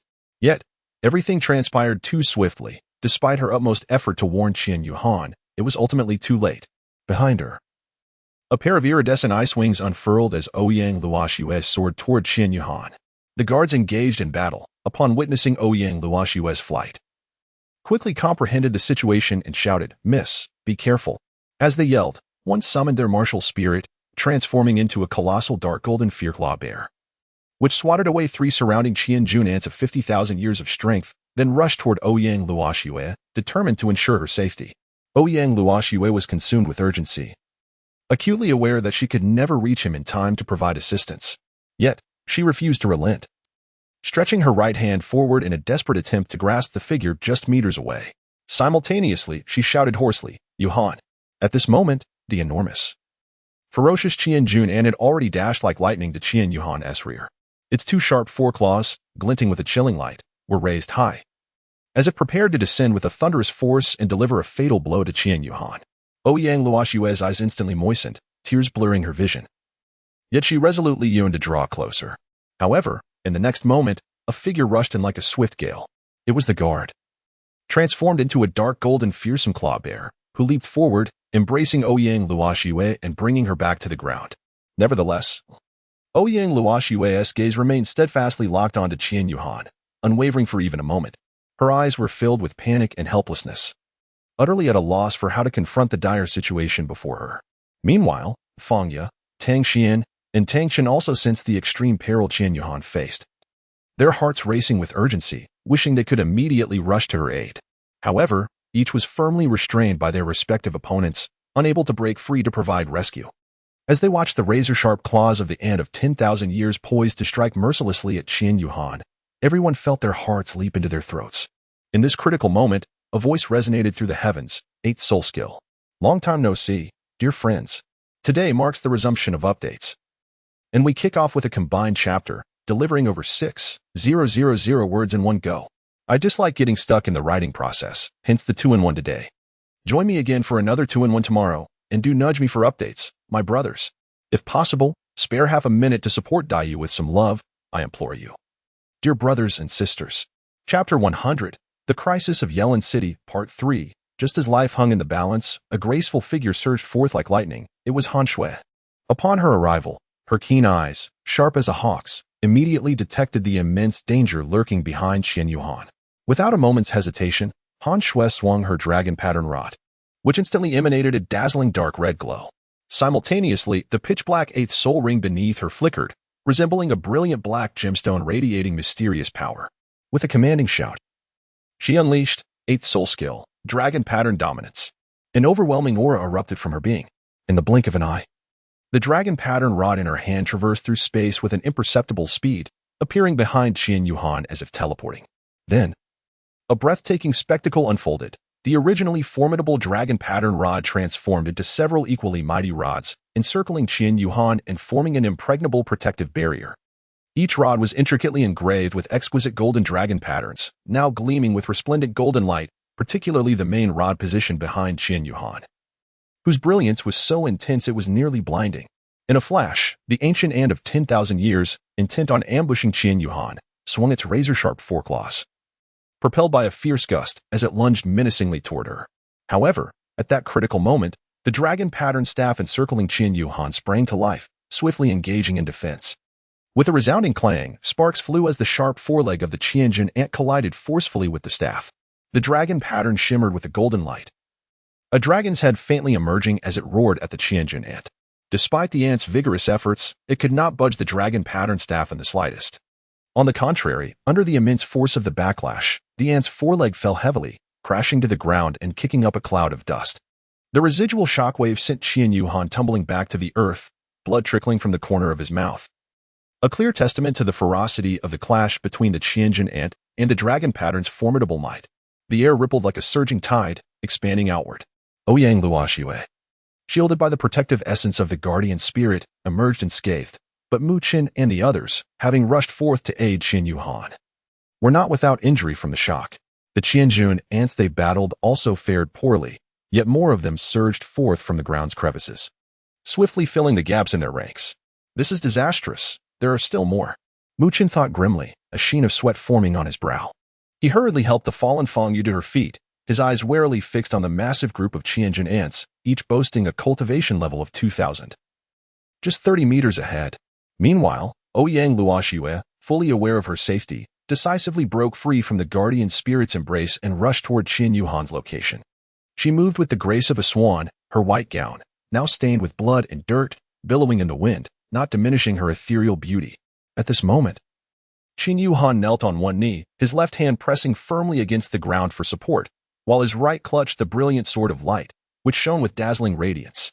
He gasped for breath, his chest heaving violently, clearly having just endured a harrowing life-and-death struggle.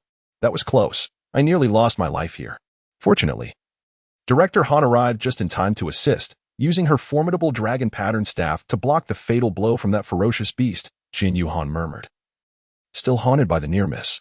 Yet, before he could fully recover from his tense state, a subtle and refreshing fragrance wafted through the air. Qian Yuhan paused in surprise, and when he regained his senses, he was astonished to find Ouyang Luoxiwei at his side, embracing him tightly. Qian Yuhan's cheeks instantly flushed a vibrant red, resembling a ripe apple. Ahem, that smells rather delightful, she remarked. Ouyang Luoxiwei, unable to contain her emotions, rushed over to embrace Qian Yuhan upon seeing that she was unharmed. Once the realization dawned upon her, she felt a wave of embarrassment wash over her. Their relationship was at best that of friends, and here she was, acting so impulsively. I'm so relieved that you're all right, Ouyang Luoxiwei stammered awkwardly. Qian Yuhan gazed at Ouyang Luoxiwei's appearance, unable to suppress a chuckle. What are you laughing at? Ouyang Luoxiwei noticed Qian Yuhan's expression and shyly inquired. It's nothing. It's just that you look rather adorable like this, he replied with a hearty laugh. Just as Ouyang Luoxiwei was about to say something further, Qian Yuhan suddenly pulled her aside in a swift motion. Ouyang Luoxiwei barely had time to react. Once she steadied herself, she realized that a 50,000-year-old Titan ant was rushing towards the spot they had just vacated. Her attendant was entangled with 3 of these formidable creatures, unable to focus entirely on his mistress. Upon seeing one of the Titan ants charging towards Ouyang Luoxiwei, he nearly envisioned his own epitaph, fearing for his mistress's safety. This lad is quite formidable. The two exchanged glances, and Qian Yuhan nodded as they stood shoulder to shoulder, facing the newly emerged Titan ant Feng Yu, and Mu Qin's coordination was nothing short of seamless, flowing like water. With a sharp call, Feng Yu activated her second spirit skill, Phoenix Wing Ascension. A magnificent radiance erupted as a pair of resplendent phoenix wings unfurled from her back, lifting her gracefully into the air. Subsequently, her first spirit skill, Phoenix Fire Line, erupted with a roar, as blazing flames, reminiscent of a fire dragon, surged forth, the intense heat seemingly igniting the very air around them. The flames surged downward toward the swarm of Titan ants, whose remarkably hard exoskeletons proved utterly defenseless against the terrifying phoenix fire. A series of sharp, crackling sounds echoed as the once invulnerable armor of the Titan ants burst open from within, their flesh charred black. Yet, these Titan ants seemed oblivious to pain or danger. Their sole focus was Mu Qin on the ground, heedless of the raging flames above them, recklessly charging towards him. At this moment, Mu Qin had already manifested the golden crocodile king spirit, his entire being enveloped in a golden aura, his muscular physique exuding an unmatched ferocity. Faced with the severely weakened Titan ants charging toward him, Mu Qin's lips curled into a slight smirk of disdain. He unleashed his fists, each blow imbued with tremendous power. Akin to a thunderous force, a single strike could easily obliterate a Titan ant's head. Moreover, his legs wielded astonishing strength, delivering kicks that sent multiple Titan ants flying across the battlefield. In a matter of moments, Mu Chen moved through the fray as though he were in a realm untouched by opposition, vanquishing the Titan ants with an impressive display of prowess. However, was Mu Chen truly as carefree as he appeared? In the first 5 minutes of battle, he indeed relished a euphoric thrill, effortlessly defeating one Titan ant after another with his punches and kicks. However, as time inexorably ticks away, even with his formidable physical prowess, he finds it increasingly arduous to withstand the relentless and frenzied onslaught of the swarming thousand-weight ants. Gradually, Mu Chen begins to feel overwhelmed. After fending off the latest wave of these ants, he finds himself gasping for breath.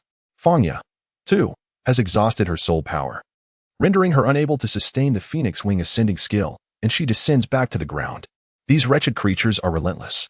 Mu Chen raises his fist, gazing with deep-seated resentment at the next wave of thousand-weight ants before him. What the heck? He exclaims.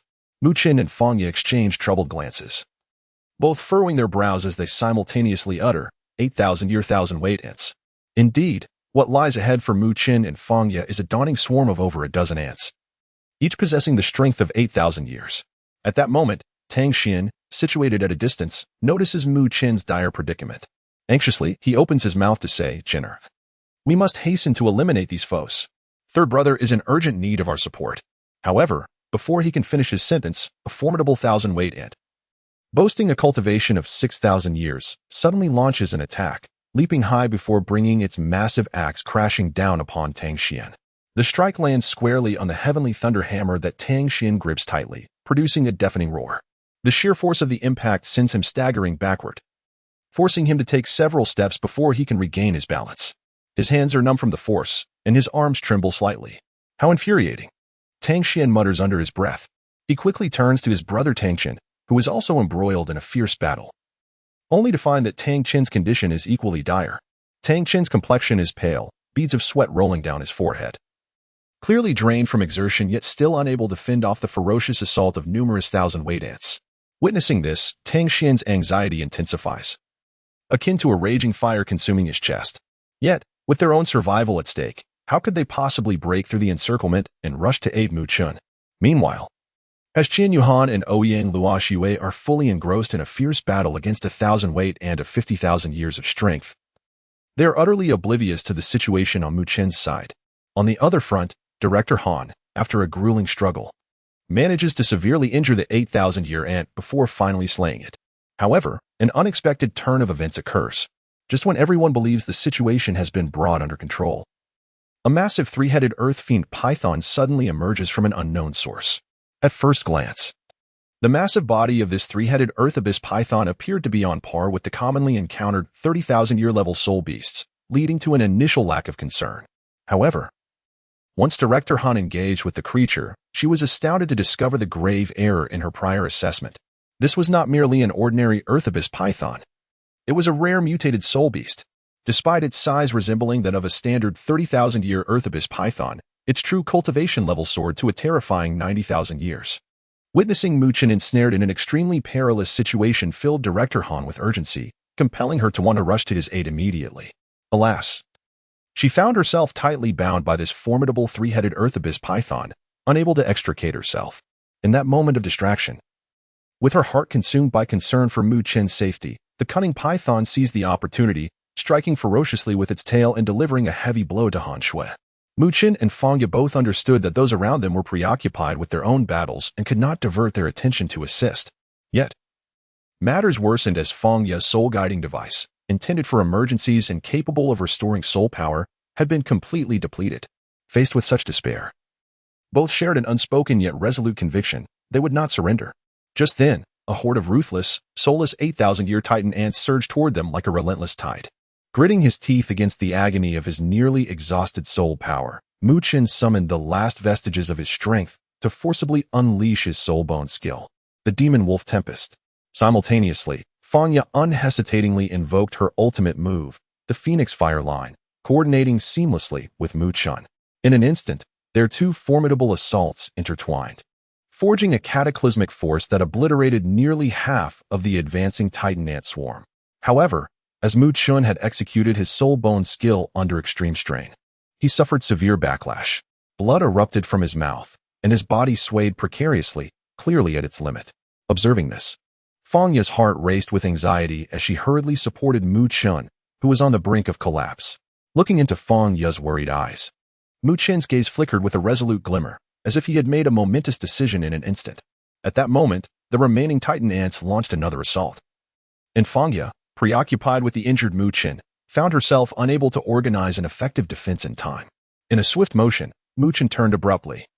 Positioning himself in front of Fangya, and with all his strength, he forcefully pushed her aside, urging her away from the impending danger. Fangya's eyes widened in disbelief. Fixated on Mu Chen before her, tears welled up uncontrollably, streaming down her cheeks. Blood continued to pour from the corner of Mu Chen's mouth, cascading like a crimson brook down his chin, each drop splattering onto the ground, forming a shocking pool of blood. However, it is astonishing that despite being gravely injured, Mu Chen still bore a smile, his gaze soft yet resolute as he looked at Fangya. That smile conveyed an indescribable tranquility and acceptance, as if he had long foreseen the fate that awaited him and embraced it with grace. Fangya's vision grew increasingly blurred. No. Fangya cried out with a heart-wrenching scream. Chapter 101. The Crisis of Yelin City, Part 4. The Mysterious Black-Robed Figure. Fangya's eyes shimmered with glistening tears, resembling two radiant jewels flickering in their sockets. Meanwhile, Mu Chen, standing before her, attempting to shield her with his own body, slowly closed his eyes, seemingly wishing to conceal the fear of imminent death that lurked deep within him, though a single tear inevitably escaped from the corner of his eye.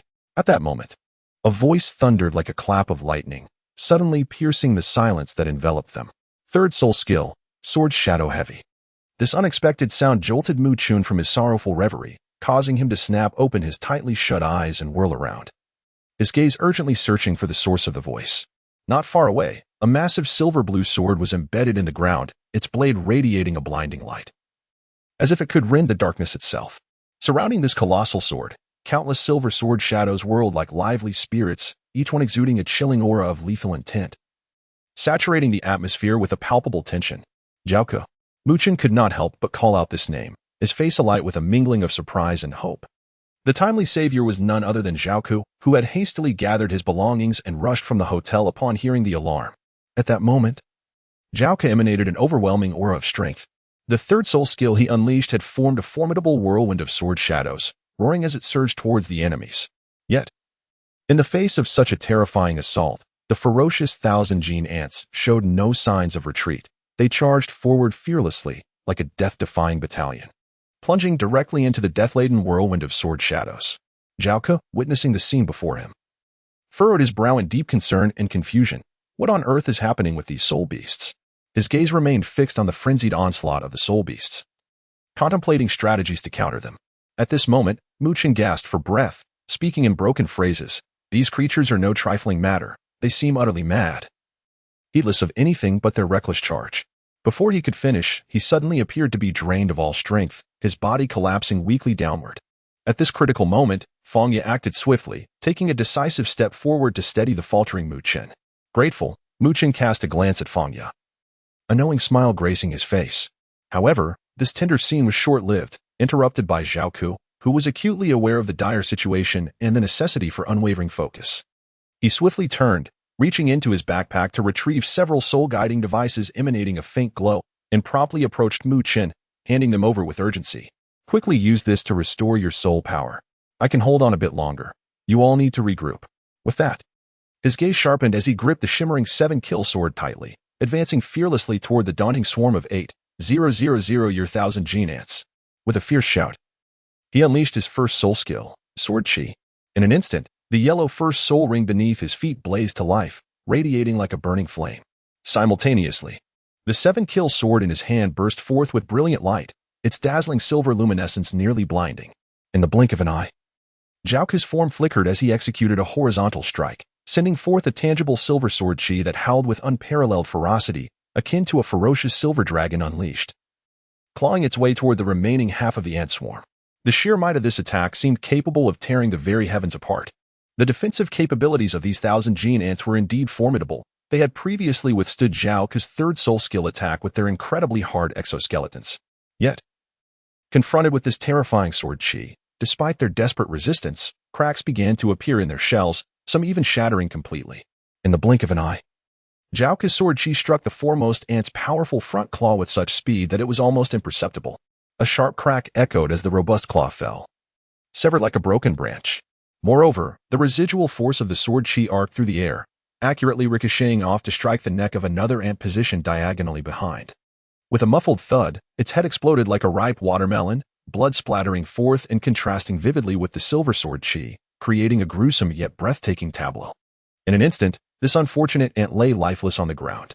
Zhao is incredible. In the midst of the fierce battle, Qian Yuhan caught sight of Zhao rushing to provide reinforcements, feeling a slight relief for Mu Chun.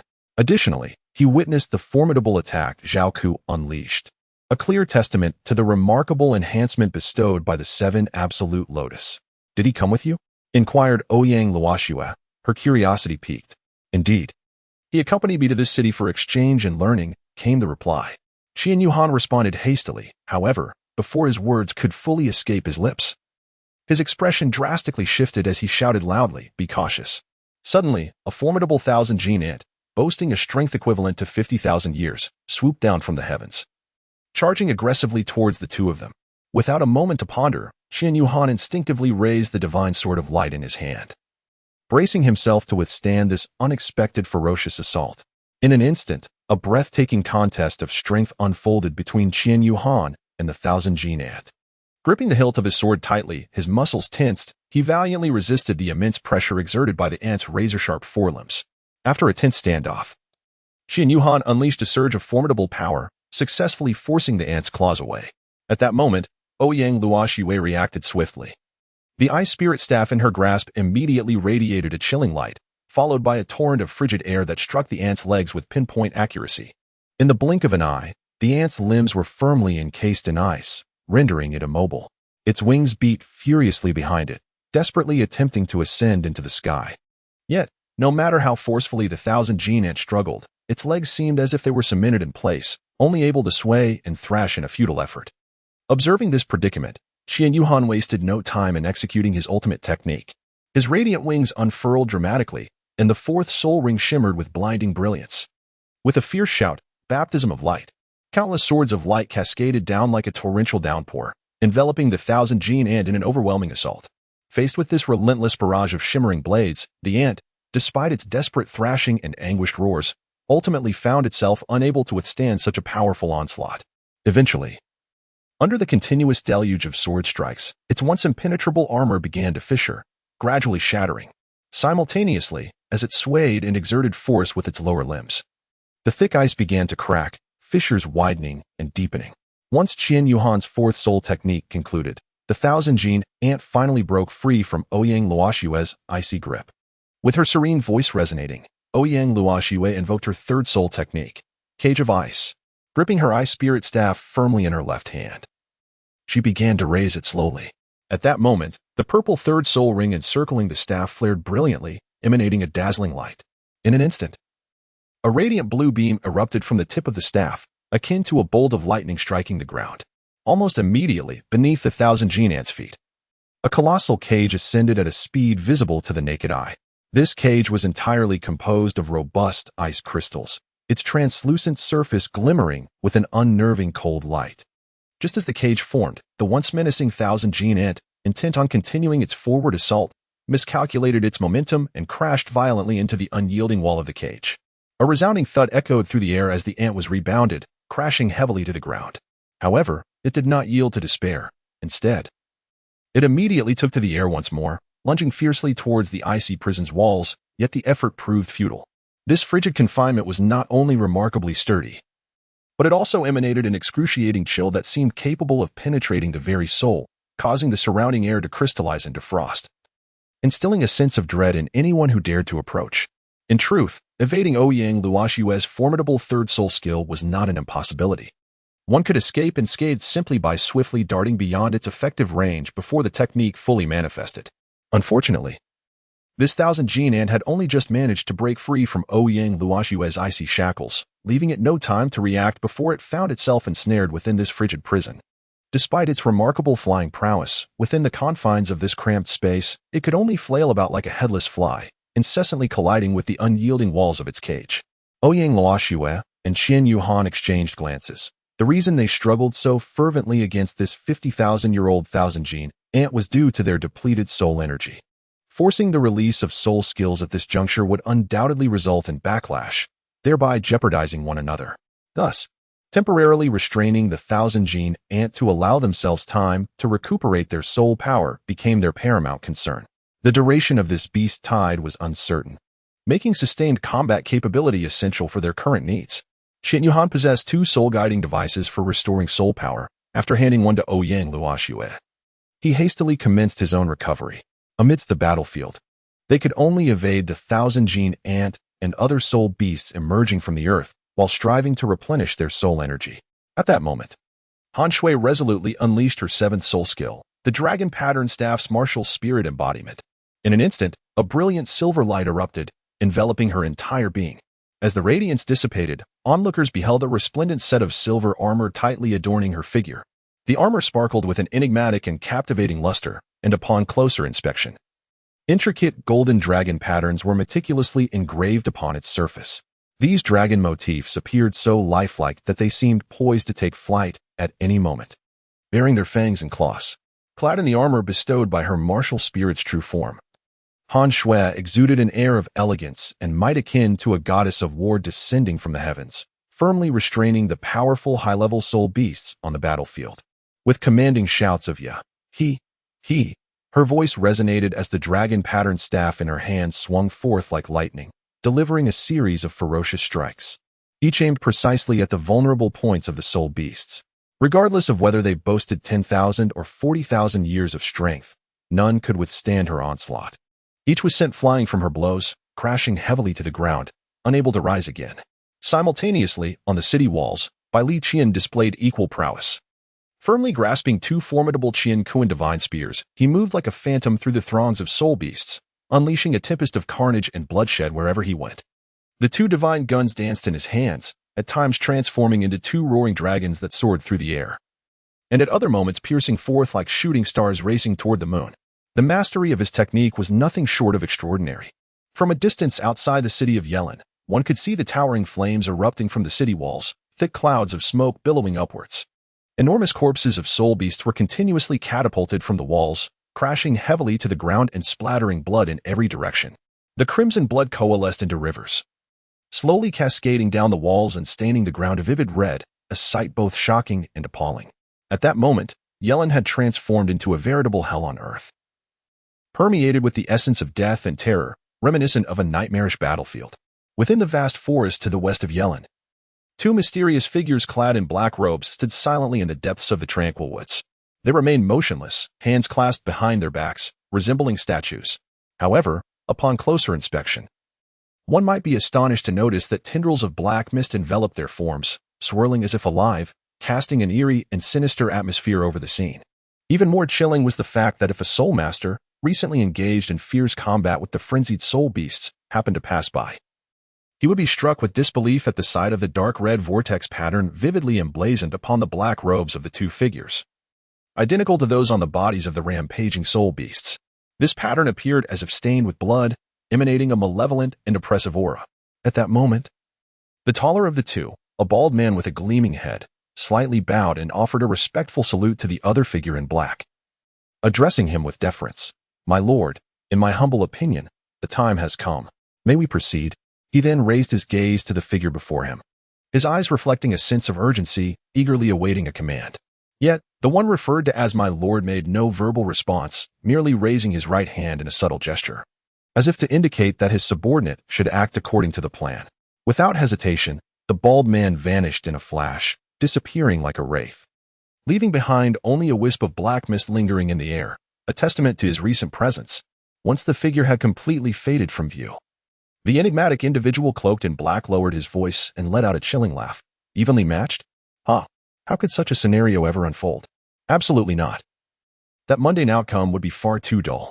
His laughter echoed with a sinister resonance, reminiscent of the depths of the underworld, sending shivers down one's spine. Suddenly, the tone and demeanor of the figure shifted dramatically as he commanded, "Step forth." As the child's voice faded, a figure gradually emerged from behind a large tree not far away. The man in the black robe gazed at the approaching silhouette, a smile gracing his features. his tone suddenly softening as he spoke. "Hail, you are indeed the most exceptional disciple of our sect. This time, lead a group into the fray and enjoy yourselves." The man, referred to as Hail, respectfully bowed to the figure in black and responded, "Yes, Elder Seven." His voice resonated with strength and conviction. The black-robed man squinted slightly, his eyes glinting with a cruel and exhilarating light, before commanding, "Remember, I have but one request of you. Wreak havoc inside, turning everything upside down and into chaos." I relished the terrified screams of those feeble ants and the wails that accompany their flesh being torn apart. Ha ha. His laughter grew increasingly shrill and piercing, reminiscent of an owl's call, sending chills down the spine. A cunning smile adorned Hale's face, one that seemed to penetrate the soul, invoking a sense of dread. He licked his lips gently, his eyes sparkling with excitement and anticipation. Hee, no problem, this is precisely to my liking. No sooner had he spoken than his figure vanished like a specter, leaving no trace behind. As time passed, the world remained enveloped in a profound silence, yet an intense confrontation was quietly unfolding. At that moment, a deep and magnetic voice echoed through the air. "The game has only just begun. In this first large-scale operation I have instructed you on, do not let me feel bored." This mysterious voice seemed to emanate from another dimension, eluding any attempt to discern its source. Chapter 102. The Crisis in Yellen City, Part 5. Reinforcements arrive atop the southern city wall of Yellen City. The wind howled fiercely, banners flapping in the gusts. There stood Bai Li Qian, resolute on the parapet, gripping a gleaming spear in each hand, resembling a god of war descended from the heavens. At this moment, he had manifested his martial soul, radiating brilliance, his aura as formidable as a raging dragon breaking through the sea. Undeterred by the two formidable 9,000-year-old cavern demon orbs charging towards him, Bai Li Qian wielded his spears with the grace of the wind, each strike accompanied by the resounding roars of dragons and tigers. These two formidable soul beasts serve as the backbone of the current beast tide, exhibiting astonishing offensive capabilities. Yet, with remarkable prowess and indomitable will, Bai Li Qian managed to staunchly defend the fiercely attacked southern city gate. However, the relentless assaults of the beast tide had severely drained his soul power. Nevertheless, he gritted his teeth and firmly grasped the Qian Kun twin guns, engaging in close combat with the two cavernous demon spiders. Amidst the fierce battle, he seized the opportune moment, unleashing a powerful strike that gravely wounded one of the demon spiders. After landing the blow, he swiftly distanced himself. Simultaneously, due to excessive exertion, he found himself gasping for breath, visibly fatigued. At that moment, on the other side of the wall, Gu Yuxing displayed extraordinary skill.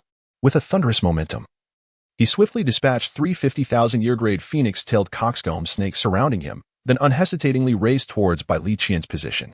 With a roar, he unleashed his fifth soul skill, Break.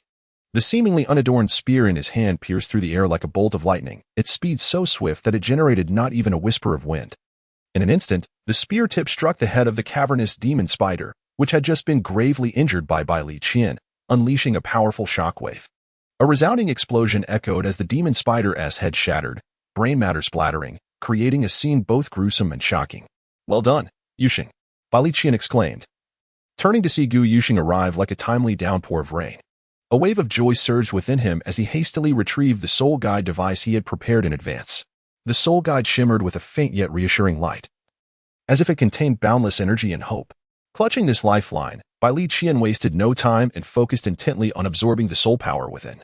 He felt a warm and potent force swiftly coursing through his arm and spreading throughout his body, gradually replenishing his nearly depleted soul power and restoring some vitality. Meanwhile, Gu Yuxing, with a confident gaze fixed upon the enemy, allowed a slight smile to grace his lips. He turned to Bai Li Qian, who was diligently recovering his soul power, and declared with a hearty voice, "Boss, rest assured and recover boldly. Leave this to me. Let me have a go at this fellow." With that, he flexed his wrist, gripping the break soul spear tightly, and, in a flash, darted towards the enemy like an arrow loosed from a bow. Although a clear hierarchy existed between the two in terms of rank, both hailed from the illustrious Spirit Hall Academy. Gu Yuxing had entered a year after Bai Li Qian, yet graduated a year ahead of Han Shui. Since stepping out of the academic realm and into military life, Gu Yuxing had consistently followed in Bai Li Qian's footsteps. To delve into the exquisite marksmanship of Gu Yuxing, one cannot help but notice the striking resemblance to the style of Bai Li Qian, as if they are branches of the same lineage. In the early days of their military service, whether amidst the fierce battles between soul masters and soul beasts, during their rigorous training sessions, or in the simple moments of daily life and leisure, they were inseparable companions, sharing a bond of profound intimacy and trust.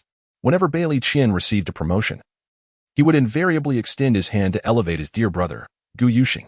There was even a moment when the esteemed emperor of Tiandou, wishing to bestow great rewards upon Bailey Qian, inquired about his deepest desires. Without hesitation, Bailey Qian boldly declared that his greatest wish was to fight alongside his brother Gu Yuxing to the very end of their days, never to part. This deep-seated camaraderie compelled Gu Yuxing to follow Bailey Qian without hesitation when the latter was ordered to return to Yelin City. Now, Gu Yuxing holds the esteemed position of Deputy City Lord of Yelin City. Note that this title is not singularly held, and also serves as the crucial commander of the border defense forces. It is no exaggeration to assert that within this city, his status ranks just below that of Bailey Qian, commanding great respect and awe. Before parting, Bailey Qian expressed his concern, earnestly advising, "Be cautious." He was well aware of Gu Yuxing's formidable strength. His soul-breaking gun was no less powerful than the twin guns of heaven and earth, standing among the pinnacle of abilities in the realm of soul battles. Just a step away from a breakthrough. In the pedestrian street of the Yelin Lantern Festival, Yuhan, Ouyang Luoxue called out sharply, her beautiful eyes fixated on the formidable Qianjun An ahead. Simultaneously, the ice spirit staff in her hand radiated a dazzling light. With a swift movement akin to a specter, Qian Yuhan shouted, "Second soul skill, Radiant Shadow Clone. First soul skill, Radiant Slash." As his words fell, his figure instantly split into 3 identical clones, each wielding a gleaming golden sword that emanated an aura of intimidation. Between Ouyang Luoxue and Qian Yuhan existed an innate synergy. No excessive words were necessary, just a glance or a shout sufficed to convey their thoughts and intentions. Their level of cooperation resembled that of seasoned comrades who had fought side by side countless times. At that moment, the Qianjun, recently freed from the icy prison of Ouyang Luoxue, surged forth like an enraged lion, charging wildly towards Qian Yuhan and Ouyang Luoxue. Its massive form stirred a tempest, and its sharp claws glistened ominously, sending chills down the spine. However, in the face of this ferocious Qianjun, neither Qian Yuhan nor Ouyang Luoxue succumbed to panic. They deftly maneuvered through the battlefield, evading the relentless assaults of the Thousand Gene Ant with remarkable agility.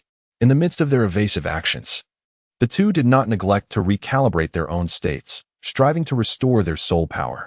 After a grueling series of maneuvers, they successfully regained the vast majority of their soul energy, although some of their power was expended in dodging the soul beast's attacks during the recovery process. They still retained a formidable 90% of their strength. At that moment, Ouyang Luoxue seized the opportunity, once more wielding her ice spirit staff. A piercing chill surged forth, striking the Thousand Gene Ant with unerring accuracy. The creature's movements grew sluggish, firmly under her control. Seizing this moment, Qian Yuhan launched his attack without hesitation. His 3 avatars simultaneously raised their longswords, bellowing in unison, "Radiant Slash." In an instant, 3 resplendent golden slashes tore through the air, exuding an unparalleled might as they hurtled toward the Thousand Gene Ant.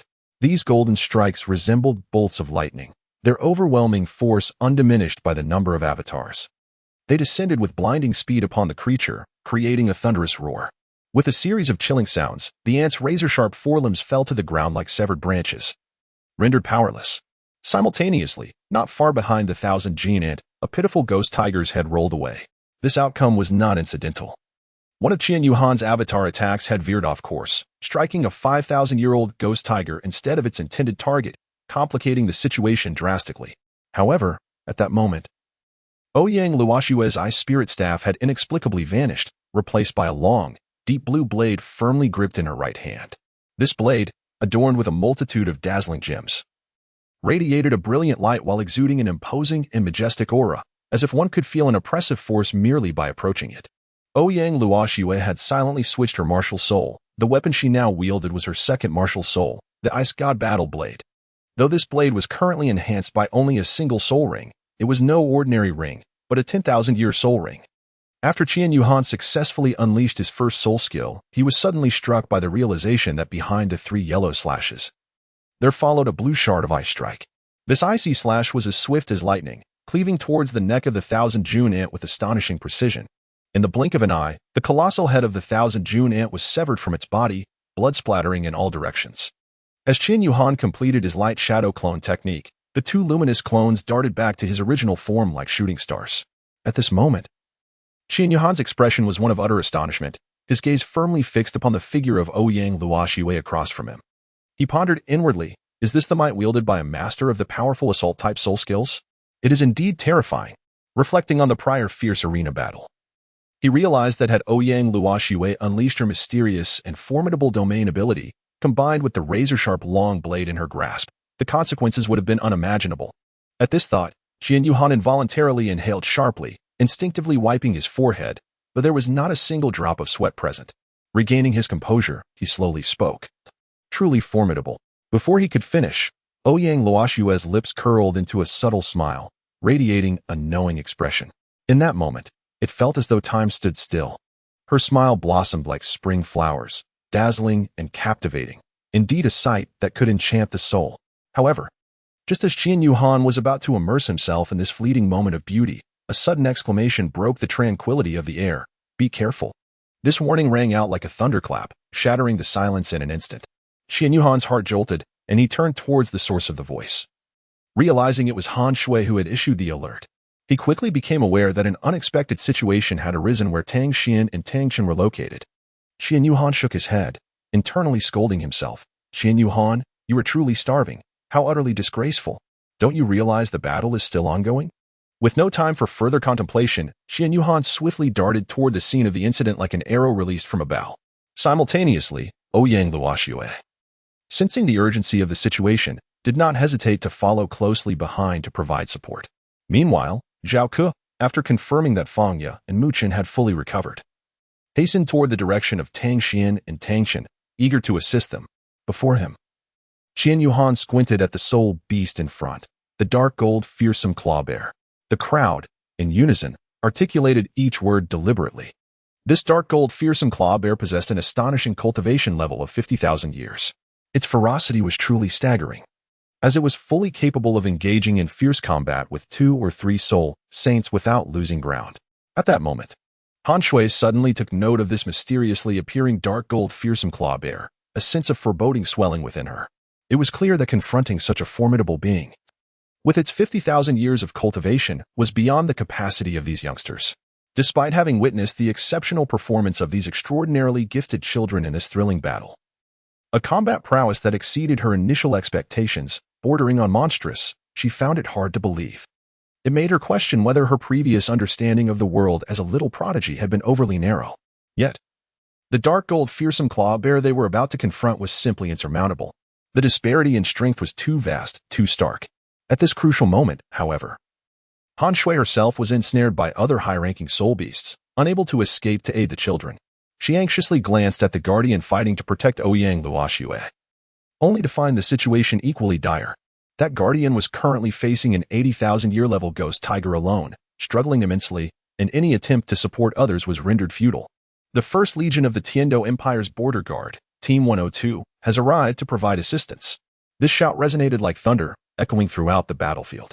Following closely, another cry rang out. The First Legion of the Tiando Empire's Border Guard, Team 073, has arrived to provide assistance.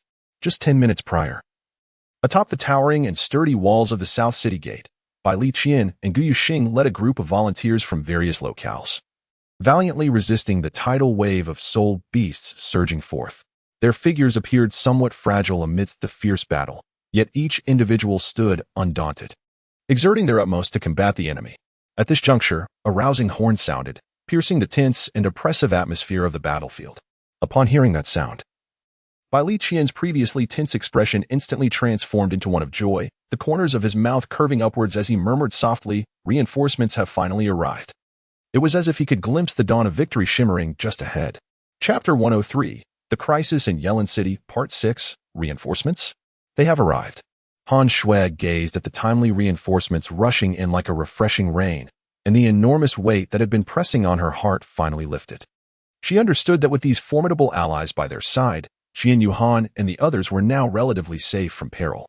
Thus, she resolutely unleashed her full strength, engaging in a fierce battle with the fierce soul beast before her. At that moment, a deep and steady voice suddenly resonated. "Are you all right?" Qian Yuhan looked up at the sound, only to see a robust and imposing man striding towards him with purpose. It was evident that he was the leader of the guard, as indicated by his attire. The silver-white armor he adorned was not only of exquisite quality but also embellished with intricate golden patterns, exuding an air of unparalleled opulence and authority. Ah, thank you for your concern. I am quite well, merely. Qian Yuhan nodded slightly, expressing his gratitude towards the captain of the team. However, his gaze remained steadfastly fixed on the approaching dark golden claw bear, not wavering for a moment. The captain of Team 102 wore an expression of astonishment, eyes wide with disbelief as he stared at the enormous creature radiating a terrifying aura. It is well known that such a formidable soul beast, boasting a formidable 50,000-year level, is not something that can be trifled with by an ordinary person. Even someone as battle-hardened and experienced as he, when faced with such a fierce opponent, would have to carefully assess his own capabilities. Yet here were these seemingly young children daring to confront it head-on, a notion that was truly unfathomable. In light of this, he couldn't help but gasp in shock, questioning, "The dark golden claw bear, have you been battling this creature all along?" "No. We were just about to engage it when you arrived to assist us," Muchen promptly clarified. Just as the captain of Team 102 was about to respond, a swift and ferocious claw strike came hurtling toward them, its speed and power astonishing. The overwhelming force surged forth like a tempest, as if it intended to tear everything apart. Such a terrifying assault was beyond the capacity of Qian Yuhan and his companions to withstand. The source of this lethal strike was none other than the massive and ferocious 50,000-year dark golden claw bear, with its enormous jaws agape, revealing sharp fangs. The creature's coppery eyes glimmered with a savage light. Its powerful forelimbs swept forward with earth-shattering might toward the group. In that critical moment, the captain of Team 102, Gao Feng, showcased his remarkable reflexes and combat prowess. He swiftly extended his right hand, and a radiant golden light surged forth from his palm, conjuring an ancient and majestic golden round shield that appeared seemingly out of thin air. At first glance, the shield appeared unremarkable, but upon closer inspection, one would notice a translucent, sparkling light blue gem embedded in its center. This gem shone like the brightest star in the night sky, emanating a mysterious and enchanting glow that rendered the entire shield particularly captivating. This was Gao Feng's martial soul, the golden mysterious shield. It stood like an indomitable fortress, radiating a brilliant golden light, though it appeared to be merely a defensive martial soul on the surface. The quality of the shield was significantly enhanced due to the gem's mystical light blue luminescence. This precious gem seemed to harbor boundless energy, continuously infusing the golden mysterious shield, augmenting the already formidable strength of the shield. With the formidable power of his soul, Gao Feng distinguished himself in the border guard of the Tiando Empire, rapidly rising to prominence and recently being appointed as the captain of a squad. He bellowed, "Sixth soul skill, for quadrant barrier." As his voice resonated, the black sixth soul ring beneath his feet erupted in brilliance, shining as brilliantly as the brightest star in the night sky. Subsequently, for magnified golden shield phantoms materialized out of thin air, enveloping Gao Feng and his companions, including Qian Yuhan, with astonishing swiftness. At that moment, the ferocious dark gold terror-claw bear let out a thunderous roar, brandishing its razor-sharp claws and charging towards them with an overwhelming force. Its fierce assault resembled a tempest, instilling dread and trepidation. Just as the words left his lips, the bear's attack descended upon them in an instant, crashing violently against Gao Feng's four-quadrant barrier. A resounding thud echoed, causing the ground to tremble violently. The unmatched force radiated outward, fracturing the earth and creating deep chasms that seemed bottomless. Yet, even in the face of such a terrifying assault, Gao Feng's four-quadrant barrier remained steadfast. Although the shield quivered slightly under the tremendous impact, it showed no signs of cracking, successfully withstanding the full force of the dark gold terror-claw bear and safeguarding everyone within its embrace. Witnessing this spectacle, Qian Yuhan couldn't help but marvel inwardly at the extraordinary defensive soul skill. He gazed at Gao Feng, who stood before him, his eyes brimming with admiration and respect. Gao Feng was a genuine soul sage, wielding a soul power of level 79, just a step away from becoming a soul Douluo. It is well known that the cultivation of weapon soul masters is far more arduous than that of beast soul masters. Not only must they comprehend the essence of their soul, but they must also master their own tactics and techniques to unleash the true strength of their weapon souls. Although Gao Feng was a soul sage, his years of service in the military had endowed him with an extraordinary understanding of his golden shield soul. Now, his prowess was sufficient to rival that of lower-ranked soul Douluos. That was a close call, Gao Feng thought to himself. No wonder the dark gold terror-claw bear possesses such formidable power after 50,000 years. However, Gao Feng's experience was remarkable. and he quickly regained his focus, simultaneously directing Qian Yuhan and the others behind him. Children, we shall handle this behemoth. Your assistance is needed over there. We are merely the vanguard. The main force is still en route, so we must hold our ground. With a serious demeanor, Gao Feng conveyed the gravity of the situation. Qian Yuhan, Ouyang Luoxue, and Tang Xian understood the circumstances were dire and nodded in agreement. Qian Yuhan quickly assigned the tasks, and he and his companions set off to engage in battle with the designated mid to low-level soul beasts as per their plan. Gao Feng, observing the retreating figures of these young warriors, smiled with satisfaction, thinking to himself how commendable they truly were. After expressing his admiration, Gao Feng turned to the other newly promoted soul saints in the escort team and called out, "Brothers, let the battle commence." Understood. At the imposing western city gate of Yelin City, the sounds of clashing and roaring reverberated through the sky. The city's defense forces were valiantly confronting the soul beasts surging in from the west, fighting with unwavering determination. At this moment, the commander guarding the west gate, Yi Qing, stood resolutely at the center of the battlefield like a god of war, gripping a gleaming battle knife. Each swing he made sliced through the air with a fierce wind and splattered blood. Since the onset of this terrifying beast tide, Yi Qing had steadfastly held his ground without a moment's respite. The relentless intensity of the battle had drained his soul power like a burst dam, leaving it nearly exhausted. Even the precious soul-guiding devices he usually relied on for recovery had long been depleted. Yet, in the face of the next wave of ferocious beasts surging forth, Yi Qing remained undaunted. His eyes burned with intensity, his body drenched in blood, and his heart steeled for the worst outcome, even at the cost of his own life. He was determined to take these brutal soul beasts down with him. "Damn it! Even if I die, I'll drag you beasts down with me," Yi Qing roared, charging once more into the oncoming tide of soul beasts. In that critical moment of life and death, some soul masters atop the city wall suddenly sensed an exceptionally strong wave of soul power emanating from below the city gate. Their hearts jolted, and they instantly realized the dreadful events about to unfold, prompting them to shout urgently, "Captain Yi!" No. Just as the tension reached its peak, a resounding voice sliced through the darkness like a flash of lightning. "The Tiando Border Defense Team. This is, Team 113, here to provide support." The man beside the speaker shot him a disapproving glance. What a shameful display. It's reinforcements. The reinforcements have finally arrived. With this exclamation of excitement, the formerly tense atmosphere was instantly shattered. The soldiers guarding the west gate revealed ecstatic expressions, and the fervor for battle reignited within them. However, in stark contrast to the others, Yi Qing, standing outside the western gate, did not relax his furrowed brow. Instead, it deepened into a pronounced crease. His sharp eyes remained fixed on this so-called reinforcement squad, and the taut string of apprehension in his mind refused to loosen. At that moment, a thought suddenly flashed through Yi Qing's mind. Why was this border patrol so disorganized? They had forgotten even their own team number, needing to check their order tokens to confirm their identity? It is truly astonishing. Just as Yi Qing was immersed in his thoughts, a loud and urgent voice abruptly interrupted his reverie. "We are the 113th Squad, dispatched to assist in the defense of Yelin City against the beast tide. We must enter the city immediately. We have just received the latest intelligence indicating that soul beasts have already breached the defenses and invaded the city." Upon hearing this alarming news, Yi Qing was taken aback, his face reflecting disbelief as he exclaimed, "How is this possible? Have the other city gates also fallen? No. I must quickly ascertain the situation." With this, Yi Qing swiftly turned around, preparing to summon a communications officer to connect with the guards at the other gates for confirmation. However, before he could take action, the leader of the reinforcements raised his hand decisively and shouted, "Time is of the essence. We cannot afford to delay. Please grant us passage. We are all here to protect the lives of the citizens within the city. With each passing second, we risk losing more innocent lives." Yi Qing gazed at the man before him, a head taller with fair skin, clad in the armor of a border defense squad leader. From his eyes, Yi Qing discerned a chilling coldness.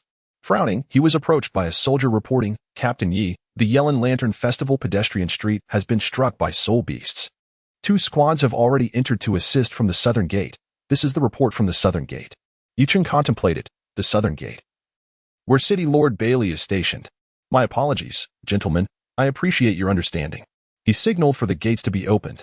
The leader of the 113th Squad nodded with a smile in acknowledgement of Yi Qing, then led his team into the city in an imposing formation. Upon entering the city, The squad leader instantly shed his disguise, revealing a long black robe adorned with a large dark red vortex symbol on the back. He looked disdainfully at everything within the city, a peculiar smile gracing his lips as he remarked, "It was so easy to get in, thanks to your assistance." "Who are you?" "Step forward." The figures behind him moved to an unoccupied area, similarly removing their disguises, all clad in identical black robes. At that moment, a shadow darted forth. It was the very messenger who had just been present. "Lord Halley is truly a paragon of wisdom and valor, the foremost of our young generation," one of the individuals remarked. It turned out that the man leading them was none other than the infamous Halley. He was tall and robust, with well-defined muscles encased in a black form-fitting outfit, exuding an air of authority.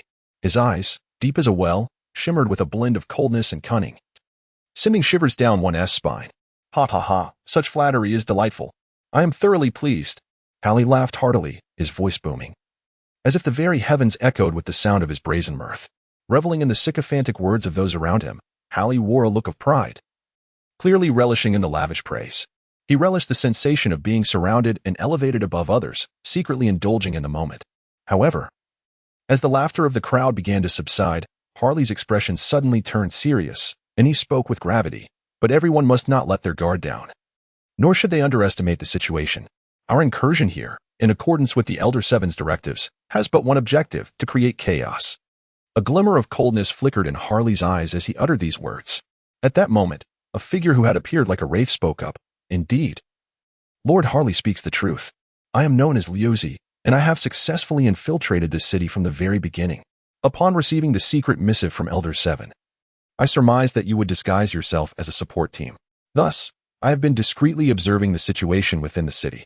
By sheer coincidence, while my subordinates were wandering about, they encountered a messenger dispatched from the southern city gate. Without hesitation, I acted swiftly to eliminate him, preventing any leaks, and fortuitously learned of this matter.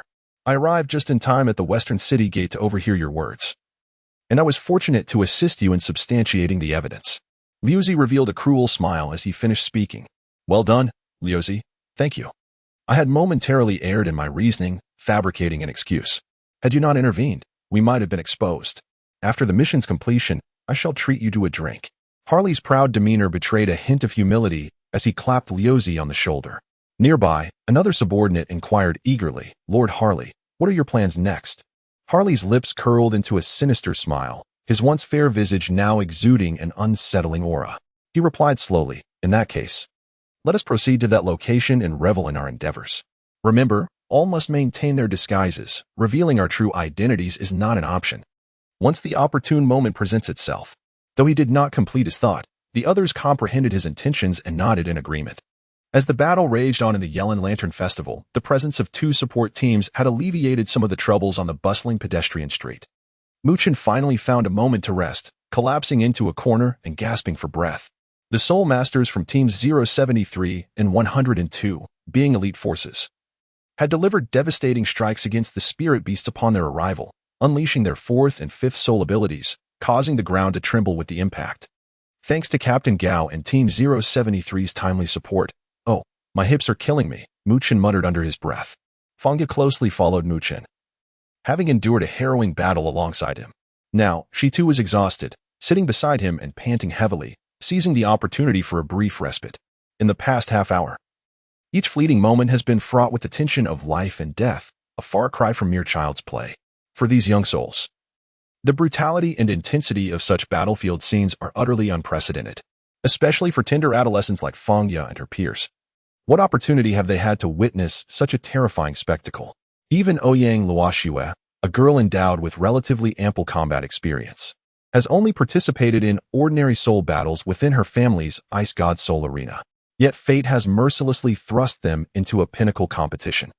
To emerge from this fierce conflict without suffering a devastating defeat, to avoid being ruthlessly trampled by their opponents, is indeed a remarkable miracle.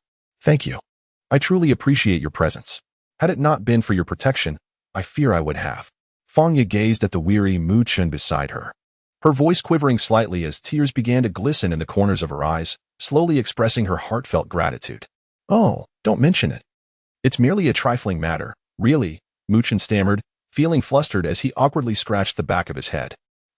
Please, don't cry. I can't stand seeing girls in tears." As he spoke, His gaze instinctively fell upon Fang Ye's slightly moist eyes, causing a wave of panic to wash over him. Goodness, he had merely intended to console her, never anticipating that he would bring her to tears. Just as Mu Qin was about to continue his words, a peculiar fragrance wafted gently into his nostrils, captivating and ethereal, momentarily rendering him speechless. Before he could collect his thoughts, Fang Ye suddenly wrapped her arms tightly around him. Instinctively, he opened his arms, resting his hands on her back as he began to gently pat her, as if to soothe her inner turmoil and anxiety, while also quietly calming her heightened emotions. At that moment, Mu Qin mused to himself, it seems our relationship has drawn a little closer. This feels promising. Meanwhile, on the opposite side of the battlefield, Tang Chen, Qian Yuhan, Ouyang Luoxue, and Zhao Ke sat together in a corner, their backs pressed against the wall. They seized the opportunity to catch their breath and swiftly recalibrate their states. After all, no one could predict how long this intense battle would endure, making even a brief respite of 5 minutes invaluable to them. As Tang Xian gasped for air, he unapologetically threw a sturdy arm around Qian Yuhan's shoulders, raising an eyebrow with curiosity. Hey, I must ask, how did you come to know this Miss Ouyang? Let us share some stories while we have the chance. In the past, during the acquisition of the Soul Ring, I became acquainted with her. At that time, my companions and I had successfully vanquished a 2,000-year-old Thousand Gene Ant. Qian Yuhan reminisced about the scene, her eyes shimmering with excitement. She and her companions had initially engaged the ant, perhaps underestimating its strength, which led to Ouyang Luoxue delivering a crushing blow. I fortuitously arrived at that moment and assisted in its defeat. By a stroke of luck, I obtained this third soul skill, Radiant Guardian. Qian Yuhan continued, though she felt a twinge of embarrassment when recounting the serendipitous acquisition of the third soul ring. Oh my! How impressive! Tang Xian, upon hearing Qian Yuhan's seemingly casual narrative, felt a tumultuous wave of astonishment within. He silently marveled, goodness, what a remarkable being this fourth is. Securing a third soul ring and collaborating with Ouyang Luoxue and her companions to slay a 10,000-year soul beast, such prowess is simply extraordinary. Is it really necessary to be this exaggerated? Nevertheless, he maintained a facade of composure while responding to Qian Yuhan. At that moment, Qian Yuhan remained utterly oblivious to Tang Xian's astonishment. She turned to Ouyang Luoxue with a smile, suddenly exclaiming, I didn't realize you also possess a twin martial soul. Huh, is this news to you? Ouyang Luoxue raised her head, a flicker of curiosity dancing in her beautiful eyes as she replied.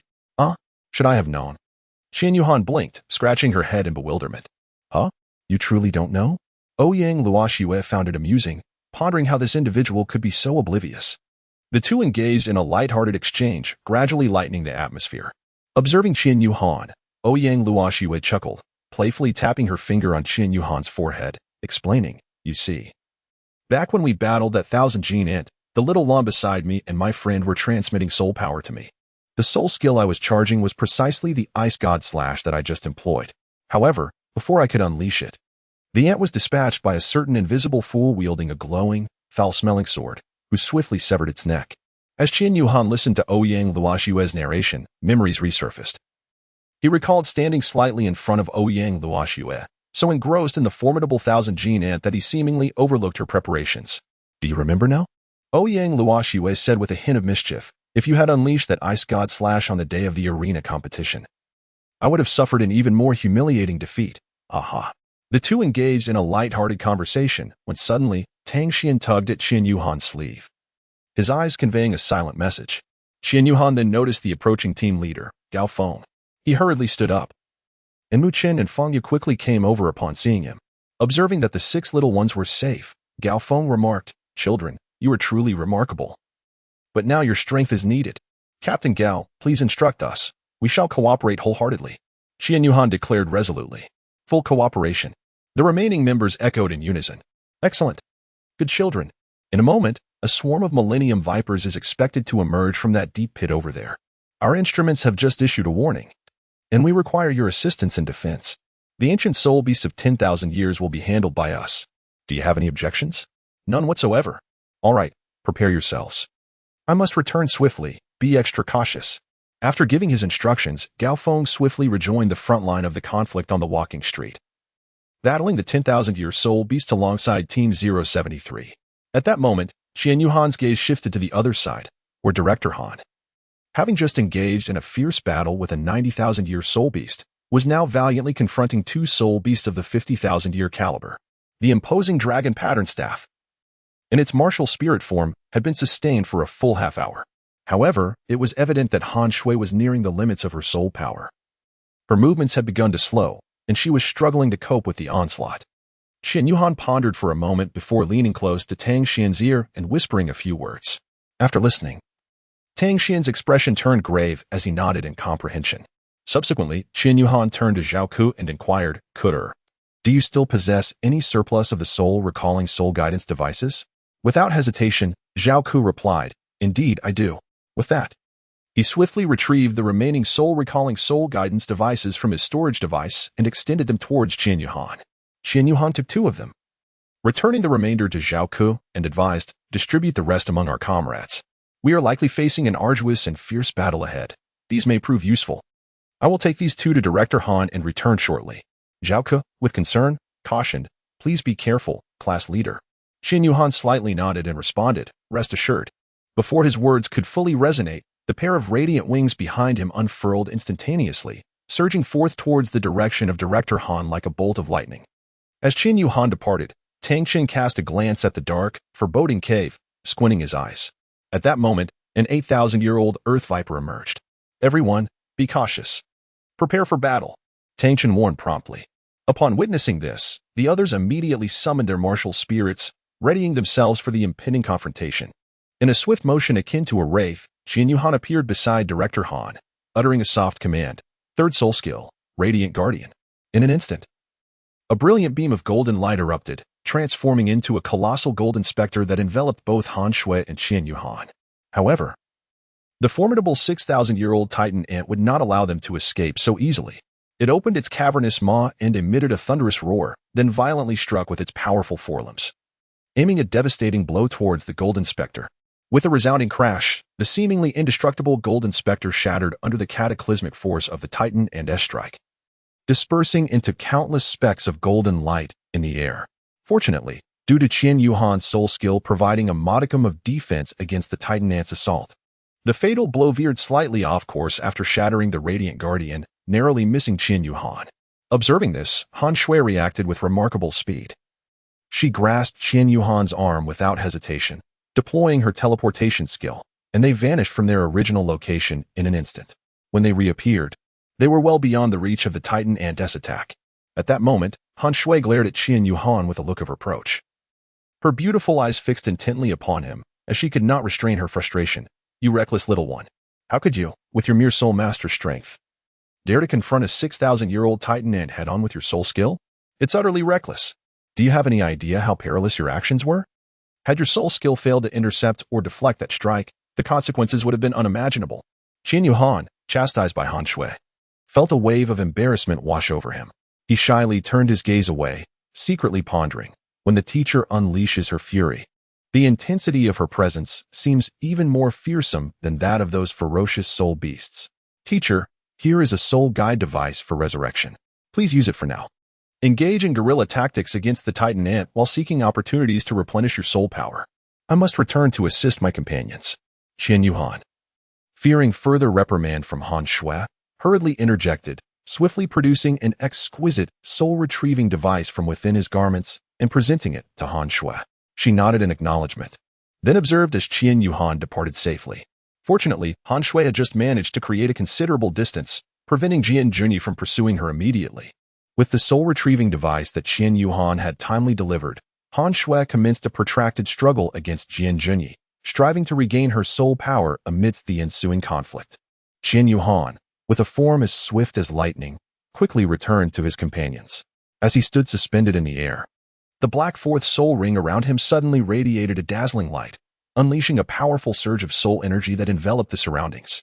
With a firm yet graceful utterance, he proclaimed, "Baptism of light." In an instant, countless beams of sword light cascaded from the heavens like a torrential downpour, transforming into a ferocious rain of blades that surged violently towards the mass of earth vipers below. The air was filled with the sound of crackling as the once ferocious earth vipers fell victim to this terrifying assault, their bodies pierced by the sword rain, blood splattering in every direction. In that fleeting moment, the swarm of earth vipers suffered devastating losses, their anguished cries echoing across the battlefield. Amidst the chaos, All combatants were engulfed in fierce combat, the cries of battle resounding in waves. At that critical juncture, a small team suddenly emerged from one side of the battlefield, moving with agility and silence, akin to specters swiftly closing in. Upon closer inspection, it was revealed that this team was led by Ha Lei, who had disguised himself as reinforcements. In the heat of battle, Gao Feng inadvertently caught sight of this enigmatic squad and felt a surge of joy. He promptly shouted, "Brothers, you have come to aid us, haven't you? Splendid. We are in dire need of assistance over there. Those few children cannot hold out much longer." Responding to Gao Feng's call, Ha Lei turned his gaze in that direction, swiftly locking on to Qian Yuhan and his comrades engaged in fierce combat not far away. A subtle, cunning smile graced his lips as he nodded slightly towards Gao Feng in acknowledgement. Immediately after, he gestured with his arm, leading his team resolutely towards Qian Yuhan's position.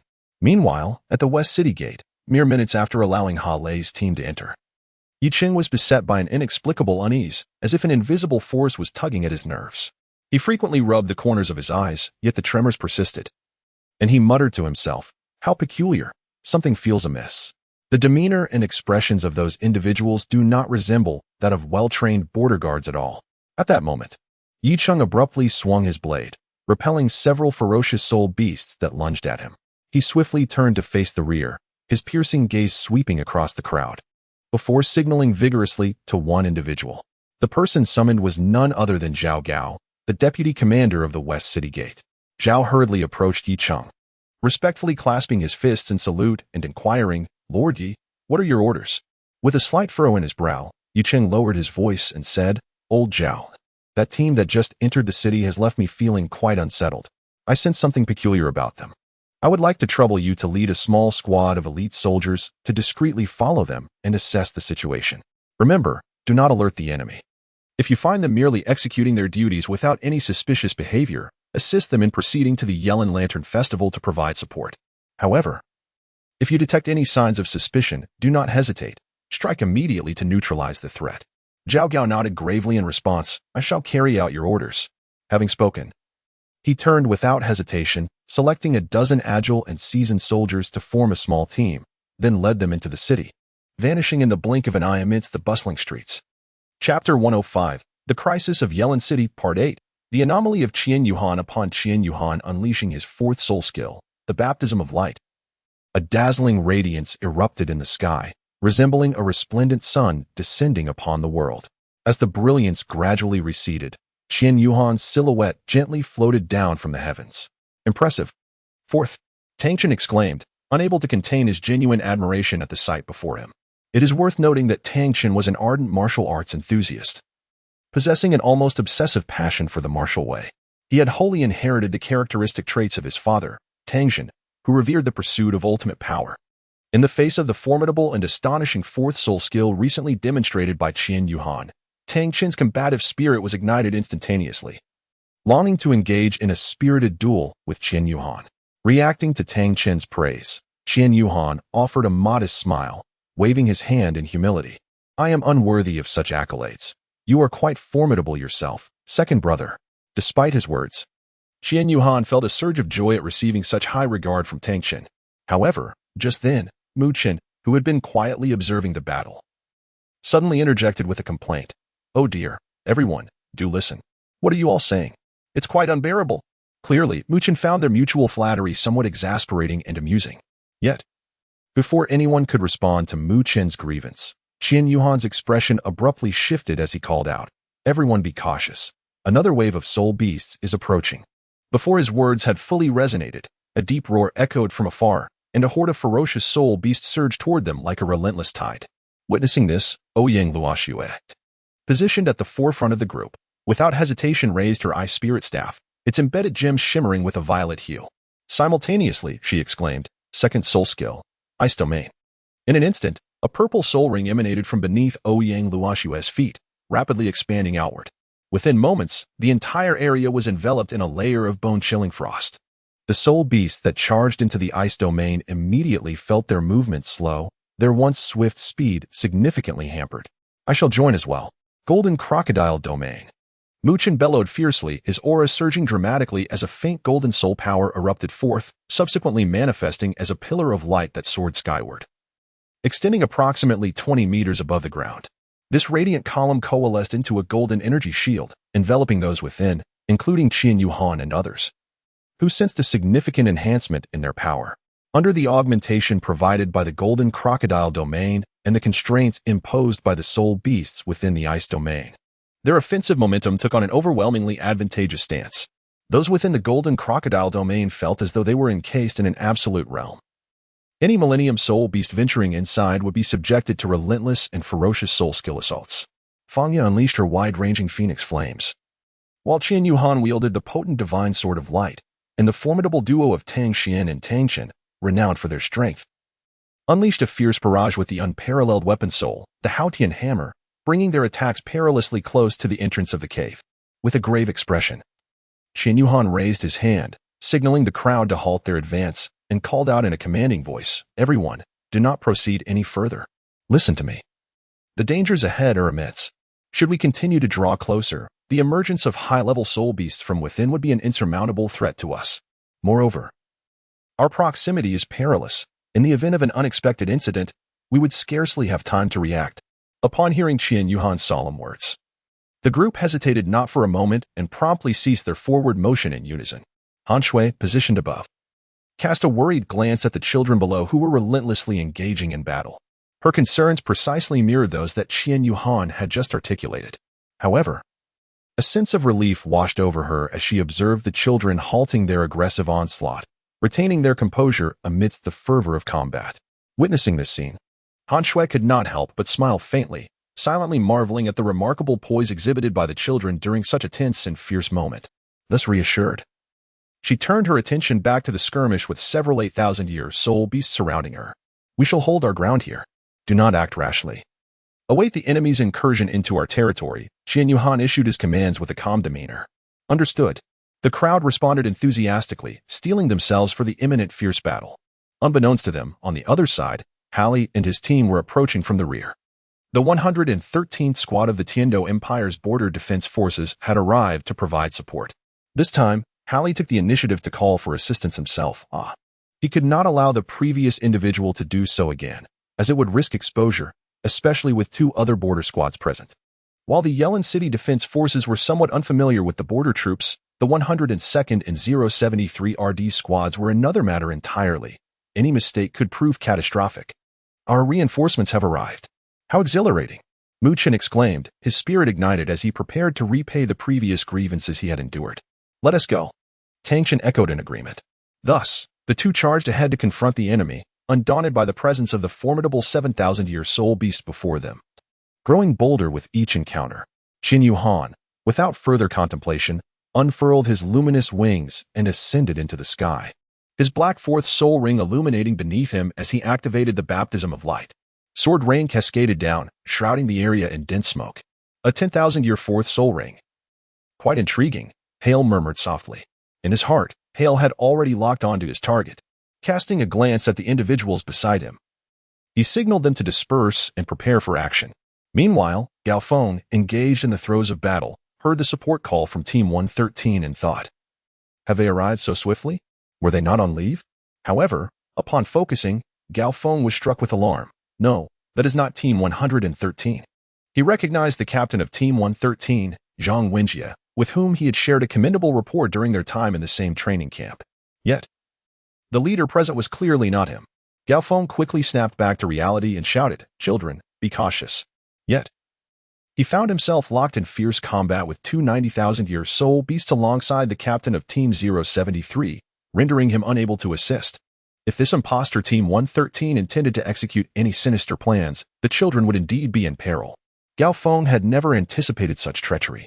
At the very moment Gao Feng cried out, Hale recognized that their identities had been compromised. With a commanding voice, he ordered, "Attack." The group surged forth. Their martial souls awakened. Among the dozen or so members, Hale stood as the soul powerhouse at level 72, while the remainder were primarily at the soul master level, including a figure named Liuzi, who possessed a soul power of level 51. Hale aimed to ambush Qian Yuhan, while Liuzi targeted Ouyang Luoxue, with the others identifying their respective targets. Ouyang Luoxue, situated within her domain, sensed an approaching presence and preemptively channeled her soul power.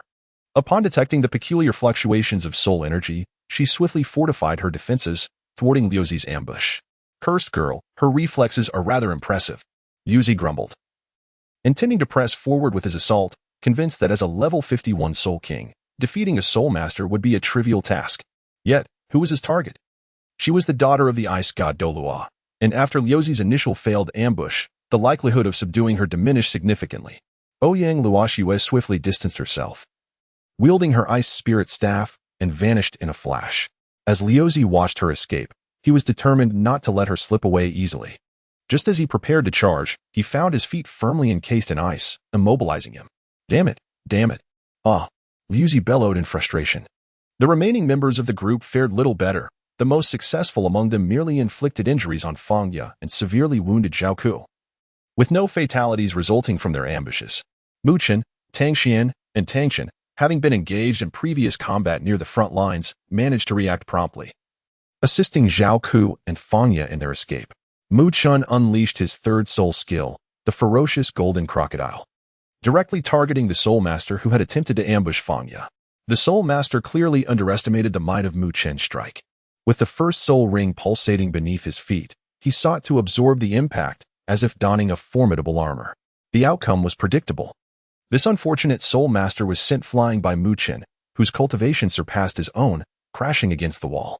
The full force of the soul skill was absorbed, leaving him spitting blood and unconscious. He deserved it, that scoundrel, ambushing a girl. I truly held back too much. Mu Chen glared at the assailant, cursing him. He then approached Fangya, lifting her and carrying her to safety. Meanwhile, Zhao Ke fell victim to a surprise attack from two assailants, blood streaming from his lips. Just in time, Tang Xian and Tang Chen arrived. Tang Xian wielded his heavenly thunder Haotian hammer, unleashing the secret technique of the Haotian sect, Haotian hammer, Raging Storm. Tang Chen, with Zhao Ku, who was gravely injured on his back, retreated from the perilous area under Tang Xian's protection. On another front, Halley's figure flickered like a specter, appearing behind Qian Yuhan. Just as Qian Yuhan regained consciousness from the soul skill, Halley's concealed presence became apparent, only detectable by the fluctuation of soul power.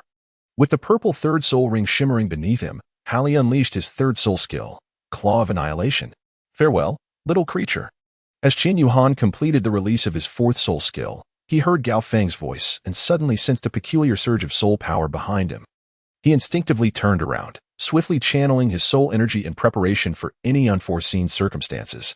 In that moment, he locked eyes with the unmasked Hailey. With his soul power already in motion, the moment the dark third soul ring began to flicker around him, Hailey launched his attack. Hailey would not grant Qian Yuhan an opportunity. The claws of obliteration surged forth at an astonishing speed, leaving after images of their violet hue in the air. Just then, a flash of blue light cut through the tension, and Qian Yuhan gazed in astonishment at the figure who had shielded him from the impending blow. It was Ouyang Luoxiue. Han Shui, upon hearing Gao Feng's voice, sensed the gravity of the situation. After repelling the surrounding soul beasts, she dashed towards Qian Yuhan, yet she arrived a moment too late. With anger, she cursed. You scoundrel! As she swept her dragon pattern staff, she sent the still advancing Hailey flying, crashing through two walls before stabilizing himself, spitting out blood and gasping for breath, with many of his meridians shattered. Damn woman! The full-force strike of a Soul Douluo was not something one could endure lightly, especially not in the frail body of a mere elementary soul sage. Ouyang Luoshue's guard, disregarding the peril, witnessed his mistress recklessly take the brunt of the attack meant for Qian Yuhan. With his soul energy depleted, he managed to fend off the surrounding 60,000-year soul beasts and rushed over. Miss! Miss!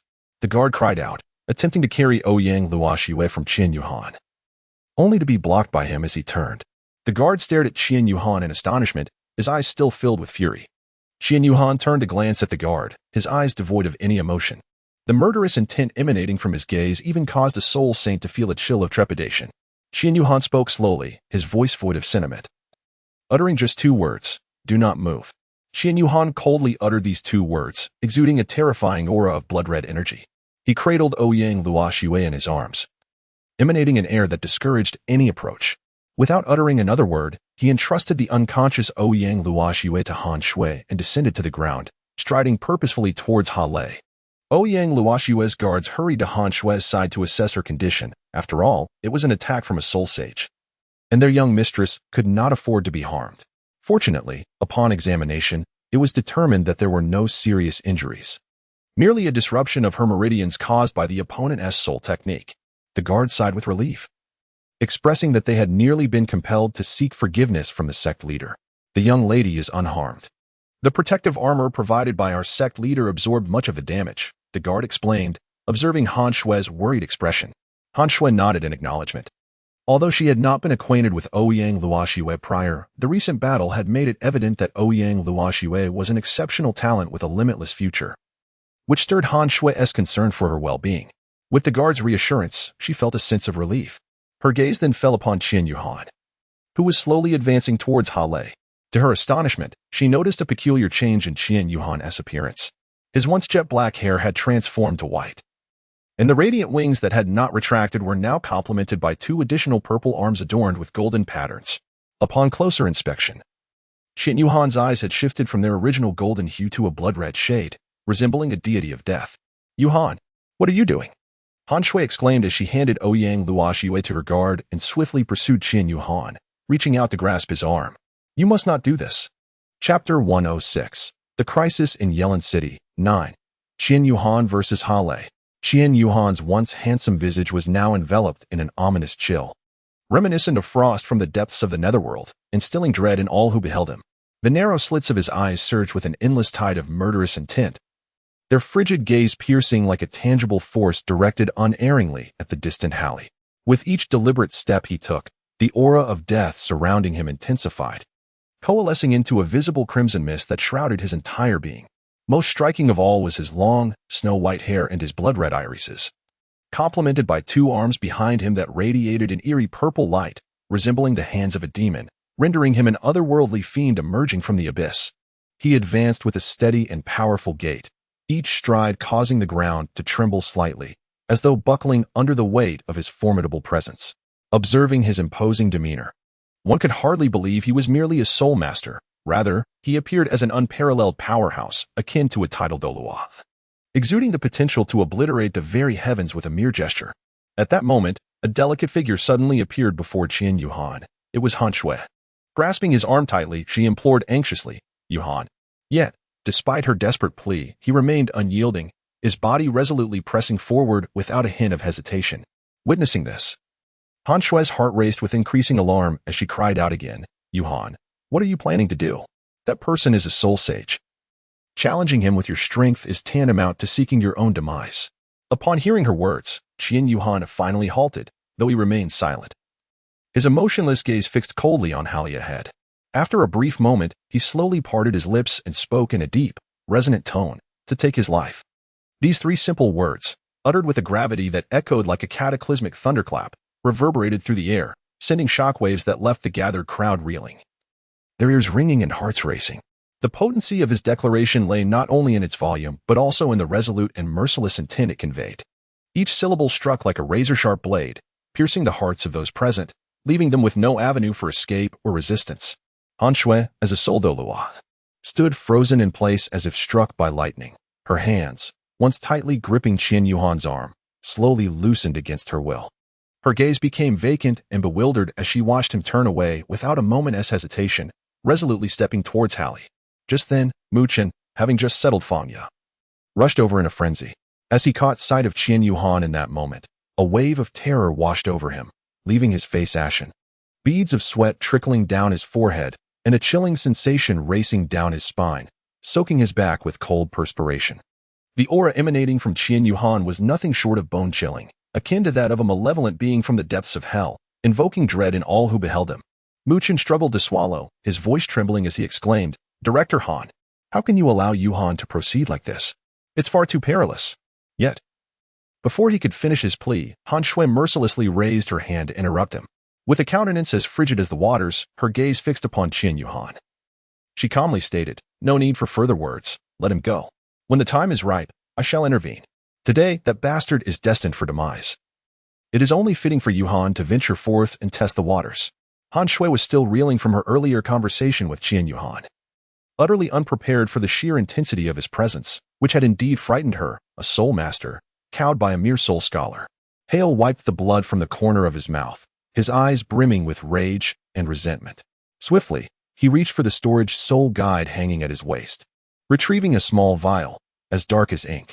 Without hesitation, he uncapped the bottle and poured out the sole remaining black pill. It exuded an aura of mystery and malevolence, seemingly containing boundless dark energy. Without a moment's pause, Hale tossed the pill into his mouth and swallowed it whole. At the instant the pill descended his throat, an overwhelming surge of medicinal power surged through him like a torrential wave. The dark energy slithered through his meridians like a serpentine spirit, and wherever it flowed, the severely damaged channels began to visibly mend at an astonishing rate. In mere moments, Hale felt a significant enhancement in his physical condition, the weakness from his injuries dissipating considerably. Furthermore, he realized that the dark power from the pill had restored a substantial portion of his meridians, filling him with elation. However, the fleeting revival of his strength did not erase the memory of the woman, Han Shui, who had caused him such torment. With eyes wide open in fury, he glared in her direction, unleashing a torrent of vile curses. "You wretched woman, how dare you inflict such pain upon me? You must be tired of living. Don't think you're some formidable soul master." Just as Hale prepared to continue his tirade, his voice abruptly faltered. He beheld a figure approaching him slowly. It was none other than Qian Yuhan, the very person he had ambushed earlier. Astonishment washed over Hale's face as he stammered, "Why you shouldn't be here?" It was clear to him that when he had launched his surprise attack, he had sensed Qian Yuhan as merely an ordinary soul scholar. At this moment, although Qian Yuhan appeared to maintain the strength of a soul sect, the aura emanating from him was markedly different. His presence was akin to a towering mountain, exuding an unshakable sense of oppression. It was also reminiscent of an unfathomable ocean, ensnaring one in its depths, rendering escape impossible. A profound sense of inexplicable fear and trepidation surged within Hale, causing him to involuntarily shudder. In his mind, he chided himself for succumbing to such intimidation.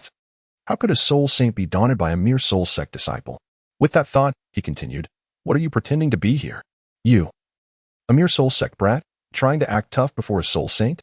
Qian Yuhan paid no heed to Harley as he continued to approach him with measured steps, his right hand firmly grasping the sword of light.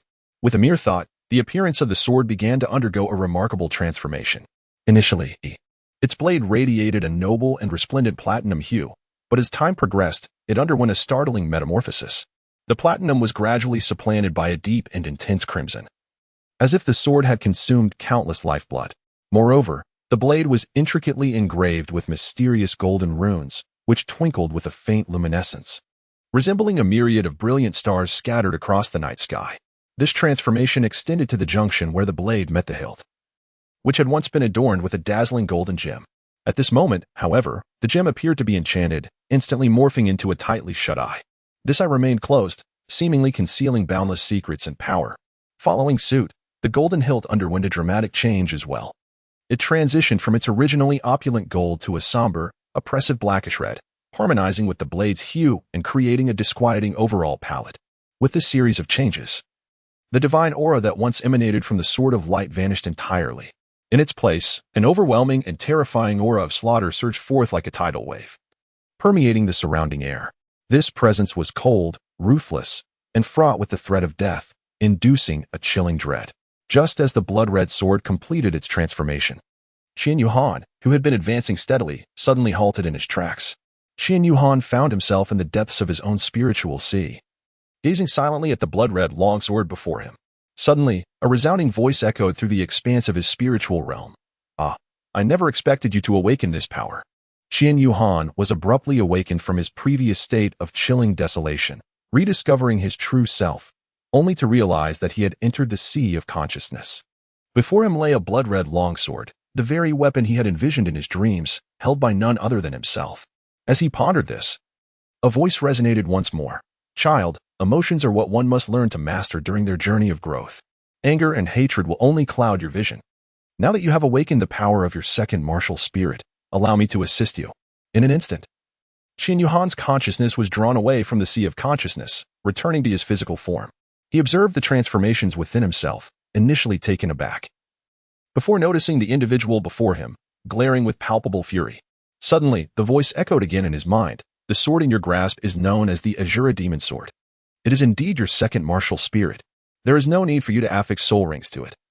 It will automatically possess the same number of soul rings as your first martial spirit. each with a lifespan of 100,000 years. Now, go forth and battle, lest you tarnish the glory of this sword. The first part of the Azura 9 trials has commenced. Your task is to slay the level 72 Soul Sage, Hail. Upon completion, you shall be rewarded with a 5-point increase in Azura affinity and a 1-level enhancement in your soul power. Qian Yuhan stood still, his body trembling slightly. Suddenly, an overwhelming and unparalleled aura surged forth from within him, akin to a torrential flood that swept across the arena in an instant. Beneath his feet, four resplendent beams of crimson light gradually ascended, resembling 4 brilliant stars that circled around him. This spectacle left all present in a state of astonishment, particularly Hallie. He widened his eyes and rubbed them vigorously, as if to confirm that what he beheld was not an illusion. You, kid, how could you possibly? Hallie stammered, his voice laden with disbelief and shock. He could hardly fathom that this mere child standing before him possessed 4 spirit rings, each 100,000 years old. Such a revelation was utterly inconceivable. Nevertheless, Qian Yuhan remained unperturbed by Hallie's astonishment. He gazed steadfastly at his opponent, the corners of his mouth curving into a disdainful smile.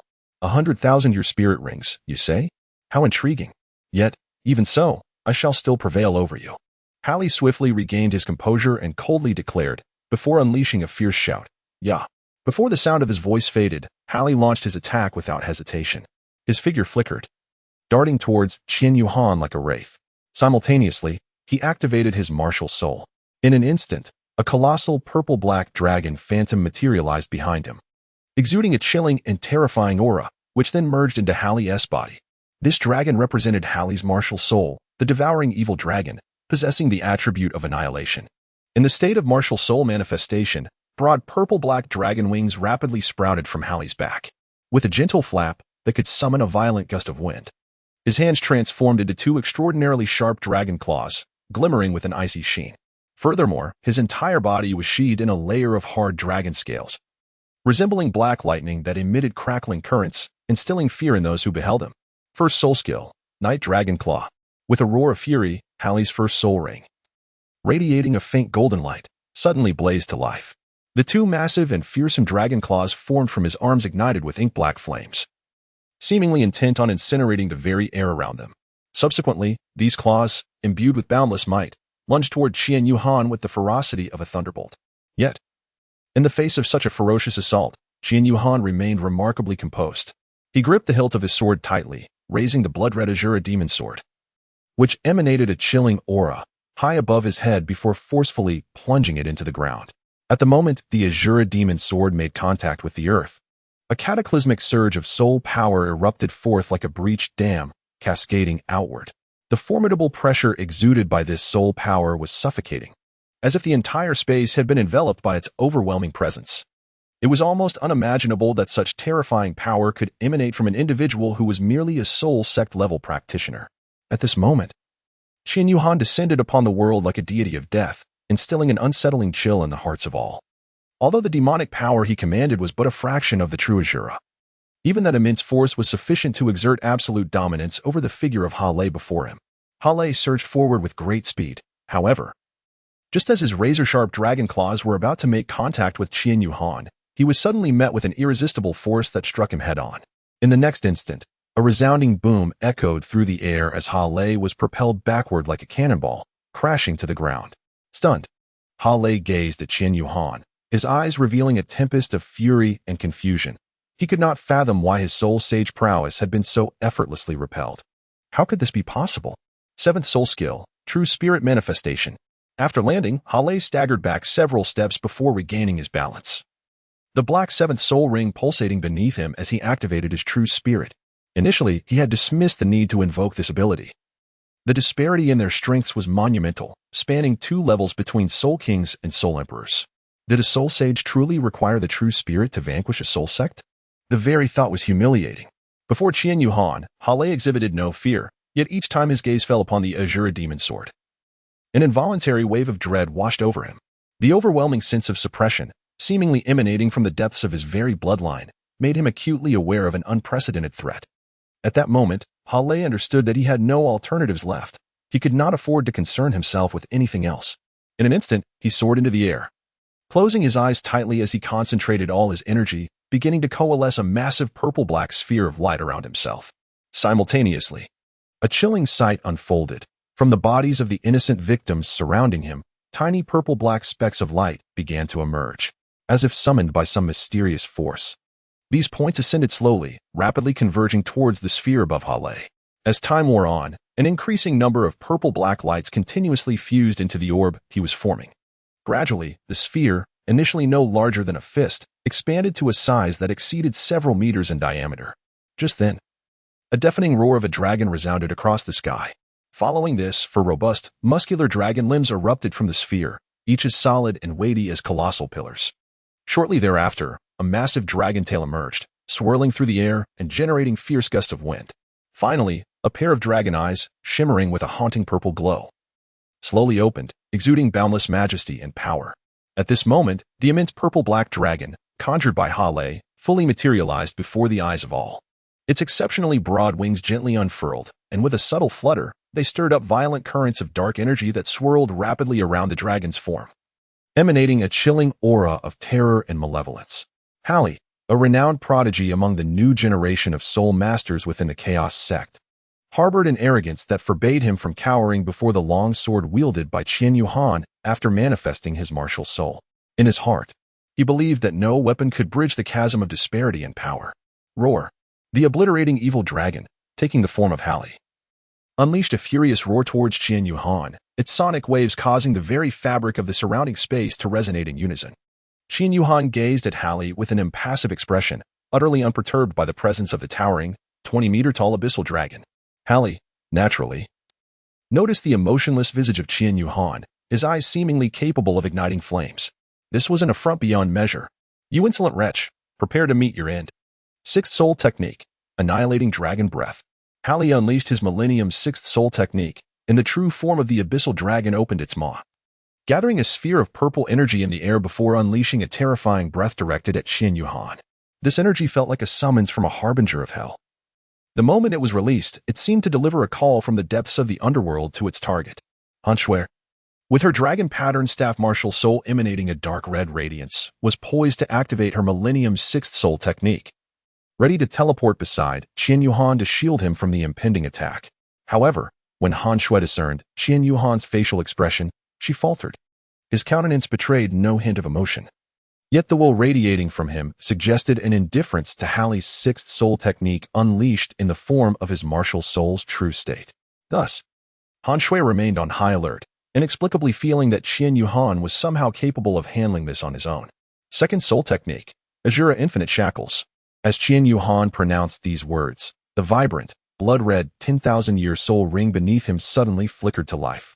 Yet, this was not the most astonishing sight.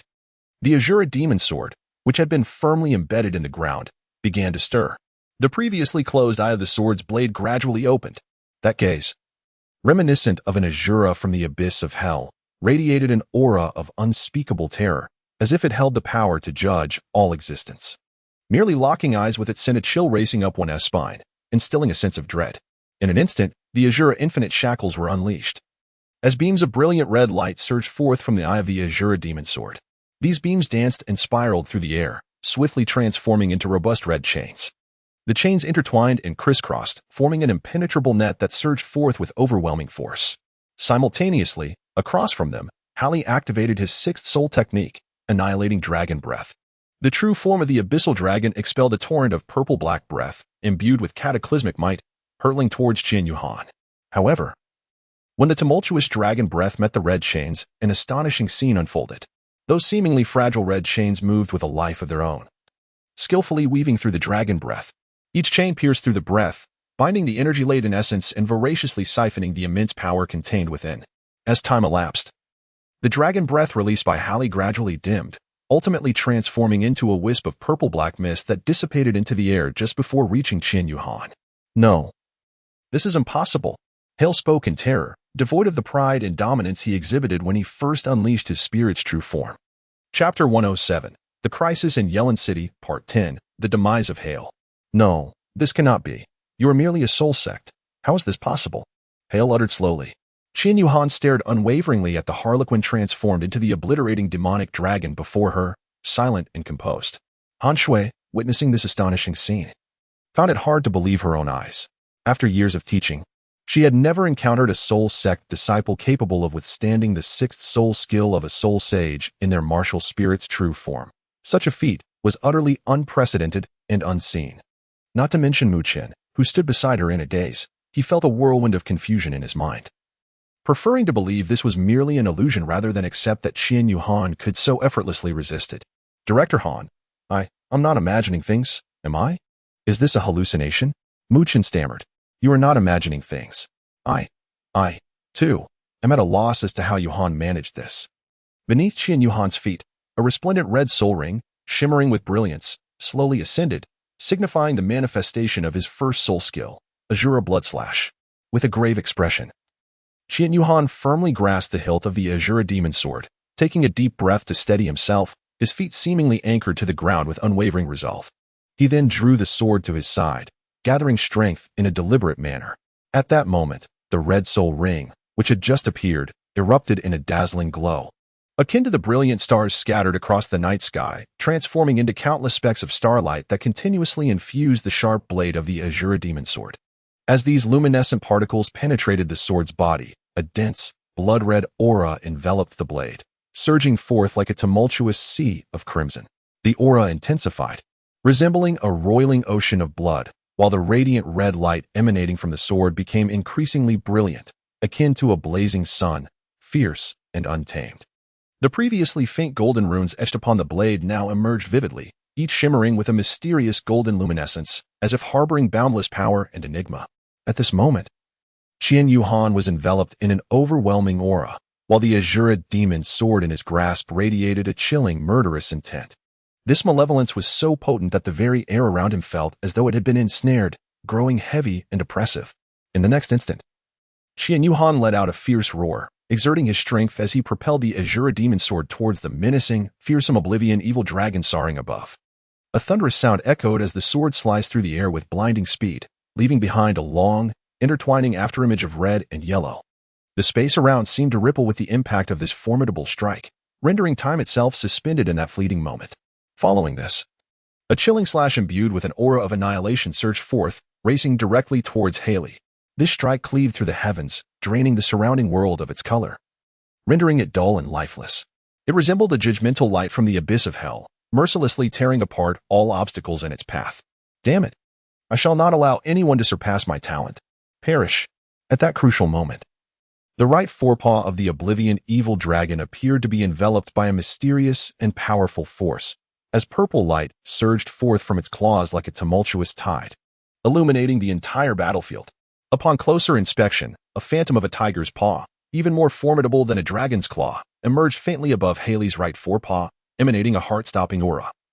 As if it harbored boundless destructive power, with a grave expression, Harley slowly raised his right forepaw, each movement exuding a steady strength, as if he were harnessing a power capable of cataclysmic destruction. Upon elevating his forepaw to its zenith, he inhaled deeply, then abruptly yanked it back, his entire physique taut, summoning every ounce of his might. Without hesitation, Harley swung his right forepaw down fiercely, targeting the Shura blood slash unleashed by Qian Yuhan. As he executed this motion, the phantom of his tiger claw instantaneously rent the fabric of the void, leaving behind 3 striking claw marks in the air. These marks sliced through the heavens like lightning. Imbued with unparalleled might and velocity, racing directly towards the Shura blood slash. It is crucial to note that what Harley unleashed was not his previously employed 6th soul skill, the Annihilation Dragon Breath, but rather the concealed power of his right arm soul bone skill, the Dark Demon Evil Destruction. This right arm bone was a precious gift bestowed upon Harley by the Chaos Sect at the moment he became the youngest soul saint in the sect's history. Throughout his journey, the relentless pursuit of formidable dark power has been Harley's unwavering life goal, and this soul bone, granted by the Chaos Sect, undoubtedly signifies their profound acknowledgement of his extraordinary strength and remarkable talent. It is precisely for this reason that they entrusted such a vital soul bone to him, anticipating that he would one day shoulder even greater responsibilities. The strike unleashed by Qian Yuhan's Azura Demon Sword seemed to harbor an enigmatic power, instilling within Haley a profound sense of existential peril. Thus, he was compelled to resort to his ultimate skill. For the adage that offense is the best defense resonated deeply within him. As a prodigy, he bore the pride of his genius, facing an adversary inferior in strength. He felt it beneath him to deploy defensive soul techniques. especially against one so diminutive as Qian Yuhan. Such an act would be a source of great embarrassment should it become known. Haley, characterized by his hubris, would ultimately pay the price for his arrogance. In a breathtaking display, their assaults resembled two meteors, hurtling towards each other with astonishing velocity, culminating in a cataclysmic collision in midair. In that fleeting moment, brilliance erupted, accompanied by a resounding roar that reverberated through the atmosphere, the explosive force causing the very air around them to tremble violently. Consequently, a colossal energy vortex formed between the two, as if intent on devouring the entirety of existence. This tempest of energy exhibited a strange and resplendent palette, with purple and red hues intertwining in a fierce clash. Each impact sparked dazzling waves of energy, which surged forth like tumultuous ocean tides, relentlessly radiating in all directions. Wherever they traversed, the winds howled, reminiscent of a raging storm, instilling terror in the hearts of all who bore witness. Qian Yuhan stood still, squinting his eyes and slightly tilting his head to evade the blinding light. His left hand slowly rose, palm thrusting forward, as if attempting to withstand the onslaught of the energy-laden wind. Simultaneously, his feet bent backward into an arc, firmly anchoring him to the ground, while every muscle in his body tensed, bracing against the formidable force. Meanwhile, Hale swiftly unfurled the enormous dragon wings from his back, enveloping his head to safeguard his vital areas. However, despite the protection of the dragon wings, he found himself unable to resist the ferocious energy fluctuations.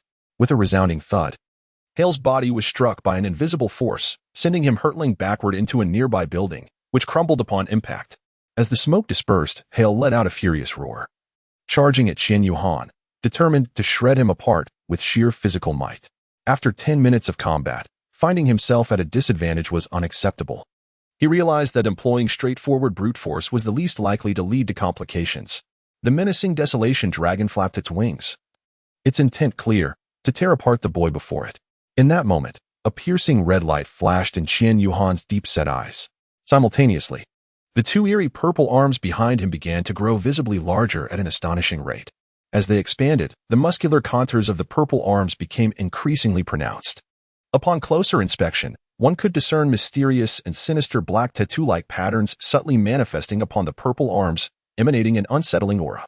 Before one could fully grasp the situation, the terrifying desolation dragon lunged ferociously at Qian Yuhan, clashing violently with the colossal arms that protruded from his back.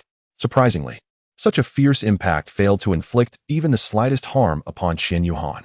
On the contrary, the desolation dragon's most powerful front claws seemed to be gripped tightly as if by iron pincers, firmly held in place by the purple arms behind Qian Yuhan, unable to advance even an inch. Yet, despite this, the raw force of the desolation dragon remained formidable as Qian Yuhan was pushed back a considerable distance, leaving cracks in the ground that attested to the incredible strength of the impact. Qian Yuhan steadied his posture, his aura surging once more as he spoke in a deep voice. Third soul skill, Azure Myriad Shadows. Qian Yuhan's form transformed into a dissipating mist of blood. Hale assumed that Qian Yuhan had attempted to employ a soul technique but failed to withstand his close-range assault, resulting in the blood mist vanishing forever. He subsequently exited his martial spirit true form and reverted to his human shape, lifting his head and emitting a sharp, piercing laughter. Ha ha ha. Afterward, Hale's gaze shifted to Han Shui, who stood not far away. You wretched woman, were you the one who injured me just now? Is that boy your student? TSK. Do you really believe he can defeat me? Ha. You seem quite presentable, with a generous bosom and a slender waist. There's potential there. If you promise to serve me well, I might allow you to live. Han Shui remained silent, but beside her, Mu Chen could no longer contain himself upon hearing Hale's despicable words, exclaiming, Pa, what are you to speak so? A dignified soul sage resorting to the martial spirit true form, TCH. Mu Chen understood how to provoke others, having recognized the extreme arrogance of the man in the black robe, and he adeptly knew how to incite him further. Very well, I'll extinguish you shortly. Make your statement. Even if you are a soul Douluo, compared to me and the chaos sect behind me, ha. At this moment, Han Shui smiled. Child, do not speak too soon. You have yet to defeat my student. She gestured towards the air behind Hale, although angered by Hale's lewd remarks. She quickly dismissed it as the ravings of a fool. Hale gaped in astonishment, his words faltering as he suddenly felt a mysterious and formidable force lifting him, leaving him suspended in midair without support. Simultaneously, Qian Yuhan slowly raised his left hand, pointing directly towards Hale's location. Though Qian Yuhan did not utter a word, a shocking scene unfolded. The blood-red chains entwined around his left arm seemed to respond to an unseen command, vanishing in the blink of an eye. Before Hale could react to this unexpected turn of events, he was gripped with terror as he realized that his hands and feet had been ensnared by 4 ghostly red chains that had appeared without warning. These chains, as if imbued with life, tightly bound his limbs, rendering him utterly immobile. "Damn it, you bastard. What is happening? How could this be?" Hale seethed, turning his head in fury to glare at Qian Yuhan, cursing vehemently. He desperately twisted his body, swaying left and right, exerting all his strength in an attempt to break free from this dreadful confinement.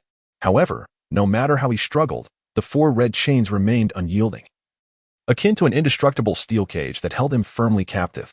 Gradually, a sense of ominous foreboding surged within him, filling Hale with panic. He widened his eyes in disbelief, staring at the seemingly frail figure before him, pondering inwardly, could this little brat truly intend to kill me? Humph. Does he possess such capability? It is nothing but a madman's dream. Despite being filled with fear and reluctance, Hale found herself utterly powerless in this moment. 4th soul skill, Azura Oblivion. Qian Yuhan raised the radiant divine sword high above his head, its blade emanating a crimson beam that pierced the heavens. The winds shifted, and the clouds above seemed to swirl into a sanguine vortex, accompanied by flashes of red lightning. As one looked closer, the Shura demon sword in Qian Yuhan's grasp had vanished, and a resounding thunder echoed through the air as a colossal longsword gradually materialized from the blood cloud vortex. This was none other than a magnified version of the Shura demon sword, poised threateningly over the ground where Hale was firmly bound by the endless shackles of Shura. Hale was now thoroughly panicked, for a massive sword loomed ominously above him. Who could withstand such an oppressive presence? You must release me at once." Hale screamed frantically at Qian Yuhan, yet not a word of surrender escaped his lips. Rather, he maintained an audacious demeanor. Muchen observed this scene, shaking his head in disapproval. One cannot escape the consequences of their own actions. Han Shui also shook her head silently, reflecting in her heart, this fellow is still under 30, and his soul saint cultivation is indeed remarkable. Alas, he is so excessively arrogant. Moreover, to betray humanity in its time of peril is truly lamentable. Lord Hale's predicament did not go unnoticed by Liuji, yet he was powerless to intervene. Portions of the Soul Masters from Teams 102 and 073 had been dispatched to this location, with Gao Feng personally arriving to subdue Liuji and the remaining assailants brought by Hale. The rest were either gravely injured and captured or slain on the spot. The dark energy within their bodies unmistakably suggested their affiliation with the detested rogue Soul Masters. They could never have anticipated that the seemingly insignificant youngsters they encountered at the Yellen Lantern Festival would prove so formidable. With a Soul Sovereign capable of countering ambushes from the Soul Sect and even the Soul King, the colossal sword hovered in readiness, awaiting Qian Yuhan's command. Slowly, he extended his right hand and pointed towards Hale. No, I do not believe it." The giant sword descended, silent and serene, before vanishing, leaving only the soul bone behind. The young prodigy of the Chaos Sect, Hale, met his end in Yellen City. In a distant black fortress, Hale's nameplate shattered into fragments. The frigid battle between Qian Yuhan and Hale has concluded, and Hale has ultimately paid the price for his actions and extreme arrogance with his life. Initially, Qian Yuhan contemplated using the power of the Azura God to swiftly eliminate Hale, but upon reflection, he decided to elaborate further. By harnessing a mere fragment of Azura's divine strength, he could elevate his prowess to contend with a soul sage, thereby gaining the upper hand. Additionally, he wished to unveil all 4 soul skills of his Azura demon sword martial spirit in one go. Although each soul ring spans 100,000 years, the soul skills are exceedingly potent, thus yielding only one skill seems quite reasonable. Does it not? Hiki, I would like to hint at what follows. Elder 7.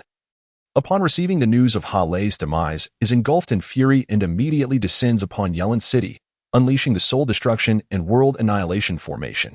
The formidable Elder 7, a titled Douluo, makes his presence known with a display of power. How will they confront this threat? The details shall be revealed soon. In the chapter titled Crisis in Yellen City, Part 11, the Soul Destruction and World Annihilation Formation, a thunderous voice echoed through the Soul Beast Forest on the western side of Yellen City. What did you say? Impossible. How could Hale possibly be dead? The black-robed Elder 7 grasped the messenger before him with a visage twisted in rage. Elder 7, the report from within the sect states precisely that. I would not dare to speak recklessly, stammered the messenger, trembling with fear. His countenance was etched with terror, fully aware that he was merely a lowly soul master. While Elder Seven was a titled Douluo, a being whose mere thought could obliterate his very consciousness. How could he not tremble in fear? Go, continue with your duties.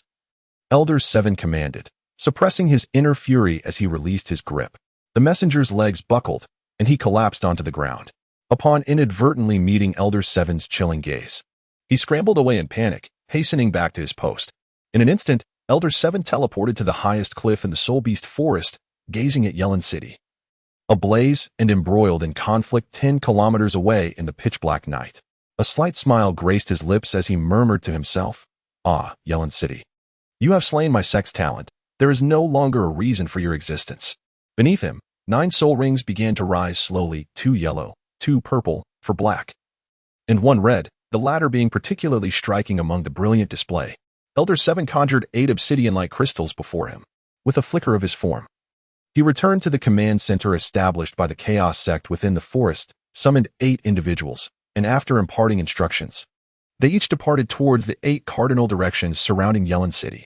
It turns out that Elder Seven had infused the 8 dark crystals, which had long been prepared, into his 9th soul skill, entrusting them to the 8 individuals to be positioned around Yellen City. This 9th soul skill was remarkably unique, requiring specific dark crystals for its activation, and these crystals could only be found in the Soul Beast Forest to the west of Yellen City. The recent waves of beast tides have been orchestrated to disrupt the defenses of Yellen City, simultaneously fulfilling the clandestine objectives of the cult. The 7th Elder employed the secret arts of the Chaos Sect to unleash these assaults upon Yellen City, thereby allowing the cultists to brazenly scour the surrounding areas for these precious crystals. Initially, the 7th Elder cleverly took advantage of the large-scale operation initiated by the Chaos Sect to extract crystals for his own gain, achieving 2 objectives with a single endeavor. Now that the harvested crystals have proven sufficient and the terror campaign has been executed, he intended to prepare for withdrawal. However, upon receiving the news of Hallie's demise, the 7th Elder altered his plans as the final act of this deathly symphony approaches its climax. Ha ha ha. Qian Yuhan gazed coldly in the direction of Halle, then reverted to his original form. With a soft closing of his eyes, he succumbed to the ground below. Yuhan. Han Shui swiftly sensed Qian Yuhan's anomaly and, with a quick movement, caught him, cradling him back to the ground. Director Han, how is Yuhan? Mu Chen inquired with concern. Han Shui scanned Qian Yuhan with her soul power and sighed in relief, stating, "He is fine, merely exhausted. My heavens, teacher. Please take Yuhan over there as well. Fangya and Zhaoku are both injured, and Zhaoku's wounds are quite severe. You should check on them." Mu Chen indicated towards the direction he had come from. Understood, Han Shui nodded and proceeded in that direction. Mu Chen followed closely, feeling a twinge of embarrassment at the sight of the corpses of the soul beasts surrounding them, spotting a flickering purple light not far off. Mu Chen approached and discovered it was a soul bone. It must have fallen from that scoundrel, he thought, swiftly storing it in his soul guide and racing to catch up with Han Shui. As Mu Chen surveyed the scene around him, he muttered, "Goodness, old four. This is quite the sight, corpses of soul beasts affected by soul skills."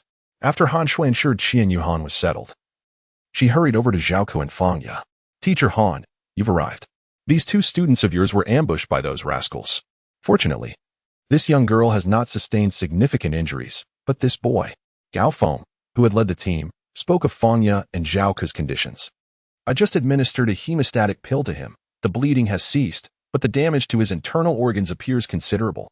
You must take him to the hospital promptly, or it could lead to dire consequences," Gao Feng said solemnly, looking at Zhaoku. Han Shui nodded and replied, "Thank you, Captain Gao. Please attend to your duties." Gao Feng waved his hand dismissively. "It's no trouble. We have ample personnel here.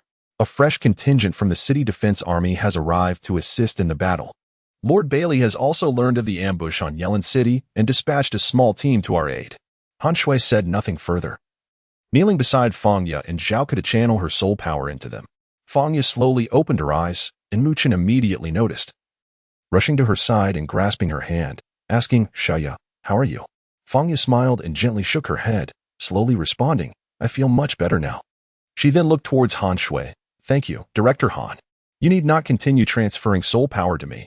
Zhaoku requires it more than I do." Han Shui nodded appreciatively. Meanwhile, Ouyang Luoshua sat cross-legged on the ground, channeling her soul power, while her guard remained behind her, assisting her in alleviating her internal injuries. After a while, Ouyang Luoxue gradually opened her eyes and scanned the surroundings, inquiring of her guard, "Have you seen Yuhan? Where is he?" The guard was equally taken aback by Ouyang Luoxue's reaction. It was astonishing to see how deeply she cared for that young man. "Miss, he is fine. He merely fainted from exhaustion and is resting over there," the guard said, raising his hand to point towards Qian Yuhan. Without a moment's hesitation, Ouyang Luoxue dashed over to Qian Yuhan's side, cradling him and channeling her soul power into him, murmuring, "Fool, you mustn't be harmed." After what felt like an eternity, Qian Yuhan gradually opened his eyes to find Ouyang Luoxue's tear-filled gaze upon him. "Thank you, Luoxue. May I call you that?" he asked, upon seeing him awaken. Ouyang Luoxue's smile broke through, and tears streamed down her face unbidden. "Why are you so foolish? Why did you take that blow for me? Are you all right?" "I'm fine now. You no longer need to transfer your soul power to me." Before Qian Yuhan could finish, Ouyang Luoxue enveloped him in a tight embrace, exclaiming, "You are the one who is foolish." Qian Yuhan, taking advantage of the moment, embraced Ouyang Luoxue from behind.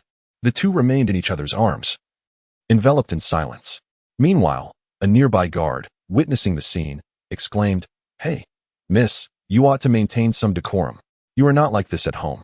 Qian Yuhan gently pushed aside Ouyang Luoxue. Observing the confusion in her eyes, Qian Yuhan explained, "Luoxue, I sense that I am on the verge of a breakthrough in my cultivation. I will channel my soul power. Could you please assist me in safeguarding my technique?" He scratched the back of his head with a smile. Ouyang Luoxue nodded in agreement, and with that, Qian Yuhan closed his eyes, his consciousness returning to his sea of spirit. As soon as he entered this ethereal expanse, it felt as if his awareness had been transported to another enigmatic realm. As Qian Yuhan surveyed his surroundings, a sense of familiarity washed over him. Suddenly, a voice resonated from behind. Startled, he turned around, his eyes widening in disbelief.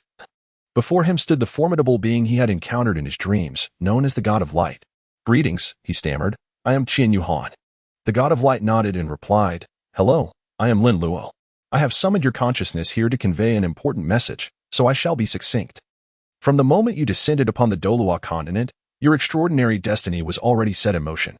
The power you possess can only be unleashed twice more before you surpass the limits of this world. And it will activate only when you find yourself in a perilous situation. Remember this as the first point. The second point is that the so-called Shura assessment you have heard about is not something you need to dwell on, as it is still far from your reach. It will come to pass in the future. Thirdly, the rewards from the recently announced assessment have now been granted. Your soul power has increased by 1 level, and your affinity has risen by 5%. Fourth, once you achieve the rank of Soul Sage, bring your companions to a place on the Douluo continent known as the Valley of Light. Lastly, you must learn to master your mindset and not be swayed by external influences. This is essential for your journey ahead, a foundational skill to carry with you. Remember these words well." As the God of Light's voice grew more resonant, Qian Yuhan felt his consciousness being drawn away once more. In an instant, he found himself back in his mental sea, gasping for breath. The overwhelming pressure was palpable, as though an immense mountain was bearing down upon him. Despite no soul power escaping his body, he contemplated this feeling, then settled into a meditative position, channeling his soul power. To his astonishment, he discovered that his soul power had indeed risen by 1 level, reaching the impressive rank of 45. He concluded his meditation and awakened. In the divine realm, Shura remarked, "I have conveyed everything you instructed me to. You mentioned that the Shura assessment you have imposed is to awaken the Shura power within him. Indeed, this young man has exceeded my expectations. I did not foresee that he could invoke my Shura power. Nonetheless, it is acceptable to initiate this minor assessment as a vessel to harness the Shura power within him. It will not jeopardize his life or well-being. We shall address the remaining matters when we return to the divine realm. This will not interfere with the light assessment you intend to bestow upon him." Ah, the future holds much for this young lad, indeed. This aligns with the ancient adage, only the fiercest fire can refine true gold. Has he broken through? Yes. He has reached level 45. Impressive indeed. Qian Yuhan awoke and began to engage in a casual conversation with Ouyang Luoxue. As Qian Yuhan pondered whether Ouyang Luoxue had truly sustained any injuries, Han Shui approached Qian Yuhan and inquired, "Yuhan, you are awake. How do you feel? Is there anything unusual about your body?" Qian Yuhan shook her head and replied, "Director Han, I am fine. Rest assured." This statement finally allowed Han Shui to exhale the breath that had been held in suspense. Ouyang Luoxue, standing beside her, remained oblivious to the gravity of the situation. Did she not realize how unfathomable and difficult it was to accept Qian Yuhan's earlier demeanor? Han Shui feared that if the price of such strength was the depletion of life force, it would be dire indeed. Fortunately, Qian Yuhan was unharmed. A support team dispatched from the South City Gate arrived nearby, and the team leader conveyed a message to Han Shui. Greetings. Lord Bailey has instructed you to escort your students to the South City Gate. Currently, the safety level there is the highest, as the tide of beasts is shifting its assault towards the West City Gate, making the South City Gate relatively safer. I will assign a few individuals to ensure your safe passage. Zhao Gao, we leave this to you. The West City Gate urgently requires your return. You must depart at once. Zhao Gao, without further ado, understood that the garrison within the city could only follow the movements of the soul beasts. Wherever they launched their attacks, the city's defenses must realign accordingly. With a single command, Zhao Gao led his team back to fortify the West City Gate. Led by several soul saints and Han Shui, Qian Yuhan and his companions arrived at the chaotic southern city gate. The sight of the corpses of soul masters and soul beasts strewn across the ground attested to the ferocity of the battle. Fortunately, the beast tide had begun its assault on the western city gate, temporarily alleviating the crisis at the southern gate. Otherwise, even with the presence of the titled Douluo by Li Qian, it would have been nearly impossible for one person to withstand the relentless onslaught of the beast tide.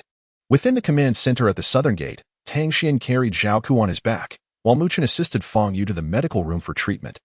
The remaining Qian Yuhan, Tang Chen, and Ouyang Luo Shui were arranged by Li Qian to rest in a designated room, in the command room. After ensuring that Qian Yuhan and the others were settled, Li Qian turned to Han Shui and remarked, "Your students are truly gifted.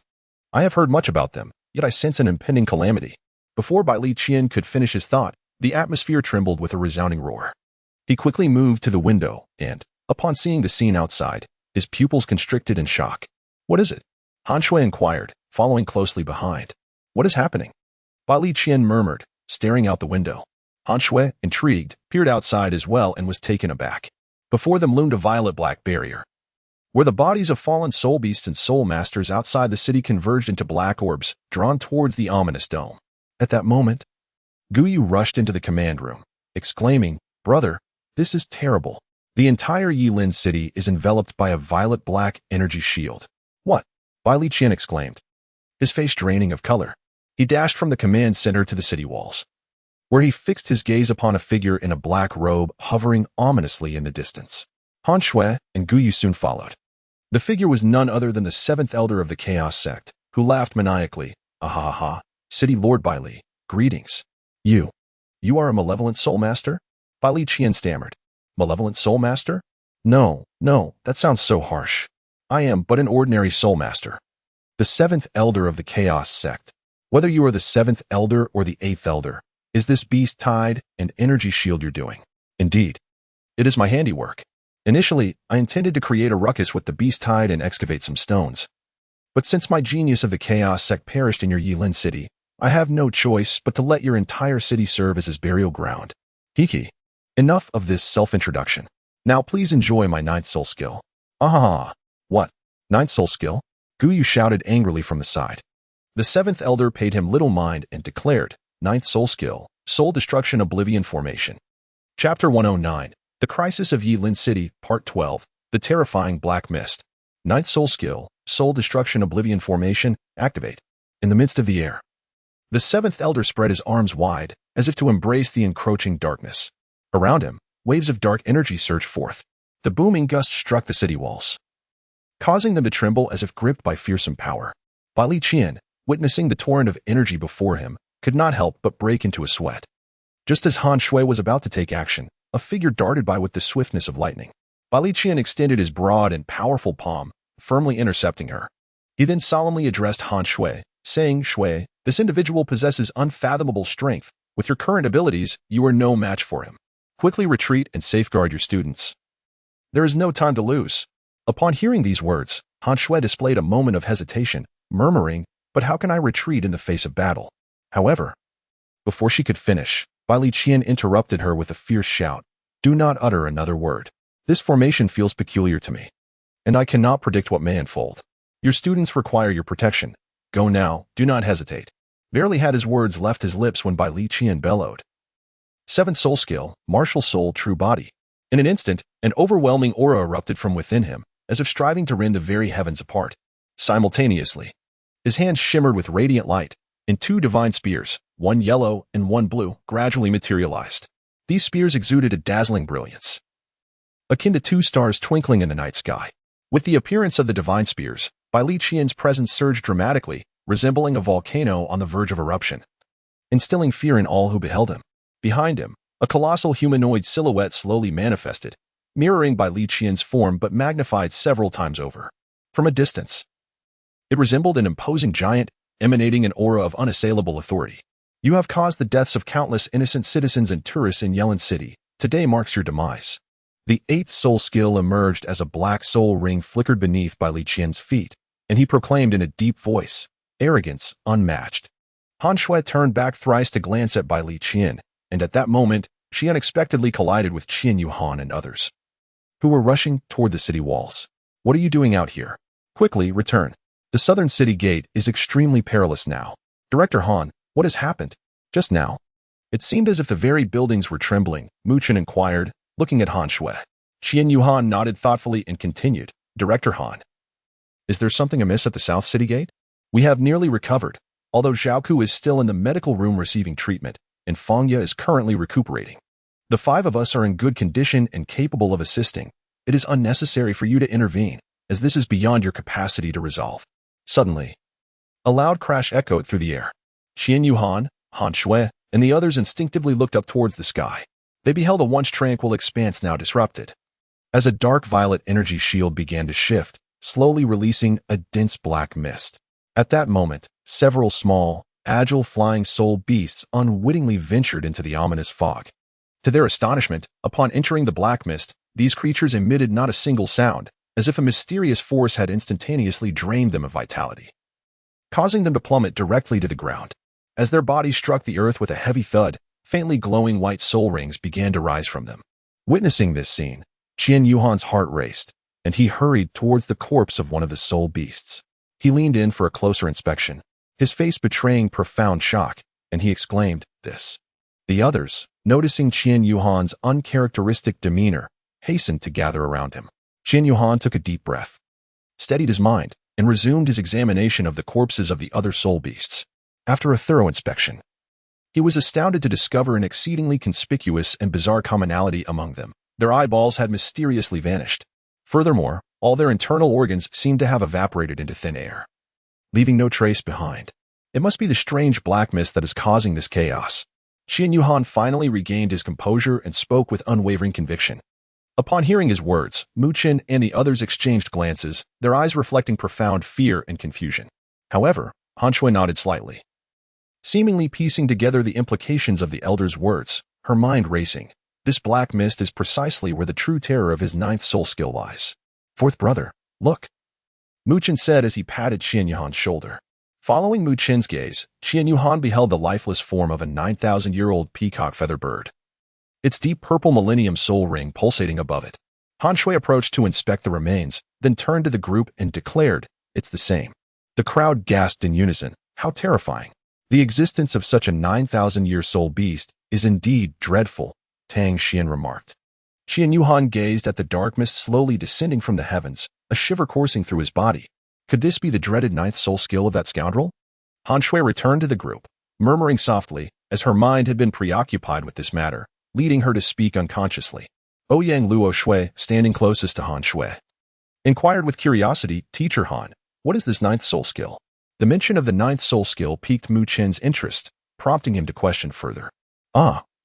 This is the ninth soul skill unleashed by a tidal Douluo level evil soul master.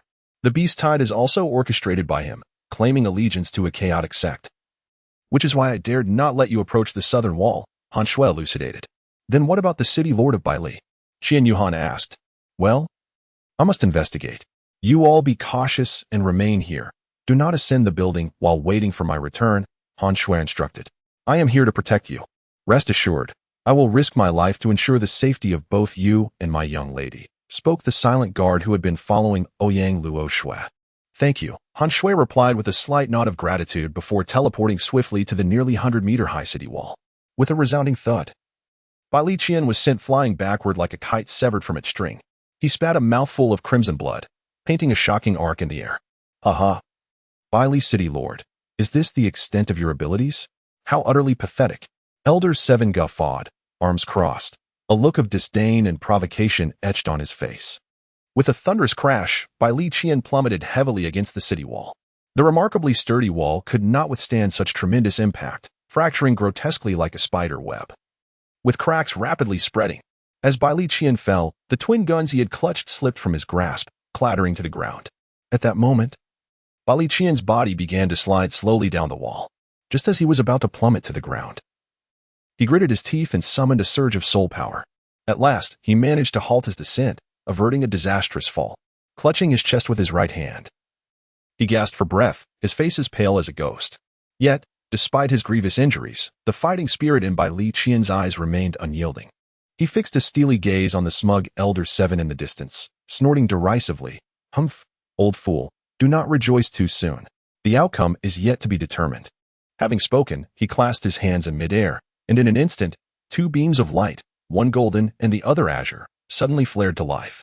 Immediately, two formidable twin guns, exuding an overwhelming aura, shot through the air like lightning, landing steadily in his grasp. Simultaneously, a dazzling display of intertwining yellow and blue luminescence erupted from Bai Li Qian, enveloping him in a resplendent cocoon of light.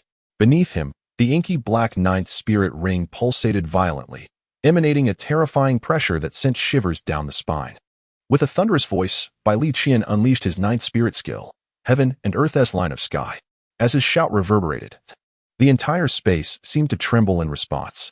Centered around him, a cataclysmic energy storm raged uncontrollably. Gripping the divine guns tightly, Bai Li Qian inhaled deeply, his soul power surging like tumultuous ocean waves. With each motion, this energy flowed into the guns in his hands, as if seeking to fill every crevice. The soul power fluctuations triggered by the tidal Douluo's ninth spirit skill swept through the surroundings like a fearsome tempest, potent enough to render ordinary soul masters unconscious in an instant, while those with weaker mental fortitude risked their spiritual seas shattering under the immense pressure. At this moment, Bai Li Qian maintained his martial soul's true form, radiating a brilliant light. Moreover, the enhancement from his previous eighth spirit skill, Unmatched Pride, still lingered, further amplifying his prowess. Undoubtedly, this ninth spirit skill represented Bai Li Qian's most formidable strike. With eyes wide and fierce, he bellowed, "Go!" Accompanied by this roar, he swung his right hand forcefully, hurling the combined Qian Kuan divine gun towards the seventh elder in the heavens. In that instant, as the Qian Kuan divine gun left his grasp, brilliant yellow and blue lights flickered around it, intertwining and spiraling like two ferocious dragons in a rapid dance. Simultaneously, mysterious runes subtly emerged upon the gun's surface, radiating an ancient and powerful essence, as if harboring boundless strength. The Qian Kuan divine gun sliced through the void at an astonishing speed, leaving a lengthy afterimage in its wake, charging towards the seventh elder with apocalyptic force. The two hues of light intensified, illuminating the entire battlefield, rendering it nearly impossible to behold. "Now that's more like it," the seventh elder smirked, facing Bai Li Qian's formidable ninth spirit skill without a hint of trepidation. "Come." The seventh elder raised his right hand towards the sky, summoning the dark mist from the energy shield, which obediently surged forward to form a black shield before him.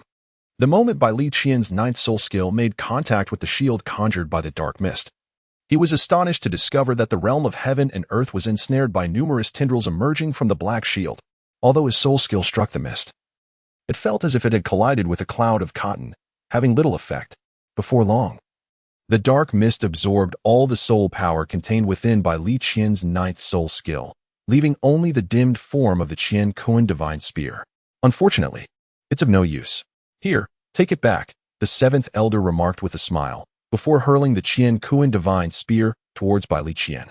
With no soul power remaining in his body, Bai Li Qian stood no chance against this seemingly casual yet immensely powerful blow from the seventh elder. "It's over," the seventh elder announced with a grin, with a thunderous crash as the thick smoke cleared. A dragon-patterned staff and a broken soul spear crossed on the ground to intercept the returning Qian Kuan divine spear. "Oh, Bai Li Qian, it seems I brought two companions for your burial," the seventh elder taunted. The seventh elder possessed a soul power level of 95, a true pinnacle Douluo, while Bai Li Qian was merely a 93-level title Douluo. It is known that the gap between title Douluos can be insurmountable unless there is a significant disparity in their martial souls. Throughout the battle, Bai Li Qian had been relentlessly attacking, yet he had not managed to inflict a scratch on the seventh elder, whose soul power had barely been depleted. Now, with the arrival of two soul Douluos, the seventh elder regarded them with utter disdain. What are you doing here? Quickly leave. Together, we are no match for him. That dark mist is too strange. Bai Li Qian did not acknowledge the arrival of his allies Gu Yuxing and Han Shui. His gaze fixated on the dark mist in the seventh elder's grasp. Ha! Let me enlighten you before your demise. This dark mist is my true ninth soul skill. My soul destruction oblivion array merely serves as a feeding ground for this dark mist. This treasure of mine can only take shape within the soul destruction oblivion array by continuously consuming the internal organs of living beings. Currently, it has only devoured less than 10,000 souls, he chuckled wickedly. You scoundrel! Bai Li Qian furiously pointed at the seventh elder in the air. Don't be so agitated. Soon, I shall release this dark mist once more, and you will have the pleasure of accompanying your Yellen city to hell. Ahaha. Blame yourself. Had you discovered the dark crystal stones placed by my subordinates in the 8 directions of Yellen City in time, this fate could have been avoided. What a pity. It was only then that Gu Yuxing, filled with astonishment, realized the source of the energy fluctuations he had sensed outside the eastern city gate when Bai Li Qian had sent him for support. Upon returning to report at the southern city gate, he found his elder brother in peril. Now, Gu Yuxing understood everything. It's over, ha. Let you go scout the way first. Go. The seventh elder burst into hearty laughter. He then directed the ominous black mist toward Bai Li Qian and his companions. Ha. Farewell. 8th soul skill, Dragon Mark Dominance. 8th soul skill, Defense. Han Shui and Gu Yuxing simultaneously unleashed their most formidable defensive soul skills to resist the attack.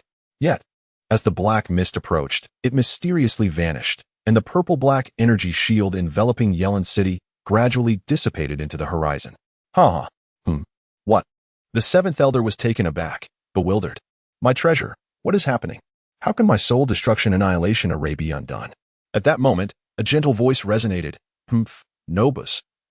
It has been over a decade, yet you remain unchanged. Before Bai Li Qian and his companions, the fabric of space tore apart, revealing a stunningly beautiful woman, akin to a celestial being.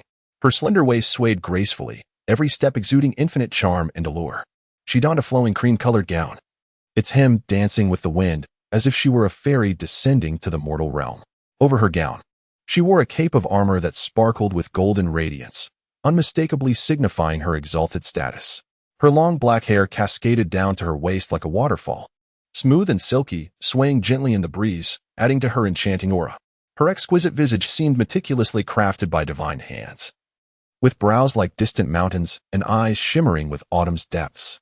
When her ruby lips parted, an invisible magic seemed to emanate, effortlessly tugging at the hearts of men.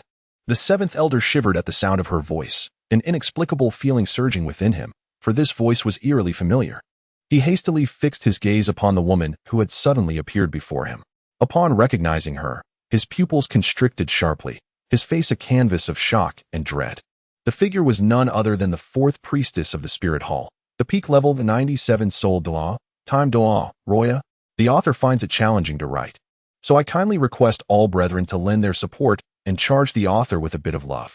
Chapter 110, The Crisis of Yellen City, and Could It Be? You? The seventh elder trembled, his right hand pointing at the time Douluo before him. The time Douluo smiled, her lips curling slightly. Nobus. After searching for you all these years, I had thought you long dead. Who could have imagined you would reach such heights? That is all thanks to you. The seventh elder, as though recalling something, roared in a frenzy. The time Douluo shook her head in resignation, choosing to ignore the enraged seventh elder as she turned her attention back to Bai Li Qian. Are you all right? Noticing Bai Li Qian's expression, she continued, Young man. It is you. It has been quite some time.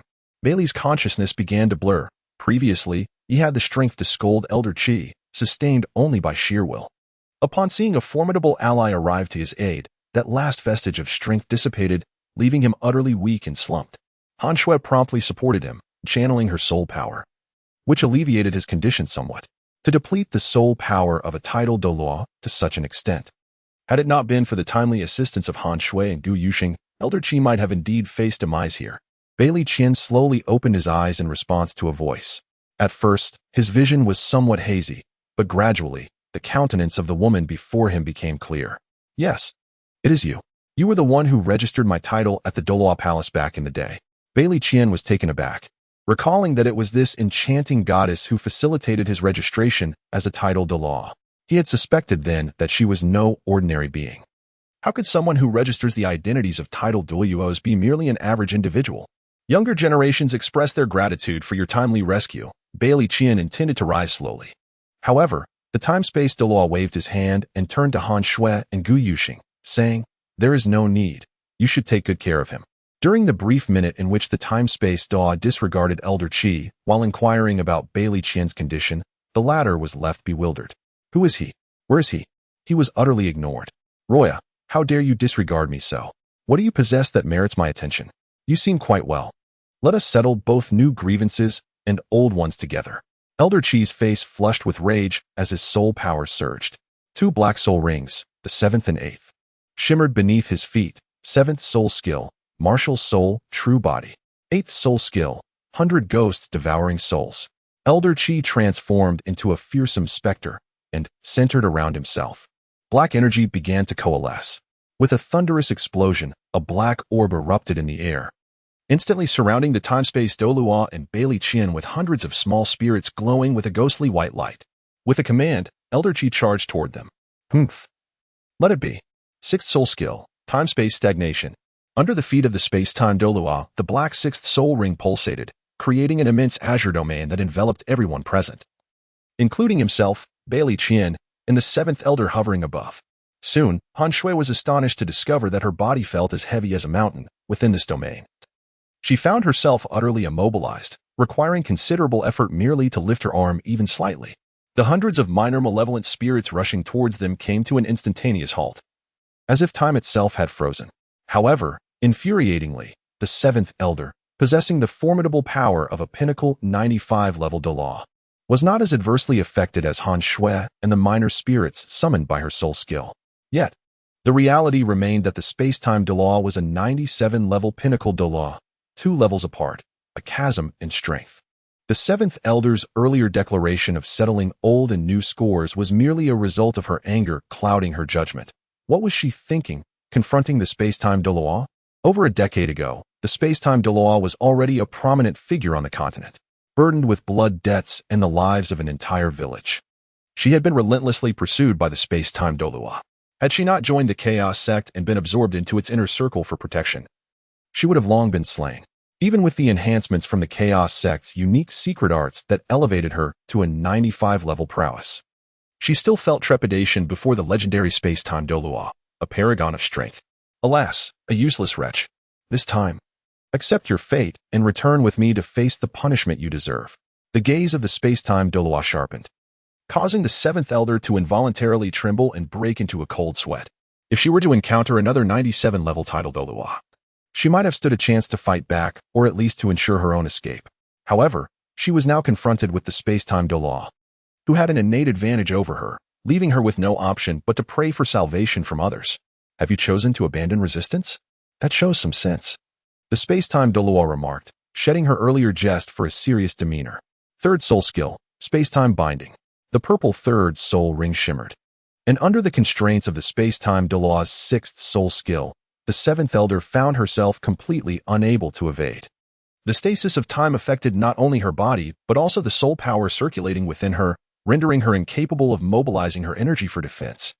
Just as the azure chains were about to ensnare the 7th elder, the space behind her shattered, and a deep voice shattered the space-time Douluo's time stasis skill. How utterly embarrassing for you.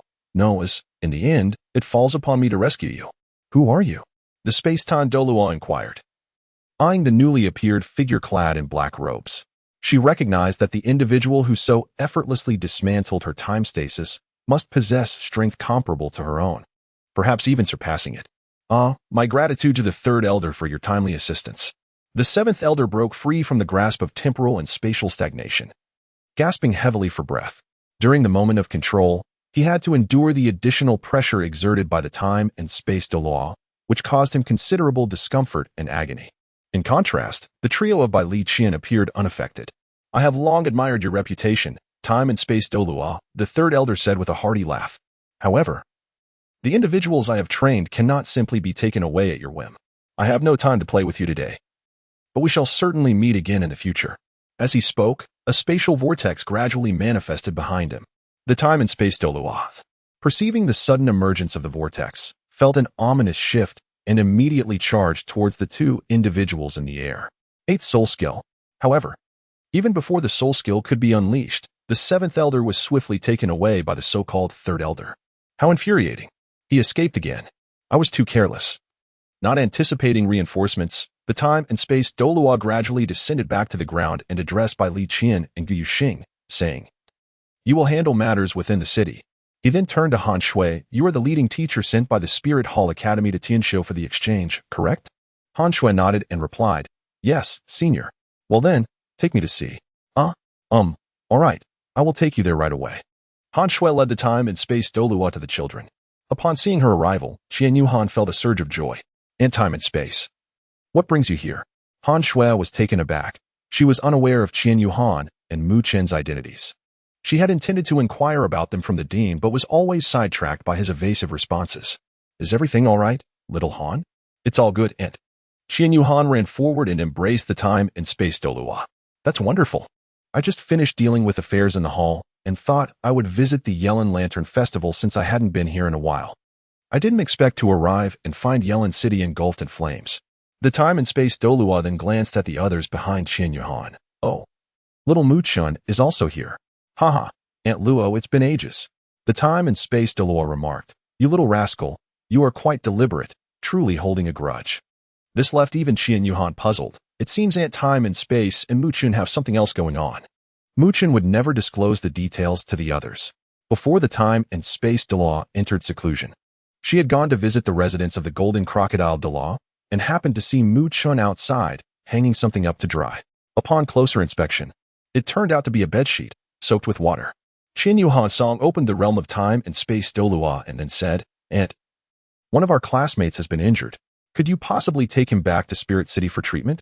Qian Yuhan suddenly recalled how the time-space Douluo had previously transported his meditative self back to the Spirit Hall. He contemplated that transferring Zhao Ku should pose no difficulty, and thus inquired.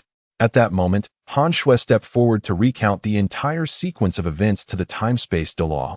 "Esteemed elder, this is the situation. Zhao Ku is no longer in mortal danger, yet I believe it is imperative to hasten our return to Spirit City, given the current state of Yellen City. The medical facilities here are certainly inferior to those in Spirit City. I am concerned that this child may be left with lingering ailments in the future. Truly a band of scoundrels." The time-space Douluo muttered in disdain. Qian Yuhan had never witnessed the space-time Douluo exhibiting such fervor. However, a tidal Douluo is indeed a tidal Douluo. Emotions are fleeting, quickly concealed. "I shall take him back to the Wuhuan Palace for treatment." "Where is he?" "Please lead the way," he stated. "Xiaohan, Xiaomyukin, you should focus on your studies in Tiando. Rest assured about your friend." With that, he followed Han Shui to the infirmary. "Thank you, third brother, for your assistance." In the dimly lit, flickering space tunnel, Elder 7 expressed heartfelt gratitude to Elder 3. Bowing respectfully, his voice imbued with sincere appreciation, Elder 3 smiled gently, dismissively waving his hand, and spoke earnestly. Elder 7, you have been rather careless this time. Do you truly believe that the fallen soul annihilation formation you established is invincible?" He shook his head slightly, a hint of reproach gleaming in his eyes. Elder 7's face flushed with shame as he lowered his head and murmured, "Third brother, I indeed did not anticipate that wretched woman, Ruoya, would suddenly appear here. It is my oversight that has led to this predicament. Alas, this failure is entirely my fault." Elder 3 sighed softly, offering comfort. "It is what it is. Now that you recognize your shortcomings, you need not dwell excessively in guilt or sorrow. The space-time Douluo possesses unfathomable strength, and her methods are unpredictable. Even if I had exerted my full power, I may not have triumphed over her. Our recent narrow escape is a stroke of fortune amidst misfortune. Remember, just moments ago, she had not fully unleashed her 8th spirit skill. Had she succeeded, neither of us would have been able to flee." At this point, Elder 3 instinctively patted his chest, still feeling a pang of fear. "What? You mean to say that her 8th spirit skill was not yet utilized?" Elder 7 exclaimed in astonishment, his eyes wide with disbelief. That skill has the capacity to seal space. Should she have managed to enclose our surroundings, our escape would have been impossible. Moreover, who can ascertain if additional reinforcements might arrive? Furthermore, the support troops from the Tiando Empire have already reached the battlefield. If we continue to delay, the situation will become increasingly unfavorable for us. Indeed, there is no longer any need to prolong this. Elder 3 analyzed with a grave expression. Third brother, you are indeed wise. Your judgments are always so astute. I am in complete admiration. Elder 7 hastily concurred, his face awash with flattery. Elder 3 waved his hand slightly. Chuckling, you need not rush to flatter me. Tell me, how is the progress of the crystal mining? Upon hearing this, Elder 7 promptly nodded in response. In answer to third brother, yes, it has been completed. The entire process went exceedingly smoothly. To say it was flawless would not be an exaggeration. However, in the end, the seventh elder could not help but let out a deep sigh, hesitating to speak. Observing this, the third elder smiled faintly and gently inquired, Hee, by your demeanor, I presume you wish to discuss matters concerning Haley. The seventh elder slowly lowered his head, his expression profoundly melancholic. After a moment of silence, he finally spoke, Indeed. Third brother, Haley's actions were undeniably reckless. Despite having ample manpower, composed of formidable Soul Sect and Soul King experts, he utterly disregarded the defenses of our adversaries. Alas, the outcome is truly lamentable. The third elder gently patted the seventh elder's shoulder, offering comfort. Do not dwell too heavily on this. Although Haley has unfortunately met with such a calamity, we must seek retribution for his deep-seated grievances. For now, let us compose ourselves. Overall, this operation has been quite successful. The higher-ups in our sect are also satisfied, in fact. The Grand Elder has specifically sent word for us to return to headquarters promptly to discuss the subsequent tasks assigned from above. Thus, we must remain vigilant and not let our guard down. Another mission? How splendid!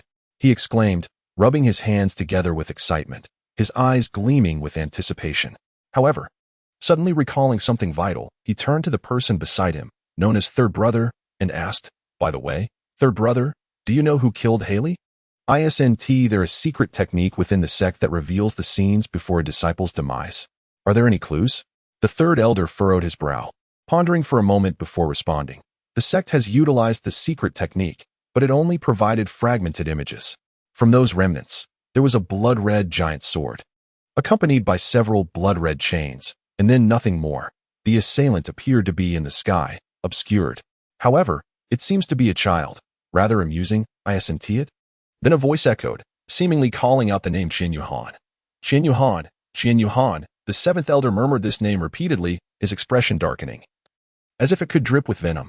He clenched his fists tightly, gritting his teeth as he muttered, very well, I have taken note.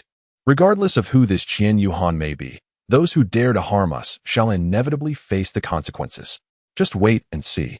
Chapter 111. The ice appears to melt in Yelin City. Time-Space Douluo affectionately patted Qian Yuhan's head and said with a smile, Little Han, rest assured about your friend. The Spirit Hall will spare no effort in healing him. You should focus on your studies in Tiando. Qian Yuhan nodded in acknowledgement, expressing gratitude towards the time-space ant. There is no need for such formality between us. I surmise that news of the events in Yelin City will soon spread far and wide, and you little prodigies will undoubtedly achieve great renown. Now, I shall escort him back. Remember to seek me out for some leisure and fun once the holidays commence. The time-space Douluo nodded towards Qian Yuhan and the others before leading Zhao Ke back to the Spirit Hall. As one observed the relentless influx of medical supplies and the influx of soul masters coming to aid Yelin City, the heart-wrenching sight of countless distraught civilians kneeling amidst the multitude of corpses in search of their loved ones was profoundly stirring. Such a harrowing scene would evoke emotion in anyone who beheld it. With the dawn of a new day, as the sun gently rose, the largest city at the border of the Tiando Empire, Yelin City, was engulfed in a battle of unprecedented scale, while people in other regions remained ensconced in slumber. The beast tide, having lost the chaotic secretive control after the seventh elder was rescued, had returned to a natural state and dissipated within the span of less than an hour. The city was littered with the bodies of soul beasts, their numbers unfathomable, scattered indiscriminately. These were the results of the valiant efforts of the city's defensive forces and the spontaneously united soul masters who came to Yelin City for leisure. The fallen beast ranged from those of a mere decade in age to those of 90,000 years, encompassing nearly all varieties found in the nearby Soul Beast forest. Whether soaring through the skies or sprinting across the ground. Beside Qianyu, Muchen slowly spoke. Director Han. Han Shui interjected, children. The teachers are at a loss for words. Your performance tonight was beyond description, truly magnificent. Bai Li Qian, recovering from his meditative state despite his injuries, stood up and remarked, indeed, your display was astonishing. You truly embody the excellence we cultivate at the Spirit Hall Academy, reminiscent of my own youth. Ha. Han Shui and Guyu both exchanged helpless glances and smiled wryly. Realizing the inappropriateness of his remarks, Bai Li Qian added, well, let us just enjoy the moment. Please do not let this circulate, or else I might find myself in trouble. Laughter erupted among the crowd. Qianyu Han pondered. It appears that the Lord of Bailey possesses such a facet. Bai Li Qian then continued, now that the beast tide has receded. There are numerous spirit beast corpses within the city. As you may understand, it is worth your while to take a look. Muchen reacted the quickest, directly grasping Feng Ye's hand, and called upon the others, who were still coming to terms with the situation, to join him in scouring the streets for opportunities. It is widely acknowledged that soul bones are among the most treasured artifacts in Douluo, akin to a rare gem, with their acquisition being exceedingly challenging. The difficulty lies in the minuscule probability of them manifesting from the slain spirit beasts. Soul bones are a remarkably unique entity. They represent the most coveted items in the dreams of spirit masters. While they share a certain resemblance to soul rings, having both originated from spirit beasts, they diverge significantly. Each spirit beast possesses a corresponding soul ring, whereas the emergence of soul bones within spirit beasts is a mere 1 in 1,000 chance, or even lower. Another distinction between soul bones and soul rings is that soul bones do not require the slayer of the spirit beast to wield them, once acquired. They can even be sold, allowing one to procure the desired soul bones in certain special locations, regardless of how ordinary a soul bone may be. It commands astronomical prices and remains in short supply. Thus, with so many spirit beast corpses in the city, the probability of encountering soul bones has significantly increased. After Mu Chun elucidated this, the others grasped the situation. Tang Xian and Tang Chen surged ahead of Mu Chun, with Tang Xian grinning mischievously as he remarked, hey, third brother, we're off. You better take your time with Feng Ye. Mu Chun suddenly realized that he had been holding Feng Ye's hand without letting go. Upon this realization, he even squeezed it. This action caused Feng Ye's cheeks, already flushed, to grow even redder. You even squeezed it. Feng Ye huffed, embarrassed and angered, as she broke free from Mu Chun's grasp and hastened away. Mu Chun, momentarily stunned, quickly pursued her, calling out, I Xiaoye, please let me explain. I didn't mean to. Behind Mu Chun were Qianyu Han and Ouyang Luo Shui, who exchanged glances at the interaction between Mu Chun and Feng Ye, with Qianyu Han wearing a slight smile. What are you smiling about? Ouyang Luo Shui inquired, looking at Qianyu Han. Qianyu Han remarked with a chuckle, my third brother has only Uncle Genie to contend with, haha. Ouyang Luo Shui, understanding the jest, covered her mouth with a smile. Qianyu Han turned his gaze towards the profile of Ouyang Luo Shui and softly inquired, may I call you Luo Shui? Upon hearing this, a faint blush crept across Ouyang Luo Shui's cheeks as she nodded in silence. Qianyu Han continued, Luo Shui, do you know? For some reason, I have an inexplicable feeling that I have known you for a long time. Engaging in conversation with you always brings about a sense of familiarity. Upon hearing this, Ouyang Luo Shui couldn't help but chuckle inwardly, thinking, this fellow truly is thick-headed. I had clearly mentioned it in the letter. Yet he still failed to deduce that I am indeed his pen pal. How foolish. Utterly foolish. Qianyu Han glanced at Ouyang Luo Shui beside him, noticing her pout, and felt a wave of confusion wash over him.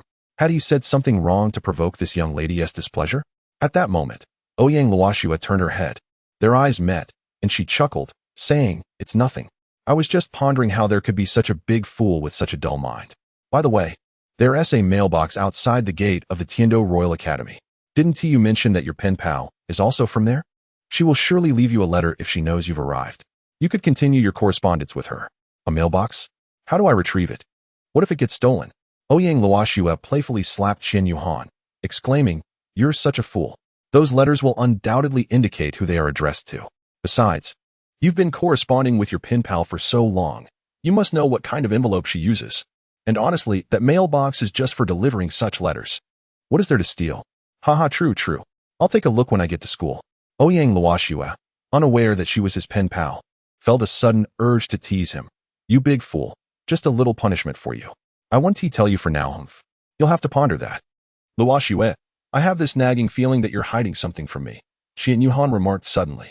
Ouyang Luo Xue was startled. Huh? Could it be that it's ending before it even begins?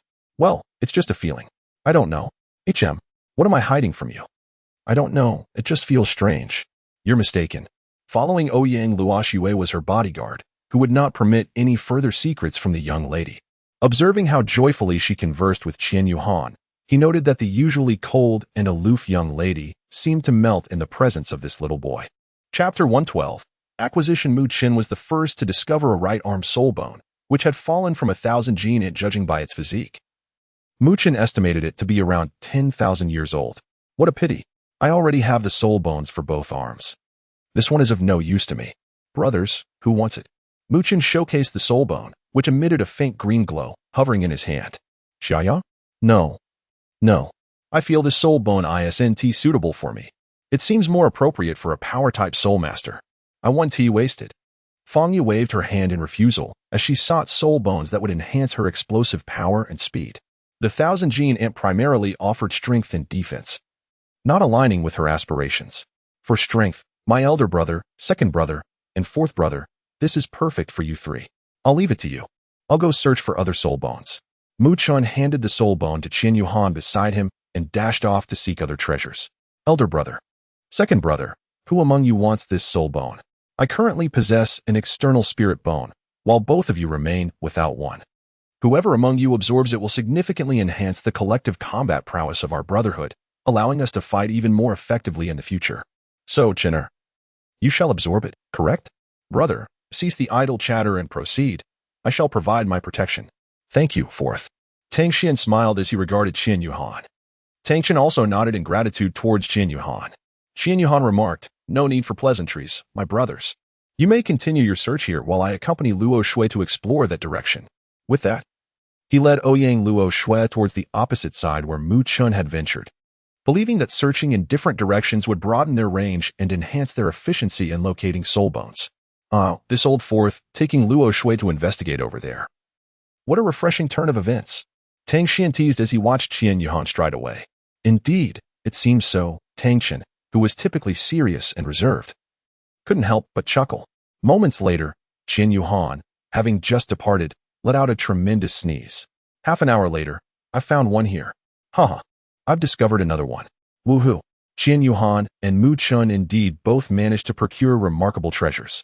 This time, Qian Yuhan discovered a soul bone from the head of a Kanglan falcon, while Mu Qin unearthed the left arm bone of a thunder lion.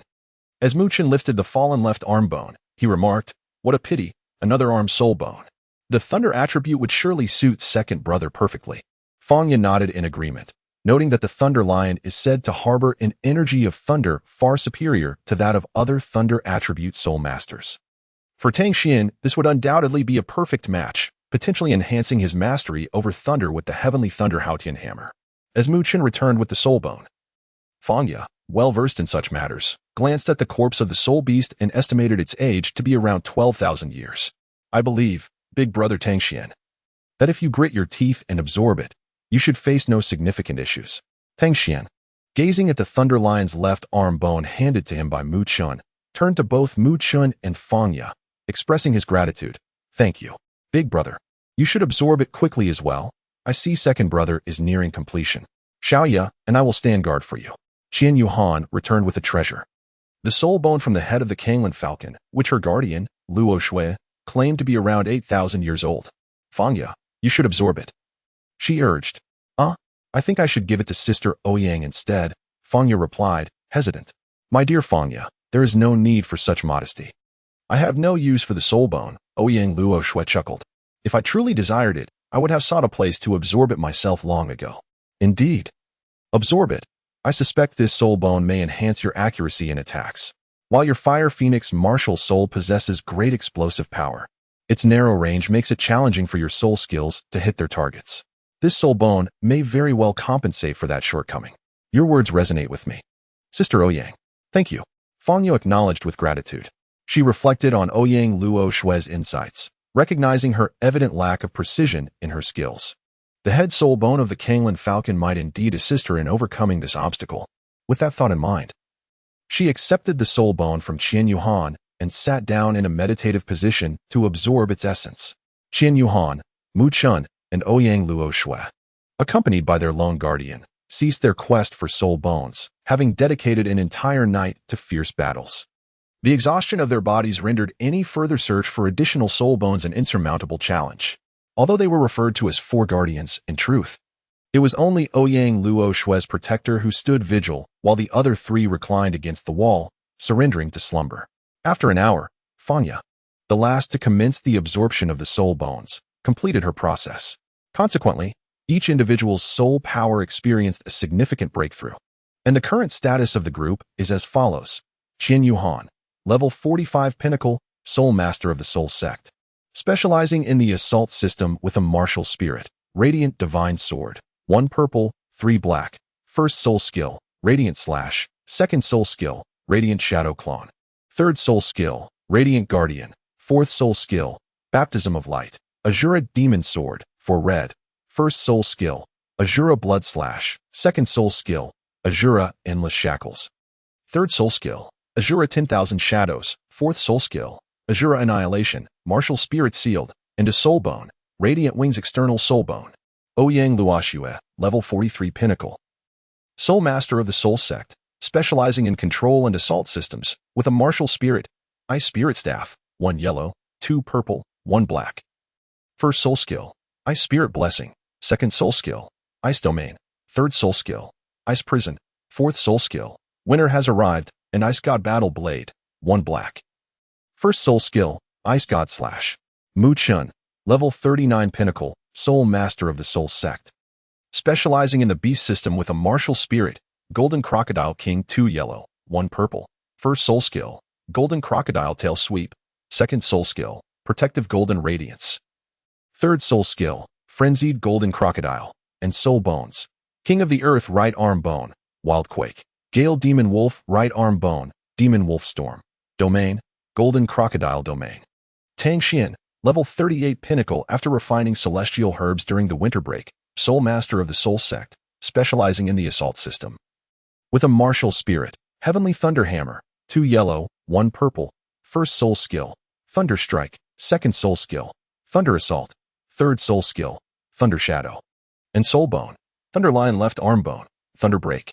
Tang Xian, level 38 pinnacle after refining celestial herbs during the winter break, soul master of the soul sect, specializing in the assault system, with a martial spirit, earth-shaking heavenly hammer, 2 yellow, 1 purple, first soul skill, earth split, second soul skill, earthquake, third soul skill, heavenly shield, and soul bone, 1,000-pound ant right arm bone, 1,000-pound toss. Fangya, level 35 pinnacle, soul master of the soul sect, specializing in the beast system, with a martial spirit, 3-headed fire phoenix, 2 yellow, 1 purple, first soul skill, phoenix fire line, second soul skill, bathing fire phoenix, third soul skill, phoenix wing ascension, breakthrough to soul master with the residual effects of celestial herbs absorbed during the winter break, and soul bone, Kanglin falcon head bone, eye of the phoenix. Zhao Ku, level 38 pinnacle, soul master of the soul sect, specializing in the assault system, with a martial spirit, 7 killing sword, 2 yellow, 1 purple, first soul skill, sword chi, second soul skill, sword intent, third soul skill, overwhelming sword shadow, breakthrough to soul master with the guidance of his mother during the winter break. Once Zhao Ku recovers, I must provide him with additional support. He is, after all, my savior, Mu Chun remarked. The group had not forgotten how Zhao Ku had been ambushed and gravely injured by the scoundrels of the chaotic sect. He was indeed their cornerstone. How remarkable it is that all 7 of them specialize in assault. Ouyang Luoxue can be considered control, forming an unusual team devoid of agility and support. Fortunately, Mu Chun's golden crocodile domain enhances his allies, serving as a form of support skill. At the mere mention of Zhao Ku's ambush, a wave of fury surged within them. What kind of miscreants were these? As fellow humans, to not assist a compatriot in distress, but instead to strike them down, is utterly beastly. One day, I shall avenge Zhao Ku's grievances, Tang Xian declared, his fists clenched in indignation. The sentiments of the others echoed his. Anger permeated the air. Cursed evil soul masters. May they meet their demise in anguish. The ever-affable Fong Yi could no longer restrain herself and exclaimed in ire, "We must seek vengeance, yet at present, we are certainly not in a position to do so. This grievance shall serve as our motivation for future cultivation. Strength is paramount, and for now, we can only immerse ourselves in arduous training to one day avenge ourselves." Qian Yuhan also gritted his teeth, resolutely affirming his determination. Although Qian Yuhan could not recall the events in detail, the memory of the ambush by Halley that resulted in Ouyang Luoshue's injury filled him with a profound hatred for such a nefarious soul master. Indeed, an aged voice echoed in response. The group turned to see an elderly man adorned in royal attire, his white hair flowing gently as he approached. A scepter firmly grasped in his hand, clearly a member of the royal family. Chapter 113. An extraordinary reward indeed. A white-haired elder dressed in regal garments, holding a scepter, ambled toward them. 4 rows of guards followed closely behind him, with Bai Li Qian, Gu Yuxing, and Han Shui trailing in his wake. Once the elder came to a halt, Bai Li Qian cleared his throat and began, "Ahem, children, this esteemed individual is Prince Xueyu of the Tiando Empire. Greetings." Prince Xueyu, Qian Yuhan, and the others understood the high status of the elder before them, a figure who stood second only to the emperor in the entire Tiando Empire. Thus they offered their respectful bows. The prince waved his hand gently, speaking in a warm tone, "Children, I have heard from City Lord Bai Li about your deeds. You have performed admirably and can be regarded as the heroes who resolved the crisis of the beast tide in Yelin City. Therefore, my young friends, you shall be awarded the Royal Third-Class Medal of the Empire." Upon hearing Prince Xueyu's words, Bai Li Qian was equally astonished. It is known that the Royal Third-Class Medal is among the most esteemed awards in the Tiando Empire. The Empire's awards are categorized into 3 main levels: the Civil Honor level, the City Glory level, and the highest, the Royal level. Each level is further divided into 3 sublevels, with the third being the lowest and the first the highest. Recipients of the City Glory Medal enjoy the highest privileges in all cities except Tiando City, while those awarded the Royal Medal can traverse the entire Tiando Empire with ease. Fewer than 5 individuals in the Tiando Empire have ever been honored with a Royal First-Class Medal. It is rumored that a member of the minor royal family once offended one of these 5, resulting in their expulsion from the royal lineage by His Majesty, Emperor Xueling. This highlights the immense value of the royal-level medals. Naturally, obtaining a royal-level medal is akin to scaling a mountain. Thus, it was only natural for Qian Yuhan and the others to be astounded upon hearing that Prince Xueyu intended to bestow upon them the royal-level medals. For someone like him, who had amassed countless feats on the battlefield and earned the title of Douluo through decades of service to the nation, receiving a royal-level medal was a rare honor. Yet, these young ones, with Ouyang Luoshue being merely 10.5 years old, were bestowed such recognition. Truly, it was nothing short of astonishing.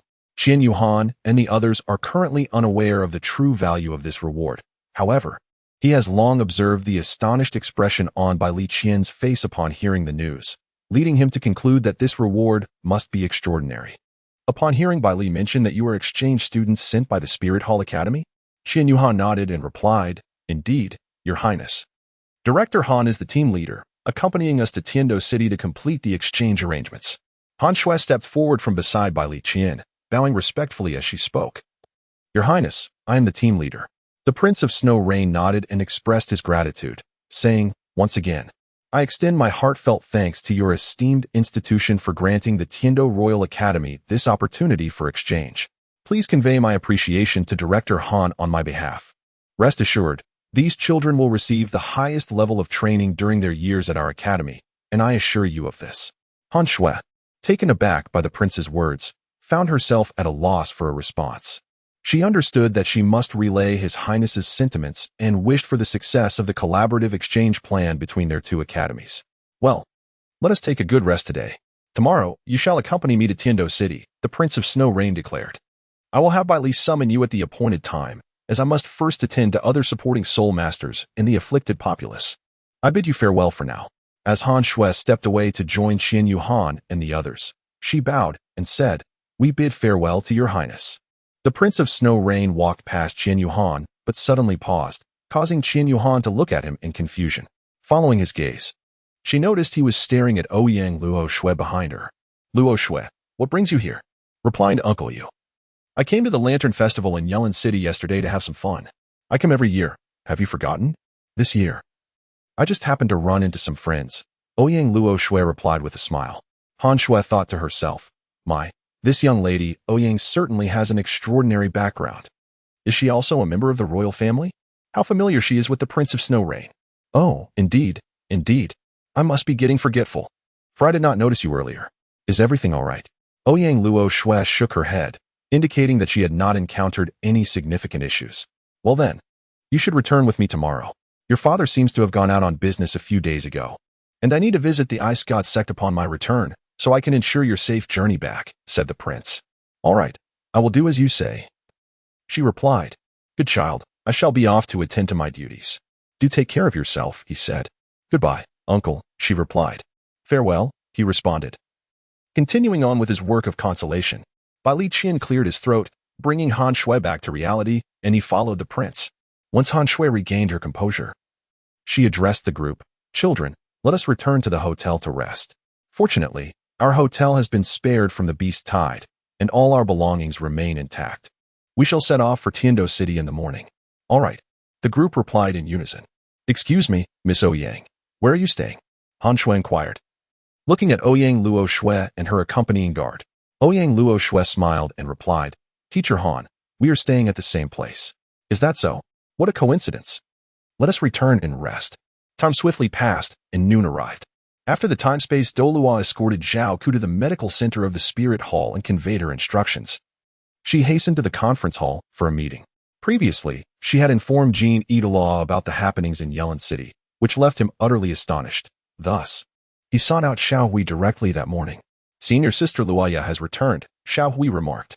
Although Xiao Hui was the highest-ranking official in the Spirit Hall, he was nurtured by Qian Mo and shared a familiar camaraderie with several of the worshippers, often referring to one another as siblings in private. Today, within the conference hall, there were only 6 worshippers and himself, so he addressed them informally. Indeed, the time-space Douluo nodded. Please, Senior Sister Luoya, share your account. This morning, I heard from an elder in the Elder Hall that something transpired in Yelin City. Was it truly the work of those rascals? Xiao Hui, seated at the head of the table, inquired. It is highly likely to be their doing, replied the time-space Douluo. The usually composed third worshipper, Qingfeng Douluo, rarely displaying anger, slammed the table in exasperation, exclaiming, Those wretches dared to commit such an atrocity. Inviting a beast tide into the city, the citizens within are utterly forsaken.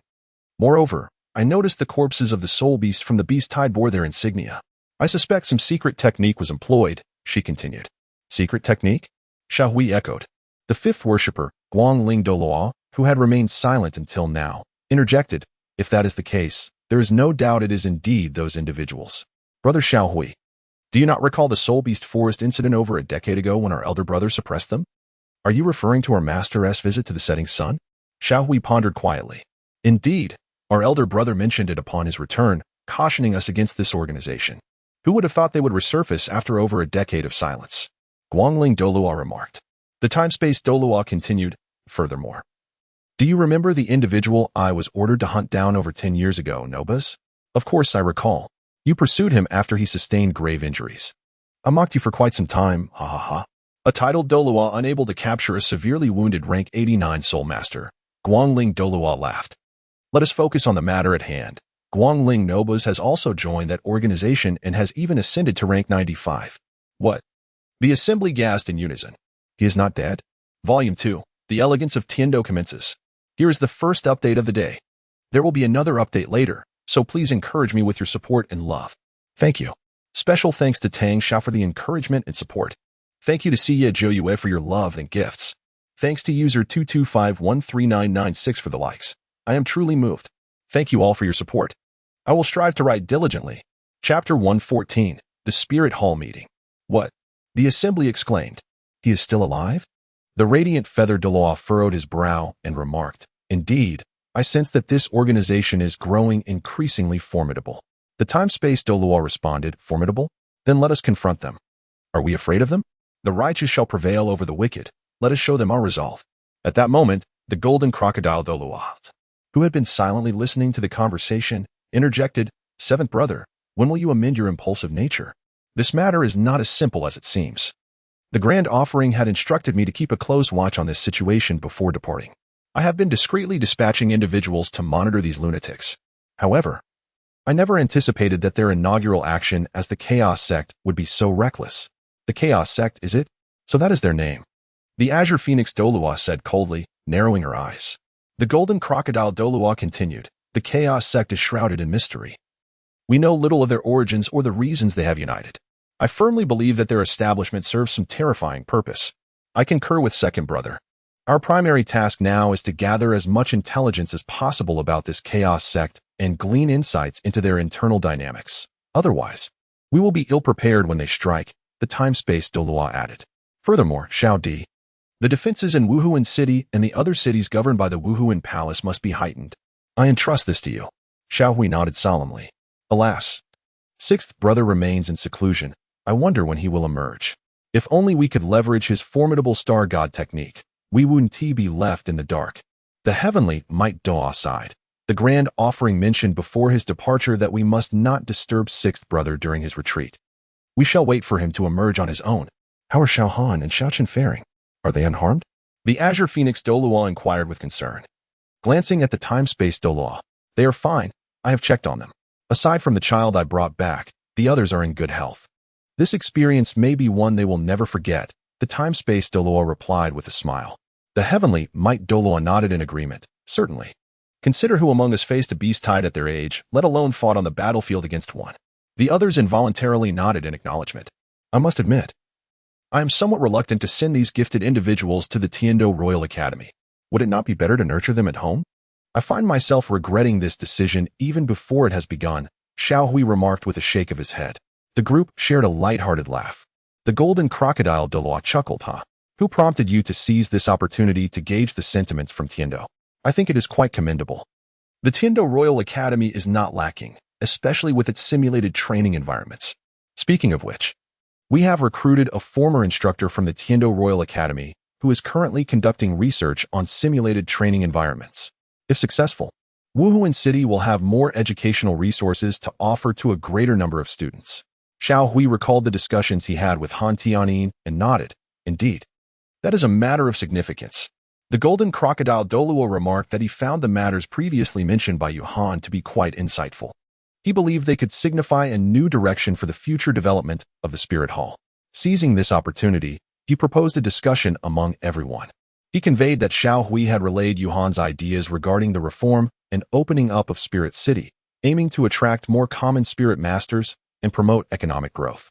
The significant assistance that ordinary spirit masters provide to the lower echelons of society indicated that the Spirit Hall should also focus on the widespread cultivation of spirit masters, as they represent the backbone of development. Did Yuhan conceive this? The time-space Douluo inquired, astonished by Xiao Hui's account. Xiao Hui nodded in affirmation, responding, Indeed. I was equally astounded when I first heard it. Such profound thoughts at such a tender age hold immense potential. The others collectively nodded in agreement. This matter cannot be rushed. Haste makes waste. We must proceed with patience, the Azure Phoenix Douluo advised. The assembly concurred, and they continued their discussions regarding various affairs of the Spirit Hall for nearly another hour. This meeting marked a pivotal moment for the Spirit Hall's future trajectory towards becoming a preeminent force on the continent. The following morning, at the break of dawn, Han Shui, Qian Yuhan, and a few others, under the guidance of Bai Li Qian, arrived beside an opulent and grand spirit-guided airship. Wow, this airship is incredibly impressive. Our vessel pales in comparison, Mu Chen exclaimed, astonished, having never witnessed such a magnificent spirit-guided airship before. Han Shui shot him a disapproving glance, causing Mu Chen to feel a chill. He awkwardly explained, Director Han, I didn't mean it that way. I was just overwhelmed. Hee, our airship is the best, truly the best. As Qin Yuhan and the others gazed at Mu Chen, they could not help but chuckle.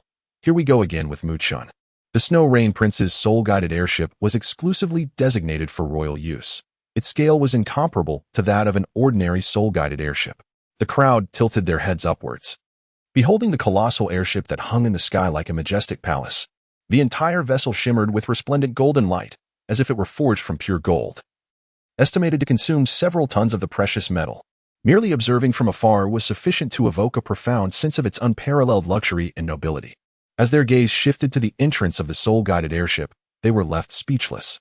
The grand door was meticulously adorned with dazzling diamonds, and an array of rare gemstones. Each gem radiating an enchanting glow, collectively forming a vibrant and colorful tapestry. The value of such a door alone was equivalent to the annual revenue of certain prominent families. Filled with curiosity and awe, the crowd gradually approached the airship. Upon stepping inside, they were immediately struck by the breathtaking sight before them. The vast airship was astonishingly divided into 3 levels. The first level was spacious and open, serving not only as the waiting area for attendants and guards, but also as the venue for various grand events. Ascending the staircase to the second level revealed elegantly decorated royal guest rooms, thoughtfully arranged in a harmonious manner. Additionally, there were highly private lounges and a diverse array of entertainment facilities, catering to those wishing to unwind or revel in joyous moments. Finally, they reached the third level, a sanctuary reserved exclusively for royal members, where outsiders were strictly forbidden to intrude. This tranquil and enigmatic space undeniably showcased the supreme status and privileges of royalty. Qian Yuhan's eyes widened in astonishment, his mouth slightly agape, as he found himself momentarily speechless. In his previous life, he had never witnessed such opulence. At this moment, the soul-guided airship before him evoked memories of the luxurious cruise ships showcased in television programs. Back then, Qian Yuhan harbored a small wish to experience a cruise firsthand and savor that unique adventure. Regrettably, until his journey to Douluo continent, that desire remained unfulfilled. However, to his astonishment, this life granted him the opportunity to realize that dream, thus alleviating the profound regret left from his previous existence. Everyone is here, Your Majesty. Indeed. Let us proceed. Chapter 115. Unfamiliar with luxury, I must confess Han Shui was seated in her assigned chamber aboard the airship, meditating in tranquility when a series of knocks interrupted her reverie. Upon opening the door, she was greeted by a familiar figure, the attendant who had previously stood by Prince Shui Yu's side. Teacher Han, His Highness the Prince has instructed me to deliver this to you. It is a reward from the Prince for your valiant efforts during the crisis in Yelin City. The medals for the children are of the highest royal caliber, and the Tiando Empire's royal family will arrange a ceremony for their presentation, presided over personally by His Highness. Rest assured, there will be no ambiguity in this matter. With the items and message conveyed, the attendant took his leave, bidding her to rest well. Thank you, Han Shui replied with a slight nod before closing the door. Approaching her desk, she carefully examined the item delivered by the attendant, a rather ordinary storage soul guide ring. Upon infusing it with soul power, she discovered a box within, measuring about an arm's length and approximately 30 centimeters tall. As she retrieved the box from the storage space and opened it, her eyes sparkled with delight. Inside lay a soul bone. After years of cultivation without a single soul bone, the appearance of this one filled her with joy. Following the resolution of the crisis, Han Shui had hoped to explore the city in search of a suitable soul bone, but with the arrival of the time and space Douluo from the Spirit Hall, she, being affiliated with the Spirit Hall herself, had to accompany him to discuss the situation. After the time and space Douluo departed, she was led by Li Qian to welcome Prince Shuiyu, which left her utterly fatigued. Eventually, after completing all necessary tasks, she opted to return to the hotel for some much-needed rest. The soul bone before her was of uncertain properties, but she noticed a card at the bottom of the box detailing the soul bone's information. Soul bone name: Head soul bone of the purple gold lion, age 30,000 years, suitable for soul masters, attack type soul masters, control type soul masters. After reviewing the details, Han Shui felt satisfied and began to meditate, preparing to absorb the soul bone.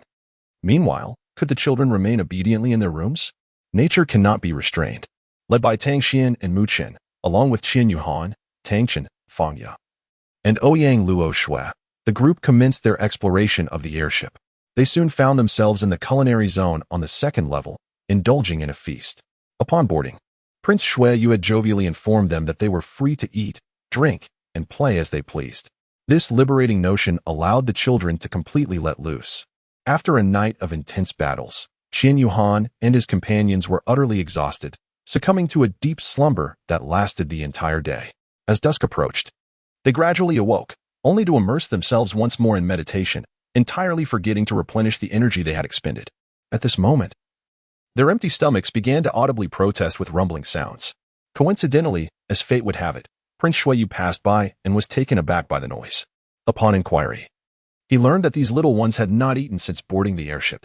Without delay, Prince Shuiyu instructed the chefs aboard to prepare an exquisite array of delectable dishes to nourish them. Before long, a lavish banquet was laid out before them. As they gazed upon the sumptuous spread, Mu Chen's eyes widened in astonishment, nearly glistening with anticipation. His gaze fixated on a golden, aromatic roasted pig, accompanied by the glistening and tempting tindo roasted duck, along with an assortment of delicacies from various regions. The sight of such a bountiful feast was an irresistible temptation for these famished little wolves. "Brothers, I simply cannot restrain myself. I must seize the moment," Mu Chen declared, as he grasped his knife and fork with fervor, swiftly lunging toward the nearest roasted pig. With a crisp sound, the knife effortlessly pierced the pig's exquisitely crunchy skin, akin to breaking through a delicate shell.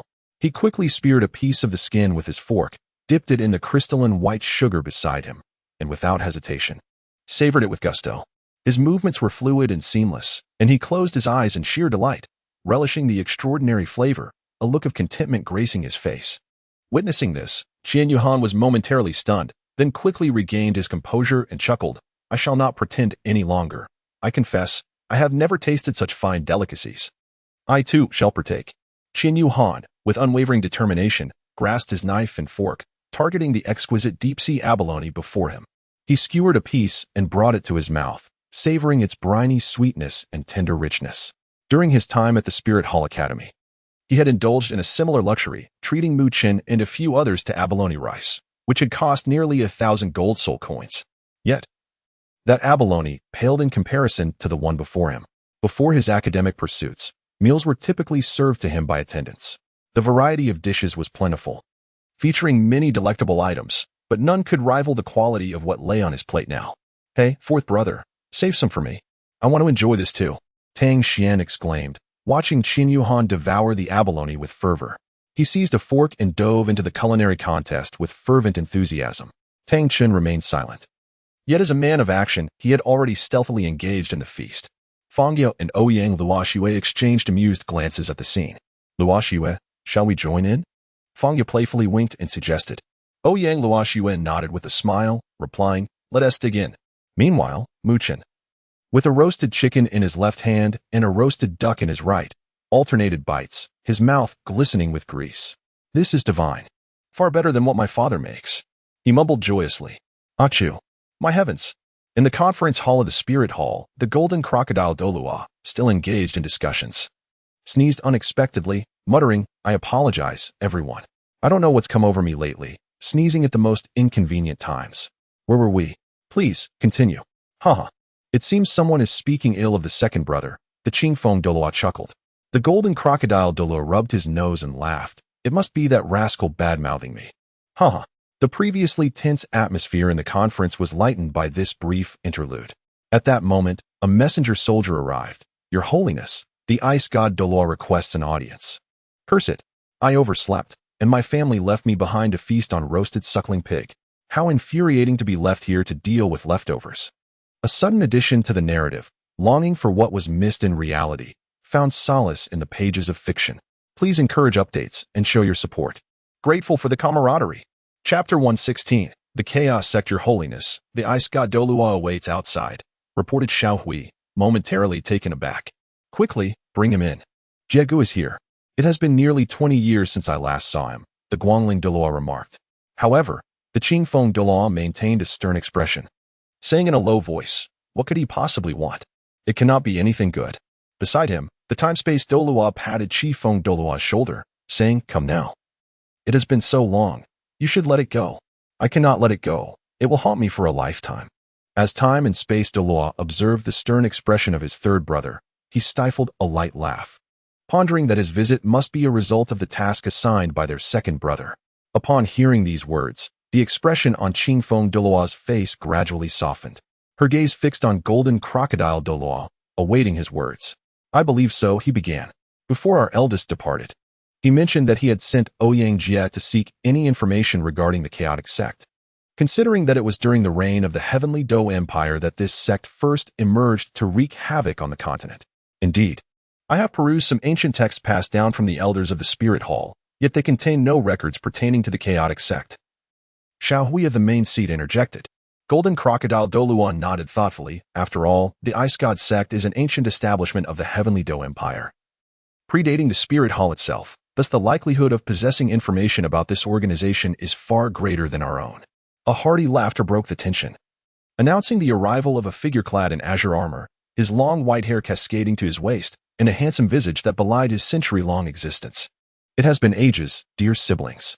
Aside from the heavenly might disciple, it feels like years since we last gathered, he exclaimed jovially. Long time no see, yeah? Golden Crocodile Douluo rose with a smile. Second brother, truly. To send a message instead of coming in person, I had anticipated a chance to reminisce, he chuckled. Haha. That place is chilling beyond measure. I have no intention of visiting, Ouyang Jie replied. Jie, I've missed you dearly, exclaimed Lightfeather Douluo, rising to embrace him with the exuberance of a young girl. Lightfeather, I have missed you as well. Who would have thought that upon concluding my seclusion, you would enter yours? This separation has lasted over 20 years, he remarked. Indeed. Regardless, I have longed for your family's ice god brew. This time, be sure to bring me several barrels. It seems you are yearning for my family's liquor, Ouyang Jie responded with a smile. Noticing the absence of the sixth elder, he inquired, where is Lao Lu? Why'd I not see him? He is still in seclusion, time and space, Douluo explained. Oh, I see. It has also been a while since I last saw you, sister. You grow more radiant with each passing day, Ouyang Jie complimented. Time and space, Douluo smiled in reply. Jie, you possess a way with words. Otherwise, how could you have? Realizing she had nearly spoken out of turn, she promptly ceased, glancing at Qingfeng Douluo, who had remained silent since Ouyang Jie entered the hall. Ouyang Jie, noticing Qingfeng Douluo beside Time and Space Douluo, found himself at a loss for words. Feeling somewhat awkward and flustered. At a loss for words, are we? Qingfeng Douluo remarked with a cold smirk. Time and Space Douluo cleared her throat, and Qingfeng Douluo recognized that this was not the moment for personal grievances. Thus she composed herself and stated, let us discuss matters. What are the results? Ah well, Luo Gu, let us speak of official business. Our personal matters can wait, Ouyang Jie replied. Very well, I shall elucidate everything to you, he assured. Brother, shall we? I have indeed discovered some traces from the ancient texts within our sect. Ouyang Jie withdrew his gaze from the remorseful look directed at the Qingfeng Douluo and, with a serious expression, addressed Xiaohui and the Golden Crocodile Douluo. Oh, do you have clues? Please elaborate, Xiaohui inquired. The Chaos sect is far more complex than we had anticipated. I have found that it has existed for a considerable duration, dating back to the founding of the Ice God sect. However, it was labeled as a heretical cult, and I am uncertain if it is indeed the present-day Chaos sect. Ouyang Jie revealed. What? The crowd was taken aback by this initial revelation. Who could have imagined that this malevolent organization had persisted for such a long time? Ouyang Jie continued, in a book authored by a predecessor of the Ice God sect. It is written, a heretical cult has been rampant across the continent since the inception of our sect. We, dedicated to the welfare of the people and the prosperity of the nation, have naturally attempted to combat this malevolent sect, but with minimal success. Furthermore, our sect has suffered more defeats than victories in several confrontations with this cult, leaving us perplexed as to why such outcomes occurred despite having some of the most formidable powers of our time stationed at our side. It seemed as if the cult's members possessed an uncanny resilience to pain, acting like machines of battle devoid of any human emotion. Consequently, our sect dispatched an individual as an undercover agent to infiltrate their ranks. After enduring several decades, he was ultimately discovered, leading to a life-threatening pursuit. In his final moments, he recounted details that left us utterly astounded. This heretical cult is hierarchically structured into 3 levels: heaven, earth, and man. Their terrifying operations are distinctly categorized according to these levels: heaven level responsible for national-scale terror actions, earth level for city-level actions, and man level for village-level operations. Additionally, the cult has a system of elder offerings and numerous guardians. The offerings, elders, and guardians are similarly categorized into 3 tiers, each consisting of 3 individuals: heaven offering, earth offering, man offering, heaven elder, earth elder, man elder, heaven guardian, earth guardian, man guardian. Is it truly so? Tianwei Douluo exclaimed, prompting disapproving glances from the others, causing him to fall silent. Heaven-level operations are led by offerings, earth-level by elders, and man-level by guardians. All their actions are coordinated under the directives of the heaven-level offerings. Above the heaven-level offerings are 3 enigmatic individuals, whose identities remain unknown even to the elders and guardians. Only those of the offering rank are privy to this information.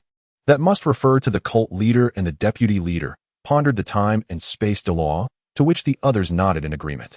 our sect's undercover agent.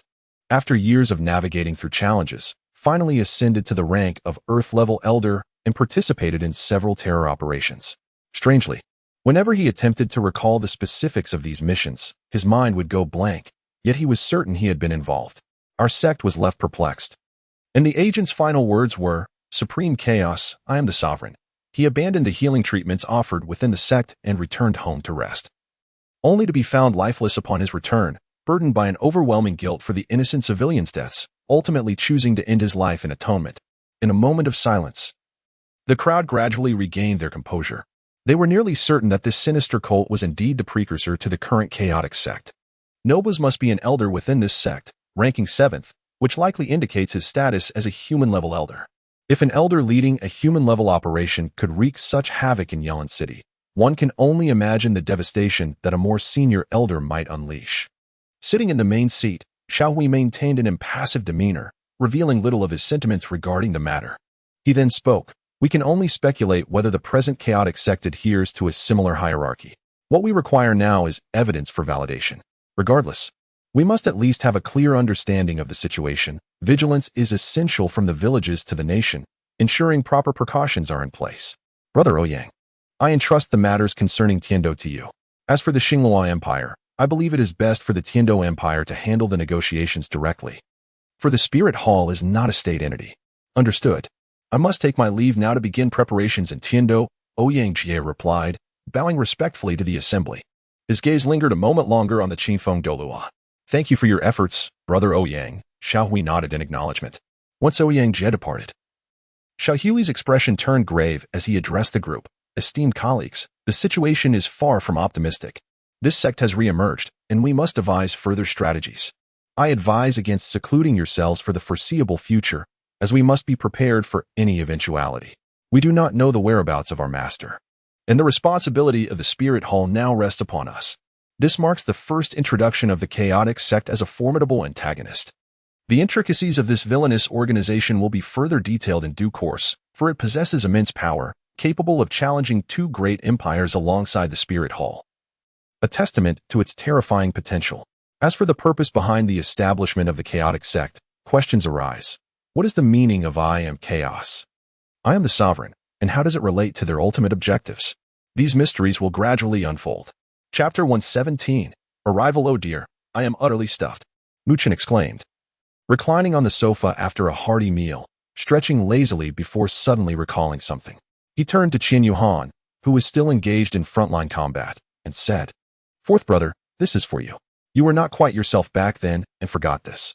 With that, he retrieved a piece of dark, purple glowing soul bone from his storage soul guide. This was indeed the right arm bone of the dark demon, evil god tiger, which had been left behind after slaying Hallie. "What is this?"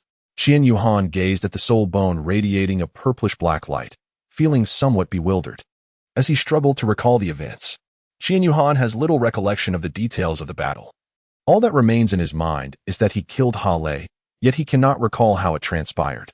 Observing Qian Yuhan's bewilderment, Muchen was momentarily taken aback. "Ah, fourth brother, you don't remember?" Qian Yuhan shook his head. Muchen remarked, "I truly can't recall," astonishingly. He defeated that scoundrel with just 4 moves, absolutely impressive. Indeed, yet the aura he exuded was somewhat terrifying, Tang Chen interjected. Tang Xian and Feng Yan nodded in agreement. For unlike Mu Chen, who had rushed to Han Shui's side to witness the entire event unfold, they had merely rested nearby to recuperate. Nevertheless, the overwhelming pressure and fearsome energy emanating from Qian Yuhan were palpable. In fact, everyone in the nearby support team had experienced it. "Indeed, old fourth. Did you employ some secret technique? Otherwise, how could you possibly contend with a soul sage while possessing only the cultivation of a soul sect?" Tang Xian inquired. Qian Yuhan pondered for a moment, then shook his head. "I am uncertain about the situation." In truth, Qian Yuhan was aware that his second martial soul, the Shura Demon Sword, had awakened, granting him a fragment of the so-called Shura Divine Power, which enabled him to triumph over Hallie. However, he had no intention of revealing this to others. "As for this soul bone, I shall return it to its rightful owner. How to handle it, my dear fourth brother, is up to you." Muchen entrusted the right arm bone of the dark demon evil god tiger to Qian Yuhan, who then stored it in the Hanshin Dragon God bracelet, awaiting an opportunity to see if Zhao Ke could absorb it. It was evident that this soul bone was ill-suited for someone like Qian Yuhan, who possessed an extreme light attribute. Forcibly absorbing it would likely bring him more harm than benefit. Fang Yu and Ouyang Luo Shui were seated together, and at that moment, Fang Yu inquired, "Sister Luo Shui, as a third-year student at the Tiando Royal Academy, could you share some specific details about your institution? Before our arrival, teacher, you gave me a brief overview, but I feel my understanding is still rather incomplete." As Qian Yuhan had just stored his soul bone and picked up his knife and fork, he became intrigued by Fang Yu's words. Although he had previously heard from Yu Ziang about some aspects of the Heavendo Royal Academy, he was now quite curious about how the students perceived the institution. Mu Chun had also returned to his chair from the sofa, while Tang Xian and Tang Chen nodded in curiosity, still chewing their food. Ouyang Luoxue smiled and said, "No problem. In terms of sheer paper strength, the Heavendo Royal Academy is clearly at a disadvantage compared to the Spirit Hall Academy. For the students, the gap is quite significant. The strong truly excel, while the weak have little to say for themselves. With the royal title, the academy naturally has noble students studying within its walls, which leads to some unruly royal science disrupting the academic atmosphere.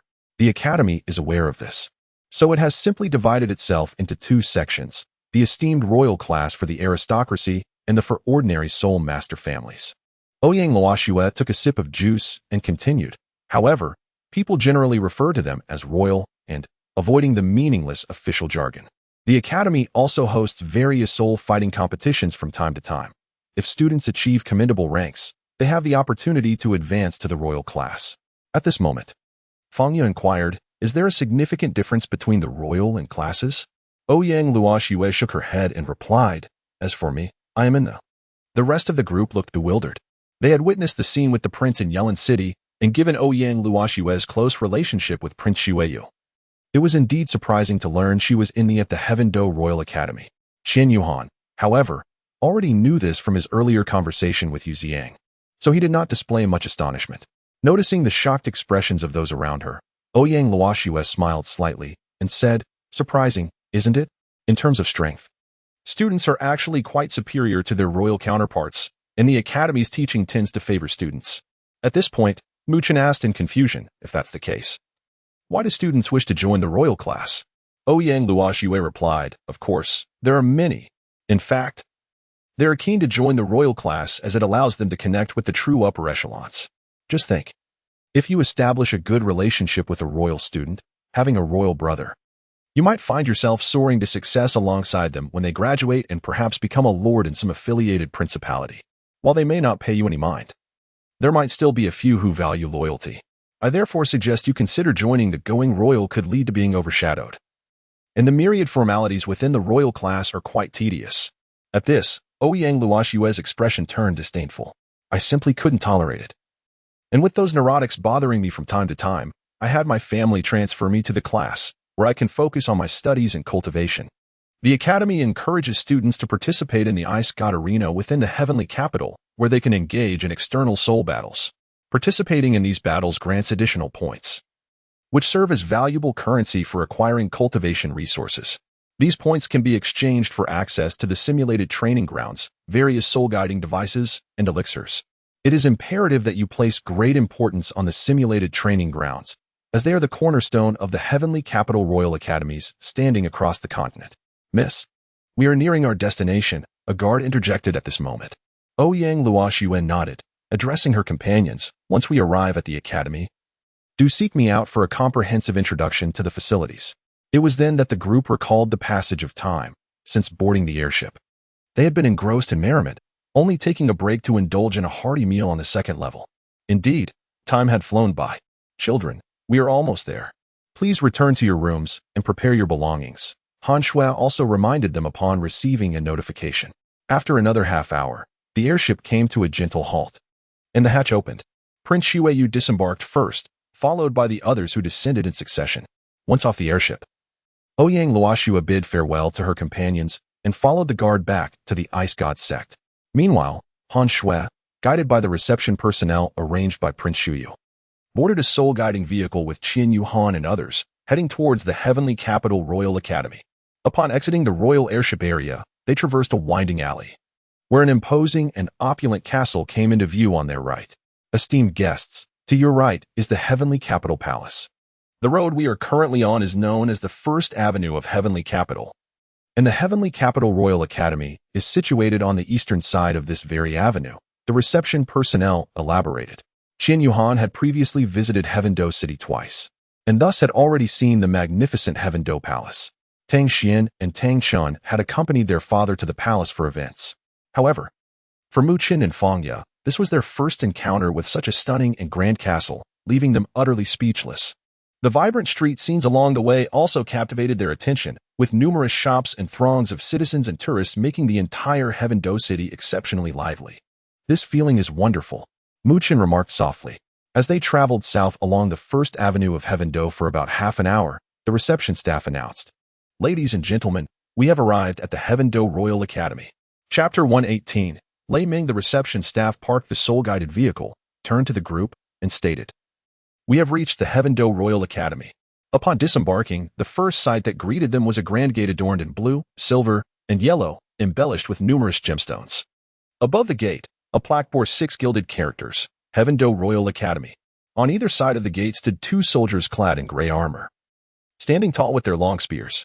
The reception staff led the group to the entrance, presenting the necessary credentials. The soldiers, upon receiving the signals, stepped aside and opened the heavy gates of the academy. Each individual was thoroughly inspected from head to toe, and their luggage was also subjected to scrutiny. The entire process lasted half an hour before they were finally permitted to proceed. Once inside the academy, Han Shui inquired curiously, "Is the entrance procedure always this stringent?" In contrast to the Wuhuan Palace Academy, where the gates were perpetually open and guards merely checked identification, her question was quite reasonable, seemingly articulating the children's collective curiosity. The group turned their gazes toward the reception staff, awaiting an explanation. Please don't be alarmed. This gate is not usually open. Students typically use a side entrance. It is reserved for royal visits. The soldiers are required by protocol to conduct the strictest inspections whenever this gate is opened, which is their regulation. The students use a different entrance where they only need to present their identification. This entrance was arranged by His Royal Highness, so in the future, the children will be able to enter and exit the academy through the student entrance without such hassle. The reception staff chuckled. "Thanks to His Royal Highness," Han Shui replied. Upon hearing that it was arranged by the prince, the group quickly understood the implication. This could be seen as a testament to the recognition of their performance in Yilin City by the Heavendo faction. "Hey, did you notice? The gate just opened." "Right? It did. There must be some important person arriving at the academy." "An important person? I just saw a woman accompanied by a group of children. Could it be another royal offspring coming to enroll?" "It is unclear. I have just heard that the Spirit Hall has sent exchange students, seemingly first-year students. Could they possibly be the ones who just arrived? It is rather peculiar that exchange students would enter through the main gate." Moments ago, the gate swung open, drawing a crowd of onlookers, their chatter incessant. Among the throng stood 2 students. "Should we inform the leader?" inquired one, clad in the attire of the royal class of the Tiando Royal Academy. "Let us mention it to him after classes commence. He should keep an eye on these individuals. If they possess any notable backgrounds, the leader will undoubtedly be informed beforehand and will relay the information to us. Since he hasn't mentioned anything, they must merely be a bunch of inexperienced youngsters. We should extend them some consideration," replied the other. With that, the 2 departed from the crowd, each going their separate ways. Under the guidance of the reception staff, Qian Yuhan and several others entered a conference room. Once everyone was settled, the receptionist departed. 5 minutes later, a voice resonated. "You must be Director Han Shui, leading the team from the Soul Hall Academy. I apologize for the lack of a warm welcome. We have just concluded a meeting, and I beg your pardon for any oversight." A middle-aged man, portly with a prominent belly, donned rectangular glasses and had sparse, balding hair, with a few strands attempting to conceal his shiny crown, approached and shook Han Shui's hand. Sensing the fluctuation of soul power within him, Han Shui recognized him as a formidable soul Douluo, though it appeared he had only recently achieved this breakthrough. Qian Yuhan barely suppressed a laugh upon witnessing the scene before him. Was this not the quintessential image of a department head? The beauty of Director Han was merely an unexpected delight. "Director Han, we have made the necessary arrangements here. But I heard that one of your students encountered an unfortunate situation on the way and did not arrive?" "Ah, yes. He has returned for treatment and will come back once he has recovered," Han Shui explained. "No problem at all. Let us first discuss the dormitory allocations. The boys will share a 5-person room. However, rest assured, it is sufficiently spacious, and all living conditions will be adequately met. This is a commitment we made previously between our two colleges, so you can be at ease. As for tuition and meal expenses, both will be reimbursed by our respective institutions. Here are the meal cards, a total of 6. The boys can take care of the card for the absent student, correct? The jovial director with a pronounced belly smiled at Qian Yuhan and the others. Absolutely, no problem at all, teacher, Muchen replied. Oh dear. I almost forgot to introduce myself. My surname is Zhang, and my name is Zhang Zibo. I am also the first-year head of the college and the person in charge of the student exchange program here at Tindo. Should you have any matters to discuss, feel free to visit me in my office next door. Director Zhang patted his head and then turned to Fangya, saying, just one little girl, can she really share a room with a third-year classmate? Yes, that is perfectly fine, Fangya responded. Wonderful. Here is the room key. Oh. By the way, little girl, this female student is somewhat aloof and generally does not engage in conversation. Are you all right with that? Nonetheless, she is undoubtedly a prodigy in her studies. Director Zhang retrieved a room key and, recalling something, added a few more remarks. That is perfectly acceptable. He continued. Please forgive us. Our college has increased its enrollment this year, particularly with more female students, which has resulted in a shortage of accommodations for girls. The best environment we could provide is this double room for the female student. The others are all 6-person rooms, he explained awkwardly to Director Han. Han Shui smiled and remarked, I believe Fangyu will certainly adapt, right? This arrangement is far superior to that of the boys' 5-person room. Indeed, thank you, Director Zhang. I was worried I might end up alone in a room, but I find sharing with another person quite suitable, Fangyu stated. All right then, Zhang Zibo began. Eager to continue discussing other matters, when a thunderous voice reverberated through the corridor. Zhang Zibo. Zhang Zibo. The new students this year are truly lacking. What kind of admissions process is this? Just look at the results of the final soul battle assessment. Most have only improved by 3 levels over the semester. If they encounter a soul beast, they want to even know how they met their demise. Zhang Zibo could hear the elderly man's complaints from a distance before he even arrived. That is one of our faculty members. Please excuse the outburst. Zhang Zibo said, his eyes twitching in embarrassment as he forced a smile, just as he was about to step out to assess the situation. The old man pushed him back. Hey, Teacher Lei Ming, what are you doing? Qian Yuhan and Fangya's eyes brightened, being in the same class. They had naturally heard of the esteemed teacher recommended by Yu Ziyang, named Lei Ming. Muchen, Tang Xian, and Tang Chun had gleaned information about the Tiando Royal Academy from their respective homeroom teachers, as well as during casual conversations with Yu Ziyang in the office. However, they had never heard their homeroom teachers mention the name Lei Ming.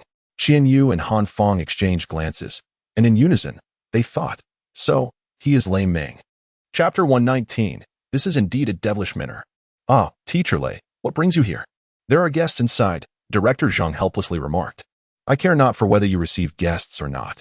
These children are indeed difficult to teach. They leave at the slightest provocation. How can they possibly improve? Lei Ming's thunderous voice echoed through the corridor, causing several teachers to peek out from their offices. Please continue your lesson preparations. I apologize for the interruption, Zhang Zibo said, covering Lei Ming's mouth, smiling awkwardly as he pushed Lei Ming into the office.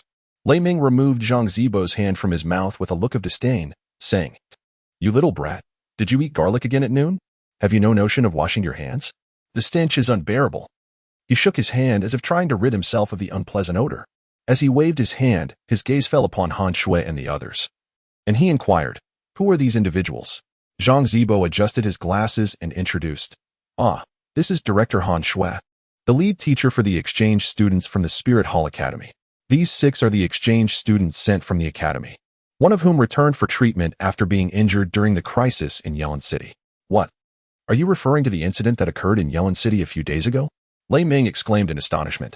Yes, these young ones are quite impressive. Even His Highness the Prince has praised them greatly, awarding them the Royal Third-Class Medal. The Royal Third-Class Medal. Lei Ming looked at the children before him, acknowledging that they indeed deserve such honor. The Spirit Hall Academy is truly remarkable. Every spirit master it produces is extraordinary. Lei Ming sighed. Zhang Zibo could only smile awkwardly in response. He had been promoted to grade director only 6 months prior, a position he attained after breaking through to the Douluo level, a prerequisite for the role. In terms of experience, he He was far inferior to Lei Ming, whom he would still address as teacher in private. Yet Lei Ming was different. He was considered one of the top educators in the entire Tiando Empire, a pinnacle figure among the teaching ranks of the Douluo continent. With extensive teaching experience, he had once been Zhang Zibo's mentor. Despite his boisterous exterior, Lei Ming harbored a preference for tranquility and simplicity. He had turned down numerous opportunities for promotion, seeking only to live a humble life devoted to teaching and nurturing students, uninterested in matters of advancement. However, his capabilities did not permit him to remain indifferent. His own cultivation had reached an impressive level of 89, nearly a step away from the transcendent existence of a titled Douluo. During the first semester of this academic year, the academy had mandated his attendance in the Pope-level class for freshmen. This demand had left him exceedingly vexed, as he observed the bewildering and abstract performances and results of his current students. Initially, he believed the fault lay within himself and engaged in continuous self-reflection. However, he soon realized that it was not his issue. These children were merely extravagant, arrogant, and self-important, possessing mediocre abilities yet harboring an inflated sense of strength. Unable to contain his frustration, he sought out Zhang Zibo, urging him to propose to the academy that he be reassigned to a more suitable class. He had no desire to approach the senior officials of the academy directly, as it would be quite bothersome. At that moment, an idea suddenly struck Zhang Zibo. Why not have Teacher Lei specifically instruct these students? The moment this thought emerged, Zhang Zibo praised himself for his brilliance. Teacher Lei, I was just about to discuss this matter with you. What do you think of taking these students under your guidance? With you at the helm, the academy will surely feel reassured. Entrusting them to anyone else would not provide the same confidence. Qian Yuhan, marvelous, truly marvelous. Fangya, indeed, splendid. Zhang Zibo turned to introduce to Han Shui. Director Han, allow me to present to you, with great honor, Teacher Lei Ming. Upon hearing this, Han Shui excitedly stepped forward, grasping Lei Ming's hand, and exclaimed, Teacher Lei, I am truly fortunate to meet you today. Indeed, upon our first encounter, you are as remarkable as the rumors suggested. I have long admired you. This left Lei Ming momentarily at a loss, for although Han Shui was considerably younger than him, he could sense her capabilities were not far behind his own. Director Han is too kind. I am but an ordinary teacher. You are far too modest. Since the beginning of my teaching career, you have been my role model for decades. If the academy consents to have you as a teacher for my children, I would be at ease, and the Martial Soul Hall Academy would certainly feel the same. Your name is frequently mentioned by our Dean Han at conferences, and they would undoubtedly be reassured. Ha ha ha, so it is the old fellow Han. In that case, I shall gladly accept the task. Rest assured, I will not tarnish the talents of your children. Teacher Lei, shall we finalize this? I will report to the academy, and I am certain they will approve. Zhang Zibo clapped his hands and declared. Meanwhile, Mu Chen quietly whispered to Qian Yuhan, Old 4, this teacher seems rather intimidating. Qian Yuhan turned his head and whispered in Mu Chen's ear, These past few years studying under Teacher Lei Ming has undoubtedly been a tremendous gain for us. How so? Mu Chen inquired. You know our practical instructor, Yu Ziyong, right? Of course, that devil of a teacher. Those physical training sessions left you feeling utterly exhausted, hardly resembling a human. After returning to the dormitory, one could only shake their head in disbelief. Qian Yuhan's expression darkened. It turned out that teacher Yu Ziyang was indeed a faculty member of the Tiando Royal Academy, having graduated from there himself, and was taught by the formidable teacher Lei Ming. Oh my! Mu Chen couldn't help but exclaim loudly, startling everyone who turned their attention to him and Qian Yuhan. Mu Chen awkwardly smiled and said, I apologize, teacher. Please, continue your discussion. He then leaned in to whisper to Qian Yuhan. So, he is the devilish master. Huh? What devilish master? Don't make me laugh. Qian Yuhan replied with a bemused smile. I dare say if he were to teach us, we would undoubtedly astonish everyone upon our return. I believe it. Mu Chen nodded in agreement, but inwardly he lamented, I believe we will shock everyone upon our return, but I must first survive until then. Oh, this is indeed the devilish master. Han Shui, Zhang Zibo, and Lei Ming continued their conversation for a while longer until Zhang Zibo had to leave for a meeting. Lei Ming remarked, Teacher Han, I sensed from the very first glance that these children are extraordinary, especially his gaze shifted to Qian Yuhan. Han Shui smiled and replied, with Teacher Lei's prowess. I naturally have no worries. This child possesses an astonishing talent, having reached the Soul Master stage at just over 8 years old. 8 years old, a Soul Master? Lei Ming was taken aback, questioning whether he had misheard. As he sensed the soul power emanating from Qian Yuhan, his astonishment deepened. Indeed, a soul master. And at level 45 no less. Although the other children were not as powerful as Qian Yuhan, they were by no means ordinary, each exhibiting considerable strength. Is this truly the Wahundian Academy? It lives up to its reputation, Lei Ming muttered. Han Shui seemed to have not quite caught what Lei Ming said and asked with a smile. Teacher Lei, what did you just say? I didn't quite hear you. Nothing much, nothing much. I was merely sensing the soul power fluctuations of these children. If I cannot perfectly showcase their talents, I truly do not deserve to be a teacher. They are exceptionally gifted, Lei Ming stated earnestly. Indeed, that is why I feel assured to entrust them to you, Director Han remarked. According to the Academy's arrangements, I will be staying here for a while longer. Children, if you have any questions, feel free to communicate with me. Teacher Lei, during this time. I will also assist you in coordinating with these children while learning from your expertise, Han Shui added with a laugh. Ha ha ha, no problem at all. Lei Ming responded enthusiastically. Qian Yuhan gently nudged Mu Qin, who stood at the forefront and instinctively understood, as he respectfully greeted Teacher Lei, saying, Greetings, Teacher Lei. The others immediately followed suit, exclaiming, Greetings, Teacher Lei. Qian Yuhan chuckled as she gave Mu Qin a thumbs up. Mu Qin shot her a glance, saying, Next time, it will be your turn. I'm not as extroverted as you think. Chapter 120. The start of school approaches. Hello, Teacher Lei. The crowd bowed in greeting to Lei Ming. He nodded in acknowledgement, saying, All right, children, we will see each other in class after the opening ceremony. Your schedules will differ from those of other students, so please wait for further notice. As for the academy, the students had yet to return, so you may take this time to explore the campus and familiarize yourselves with the surroundings. When school starts, we will dive directly into teaching. Lei Ming always emphasized efficiency.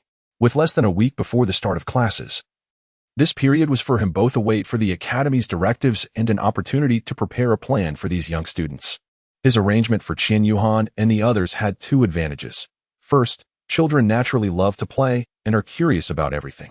This week would be ample time to satisfy their curiosity, allowing them to explore the academy thoroughly. Second, it would help them become acquainted with the various locations and practical facilities within the academy for their future studies. After parting ways with Lei Ming, Zhang Zibo assigned a teacher to lead Han Shui and the others to their dormitory before heading off to a meeting. An hour later, Qian Yuhan and the others arrived at their dormitory, settled into their beds, and unpacked their belongings. They then invited Fang Yu to explore the school. Following the small path in front of the dormitory, they came across a signpost in the corner. Following its directions, they arrived at the park within the Tiando Royal Academy, named Huangyu Garden. This park was vast and the environment was serene. This place is wonderful, Mu Qin exclaimed, taking in the lush greenery and breathing in the fresh air. Tang Chen nodded. It's perfect for meditation. Brother, you truly are obsessed, Mu Qin couldn't help but retort. How about a match? No, let us not ruin the atmosphere. Mu Qin quickly declined, waving his hands. The environment here is indeed splendid. It's suitable for romance. Tang Chen suddenly shifted the topic, glancing at Mu Qin. Mu Qin was well aware of who Tang Chen was referring to and discreetly cast a glance at Fang Yu, feeling a bit flushed. Walking ahead, Fang Yu naturally overheard Tang Chen's words. Given the subtle relationship between her and Mu Qin, everyone present was more or less aware of it. So she understood that Tang Chen's remark was likely alluding to her and Mu Qin, causing her to blush slightly. Oh, third brother. Why is your face so red if you haven't been drinking? Tang Xian teased from the side. You're talking nonsense. Why would my face be red? It's just the heat. Mu Qin hurriedly defended himself. At this moment, Qian Yuhan interjected. No need for explanations. Haha. This provided Mu Qin with an opportunity to counterattack. You still dare to criticize me, fourth? Hee. I can only imagine that you're already daydreaming about taking that Ouyang classmate for an evening stroll here. Aren't you? What nonsense are you spouting? Am I truly being nonsensical? Mu Qin replied with a sly grin. Why are you diverting the topic? Look at you and Fang Yu. Your faces are both so flushed. Are you hot? Is she hot? Qian Yuhan remarked. I'm hot too, Fang Yu chimed in. Mu Qin clapped his hands together. Excellent. Did you hear that? She is hot. Indeed. It's too hot. Who cares about the winter break? It's not that hot. The group continued to walk, bantering and laughing along the way. After strolling for an entire afternoon, hunger set in, and they followed the signs to the student cafeteria. After sampling the fare, Mu Qin's assessment was unanimously agreed upon by the others. The student cafeteria at Tiando Royal Academy was quite similar to their own. slightly tastier, yet offering fewer varieties, perhaps due to the fact that the new semester had not officially commenced.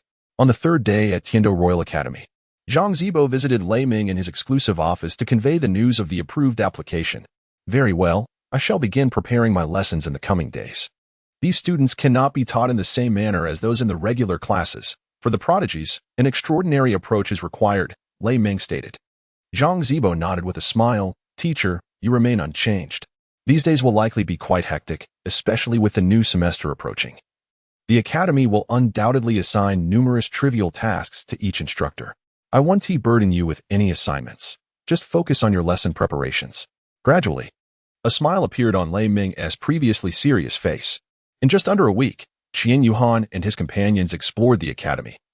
Astonished to find it considerably larger than the Spirit Hall Academy, they visited the simulated training ground.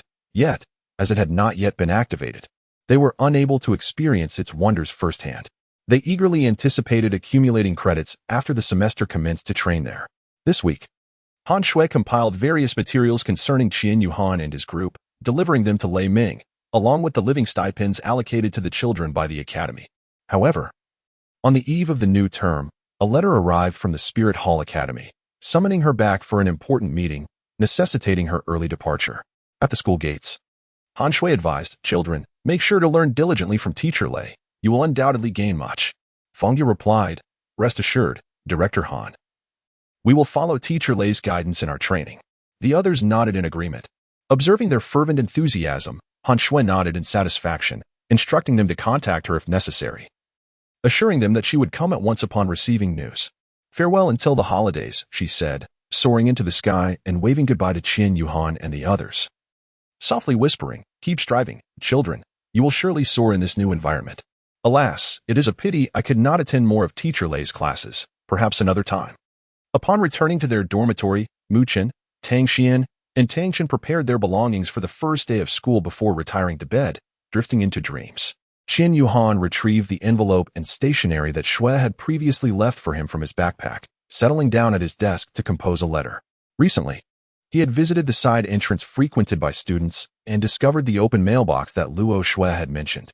Thus, he resolved to write to Shui today, as it had been a while since he last corresponded with her. In the garden of the Ice God sect, Ouyang Luo Shui strolled leisurely, accompanied by Lu Lao. "Miss, are you certain you want to be returning this semester?" However, the sect master, Lu Lao, inquired. Ouyang Luo Shui nodded affirmatively. "Yes.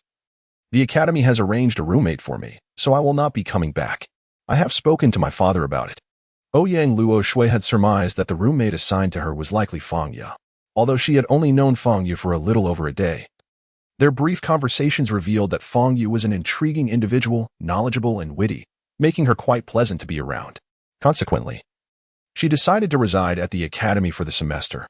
What a foolish girl. I wonder what she is doing now, Ouyang Luo Shui mused softly, gazing at the luminous moon above. The following morning, a throng of people gathered at the academy's entrance as the formal exchange program at the Heavenly Do Royal Academy commenced. The chapter of the Heavenly Do Royal Academy officially began. Everyone is encouraged to show their support by urging for updates and contributing their enthusiasm. Thank you, my friends. Chapter 121. Opening Ceremony, Part 1. The night before the semester began, Qian Yuhan and his companions were summoned to Lei Ming's office. "Children, tomorrow marks the opening ceremony. In the morning, the academy has arranged for the ceremony, and we will convene at the Third Soul Battle Arena at 2 o'clock in the afternoon," Lei Ming instructed. In unison, they replied, "Understood. Oh, by the way, you should select a representative among you, as someone will need to speak on stage tomorrow." "What? We have to speak on stage?" Mu Chen couldn't help but interject. After all, this was the first exchange and learning experience between the Heavenly Do Royal Academy and the Spirit Hall Academy. So it was only natural to choose a representative to speak. "Who will you select?" Lei Ming explained, casting a glance over the group. A silence fell over them, with no one daring to speak. "Everyone is so shy," he remarked. "The student representative from the Heavenly Do Royal Academy is a girl. How about you select a boy from your side? Xiaoya, you need not participate. If it's all girls, we might be ridiculed for being matriarchal." Lei Ming chuckled.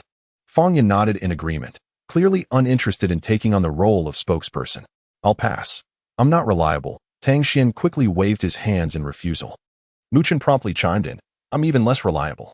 At that moment, Tang Chen unexpectedly remarked, I'm not particularly good at public speaking. Qian Yuhan was about to speak when Lei Ming abruptly interrupted, saying, Yuhan, it's your turn. Go back and prepare thoroughly. Your words will represent your Spirit Hall Academy. Qian Yuhan sighed helplessly and said, All right, teacher, I shall do my utmost. It is not a difficult task, and there is no need for embarrassment. If there is anything to convey, I shall express it on stage when the time comes. I still need to prepare some materials. So you all may return and rest well to prepare for tomorrow. After Lei Ming finished speaking, he dismissed the others to rest. That night, after finishing his letter, Qian Yuhan lay down on his bed, contemplating what he should say the next day, and eventually drifted off to sleep. The following morning, Qian Yuhan and his companions arrived at the academy to find the classroom assigned to them, dressed in the ceremonial attire of the Douluo Royal Academy. They settled into their seats, awaiting Lei Ming's arrival. Oh my, this outfit is truly uncomfortable. It looks good, but it feels dreadful, Mu Chen complained. Fanya shook her head and smiled. This is the academy's regulation. There's no way around it. We can only wear our own clothes during the soul fighting class. But we must adapt quickly to this attire every day. Mu Chen grinned at Fanya and nodded, saying, I can endure it, hee hee. At that moment, Lei Ming entered the classroom and addressed them. Children, we are about to head to the auditorium. Yuhan, you can go directly to the backstage to find Director Zhang when we arrive. Succinct and to the point, Lei Ming gestured for them to follow. The Douluo Royal Academy was indeed vast. It took nearly half an hour to walk from the teaching building to the grand auditorium. Upon entering, they found that many classes had already taken their seats. Under Lei Ming's guidance, Qian Yuhan and his friends found their designated seats, and Qian Yuhan then rose to head towards the backstage. Good luck, fourth brother, hee hee, Mu Chen said, reveling in his mischief. Qian Yuhan shot him a glare and walked toward the backstage with a sense of melancholy. Behind Mu Chen, two first-year students at Douluo Royal Academy noticed Qian Yuhan and whispered to each other, Hey, brother two, look. Isn't that the person we saw among the exchange students a few days ago? It should be, but I didn't get a good look at his face. I'll mention it to brother one later, replied a boy with a scar on his left cheek. These two were indeed the same students who had spotted Qian Yuhan and his companions when they first arrived. What are you two discussing? Came a voice, followed by the sight of a boy approaching them, casually holding a lollipop in his mouth.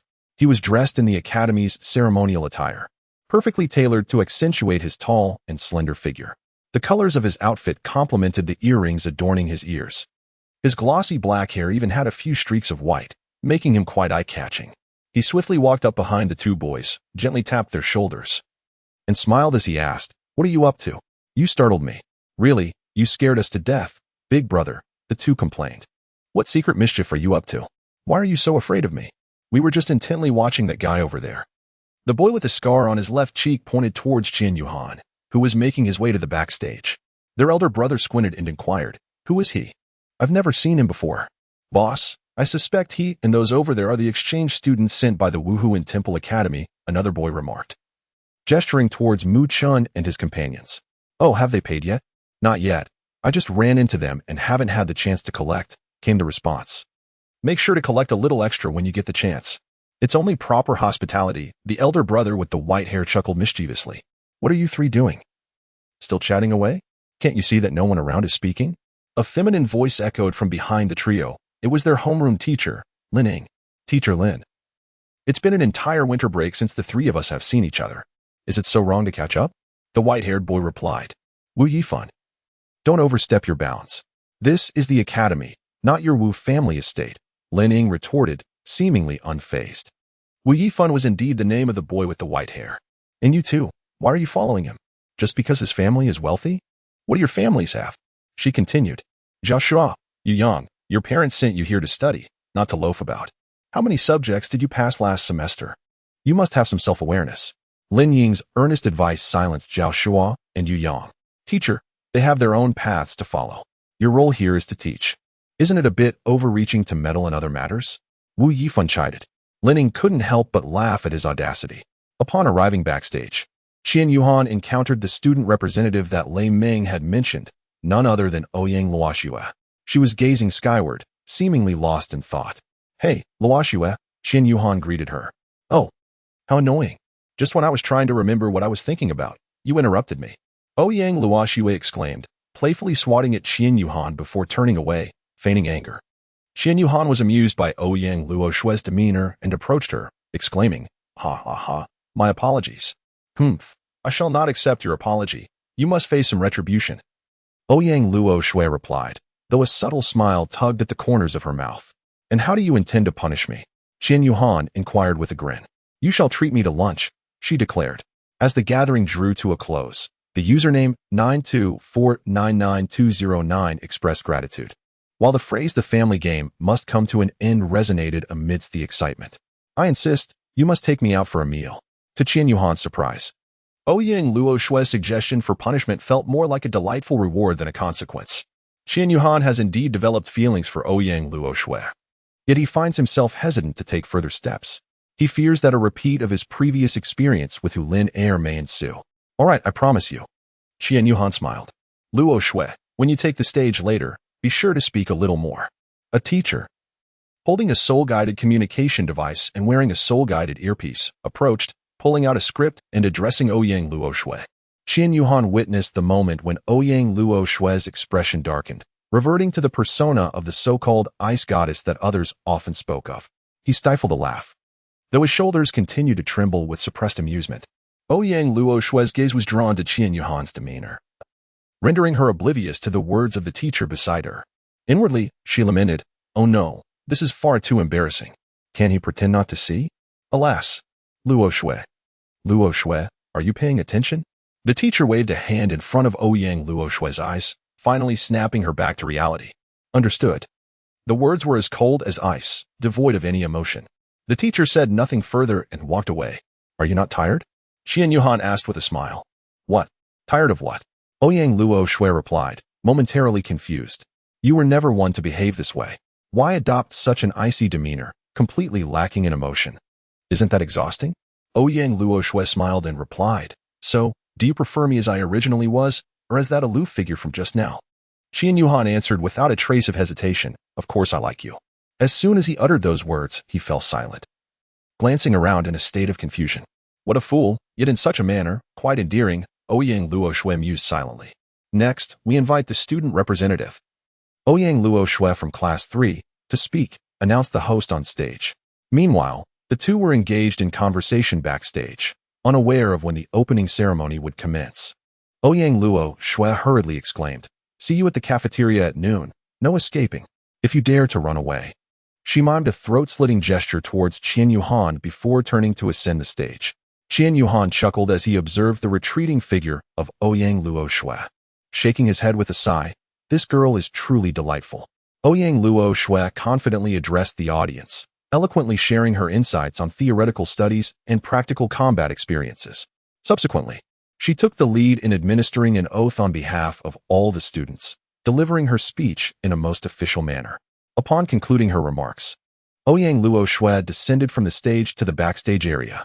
"Dear students, from this semester onward, our esteemed Tiando Royal Academy will commence an exchange program with the esteemed Wuhan Hall Academy, the foremost institution on the continent. The exchange students from Wuhan Hall Academy have already arrived at our academy, and they will be sharing this beautiful campus with us for the next 3.5 years. Now, let us extend a warm welcome to the student representative from Wuhan Hall Academy, Qian Yuhan, as he takes the stage to speak."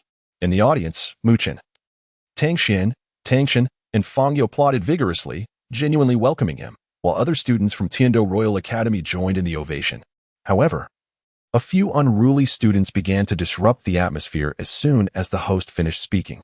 What a farce, claiming to be the best in the continent. How pathetic to bolster others' prestige while diminishing our own. Those unruly students comprised a faction of the Tiando Empire's royal offspring and some members of the nobility. Their homeroom teachers refrained from intervening, not out of lack of desire, but from sheer trepidation. Observing this, Mu Chun felt a surge of indignation and was about to rise in protest when Fang Ye gently restrained him. Turning to her, Mu Chun saw her shake her head, signaling him to remain calm. Frustrated, he settled back into his seat, and Fang Ye offered him a soothing smile, her gaze then turning cold towards the rowdy group. Silence. An elderly man clad in a black and gold robe rose from the leadership seats of Tiando Royal Academy, sternly admonishing the crowd. Instantly, silence enveloped the hall. The elder gestured for the flustered host to continue. Qian Yuhan ascended the stage slowly, his expression dark and evidently filled with ire.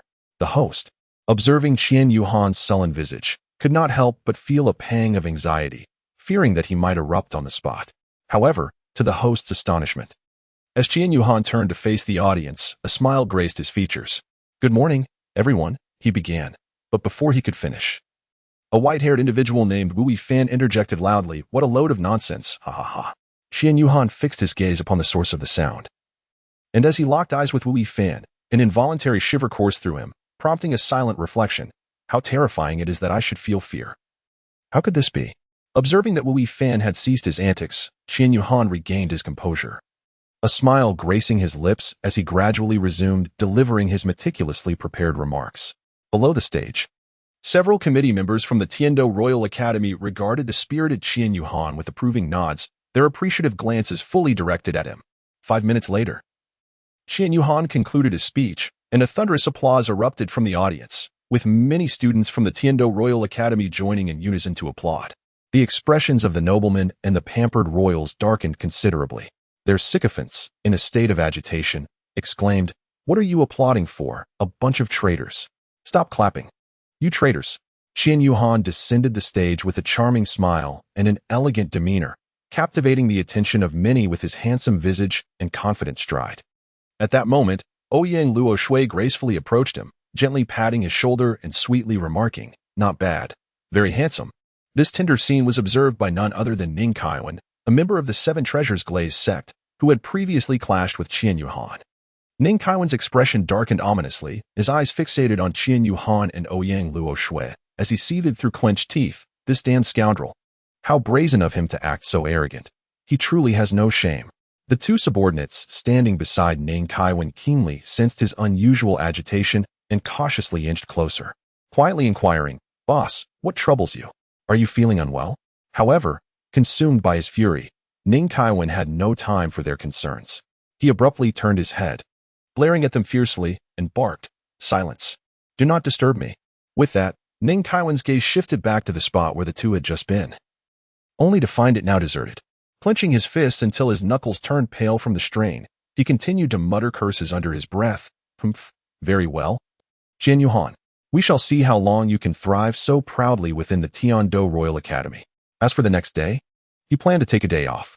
May the year of the snake bring auspicious fortune to all, along with familial happiness, smooth work, and academic progress. Chapter 123. If he offends me, I shall retaliate with thunder. Luo Shui. Qian Yuhan gazed wide-eyed at the delectable array of dishes before him. "Eat. Why are you in a daze?" Ouyang Luo Shui chided, as she savored the steak on her plate with her knife and fork.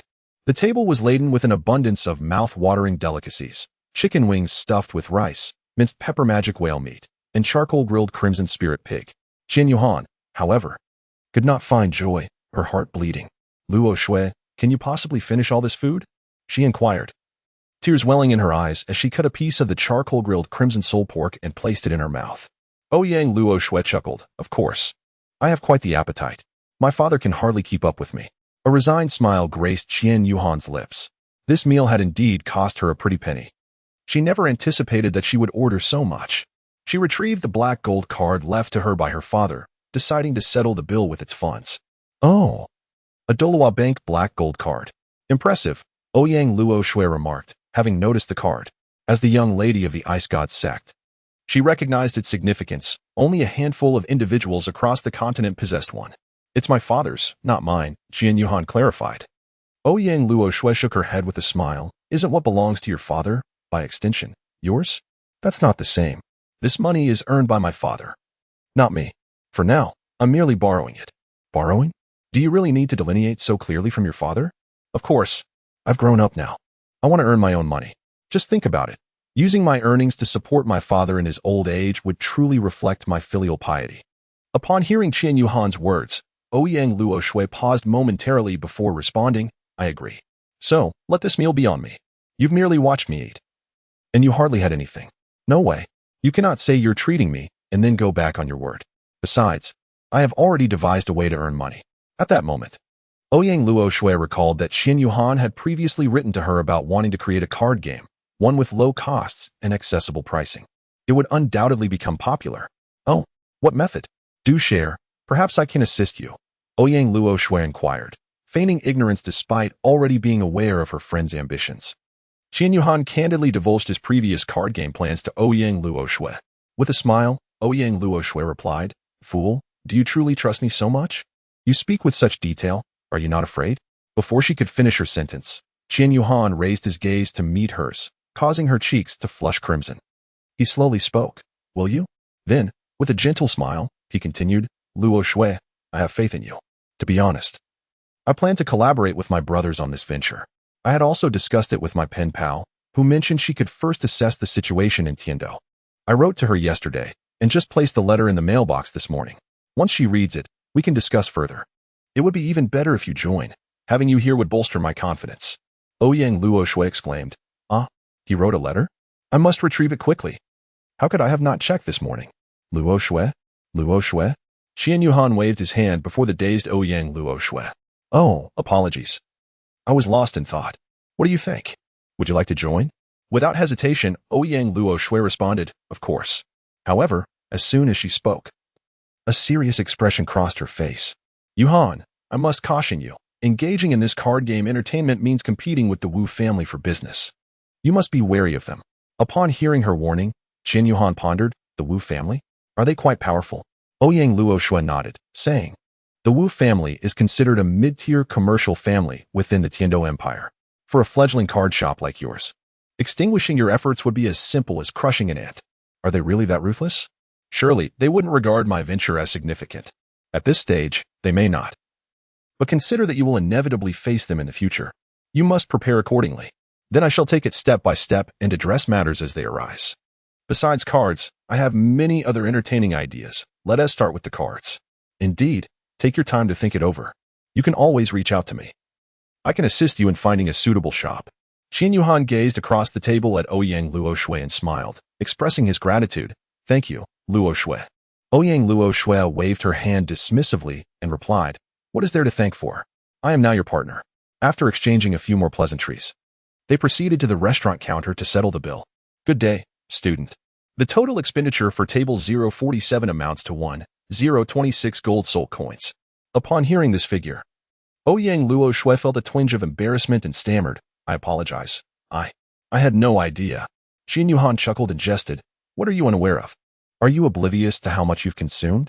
Ha ha ha, no worries. As long as you're full, it's perfectly fine to turn into a little chubby pig. You are the pig." Ouyang Luo Shui stamped her foot, feigning anger as she gently slapped Qian Yuhan. Not far off, 3 individuals were having their meal. One of them, a plump fellow, lifted his head and spotted Qian Yuhan. Zhao Shua pointed in Qian Yuhan's direction and exclaimed, "Boss, look over there. Isn't that the fellow from the Wuhuan Temple Academy named Qian Yuhan?" Wu Yifan turned his head back and replied, "Oh, it is him. By the way, that girl looks strikingly familiar." A boy with a scarred face, named Yu Yong, interjected, "Boss, isn't that the campus belle, Ouyang Luo Shui?" Wu Yifan pondered for a moment and remarked, "Has he already struck up a relationship so swiftly? I've heard that Ouyang Luo Shui has exceptionally high standards. She has taken a liking to this guy? Hey, big brother, aren't you aware? The third-year student, Ning Kaiwen, is her #1 admirer. I mean, her foremost pursuer." Yu Yang stated, "Ning Kaiwen? I know him. He is from the 7 Treasure Glazed Tile School. In that case, I have a splendid idea."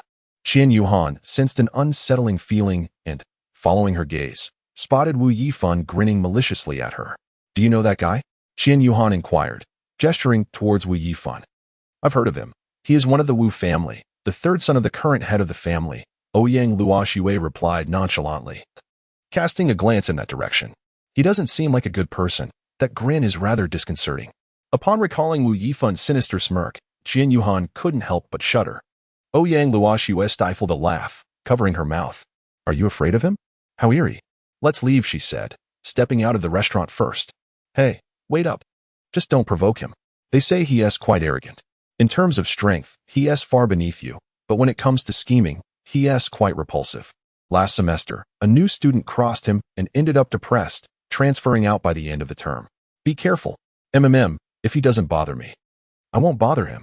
If he does, well, I shall retaliate with thunder," Qian Yuhan replied. Thanks to DEC Zhongdong, username 924992009, for the support. Chapter 124. Perhaps I can assist you. Are you not returning to the dormitory? Qian Yuhan asked Ouyang Luoxue. I'm just going to pick up a letter. Ouyang Luoxue waved her hand dismissively and then headed towards the side entrance of the academy. After parting ways, Qian Yuhan returned to her empty dormitory and sat cross-legged on her bed to practice her cultivation. Has the fourth one returned from a date? Mu Chen's voice jolted Qian Yuhan from her meditative state. What date? It was just a meal, she replied. Qian Yuhan instinctively responded with a soft but soon realized something was amiss and offered an explanation. Elder brother, look, he is even blushing. Mu Chen playfully patted Tang Xian beside him and chuckled. What is there to be shy about, fourth? If you went on a date, then you went on a date. There's nothing to deny. Tang Xian remarked with a knowing smile at Qian Yuhan. At that moment, Tang Chen interjected, I believe you two make quite a lovely pair. Qian Yuhan. All right, I am off to a date. Shouldn't you all take a moment to rest? In the afternoon, Teacher Lei has arranged for us to go to the soul fighting arena, and I suspect he will first give us a stern test. Qian Yuhan smiled helplessly and shook her head. Mu Chun quickly climbed onto the bed, stating, Fourth brother is right. I shall sleep first, out of respect. Tang Xian and Tang Chen also retired to their beds. Ouyang Luoxue arrived at the mailbox by the school gate, rummaging through its contents until she swiftly located Qian Yuhan's letter. She murmured to herself, Found you at last. Luoxue. I have searched for you for so long. A voice rang out from a distance. Upon turning, Ouyang Luoxue discovered it was Ning Kaiwen. With a cold expression, she replied, What do you want from me? I am quite busy. She turned to leave, for she harbored a strong aversion towards Ning Kaiwen, who presented himself as a dashing gentleman while concealing a sordid nature beneath. Noticing Ouyang Luoxue's intent to depart, Ning Kaiwen hurriedly followed and grasped her arm. Ouyang Luoxue glared at his hand and swiftly shook it off. Do not touch me, you creep. Observing the disdainful look in her eyes, Ning Kaiwen clenched his right fist in frustration. Ouyang Luoxue scoffed. What? Are you intending to strike me, young Master Ning? Upon hearing her words, Ning Kaiwen relaxed his grip and hastily explained, No, Luoxue, you misunderstand. Misunderstand? I only trust what my eyes see, and do refrain from calling me Luoxue. It disgusts me. With that, Ouyang Luoxue turned to leave, intending to walk past Ning Kaiwen. However, in that moment, he turned crimson with anger, veins bulging on his neck, and shouted, Luoxue, clarify your relationship with Qian Yuhan. Are you two together? You cannot be with him. Ning Kaiwen's sudden and vehement outburst struck like thunder, drawing the attention of numerous passers-by, who curiously observed the heated confrontation. Ouyang Luoxue paused briefly at the sound of his fury, but only for an instant.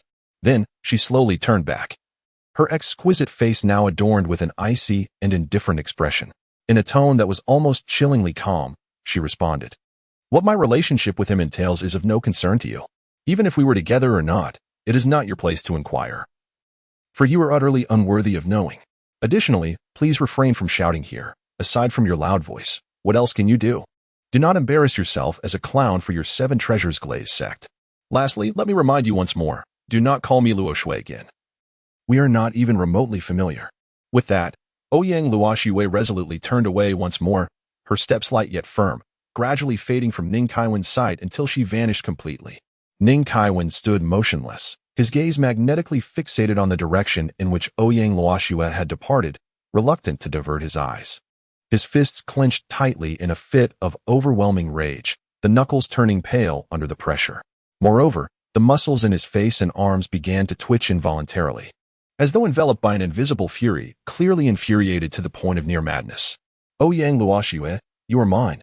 Everything about you belongs solely to me. Qian Yuhan. It is all because of you. Just wait for me. Before long, a figure appeared behind the still-standing Ning Kaiwen. Young Master Ning, may I have the honor of your acquaintance? Ning Kaiwen turned to see that the newcomer was none other than Wu Yifan, the third son of the Wu family. Upon catching sight of the crimson rage in Ning Kaiwen's eyes, Wu Yifan felt a surge of alarm, instinctively taking a small step back. Yet, just moments later, he composed himself, striving for calm.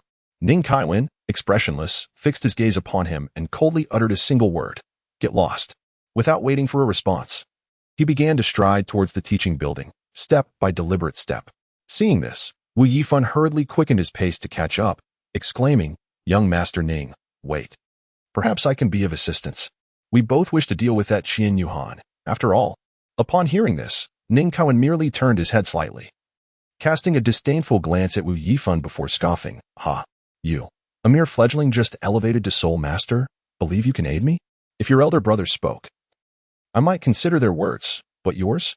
Spare me. At this, Wu Yifan's facial muscles involuntarily twitched, yet he suppressed his anger to explain, though I may lack your strength. I assure you, I am more than capable of handling that Qian Yuhan. Before he could finish, Ning Kao interrupted into laughter, as if he had just heard the most absurd joke in existence. His laughter echoed through the empty campus, gratingly loud. Wu Yifan, stung by the mockery, raised his voice, indignantly asking, "What is so amusing? Am I mistaken in my words, young Master Ning?"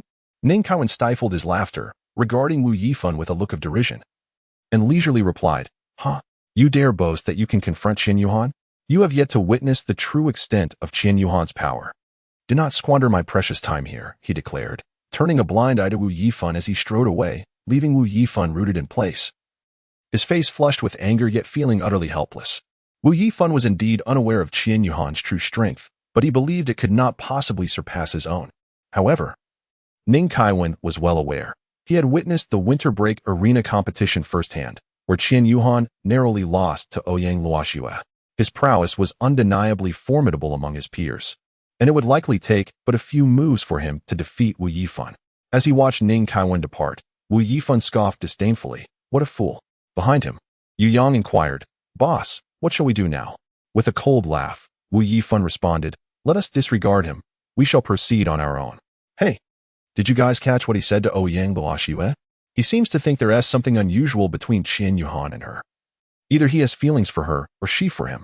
To deal with Qian Yuhan, we can only make use of this young lady, Wu Yifan mused. Yu Yang, be discreet and follow Ouyang Luoxue closely during this period. Zhao Shuo, you keep an eye on Qian Yuhan. The two of you should track them for a week, and we shall reassess then. Understood, they replied in unison.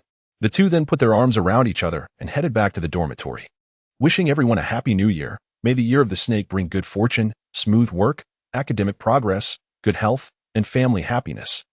Chapter 125. Is it practical combat from the start? In the afternoon at the Duhan Arena, "Hello, Teacher Lei," Muchen greeted as he spotted Lei Ming and waved. Qian Yuhan and a few others respectfully bowed to Lei Ming. "Excellent. I hope you maintain this state throughout the day. Today, we shall temporarily change our classroom location. Follow me," Lei Ming instructed as he led Qian Yuhan and the others out of the school gates. After approximately 30 minutes of walking, they arrived at the entrance of a soul-fighting arena. Qian Yuhan was quite familiar with the Ice God soul-fighting arena. This afternoon's teaching content will be practical soul combat. I wish to observe your true capabilities, as I have never placed my faith in mere written information. Seeing is believing.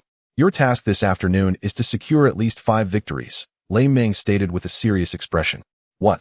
We are diving straight into practical combat. Muchen silently lamented. Lei Ming retrieved 5 cards from his storage soul guide ring and handed them to Fangya, who was closest to him. These are your soul fighting cards. I have arranged them for you in advance. Each victory will automatically accumulate points within the card, which can later be exchanged for relevant cultivation resources and other items at the academy. Now, go. Yes. The group responded in unison.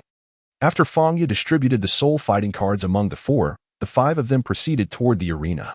The next match is about to commence. Contestant 0667 from the Heavenly Do Royal Academy will face contestant 0296 from the Lanba Academy. Both parties, please proceed to soul fighting platform number 3. Betting for the audience is now open, with a time limit of 10 minutes. The countdown begins. As the host's passionate voice echoed through the arena, an enthusiastic wave of cheers and applause erupted from the crowd. At that moment, Qian Yuhan stood on the fighting platform, gripping his soul fighting card tightly. His gaze fixed upon the prominent serial number 0667, which represented his contestant number. Contrary to being ignored, this soul fighting match attracted a considerable audience. The use of serial numbers to identify each participant was a measure taken to protect the personal privacy of the students. Just then, a student from Lanba Academy smirked, a disdainful smile playing on his lips as he coldly addressed Qian Yuhan. Little brother, you look rather young. I truly hesitate to bully you. Why not heed my advice and step down from the fighting platform voluntarily? This way, you can avoid any physical suffering. Otherwise, I cannot guarantee what will happen next. However, before he could finish his sentence, Qian Yuhan swiftly flickered, approaching his opponent with ghostly speed. Without hesitation, A razor-sharp strike surged toward the student from Lanba Academy. What? Faced with this sudden onslaught, the student found himself utterly unprepared. He did not even have the time to summon his soul power for defense before he helplessly witnessed the swift strike land with devastating force. A piercing scream echoed throughout the arena as the student was sent hurtling backward like a kite severed from its string. Ultimately, he crashed violently against the hard wall at the edge of the battle arena, the immense impact leaving several deep fissures in the structure. He then slid down the wall, collapsing onto the ground in a disheveled heap, unconscious. The match concludes with the victor being the Douluo Royal Academy, number 0667. The host, seemingly still in shock, spoke reflexively. The audience, roused from their astonishment by the host's words, erupted in cheers. Bravo! Magnificent! The acclaim resonated throughout the arena. Spectators are drawn to two types of battles: fiercely contested duels and these overwhelming displays of dominance, where victory is achieved in a single blow. Ah, splendid! No lingering. Clean and decisive, Lei Ming nodded in satisfaction. On the other side, Li Yusong, the lead training instructor from Lanba Academy, wore a grim expression, muttering under his breath.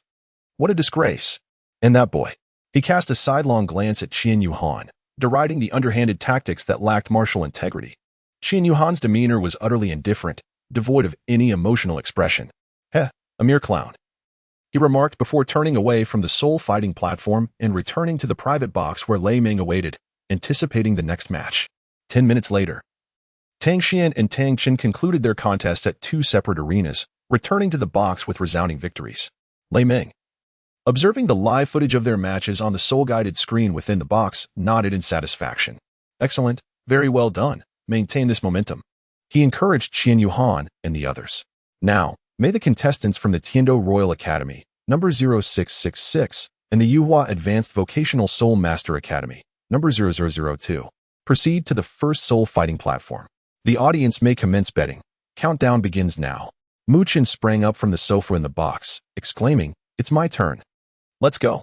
Cheer up, Mu Chen." Fang Ye encouraged enthusiastically from the side. Mu Chen nodded with a smile. "I've got this. Just watch me." The student from the Yuhua Advanced Vocational Soul Master Academy, number 0002, stood firmly, performing a respectful bow with hands clasped together, and declared in a clear voice, "I am number 0002 from the Yuhua Advanced Vocational Soul Master Academy, a level 45 Assault System Soul Grandmaster. Please enlighten me." Faced with such a courteous opponent, Mu Chen did not dare to be negligent, and promptly returned the gesture. Yet, at that moment of salutation, he was jolted with astonishment. This individual had already attained the rank of Soul Grandmaster, and his soul power was evidently superior. This was indeed a formidable adversary. Taking a deep breath to steady himself, Mu Chen squared his shoulders, lifted his chin, and met his opponent's gaze with unwavering determination. "I am number 0666 from the Douluo Royal Academy, a level 39 Assault System Soul Elder. Please enlighten me." As his words fell, 3 dazzling soul rings, 2 yellow and 1 purple, rose gracefully from beneath his feet. Concurrently, a colossal golden crocodile phantom emerged behind him. In contrast, the number 0002 student wore a subtle smile, his lips curling slightly. Then, with a flash of brilliance beneath his feet, 4 even more radiant soul rings, 2 yellow and 2 purple, materialized. Moreover, a translucent blue dragon appeared behind him, roaring fiercely with claws bared, surrounded by crackling arcs of lightning that enveloped it completely. Undoubtedly, this opponent wielded the formidable martial soul that commanded respect across the Douluo continent, the Blue Lightning Tyrant Dragon. Qian Yuhan gazed at the screen displaying the blue electric Tyrannosaurus Rex, its fierce blue and yellow radiance erupting on the soul fighting platform below. Squinting, he whispered, "Third brother, you will be fine." Chapter 126, Breaking Through in Battle the Blue Electric Tyrannosaurus Rex. Mu Chen narrowed his eyes, observing his opponent.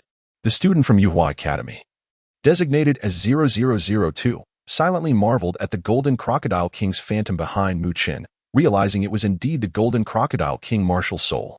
The Blue Electric Tyrannosaurus Rex, from the Yuhua Advanced Professional Soul Master Academy, was none other than Yu Tianlong. Yu Tianlong. It was truly Yu Tianlong. Many seasoned spectators discerned his identity from the martial soul and associated academy, confirming him as the prodigy of Yuhua Advanced Professional Soul Master Academy, Yu Tianlong. Mu Chen, too, overheard the fervent shouts of the audience, muttering, "What of the soul sect? I fear nothing." His aura surged dramatically. and a faint golden wave of soul power radiated outward from him. First soul skill, Golden Crocodile Tail. Mu Qin's Golden Crocodile King martial soul enveloped him. As he swung his crocodile tail toward Yu Tianlong, unleashing a resounding faint golden attack. Yu Tianlong's first soul ring flickered beneath him as he bellowed. First soul skill, Thunder Dragon Claw. Surrounded by crackling lightning, Yu Tianlong's gaze sparkled with the ferocity of countless thunderbolts. The blue electric Tyrannosaurus Rex martial soul enhanced his physical strength, elevating him further. With both hands transformed into dragon claws, he charged toward Mu Qin's assault. His white hair billowing in the wake of Mu Qin's formidable skill. Yu Tianlong's dragon-clawed hands clamped down on Mu Qin's golden crocodile tail, exerting force to tear it apart, generating a tumultuous wave of energy at the epicenter. Mu Qin was not idle. Fully aware that Yu Tianlong could easily defend against his golden crocodile tail, he preemptively charged for his next attack. The Golden Crocodile King martial soul granted him immense power and a formidable defensive boost, visibly augmenting the strength of his arms and legs. With newfound vigor, Mu Qin propelled himself forward just as Yu Tianlong shredded the soul skill, swiftly appearing before him. With a punch fueled by his accumulated energy, he struck out. Yu Tianlong, anticipating the move, hurriedly raised his arms in defense, yet was still forced back several meters by Mu Qin's blow before stabilizing himself. Golden Crocodile Domain. As Mu Qin's eyes transformed into a golden hue, he deliberately channeled the entirety of the Golden Crocodile Domain onto himself, eschewing the previously formed protective shield. This approach bore the advantage of eliminating the fear of being pulled away. The domain's enhancement could perpetually reinforce him.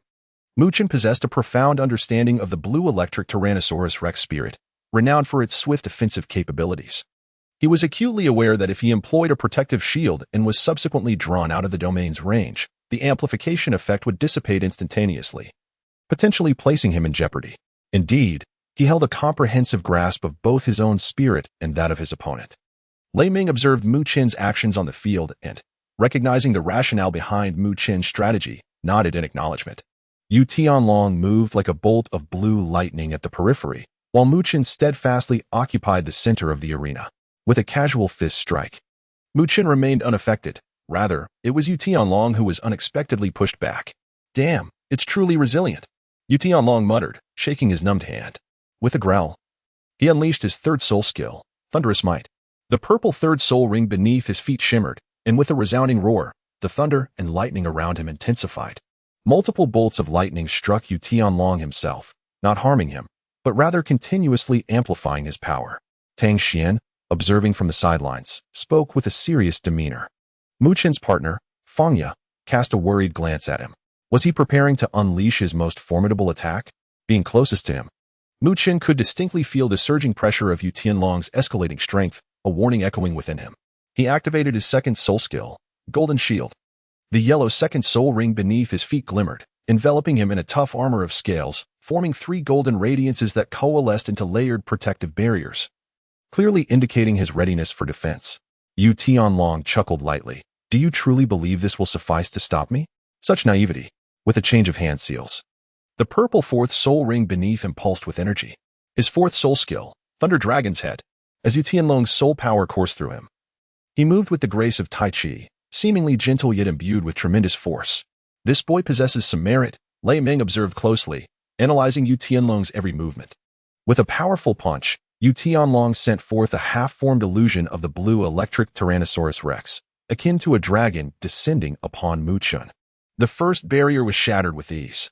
Gritting his teeth, Mu Qin shifted his hand seals, channeling his soul power as the golden crocodile spirit behind him began to take on a more tangible essence. Yet, how could he easily withstand the might of Yu Tianlong's fourth soul skill, Thunder Dragon's Head? Mu Qin fortified his defenses, but the second layer of the shield was still fractured by the blue electric Tyrannosaurus Rex's assault, with lightning cascading over the barrier, exacerbating its cracks. Achieving this level is commendable, but you are a soul sovereign, while I am a soul sect, Yu Tianlong remarked with a slight smile, exuding an air of confidence as a victor. Third brother, you can do it. In the depths of his heart, Qian Yu silently urged, come on, third brother. Tang Xian shouted vociferously, while Tang Chun, though silent, raised his fists in encouragement for Mu Qin. Fangya, echoing Tang Xian, joined in the fervent cheers. Go, Mu Qin. The glass of the private room could not muffle the passionate shouts of support from friends. Naturally, Mu Chen heard them, especially Fang Ye's voice resonating in his ears. I cannot afford to lose. The voice within Mu Chen roared. Gritting his teeth, he declared, in my dictionary, the word surrender does not exist. You have not yet won. Bring it on. A surge of energy enveloped Mu Chen, his left arm emanating an earthy glow. He unleashed the Earth King's right arm soulbone skill, Wild Tremor. With a clenched fist, he struck the ground with tremendous force. The impact was akin to a 1,000-weight hammer, fracturing the earth and sending seismic waves rippling outward, causing the ground beneath Yu Tianlong to tremble ominously, already showing signs of cracking. Due to the violent tremors, Yu Tianlong struggled to maintain his balance. Swiftly, he made a decision. He relinquished his stance and summoned all his soul power for a decisive blow. The power of the Thunder Dragon's head intensified, shattering the second protective shield. The blue electric Tyrannosaurus surged toward the first shield, which soon cracked and shattered as well. Mu Chen was taken aback that Yu Tianlong chose to forsake stability, pouring all his strength into the strike. He had intended to use Wild Tremor to force Yu Tianlong to expend some soul power to stabilize himself, but the outcome was contrary to his expectations. With no time to gather more soul power, he was met head-on by the fierce onslaught of the Thunder Dragon's head, resulting in an explosive collision shrouded in smoke. Mu Chen felt as if he were being devoured by ants. The electric force coursing through him was excruciatingly unbearable. Fortunately, the energy of the Thunder Dragon's head had diminished upon breaching his protective golden glow. Relying on the enhanced defense afforded by the golden crocodile domain and the substantial physical boost from his martial spirit, he barely withstood the blow. However, his meridians were still injured, and blood gushed forth uncontrollably into the air. What was even more unbearable was the relentless barrage of electric attacks. Surrender. You have lost. Yu Tianlong gasped, clutching his chest as he spoke slowly. I have not lost yet. Ugh. As Mu Chen gradually opened his eyes, he felt as though his blood were boiling, relentlessly crashing against his meridians. A faint golden glow began to emanate from him. To Mu Chen's astonishment, it seemed as though the electric force was being absorbed by this soft golden light he emitted. The pain throughout his body lessened considerably, and he felt a surge of power coalescing within him, ready to explode forth at any moment. Mu Chen, Fang Ye called out. As the smoke began to dissipate, Mu Chen ceased his shouting. What? Just as Yu Tianlong breathed a sigh of relief, believing victory was his, a voice broke forth, causing him to cry out in astonishment. With the smoke clearing, Mu Chen emerged slowly, surrounded by golden lightning. Impossible. How could this be possible? Yu Tianlong stared in disbelief, his eyes wide with shock. Well done, third brother, Qin Yuhan exclaimed excitedly. Lei Ming remarked, your perception is remarkably high. In a moment of peril, you remain composed and adeptly absorb the power of lightning, rising from the ashes. At that moment, Fang Ye covered her mouth in astonishment, tears glistening in her eyes. Mu Chen, he has broken through. Chapter 127. Victory. How could this happen? Yu Tianlong's eyes twitched incessantly. He had not anticipated that Mu Chen would achieve a breakthrough during the battle, although he was still one soul ring short of truly becoming a soul master. The strength of his soul power had already reached impressive heights. Even at the pinnacle of Soul Sovereign, Mu Chen could withstand Yu Tianlong's most powerful strike. What of now? Moreover, Yu Tianlong had expended considerable soul power in unleashing his fourth soul skill, Thunder Dragon's Head, leaving him with very little remaining. The tide of battle seemed to have turned. Now, Mu Chen's soul power had reached level 40, and he had just absorbed the energy from Yu Tianlong's Thunder Dragon's Head, replenishing his own strength. Yu Tianlong, the situation has reversed, Mu Chen murmured as he stepped out from the smoke. Golden Crocodile Domain, Mu Chen shouted. The Golden Crocodile Domain expanded, enveloping the entire arena. The coverage of Third Brother's domain has increased, Qian Yuhan noted.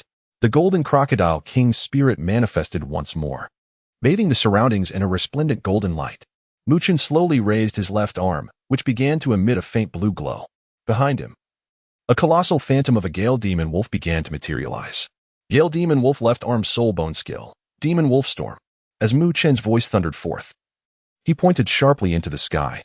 In an instant, a powerful wave of energy surged from the center of the soul arena. First, strands of azure blue light converged from the void. Then these lights intertwined rapidly, gradually forming a massive vortex. The vortex spun incessantly, its speed escalating until it transformed into a magnificent azure tornado. Within this tempest, wolf shadows flickered, accompanied by the haunting howls of wolves. Its diameter expanded continuously, tearing through the air and producing a piercing howl. The violent gusts of wind acted like an invisible giant hand, gripping everything in its vicinity, even causing distant spectators to feel as though they might be swept away. At that moment, the staff responsible for maintaining order in the Seoul arena reacted swiftly, instantly activating the protective barrier. A transparent shield rose, completely separating the Seoul arena from the audience. The spectators breathed a sigh of relief, silently grateful not to have been caught in the fearsome storm. However, the battle on the stage did not cease. Muchen bellowed once more, "Go!" The once imposing azure vortex, as if receiving a command, suddenly accelerated towards Yu Tianlong. Simultaneously, the towering and formidable shadow of the Gale Demon Wolf behind Mu Chun let out a deafening howl. This howl resonated like the beating of war drums, stirring the hearts of all who heard it. Accompanying this howl, the shadow of the Gale Demon Wolf began to gradually dissipate, transforming into countless flickering points of light. These lights gracefully cascaded downwards, ultimately merging with the swiftly advancing tornado, amplifying its power to unprecedented heights. A woman seated in a private box sighed and shook her head. Yu Tianlong, this child, was far too reckless. How could he expend all his soul power for that strike? What a pity. This woman was none other than the leader of the Yu Hua Academy for the day. Yu Tianlong took a deep breath, mustering the last vestige of his soul power. At that moment, the yellow second soul ring beneath his feet suddenly radiated with brilliant light. Second soul skill, Thunder Net Binding. With a fierce shout, innumerable arcs of lightning danced through the air like ethereal serpents, rapidly weaving into a colossal net that obscured the sky and blocked out the sun. This net flickered with dazzling lightning, as if it contained boundless might. However, at that instant, the terrifying storm of the demon wolf pounced forth like a ferocious beast, bearing the force to annihilate all in its path. The two forces collided with a thunderous roar, sparks flying and thunder cracking, illuminating the entire arena with the intensity of their clash. Despite the remarkable resilience of the thunder net, it ultimately succumbed under the relentless assault of the wolf storm, shattering into fragments. Damn it! Yu Tianlong gritted his teeth, filled with a sense of unwillingness. Yet, he showed no sign of retreat. Instead, his gaze grew ever more fierce. Thunder Lion Right Arm Soul Bone Skill. Thunder Annihilation Claw. He roared once more, and in an instant, lightning surged forth from his right hand, dazzling and resplendent. The Dragon Claw, previously manifested through the embodiment of his martial soul, became even more robust under the enhancement of the Soul Bone Skill. Die. Yu Tianlong swung his arm, the claw descending with tremendous force. Concurrently, a powerful lion, formed of condensed lightning, roared forth with his motion, surging towards the already fatigued wolf storm with the might of 1,000 thunders. A deafening explosion ensued, boom, boom, boom. The wolf storm could no longer withstand such a formidable attack, ultimately erupting under the impact of the lightning lion. Furious winds swept chaotically, akin to tumultuous waves ravaging the arena. Both Mu Chun and Yu Tianlong found themselves greatly impacted, their bodies involuntarily retreating until they barely steadied themselves at the edge of the arena. As they regained their footing, Mu Chun's purple third soul ring shimmered.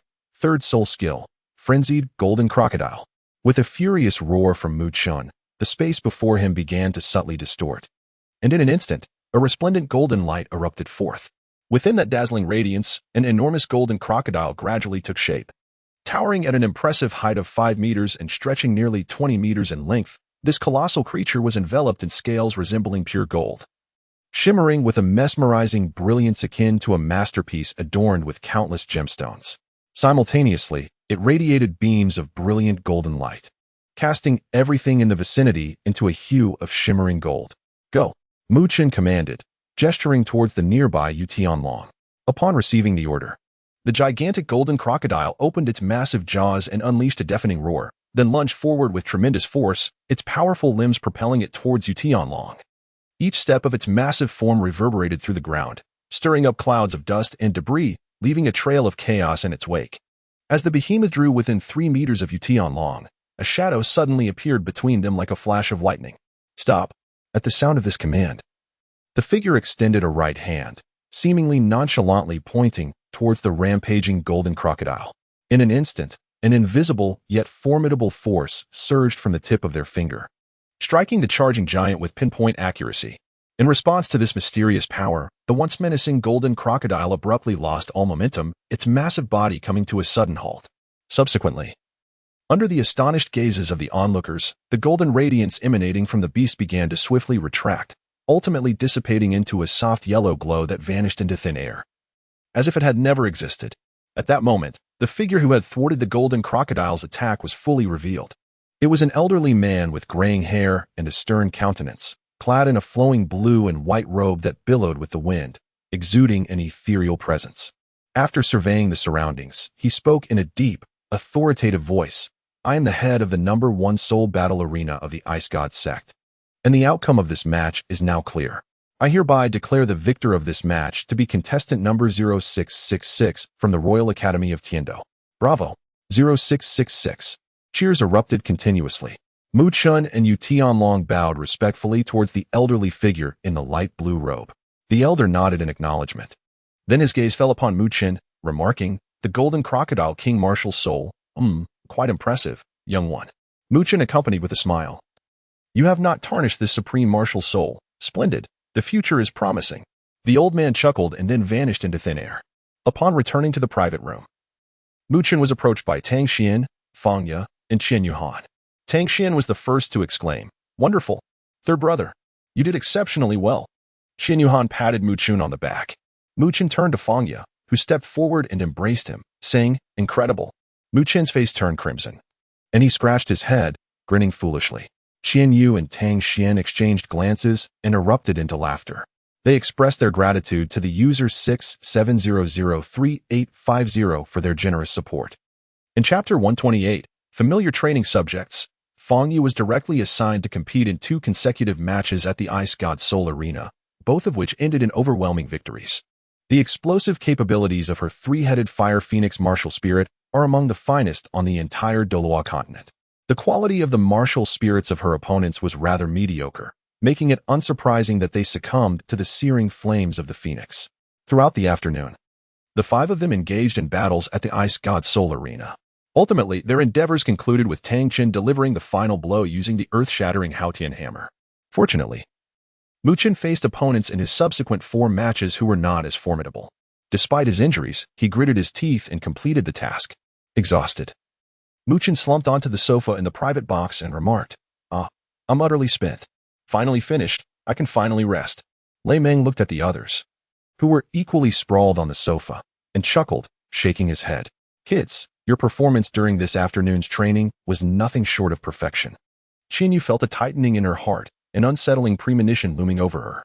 Lei Meng continued, "Soon, we shall return to the academy for dinner, and we will gather at the auditorium entrance at 8 o'clock. "What?" Mu Chun exclaimed in despair. "But teacher, we still have practice tonight. Did you not say that our afternoon performance was nothing short of perfect?" Tang Xian interjected with a question.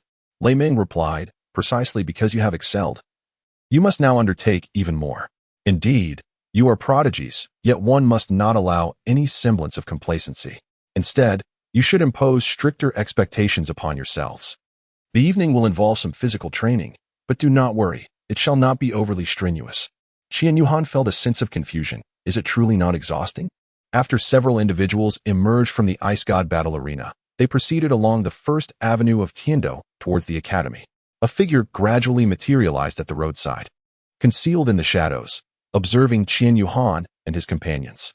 How could they have lingered in the Ice God Battle Arena for an entire afternoon?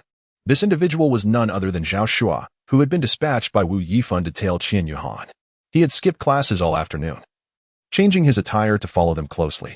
Upon witnessing their entrance into the Ice God Battle Arena, Zhao Shua refrained from pursuing them any further, for entry required identity verification.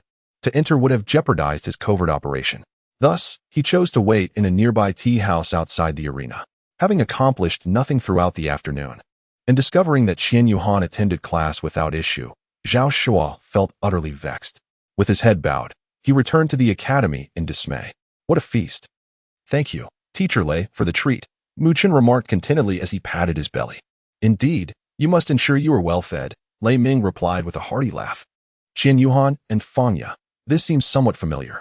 At 8 o'clock in the evening, the moon hung high in the sky, while the stars were sparse, and a gentle breeze rustled the leaves outside the auditorium. At this moment, Qian Yuhan and the others were already present. "Children, the iron suits are ready for you. After making sure you are well fed and rested, it is time to run and stretch your muscles." Teacher Lei proclaimed with a serious expression. Upon hearing this, Muchen felt an explosion of disbelief within him. His eyes widened in shock as he exclaimed, "What? Really? No?" It seemed beyond his comprehension. "Are you serious, Teacher Lei? We're starting now?" Muchen asked, his face a portrait of astonishment. Teacher Lei nodded earnestly, responding with unwavering conviction, "Indeed, right now." At that moment, despite the forlorn expression on her face, Qian Yuhan took the lead without hesitation, striding forward with determination and deftly donning an iron suit. Observing this, Tang Xian was unwilling to be outdone and quickly followed suit, grabbing another iron suit to wear. However, as he donned the suit and took his first step, he was taken aback by the weight, exclaiming, "Wow." It turned out that each iron suit weighed a staggering 20 pounds, which was nearly a quarter of the children's body weight. Just imagine running in such a heavy suit. The physical exertion required for each step was almost unimaginable. Yet, even in the face of such a daunting challenge, the children showed no signs of retreat. "Come on, third brother. Are you really afraid of this?" With a gentle smile, Qian Yuhan waved vigorously at Mu Chun, who wore a troubled expression yet donned his iron armor. Mu Chun's brow furrowed, his eyes betraying reluctance. Nevertheless, he gritted his teeth, inhaled deeply, and exclaimed, "Fear? When have I, Mu Chun, ever feared anything?" With that, he moved his legs, seemingly burdened by 1,000 pounds, resolutely and laboriously sprinting forward to catch up with the main troop that had already set off. Not far away, Lei Ming observed this scene. Nodding in satisfaction and silently praising the children, "These kids are truly remarkable." He swiftly donned his heavy armor, resembling a nimble cheetah, and sprinted in sync with the children. At that moment, several students strolled along the academy's paths, enjoying the night scenery. Upon witnessing this spectacle, they paused to watch and began to murmur among themselves. "Hey, look, what are they doing?" A petite girl curiously pointed at the determined runners. A bespectacled boy adjusted his glasses and remarked after careful observation, "It seems like they are training by running. Quite the commitment for such a late hour." Another chubby boy gasped in astonishment, "Wow, look at those iron armors they're wearing. How heavy must they be?" The crowd's attention gravitated towards the glimmering armors, their faces adorned with expressions of disbelief. "Can these individuals really run with such heavy armor?" One person mused. "Indeed, I wonder how long they plan to run." Another echoed, "Isn't that the exchange student from the Martial Soul Palace who spoke this morning?" And the last one, could it be Lei Ming? A boy with a center-parted hairstyle squinted as he spoke. Thus, as this group of students continued to discuss, they watched Qian Yuhan and the others gradually fade into the night. An hour later, Hu Tang Xian and Tang Chen breathed heavily. Being a year older than Qian Yuhan, Mu Chun, and Fangya, they naturally possessed greater stamina. "How much farther do we have to go?" Mu Chun, panting and hands on his hips at the back, lamented. He was not one for physical exertion. Enduring the sudden intensity of today's training was already quite the feat for him. "Come on, Mu Chun, just run back to the hall entrance, and it'll be over." Lei Ming encouraged from behind. "Really? This time you're not deceiving me?" Upon hearing this, Mu Chun perked up, though he recalled having been misled twice before, making him somewhat skeptical. When they reached the entrance of the hall, Lei Ming called for everyone to stop and said, "Children, today's training session has concluded. Your performance has exceeded my expectations. Let us keep up the good work tomorrow." Chapter 129. When shall we admire the bright moon together? As the night descended, the cacophony of the city gradually gave way to a serene stillness. After completing her evening run, Fangya bid farewell to Qian Yuhan and her companions, making her way back to the dormitory. Sweat glistened upon her forehead and back. Despite the fatigue etched upon her features, a smile adorned her face. Upon finally reaching the familiar dormitory door, it felt like a sanctuary for her weary body. She gently pushed the door open, revealing a dimly lit room, illuminated only by the faint moonlight filtering through the window. At that moment, a voice suddenly pierced the silence. "Who is it?" Gasping for breath, Fangya swiftly removed her outer jacket, hanging it on the nearby coat rack. She then bent down, skillfully slipping into her soft and comfortable slippers, and called out towards the source of the voice, "Sister Luo Shui, it's me, Fangya." Upon hearing the familiar voice, Ouyang Luo Shui, who was showering in the bathroom, felt a wave of relief and chose not to inquire further. The sound of rushing water continued unabated, seemingly narrating Luo Shui's fatigue from a day of study. Meanwhile, Fangya quietly entered her room, sitting at her desk to pick up an unfinished book, waiting for Luo Shui to finish before she would take her turn. Running in iron armor was no easy feat. Even though Fang Ye and Qian Yuhan had undergone similar training at the academy, a winter break without exercise made the abrupt return to such high intensity rather challenging. After finishing her shower, Ouyang Luo Shui emerged into the living room. Hearing the commotion, Fang Ye left her room to join her. "Did you go for a run?" Ouyang Luo Shui asked with a smile, drying her damp hair. Fang Ye walked over to the table, poured 2 glasses of water, and handed one to Luo Shui, saying, "Yes, I ran 3 laps in the iron armor." "It seems that Teacher Lei's teaching style remains unchanged," Luo Shui remarked. Placing the towel aside and taking a sip from the glass of water Fang Ye had poured for her. "I heard that you all went to the Ice God Duel Arena this afternoon." Fang Ye replied in surprise, "Sister Luo Shui, how did you know?" "Well, the duel arena is run by my family, so I naturally know a bit about it," Ouyang Luo Shui explained. With Luo Shui's words, Fang Ye recalled a conversation with Qian Yuhan, where she had learned that Luo Shui's background was not ordinary. She was seemingly the young lady of the Ice God sect, the junior master. Now, it made sense. The Ice God Duel Arena was indeed owned by her family. The academy had a partnership with the Ice God sect, allowing free access to the duel arena for academy students, but it required the presentation of an identity token, which was the duel card given to them. Ouyang Luo Shui emphasized the importance of that duel card and continued the conversation. "I see you quite enjoy reading, little ya."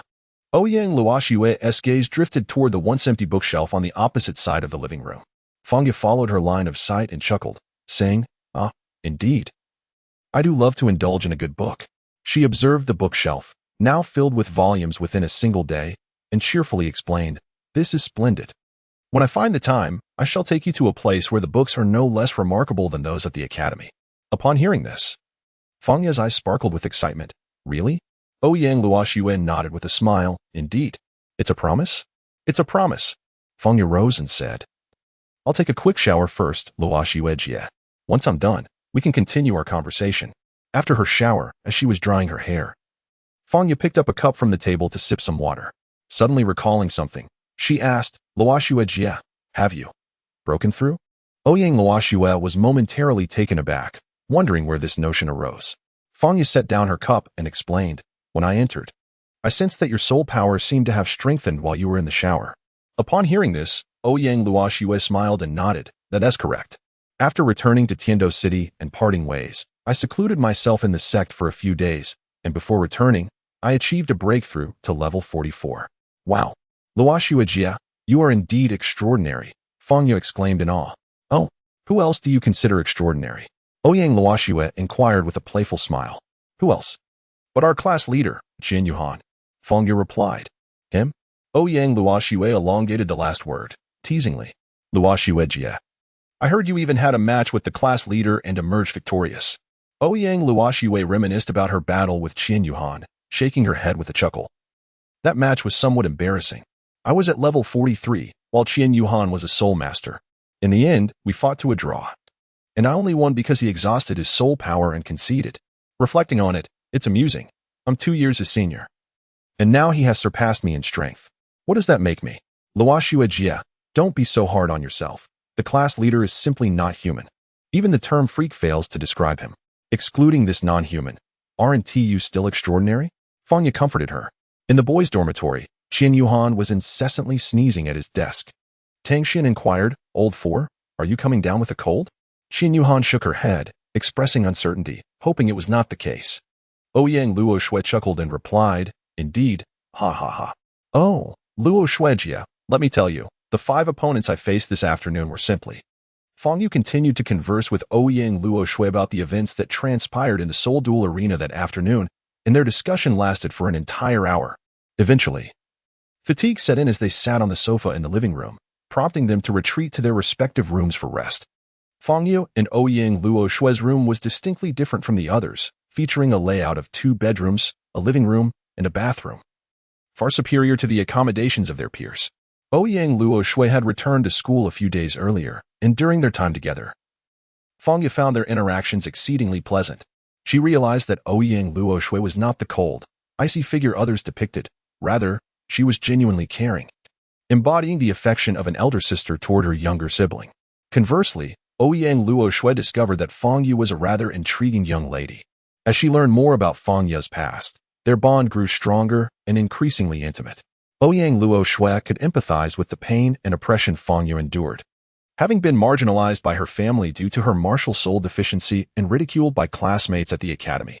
Thus, Ouyang Luo Shui sincerely felt for her, treating her as if she were her own sister. The days spent together had been quite joyful. Upon returning to her room, Ouyang Luo Shui opened the envelope she had retrieved at noon, reading the letter pinned by Qian Yuhan. After finishing with a smile, she softly murmured to herself, "Fool. Still questioning if I have feelings for you. If you knew I was your pen pal, would you like me even more? I won't tell you. Better off being clueless." As she muttered, she retrieved stationery from a nearby drawer to write a reply, her thoughts flowing onto the paper until an hour had passed. Gazing out the window at the luminous moon hanging in the sky, surrounded by twinkling stars that adorned the night, Ouyang Luo Shui mused, "It must be time for sleep. When will we enjoy the moon together?" Chapter 130. Self-directed performance. Early the next morning, Qian Yuhan arose early as per her habit to go for a morning run. Upon reaching the side gate of the academy, she paused to check if her letter had been taken. Seeing no envelope, she thought, it seems Shui took it yesterday. Knowing she had awakened early, she surmised that Shui might still be asleep and likely had not delivered her reply yet, deciding to wait until noon. As expected, Ouyang Luo Shui remained in slumber, with the sun already high in the sky and no indication of her waking up. She had no classes that morning, allowing her to study in the dormitory or the classroom. Ouyang Luo Shui typically avoided lingering in class outside of lectures, as her mere presence would attract numerous peers seeking her contact information, which was quite bothersome. After some time had passed, perhaps due to hunger, she finally blinked awake from her drowsy state. After half an hour of grooming and dressing, Ouyang Luo Shui departed from the dormitory, making her way towards the cafeteria. Passing by the side entrance of the academy, she casually deposited a letter into the mailbox before continuing on her path. Just as Ouyang Luo Shui exited the side door, Yu Yang, a lackey tasked with trailing her, unexpectedly emerged from the shadows. Observing her retreating figure, he approached the mailbox to retrieve the letter she had just dropped in. Upon inspection, Yu Yang discovered a light blue envelope, which appeared to contain something that sparkled. He extracted the envelope from the mailbox and mused aloud, "Quite sophisticated. I wonder what it holds." Just as he was about to pry it open to unveil its contents, he found himself frustrated. No matter how he tugged or tore, the envelope remained stubbornly sealed, as if crafted from rubber. As irritation began to rise, he contemplated using his martial spirit to incinerate it, but just then, he noticed another individual approaching to deliver mail. He quickly stashed Ouyang Luo Shui's letter into his bag, intending to hand it over to Wu Yifan during class. Meanwhile, Ouyang Luo Shui arrived at the cafeteria and fortuitously spotted Qian Yuhan and her companions queuing up. Sister Luo Shui. Fang Yu was the first to notice her, waving her over. With a smile, Ouyang Luo Shui joined them, only to hear Mu Chun lamenting, "Oh, my back. My legs. I felt fine after yesterday's run, but this morning is unbearable." Mu Chun grimaced, occasionally twisting his neck in discomfort. Amused, Ouyang Luo Shui covered her mouth, empathizing with them. After an afternoon and evening of rigorous training with teacher Lei Ming, it would indeed be odd if they weren't feeling exhausted. "Luo Shui, did you just wake up?" Qian Yuhan inquired, looking at her. Curiously, Ouyang Luo Shui asked, "How did you know? What gave it away?" There's a bit of sleepiness in your eyes," Qian Yuhan pointed out gently. Realizing she must have rushed out in her hunger without properly washing her face, Ouyang Luo Shui felt slightly embarrassed. "Oh, thank you," she replied with a sheepish smile, quickly tidying herself up and joining the queue behind Qian Yuhan and the others. "Hey, who do you think you are, cutting in line?" Ouyang Luo Shui had barely settled in among Qian Yuhan's group when a voice from behind spoke harshly. "Go to the back of the line." At that moment, Tang Xian, positioned behind them, turned to the aggressor with a friendly smile, saying, "Hey, brother, we're all together. She just finished class, and we saved her a spot since we arrived a bit early. Can you let it slide?" Tang Xian's tone was amiable, and he expected the other person to relent, but to his surprise, the response was far from conciliatory. "Let it slide? Who do you think you are? I've noticed you're exchange students from the Spirit Hall, and I've been fed up with you for a while. I won't allow that girl to cut in, no way. This morning, our teacher lavished praise upon you all, and it was nothing short of remarkable. I have long harbored a sense of discontent towards you, and I must interject, I do not approve. This is specifically directed at you, a group of little prodigies." Tang Xian found himself momentarily speechless. The individual opposite him, emboldened by Tang Xian's silence, grew increasingly arrogant, What do you have to say? Everyone, look here. Those exchange students who have been exalted by our teacher can't even articulate a coherent sentence. Laughter erupted from some classmates who shared the same classroom with this person. How could these few endure such mockery? Just as Mu Chun was about to retaliate, Ouyang Luoxue intervened, shaking her head to signal him to remain silent and turning away without uttering another word. At the sight of her turning, the group of individuals who had been laughing suddenly froze in place. You are Ouyang Luoxue? The once brazen individual was now in disbelief, rendered speechless. Ouyang Luoxue's expression remained indifferent, and the ambient temperature seemed to drop significantly, as if influenced by her demeanor, causing some to shiver uncontrollably. What's wrong, Ning Kaixian? Are you at a loss for words as well? You are just like your brother, Ning Kaiwen. It was only then that Qian Yuhan realized the person before him was none other than Ning Kaiwen's younger brother. The fifth young master of the seven treasures glazed sect, Ning Kaixian. Lo Shui, be quiet. Do not address me in such a manner. It disgusts me. Ouyang Lo Shui interjected, her voice low yet firm. Ah, Sister Lo Shui, had I known it was you, I would have set this matter aside. What do you intend to do after insulting someone like that? You have brought disgrace upon the academy with your behavior. Sister Lo Shui. Before Ning Kaixian could finish his sentence, a resounding slap echoed through the room, leaving a distinct red mark on his right cheek. Ning Kaiwen had appeared seemingly out of nowhere, delivering a sharp reprimand to his younger brother, who had been preparing to speak further. Ning Kaixian, covering his mouth, stared in disbelief at his elder brother, Ning Kaiwen. Fourth brother, you get lost. Ning Kaiwen reprimanded sternly. Fuming, Ning Kaixian cast one last glance at Ning Kaiwen and Qian Yuhan before turning on his heel and exiting the dining hall. Once Ning Kaixian had departed, Ning Kaiwen turned to speak, but was met with a disdainful glance from Ouyang Lo Shui, who then pivoted away before he could utter a word. Lo Shui, no? That, Ning Kaiwen began, but his words trailed off. Qian Yuhan positioned himself between Ning Kaiwen and Ouyang Luoxue, stating, they have no desire to engage with you. Continuing in this manner could be deemed harassment. Also, keep your brother in check. Ning Kaiwen's complexion darkened noticeably. His meticulously crafted plan had unraveled before his eyes. Initially, he intended for his fifth brother to create a disturbance, allowing him to subsequently appear and resolve the conflict, thereby winning Ouyang Luoxue's favor. Yet, it seemed as though Ouyang Luoxue had seen through his scheme, and as for Qian Yuhan, how dare he speak to him in such a manner? Did he truly believe that Ouyang Luoxue's protection granted him the liberty to act without restraint? With a cold smirk, Ning Kaiwen retorted to Qian Yuhan, just wait. We shall see. Chapter 131. Breaking through level 40. Ning Kaiwen turned and departed, after which nothing further transpired. Qian Yuhan glanced at his companion beside him and smiled at Ouyang Luoxue, saying, Thank you, Luoxue. Ouyang Luoxue replied, What are you thanking me for? If I hadn't come to find you, you would never have had the chance to speak up for yourselves in this team. At this moment, Fangya interjected, Sister Luoxue. Do not blame yourself. It has nothing to do with you. We have already communicated well, and it is merely their insatiable demands. As they approached their destination, she added, Let's see what we can eat. As Ning Kaiwen exited the cafeteria, he was seized by Ning Kaixian by the collar, who demanded, Ning Kaiwen, what on earth do you intend to do? What do you mean by this? You never mentioned wanting to slap me. Ning Kaiwen effortlessly broke free and slowly replied. Fifth brother, there was no alternative. The conversation had escalated to this point. Here, take this. He then produced a card from his pocket and continued. This card should still contain several tens of thousands of gold soul coins. It's yours.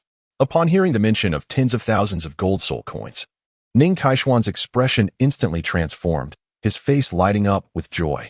He snatched the card from Ning Kaiwen's hand, fearing he might reconsider. Fourth brother, this time I truly have your back. However, was your entire performance merely to use me as a mouthpiece to vent your frustrations at those exchange students? You must understand that I have humiliated myself in front of Luoxue, and now, how am I to pursue her? Ning Kaixian, having secured the card, hastily tucked it into his pocket and then spoke to Ning Kaiwen. Ning Kaiwen approached and patted Ning Kaixian on the shoulder, reassuring him, Rest assured. I will assist you in the future. Didn't you have other matters to attend to at noon? You should hurry. Suddenly, Ning Kaixian remembered that he had dozed off in class that morning, and the homeroom teacher had requested he meet her during lunch. With a dejected expression, he trudged toward the office building. Watching Ning Kaixian's retreating figure, Ning Kaiwen chuckled softly, Fool, with your demeanor, do you think you can compete with me for Luoxue? It's laughable. She will never be your girlfriend, only your fourth sister-in-law. After finishing their meal, Qian Yuhan and the others parted ways. The four young men returned to their dormitory to engage in meditation and cultivation, while Feng Ya and Ouyang Luoxua also returned to their opulent dormitory for an afternoon rest. Qian Yuhan harbored a sense of unease, realizing that the eight-pointed ice grass and the fiery apricot blossom he had previously absorbed were not completely assimilated. It was inconceivable that two of the most exceptional celestial herbs could be fully absorbed so swiftly. Mu Chen and the other two had only managed to absorb a single type of celestial herb, and even now, they had yet to complete their absorption. Presently, Tang Xian and Tang Chen were diligently cultivating, aiming to fully absorb their resources in preparation for a breakthrough to the soul realm. Mu Chen, having achieved a breakthrough under immense pressure during yesterday's soul duel, still had an unstable foundation and was focused on solidifying this stage of his cultivation. Both Tang Xian and Tang Chen possessed remarkable comprehension, nearly on par with Qian Yuhan, and within their bodies. The heavenly thunder devouring heart grass and the extraordinary mushroom through sky chrysanthemum still retained the last remnants of the primordial energy from heaven and earth. They both sensed that they were but a hair's breadth away from breaking through to the soul realm. This morning, after explaining the situation to Lei Ming, he was overjoyed and granted the four of them a half-day break, instructing Qian Yuhan and Mu Chun to protect Tang Xian and Tang Chen during their cultivation. The afternoon passed in the blink of an eye. Qian Yuhan slowly awakened from her cultivation, gazing at Tang Xian and Tang Chen, who sat cross-legged on the dormitory floor. Encouragingly, she said, "Elder brother, second brother, you are doing great. Just hang in there." At that moment, Mu Chen also stirred awake, stretching languidly. Just as a groan was about to escape her lips, Qian Yuhan swiftly covered her mouth. With a soft whimper, Mu Chen gently pushed Qian Yuhan's hand away, casting a reproachful glance in her direction. Qian Yuhan smiled as he gently patted Mu Chen's shoulder. Casting a glance at Tang Xian and Tang Chen, who were still engrossed in their cultivation. "Are they not finished yet? It's almost time for dinner. Should we wake them?" Mu Chen voiced his uncertainty. Just as he was about to approach them, his hand was halted by Qian Yuhan. "Perhaps we should refrain for now. I sense they are nearing a breakthrough. Their energy is gradually intensifying. We are at a critical juncture, and interrupting them would render all their efforts futile." Mu Chen nodded in understanding and replied, "Then I shall stay here to safeguard their practice. Old Four, could you please prepare some food for them? It seems they won't awaken anytime soon, and it would be prudent to have something ready for when they do." Qian Yuhan nodded and donned her academy jacket before stepping outside. She intended to check the side entrance of the academy to see if there was a reply from Shui. Upon reaching the mailbox, she searched thoroughly but found nothing. With a sigh, Qian Yuhan pondered, "Alas, it is my fault for not responding to her letter these past few days. Perhaps she is unaware that I have sent my correspondence here. That shouldn't be the case. Didn't Luo Shui mention that all students of the academy place their letters in this very spot? She must know I come here. Oh dear, she must be upset." Qian Yuhan searched once more, confirming the absence of what was sought, and departed with a tinge of regret. Shortly after his departure, Zhao Shua appeared, pondering the purpose of Qian Yuhan's visit. After rummaging for quite some time without acquiring anything, he wondered who might come bearing news. As Zhao Shua mumbled to himself, he noticed Qian Yuhan swiftly departing his line of sight and hastily pursued him. Qian Yuhan did not linger in other areas of the academy for long. He made his way to the cafeteria, packed some meals, and returned to his dormitory. Zhao Shua followed closely behind Qian Yuhan, only departing after witnessing him enter the dormitory. Upon returning, Qian Yuhan observed that Tang Xian and Tang Chen showed no signs of awakening. He softly addressed Mu Chen. "Third brother, you should eat something first." "Yes, I need to eat. My stomach is growling," he replied with a chuckle. Qian Yu smiled as she pulled Mu Chen up, taking the seat he had previously occupied. After a moment, she turned to Mu Chen, who was eating, and said, "Mu Chen, have you noticed? It seems as though someone has been following us all day." Qian Yuhan furrowed her brows slightly and softly spoke to Mu Chen beside her. "Is someone following us? Who could it be?" Mu Chen, while fiddling with his food, shook his head in confusion, indicating that he had not noticed anything unusual. "I constantly feel as if a pair of eyes is watching us, yet every time I turn around abruptly, I find nothing but emptiness. It is indeed quite peculiar." At that moment, the brothers Tang Xian and Tang Chen, who had been meditating with their eyes closed, appeared to share a telepathic connection, as they simultaneously opened their eyes and exhaled a deep breath. "Haha, marvelous. We've finally broken through to level 40. Tang Xian exclaimed with exhilaration. "Once we acquire a suitable spirit ring, we shall officially become formidable spirit masters." Tang Chen could hardly contain his inner joy, responding with excitement. It is crucial to note that for young spirit masters like them, each advancement in spirit power is an arduous and protracted journey. Now, with Mu Qin, Tang Xian, and Tang Chen all having successfully reached the threshold of level 40, just a step away from the coveted realm of spirit masters, how could one not feel an overwhelming surge of excitement? Chapter 132. Your laughter resembles a eunuch, Zhao Shua observed as Qian Yuhan returned to her dormitory. Then departed the dormitory building, heading towards the classroom of their class. Boss, I'm back, Zhao Shua greeted Wu Yifan, who was playfully teasing a girl at his desk. Wu Yifan gestured for the young lady to rise, giving her a playful pat and saying, "You may leave now, and remember to be available whenever called." Afterward, he shot a lewd grin at the rather attractive girl with a well-developed figure. The girl shivered slightly, nodded, and replied, yes, young master. Wu Yifan, upon hearing this, furrowed his brow and replied in a low voice, The girl, realizing her faux pas, quickly corrected herself, understood, master. Wu Yifan's expression softened a bit as he stood up, approached her, kissed her earlobe, and whispered, now, that's more like it. Off you go. The girl, thinking she would have to endure another ordeal, was unexpectedly spared by Wu Yifan and hurriedly fled the scene. Observing her retreat, Wu Yifan chuckled coldly to himself. That little minx will have her share of consequences tomorrow. Today, let her rest. At this moment, Zhao Shua stepped forward, and Wu Yifan inquired, so, what is up with the third will today? Zhao Shua shook his head and replied, nothing much. He spent the morning attending theoretical classes in the designated classroom arranged by the academy. In the afternoon, it seems that old coot, Lei Meng, granted them leave. So he didn't attend the class on the basic principles of soul guiding devices with class 6. Only that girl named Fanya showed up. Wu Yifan, reclining with his legs crossed, retrieved a small knife from his desk and began to toy with it, saying, did you manage to glean what they were up to in the dormitory this afternoon? Zhao Shua shook his head, initially intending to draw closer to eavesdrop on the conversation between Lei Ming and Ma Lingling. However, he ultimately refrained, for Lei Ming's formidable presence was too overwhelming. Even from outside, he could not discern their words clearly. Useless, Wu Yifan was about to chastise Zhao Shua when Yu Yang happened to enter. Ah, the second one has arrived. What's the situation? Yu Yang nodded, retrieving an envelope that he had pilfered from the mailbox at noon, and handed it to Wu Yifan, saying, this. Wu Yifan scrutinized the envelope in his hands and inquired, what is this? Yu Yang explained, boss, this morning Ouyang Lua Shiwei was in the dormitory. It seems she had no classes.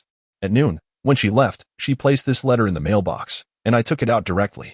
Wu Yifan nodded in satisfaction and turned to Zhao Shua, saying, do you see the difference now? Humph. Zhao Shua turned his head away with a scoff. I will see what it says, Wu Yifan declared as he attempted to tear open the envelope. Yu Yang interjected, boss, this envelope. Before he could finish, he noticed Wu Yifan gritting his teeth and struggling to rip it open, yet it remained stubbornly intact. Seeing Wu Yifan's predicament, Zhao Shua and Yu Yang stifled their laughter. Especially Zhao Shua, whose face turned crimson. Fool, and you still dare to scold me, Zhao Shua thought to himself. How peculiar, why won't this wretched envelope tear? Ah, wait. What did you just say, second one? Yu Yang replied. I meant to say that this envelope seems impossible to open. Wu Yifan's expression darkened. Why didn't you mention that earlier? You made me waste all this effort. With that, he decided against further attempts and placed the envelope into his desk drawer. He continued addressing the two. You both did well today. You've worked hard during this period. At this point, Zhao Shua added, boss, this evening. Qian Yuhan also went to the mailbox outside, seemingly searching for something. It looked like he didn't find what he was looking for, and eventually left with his head drooped. Oh, how intriguing. I wonder if that kid is searching for this. Wu Yifan chuckled slyly, brandishing the letter he had just set aside. Contemplating further, Wu Yifan looked up at the two, continue to follow them, and see if my speculations are correct. They might be writing to each other in secret. If one party keeps sending letters without receiving replies, haha, boss, you're brilliant. Zhao Shua flattered. Wu Yifan smiled and said, let's keep this under wraps for a week. All right, no problem. Zhao Shua and Yu Yang both responded in unison. Meanwhile, Tang Xian, Tang Chun, and a few others finished their dinner in the dormitory and headed to the office building to find Lei Ming. Just as they exited the dormitory, they unexpectedly ran into Wu Yifan and his companions returning from the teaching building. Qian Yuhan did not even spare a glance at the three individuals. A fleeting glance was all he offered before resuming his conversation with Mu Qin and the others. Wu Yifan, witnessing this, felt a surge of indignation and exclaimed, Hey, you've been feeling discomfort these past few days, haven't you? Hiki. Qian Yuhan gazed at Wu Yifan, who was calling out to him. He observed as Wu Yifan raised his hand, performing a gesture across his throat, followed by a mischievous smile directed at him. Qian Yuhan helplessly shook his head with a bitter smile, exchanging glances with Mu Qin and the others. Ha ha ha, what are you all laughing at? Wu Yifan inquired. Qian Yuhan remarked, My friend, are you addressing us? If so, allow me to clarify that none of us goes by the name He. Moreover, I can't help but notice that your laughter bears an uncanny resemblance to the laughter of a eunuch after losing something precious. But, pray tell, what exactly is a eunuch? Wu Yifan found himself momentarily at a loss for words. Although he was unfamiliar with the term eunuch, he instinctively understood that it was not a term of endearment. Ah, it's nothing, really. Qian Yuhan waved his hand, urging Mu Qin and the others to hastily retreat, for this individual was clearly deranged. It was imperative to distance themselves as swiftly as possible. Qian Yuhan had no grievances or enmities with him and could hardly recall when she had offended such an individual. Upon their first encounter, he attempted to threaten her, uttering nonsensical words, which could only be attributed to madness. As Qian Yuhan and her companions departed, Yu Yang remarked, Boss. Wu Yifan chuckled sinisterly, saying, Let him enjoy his delusions for a few more days. Remember, during this time, stay close to them. I want every single letter they possess brought to me. Qian Yuhan and a few others hurriedly made their way to the entrance of the office building. Oh dear, slow down. We're out of breath, Mu Qin exclaimed, grasping Qian Yuhan's arm. Why are you all running? Fangya, who had just exited the girls' dormitory and intended to rendezvous with them, noticed the four dashing towards the office building and, assuming there was an urgent matter at hand, hastened to catch up, panting as she inquired. That lunatic didn't follow us, did he? Qian Yuhan remarked, glancing back. Lunatic? Who are you talking about? Fangya asked, turning to look behind. Only to find no one there. He didn't catch up. You too, old four, really, Tang Xian commented, as they continued their banter. Expressing their grievances about the eccentric Wu Yifan, Fangya gradually pieced together the situation. Upon reaching the door of Lei Ming's office, Qian Yuhan knocked lightly. Please come in. Qian Yuhan pushed open the door, and 5 individuals entered the office, only to discover Lei Ming engaged in a jovial conversation on the sofa with someone they knew well. To their surprise, it was none other than Zhao Ku. Mu Qin exclaimed, rushing forward to envelop him in a warm embrace. Qian Yuhan chuckled and remarked, When did they become so close? Tang Xian and Tang Chen shrugged their shoulders. Mu Qin, gazing at Zhao Ku before him, inquired, Kezi, how are you? Have you fully recovered? Zhao Ku smiled and nodded. Yes, I have completely healed. He then deliberately elongated his pause, catching Mu Qin off guard. And what else? Mu Qin pressed, only to sense a surge of soul power emanating from Zhao Ku, even more potent than his own, prompting him to exclaim in astonishment, You've broken through. Upon hearing this, Qian Yuhan's expression mirrored a look of astonishment. Zhao Ku smiled and nodded, acknowledging that it was indeed thanks to their previous ambush. Although it inflicted considerable damage to my meridians, it provided me with an invaluable opportunity to thoroughly absorb the immense cosmic energy of the 7 Absolute Lotus. Are you implying that you have completely absorbed the 7 Absolute Lotus? Mu Qin inquired. Yes, I finished the absorption before arriving here. Upon awakening, I discovered that my soul power had reached level 40. Later, my mother took me to acquire my 4th spirit ring, Zhao Ku replied. Then, what is your current level? Mu Qin asked with curiosity. After pondering for a moment, Zhao Ku responded, after absorbing the spirit ring, my body had not yet fully recovered.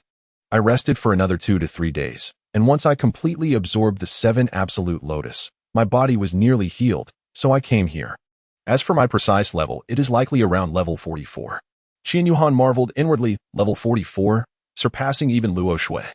I must select a type of celestial herb for Luo Shui. The sooner it is consumed, the more pronounced its effect on enhancing strength. Mu Qin remained in a state of shock, unable to regain his composure. Lei Ming chuckled, You little rascals are truly extraordinary. The reason I summoned you today is twofold. First, to reunite you all. This time you are genuinely assembled, and your journey to the Heaven Do Empire officially commences. Secondly, I must inform you that tomorrow we shall set forth to obtain the 4th soul ring for the 3 of you. Upon hearing this, Tang Xian raised his hand and said, Teacher Lei, I may need to return home tomorrow. Tang Xian proceeded to explain to Lei Ming the unique circumstances surrounding his acquisition of the 4th soul ring. Unlike the other disciples of the Haotian sect, who would typically obtain the defensive soul skill Haoyan Guardian for their third soul ring. He had ventured out to find a soul beast on his own and did not acquire Haoyan Guardian. The sect leader, Tang Jun, was also resigned to this situation and insisted that he must return to obtain his fourth soul ring. After Tang Xian finished his explanation, Lei Ming nodded and said, "Very well, you may go. Please exercise caution on your journey. How many days of leave will you require?" Tang Xian pondered for a moment and replied, "Approximately 4 days, including the weekend." "Understood. I will handle your leave request with the academy," Lei Ming assured him. "Thank you, Teacher Lei." Tang Xian expressed his gratitude with a bow. Lei Ming waved his hand dismissively. No need for such formalities. "All right, you have all worked hard today. Return home and rest well. We shall depart at dawn tomorrow." On the way back, Zhao inquired, "Class monitor, may I ask you a question?" Qian Yuhan replied, "What is the matter? What is your question? Please, ask away." "Class monitor, the 7 absolute lotus you gifted me, from where did you acquire it?" "When my mother visited me at the hospital, she noticed the transformation of my martial soul and remarked that my 7 killing sword martial soul had evolved into the legendary 7 absolute killing sword, which is said to exist only within the 7 killing sect. She inquired about the reason for this change, and I informed her that you had given me a 7 absolute lotus, suggesting that its consumption may have facilitated this evolution." Upon hearing Zhao's account, Qian Yuhan was taken aback. "It seems I truly made the right choice in bestowing it upon you. Congratulations. In truth, this celestial herb was a fortuitous discovery I made during my training expedition. It happened during our outdoor practical exercises when I was struck by that pincered poison scorpion king. Leading to this encounter," Qian Yuhan continued to explain, "later, I took Fangyu with me to that location, since she had seen more. I asked her to assist me in identifying which ones would be suitable for you, and we gathered them accordingly. However, this 7 absolute lotus was discovered as a solitary specimen." Fangyu nodded in agreement. Qian Yuhan initially hesitated to disclose this matter to them. However, as they were his brothers and friends, there was little reason to conceal it any longer. "So, it follows that the location you unearthed, Old Fourth, must still harbor a considerable number of celestial herbs," Mu Qin remarked with a smile. Fangyu gently patted his back and replied, "What do you intend to do? That place has already been thoroughly scoured by me and the class leader. We cannot return there for the time being. The celestial herbs that the class leader left behind will continue to grow." Fangyu anxiously elucidated, but Mu Qin interrupted her with a grin, saying, "Of course I understand. I was merely jesting, hee." Qian Yuhan said, "Thus we may have to wait longer for the next 7 extremes lotus." Zhao replied, "I understand. You are right, class leader." Nodding in agreement, Zhao comprehended Qian Yuhan's intentions. Although this sacred herbland was splendid, its resources were finite. Unrestrained exploitation would inevitably lead to its ruin. As the saying goes, excess is as harmful as deficiency. I implore everyone to guard the secret of this place. Qian Yuhan advised, "Its name is the Eye of Ice and Fire." The group unanimously assented. Upon returning to the dormitory, Zhao tidied her bedding before Mu Chun and Tang Xian took her out for a stroll around the academy. Tang Chun, on the other hand, had retired early to prepare for the acquisition of a soul ring the following day. In the tranquil night, the moonlight cascaded through the windows, illuminating Qian Yuhan's meticulously arranged desk. He sat quietly before it, gently retrieving a stack of pristine white stationery from the drawer and carefully spreading it across the surface. After a brief moment of contemplation, he picked up an exquisite fountain pen and began to inscribe upon the paper. Each character seemed to embody the emotions and thoughts that resided deep within him, flowing forth as the pen danced across the page. Unbeknownst to Qian Yuhan, earlier that afternoon, Ouyang Luoxue had already penned a reply to him. This letter, originally meant to convey her care and well wishes, was regrettably stolen by an individual with nefarious intentions. Qian Yuhan was fully engrossed in composing a letter. He began by sincerely expressing his apologies regarding a particular matter, detailing the events that transpired and his profound sense of regret. Subsequently, he shifted his focus to his plans for the following day, which involved journeying with friends to acquire a soul ring, a venture he anticipated would take 2 days, meaning he would likely not return until the day after tomorrow. Upon contemplating this, Qian Yuhan instinctively quickened his writing pace, conveying that his delay in correspondence was unintentional and pleading for forgiveness. Finally, he gently set down his pen, meticulously folded the letter, and placed it into an envelope identical to the one used by Ouyang Luoxue, inscribing the word shui on its surface. Having completed this task, he looked up at the clock, astonished to realize that nearly an hour had passed. just as he was about to retire for the night. He noticed Mu Chen storming in, visibly agitated, followed closely by Tang Xian and Zhao Ku, who also appeared somewhat disheveled. They inquired, "What's the matter? What happened?" "Don't even mention it. I ran into that lunatic again on my way back," Mu Chen replied while removing his outer garment. Tang Xian, equally incensed, added, "I didn't provoke him at all, yet he unleashed a tirade of insults upon us. What a piece of work, relying on his family's wealth." At that moment, Tang Chun was roused from his slumber, curious about the commotion. Just as Mu Chen was about to voice further complaints, a series of knocks echoed from the door. Chapter 134. A beautiful punch in the girls' dormitory. Ouyang Luoxiue sat at her desk, penning a letter. Oblivious to the fact that Qian Yuhan had yet to receive her correspondence and remained in the dark, Fangya returned from the office building, entering and announcing, "Luoxiue, I'm back." "Oh, good. Just make sure to lock the door, Xiaoyu." Ouyang Luoxiue responded from her room. "All right, I've locked it. By the way, Luoxiue, Teacher Lei is taking us out tomorrow. Mu Chen and the others need to break through to the soul sect and will be acquiring soul rings. They might not return until the day after tomorrow." Ouyang Luoxiue opened her door, stepped into the living room, and poured herself a glass of water, saying, "Oh, Teacher Lei is taking all 5 of you." Fangya chuckled, "Not 5. Ouyang Luoxiue, looking puzzled, inquired, "Not 5? Who isn't going?" "Qian Yuhan?" Fangya laughed. "Haha. No, it's 6 people." Ouyang Luoxiue continued to question, "6 people? Who else is joining?" "You guessed correctly. Zhao Ke. He just returned today after being injured in Yelin City." Ouyang Luoxiue thought Fangya's mention of 6 people implied that she was included in the outing, only to realize it was a misunderstanding. "What's wrong, Luoxiue?" Fangya asked, noticing Ouyang Luoxiue's awkward expression. Ouyang Luoxiue quickly composed herself and said, It's nothing. Nothing at all. I have no plans for the next couple of days. May I join as well?" Luoxiue, you want to go too?" Fangya exclaimed, surprised. Ouyang Luoxiue pressed, "What's the issue? Is it not allowed?" "That's not a problem. I must consult Teacher Lei first." "No need. I will go directly with you to find him tomorrow." "What about your class, sister?" "It's fine. Our teacher wouldn't dare to reprimand me. Thus, this decision stands." Ouyang Luoxiue remarked with a smile. Fangya chuckled politely, inwardly lamenting. Having connections really makes a difference. In the boys' dormitory, the atmosphere was thick with tension, as if a battle could erupt at any moment. Just as Mu Chen was about to voice his complaints, a sudden knock at the door interrupted him. Upon opening it, he was surprised to find Wu Yifan and his companion standing there. As Qian Yuhan witnessed the unfolding scene, Tang Chen swiftly leapt from his bed to join the trio. "What further intentions do you harbor? Do not overreach. Do you truly believe us to be easy prey?" Mu Chen questioned with a sharp tone. Wu Yifan replied with a mocking sneer. "Indeed, I do consider you to be easily intimidated. To dare confront me, you have unwittingly struck a hard bone. Are you truly courting death? Do you comprehend my identity?" Mu Chen's voice deepened, clearly on the verge of ignition. "You?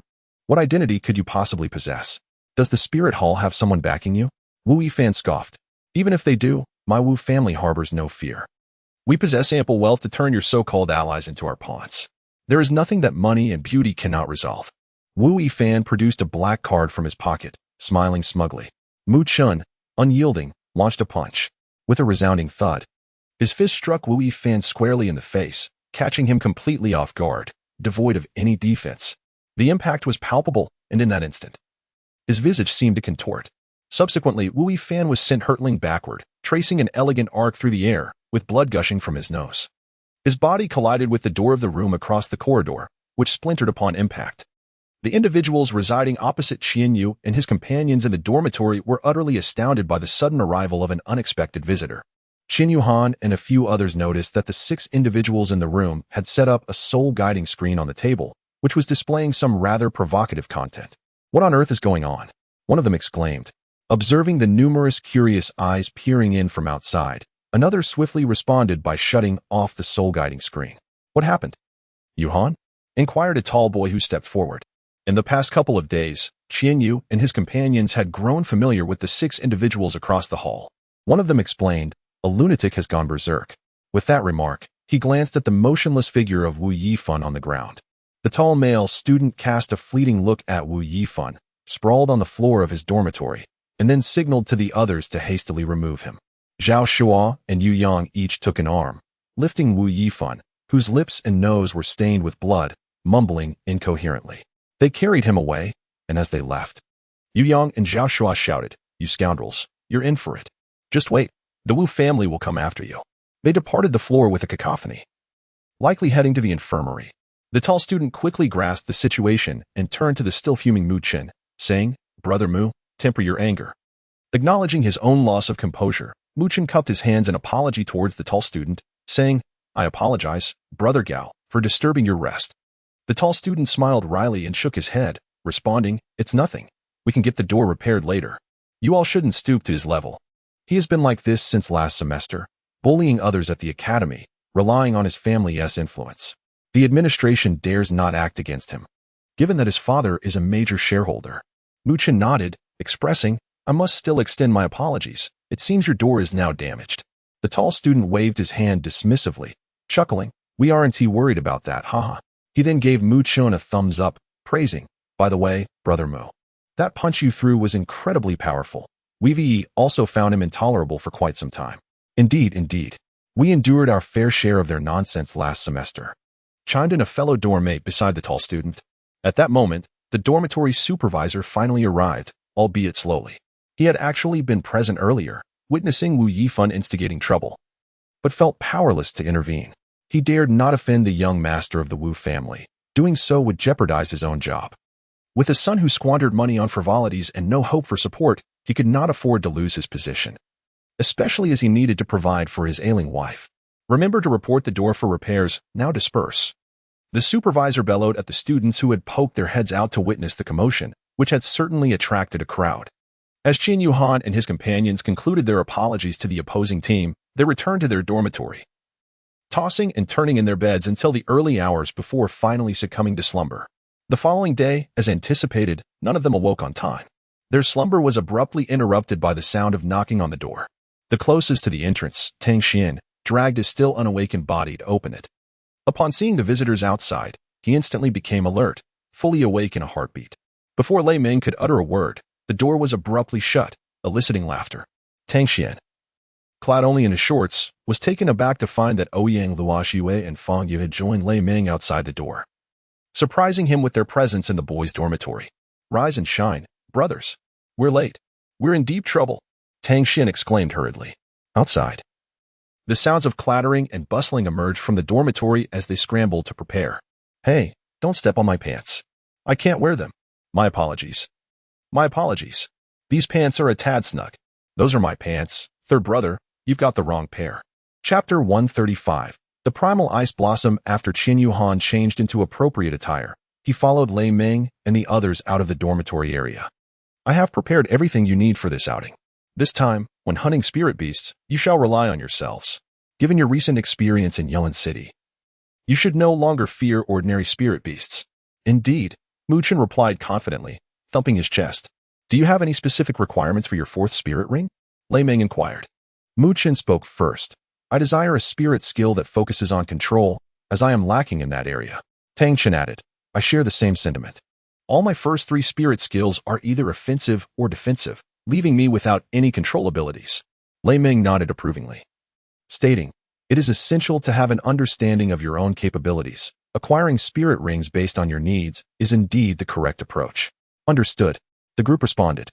Qin Yuhan, Zhao Ku, and Ouyang Luoxue have all ascended to the spirit sect, while Fang Yu has been diligently absorbing the essence of the rooster-crowned phoenix sunflower, nearing the same achievement. Lei Ming summoned them to accompany him, intending to impart knowledge about soul beasts in the Sunset Forest, where practical examples would prove more effective. Upon arriving at the school gate, Tang Xian slung his satchel over his shoulder and bid farewell to the others as he returned to Haotian's sect to procure his 4th spirit ring. Qin Yuhan, however, took a moment to approach the mailbox, depositing a letter within. Noticing this, Ouyang Luoxue inquired upon Qin Yuhan's return, "Is that for your pen pal?" Qin Yuhan nodded slightly, yet her mood appeared somewhat dismal. "What's wrong?" Ouyang Luoxue inquired. "Perhaps my pen pal is upset with me. I noticed my letter was taken yesterday morning, and I intended to check here for a reply last night, but to my dismay, there was none. It's likely due to my prolonged silence that has vexed them." Ouyang Luoxue exclaimed in disbelief. "Not received? How could that be? I distinctly placed it inside the mailbox yesterday afternoon." Approaching the mailbox, she rummaged through it, her heart sinking. Indeed, it was empty. Is everyone ready? Yuhan, Luo Shui. We must depart, Lei Meng called out. Coming. Qin Yuhan responded to Lei Meng before turning to Ouyang Luo Shui. Let us go. I'll search for you again later. Perhaps I simply missed it in the darkness last night. Ouyang Luo Shui frowned, mumbling, which scoundrel dares to steal my letters? I swear, if I catch you. After they left, Zhao Shua and Yu Yang, who had been concealed within the nearby thicket, emerged. Brother, are they setting out to obtain a soul ring? Zhao Shua asked. It certainly sounds like it, Yu Yang replied, stroking his chin. Then they likely won't return today. We can enjoy a day of rest. Indeed, I'm quite fed up with these past few days. I haven't been able to sleep in at all. Zhao Shua complained. What's wrong? Brother, you have no idea. Xian Yuhan is truly a peculiar individual, waking up at the crack of dawn every day. Each time I open my eyes, he returns from outside, looking as if he has been out for a run. That is indeed peculiar. Now, let us retrieve the letter that lad placed inside earlier. We can finish our work for the day, Yu Yang said, patting Zhao Shua on the back. All right. The two approached the mailbox, extracted the letter, and departed. All of this was witnessed by a solitary figure. I never expected you, Zhao Ku, to have broken through to the Soul Master level. Fang Yi exclaimed in astonishment. Ha ha ha, it was merely luck, Zhao Ku replied with a chuckle. Ouyang Luo Shui examined Mu Chen closely, her expression equally filled with shock. Just half a month ago, Zhao Ku had lagged considerably behind her. Yet now he had surpassed her. This made Ouyang Luo Shui question whether she had been too complacent and negligent in her cultivation during this period. Are you startled? Qian Yuhan inquired with a smile upon seeing Ouyang Luo Shui's expression. No, not at all. I simply realized that I have been too relaxed lately. Only practicing for 4 hours each day. Clearly, that is insufficient. Qian Yuhan's eyes twitched slightly at the corners. 4 hours, must it be so intense?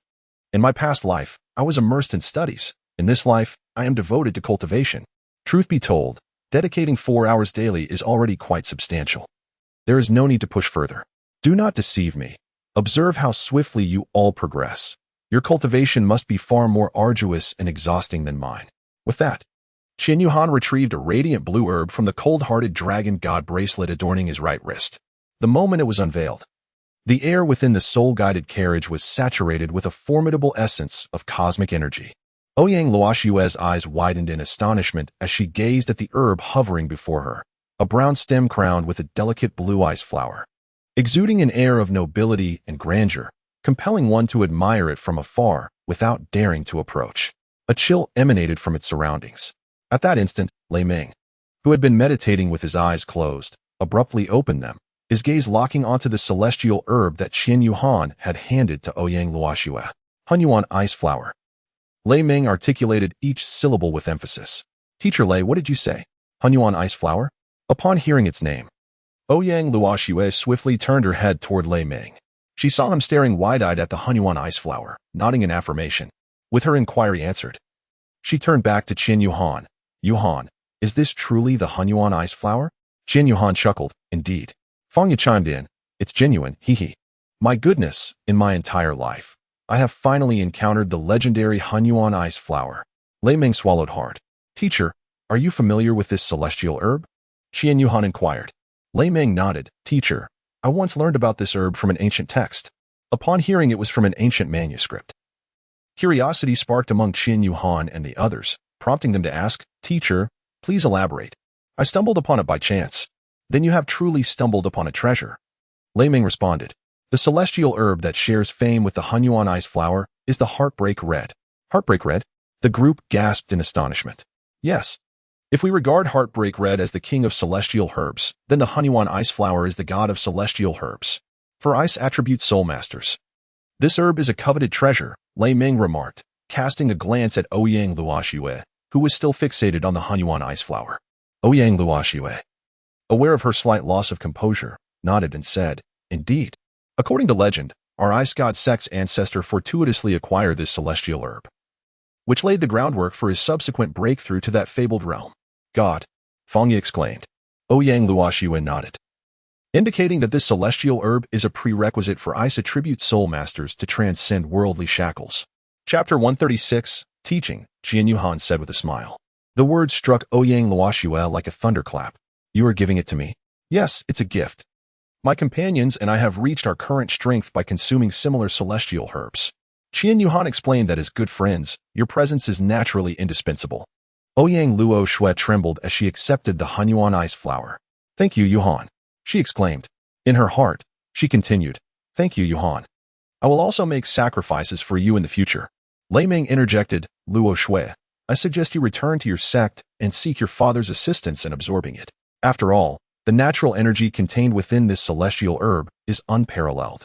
He added, your sect's ancestors have previously absorbed it, so there should be methods passed down. Lei Ming's words awakened everyone.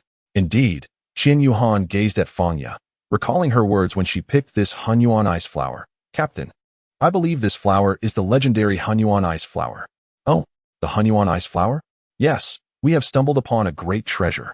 This Hunyuan ice flower could rival all the celestial herbs in the entire ice-fire duality Fangya continued. However, this particular Hunyuan ice flower is of no use to us. Only a soul master with an extreme ice attribute martial soul can absorb it effectively. And it would be of great benefit. Then let's keep it for now, she added. I recall some elders in my family mentioning that a sect called the Ice God sect from the Tiando Empire once mobilized their entire force to search for this Hunyuan ice flower across the continent. But they returned empty-handed. Returning to the present, Fangya looked at Qian Yuhan and nodded slightly. Yes, Luo Shui. It would be better for you to wait until you have time to return to your sect before absorbing it. Don't rush. Ouyang Luo Shui suppressed her excitement and nodded, saying, Yes, I understand. Lei Ming chuckled wryly. You little ones seem to have all absorbed celestial herbs. Qian Yuhan nodded and remarked, Indeed. It was purely by chance that we stumbled upon a few specimens, which we decided to bring back. With a hearty laugh, he continued, Luck is indeed a facet of strength. I increasingly hold high hopes for all of you. I am eager to witness the remarkable miracles you will inscribe upon the Douluo continent. Lei Ming stroked his beard, chuckling softly. Qian Yuhan remarked, The teacher said it was merely a jest. Take each step as it comes and remain grounded, without dwelling on the future. Ha ha ha, you have matured beyond your years.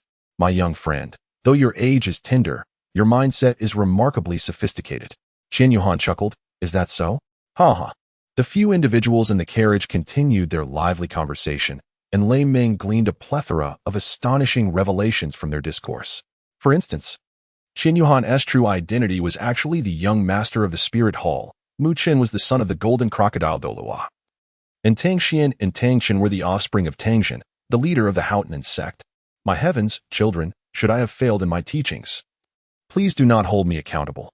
I simply cannot bear such a burden. Ha ha ha. The group laughed heartily and waved their hands dismissively. Teacher Lei, we have faith in you. Mu Chen said with a smile. He had always perceived Lei Ming as a stern, unyielding figure, yet he was pleasantly surprised to discover this amusing side of him. Just now, did you mention that Yuhan had defeated a soul sage? Lei Ming recalled something and addressed Mu Chen. At this moment, Qian Yuhan elucidated. It was merely luck. Lei Ming, rendered speechless, responded, Could a soul master of your caliber truly vanquish an evil soul master of the soul sage level by mere chance? However, considering you are the offspring of the angelic sovereign, it is not entirely surprising. What is unexpected, though, is that you did not inherit the six-winged angel soul of the sovereign. Qian Yuhan shook her head with a smile and said, Teacher, I was found by my father on the road, and he raised me. Understanding dawned upon her as she realized that within this spirit-guided carriage, apart from Lei Ming, there was another individual who was equally astonished, Fangya. Though Fangya was aware that Mu Chen was the son of the golden crocodile Douluo, and had surmised that Qian Yuhan and her companions likely hailed from distinguished backgrounds, she had never anticipated the extent of their prominence. The heir to the Spirit Hall, the young master of the Hautian sect, and the recent revelation that Ouyang Luoxue was the esteemed daughter of the Ice God sect. All of these revelations were reshaping Fang Ya's understanding of the world around her. The people surrounding her were extraordinarily remarkable. After 2 hours had passed, the group finally arrived at their destination, the outskirts of the Sunset Forest. After presenting a token to the guard, Lei Ming received a respectful bow from the guard, who then proceeded to open the grand entrance to the forest. Here we are again, Mu Chen remarked with a sigh. Indeed, Fangya replied. Lei Ming inquired, Have you been here before? Qian Yu nodded and said, Indeed. I have previously participated in outdoor combat drills here. Lei Ming appeared to recall something, exclaiming, Oh, now I remember. The Spirit Hall Academy had visited before. It was during that time that you all came. Qian Yuhan and a few others nodded in agreement. Lei Ming let out a cold laugh, exclaiming, haha. At that time, we all thought the Spirit Hall Academy had lost its mind by allowing freshmen to engage in actual combat training in the Soul Beast Forest. What could they possibly learn without any prior experience? It seemed utterly pointless. They should wait until after a semester of study before attempting such a venture. Unable to contain his criticism, Lei Ming continued, while Qian Yuhan and the others smiled politely, knowing it was the Academy's decision and feeling reluctant to voice their true opinions. Fourth brother, you were just like Tang Chun back then, he remarked. Qian Yuhan cast an awkward glance at his second brother, Tang Chun. Second brother, you have brought up that scar. At this moment, Tang Chun gave a sheepish smile. Qian Yuhan has not had many embarrassing moments, such as being struck and sent flying by the Scorpion King with a single blow. Lei Ming led a few individuals deeper into the forest. After walking for a while, he began to inquire, children, how well do you understand soul beasts? Not very well, came the reply. Isn't understanding them one of the necessary conditions for soul masters to advance? At that moment, Fangya interjected, soul beasts once experienced a glorious period, an era led by the Dragon Clan. Indeed, continue, Lei Ming encouraged. Fangya continued, however, shortly after the strongest among the Dragon Clan broke free from their shackles, they mysteriously vanished. Consequently, the Dragon Clan gradually declined, while humanity rapidly advanced, altering the fate of soul beasts. Lei Ming nodded in satisfaction, very good. Xiaoya has read quite a bit. Fangya smiled and nodded in acknowledgement. Although the Dragon Clan had waned, their influence on soul beasts persisted. With a swift motion, Lei Ming summoned a power-type soul beast, a lion-like hound, approximately a century old, which materialized in his grasp by its neck. Observe this creature. Notice how robust its limbs are, he said.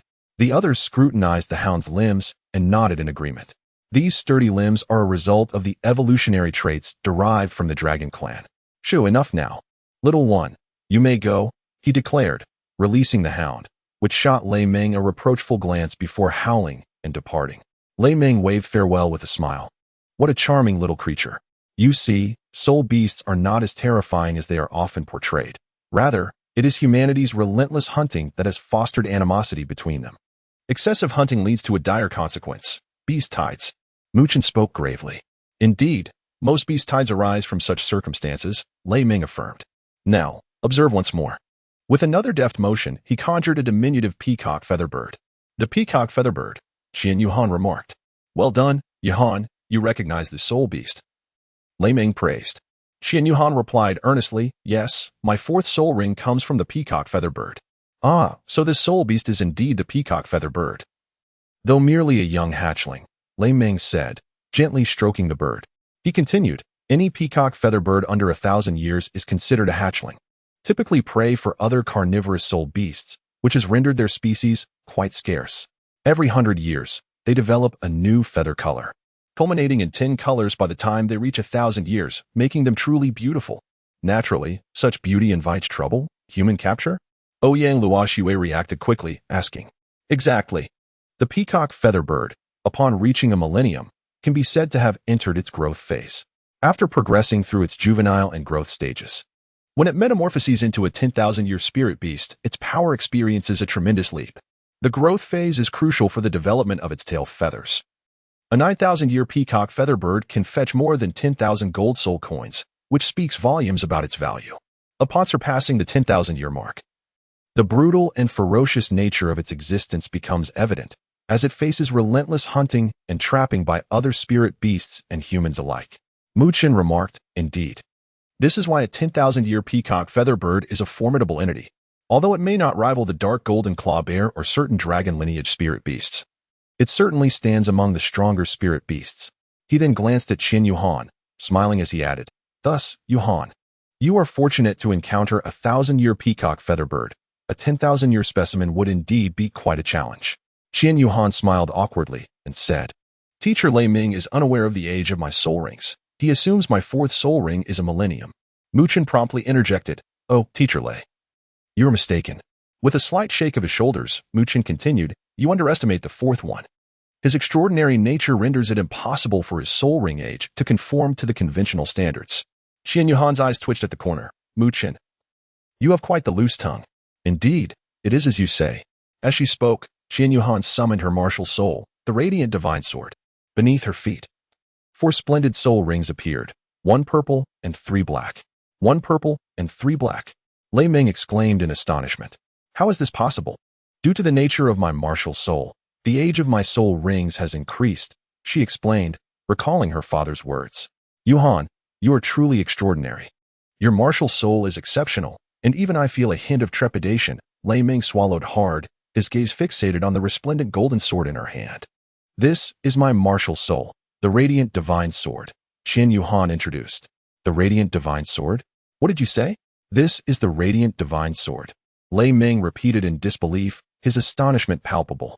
How do you know of this sword, teacher? Qian Yuhan inquired, noticing his expression. Lei Ming's demeanor softened as he suppressed his shock and nodded, saying, well, I know a little. Once, I too was a bookworm, engrossed in literature, both human and soul beast. You have even read books about soul beasts? Written by soul beasts? Fang Ye's eyes sparkled with curiosity. Ha ha ha. Yes, but they were translated works.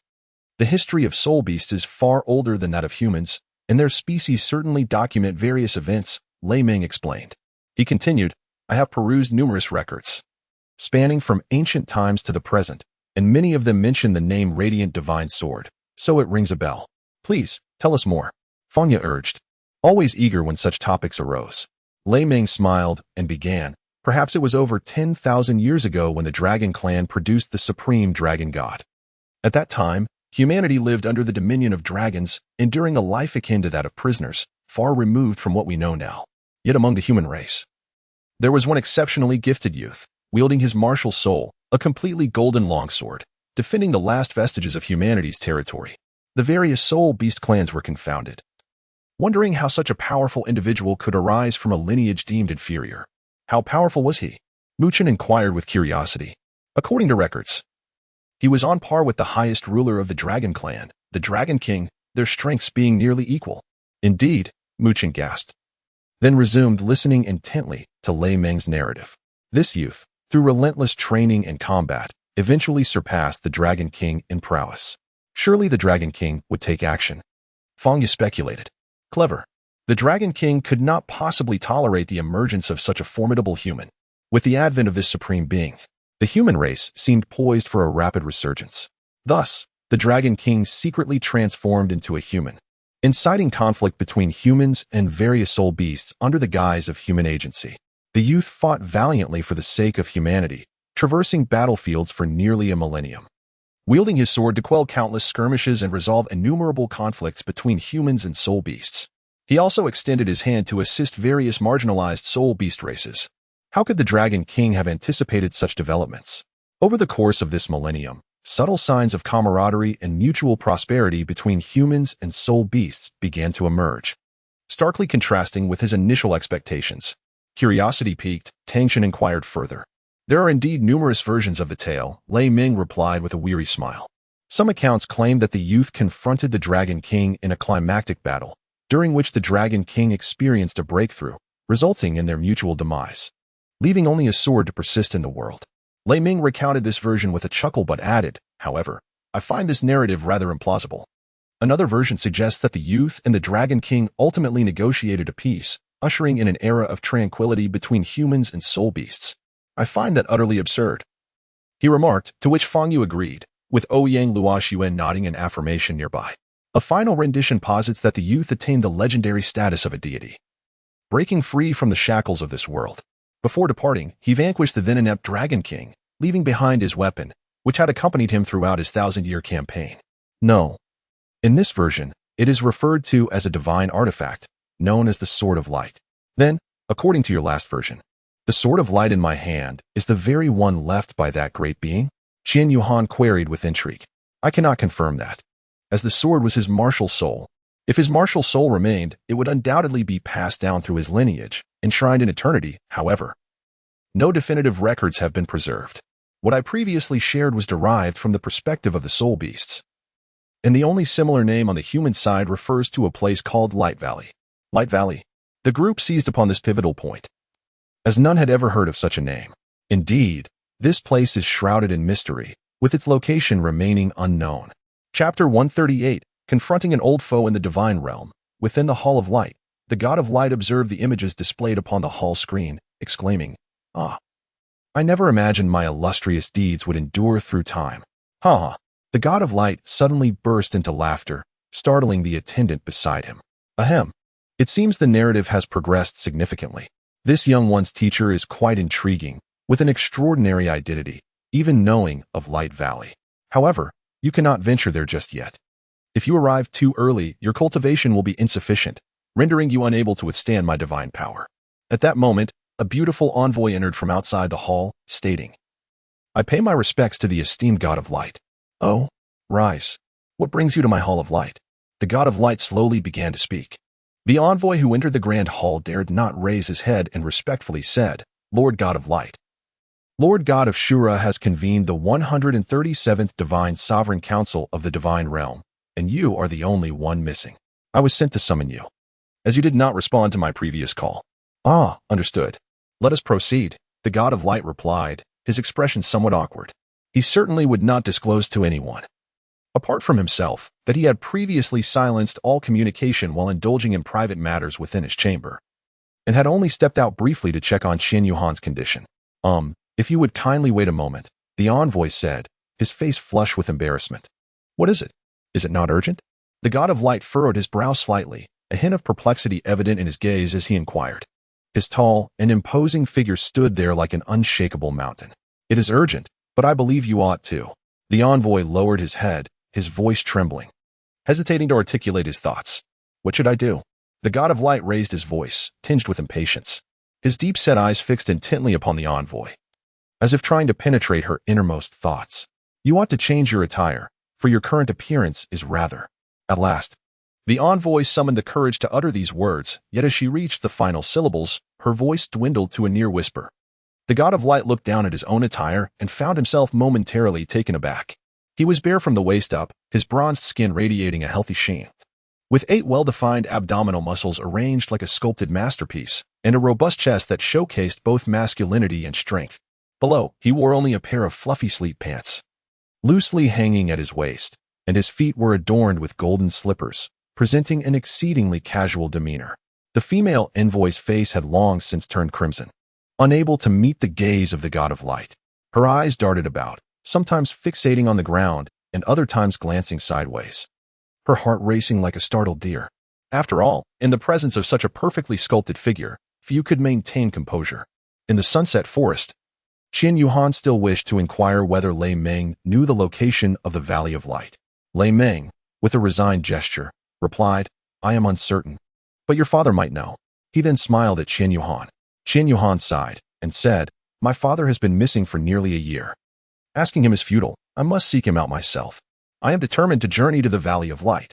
Lei Meng approached Qian Yuhan, gently ruffling his hair in a gesture of comfort, and remarked, "Yuhan, your father must be occupied with pressing matters. Given his strength, who could possibly have kidnapped him? The absence of any news might be due to his concern for your safety, as you are still young. Once your own power has grown sufficiently, you will undoubtedly receive word of him and be able to assist him." Qian Yuhan nodded slightly, acknowledging her understanding. Oya and Luo Shui approached and sat beside her, offering words of comfort. "Try to look at it positively. Only by continuously strengthening yourself can you truly become the most capable assistant to Uncle Qian Mo. Don't you agree? I believe you can overcome this brief separation, right? Perhaps, regarding the recent events in Yilin City, Uncle is already aware and undoubtedly pleased with your performance." With that, she took Qian Yuhan's hand, her face beaming with a warm smile as she gazed at her. Qian Yuhan took Ouyang Luo Shui's hand, smiling as she replied, "Yes, rest assured. That is more like it. Next time, try to be more optimistic. You always behave this way whenever your uncle is mentioned. It must not happen again." "Indeed, it must not," Qian Yuhan affirmed. Hey. Are you two not ashamed of being so flirtatious in front of us?" Muchen complained, glancing towards Fangya, who exchanged a knowing smile with him. "My apologies." Qian Yuhan released Ouyang Luo Shui's hand, and both turned their heads away, a blush unexpectedly gracing their cheeks. Ha, such youthful naivety is delightful. I truly envy you." Lei Meng chuckled as he patted Qian Yuhan on the back. He then continued, "Let us proceed further inside. The soul beasts outside are not suitable for you, as they are far too weak." Under the leadership of Qian Yuhan, a group of individuals continued to delve deeper into the setting sun forest. "This place feels somewhat familiar. Muchen remarked as he surveyed the surroundings. Fang Yan nodded in agreement, confirming, indeed, it is the Scorpion King with pincer poison. The Scorpion King with pincer poison. Indeed. Look at the verdant toxic mist surrounding us, Mu Chen pointed out, indicating the dense green fog. Lei Meng chuckled. It seems that battle left a deep impression on you. Precisely, Mu Chen. Your target is none other than the Scorpion King with pincer poison. Mu Chen exclaimed in surprise. What? Are you lacking confidence? Your current strength is vastly improved. What is there to fear from the Scorpion King with pincer poison? Not that, Mu Chen replied, but if I recall correctly, the last time we encountered this creature, it was a formidable being over 20,000 years old. What is there to fear? You have me by your side. Just focus on your attacks. We have reached its lair, and the surrounding toxic gas is isolated by my lightning, ensuring it will not affect you, Lei Ming assured. Reinforcing the electric domain around them, dispersing much of the emerald mist. Suddenly, a faint yet urgent rustling sound emanated from directly ahead, as if a colossal creature was traversing the vast thicket. This eerie sound shattered the ambient tranquility, causing the hearts of the group to race. It has arrived. Qian Yuhan issued a low command, his eyes, deep and star-like, fixated intently on the movements ahead, while his right hand resolutely gripped the sword of light. A brilliant radiance erupted from the blade, akin to the most resplendent meteor streaking across the night sky. Simultaneously, four dazzling rings of light suddenly shimmered at Qian Yuhan's feet, one showcasing a noble and mysterious purple hue, while the other three exuded an aura of profound darkness. At the very moment Qian Yuhan revealed his spirit rings, the remaining five did not waver. They shouted in unison, their soul power surging within them, followed closely by the manifestation of their respective martial spirits. Clearly, everyone was prepared for an impending fierce battle. Thud, thud, thud. The heavy footsteps grew ever closer, each thump resonating like a hammer striking the hearts of the onlookers. Without a shadow of a doubt, it was the sound of the razor-sharp limbs of the Scorpion King pounding against the ground. Listening to the deafening noise, one could only imagine the terrifying power contained within its massive form. Boom! A colossal sound erupted, akin to thunder cracking in a clear sky. A gigantic shadow darted forth from the thicket with astonishing speed, crashing down onto the ground with unparalleled force. In an instant, dust and debris spiraled into the air, causing the very earth to tremble. As the haze gradually cleared, the crowd finally discerned the true identity of the formidable creature before them. It was none other than their old adversary, the Scorpion King. At this moment, it stood proudly about 100 meters away from the group, emanating a chilling aura. Chapter 139, Fierce Battle, Combined. Everyone, be cautious, Qian Yuhan advised. Mu Chun took the lead, swiftly appearing before the group as he declared in a commanding voice, Golden Crocodile Domain, activate. The Golden Crocodile, King Martial's spirit manifested first, and with a roar from the Golden Crocodile behind him, a massive golden energy shield quietly ascended from the ground. Second brother, Qian Yuhan called out to Tang Chen. The two exchanged a knowing glance, understanding each other's intent, to launch a preemptive strike and deny their opponent a chance to counterattack. Second soul skill, Quake. The yellow second soul ring appeared beneath Tang Chen's feet, and the weight of the earth-shattering Haotian hammer in his hand increased dramatically. Surrounding stones converged towards the Haotian hammer as he activated this soul skill, transforming the hammerhead into a colossal stone mallet. With the enhanced earth-shattering Haotian hammer in tow, Tang Chen charged toward the Scorpion King. Just as the Scorpion King's eyes narrowed, preparing to retaliate, Qian Yuhan had already silently materialized before it. Second soul skill, Light Clone. The second soul ring of Qian Yuhan glimmered with a dark hue, enveloping him in a radiant sphere of light. In an instant, he split into four distinct figures, each materializing around the Claw Scorpion King. Each incarnation wielded a divine light sword, and Qian Yuhan called out, Luo Shui. Understanding his command, Ouyang Luoxue summoned her ice spirit staff, two violet soul rings manifesting beneath her feet as she unleashed her second and third soul abilities simultaneously. The second ability, Ice Domain. The third ability, Ice Prison. She directed her ice spirit staff towards the Claw Scorpion King, and at that moment, a mysterious blue pattern gradually emerged beneath its feet, unmistakably forming a control domain. As the intricate design completed, the Claw Scorpion King, realizing the impending danger, attempted to leap away from Qian Yuhan's encirclement and this peculiar formation. Yet, it was too late. The formation began to release snowflakes from below, and the creature was struck with terror as it discovered that its limbs had become encased in ice. With the first soul ability, Light Slash. Noticing that the Claw Scorpion King was immobilized and that Tangchen was also in position, Qian Yuhan nodded in affirmation. His violet first soul ring illuminated, and the 4 divine light swords in their hands radiated brilliance as they charged toward the Claw Scorpion King. Die! Tangchen gritted his teeth, leaping into the air with his earth-shattering Haoyan hammer, joining Qian Yuhan in their assault on the Claw Scorpion King. Simultaneously, in the distance, a massive golden crocodile and a storm of sword shadows surged forth. This was Mu Chen's third soul ability, Ferocious Golden Crocodile, along with Zhao Ke's heavy sword shadows. For formidable attacks converged upon the Claw Scorpion King, which raised its 2 unfrozen massive pincers to defend against the onslaught. Its enormous poisonous tail arched menacingly, attempting to counter the attacks from Qian Yuhan's avatars surrounding it. Qian Yuhan smiled gently as 3 clones converged into her main body. This left the Scorpion King with its tail swiping at nothingness. With a resounding crash, their attack landed, and Qian Yuhan along with Tang Chun returned to their companions. As the thick smoke dissipated, cracks began to form on the Scorpion King's massive pincers, its hardened exterior shattering, releasing dark green blood from the fissures. The Scorpion King's eyes blazed with fury as it let out a roar towards the heavens. As a proud soul beast, it would never allow itself to be humiliated by mere children. In an instant, its colossal form vanished, shrouded by a thick emerald mist that enveloped the surroundings. Where did it go? Qian Yuhan wondered, scanning her surroundings with confusion. Mu Chen remained vigilant, speaking up. Has it fled? Fangya shook her head, asserting, it's unlikely to retreat. Such proud soul beasts would never let us off so easily after being wounded. We must remain cautious. Indeed, the group nodded in agreement. Look, Tang Chun was the first to notice something amiss, pointing towards the distant green mist, where something appeared to be emerging. Oh no! Mu Chan gasped as he recognized the soul beasts emerging, and who knows how many more were behind them. Children, be careful.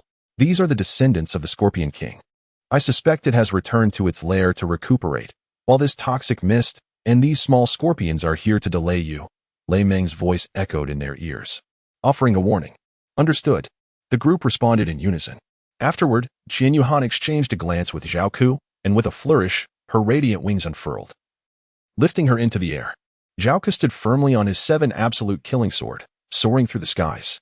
Cao Er, take care of those behind. I will handle what's in front, Qian Yuhan declared. Absolutely, class leader, Zhao Ke replied swiftly. Qian Yuhan felt a surge of soul power enveloping him, as the radiant divine sword blazed with brilliance beneath his feet, where the ebony 4th soul ring shimmered.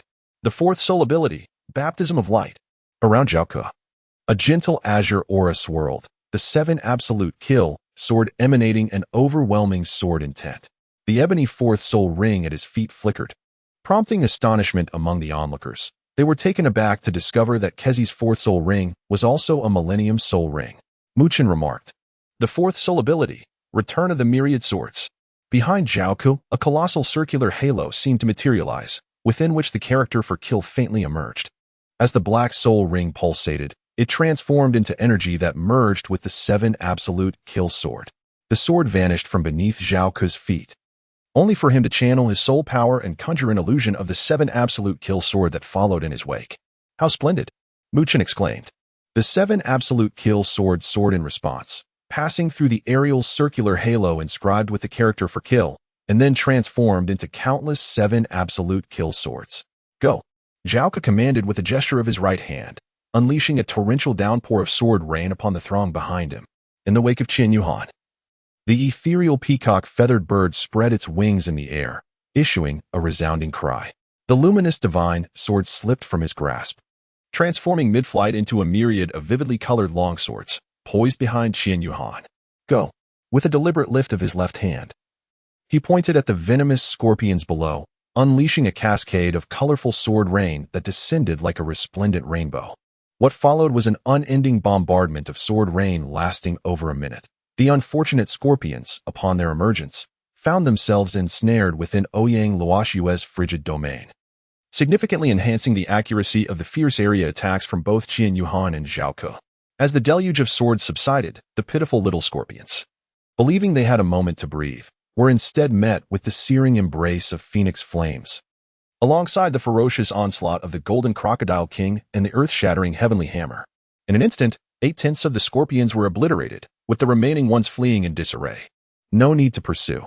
This race must endure, Qian Yuhan interjected, halting those eager to chase. He pointed towards the nearby dissipating toxic mists, revealing a pitch-black cavern.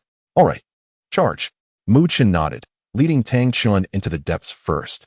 Maintaining the thunderous domain and dispersing the toxic fog, Lei Ming observed the scene with satisfaction.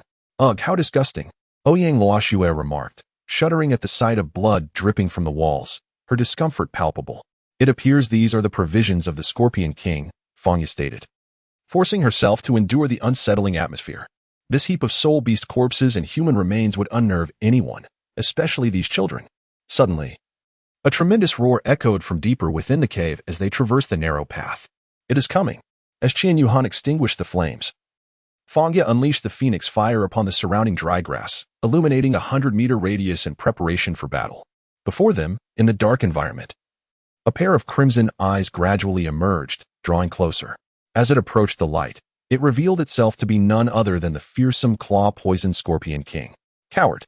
Are you afraid too? Mu Chen taunted, pointing at the monstrous creature. With a thunderous roar, the claw-poisoned Scorpion King responded. What are you roaring for?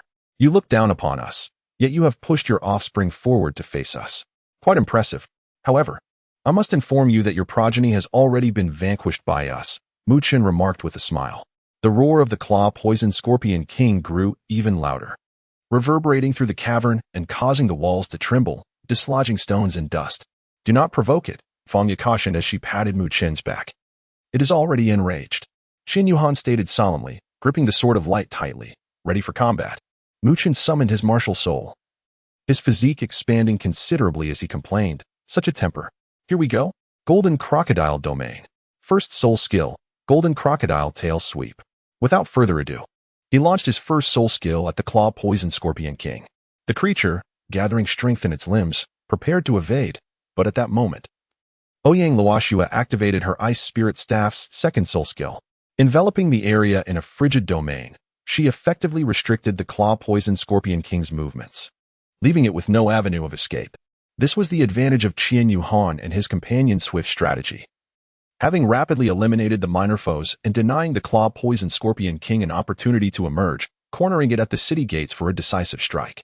Moreover, they understood that the claw-poisoned Scorpion King had just been severely wounded by their combined assault, making it the perfect moment for a relentless onslaught. Fangya unfurled her phoenix wings, while Qian Yuhan revealed his radiant wings, both soaring diagonally above the claw-poisoned Scorpion King. The creature attempted to wriggle free from the icy constraints, but ultimately managed to escape, scuttling along the wall in an effort to flee the frozen domain. Dream on. Fourth soul skill. Winter has arrived. Ouyang Luoxue's black fourth soul ring shimmered as an intense blizzard, laced with ice spikes, surged toward the claw-poisoned Scorpion King.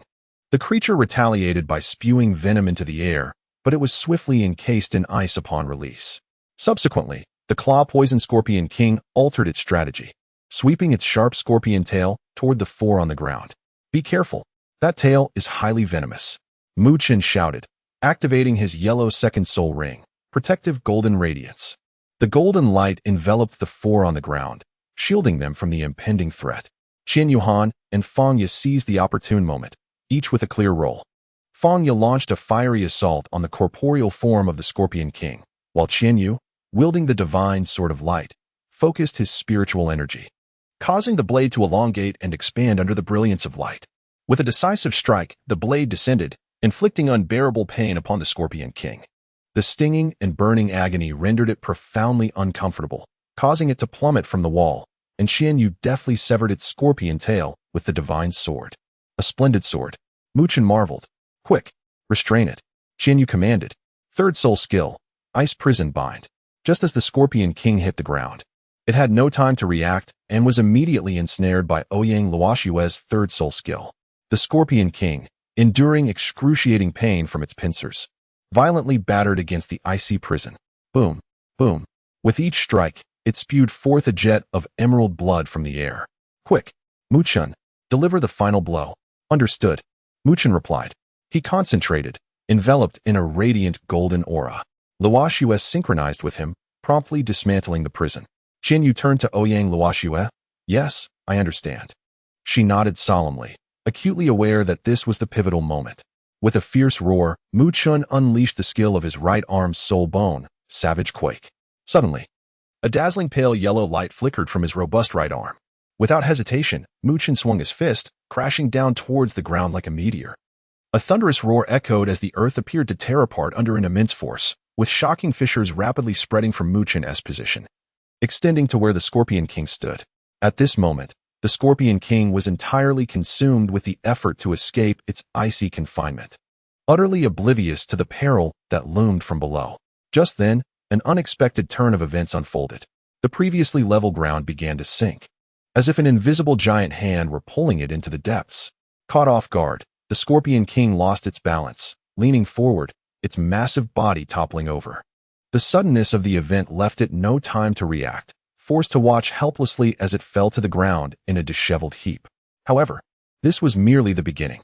Almost simultaneously, Mu Chen's third soul ring erupted with brilliant light, radiating dazzling brilliance. Amidst a low, rumbling growl, a colossal golden crocodile gradually emerged from the shimmering light. This magnificent creature exuded an unparalleled aura of might, each scale glinting with a chilling sheen, while its sharp claws and formidable teeth inspired trepidation in all who beheld it. Upon completing its summoning, the golden crocodile showed no hesitation. It immediately gathered its full strength and surged forth like a bolt of golden lightning towards the fallen Scorpion King. Simultaneously, Ouyang Luoxue, who had been waiting for the opportune moment, seized this remarkable chance. With a gentle wave of her ice spirit staff, the icy cage imprisoning the Scorpion King dissipated into nothingness, liberating it from its constraints. Regrettably, at that moment, the Scorpion King was still unable to rise, utterly powerless against the ferocious onslaught of the charging golden crocodile. In the blink of an eye, the formidable soul technique unleashed by Mu Chun struck mercilessly at the Scorpion King's most vulnerable, unprotected underbelly. Blood splattered as the Scorpion King let out a piercing scream, writhing in agony upon the ground. The massive golden crocodile did not halt. Instead, it barreled through, crashing into the wall behind the Scorpion King. A deafening roar echoed through the cavern as smoke billowed, and once it cleared, the Scorpion King lay motionless, a dark, inky soul ring slowly manifesting above it. Chapter 140. The poison of death. With the demise of the Scorpion King, the verdant toxic mist surrounding its lair was swiftly eradicated by the lightning unleashed by Lei Ming. Upon entering the vast cavern, he found Mu Chun engaged in restoring his soul power and condition, as he intended to confront the ancient fourth soul ring in peak form. Having consumed the Diamond Dragon Heart Seed, Mu Chun's physical prowess had significantly enhanced, and coupled with the formidable golden crocodile martial spirit, absorbing a soul ring beyond his level posed no challenge. Well done, children. Your coordination was commendable, Lei Ming praised. However, your little team seems rather peculiar. Lacking a support-type soul master, he chuckled. Nevertheless, it appears to have little impact. Indeed, Qian Yuhan and his companions were all primarily offensive-type soul masters, and the addition of Ouyang Luoxue compensated for the lack of control. Although Qian Yuhan's rapid attack speed could qualify him as a marginally agile attacker, he still fell far short compared to true agile-type soul masters. Do not dwell too much on this. Mu Chun's golden crocodile domain provides a decent amplification effect. It will suffice when engaging with soul master teams of equal or slightly higher rank, Lei Ming continued. Qian Yuhan and a few others sat cross-legged on the ground, simultaneously replenishing their soul power while listening intently to Lei Ming's narrative. As time flowed steadily, half an hour slipped by in the blink of an eye. After taking a deep breath, Mu Chun gradually rose from the ground and respectfully called out towards the front, "Teacher." Before his words could fully escape his lips, Lei Ming's calm and forceful voice resonated. Proceed with caution. Remember to maintain your composure. When you absorb the soul ring of the claw-poisoned Scorpion King, you will undoubtedly engage in a fierce struggle with the soul lingering within the ring. This creature harbors deep resentment. Do not let your guard down. Mu Chun nodded earnestly, acknowledging his teacher's admonition. Subsequently, he turned and stepped forward with resolute strides towards the corpse of the claw-poisoned Scorpion King. Upon reaching his destination, he slowly settled into a cross-legged position and closed his eyes, focusing his mind to summon his golden crocodile, King Martial Soul. With the emergence of his martial soul, a formidable and majestic aura instantly enveloped the surroundings. Muchen then opened his eyes, his gaze fixated on the pitch-black, millennium-old soul ring before him. He cautiously directed his soul power towards the ring, attempting to forge a connection. Just as the link between the martial soul and the soul ring was successfully established, Muchen felt a dizzying sensation as if his very soul was abruptly swept away by an invisible force into a mysterious realm. When Muchen regained his senses and surveyed his surroundings, he was momentarily stunned. He found himself enveloped in an infinite darkness, with visibility reduced to nothingness, rendering it impossible to discern what lay around him. Fortunately, Muchen was quick to react. He immediately unleashed the martial soul embodiment technique. In an instant, a brilliant golden light erupted from him, illuminating a small area nearby. However, even with this radiance, the view remained exceedingly hazy. Just as Muchen sought to further explore this peculiar space, an eerie sensation of being watched suddenly gripped him from not far away. His heart raced, and he swiftly turned to look, only to find a pair of enormous, blood-red eyes fixated upon him. In an instant, Muchen recognized that those eyes, filled with malice and resentment, belonged to the claw-poisoned Scorpion King. "Come forth. Am I to fear your broken spirit?" Muchen declared defiantly. After a while, Qian Yuhan and the others had largely restored their soul power, feeling quite invigorated. Qian Yuhan was the first to open his eyes, rising to approach Lei Meng's side. "Teacher," he called. Lei Meng, awakening from his meditation, smiled as he replied, "Have you fully recovered?" Qian Yuhan smiled and responded, "Indeed. Teacher, it is merely the consumption of soul power, which recovers quite swiftly." After speaking, Qian Yuhan noticed Muchen nearby, eyes tightly shut as he absorbed the 10,000-year soul ring, and inquired, "Teacher, how long has Muchen been absorbing?" "Well, just half an hour has passed. Given his current state, it may take a while longer," Lei Ming replied after glancing at Muchen's condition. "Let him meditate a bit longer. We shall not seek soul beasts today, but rather assist Tangshan tomorrow morning." With that, Lei Ming closed his eyes again, channeling his soul power. Ouyang Luoxue and the others also completed their recovery, opening their eyes and entering a meditative state to consolidate their cultivation. Time passed quickly, and in the blink of an eye, an hour and a half had elapsed. At dusk, the setting sun bled across the horizon, painting the sky in brilliant hues of orange and red. A gentle breeze caressed the earth, bringing with it a touch of coolness and tranquility. Muchen's tightly shut eyes quivered slightly before gradually opening. In an instant, a surge of formidable soul power erupted from within him, akin to a roaring river. Tumultuous and unrestrained. With a long exhale, Muchen released a breath of turbid air, his voice resonant and clear. He slowly sat up, feeling the surging soul power within him, a look of joy illuminating his face as he softly declared, "I have finally succeeded." As his words fell, radiant light flickered beneath his feet, and 4 soul rings, 2 yellow, 1 purple, and 1 black, quietly ascended, encircling him. Each soul ring emanated a dazzling brilliance, as if proclaiming his newfound strength to the world. At that moment, the intense wave of soul power caught the attention of Qian Yuhan and the others, who were in deep meditation not far away. They promptly concluded their practice, rose to their feet, and hurried towards Muchen. "Did you succeed?" Qian Yuhan was the first to reach Muchen, her gaze fixed on the soul rings adorning him, a glimmer of delight flashing in her eyes. Muchen smiled and nodded at Qian Yuhan before turning to the side, addressing Fang Yu with excitement, "I am now at level 42. Upon hearing this, Fang Yu's face blossomed with a radiant smile. She gently clapped her hands and congratulated him. "Congratulations. You've become even stronger." Muchen chuckled and queried, "Teacher, what about us?" Lei Ming stroked his beard thoughtfully. "Let us call it a day. Muchen, you have just broken through to the Soul Master rank, and your soul power needs to stabilize. Let us rest early tonight and assist Tangshan in finding a suitable soul beast tomorrow morning." Seemingly recalling something, Lei Ming asked, "Tangshan, do you also wish to seek a 10,000-year soul ring?" Tangshan nodded earnestly, mumbling in agreement. Meanwhile, Qian Yuhan and Zhao Ke gathered around Muchen, with Zhao Ke asking, "Brother Chen, what is your 4th soul skill?"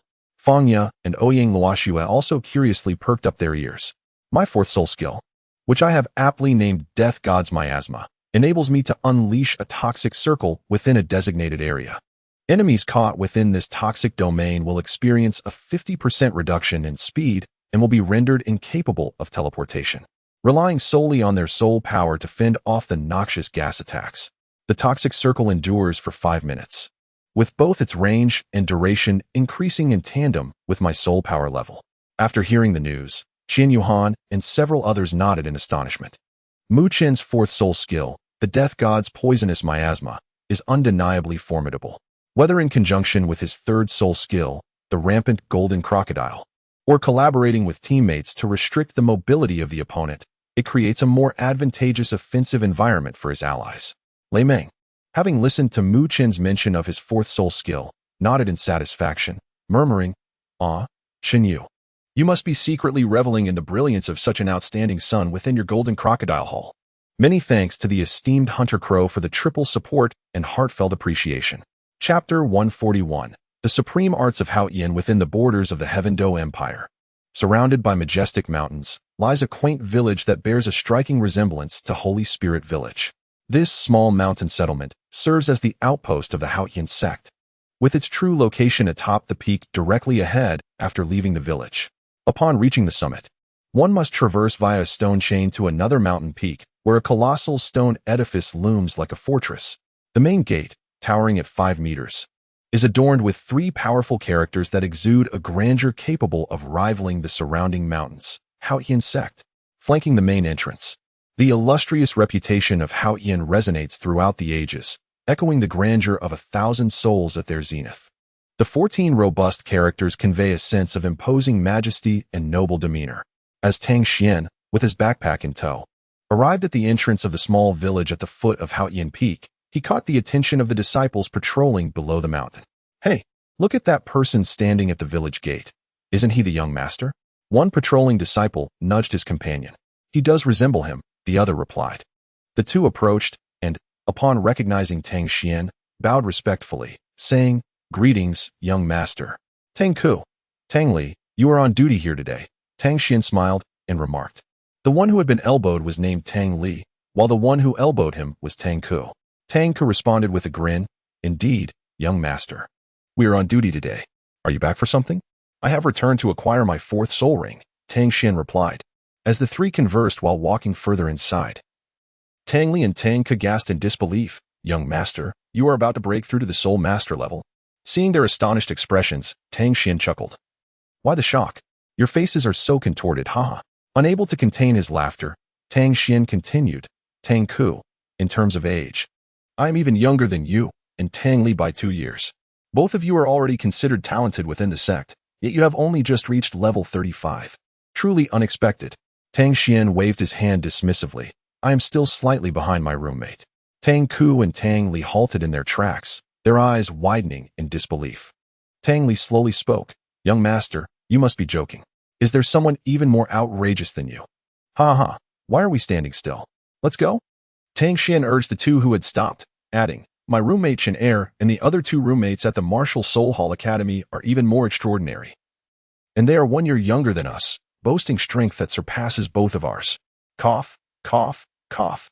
Upon hearing Tang Xian's words, Tang Li was unexpectedly choked by his own saliva, resulting in a fit of coughing. Noticing that he had arrived at the small path leading up the mountain, Tang Xian waved goodbye to Tang Li and Tang Ku. After Tang Xian departed, Tang Li, blushing, asked, "Do you think the young master is intentionally provoking us?" Tang Ku nodded earnestly, saying, "It must be that the young master has learned about our recent lack of diligent practice and is trying to spur us on to strive harder." Tang Li agreed, nodding in affirmation, "Yes, I think so too." Upon returning to the sect, Tang Xian arrived outside the sect master's residence. He tidied his attire, then knelt on one knee, clasping his hands together, and announced, "Father, Xianer has returned." At that moment, the heavy doors of the sect master's residence slowly swung open, accompanied by a deep voice, "Welcome back, come in." As Tang Xian entered the residence and walked through the grand corridor made of white jade, he reached the main room and knocked on the door. "Enter," came the reply. Pushing the door open, he beheld a man with flowing white hair, yet remarkably handsome features. His white bangs obscured his forehead, and his deep-set eyes seemed to see through everything. With distinctly chiseled features, his thin lips were a vibrant red, and he was clad in a blue-black robe adorned with golden armor at the chest and trailing ribbons at the back. exuding an aura of nobility and elegance combined with formidable strength. This man was none other than the current sect master of the Haotian sect, Douluo Tangjun. Father, Tang Xian greeted respectfully. You've endured much on your journey, Xiner, Tangjun smiled. It was not arduous. I have reached level 40 and returned to obtain a soul ring. Tang Xian replied. Tangjun nodded. My child, why were you so eager to leave without acquiring your third soul ring? Now that you have placed the soul skill of the third ring onto the fourth, this is not ideal. Father, enough. I understand your concerns. The Haotian protective body is a unique technique of our Haotian sect. The sooner one learns it, the greater the benefits. It is not too late now. Come. Let us proceed.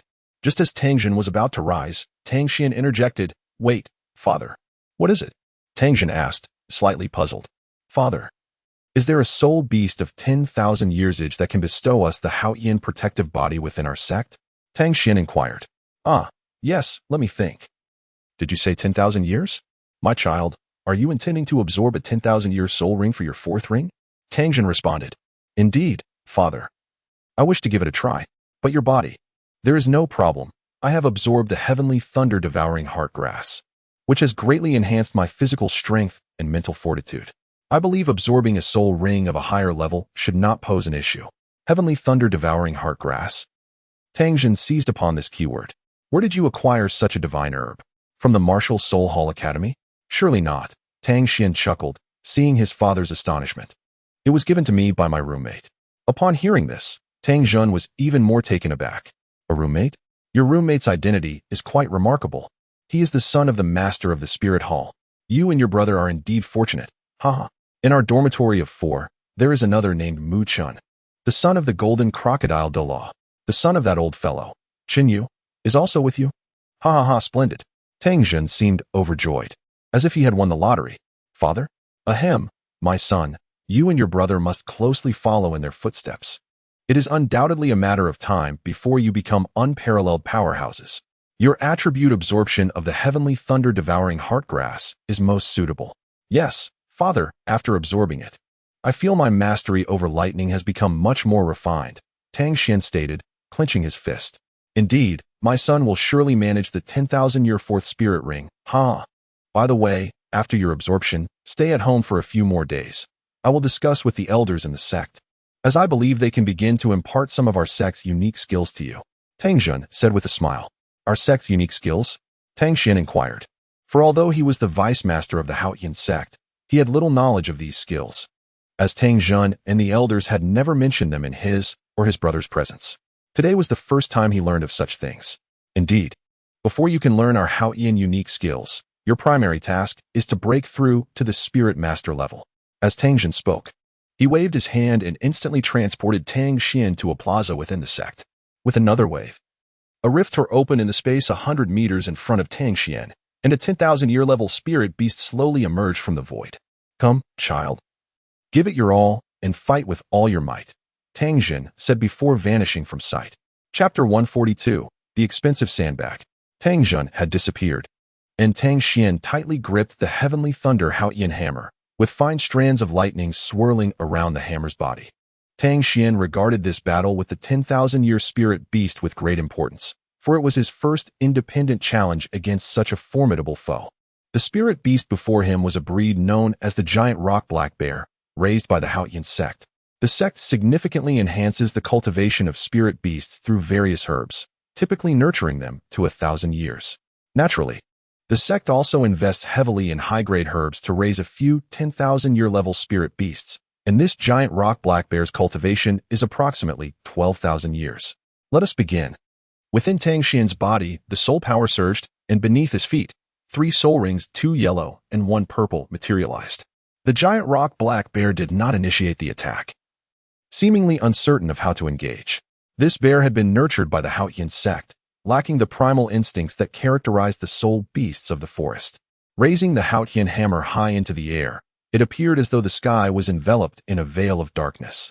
Shortly thereafter, thunderclouds gathered, rumbling ominously. As lightning struck down, the heavenly thunder hammer absorbed this electrical energy, radiating an intense brilliance. Just as Tang Xian prepared to strike, he observed the giant rock black bear trembling on the ground, its massive paw covering its face. This sight elicited a twitch at the corner of Tang Xian's eye. Could it be that the giant rock black bear was afraid of thunder? Puzzled, he contemplated. In the distance, Tang Jun stood with several elders, exchanging awkward glances, each silently observing the other. Master this. Ignoring the murmurs. Tang Xian's third purple soul ring flickered subtly. Third soul skill, Thunder Shadow. Releasing his grip on the heavenly thunder hammer, it floated gently before him, enveloped in crackling electricity, as if brimming with boundless power.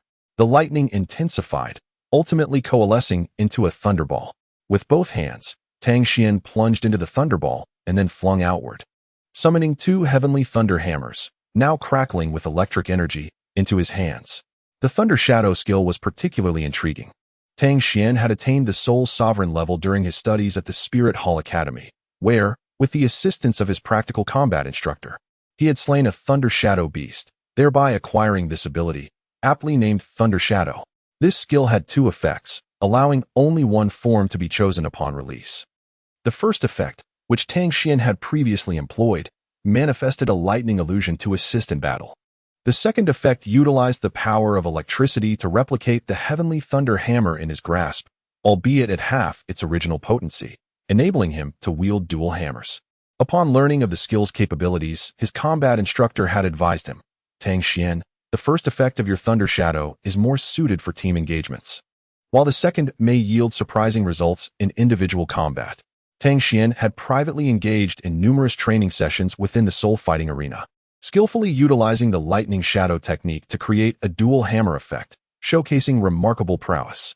He hurled the heavenly thunder hammer, replicated with his left hand, towards the colossal rock bear, which, having ceased to hear the thunderous sounds, cautiously revealed its head.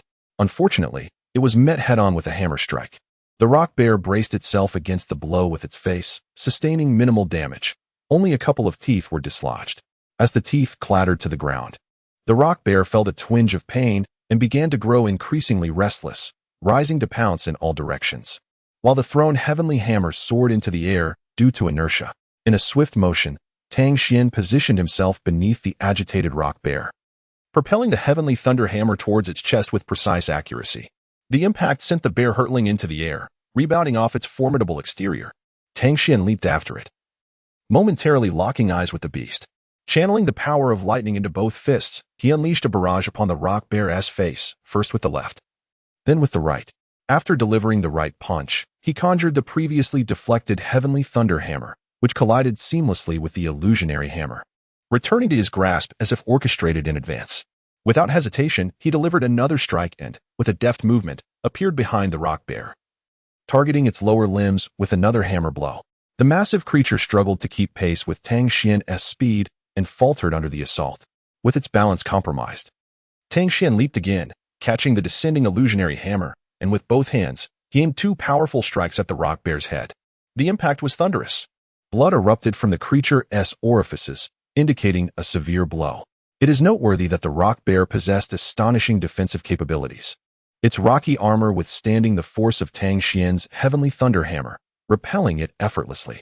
Tang Xian, demonstrating keen intelligence, had scrutinized the formidable beast prior to battle, recognizing its defenses as nearly impenetrable. Yet, he astutely discerned the creature's most vulnerable areas, its head and groin.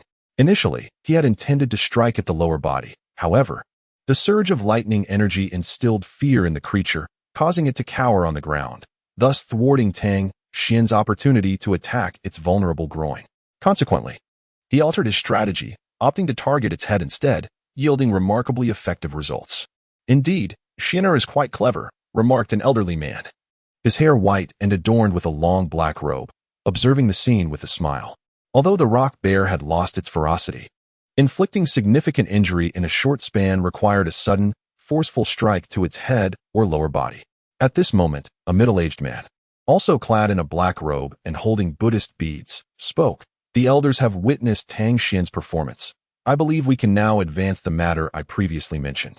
The elderly man nodded in agreement, indeed. However, the middle-aged gentleman, who was stringing Buddhist beads, questioned, Isn't this a tad premature? The grand elder replied, It is not too soon. Xian and Shun will require ample time to comprehend that unparalleled skill. Tang Jin furrowed his brow as he remarked, Indeed, let us proceed. Sect Master, I entrust this matter to you. The Grand Elder inquired. Xian and Qin's cultivation levels should be quite comparable now, correct?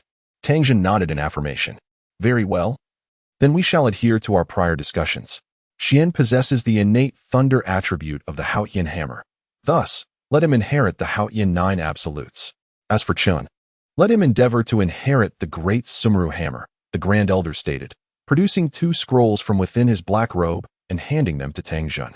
Tang Jun was taken aback by the Grand Elder's swift and decisive actions, for he had been one of the most vocal opponents among the elders, advocating to wait until Tang Xian and Tang Chun achieved the rank of title Douluo before proceeding. The Grand Elder chuckled. All of this is for the benefit of the Haotian sect. What reason do I have to hesitate any longer?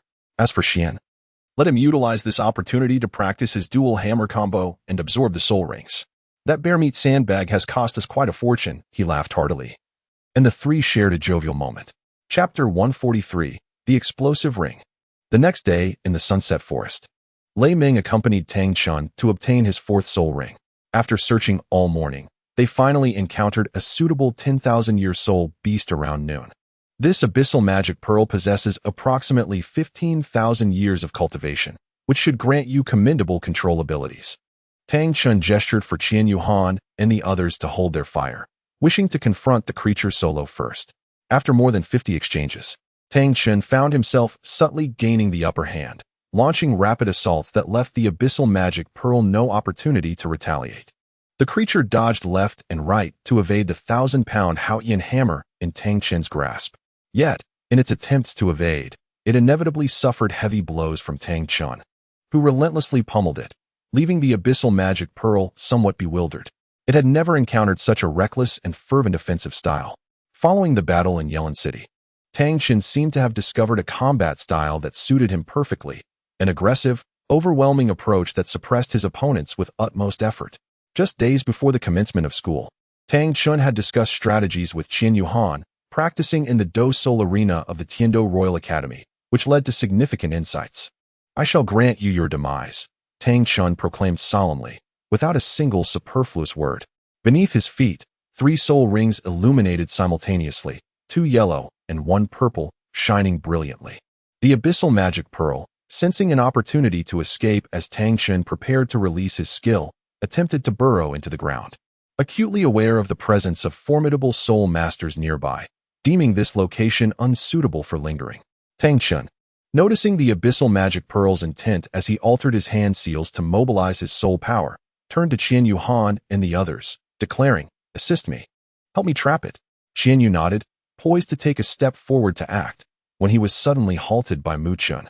With a smile, Mu Chun said, "Old Fourth, what control skills do you possess? Sister Ouyang, you need not intervene. Allow me to handle this." As he spoke, he also prevented Ouyang Luoxue, who intended to act, from doing so. Ouyang Luoxue responded with a nod. At that moment, the black 4th soul ring beneath Mu Chun pulsed with energy. 4th soul skill, Death God as Toxic Miasma. As Mu Chun's hand seals shifted, the subterranean magic spider noticed an enigmatic pattern emerging on the ground beneath its feet and sensed impending danger, preparing to leap away. However, the pattern instantly expanded, and with his right hand raised in a lifting gesture, Mu Chun commanded, "Rise." From the pattern, a thick black smoke began to ascend. Just as the subterranean magic spider attempted to move, it was engulfed by the swirling black mist. It immediately felt as though its entire body was weighed down by 1,000 burdens. Yet, faced with the threat of life and death, the subterranean magic spider ignited its cultivation, struggling fiercely to break free. "Second brother," Mu Chun shouted. Tang Chun, having gathered his strength, activated 3 soul rings. Yet no soul skill was unleashed. Qian Yuhan voiced his confusion, inquiring, "What is second brother attempting to do?" Lei Ming, appearing to grasp a hint of the underlying intent, chuckled softly and remarked, "How intriguing." Tang Chun summoned 3 soul rings, each quivering with energy, and to his astonishment, the first yellow soul ring began to exhibit signs of cracking. Qian Yuhan squinted, murmuring softly, "Could it be?" At that moment, Lei Ming exclaimed, "Explode. Ring. Exploding ring." The revelation that Tang Chun could execute the exploding ring technique left Ouyang Luoxue in astonishment. Given Ouyang Luoxue's esteemed status within the Ice God sect, she had often heard her father recount tales of his youthful adventures with friends, including the renowned exploding ring skill employed by the current leader of the Haotian sect, Tang Xun. Each soul ring was capable of executing an exploding ring, unleashing its full power instantaneously, transforming into the wielder's own strength and augmenting their attacks to an extraordinary level. The efficacy of the exploding ring was directly proportional to the quality of the soul ring involved. Ouyang Luoxue continued her explanation, noting that Tang Xun possessed only one earth-shaking skill as a reinforcement technique, while the Rift skill served as a control ability, and the Haotian Guardian was purely defensive. Thus, to achieve explosive power, the exploding ring seemed to be the optimal choice. However, she had not anticipated that he would master such a skill at this juncture. As the soul ring shattered, its energy surged into the earth-shaking Haotian hammer held by Tang Xun. The hammer radiated a golden light, expanding to over twice its original size. With both hands gripping the handle firmly, he swung it downwards towards the deadly miasma unleashed by Mu Qin. Fully aware that the abyssal magic pearl remained ensconced within that toxic fog, and the hammer's impact zone would adequately encompass the lethal miasma. The colossal hammer sliced through the sky, hurtling towards the ground. The abyssal magic pearl sensed the imminent threat of death and hastily summoned its remaining strength to its two sharp, formidable front claws, launching several attacks towards the perceived danger in the air. Yet, the strikes had no discernible effect on the hammer's descent. With a resounding crash, the hammer struck the ground, causing the earth to tremble and the mountains to quake, while the ensuing shockwave surged like a tidal wave, impacting every blade of grass and tree in the vicinity. Qian Yuhan and the others instinctively called upon their soul power to withstand the overwhelming force. Of course, for Lei Ming, a soul master of his caliber, it posed no challenge, as he stood unwavering in his place. What tremendous power, Qian Yuhan murmured softly. I could not withstand that blow. Is this the amplification following the exploding ring? Mu Qin exclaimed in astonishment. Beneath the deep pit, the corpse of the abyssal magic spider lay still, its black soul ring floating above.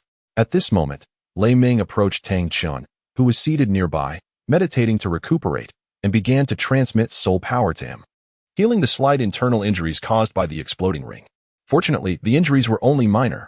Otherwise, it would have been impossible to absorb the soul ring, Lei Ming said with a wry smile and a shake of his head.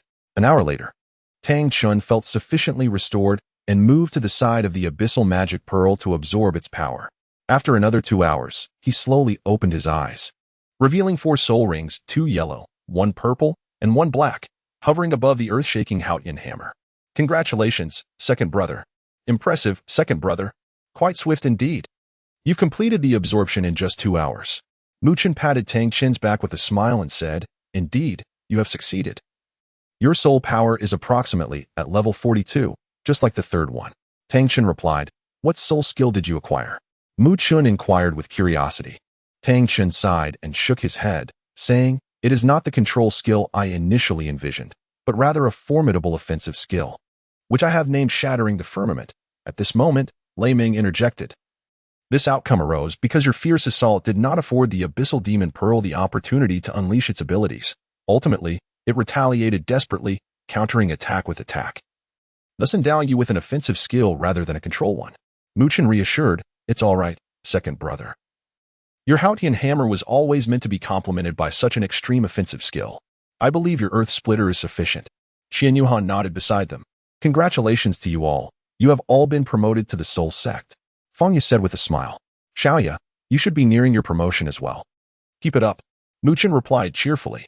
Yes, indeed, let us strive together. Fangya said joyfully. All right, we have completed gathering the soul rings. Let us return to school. Lei Ming declared. By the time they returned to the academy, it was already evening. After bidding each other farewell, Ouyang Luoxue approached the mailbox by the side entrance of the academy, opening it to search for the letter that Qian Yuhan had previously deposited. After searching for a considerable time without success, Ouyang Luoxue's brows knitted together in distress, her expression darkening. It appears someone has indeed stolen the letter, she said coldly. Lu Lao. Ouyang Luoxue called out. Miss. Lu Lao suddenly appeared behind Ouyang Luoxue, speaking respectfully. Investigate this matter. I want to know who is so desperate for self-destruction. Yes. Miss, Lu Lao responded, then swiftly vanished from sight. Stack the buffs first. I am grateful to the esteemed Xiao Guan for the gift of love-powered energy. Thank you. Chapter 144. A Path to Death has been found. Upon returning to their dormitory, Qian Yuhan and Zhao Ke fell into a deep slumber. The following morning, as they emerged from their quarters to commence their morning run, Zhao Ke sensed a movement behind them. Turning to investigate, he beheld merely a few fallen leaves. "What is it?" Qian Yuhan inquired, surprised, as he too glanced back. "Nothing much. I just had the distinct feeling that someone was behind us," Zhao Ke replied. Hearing this, Qian Yuhan was taken aback. "You felt it too, Ke?" "Indeed, class leader," Zhao Ke responded. Qian Yuhan nodded slightly, expressing that not long ago, she had an incessant feeling of being followed. It was indeed peculiar. Who in the heavenly could possibly trail us? Qian Yuhan shrugged and said, "Forget it. It doesn't matter. Let us warm up and start running." Meanwhile, Zhao Shua, having retreated to the teaching building, panted heavily, clutching his chest. Huff, huff, that was terrifying. I almost got caught.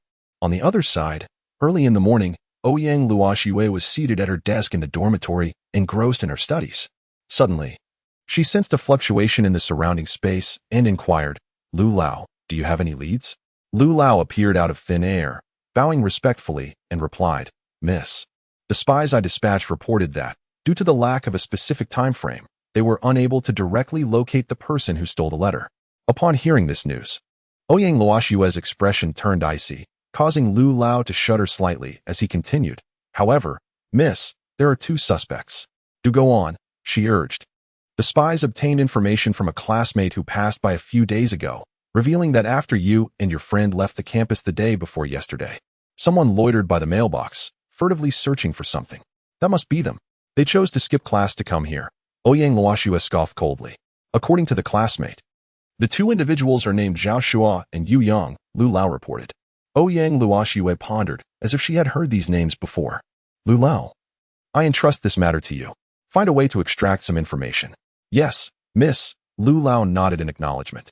Suddenly, Ouyang Luoxue recalled something and said, "Lu Lao, I will be returning to the clan and will be absent from the academy for a while. Please deliver all the information you gather to Qian Yuhan. Just mention that I happened to notice it and decided to investigate." "Understood. Off you go," she spoke coolly. Lu Lao flickered and vanished from sight. Ouyang Luoxue laid down her book and began to gather her belongings. After leaving a letter in the living room, she departed from the dormitory. After finishing their breakfast, Qian Yuhan and a few others walked towards the teaching building, engaged in light conversation while holding their books. Suddenly, a large hand patted Qian Yuhan on the shoulder, and upon turning around, he smiled. "Kong, my brother." The newcomer was indeed Kong, a tall boy they were familiar with, having encountered him the night before their departure when he resided in the dormitory across from theirs. "You returned last night?" Kong inquired. "Yes, we came back last night, just as the lights went out," Qian Yuhan replied. "Ah, I see. By the way, there is something I believe you should be informed about," Kong said earnestly. "What is it?" Mu Chun asked curiously from the side. "Didn't you go out with teacher Lei Ming the morning before yesterday? I happened to pass by the side door at that time and saw you, Brother Yuhan, placing a letter into the mailbox. I intended to greet you, but you left before I could approach. As soon as you departed, I noticed Zhao Shua and Yu Yang, those two rascals, sneaking around and rummaging through the mailbox. I couldn't help but wonder if they were following you to steal your letter and toy with your emotions." Upon hearing this, Qian Yuhan exchanged a glance with Zhao Ku and instantly felt that the sensation of being followed recently was indeed accurate. It was precisely the two of them who had been trailing her all along. Thus, it stands to reason that the individual she had since pursuing her earlier must have been these two. Qian Yuhan silently committed this matter to memory, intending to investigate further after class. Should this letter indeed reach Shui, it might lead her to believe that Qian Yuhan is unwilling to engage with her, thus jeopardizing their cherished friendship. Upon entering the academic building, she bid farewell to Kong, and the group proceeded towards their classroom.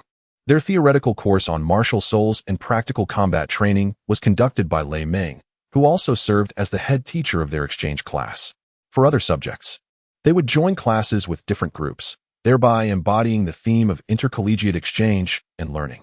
Arriving at Class 3 of the civil level, they merged for the course on the history of Douluo continent.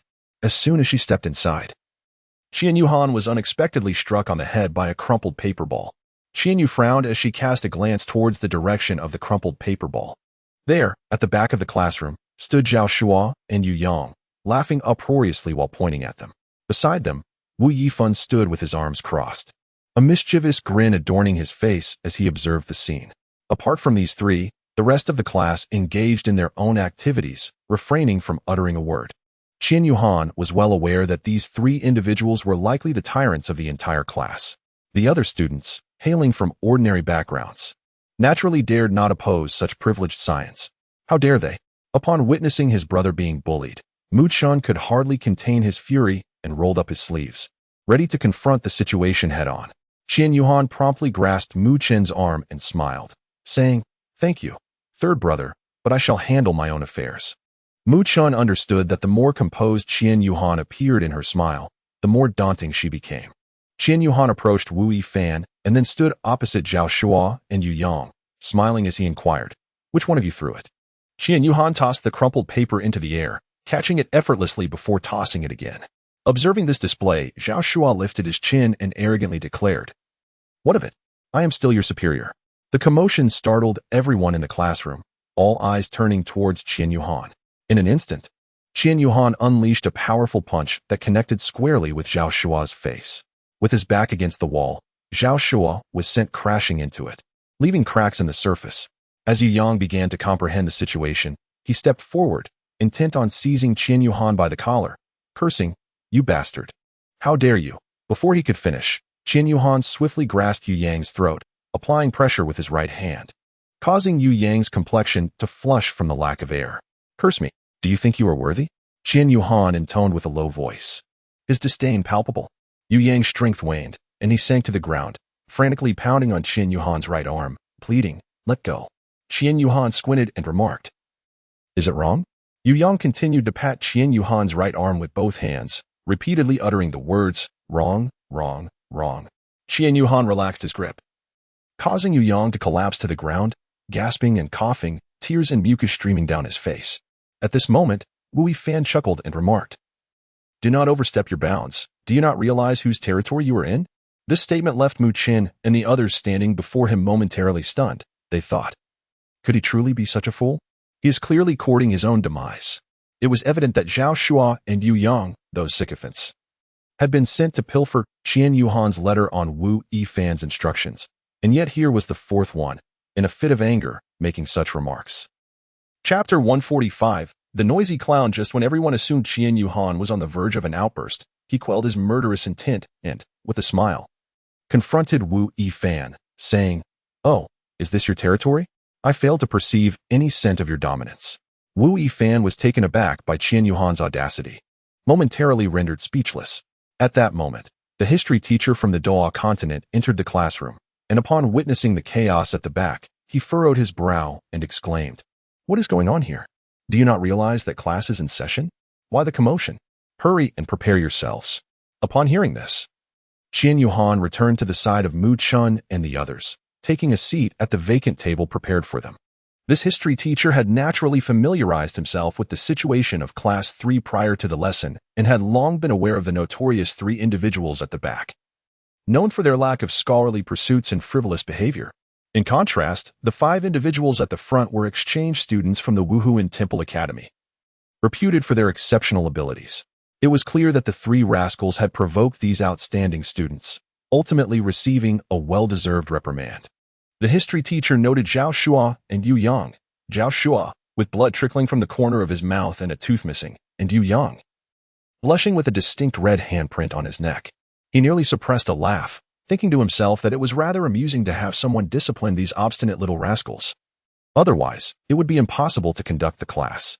After finishing this thought, he adjusted his glasses and addressed Zhao Shua and Yu Yang, urging them to attend to their injuries promptly. As Zhao Shua and Yu Yang supported each other out of the classroom, the other students could not contain their laughter at the sight of them, resulting in a chorus of hearty chuckles. At the back of the class, Wu Yifan sat in silence, his expression darkened. Meanwhile, Yuan Kongyi frowned and exclaimed, "What are you all laughing at? Don't you realize it's class time?" Qian Yuhan scrutinized the middle-aged man before him. Lei Ming had already informed them about their instructor, their history teacher of Douluo continent. This bespectacled gentleman, named Yuan Kongyi, despite having less than a decade of teaching experience, was a soul sage of level 79. He had traversed the continent for several decades, and, recognizing that further advancements in his strength were unlikely, he shifted his focus to the diligent study of history, eventually becoming an educator at the Royal Academy of Tiando. Today marks our first encounter. I shall be your guide through the history of Douluo continent. My surname is Yuan. I am the type who enjoys mingling with students. Feel free to call me Teacher Yuan or Brother Yuan in private, he declared with a youthful chuckle. Hello, Brother Yuan. A boy exclaimed with a smile. Yuan Kongyi responded, that classmate will lose 5 points. The boy's smile faltered, his face a canvas of confusion. I specified that it was in private. We are in class now, and there are rules to adhere to. Anyone who disrupts the learning atmosphere will inevitably face consequences. Yuan Kongyi stated with a grave demeanor. Considering this is your first offense, and you are unaware of my classroom regulations, I shall let you off this time. He added, immediately softening his tone. The boy nodded vigorously, sitting up straight. Pu Mu-chun, observing the dramatic antics of the boy, could not suppress a chuckle. This classmate. Please stand and answer a question. If you succeed, you shall be pardoned. If you fail, 5 points will be deducted, Yuan Kongyi directed at Mu-chun. Mu-chun slowly rose, glancing at Feng Yu for assistance. Mu-chun, isn't it? A wrong answer will result in a 5-point deduction, Yuan Kongyi pronounced. The Spirit Hall group. As soon as class ended, Yuan Kongyi had yet to leave the classroom when he heard Wu Yifan's voice from the back. You struck my brother before class. It's time to settle the score, Wu Yifan continued. Mu-chun quickly retorted, are you really that thick-headed? Just as he was about to unleash a verbal barrage, Feng Yu and Qian Yuhan intervened to restrain him. Qian Yuhan inquired, how do you intend to repay your debt? With a chuckle, Wu Yifan confidently replied, it's simple. Engage in a battle with the 3 of us. If you can endure for the duration of a stick of incense, we will consider this matter settled. Mu-chun, having just taken a sip of water, could not contain himself upon hearing Wu Yifan's words and ended up spraying it all over the unfortunate thespian seated across from him. Realizing his indiscretion, Mu-chun quickly offered his apologies. Meanwhile, the other classmates began to murmur among themselves, criticizing Wu Yifan for his lack of integrity, suggesting it was disgraceful to demand a 3-on-1 match and to insist on a stick of incense as a condition for resolution. Mu-chun was astonished at Wu Yifan's audacity, thinking to himself that he was truly overestimating his capabilities. Perhaps the fight would end before the incense was even lit. With the 4th brother being unilaterally dispatched, Yuan Kongyi observed the scene with a slight smile. He had a good rapport with Lei Ming and had learned from him that these exchange students possessed formidable strength, filling him with curiosity about just how powerful they truly were. So much so that even Lei Ming referred to them as unparalleled geniuses of the millennium. You can compete at the Academy's battle arena, but refrain from fighting in the classroom, Yuan Kongyi advised. Wu Yifan replied, perfect. Teacher Yuan. You can act as the referee to ensure fairness. Yuan Kongyi was left speechless, responding, fairness? You are already demanding a 3-on-1.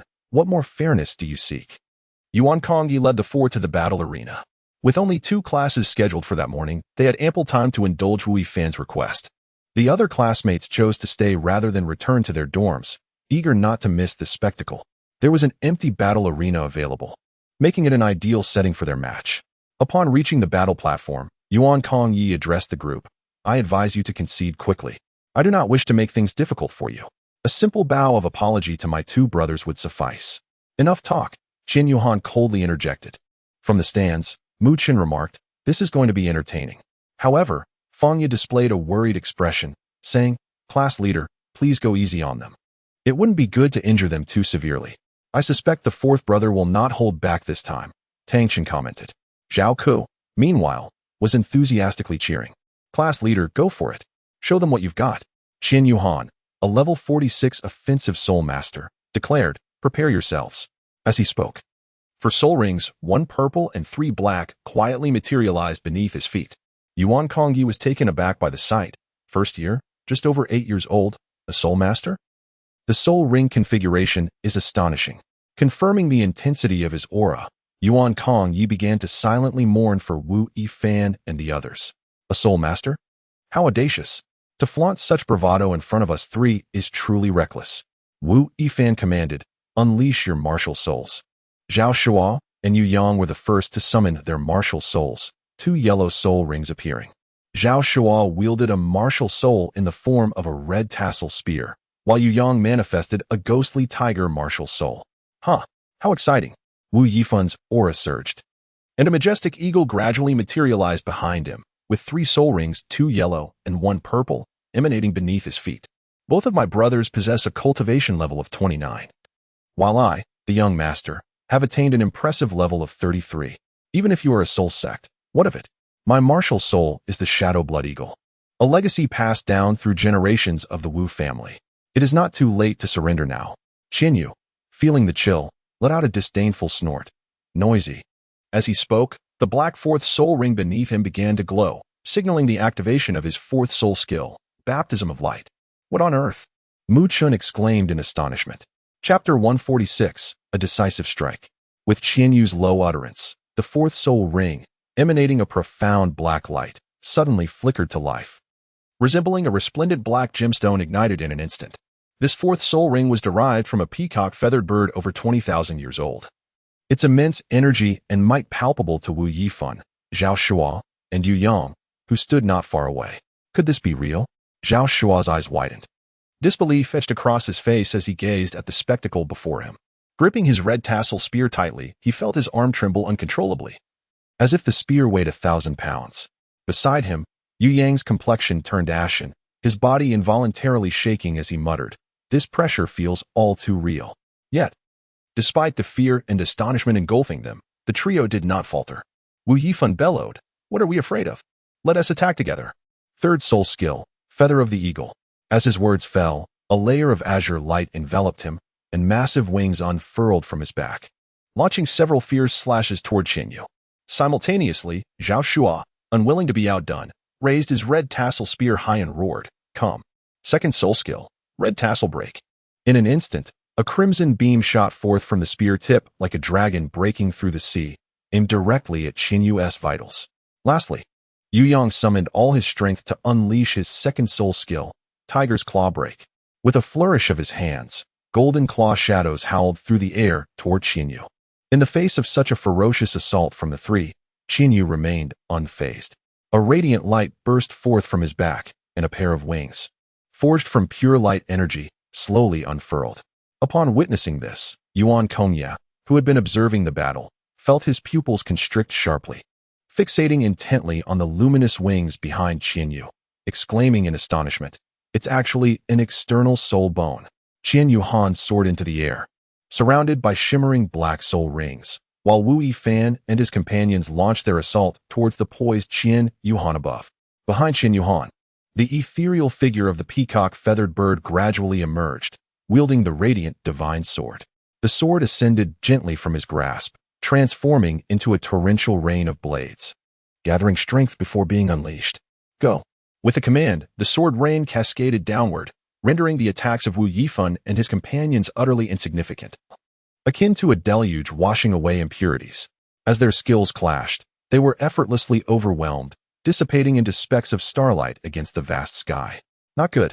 A sudden realization struck Yuan Kongyi, his countenance betraying astonishment. In an instant, his form morphed into a shadow, teleporting with astonishing speed to the forefront of Wu Yifan and the others. Steadily grounding himself, Yuan Kongya's sixth soul ring, dark as ink, shimmered with an ominous brilliance. Taking a deep breath, he bellowed, "Sixth soul skill, Silence of all things." With his thunderous proclamation, an invisible force erupted from Yuan Kongyi, causing the surrounding space to become ensnared by an overwhelming power, as if time itself had ground to a halt. Meanwhile, the dense rain of swords, birthed from Qian Yuhan's light baptism, hurtled towards Yuan Kongyi. Yet, as the razor-sharp blades approached a certain perimeter around him, they suddenly met an impenetrable barrier, their momentum abruptly ceasing. The glimmering sword shadows trembled violently within Yuan Kongyi's distorted space, but regardless of their struggle, they could not transcend this bizarre confinement. Yuan Kongyi mused internally, "What a remarkable light baptism, managing to quiver even within the silence of my realm." To his astonishment, however, the sword rain relentlessly battered the warped space surrounding him, causing it to fracture. "What?" Yuan Kongyi gasped in disbelief. The silence of all things held firm against Qian Yuhan's sword rain for mere seconds before shattering, along with the sword shadows within the space. Less than a dozen sword shadows remained, descending upon the group.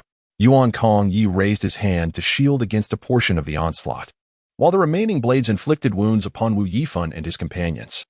The radiant power contained within the shadow of the thousand-feather cold sword exerts a profound purifying influence on Wu Yifan's Shadow Blood Eagle and Yu Yang's Ghost Tiger martial soul.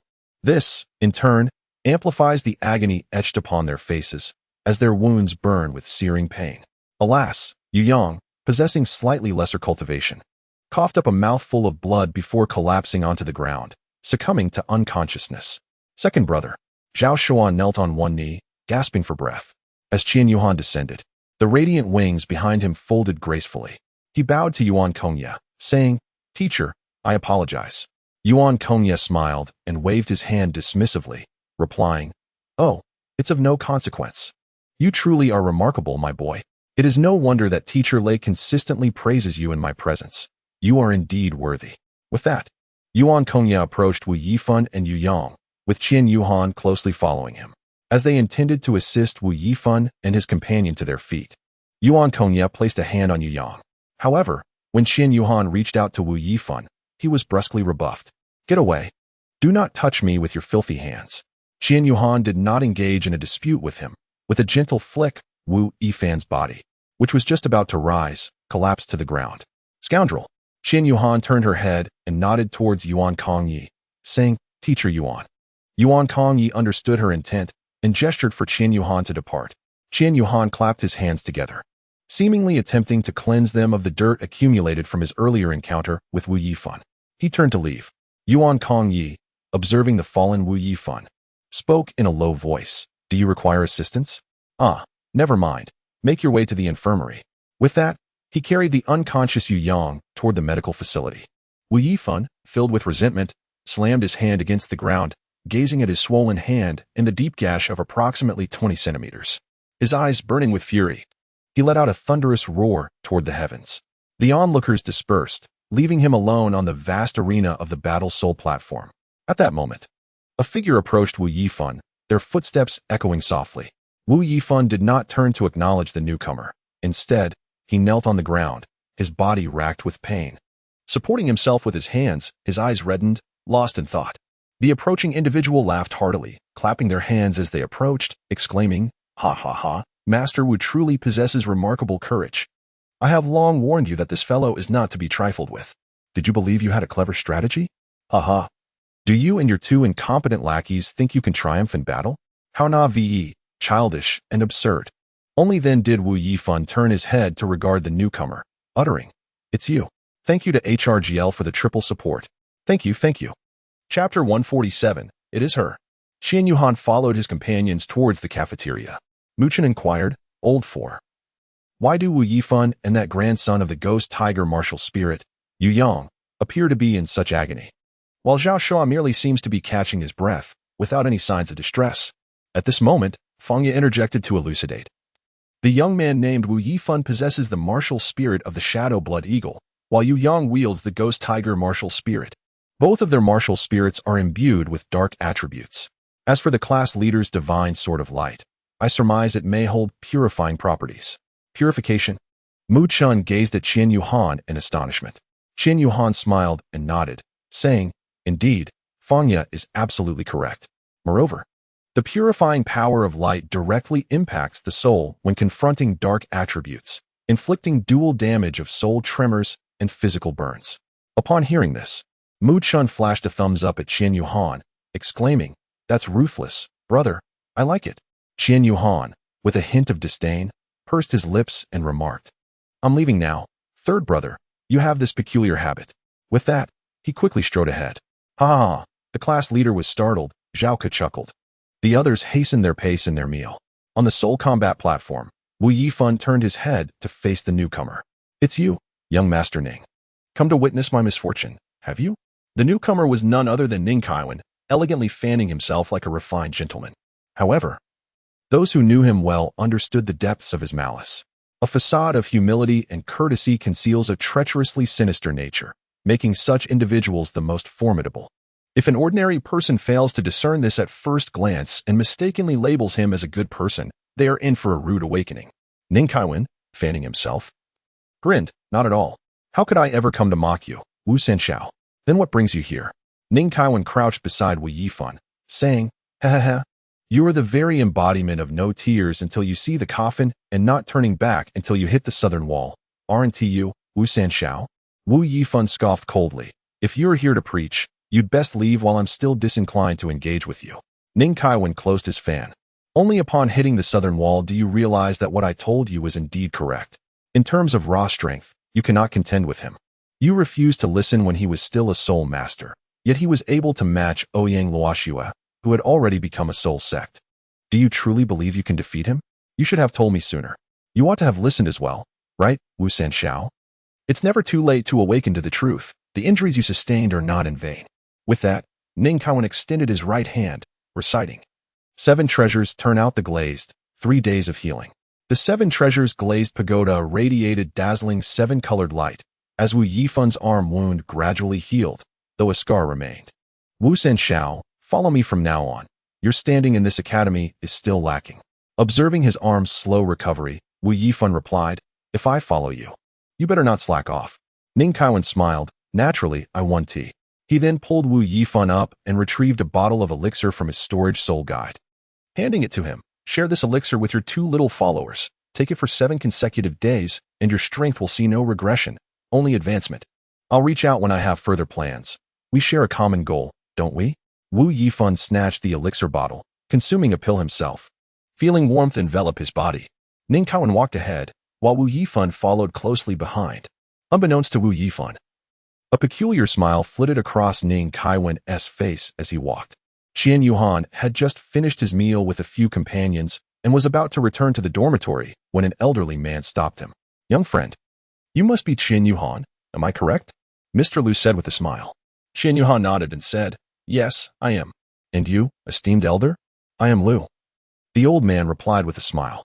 I have been sent by my young lady to deliver something to you. Your young lady? Qian Yuhan inquired, intrigued. Indeed, my young lady is Ouyang Luoxue. Here, take this, Liu explained, as he produced a beautifully embroidered pouch from his robes and handed it to Qian Yuhan. Upon hearing the name Ouyang Luoxue, Qian Yuhan felt a wave of relief wash over her. Ah, so it is from Luoxue. Thank you, Grandfather Liu. Qian Yuhan bowed gracefully in gratitude, then waved his hand and departed with his companions.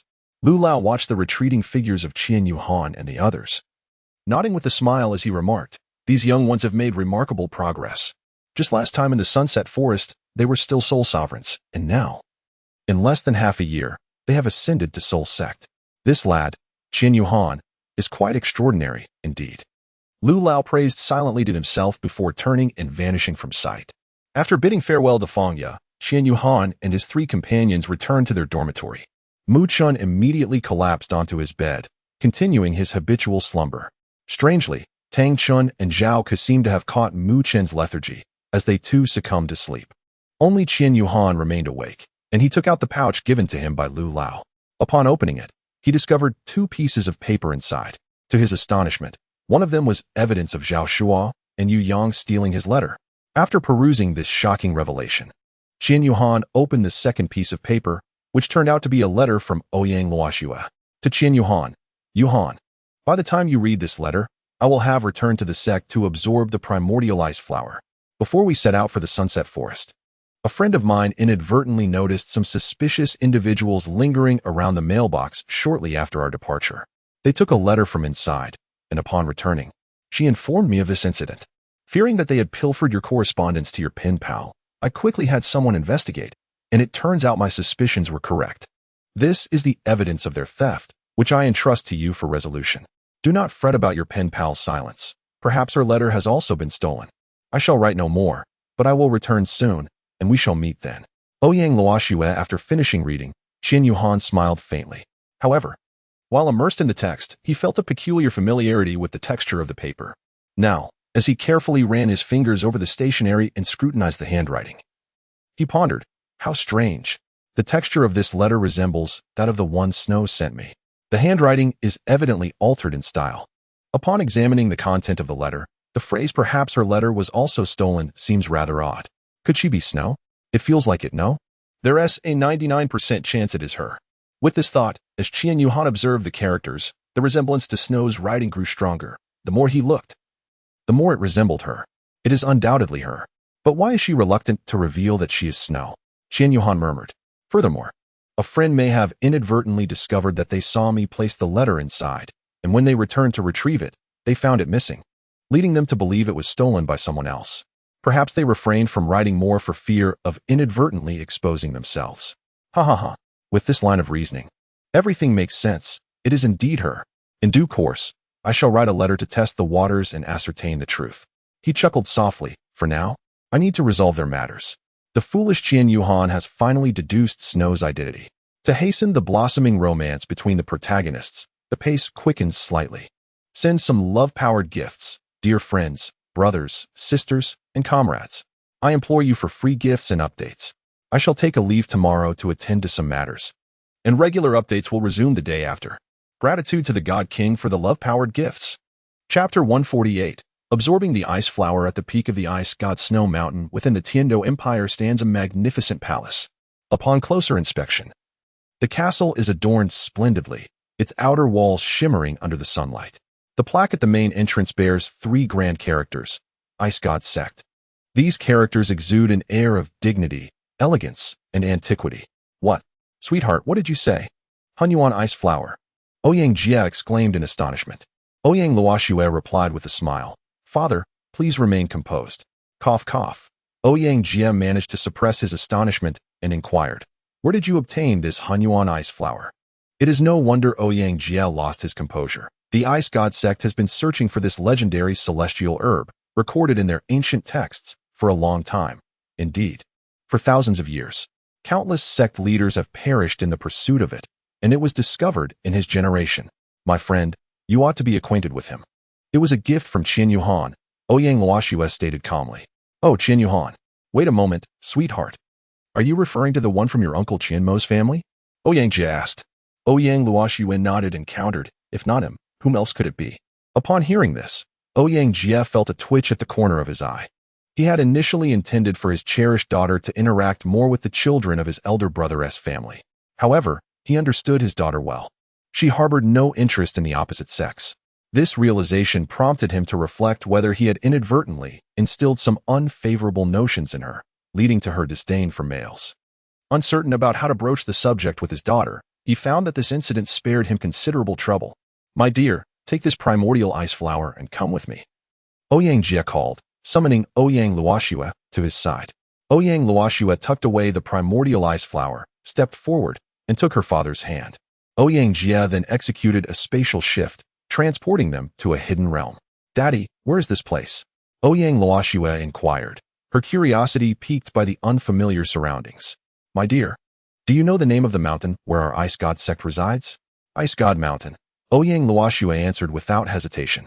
Indeed, this Ice God Mountain is the sacred ground where the formidable figure, the Ice God, achieved divinity. The Ice God, do deities truly exist? They do exist. And our Ice God Sect has honored the Ice God for generations. Ouyang Jia nodded, continuing, each sect leader has been selected by the Ice God as the great offering, awaiting the arrival of the chosen heir. The Ice God heir? Ouyang Luoxue questioned, puzzled.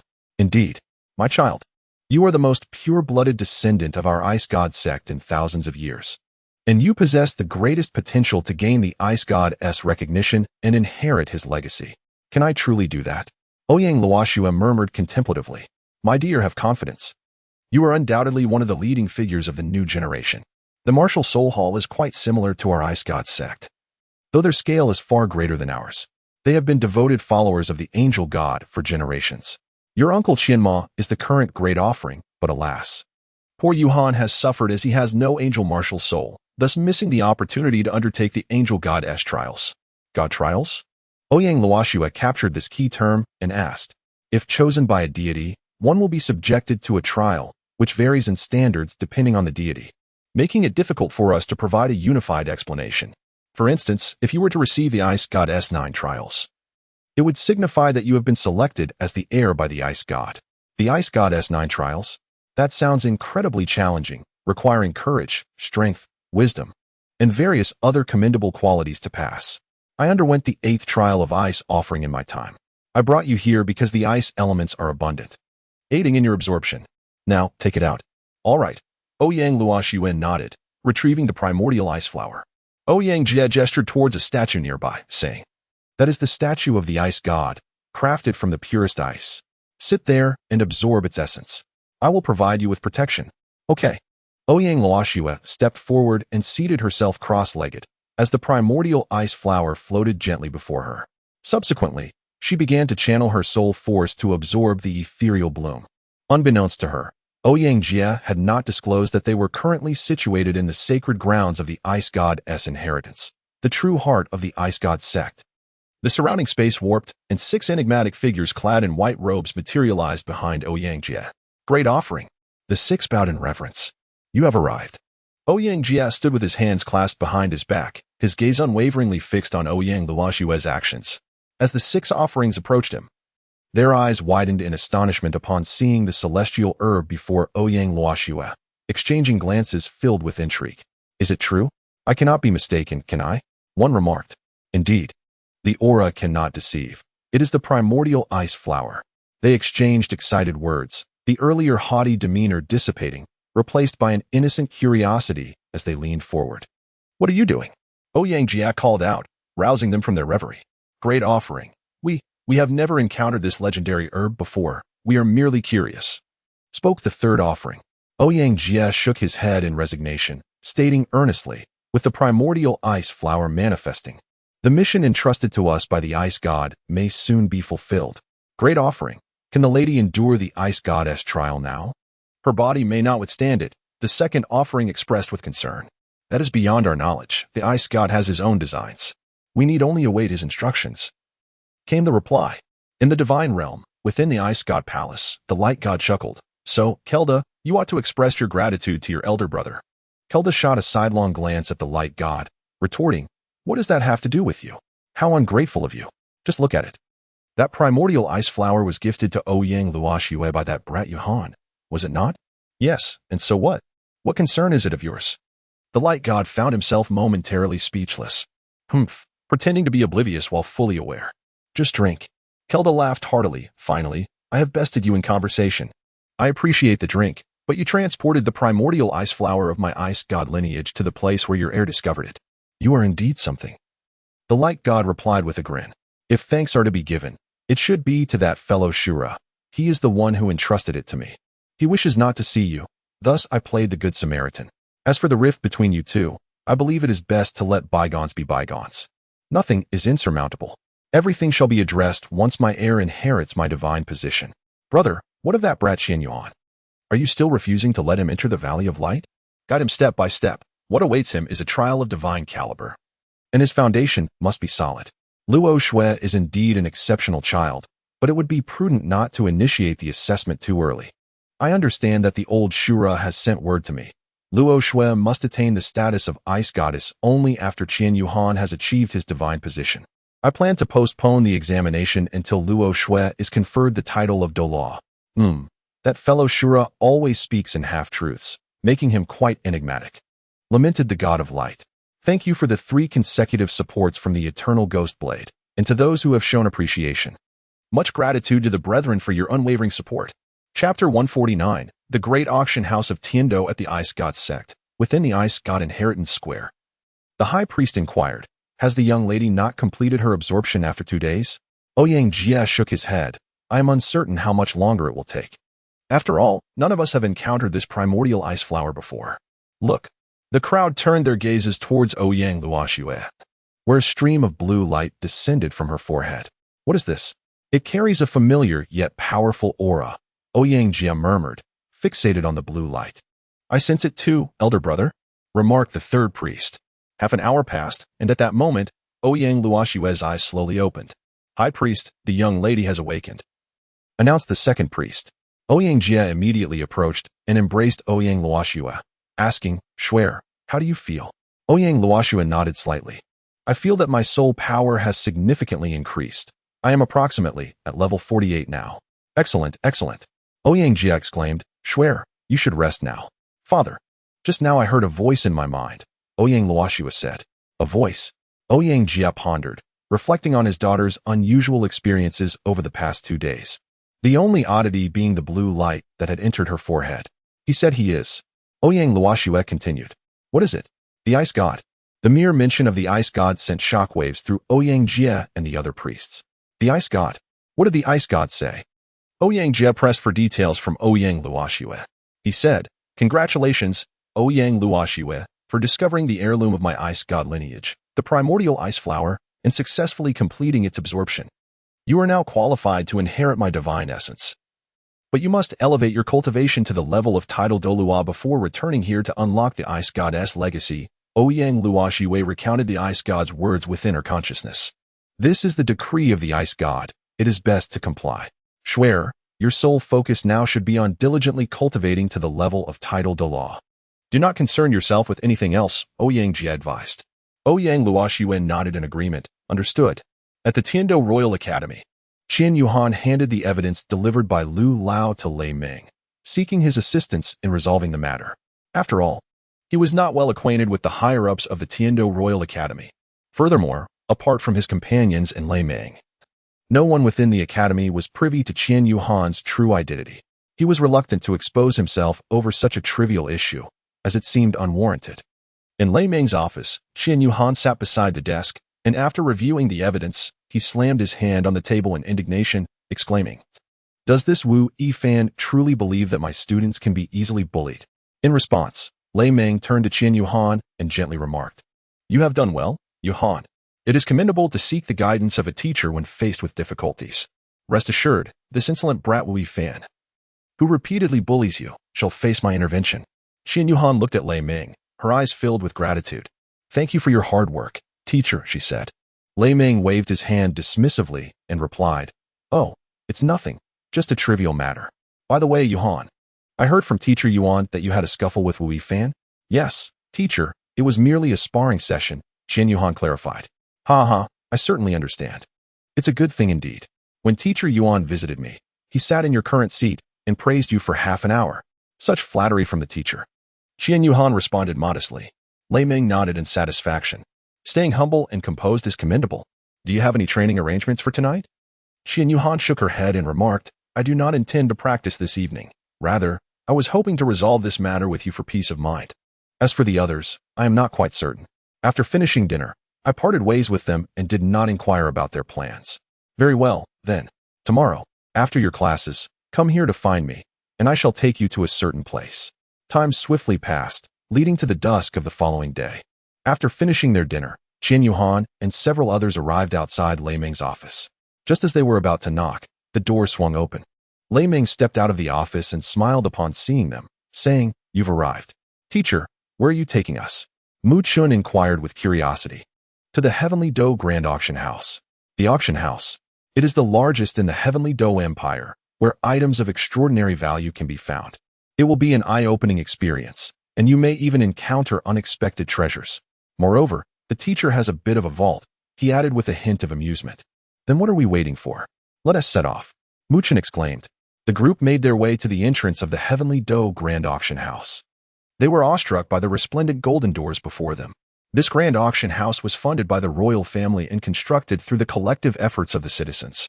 The first 3 floors were dedicated to everyday goods, while the 4th floor specialized in luxury items, and the entire 5th floor served as the auction hall. "Oh, this auction house is truly magnificent," Fangya gasped, covering her mouth in astonishment. Although Fangya hailed from nobility, her family was merely a second-tier clan in the Spirit Master City, and she had never encountered such opulence, especially since no such establishment existed in Spirit Master City. "It rivals the main castle of the Spirit Hall, doesn't it, 4th brother?" Mu Chun nudged Qian Yuhan. "It may not compare to the Spirit Hall, but its scale is somewhat reminiscent of my father's sanctuary," Qian Yuhan mused to himself. "I feel quite dazzled," Mu Chun remarked. As they reached the entrance, a staff member approached them. "Good day, it is my pleasure to assist you." Lei Ming produced an invitation from his pocket and handed it to the staff member. "There are 7 of us. Please confirm the number." "Understood. Please follow me, everyone. I will take you to the VIP lounge. We will use the members-only elevator." "Wow, a members-only elevator. How exclusive," Mu Chun exclaimed, marveling as they walked. As Mu Chun gazed at the surrounding walls, he noted that they were adorned with gold and embedded with numerous diamonds. Qian Yuhan, much like Lu Lao entering the Grandview Garden, observed her surroundings with wide-eyed curiosity. "What about the elevator over there?" she inquired. "Oh, that elevator is for ordinary people to access the 1st to 4th floors to purchase supplies. It does not go to the 5th floor," came the response. "What sorts of items are sold here?" Qian Yuhan asked. "Food, entertainment, cooking supplies, a variety of soul-guiding devices, and numerous crafts. You can certainly take a stroll around when the time comes, the service staff respectfully replied. Muchen patted Qian Yuhan on the shoulder, saying forth. That card of yours, I believe we could consider setting up a stall here to try selling. Qian Yuhan remarked with a smile. That is precisely my intention. At that time, we may consult with Luo Shui, as she possesses the knowledge. Chapter 150. The auction commences at the Grand Auction House of Tiando. The elegant auctioneer adorned in a resplendent gown addressed the esteemed guests, welcome to this imperial auction event, featuring a total of 66 exquisite items. Within the private box, Muchen inquired, what level does the imperial auction represent? Is it the highest tier? The attendant within the box responded with a smile, indeed. The auctions at the Tiando Grand Auction House are categorized into 3 levels, imperial, sect, and civilian. The imperial auction is held annually, the sect auction quarterly, while the civilian auctions occur sporadically every month and week.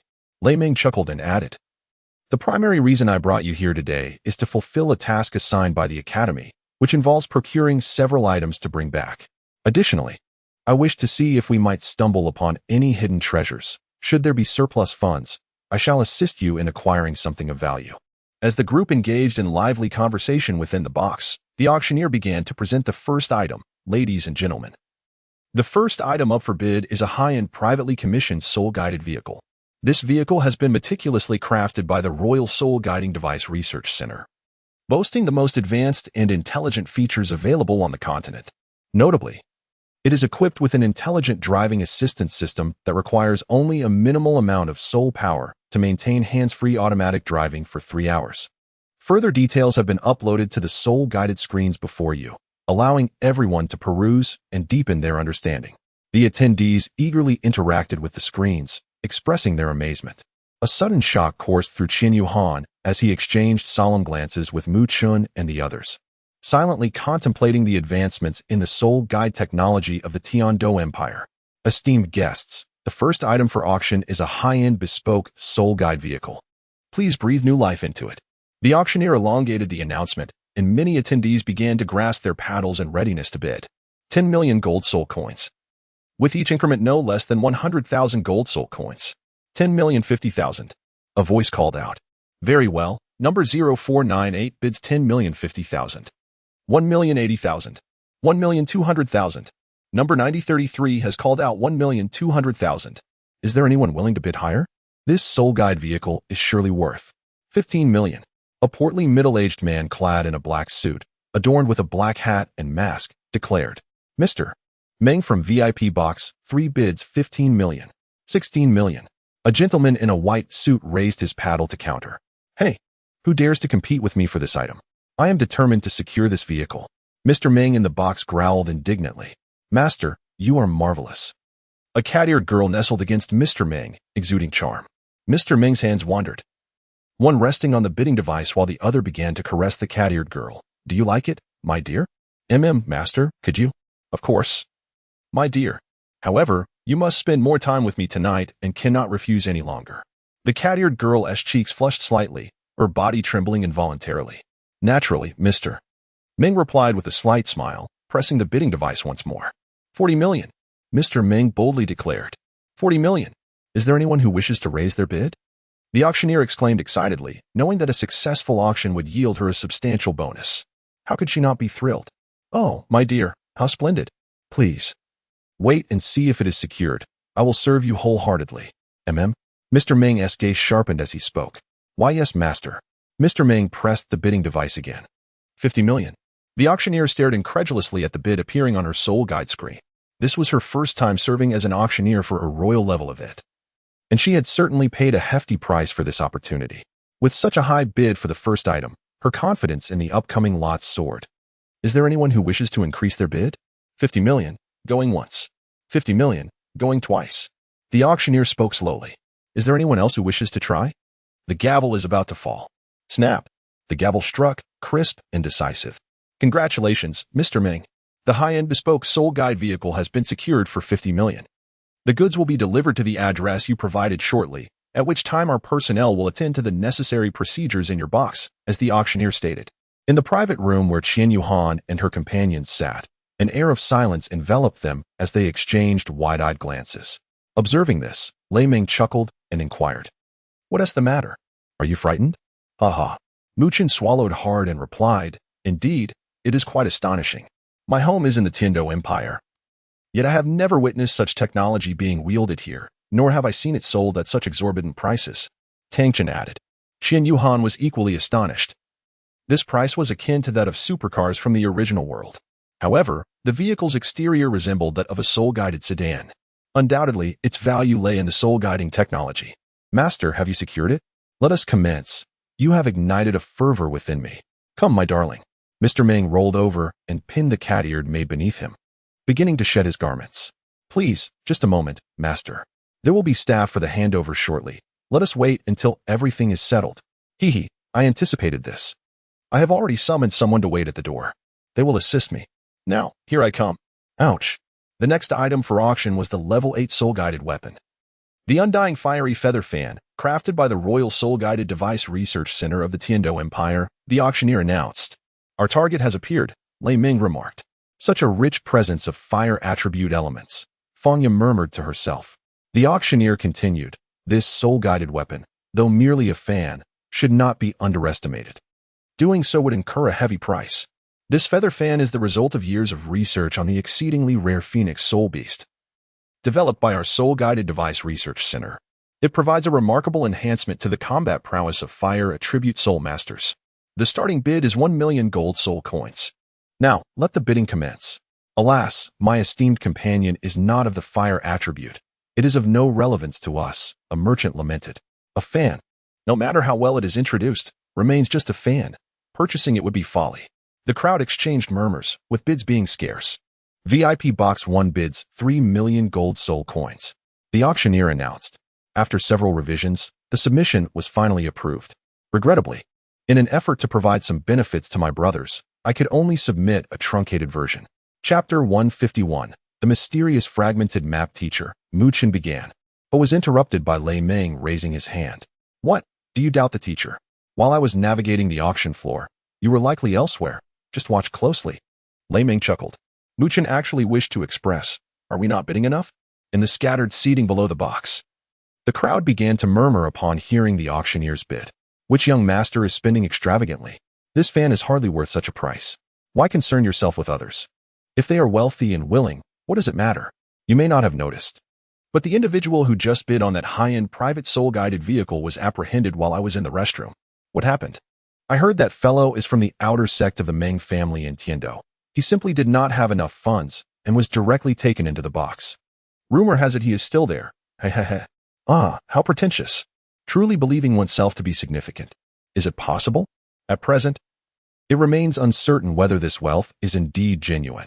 Subsequently, Lei Ming raised the price to 3.5 million gold soul coins and concluded the transaction without further negotiation. The staff promptly verified his identity, cross-checked the item information, and executed the payment seamlessly. Wishing you a pleasant shopping experience. We shall not intrude any longer. The staff remarked respectfully, gently closing the door behind them as they departed. In the corridor, several staff members began to express their thoughts. Look at him. Now that is a true magnate, entirely decisive and unambiguous. Indeed, unlike that rotund fellow at the outset, and that woman. Another staff member shuddered at the recollection. He secured it for 3.5 million. I was under the impression it would require 5 million, Muchin said, gazing at Lei Ming with admiration. It's rather ordinary. Lei Ming waved his hand with a smile.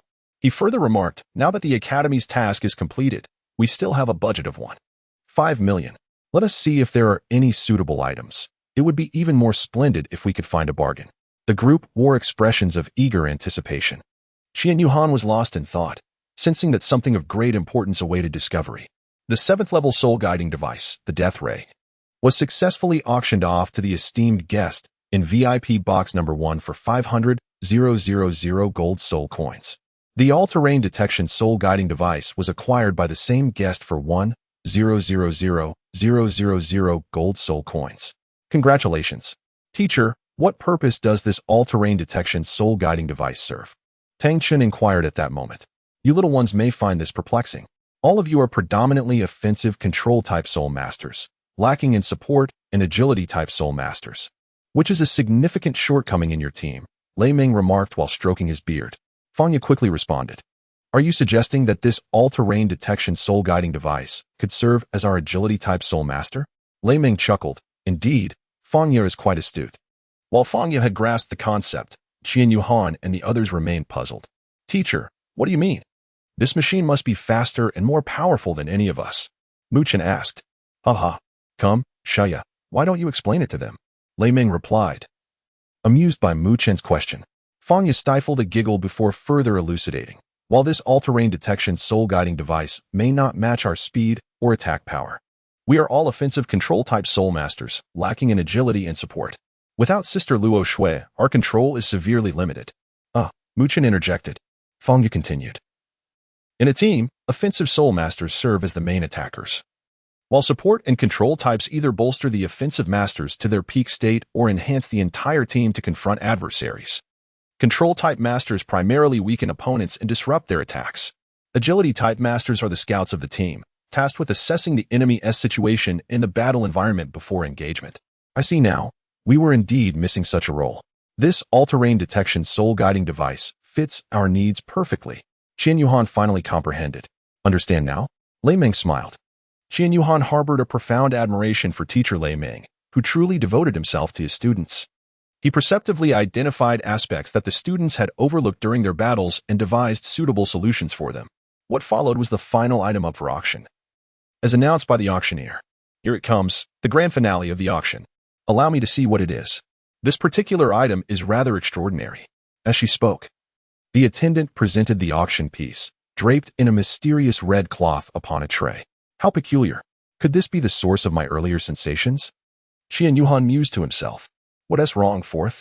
Mu Chen inquired. Nothing, just a feeling. I must acquire this item. Qian Yuhan's gaze remained fixed, unwavering on the auction piece brought forth by the attendant.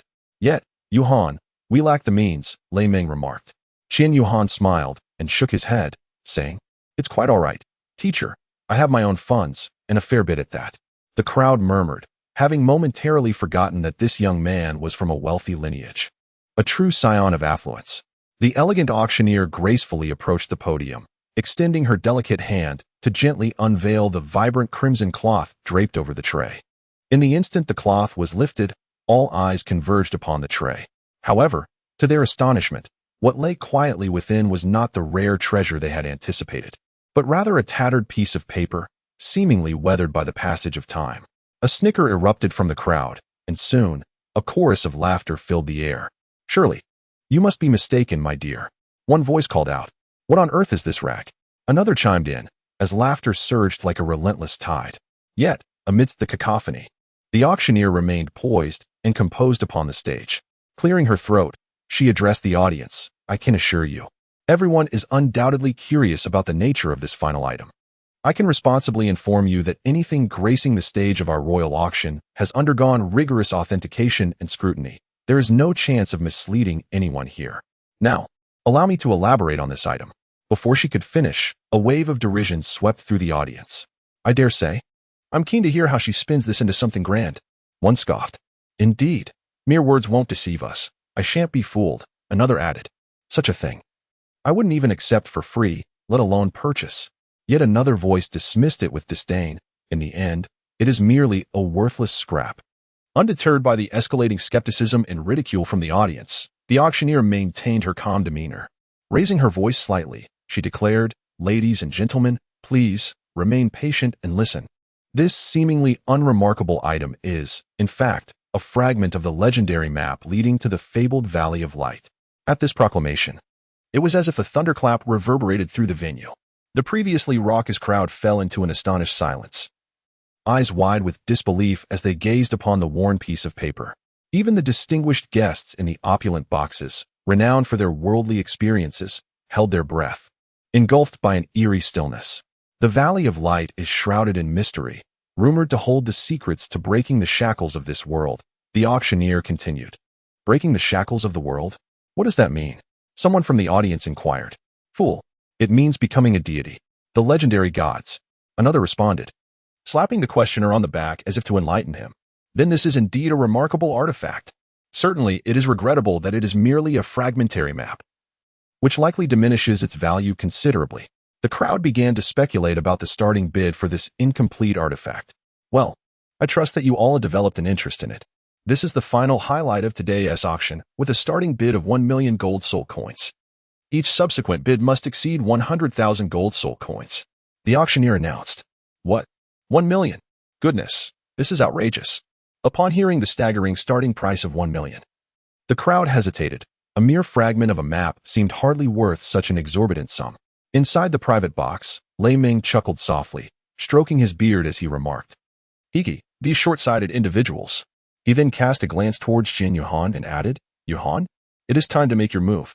Qian Yuhan nodded and pressed the bidding button within the private room. The auctioneer, who initially thought that this final lot would be unsold, suddenly noticed a bid appearing on his soul guide screen, his eyes brightening with excitement. Oh, the esteemed guest in VIP room number 1 has placed a bid of 1 million. Is there anyone willing to bid higher? Qian Yuhan's bid can indeed be regarded as her salvation. If the final piece de resistance of the royal auction were to go unsold, it would become a laughingstock within the auction community. And there may never be another opportunity to grace the royal auction stage again. Of course, this is undoubtedly related to the quality of the item being auctioned. 1,100,000, the auctioneer called for the second time. 1,100,000 for the third, just as the gavel was about to fall. Wait, 1,500,000. In the opposite VIP room, Ning Kaiwan lounged comfortably on the sofa, a high-stemmed glass of beverage in hand, casually crossing his legs. He leisurely pressed the bidding button, nonchalantly apologizing through a loudspeaker. "My apologies, everyone, I just dozed off." His gaze, however, held a provocative challenge directed at Qian Yuhan. The esteemed guest from VIP room 6 has bid 1.5 million. Would the guest from VIP room 1 like to continue bidding? The auctioneer inquired. She discerned that the individuals from room 6 were likely there to deliberately irritate, particularly targeting the one competing for this item in room 1. As the auctioneer, she naturally hoped to witness a spirited bidding war between the two parties. Within VIP room 1, Qian Yuhan, Mu Chen, and the others recognized the individual in the opposing room. Mu Chen seethed with indignation, exclaiming, "What a jerk. Old for. That guy is just trying to annoy you on purpose. And he claims to have just fallen asleep." Qian Yuhan's lips curled into a wry smile. "Ning Kaiwan, how peculiar it is. We have no grievances with anyone from the academy, and our interactions with fellow students have been quite harmonious. Yet, we continuously encounter such individuals." Fangya couldn't help but interject. Lei Ming, seemingly perceptive of the underlying circumstances, chuckled. "Indeed, who could blame us?" The moment Yuhan arrived, her closeness to that girl Luo Shui was evident. As for that previous Wu Yifan, I cannot speak, but I am well acquainted with Ning Kaiwan. He is indeed an ardent admirer of Luo Shui. "I thought as much," Zhao Ke remarked, giving Qian Yuhan a playful pat. Qian Yuhan remarked, "Luo Shui and I are merely good friends." "Ah, don't say any more. Quickly add me. The hammer is about to fall." Lei Ming chuckled as he prompted. VIP box 1.6 million. The auctioneer announced the current bid. The audience below had transformed into mere spectators, while individuals from other boxes speculated that two prominent figures were engaged in a clash, choosing to observe without causing any disruption. "Continue," Ning Kaiwan casually stated. The attendant under him pressed the bidding device. VIP box 6 esteemed guest has bid 2 million. Ning Kaiwan thought to himself, "Hee. Although this worthless item holds no value for me, I am quite curious to see how much determination you, Qian Yuhan, truly possess." Qian Yu's eyes twitched slightly, and her expression grew increasingly indifferent as she pressed a number on the bidding device. 55 million? The auctioneer exclaimed. In box 6, Ning Kaiwan's face darkened upon hearing the bid. Does this fellow truly possess such wealth?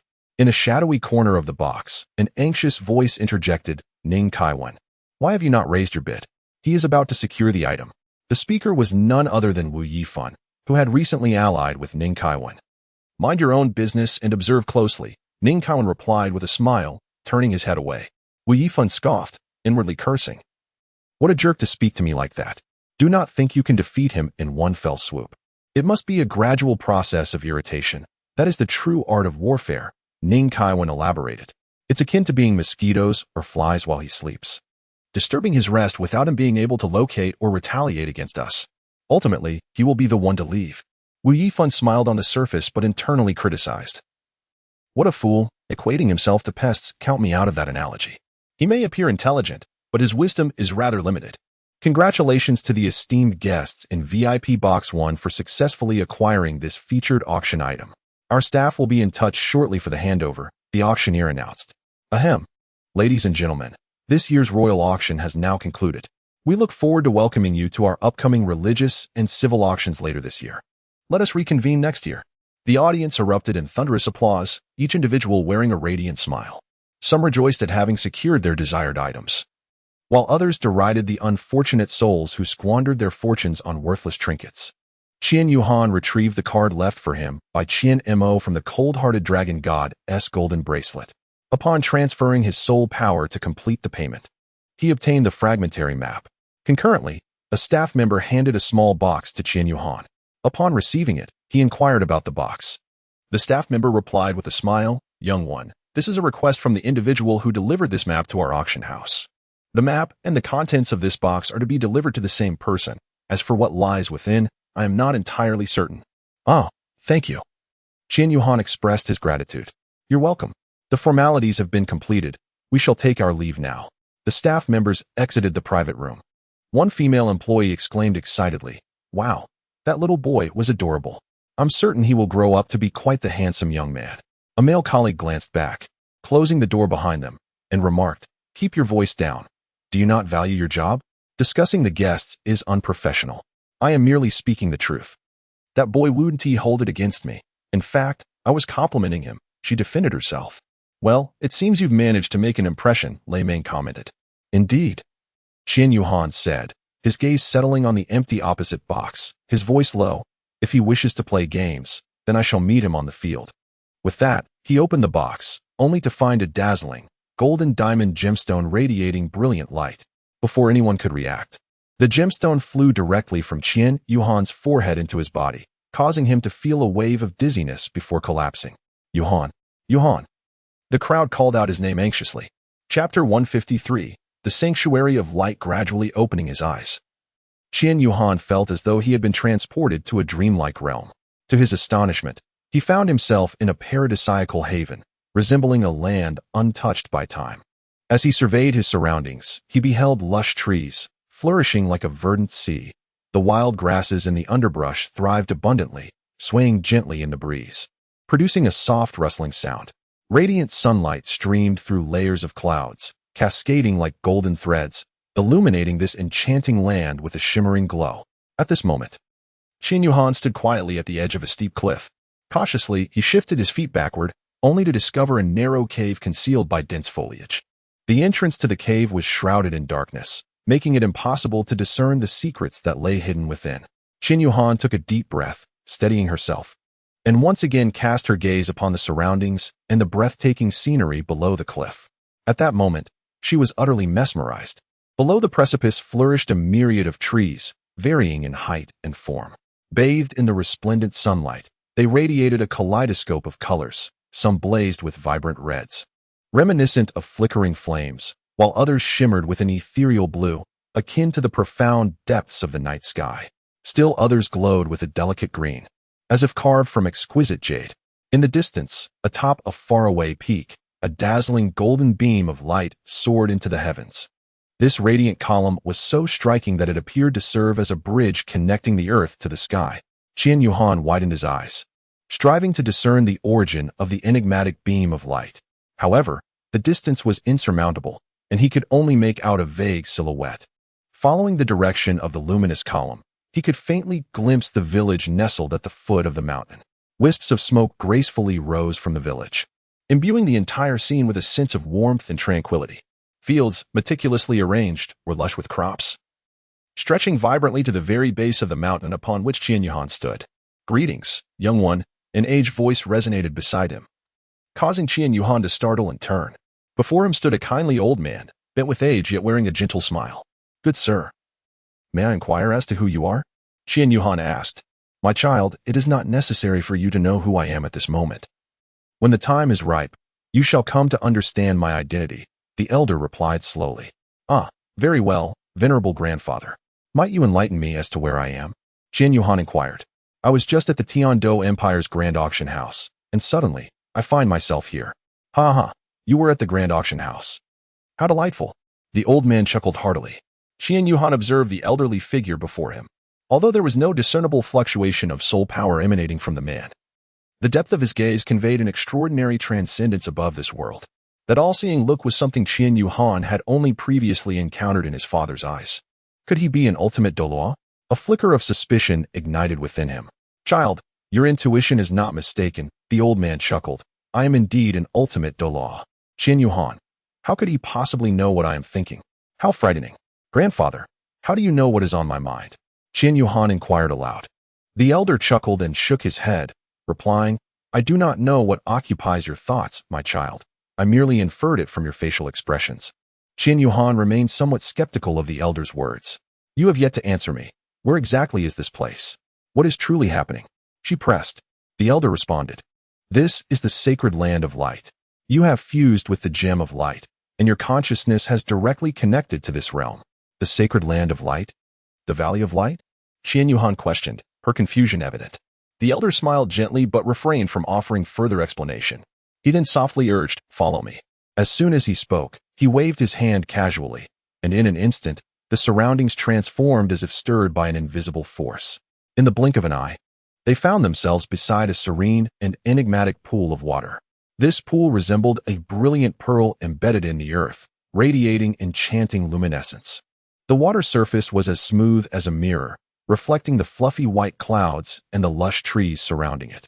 Upon closer inspection, one could see numerous yellow glimmers hovering above the pool, akin to a flock of ethereal sprites gently rising, adding a dreamlike hue to the entire scene. Standing at the edge of the pool, Qian Yuhan beheld the breathtaking scenery that surrounded her, utterly captivated. In the distance, the undulating mountains harmonized beautifully with the azure sky and white clouds. Nearby, vibrant flowers competed for attention, exuding delightful fragrances. Just then, Qian Yuhan could not help but look up in astonishment, discovering that the striking pillar of light she had previously seen was now merely 100 meters away from her. It stood like a colossal column reaching towards the heavens, shimmering with dazzling brilliance, seemingly connecting the mysterious forces between earth and sky. Observing Qian Yuhan's astonished expression, the elder smiled and explained, this is the legendary sacred pool of light. Now, you must enter the pool and quiet your mind to begin meditating. I believe that through meditation here, you will encounter unforeseen surprises. However, Qian Yuhan was concerned about her consciousness not returning in time, fearing that her physical form would remain in a dormant state, worrying her teachers and friends. Ha ha ha, you are quite thorough in your thoughts, the elder chuckled. Rest assured, the flow of time here differs from that of the cliff you were just on. A year spent here equates to merely a day passing in reality. How is it that this place contrasts with the divine realm? Qian Yuhan mused. Ah, so you are aware of the divine realm. Ha ha ha, you are indeed remarkable. The elder exclaimed, intrigued by Qian Yuhan's knowledge of the divine realm. Yet, he did not intend to pursue further inquiries. He gestured for Qian Yuhan to enter the pool known as the sacred pool of light. This is not the divine realm. It is merely a special space created by the Great One before his ascension. The old man uttered a final remark to Qian Yuhan after he entered the sacred pool of light, and then vanished from sight. Has he truly disappeared? Qian Yuhan murmured.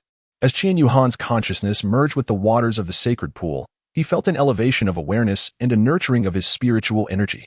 Outside the medical room of the Royal Academy of Tiando, Lei Ming paced anxiously, consumed by worry for Qian Yuhan's condition. As a teacher, he felt a profound sense of distress whenever a student encountered trouble. After a while, the door to the medical room swung open, and the doctor emerged. Lei Ming hurried forward and inquired, Dr. Liao, how's my student? Dr. Liao replied, the child is physically unharmed, but a momentary pause from the doctor sent a wave of apprehension through Lei Ming. Please, do not be alarmed, Teacher Lei. The child appears to have entered a deep state of meditation. Lei Ming's heart finally eased, and he playfully slapped Dr. Liao on the back, chiding, you rascal. Refrain from such dramatic pauses. They can be quite alarming for us laymen. Ha ha ha, you need not worry so. What exactly is the situation?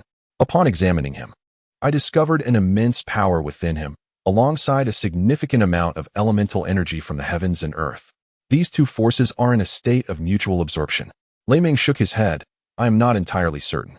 As long as the child is unharmed, that is what matters. If anything were to happen, how would I account for it to those old-timers?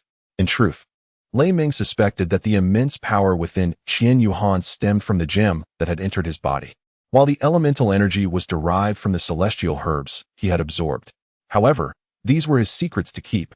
As a teacher, he would never disclose them without the student's consent, adhering strictly to his principles. The following morning, just as Dr. Liao was about to check on Qian Yuhan's condition, Qian Yuhan slowly opened his eyes and awakened. Dr. Liao's hand trembled, causing the items on the tray to scatter across the floor. Goodness, you're awake. Chapter 154.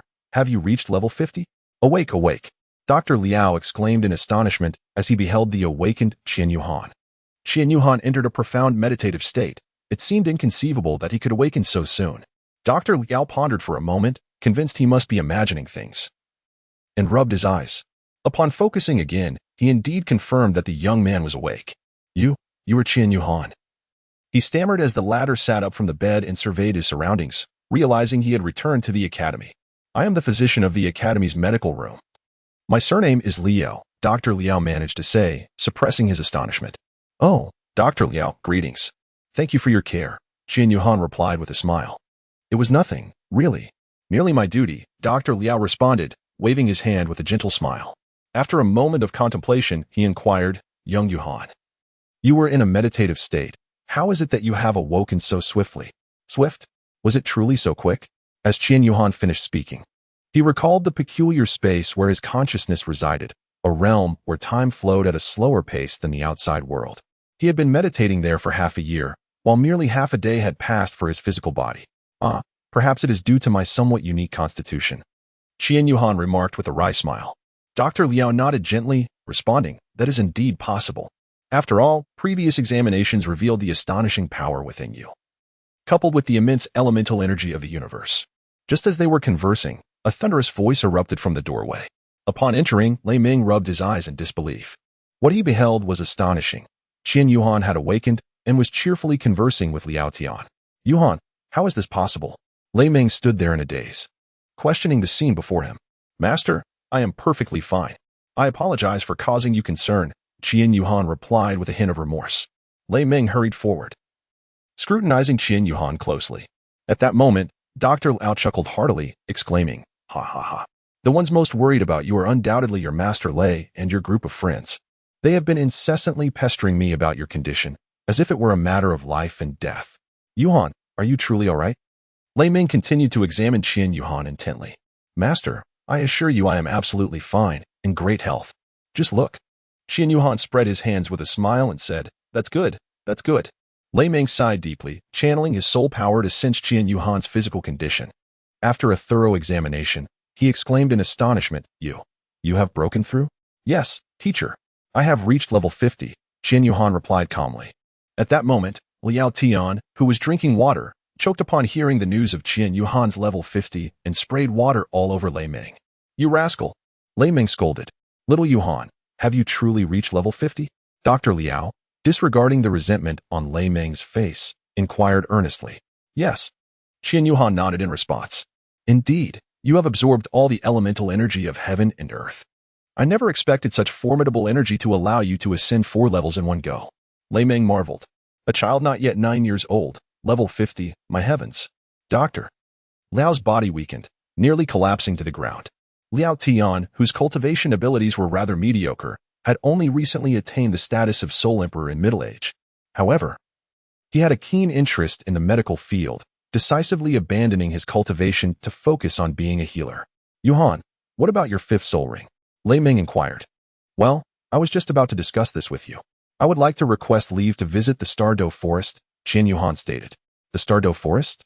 What soul skill do you wish to acquire there? It is perilous for you to venture there alone. I am quite concerned, Lei Ming replied. The Douluo forest is home to a plethora of soul beasts. I can choose carefully and seek a suitable skill. Absolutely not. It is far too dangerous for you to go alone, Lei Ming asserted firmly. If anything were to happen to you, I could not bear the responsibility. As your teacher, I must ensure your safety in all aspects, be it daily cultivation or your studies and well-being. Very well then. Might I trouble you to accompany me to the Douluo forest? Qian Yuhan, understanding that Lei Ming's insistence was for his own good, did not press further and smiled. All right, let's schedule it for the day after tomorrow. You have just completed your cultivation and are in a state of physical and mental fatigue. You must take care to recuperate over the next couple of days and not rush for results. As for tonight's physical training, I will adjust the intensity accordingly, Lei Ming said earnestly.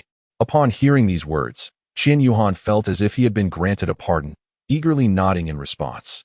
Thank you, teacher. I understand. He was acutely aware that Lei Ming's physical training was notoriously rigorous, with an intensity that often intimidated many. Thus, receiving even a slight reduction in training was undoubtedly a tremendous blessing for Qian Yuhan. As Lei Ming gazed upon this youthful yet vibrant boy, a sense of comfort welled up within him. Humph, you little rascal, he chided playfully before turning to Liao Tian. Their eyes met, and an unspoken understanding ignited a shared smile between them. Despite Qian Yuhan's remarkable talent in cultivation, he remained, after all, merely a child on the cusp of adulthood. Both Lei Ming and Liao Tian were acutely aware that the path of growth was long and winding, even with exceptional talent. It required careful nurturing and guidance to flourish into a towering tree. Seeing that Qian Yuhan had no further matters to attend to, they decided to let him return to his companions. Wow, you're back, old four? Qian Yuhan knocked on the dormitory door, and Mu Chen responded with delight. Is everything all right? Tang Chen inquired. Everything's fine now, second brother. I'm doing great, Mu Chen exclaimed. You seem even stronger now, class leader, Zhao Ke remarked. Indeed, I've made some progress, Qian Yuhan giggled in response. Upon hearing this, Mu Chen and the others could no longer remain seated. Mu Chen leaped off his bed, and simultaneously, Tang Chen hurried to join the others. The three of them, brimming with vigor, swiftly encircled Qian Yuhan, forming an impenetrable barrier. What do you all want? Qian Yuhan asked, panic evident in her voice. Her eyes were filled with confusion and unease, utterly bewildered by the sudden turn of events. Hiki, what do we want? A sly smile crept across Mu Chen's face, one that hinted at mischief. He leaned closer to Qian Yuhan, lowering his voice. Give us a chance. Confess your current power level. Upon hearing this question, Qian Yuhan softly replied, level 50. Oh, only 50? Wait, how much? Initially, Mu Chen did not grasp the significance. But as the realization of the number sank in, his eyes widened in astonishment. Just then, Mu Chen suddenly shouted, Brothers, let's go. This guy is already level 50. We can't let her be so arrogant. Let's team up. At his command, the other two immediately rallied to action. However, Qian Yuhan clearly did not anticipate such a turn of events. She hurriedly attempted to explain, Hey, wait, you can't do this. Listen to me. Yet, before she could finish her sentence, a hand reached out and yanked her to the ground. Amidst the ensuing commotion, it became evident that Mu Chen and the others had commenced their playful assault on Qian Yuhan. Some were tickling her, while others took the opportunity to playfully slap her. Meanwhile, Qian Yuhan struggled to break free, unable to contain her laughter. Stop tickling me, it's too much. Ha. The laughter and pleas for mercy from Qian Yuhan echoed throughout the room, intertwining with the cheerful sounds of Mu Chen and others, creating a vibrant and lively scene. Chapter 155. I must say, you truly are a fool. Qian Yuhan trembled in the corner of the dormitory. Isn't Big Brother back yet? Mu Chen inquired. Tang Chen shook his head, estimating that he would return a few days later. Isn't he just going to acquire a soul ring? Does it really take that long? Zhao Ke asked. Tang Chen replied with a smile. I suspect Father is imparting some of our Haotian sect's ultimate skills to him. Ultimate skills? Mu Chen and Zhao Ke exclaimed in unison, their eyes sparkling with excitement. Is it similar to the explosive skill you have, second brother? Qian Yuhan interjected. Tang Chen nodded. The level is comparable, but I am cultivating the Great Samurai Hammer, while Big Brother is likely to be practicing the Haotian 9 Absolutes. Great Samurai Hammer. Haotian 9 Absolutes, Qian Yuhan murmured, lowering his head. In a previous life, Qian Yuhan recalled a novel where the male protagonist acquired 2 extraordinary skills from his father and uncle, significantly enhancing his strength and audacity. If the elder and second brother were to master these 2 techniques, their team's prowess would ascend to new heights. Chen, have you mastered the Great Shumi Hammer? Mu Chen inquired. Tang Chen shook his head, expressing his regret. My abilities are still insufficient to wield the Great Shumi Hammer. One must at least attain the rank of Title Douluo. Title Douluo? How lofty! Zhao Ke exclaimed in astonishment. Indeed, thus far, I have only grasped the essence of the explosive ring associated with the Great Shumi Hammer. I am still far from fully mastering it, Tang Chen replied, waving his hand dismissively. Speaking of which, fourth brother, you have reached level 50. When do you plan to acquire your 5th soul ring? He shifted the conversation towards Qian Yuhan. In a few days, Teacher Lei will take me to the Stardow Forest, Qian Yuhan responded. Oh, do be cautious. The soul beasts there are notoriously fierce and brutal, and there are dangerous creatures lurking as well, Mu Chen warned. Rest assured, I will exercise caution, Qian Yuhan assured, gently patting Mu Chen's shoulder with a smile. That evening, the 4 of them, along with Fangya, ventured to the academy's dining hall for a meal. Along the way, Fangya remarked, Sister Luo Shui just returned this afternoon. It is said that her absorption of the primordial ice flower's soul power has greatly enhanced her abilities. Curious, Mu Chen asked, what level is she at now? Fangya shook her head. I am not entirely sure. I can no longer see through her strength. Moreover, she seemed quite fatigued upon her return this afternoon, merely greeting us before retreating to her room for rest. Qian Yuhan pondered. Luo Shui has returned. It seems that the Hunyuan ice flower is indeed timely for her. She must have broken through to the Soul King. Mu Chen inquired, Xiaya, how is your cultivation progressing? Didn't Yuhan provide you with the coxcomb phoenix sunflower? Once you fully absorb it, breaking through to the Soul Master should be a certainty. Fangya nodded and replied, indeed. The celestial herb given by the class leader is of exceptional quality. The coxcomb phoenix sunflower can be regarded as the monarch among celestial herbs. Its quality rivaling that of the heartbreak red. I feel as though I have absorbed barely half of it. Qian Yuhan smiled and said, there is no need to rush. We shall proceed step by step. Indeed, I feel that with each bit I absorb, the flames of the phoenix within me grow ever more refined. Qian Yuhan remarked, this is indeed a positive development. If I am not mistaken, your martial soul has yet to undergo complete evolution. There still resides a trace of dark flame within you.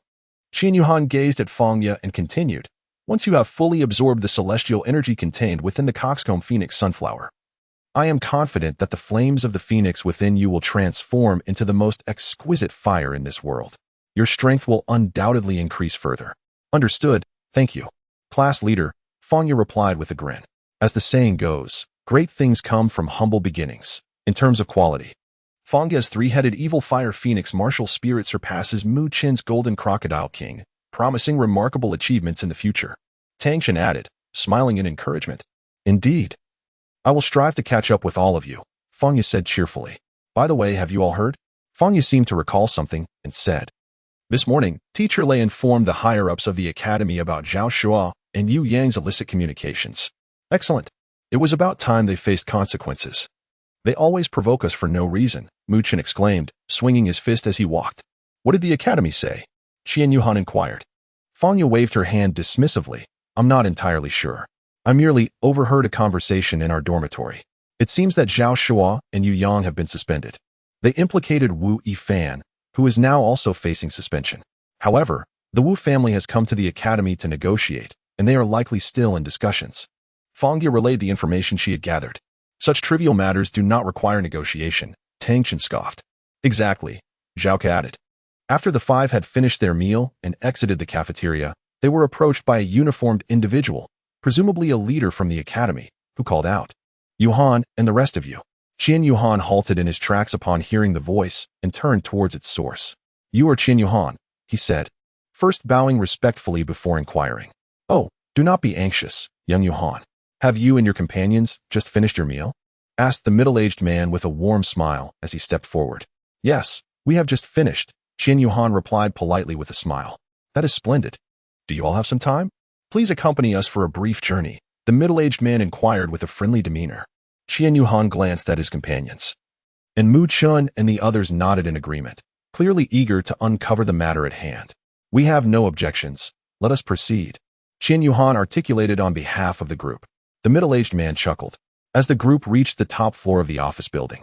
Before they could even step out of the stairwell, a woman's voice resonated through the air. You old fools. After all this time, are you still incapable of understanding? I assert that my precious son has done nothing wrong. Why should he be suspended from school? Why should he apologize to those inferior beings? Qian Yuhan exchanged glances with several individuals, and their guesses were largely accurate. It was likely that these individuals were the relatives of the few in question. Most probably from the Wu family. Under the guidance of a middle-aged man, they made their way to the office of the Education Committee. The man, displaying utmost respect, announced, I have brought the person you requested. Upon entering the office, Qian Yuhan and several others beheld a corpulent woman seated opposite the Education Committee. What a rotund figure. Mu Chun remarked quietly to the group upon catching sight of her. Qian Yuhan and the others were also amused by Mu Chen's candid remarks. Soon, Qian Yuhan composed himself, approached the committee member, and performed a respectful bow. So you are Qian Yuhan, indeed, as Lei Meng described, a person of remarkable stature. The committee member exclaimed, laughing heartily. You flatter me. Qian Yuhan began to respond, but was abruptly interrupted by a rather portly woman beside him. You little brat. So you are Qian Yuhan? Qian Yuhan furrowed her brows and replied, Yes, that is indeed me. Hurry, sign this letter of understanding. Oh, and you little ones, do sign it as well. What letter of understanding? Qian Yuhan looked at the education committee in confusion. As you can see, he is of no use. Once you sign this letter of understanding, the matter concerning my son will be settled once and for all. The Wu family will no longer trouble you. Now, be quick about it. Do not waste my time. My son needs to return to school promptly, the plump woman asserted. Qian Yuhan cast a glance at the so-called letter of understanding lying on the table, and the more she looked, the wider her eyes grew. By the time she finished reading, she raised her head in disbelief to look at the woman. Observing her reaction, the woman remarked, Have you finished reading? Hurry up and sign. Do you think we are easy to bully? Qian Yuhan suppressed the anger boiling within her and replied in a low voice. What did you just say? The plump woman appeared not to have heard Qian Yuhan clearly. I said, you were truly foolish. Chapter 156, Do you really think we are easy to bully? I said, you were truly foolish. Qian Yuhan scolded in a cold voice. Upon hearing this, the plump woman opposite was evidently taken aback, her face a mask of disbelief. You scoundrel! Dare to insult me?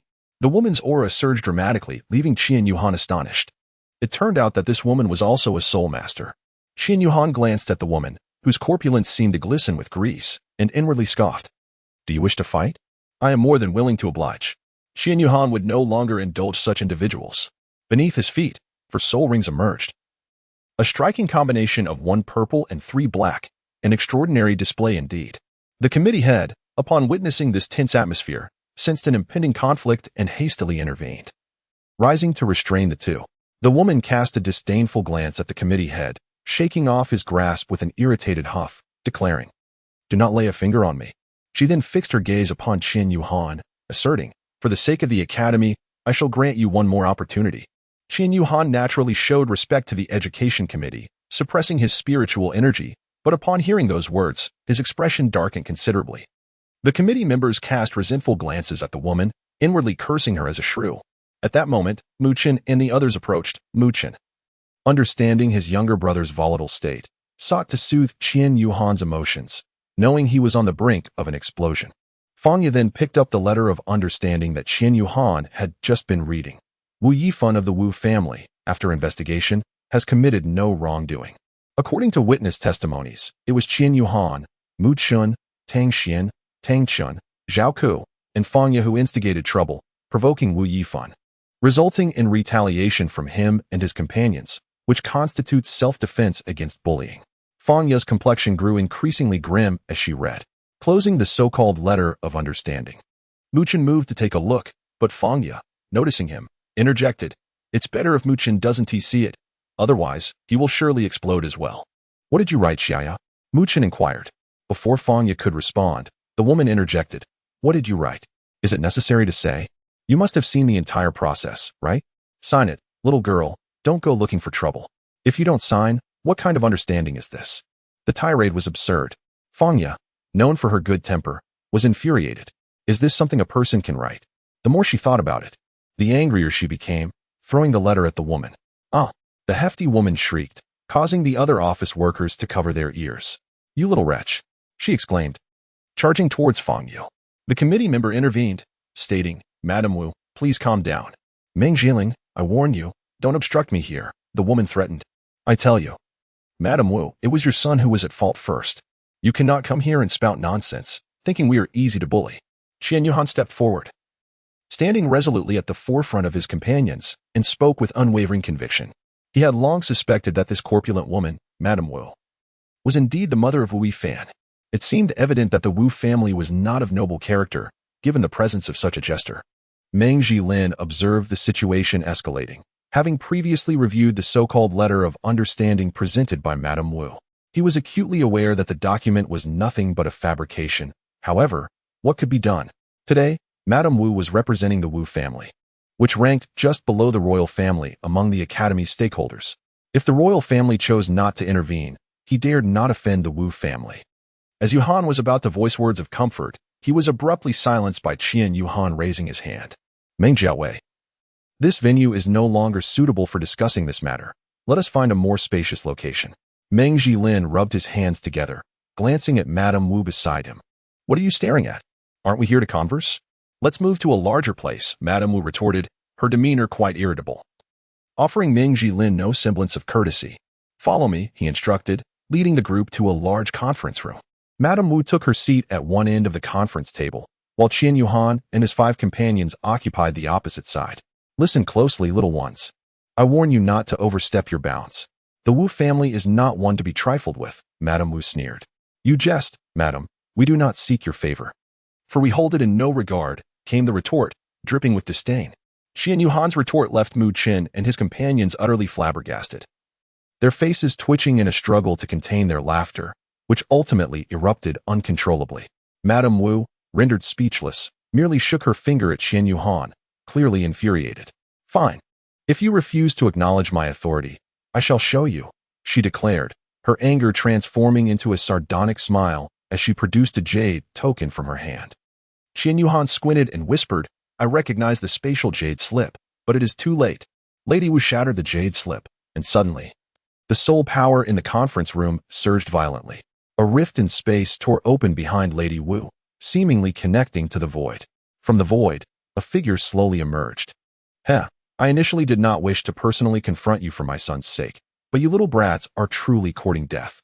A man, splendidly dressed yet corpulent, stepped through the rift, exuding an overwhelming aura of authority. As he approached Lady Wu, 9 soul rings, 2 yellow, 2 purple, and 5 black, materialized beneath his feet. The pressure of his soul power forced Qian Yuhan and the others to bow down onto the conference table. Your husband is bullying my family and insulting us. Lady Wu instantly adopted a fawning demeanor. The figure who appeared was none other than Wu Yifan's father, Wu Guangfu. Damn it. How disgusting, Mu Qin couldn't help but retort, even while being suppressed by the soul power. The little one has quite a sharp tongue, Wu Guangfu spoke slowly. Husband, not only him, but also her. They must be dealt with, Lady Wu complained while clinging to Wu Guangfu's arm. Dare to bully my wife and son. Wu Guangfu had not finished his sentence when Meng Jilin entered abruptly, interrupting his words. Meng Jilin sensed the immense soul power fluctuations in the conference room, far surpassing his own as a soul Douluo. He presumed a title Douluo must be present, so he came to investigate. Dark Eagle Douluo, Meng Jilin exclaimed in astonishment. Meng Jiaowei, I hope you are well. I am not here for you. I seek them. You may leave, Wu Guangfu replied nonchalantly. Dark Eagle Douluo, let us speak amicably. They are merely children, Meng Jilin urged. Meng Jilin, do you take me lightly? Wu Guangfu glared at him, causing Meng Jilin to tremble and fall silent. Mu Qin scolded, witnessing Meng Jilin's cowardice. I advise you to retract your soul pressure, otherwise. Qian Yuhan said coldly. Why would I? What can you do about it? I intend to torment you. What will you do? As Wu Guangfu prepared to continue his mockery, a voice cut through the tension. What will you do? You, a newly minted title Douluo, are quite arrogant.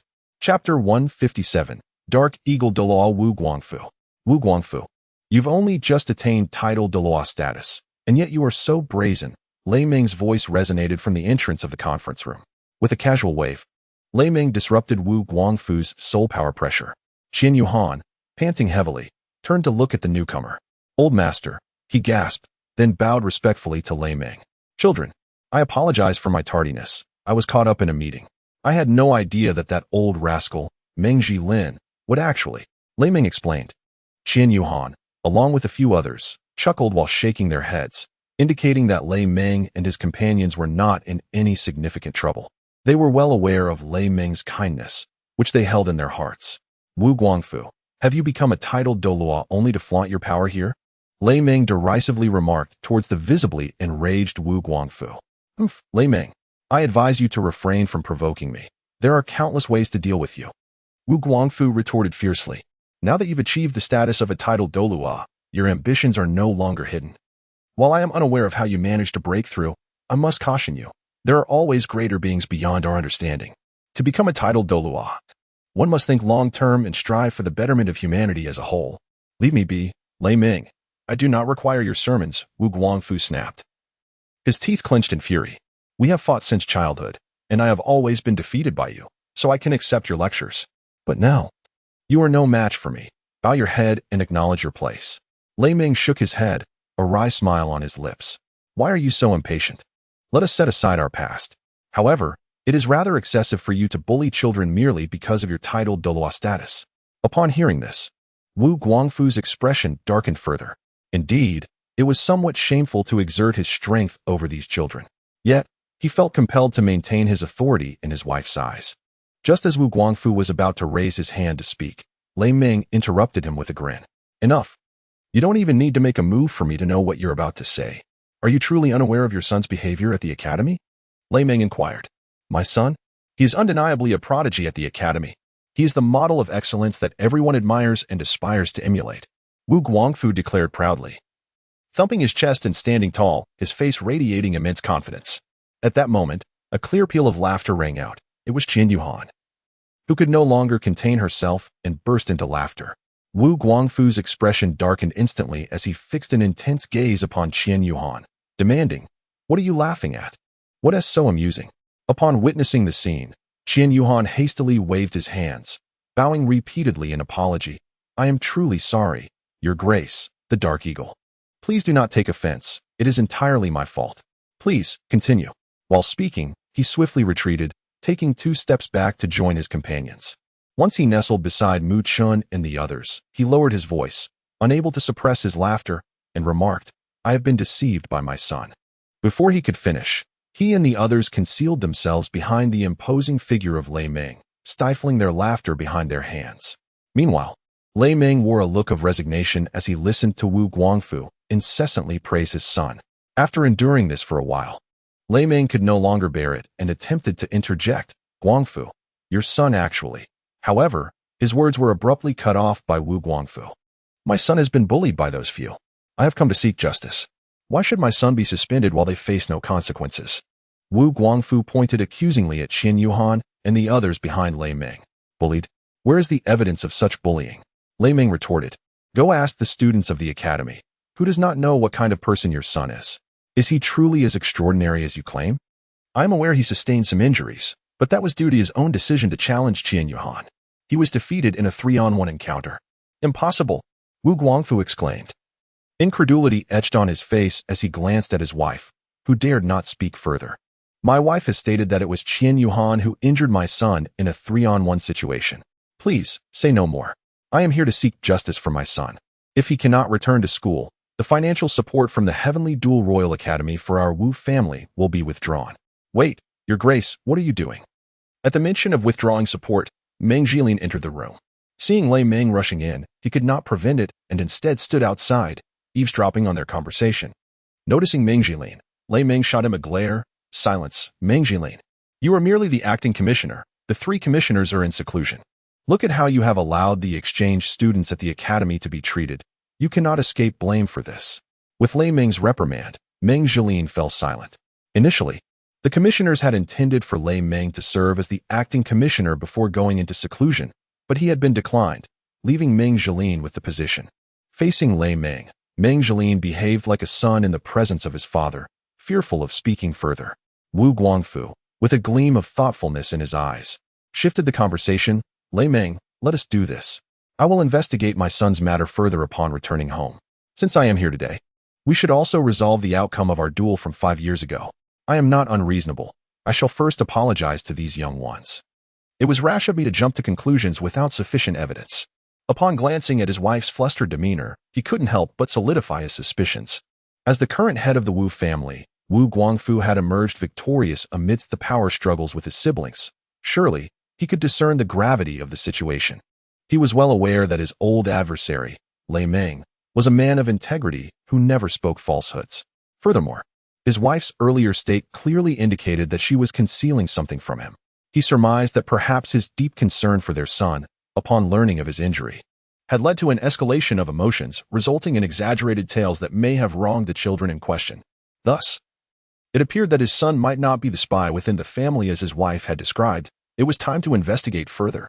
Ha, you old fool. It seems you are eager for a confrontation. Come on. Chapter 158.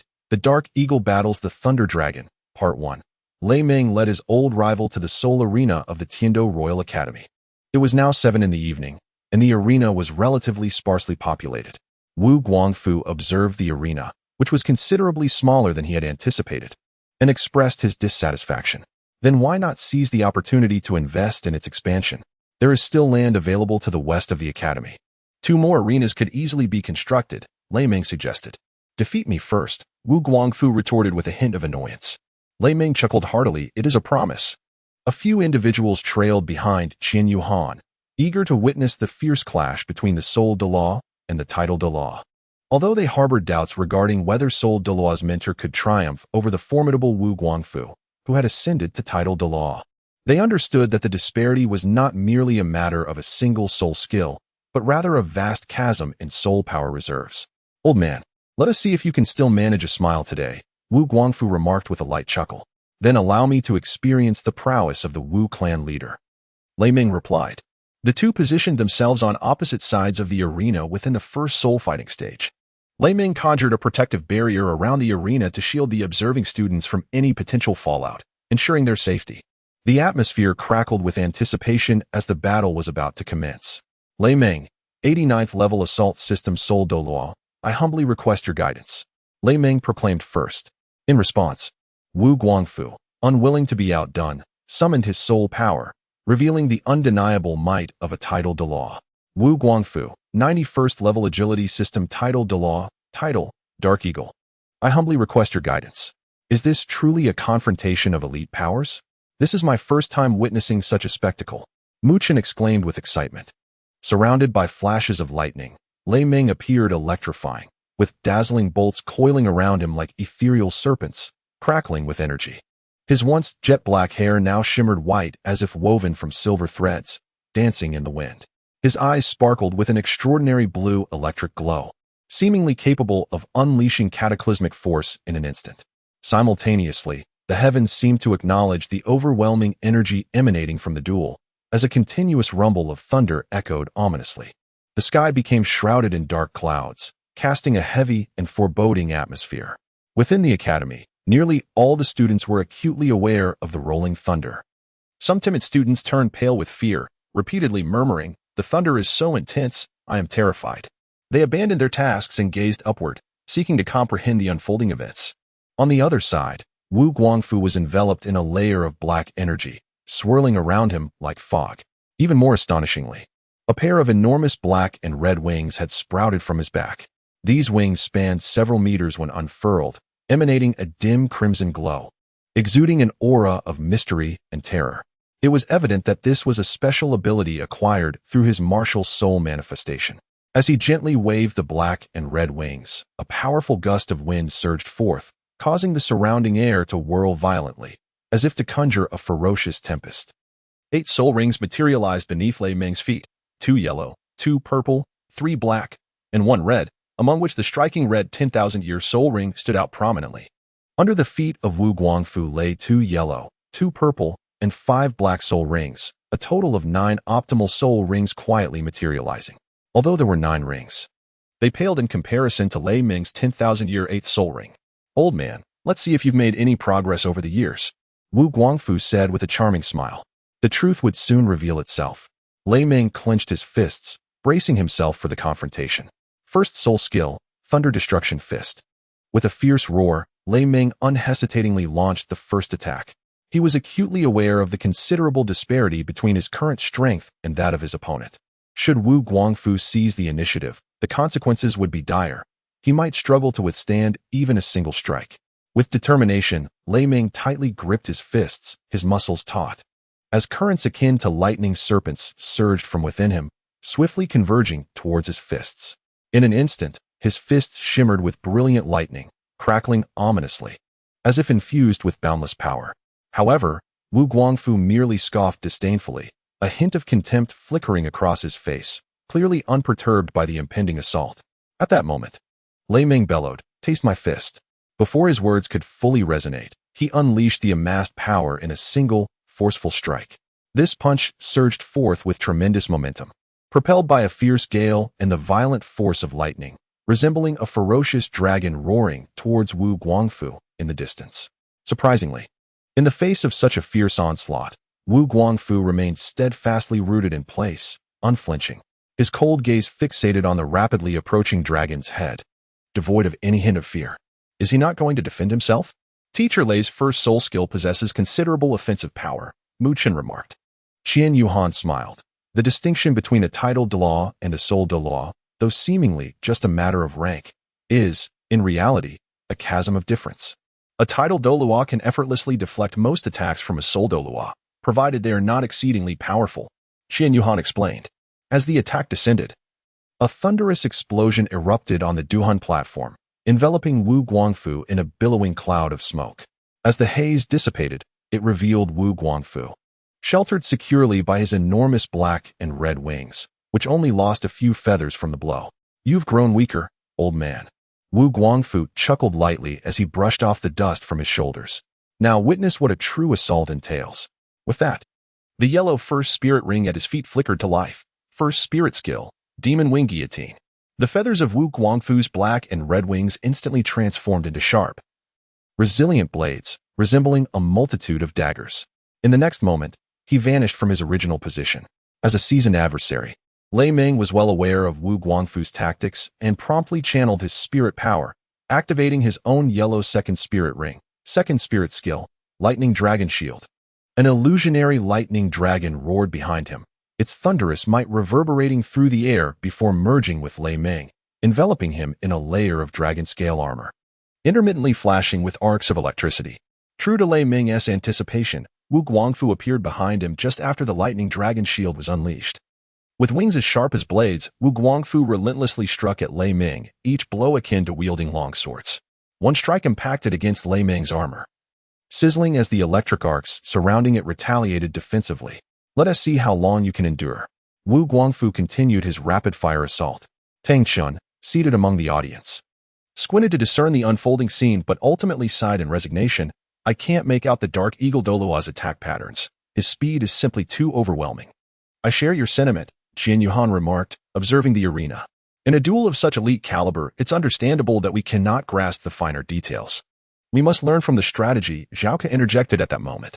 Currently, Lei Ming found himself in a passive position, a scenario he had anticipated.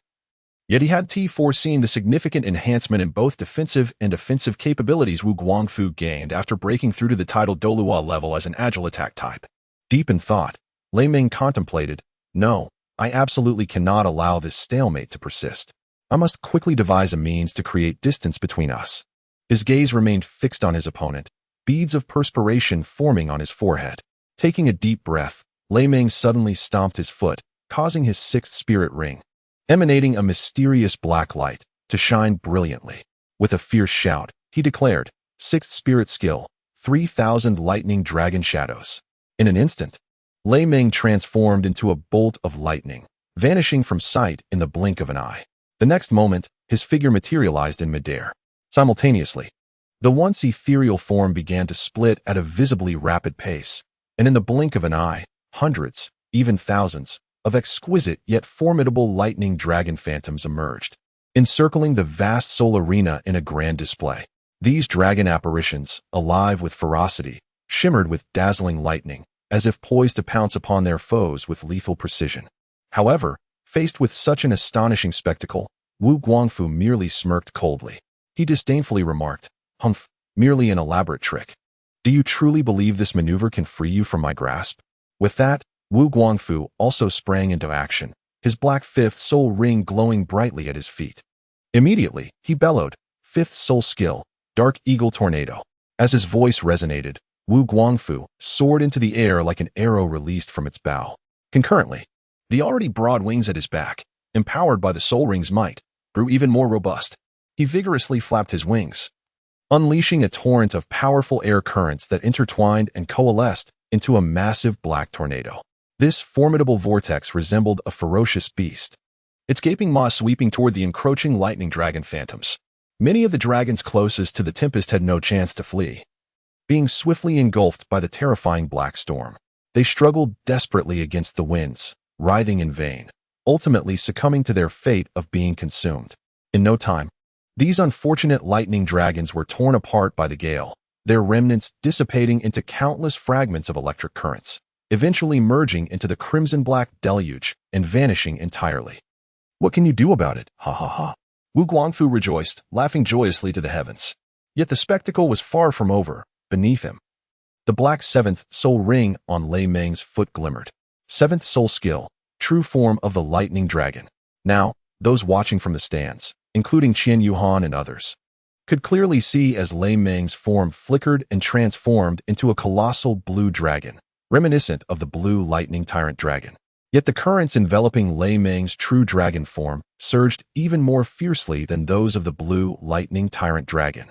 The dragon roared, attracting numerous classmates to gather around Seoul Arena No. 1.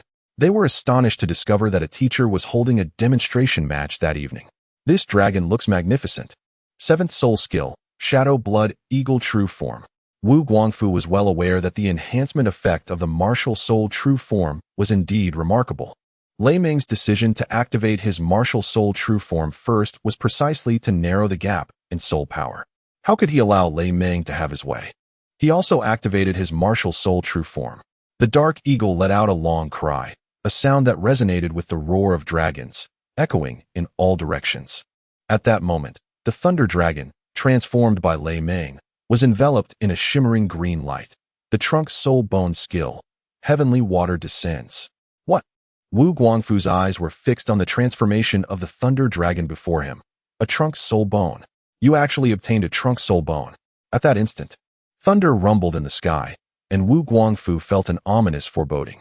Soon after, raindrops began to pour down. For this thunder dragon, the rain was an epic enhancement. This trunk soulbone skill might seem somewhat ordinary to other soul masters with soulbone skills, but for Lei Meng, it was nothing short of divine. The thunder dragon's form seemed to soar through the torrential rain, like a dragon entering the sea, moving with unparalleled speed. Bastard! Playing tricks on me. Wu Guangfu cursed. He could never have imagined that Lei Meng had actually acquired a trunk soul bone, which granted him the ability to summon rain. Eighth soul skill, Long Eagle Shatters the Void. The blood eagle, transformed from Wu Guangfu's martial soul true form, suddenly grew in size, making the thunder dragon appear comparatively diminutive. However, this gigantic blood eagle soared skyward rather than targeting the thunder dragon. He intends to directly shatter Teacher Lei's rain summoning skill, said Qian Yuhan, narrowing her eyes. If he succeeds, Teacher Lei will be in peril, Mu Qin remarked with a serious expression. Naturally, Lei Meng would not allow Wu Guangfu to succeed. Permitting him to summon rain would be Wu Guangfu's greatest blunder, and Lei Meng would not let this golden opportunity slip by. Suddenly, the vibrant red soul ring, akin to flames, beneath his feet shone brilliantly, resembling a dazzling ruby illuminating the sky. Following this, an overwhelmingly vast energy surged forth like a flood breaching a dam. Empowered by this astonishing influx of energy, the thunder dragon's body trembled, and its already formidable presence surged even higher. It raised its head to the heavens and unleashed a roar that shook the firmament, its voice akin to rolling thunder, resonating far and wide. Its soul skill, Dragon Roar, shakes the world. As the thunder dragon bellowed the name of its technique, the entire space seemed to tremble in response. At that moment, a light rain was falling from the sky, but these seemingly delicate raindrops became a magnificent boon for the thunder dragon. Under the nourishment and enhancement of the rain, the thunder dragon flickered and instantaneously vanished from its original position. Its speed of movement far surpassed Wu Guangfu's long eagle shatters the void technique. What? Wu Guangfu's face was a canvas of astonishment, his incredulous gaze fixed upon the lightning dragon's figure that had ascended into the depths of the heavens. He could scarcely fathom that such a trivial drizzle could elevate the adversary's power to such a terrifying extent. Meanwhile, the once tranquil thunderclouds began to churn violently, gradually morphing into an immense vortex. At that moment, a colossal dragon's head slowly emerged from the swirling tempest, its cold, unfeeling eyes fixated intently on the equally massive blood eagle below. In an instant, the dragon's mouth gaped wide, unleashing a formidable bolt of lightning that cleaved through the sky. Aimed directly at the blood eagle. Harnessing the rain's excellent conductivity, the lightning struck with blinding speed, firmly ensnaring the Blood Eagle's vast form. Before Wu Guangfu could react, the Thunder Dragon descended with cataclysmic force, unleashing its 8th soul skill. In a flash, arcs of lightning illuminated the sky, accompanied by a cacophony of thunder.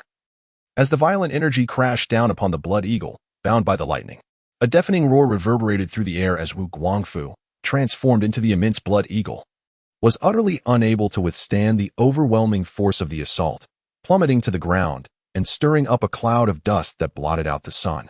Enough! Wu Guangfu bellowed. Lei Meng, you seek death. An unparalleled surge of soul power began to coalesce like a swirling vortex. 9th soul skill, power generated by love. My dear friends, thank you. If you could offer something else, the author would be overjoyed. I humbly beseech you, filled with anticipation. I must step away for a few days due to business and regretfully ask for a brief hiatus. My apologies to all. Updates will resume next Monday. Chapter 159. The Dark Eagle Battles the Thunder Dragon, Part 2, combined. Enough, Lei Meng. With a thunderous roar, Wu Guangfu's voice erupted in the air like a clap of thunder. His face flushed crimson, veins bulging on his forehead. His eyes wide with fury as he fixed his gaze on the enemy before him, Lei Meng.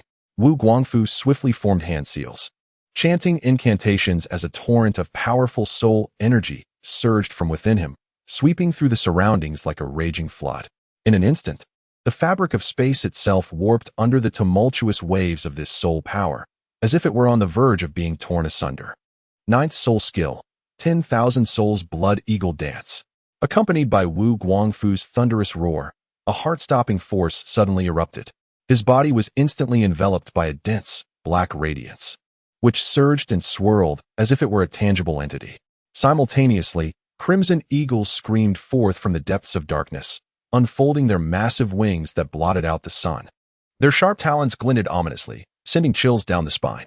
Each of these blood eagles exuded a more intense sense of oppression than the previously unleashed soul skill. The long eagle breaking the void. They spiraled and danced in the air, emanating a terrifying aura, intertwining and colliding to form a colossal vortex of storm. In the midst of this tempest, Wu Guangfu appeared as a deity of war, exuding an imposing presence, invincible and awe-inspiring. Old man, you are the first to compel me to unleash this soul skill since my ascension to title Douluo. To fall beneath this strike is indeed a privilege. Wu Guangfu laughed with unrestrained arrogance, his voice echoing throughout the heavens, deafening in its resonance.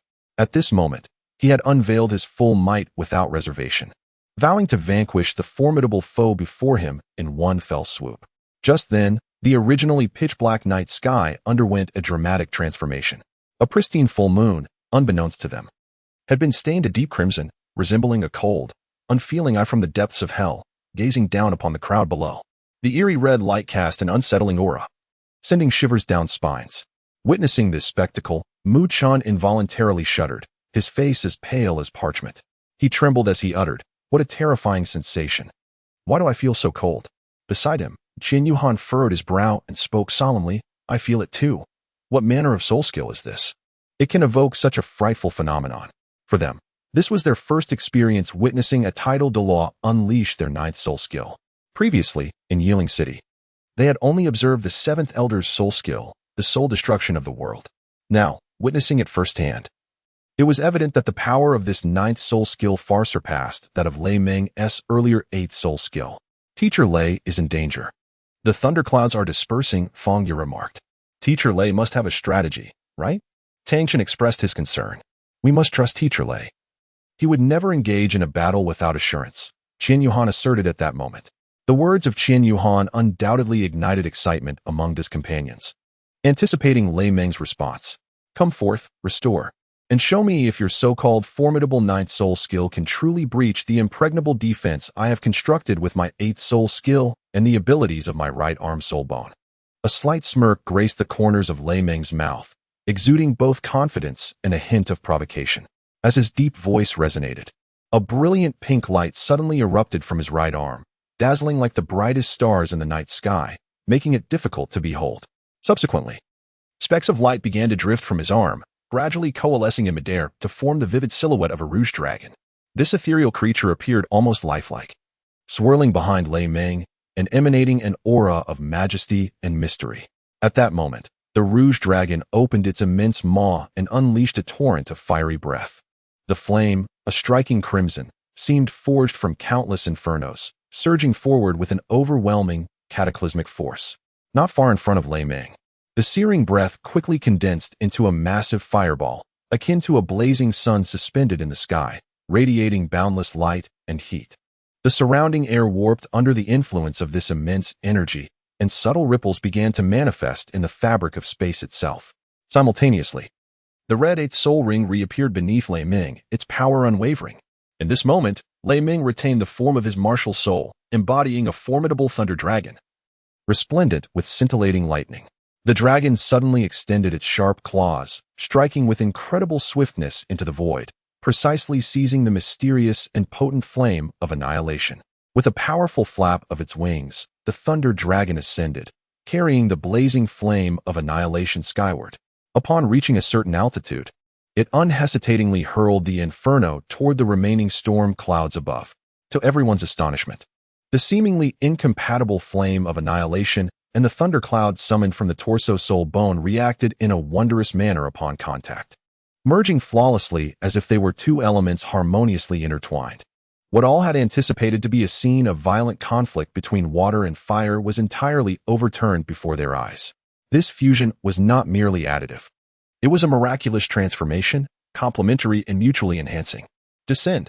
With a furious roar from Lei Ming, the already formidable thunderclouds began to gather wildly once more, empowered and intensified by the flames of annihilation. Meanwhile, Lei Ming did not pause for a moment. He summoned the surging soul power within him, preparing for the final execution of his eighth soul skill. At this moment, the thunder dragon in midair fixed its gaze intently upon the ninth soul skill unleashed by Wu Guangfu. 9 colossal blood eagles circled majestically in the sky, their sharp eyes locking onto the thunder dragon embodied by Lei Ming, as if poised to deliver a cataclysmic strike at the slightest opportunity.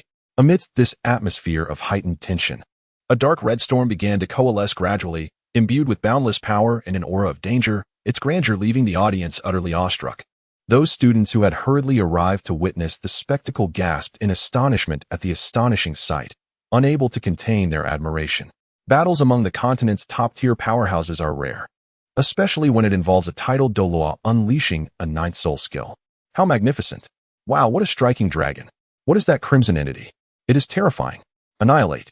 With this commanding shout, Wu Guangfu completed the final charge of his ninth soul skill. The once ethereal blood-red abyss began to solidify slowly in the air. This abyss appeared to possess an insatiable pull, stirring the surrounding air into spiraling winds. With a wave of his hands, Wu Guangfu issued the command to attack. Go! The blood-red abyss surged forth as if commanded by divine decree, accompanied by a fierce wind and an oppressive presence, racing towards Lei Ming suspended in the air. The onlookers below were tense, especially Qian Yuhan, who clenched her fists tightly, beads of sweat forming on her forehead as she fervently prayed for Teacher Lei. Teacher Lei. You can do it. Beside her, Mu Chun was so exhilarated that he shouted loudly, Teacher Lei, go for it. In the midst of the air, the thunderous dragon stood undaunted against the encroaching crimson abyss, its head held high towards the heavens as it unleashed a resounding roar that reverberated through the clouds. This dragon's cry, akin to the thunder of the heavens, was deafening, causing the entire arena of soul battles to tremble. At that moment, a dazzling golden light suddenly illuminated the battle platform. As the spectators focused their gaze, they discovered a colossal golden magic array had mysteriously emerged. This array exuded a powerful and enigmatic aura, gradually revealing various spectral forms of spirit beasts. Each of these ethereal manifestations, though diverse in shape, bowed reverently before the thunderous dragon in the sky. Subsequently, the spectral forms transformed into countless brilliant points of light, streaking across the sky like meteors, all converging towards the thunder dragon embodied by Lei Ming.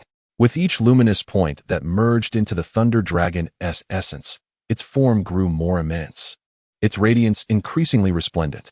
Sensing the support of the power from below, Lei Ming once again tilted his head and let out a long, piercing howl. This roar, more formidable than the last, sent shockwaves through the air, causing space itself to warp slightly. Then, from Lei Ming as the epicenter, a massive pillar of light erupted skyward, surging straight towards the oncoming crimson abyss. In stark contrast to the overwhelming momentum of Lei Ming, Wu Guangfu's expression suddenly changed. He was astonished to find his martial spirit trembling involuntarily in the face of the Thunder Dragon's escalating power, as if confronted by a terrifying nemesis, revealing a hint of trepidation. The enormous form of the Thunder Dragon was enveloped in a radiant golden light, resembling a warrior clad in golden armor, exuding an air of majesty and invincibility. As the towering beam of light ascended, the spectral forms of the spirit beasts became increasingly distinct, re-emerging at a slow yet resolute pace. These spectral forms swiftly transformed into formidable shields, closely encircling the Thunder Dragon, resembling loyal guardians protecting their sovereign. Each shield shimmered with an extraordinary glow, complementing the golden light of the Thunder Dragon, creating a breathtaking tableau. At that moment, a relentless assault descended with the weight of Mount Tai, kicking up dust and enveloping the battlefield in a cloud of smoke. The previously clamorous environment fell into an eerie silence, punctuated only by the faint sound of settling dust. However, Wu Guangfu, who had just moments ago been stunned by the violent tremor of his martial spirit, now experienced a dramatic shift in expression. He paused momentarily, then erupted into uncontrollable laughter. Ha ha ha, Lei Ming, you have ultimately fallen before me. His laughter rang out, filled with triumph and elation. Yet, when he heard a faint response, his mirth abruptly ceased, as though a hand had gripped his throat. Oh, indeed. Upon hearing the voice, Wu Guangfu was momentarily taken aback, his smile abruptly frozen on his face. His eyes widened as he gazed intently at the dissipating plume of smoke, filled with disbelief and astonishment. It was inconceivable, with my full force strike. Even if you were not killed, you should have been gravely injured. How could this be? Wu Guangfu murmured, his voice dwindling to a near inaudible whisper. He found it hard to fathom what lay before him. His longtime rival had withstood such a ferocious onslaught. It is worth noting that to defeat Lei Ming, he had even resorted to unleashing his ultimate trump card, the ninth soul skill, as a title Douluo. Yet, astonishingly, the opponent seemed to remain unscathed. Contemplating this, Wu Guangfu's expression darkened considerably, an inexplicable fury igniting within him. He clenched his jaw tightly, his hands instinctively forming fists, his nails digging deep into his palms. How infuriating! This Lei Ming has pushed me to such extremes. It is utterly preposterous. Wu Guangfu muttered under his breath, his anger reaching a boiling point. For a proud and self-important powerhouse like him, being compelled to exert his full strength against a slightly inferior opponent was an immense humiliation. Nothing is impossible. As the smoke cleared, Lei Ming merely clutched his chest, a trickle of blood at the corner of his mouth. Rather than suffering the grievous injuries or immediate annihilation Wu Guangfu had envisioned. How could this be? Your eighth soul skill. How could it possibly withstand such force? Observing Wu Guangfu's incredulous expression, Lei Ming chuckled and replied, Indeed, my eighth soul skill alone is indeed quite challenging to endure. However, you have underestimated the ability of my right arm's soul bone skill. Extinguishing flame. What purpose does that serve? It merely amplifies your thundercloud, allowing it to gather once more. It enhances your lightning attribute power, yet it cannot be so easily. Wu Guangfu's words were abruptly interrupted by Lei Ming's laughter. The thundercloud accumulating behind me is not as simple as you imagine. This rain possesses the extinguishing properties of the extinguishing flame. What? Are you suggesting that the rain contains extinguishing attributes, thereby dismantling my attack? One could say that. Although it merely diminished the power of your ninth soul skill by about 40%, coupled with the rain's enhancement of my lightning attribute, it bolstered the defensive capabilities of my eighth soul skill, just enough to withstand your assault. Wu Guangfu was momentarily speechless, letting out a resigned sigh. Alas, what a disgrace. Ha! Your strength has surged so remarkably in just 5 years. There is no shame in that. Rather, one could only envy you. Wu Guangfu waved his hand and said, There is no need for such words of consolation. As fellow title Douluo, I am no match for you. Alas, let the previous words stand. I shall return to investigate the matter, and we shall duel again another day. With that, he vanished in a flash, accompanied by a swirl of black mist. This old fellow, still concerned about his pride. There are far too many matters to attend to. And I had thought last week would allow me to resolve the accumulated issues, only to find new tasks arising this week. Sigh. Consequently, I may not be able to update daily, but I shall certainly write it to completion, for it is, after all, a fulfillment of a childhood dream. I am grateful for everyone's support. Synopsis. Upon opening my eyes again, where am I? Have I truly crossed over? I find myself in the Douluo continent. Adopted by the high-ranking elder Qian Imo of the Spirit Hall, becoming the young master of the Spirit Hall, and awakening dual martial souls, the divine sword of light and the Shura demon sword. What an extraordinary path awaits Qian Yuan, who has awakened these two god-level martial souls. What kind of sparks will emerge from the collision of these seemingly contradictory martial souls? Let us journey together through Douluo.